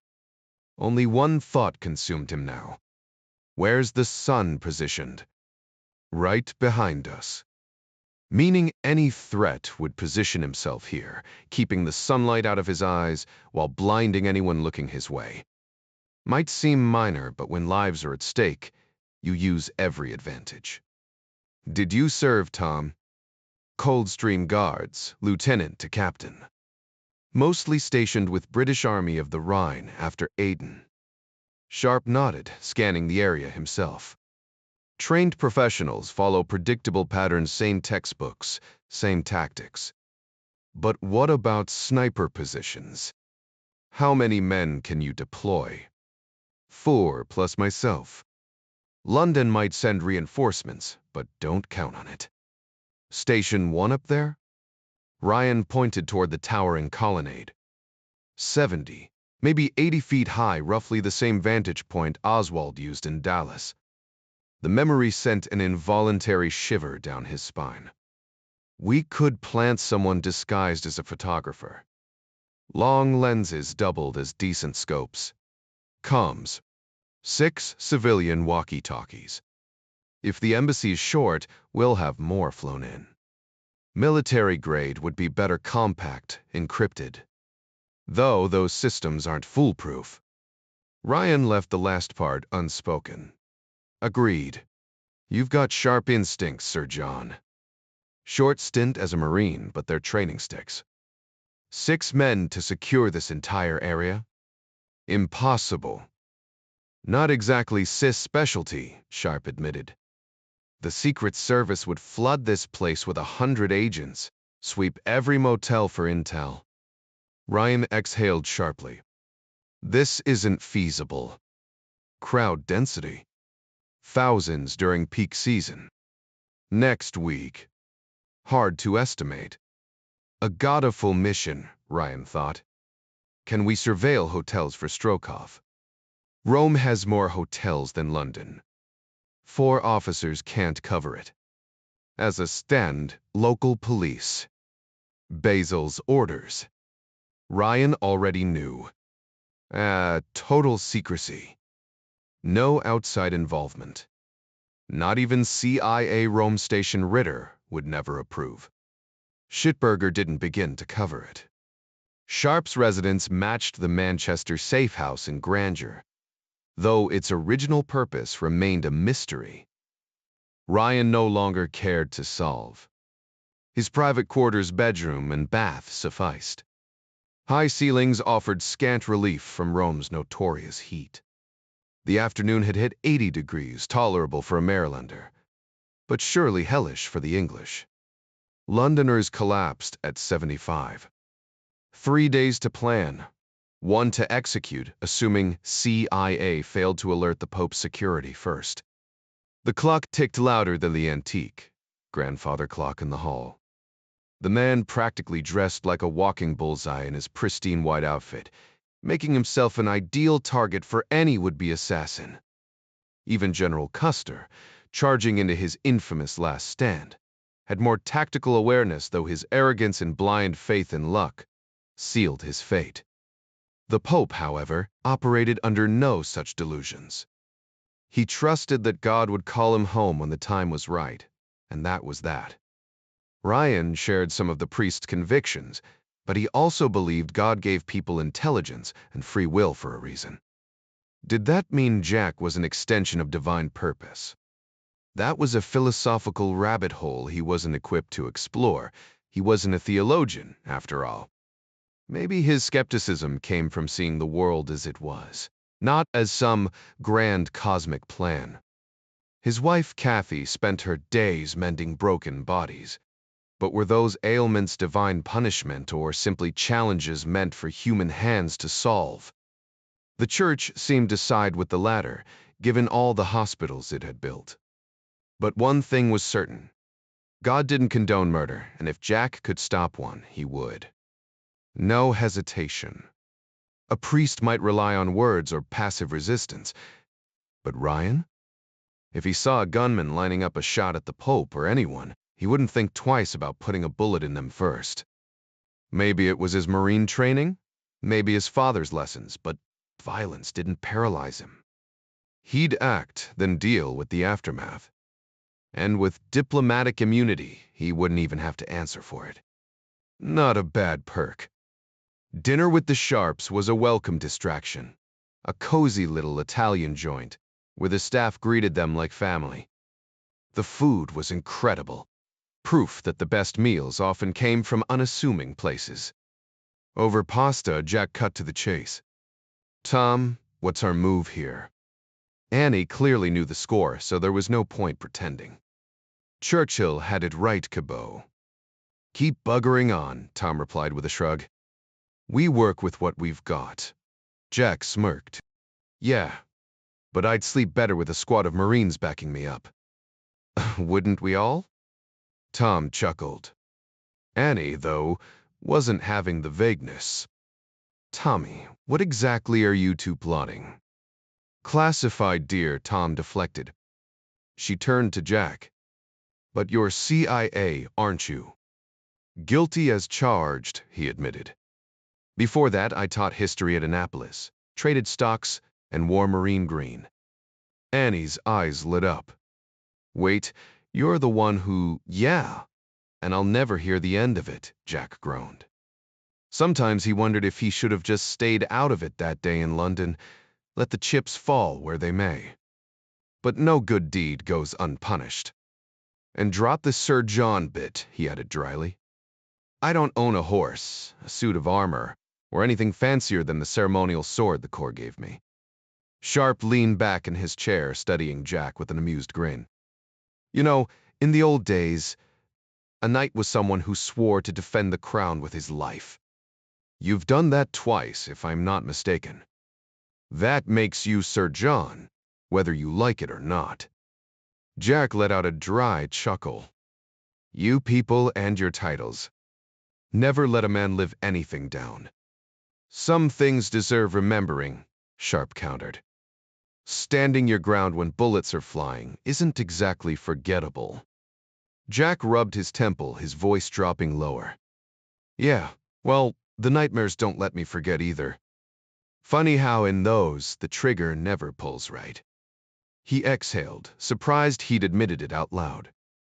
So, what's the plan for tomorrow? Sharp checked his watch. I've got embassy business in the morning. Why don't you do some recon, and we'll meet up for lunch? Sounds good. The Zborman. Where? Inside St. Peter's Basilica, Michelangelo's Pia, to the right. 1:15 sharp. Jack nodded. Got it. Meanwhile, across the city, Alan Kingshot sat across from the Rabbit, watching the man finally unwind after hours of debriefing. The intel he'd provided on Soviet operations in Britain had left their team practically giddy. Kingshot smirked into his drink. Ryan had underestimated this guy. He wasn't just valuable, he was a walking treasure trove. Zitsev, for his part, was adjusting nicely. His daughter had spent the afternoon glued to Looney Tunes, cackling at the Roadrunner's antics, while his wife, Irina, had rediscovered her passion for music, her fingers stumbling but determined over the grand piano in the house's music room. Mrs. Thompson watched with quiet admiration, impressed by the woman's resilience. Kingshot sipped his whiskey, satisfied. These weren't just defectors, they were survivors, cultured people slipping into their new lives like well-tailored suits. Back in Virginia, CIA Director Moore lounged in his study, relaying Basil's latest update to Greer and Ritter. Our source is singing like a bird on caffeine, he said dryly. Basil thinks he'll give us more than we can handle. Ritter scoffed. I'd like to see him try. Greer tapped his fingers on the armrest. When's he arriving? Dad, Thursday. I've arranged a VIP flight, no sense cutting corners. Moore smirked. Basil's also tipped off his Rome team, just in case the KGB moves faster than expected on their little papal problem. Ritter waved a hand. They're not that quick. Don't bet on it, Greer warned. Andropov isn't known for sitting around. Moore leaned forward. What about the Bulgarian angle? Strokov, Ritter confirmed. Same guy who took out Markov in London. Professional, patient, not the type to go guns blazing at high noon. Moore sighed. Which means we're still stuck on how to warn the Vatican without tipping our hand. Should we reach out to the nuncio regarding this matter? The question had lingered in their minds, and now it demanded an answer. Giovanni Cardinal Sabatino, the Vatican's ambassador to the EU, was a seasoned diplomat with deep ties to the Pope and a reputation for wisdom that even State Department veterans respected. How do we approach him without exposing our source? Greer mused. We could claim a Bulgarian operative slipped up. Choose that cover story carefully. Ritter interrupted. The DS has a shadowy unit answering directly to their Politburo. They operate like ghosts, no paper trail, just whispers. This Strokov character, rumor has it he's one of them. Think of him as the communist version of a mob enforcer. Greer smirked. Or we could say their party leader blabbed to a mistress. The man has a few, from what I hear. The intelligence director had files on every world leader's indiscretions, and Bulgaria's chairman was no exception. Sure, leaking this might complicate lives, but the man drank enough to forget his own lies, let alone what he supposedly confessed in private. A convenient excuse, if not exactly noble. Sounds believable enough, Ritter conceded. When can we meet the nuncio? Moore asked. Midweek, maybe? Ritter suggested. Their schedules were packed.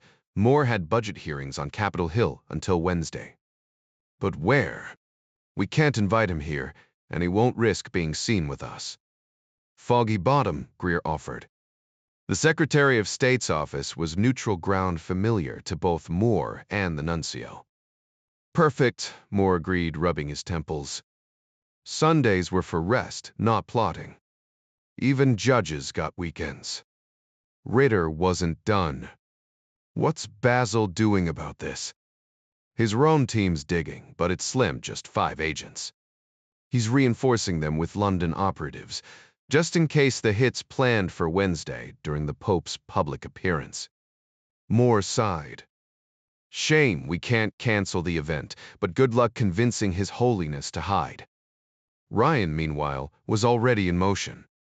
He woke at dawn, grabbed breakfast, and took a cab to see Pav. Moultrie Square.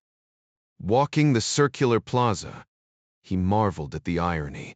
A sovereign state within Rome, where Latin still echoed.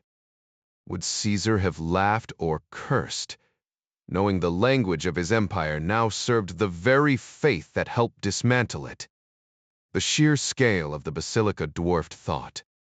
Built on the back of indulgences, it had sparked Luther's rebellion, a fact his childhood nuns condemned, though his Jesuit mentors saw it as history's messy pivot. Funny how the Reformation birthed the very order meant to crush it. But theology could wait. There were ghosts here, and none of them were talking. The grandeur of St. Peter's Basilica was beyond words a towering monument befitting the heart of the Catholic Church. Stepping inside, Jack was struck by the sheer scale of the space, which somehow felt even more immense than its exterior suggested.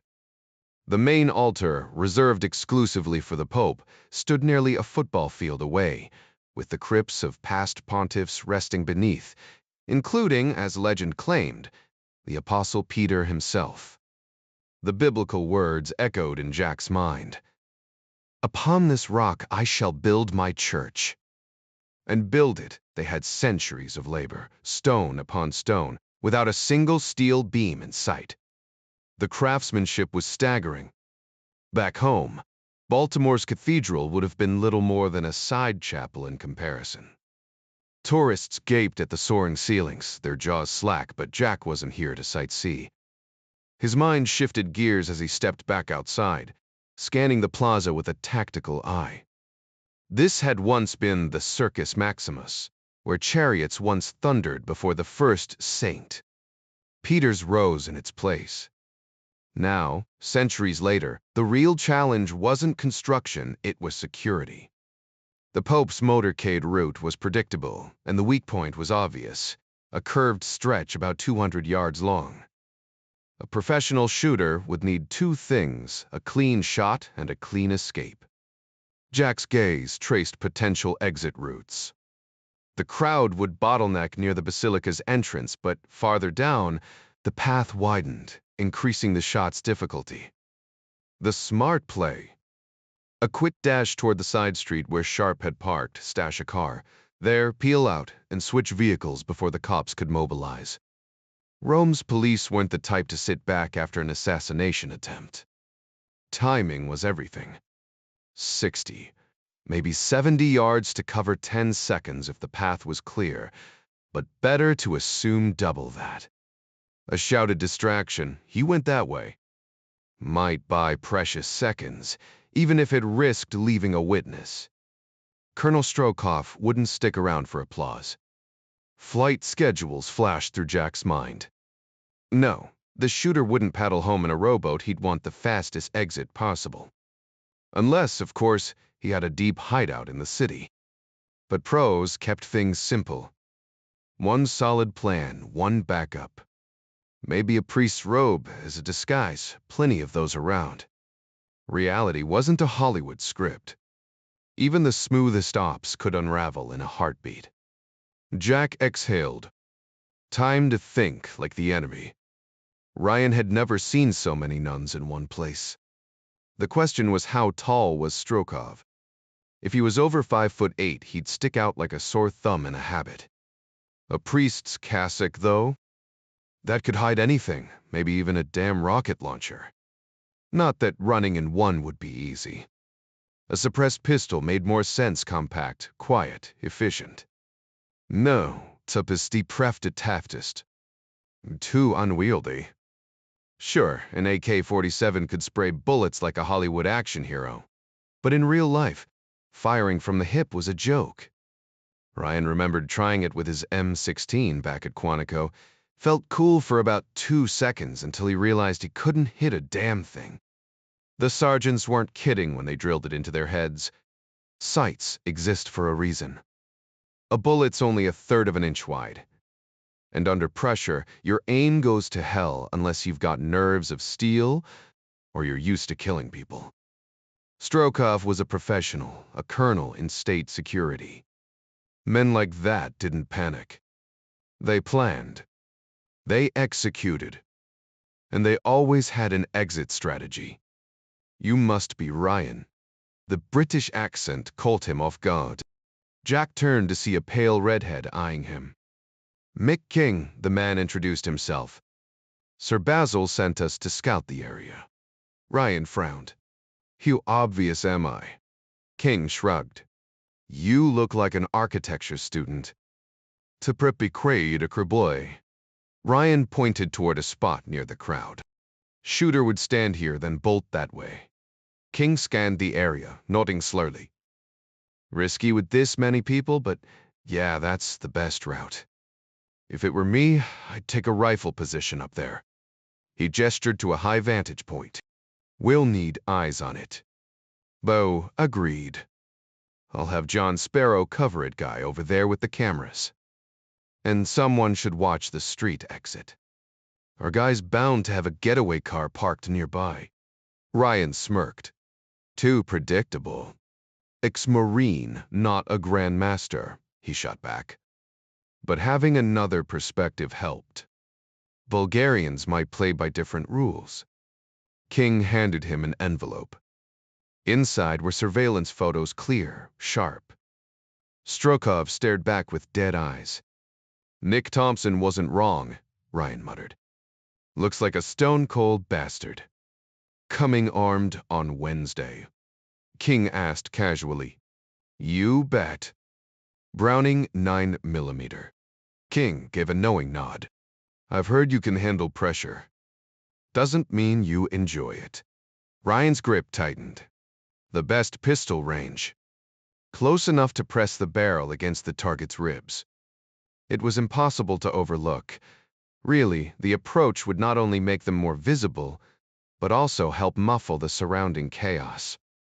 More importantly, it sent a clear message. Step out of line, and there would be consequences. For the next couple of hours, the team of 5 combed the plaza, yet no matter which direction they took, they kept circling back to the same spot. We'd need an army to secure this whole area properly, Mick King finally admitted, rubbing his temple. If you can't lock down every inch, you might as well pick a stronghold and own it.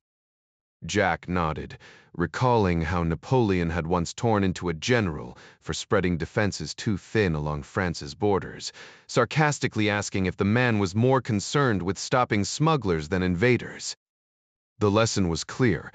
If you couldn't be everywhere, you had to bet on the right place and hope like hell your instincts were sharp. The real trick, drilled into him during his intel days, was getting inside your enemy's head. Anticipate their moves, and you could cut them off before they even made them.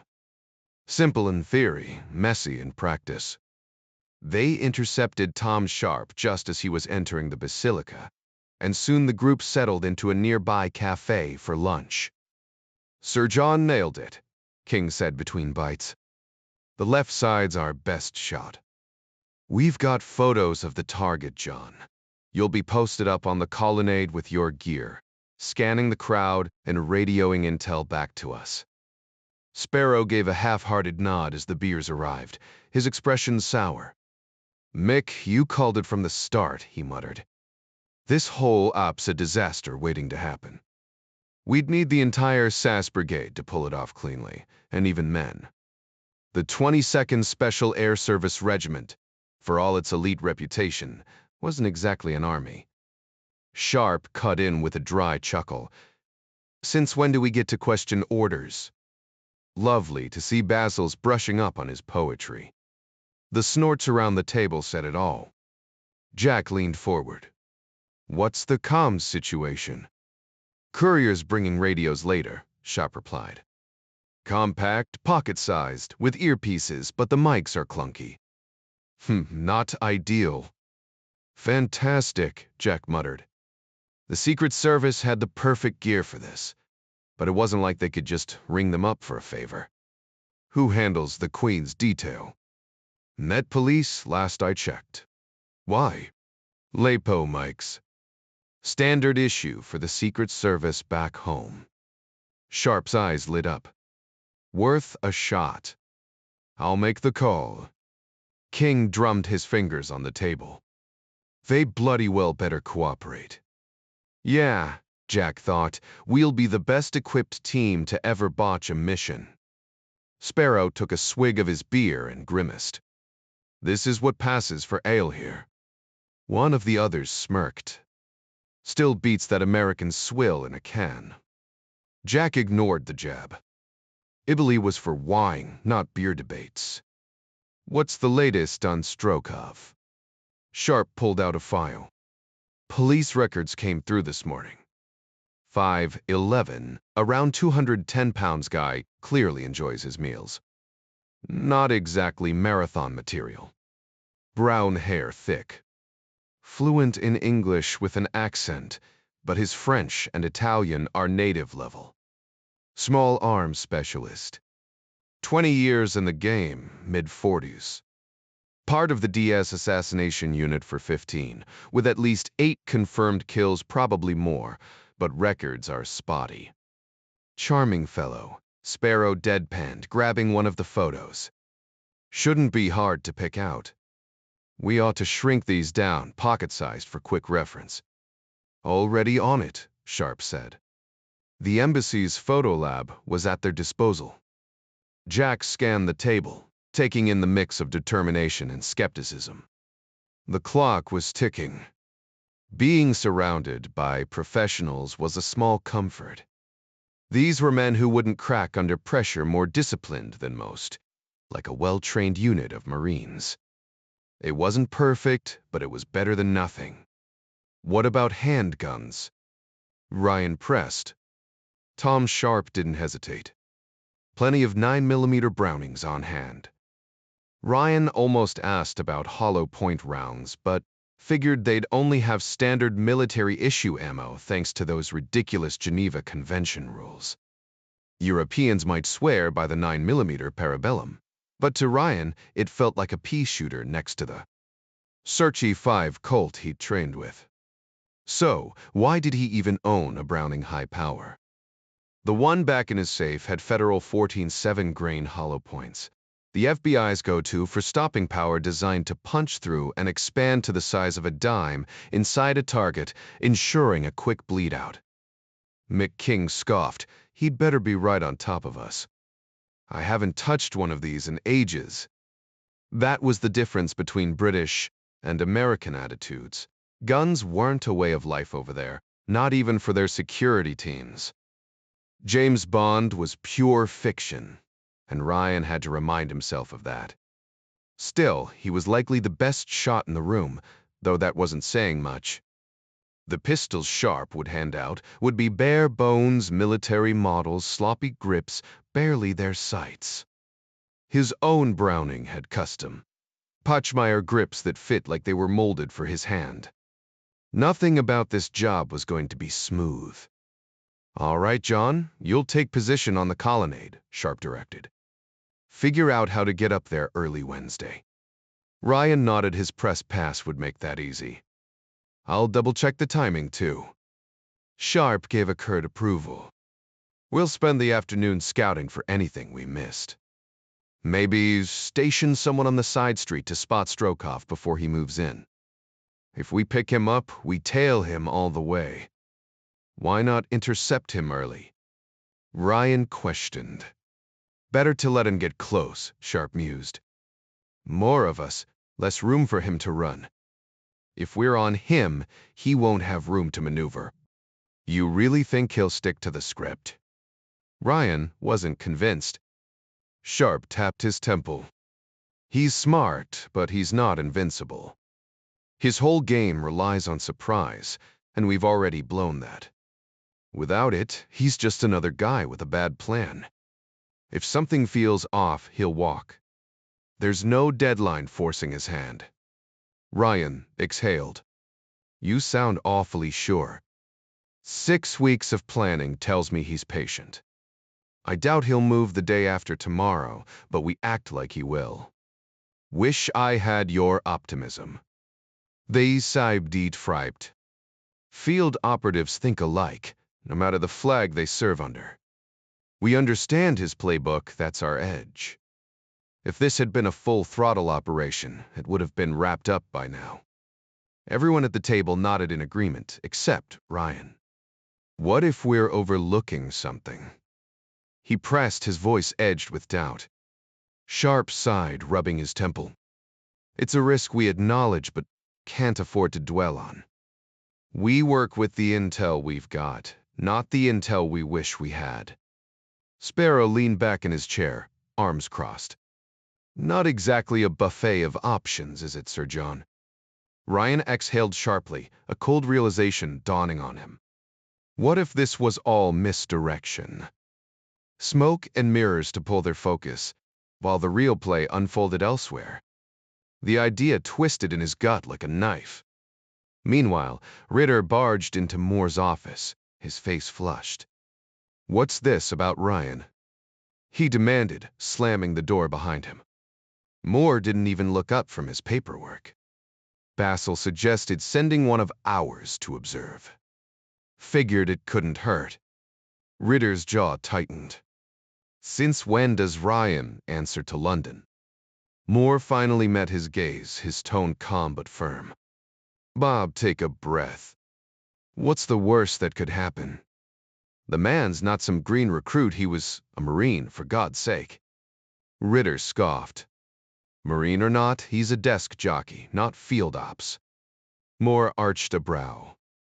You telling me Marines can't handle pressure? Or are you just pissed someone else is calling the shots?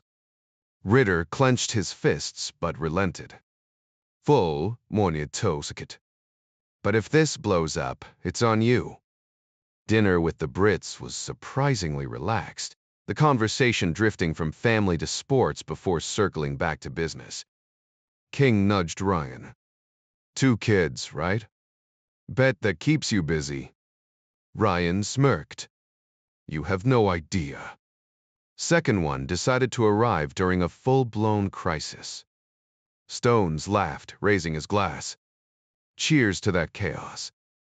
The mood shifted when Sparrow cut in. So, who's convinced the Bulgarians are gunning for the Pope? Ryan's expression darkened.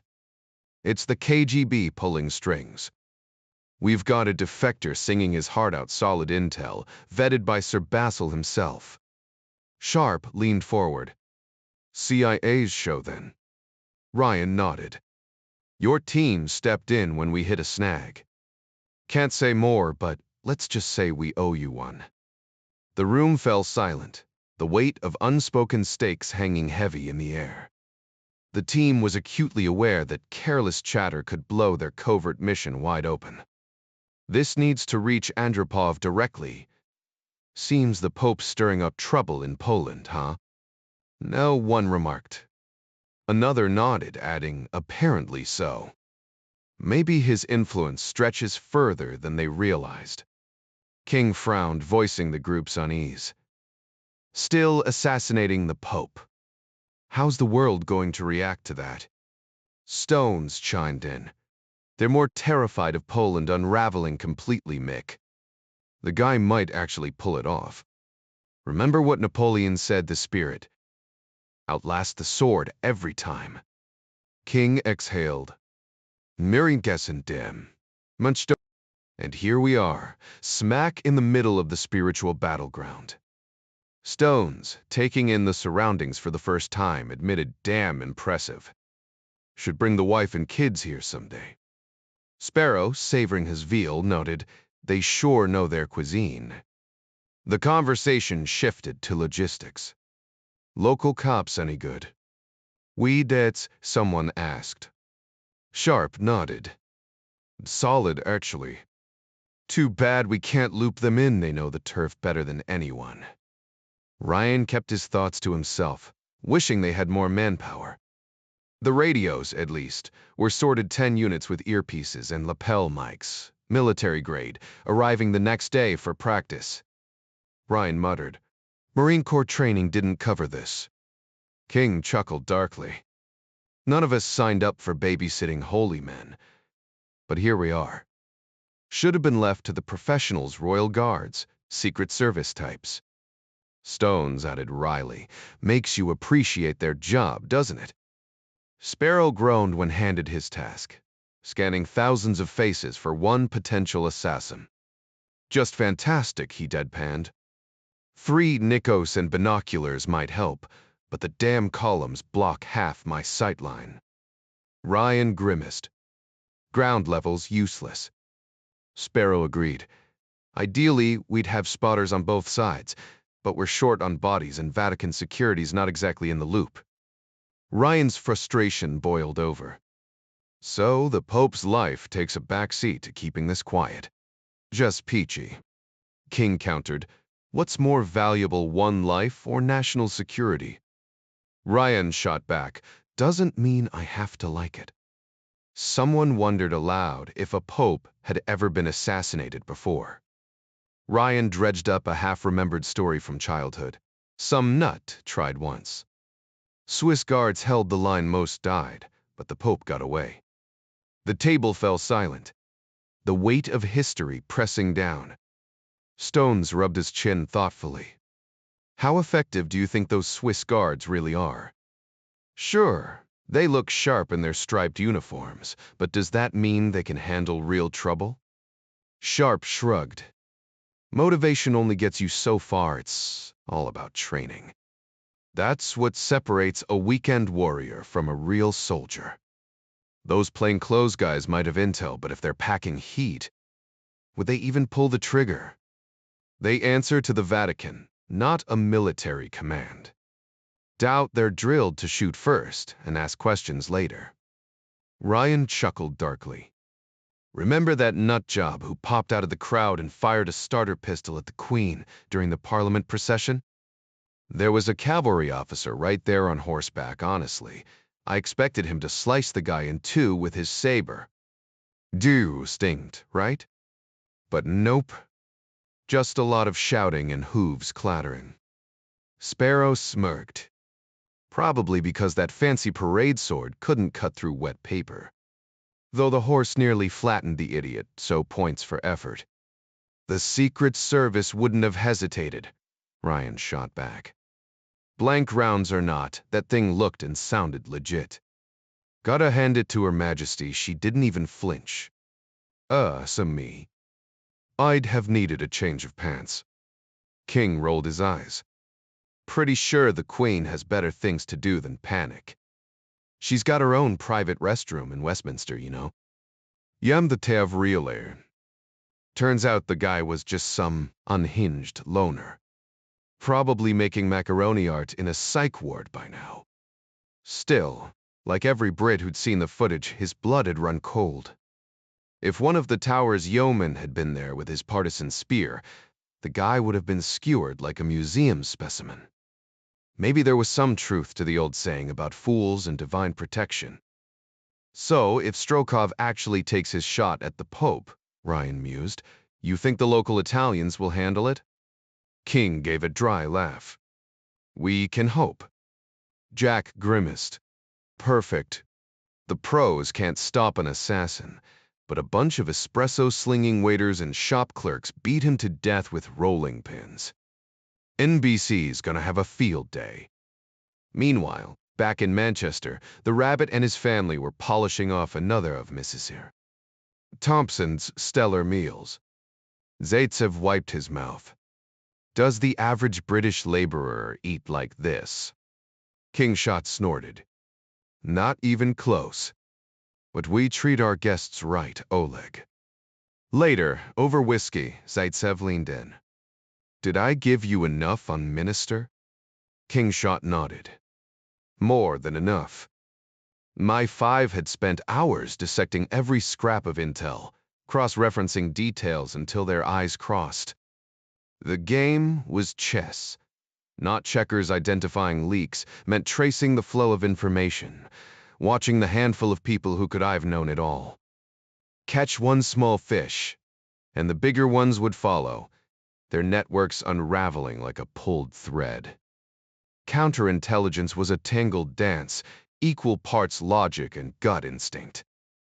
Every arrest was a domino, and the trick was tipping the right one first. And the Pope. Zaitsev pressed. Kingshot sipped his drink. Like I said, we've got eyes in Rome. They're on it. Oleg let out a quiet sigh of relief when they told him his intel was being acted upon. That's something, he muttered, though part of him still wrestled with guilt. Betraying his homeland hadn't been an easy choice, even if the money and security in his new life made it practical. But none of that mattered as much as the one life he was determined to save. Everything else was just collateral. Meanwhile, Jack Ryan rolled out of bed late that Tuesday, knowing he'd need every ounce of energy for what lay ahead. By the time he stumbled into the dining room, Sharp and the team were already prepping. Anything new? Jack asked, rubbing the sleep from his eyes. Sharp gestured to the radios neatly placed at each seat. Top-of-the-line Motorola's, just like the Secret Service uses. Encrypted lapel mics, earpieces. Jack examined his, impressed by the nearly invisible coiled earpiece. Lots of pre-batteries. Fresh sets plus backups. Her Majesty spares no expense. It was a small comfort against the looming uncertainty. So we're secure at least, Jack mused. What's the plan? Sharp laid it out back to the piazza, eyes peeled for Strokov. If they spotted him, they'd tail him, maybe even corner him by evening. Jack raised an eyebrow. Just talk to him. Sharp's icy stare said everything. You really think we're here for tea and crumpets? Jack didn't press further. Strokov was a killer, after all.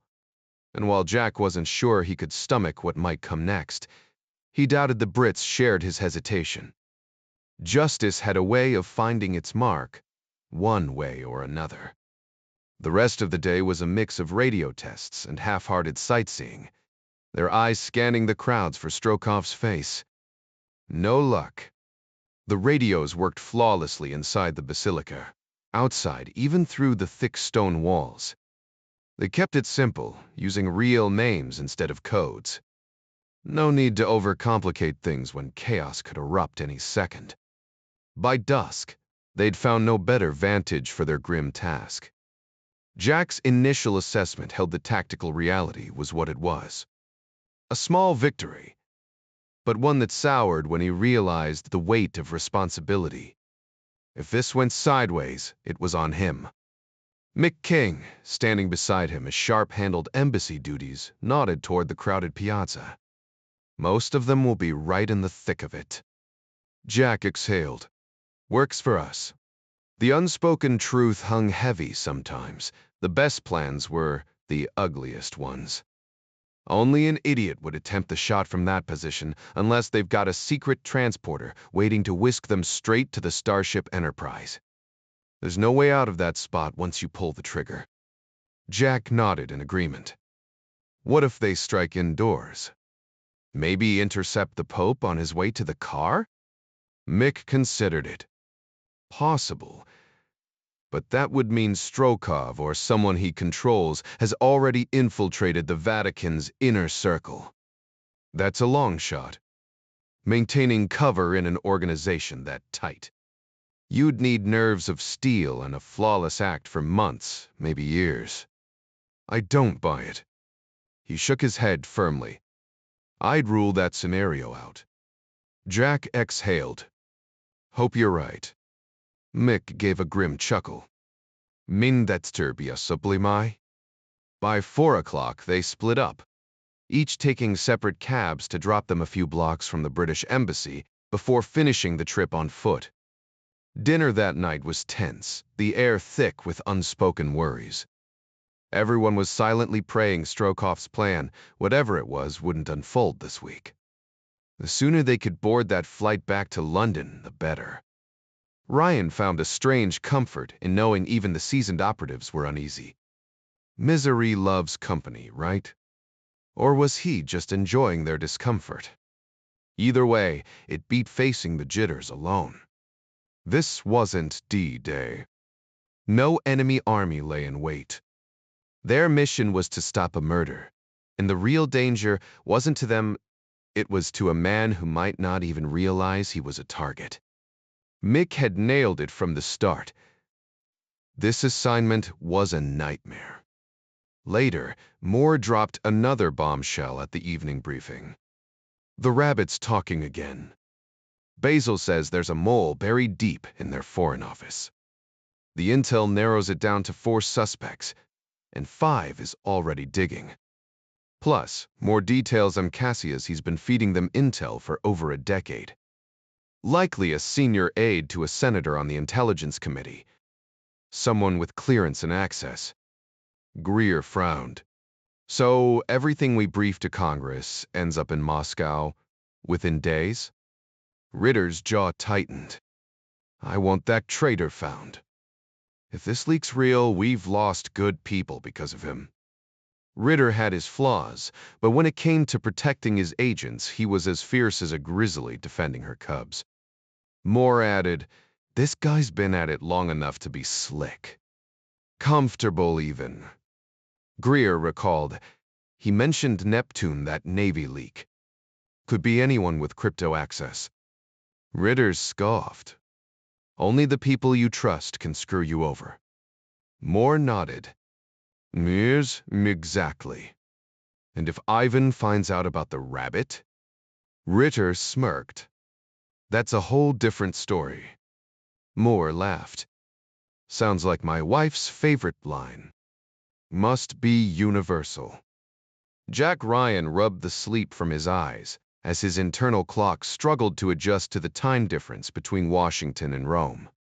The scalding shower helped shake off the grogginess, and a quick shave left his face smooth. By 7:30 a.m., he was downstairs where Mrs. Sharp had prepared breakfast, strong Italian coffee that tasted like liquid charcoal, alongside perfectly cooked eggs and crispy English bacon.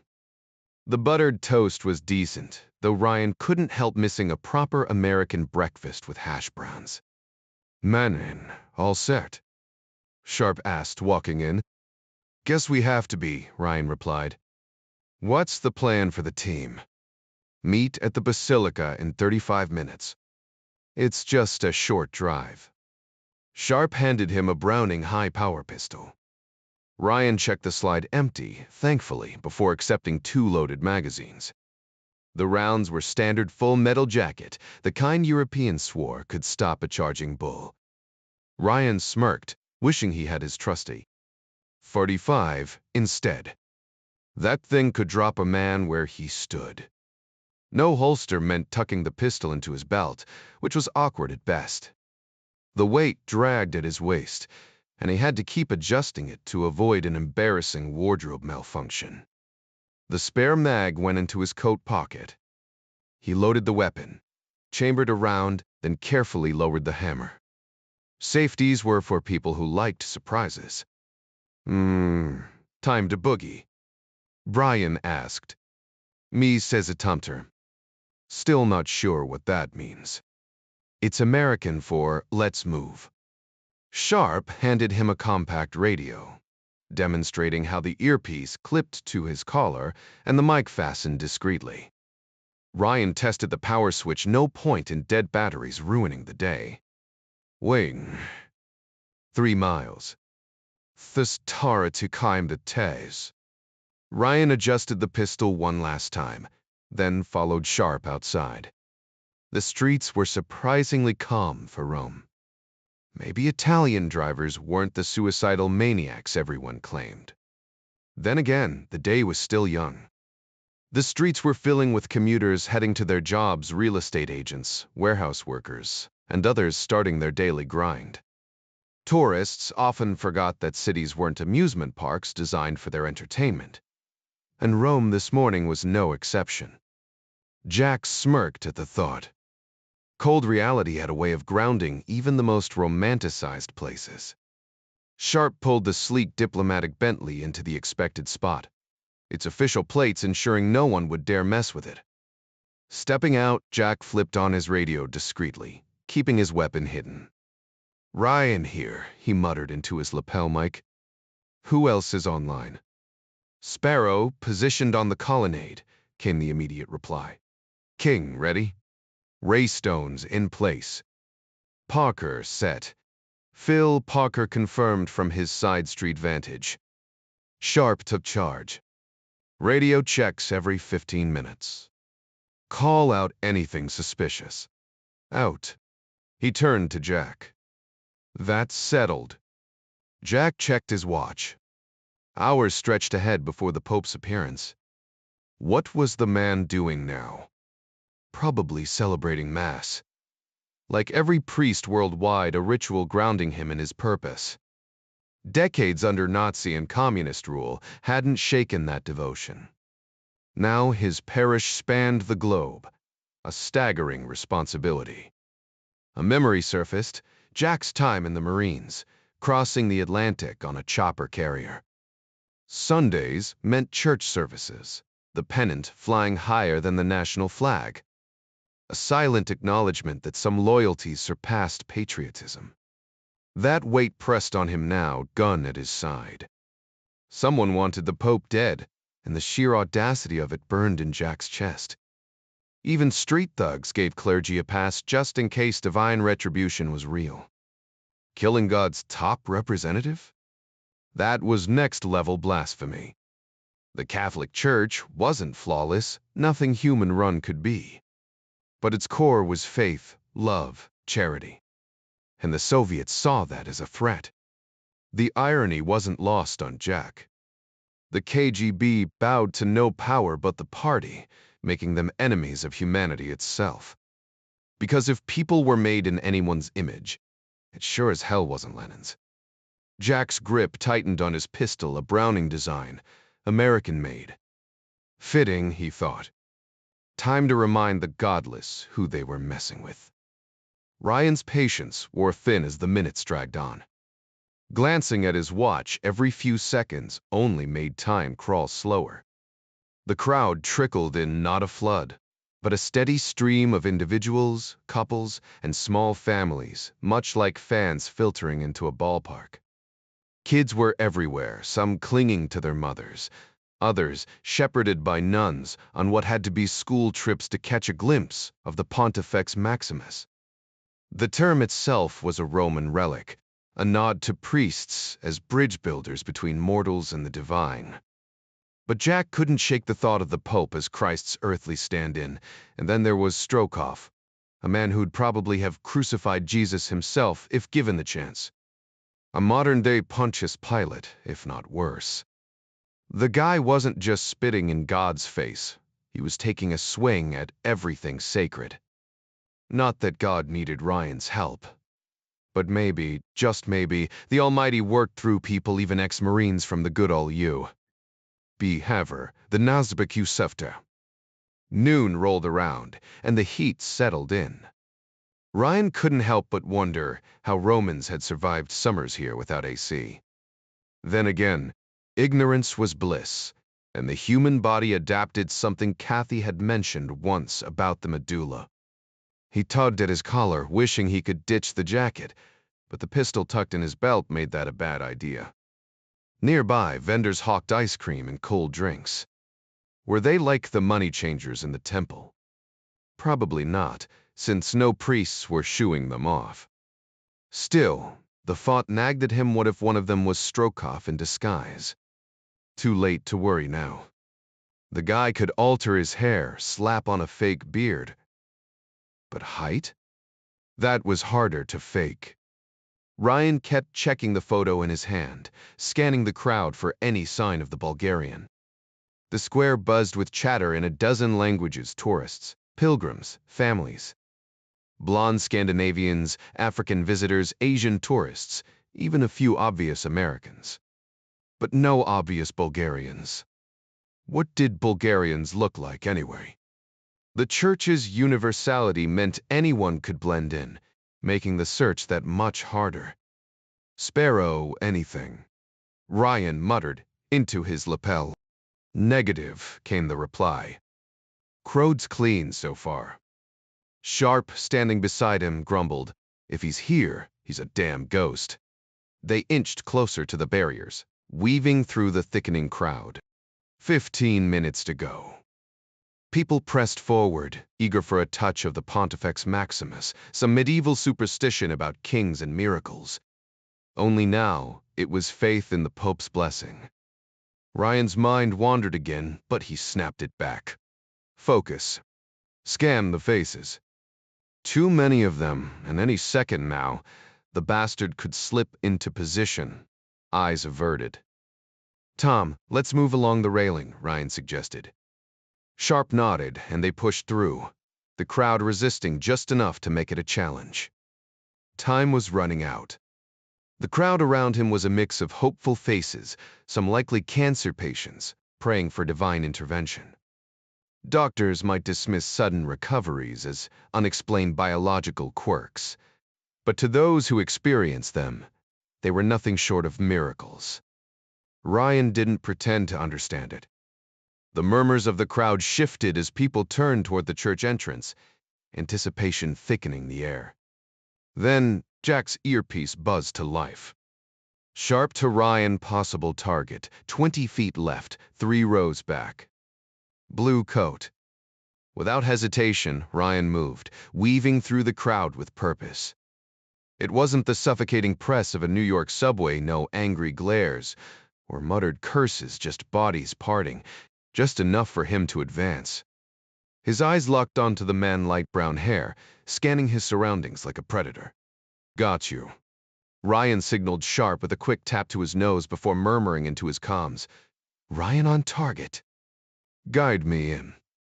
Sharp's voice crackled back, 10 feet forward, left of the woman in brown. He's looking away. Irresistible cakes. Ryan closed the distance, heart steady, jacket unbuttoned. The crowd was dense, but the woman in front of him was short enough, his line of sight clear, his draw unimpeded. You picked the wrong day, Colonel. Strokov stood oblivious, unaware of the Marine now at his back. Sharp maneuvered ahead, brushing past the target before flashing a closed fist. Strokov was armed. Then silence. The collective breath of the crowd stilled as a bronze door swung open somewhere out of sight. Sharp was close now, just a teenager separating him from Strokov. Ryan's fingers curled around his pistol, hammer thumbed back, eyes never leaving the man's shoulders. You twitch, I'll know. A sudden wave of screams erupted. The Popomobile rolled into view, but Ryan didn't see it. His world narrowed to the minute shift in Strokov's stance. A slight backward step, the faintest roll of his shoulder. Now, Ryan pressed the barrel of his Browning against the base of Strokov's spine, feeling the rigid vertebrae beneath. The man froze. Leaning in, Ryan's whisper was steel wrapped in venom. Drop that gun slow, fingertips only, or you'll spend the rest of your life learning how to catheterize yourself. No hesitation. No mercy. Try me. Ryan's finger hovered dangerously over the trigger, the pressure so intense that the slightest movement from Strokov could send a bullet tearing through his spine. The Bulgarian operative hesitated, his mind racing through every possible escape training from decades ago, flashing uselessly through his thoughts. Those academy drills with dummy pistols meant nothing now, not with cold steel pressed against his back. Could he twist fast enough to avoid a killing shot? Raster falls B. His hand moved back slowly, just as instructed. Then came the gunfire, 3 sharp cracks in rapid succession, shattering the air. The world seemed to freeze. Ryan's head snapped toward the sound. There stood the Pope, his white robe stained crimson, shock etched across his face before his body crumpled to the side. Ryan fought the urge to pull the trigger himself, instead wrenching the pistol from Strokov's grip. Don't move a damn muscle, he growled, his voice low and lethal. He barked into his comms, Tom? They've got the shooter Pope's hit, multiple rounds. Crowds on him like wolves. Chaos erupted. Tourists piled onto the gunman, burying him under a swarm of bodies, while bystanders scrambled away in slow-motion horror. Time to go, Sharp muttered, and the 3 men slipped into the nearest archway, their exit route clear. All units, rendezvous at the embassy, Sharp ordered. Moments later, they were speeding through Rome in Sharp's Bentley, the engine roaring as they left the Vatican behind. Strokov, now seated between them, tried to bluff. I'm a diplomat, this is a violation. Ryan smirked, tapping the stolen pistol against his knee. Tell that to the Queen. One wrong move, and my friend here turns you into a cautionary tale. The gun was Soviet-made, fitted with a clunky silencer, definitely not for show. Ryan's gut twisted. Tom, something's off. This wasn't just about the Pope. Sharp nodded grimly. Luckily, we've got our answers right here. The embassy basement was stark, just a chair and handcuffs waiting. Strokov's bravado vanished when Sharp dropped the name, Georgy Markov. Ring a bell? We've had your photo since Heathrow. The color drained from the colonel's face. Sharp leaned in. You slipped Scotland Yard once. Not this time. Colonel, you'll quickly realize we operate quite differently from Scotland Yard here. Killing a man on British soil? That's not something Her Majesty takes lightly. Ryan cut in sharply. Tom, why are we even wasting breath on this piece of work? Our orders are clear. Sharp held up a hand, his voice dripping with mock patience. Easy, Jack. He's not exactly in a position to run, now, is he? Strokov's demand for an embassy call came out as a whimper. Ryan noted how courage evaporated when the tables turned. Next, he'll be asking for legal representation. Sharp chuckled darkly. Back in London, sure, you'd get your fancy solicitor. But we're not playing by those rules today, are we? Ryan leaned in, his voice turning icy. Should have put him down at the church, Tom. Sharp shook his head. Too messy. Better if he just vanishes. Georgi would appreciate the subtlety. Watching Strokov's face twist was almost satisfying. This was a man who'd orchestrated countless disappearances, now hearing his own fate discussed like a grocery list. Ryan's next words carried a clinical cruelty that surprised even himself. I wasn't thinking death, Tom. Just a precise spinal cut, leave him wheelchair-bound, dependent as an infant. Wonder how long his government would keep paying his diapers. Sharp snorted. The DS. They'd dump him in some psychiatric ward, change his sheets twice a day if they're feeling generous. The barb hit home. Strokov knew better than anyone how Eastern Bloc agencies treated compromised assets. No loyalty, just disposal. The man had operated like a rabid attack dog his whole career. Now he'd learn what happened when the leash snapped. While Boris and I handle the paperwork, Sharp said, tossing Ryan his coat, you've got a plane to catch. Thank God Ryan's improv act was running thin. Give my best to Sir Basil, he muttered, stepping into the corridor where Mick King waited with their bags. The embassy van raced them to a waiting British Airways 737, its first-class cabin a surreal contrast to the dark conversation they just left. Somewhere over the Alps, Ryan downed his third whiskey miniature, not his usual move, but today warranted exceptions. The plane's unnatural stillness mirrored his numb detachment. Where'd we screw up, Mick? King studied his drink. Strokov outsourced the hit. That pistol with the suppressor? My money says he planned to ice the shooter after and vanish in the chaos. Ryan's knuckles whitened around his glass. So we failed. King shrugged. Depends on the surgeon's skill now. One torso hit, one limb graze, maybe a wild shot. The ice in his glass cracked as Ryan exhaled. Fuck. Sir John's head jerked up at the question. Did you give it everything you had? His reply was immediate, but carried a hint of hesitation.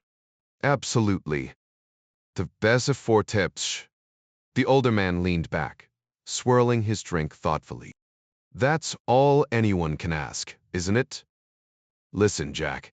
12 years in this game teaches you one thing. Plans fall apart as often as they work.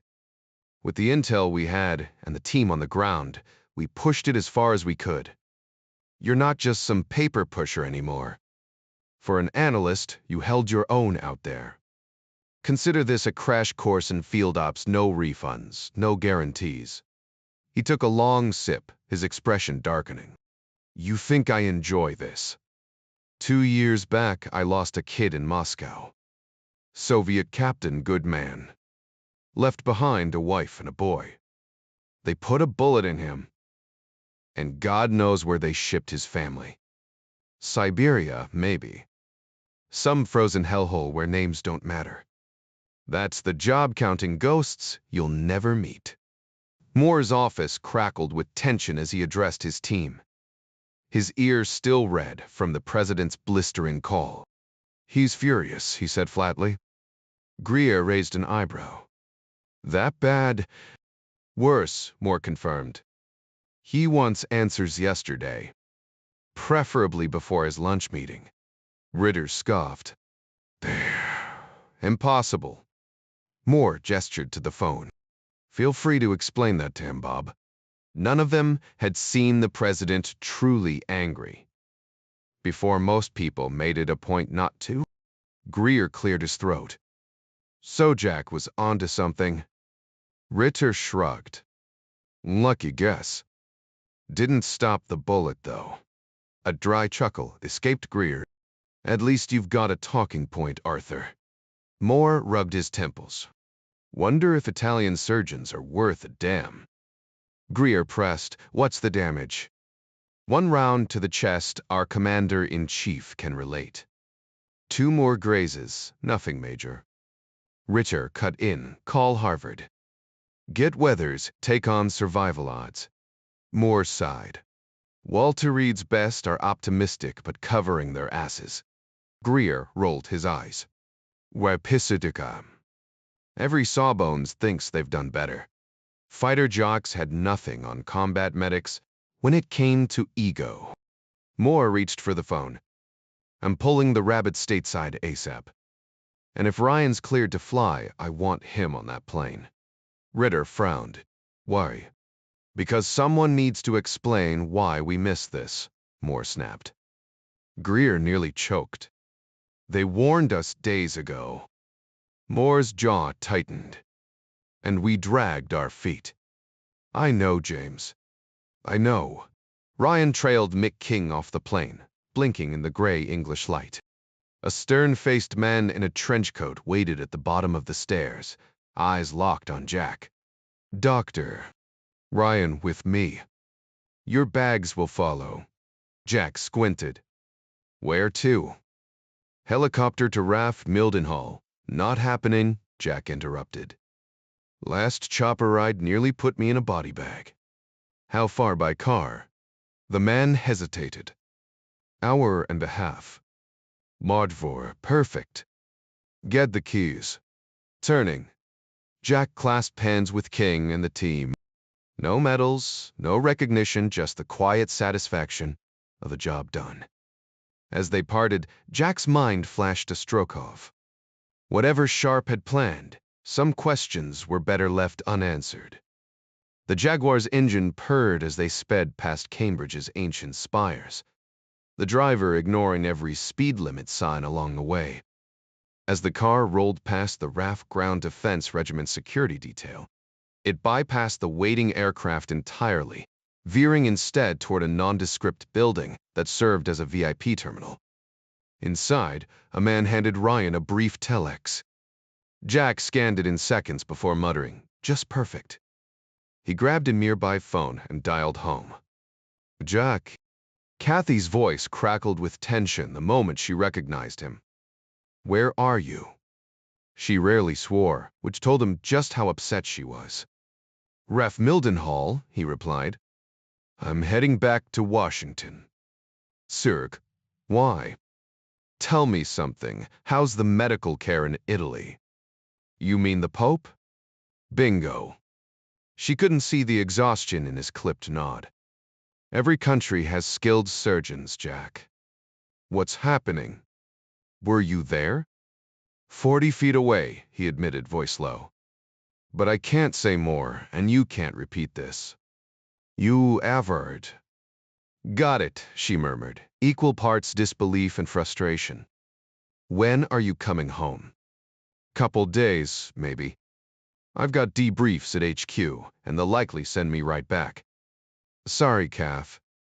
Duty calls. So, seriously, how's Italian medicine? She exhaled sharply. I'd prefer Jack Kammer on the case, but they've got talent. Padua's medical school is ancient. Their eye specialists rival Hopkins. De trauma? They'll have someone competent, but Kammer's the best I know. John Michael Kammer, Hopkins surgery chair, and a legend with a scalpel, was Kathy's colleague. Jack had only met him at fundraisers, but the man's calm confidence had left an impression. Gunshot wounds are straightforward unless the liver or spleens hit. The real killer's blood loss. Remember Sally's accident? Speed and skill save lives. From the footage, his heart's untouched wrong angle. I'd bet on his survival, but he's not young. A top team could pull it off. She didn't mention the ugly unknown's bullets that zigzag fragment, turn a body into a minefield. TV clips weren't X-rays. The odds were decent, but in trauma, decent was a gamble. Thanks, babe. More when I'm home. Kiss the kids. You sound wrecked, she said softly. Long days, he conceded. And they're not getting shorter. Varcho went full. Love you more. An hour crawled by before the Zaitsevs arrived. The promised helicopter would have just extended his wait, typical military efficiency. Jack dozed on a plush couch until a sergeant jolted him awake, gesturing to the waiting KC-130. The windowless tanker, a modified 737, did nothing for his claustrophobia, but orders were orders. He boarded, sinking into a leather seat near the wings. The engines hadn't even settled into cruise when Oleg dropped beside him. What happened? Zaitsev demanded. We got Strokov, Ryan said flatly. I took him down gun in hand. But there was a second shooter. B. Strokov. Oleg's disbelief mirrored the chaos of the day. You took him in, Jack asked. Not exactly an arrest, but he chose to accompany me to the British embassy. Sis has him in custody now. Zaitsev's voice turned venomous. I hope they finish off that bastard.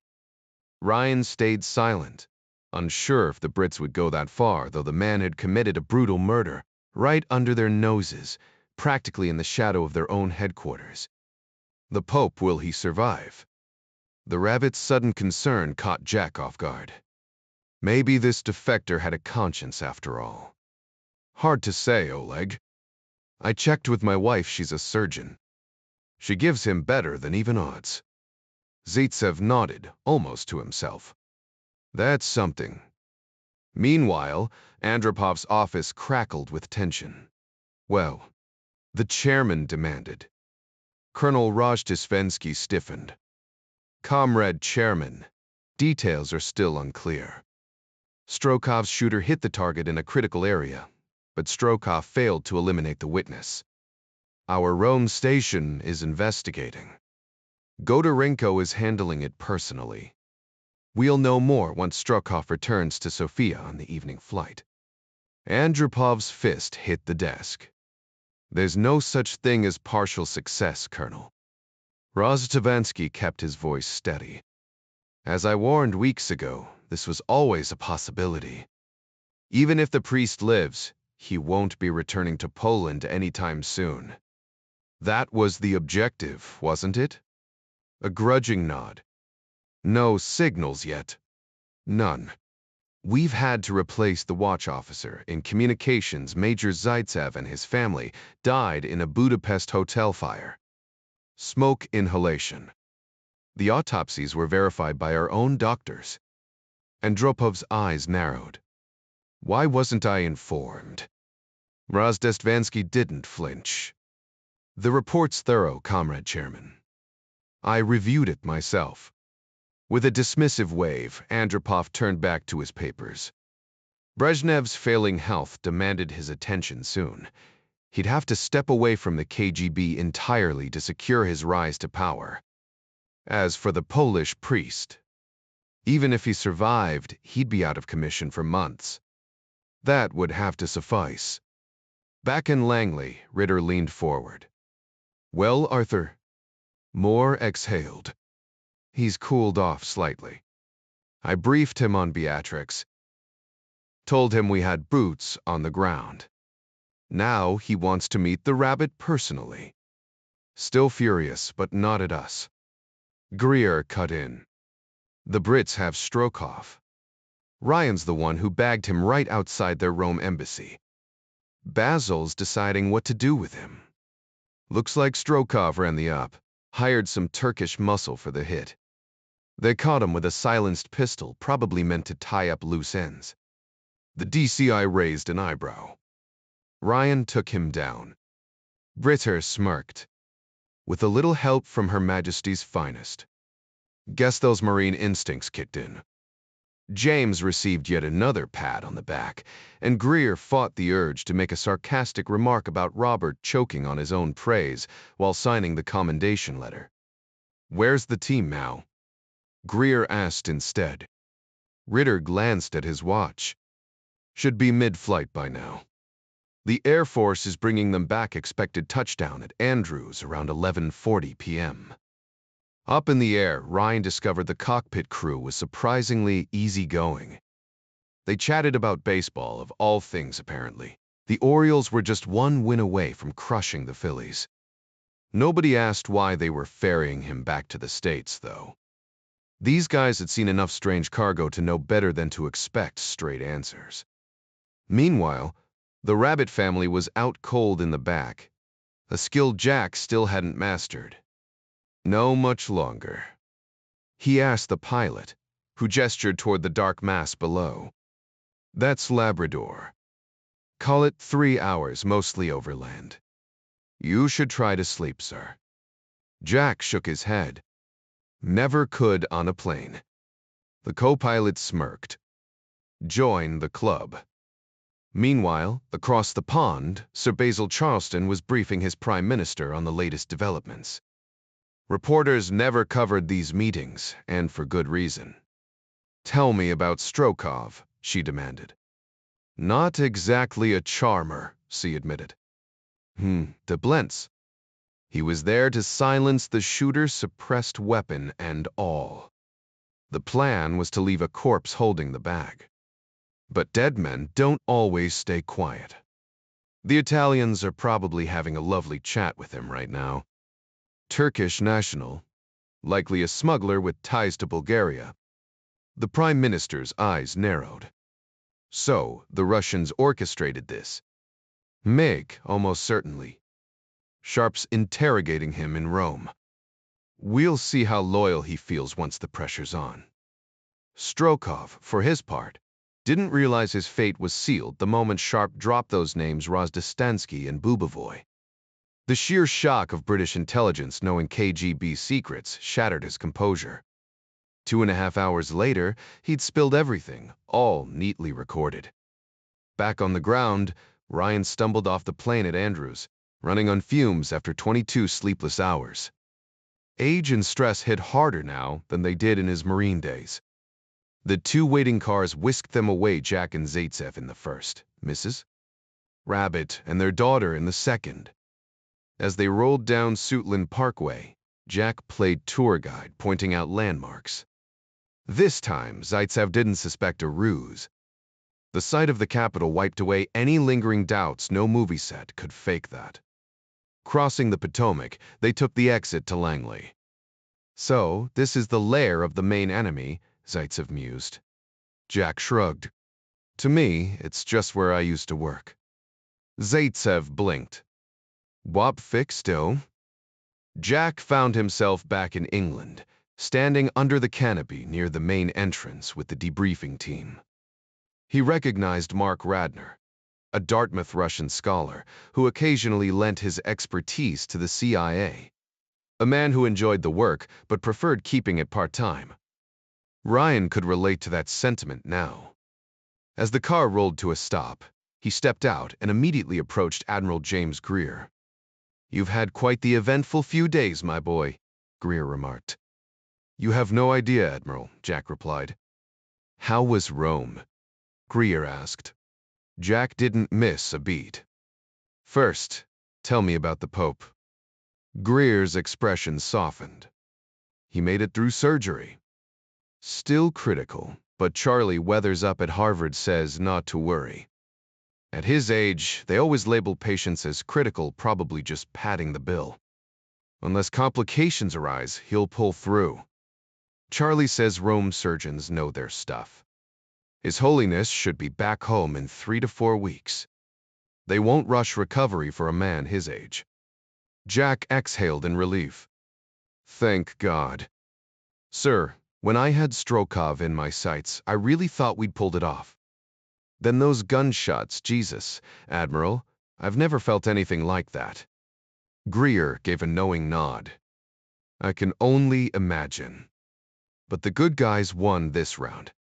Oh, and your Orioles just clinched the series against Philly. Game ended 20 minutes ago. That new shortstop, Ripken kid's got potential. Ryan.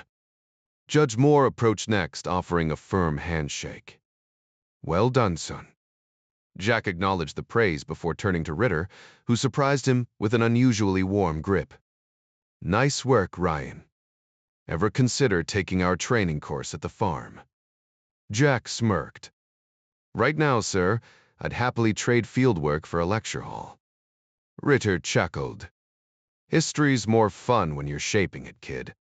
Remember that. The group moved inside, passing the memorial wall honoring fallen officers, some names still classified, before veering left toward the executive elevator. The Rabbit family was escorted elsewhere, likely to the 6th-floor VIP quarters, reserved for returning field agents. Jack trailed the senior officers into Moore's office. So, how reliable is our new Rabbit? Moore asked. Jack hesitated. Well, he delivered solid intel on the Pope, Judge. And the Brits seem thrilled with what he shared about Agent Minister. Though I'm dying to know who this Cassius character is. Neptune, too, Greer added, his Navy roots showing. Moore pressed further. Any other insights? Jack, fueled by exhaustion and a lingering buzz, didn't hold back. Has anyone considered how desperate the Russians must be? I mean, the Pope's a political thorn, sure, but this operation? It reeks of panic. They're more vulnerable than we think. We should exploit that. Ritter leaned in. How? Jack's mind raced. For starters, the Catholic Church won't take this lying down. Millions of believers in Eastern Europe, that's leverage. If we approach them right, they might collaborate. Forgiveness is their thing, but confession comes first. Moore's eyebrow arched. Then there's their economy, Jack continued. It's on life support, worse than our analysts realize. Greer frowned. Explain. Sir, we're relying on Moscow's official reports, right? Moore nodded. Director, why do we assume they're telling the truth? Jack's question hung in the air, sharp and unignorable. The Politburo might claim to understand, but we all know they lie to us, to their own citizens, maybe even to themselves. If I worked for the SEC, half of them would be locked up in Allenwood by now. The numbers they flaunt don't match reality, and their economy is hanging by a thread. One wrong move, and the whole system collapses. Ritter leaned in. How do we turn that to our advantage? His own team had reached the same conclusion days earlier, though even Judge Moore wasn't privy to that yet. Where's their hard currency coming from? Oil, Greer answered. Russia pumped as much as the Saudis. Ryan jumped in. And who sets global oil prices? Bersosakavn, OPEC. Right. Note. And who really runs OPEC? The Saudis. Aren't they supposed to be on our side? Jack smirked. Think of the USAR like a failing company, valuable assets, terrible management. It's not rocket science. He didn't mention his exhaustion from the flight or the drinks, but the irony wasn't lost on him. The CIA had brilliant minds, but too many thought like bureaucrats instead of strategists. Do we even have people who break the mold? Moore glanced at Ritter, who was starting to like this analyst. Ryan ever read Poe? Back in high school, Jack replied, puzzled. The Mask of the Red Death ring a bell. Something about a plague crashing the party. Get some rest. Before your flight tomorrow, there's a briefing you'll want to hear. Jack exhaled. Sleep sounds perfect. Where am I staying? Marriott down the road. Your room's ready and a car's waiting. Go on, Moore said. As Ryan left, Ritter mused. Maybe he's sharper than we thought. Greer chuckled, reaching for Moore's bourbon. Robert, I'm impressed you're capable of growth. Meanwhile, halfway across the world, Il Tempo in Rome reported a man found dead in his car, apparent heart attack. It would take days to identify him as a Bulgarian tourist who'd met an abrupt, quiet end. Whether his conscience was clear remained a mystery.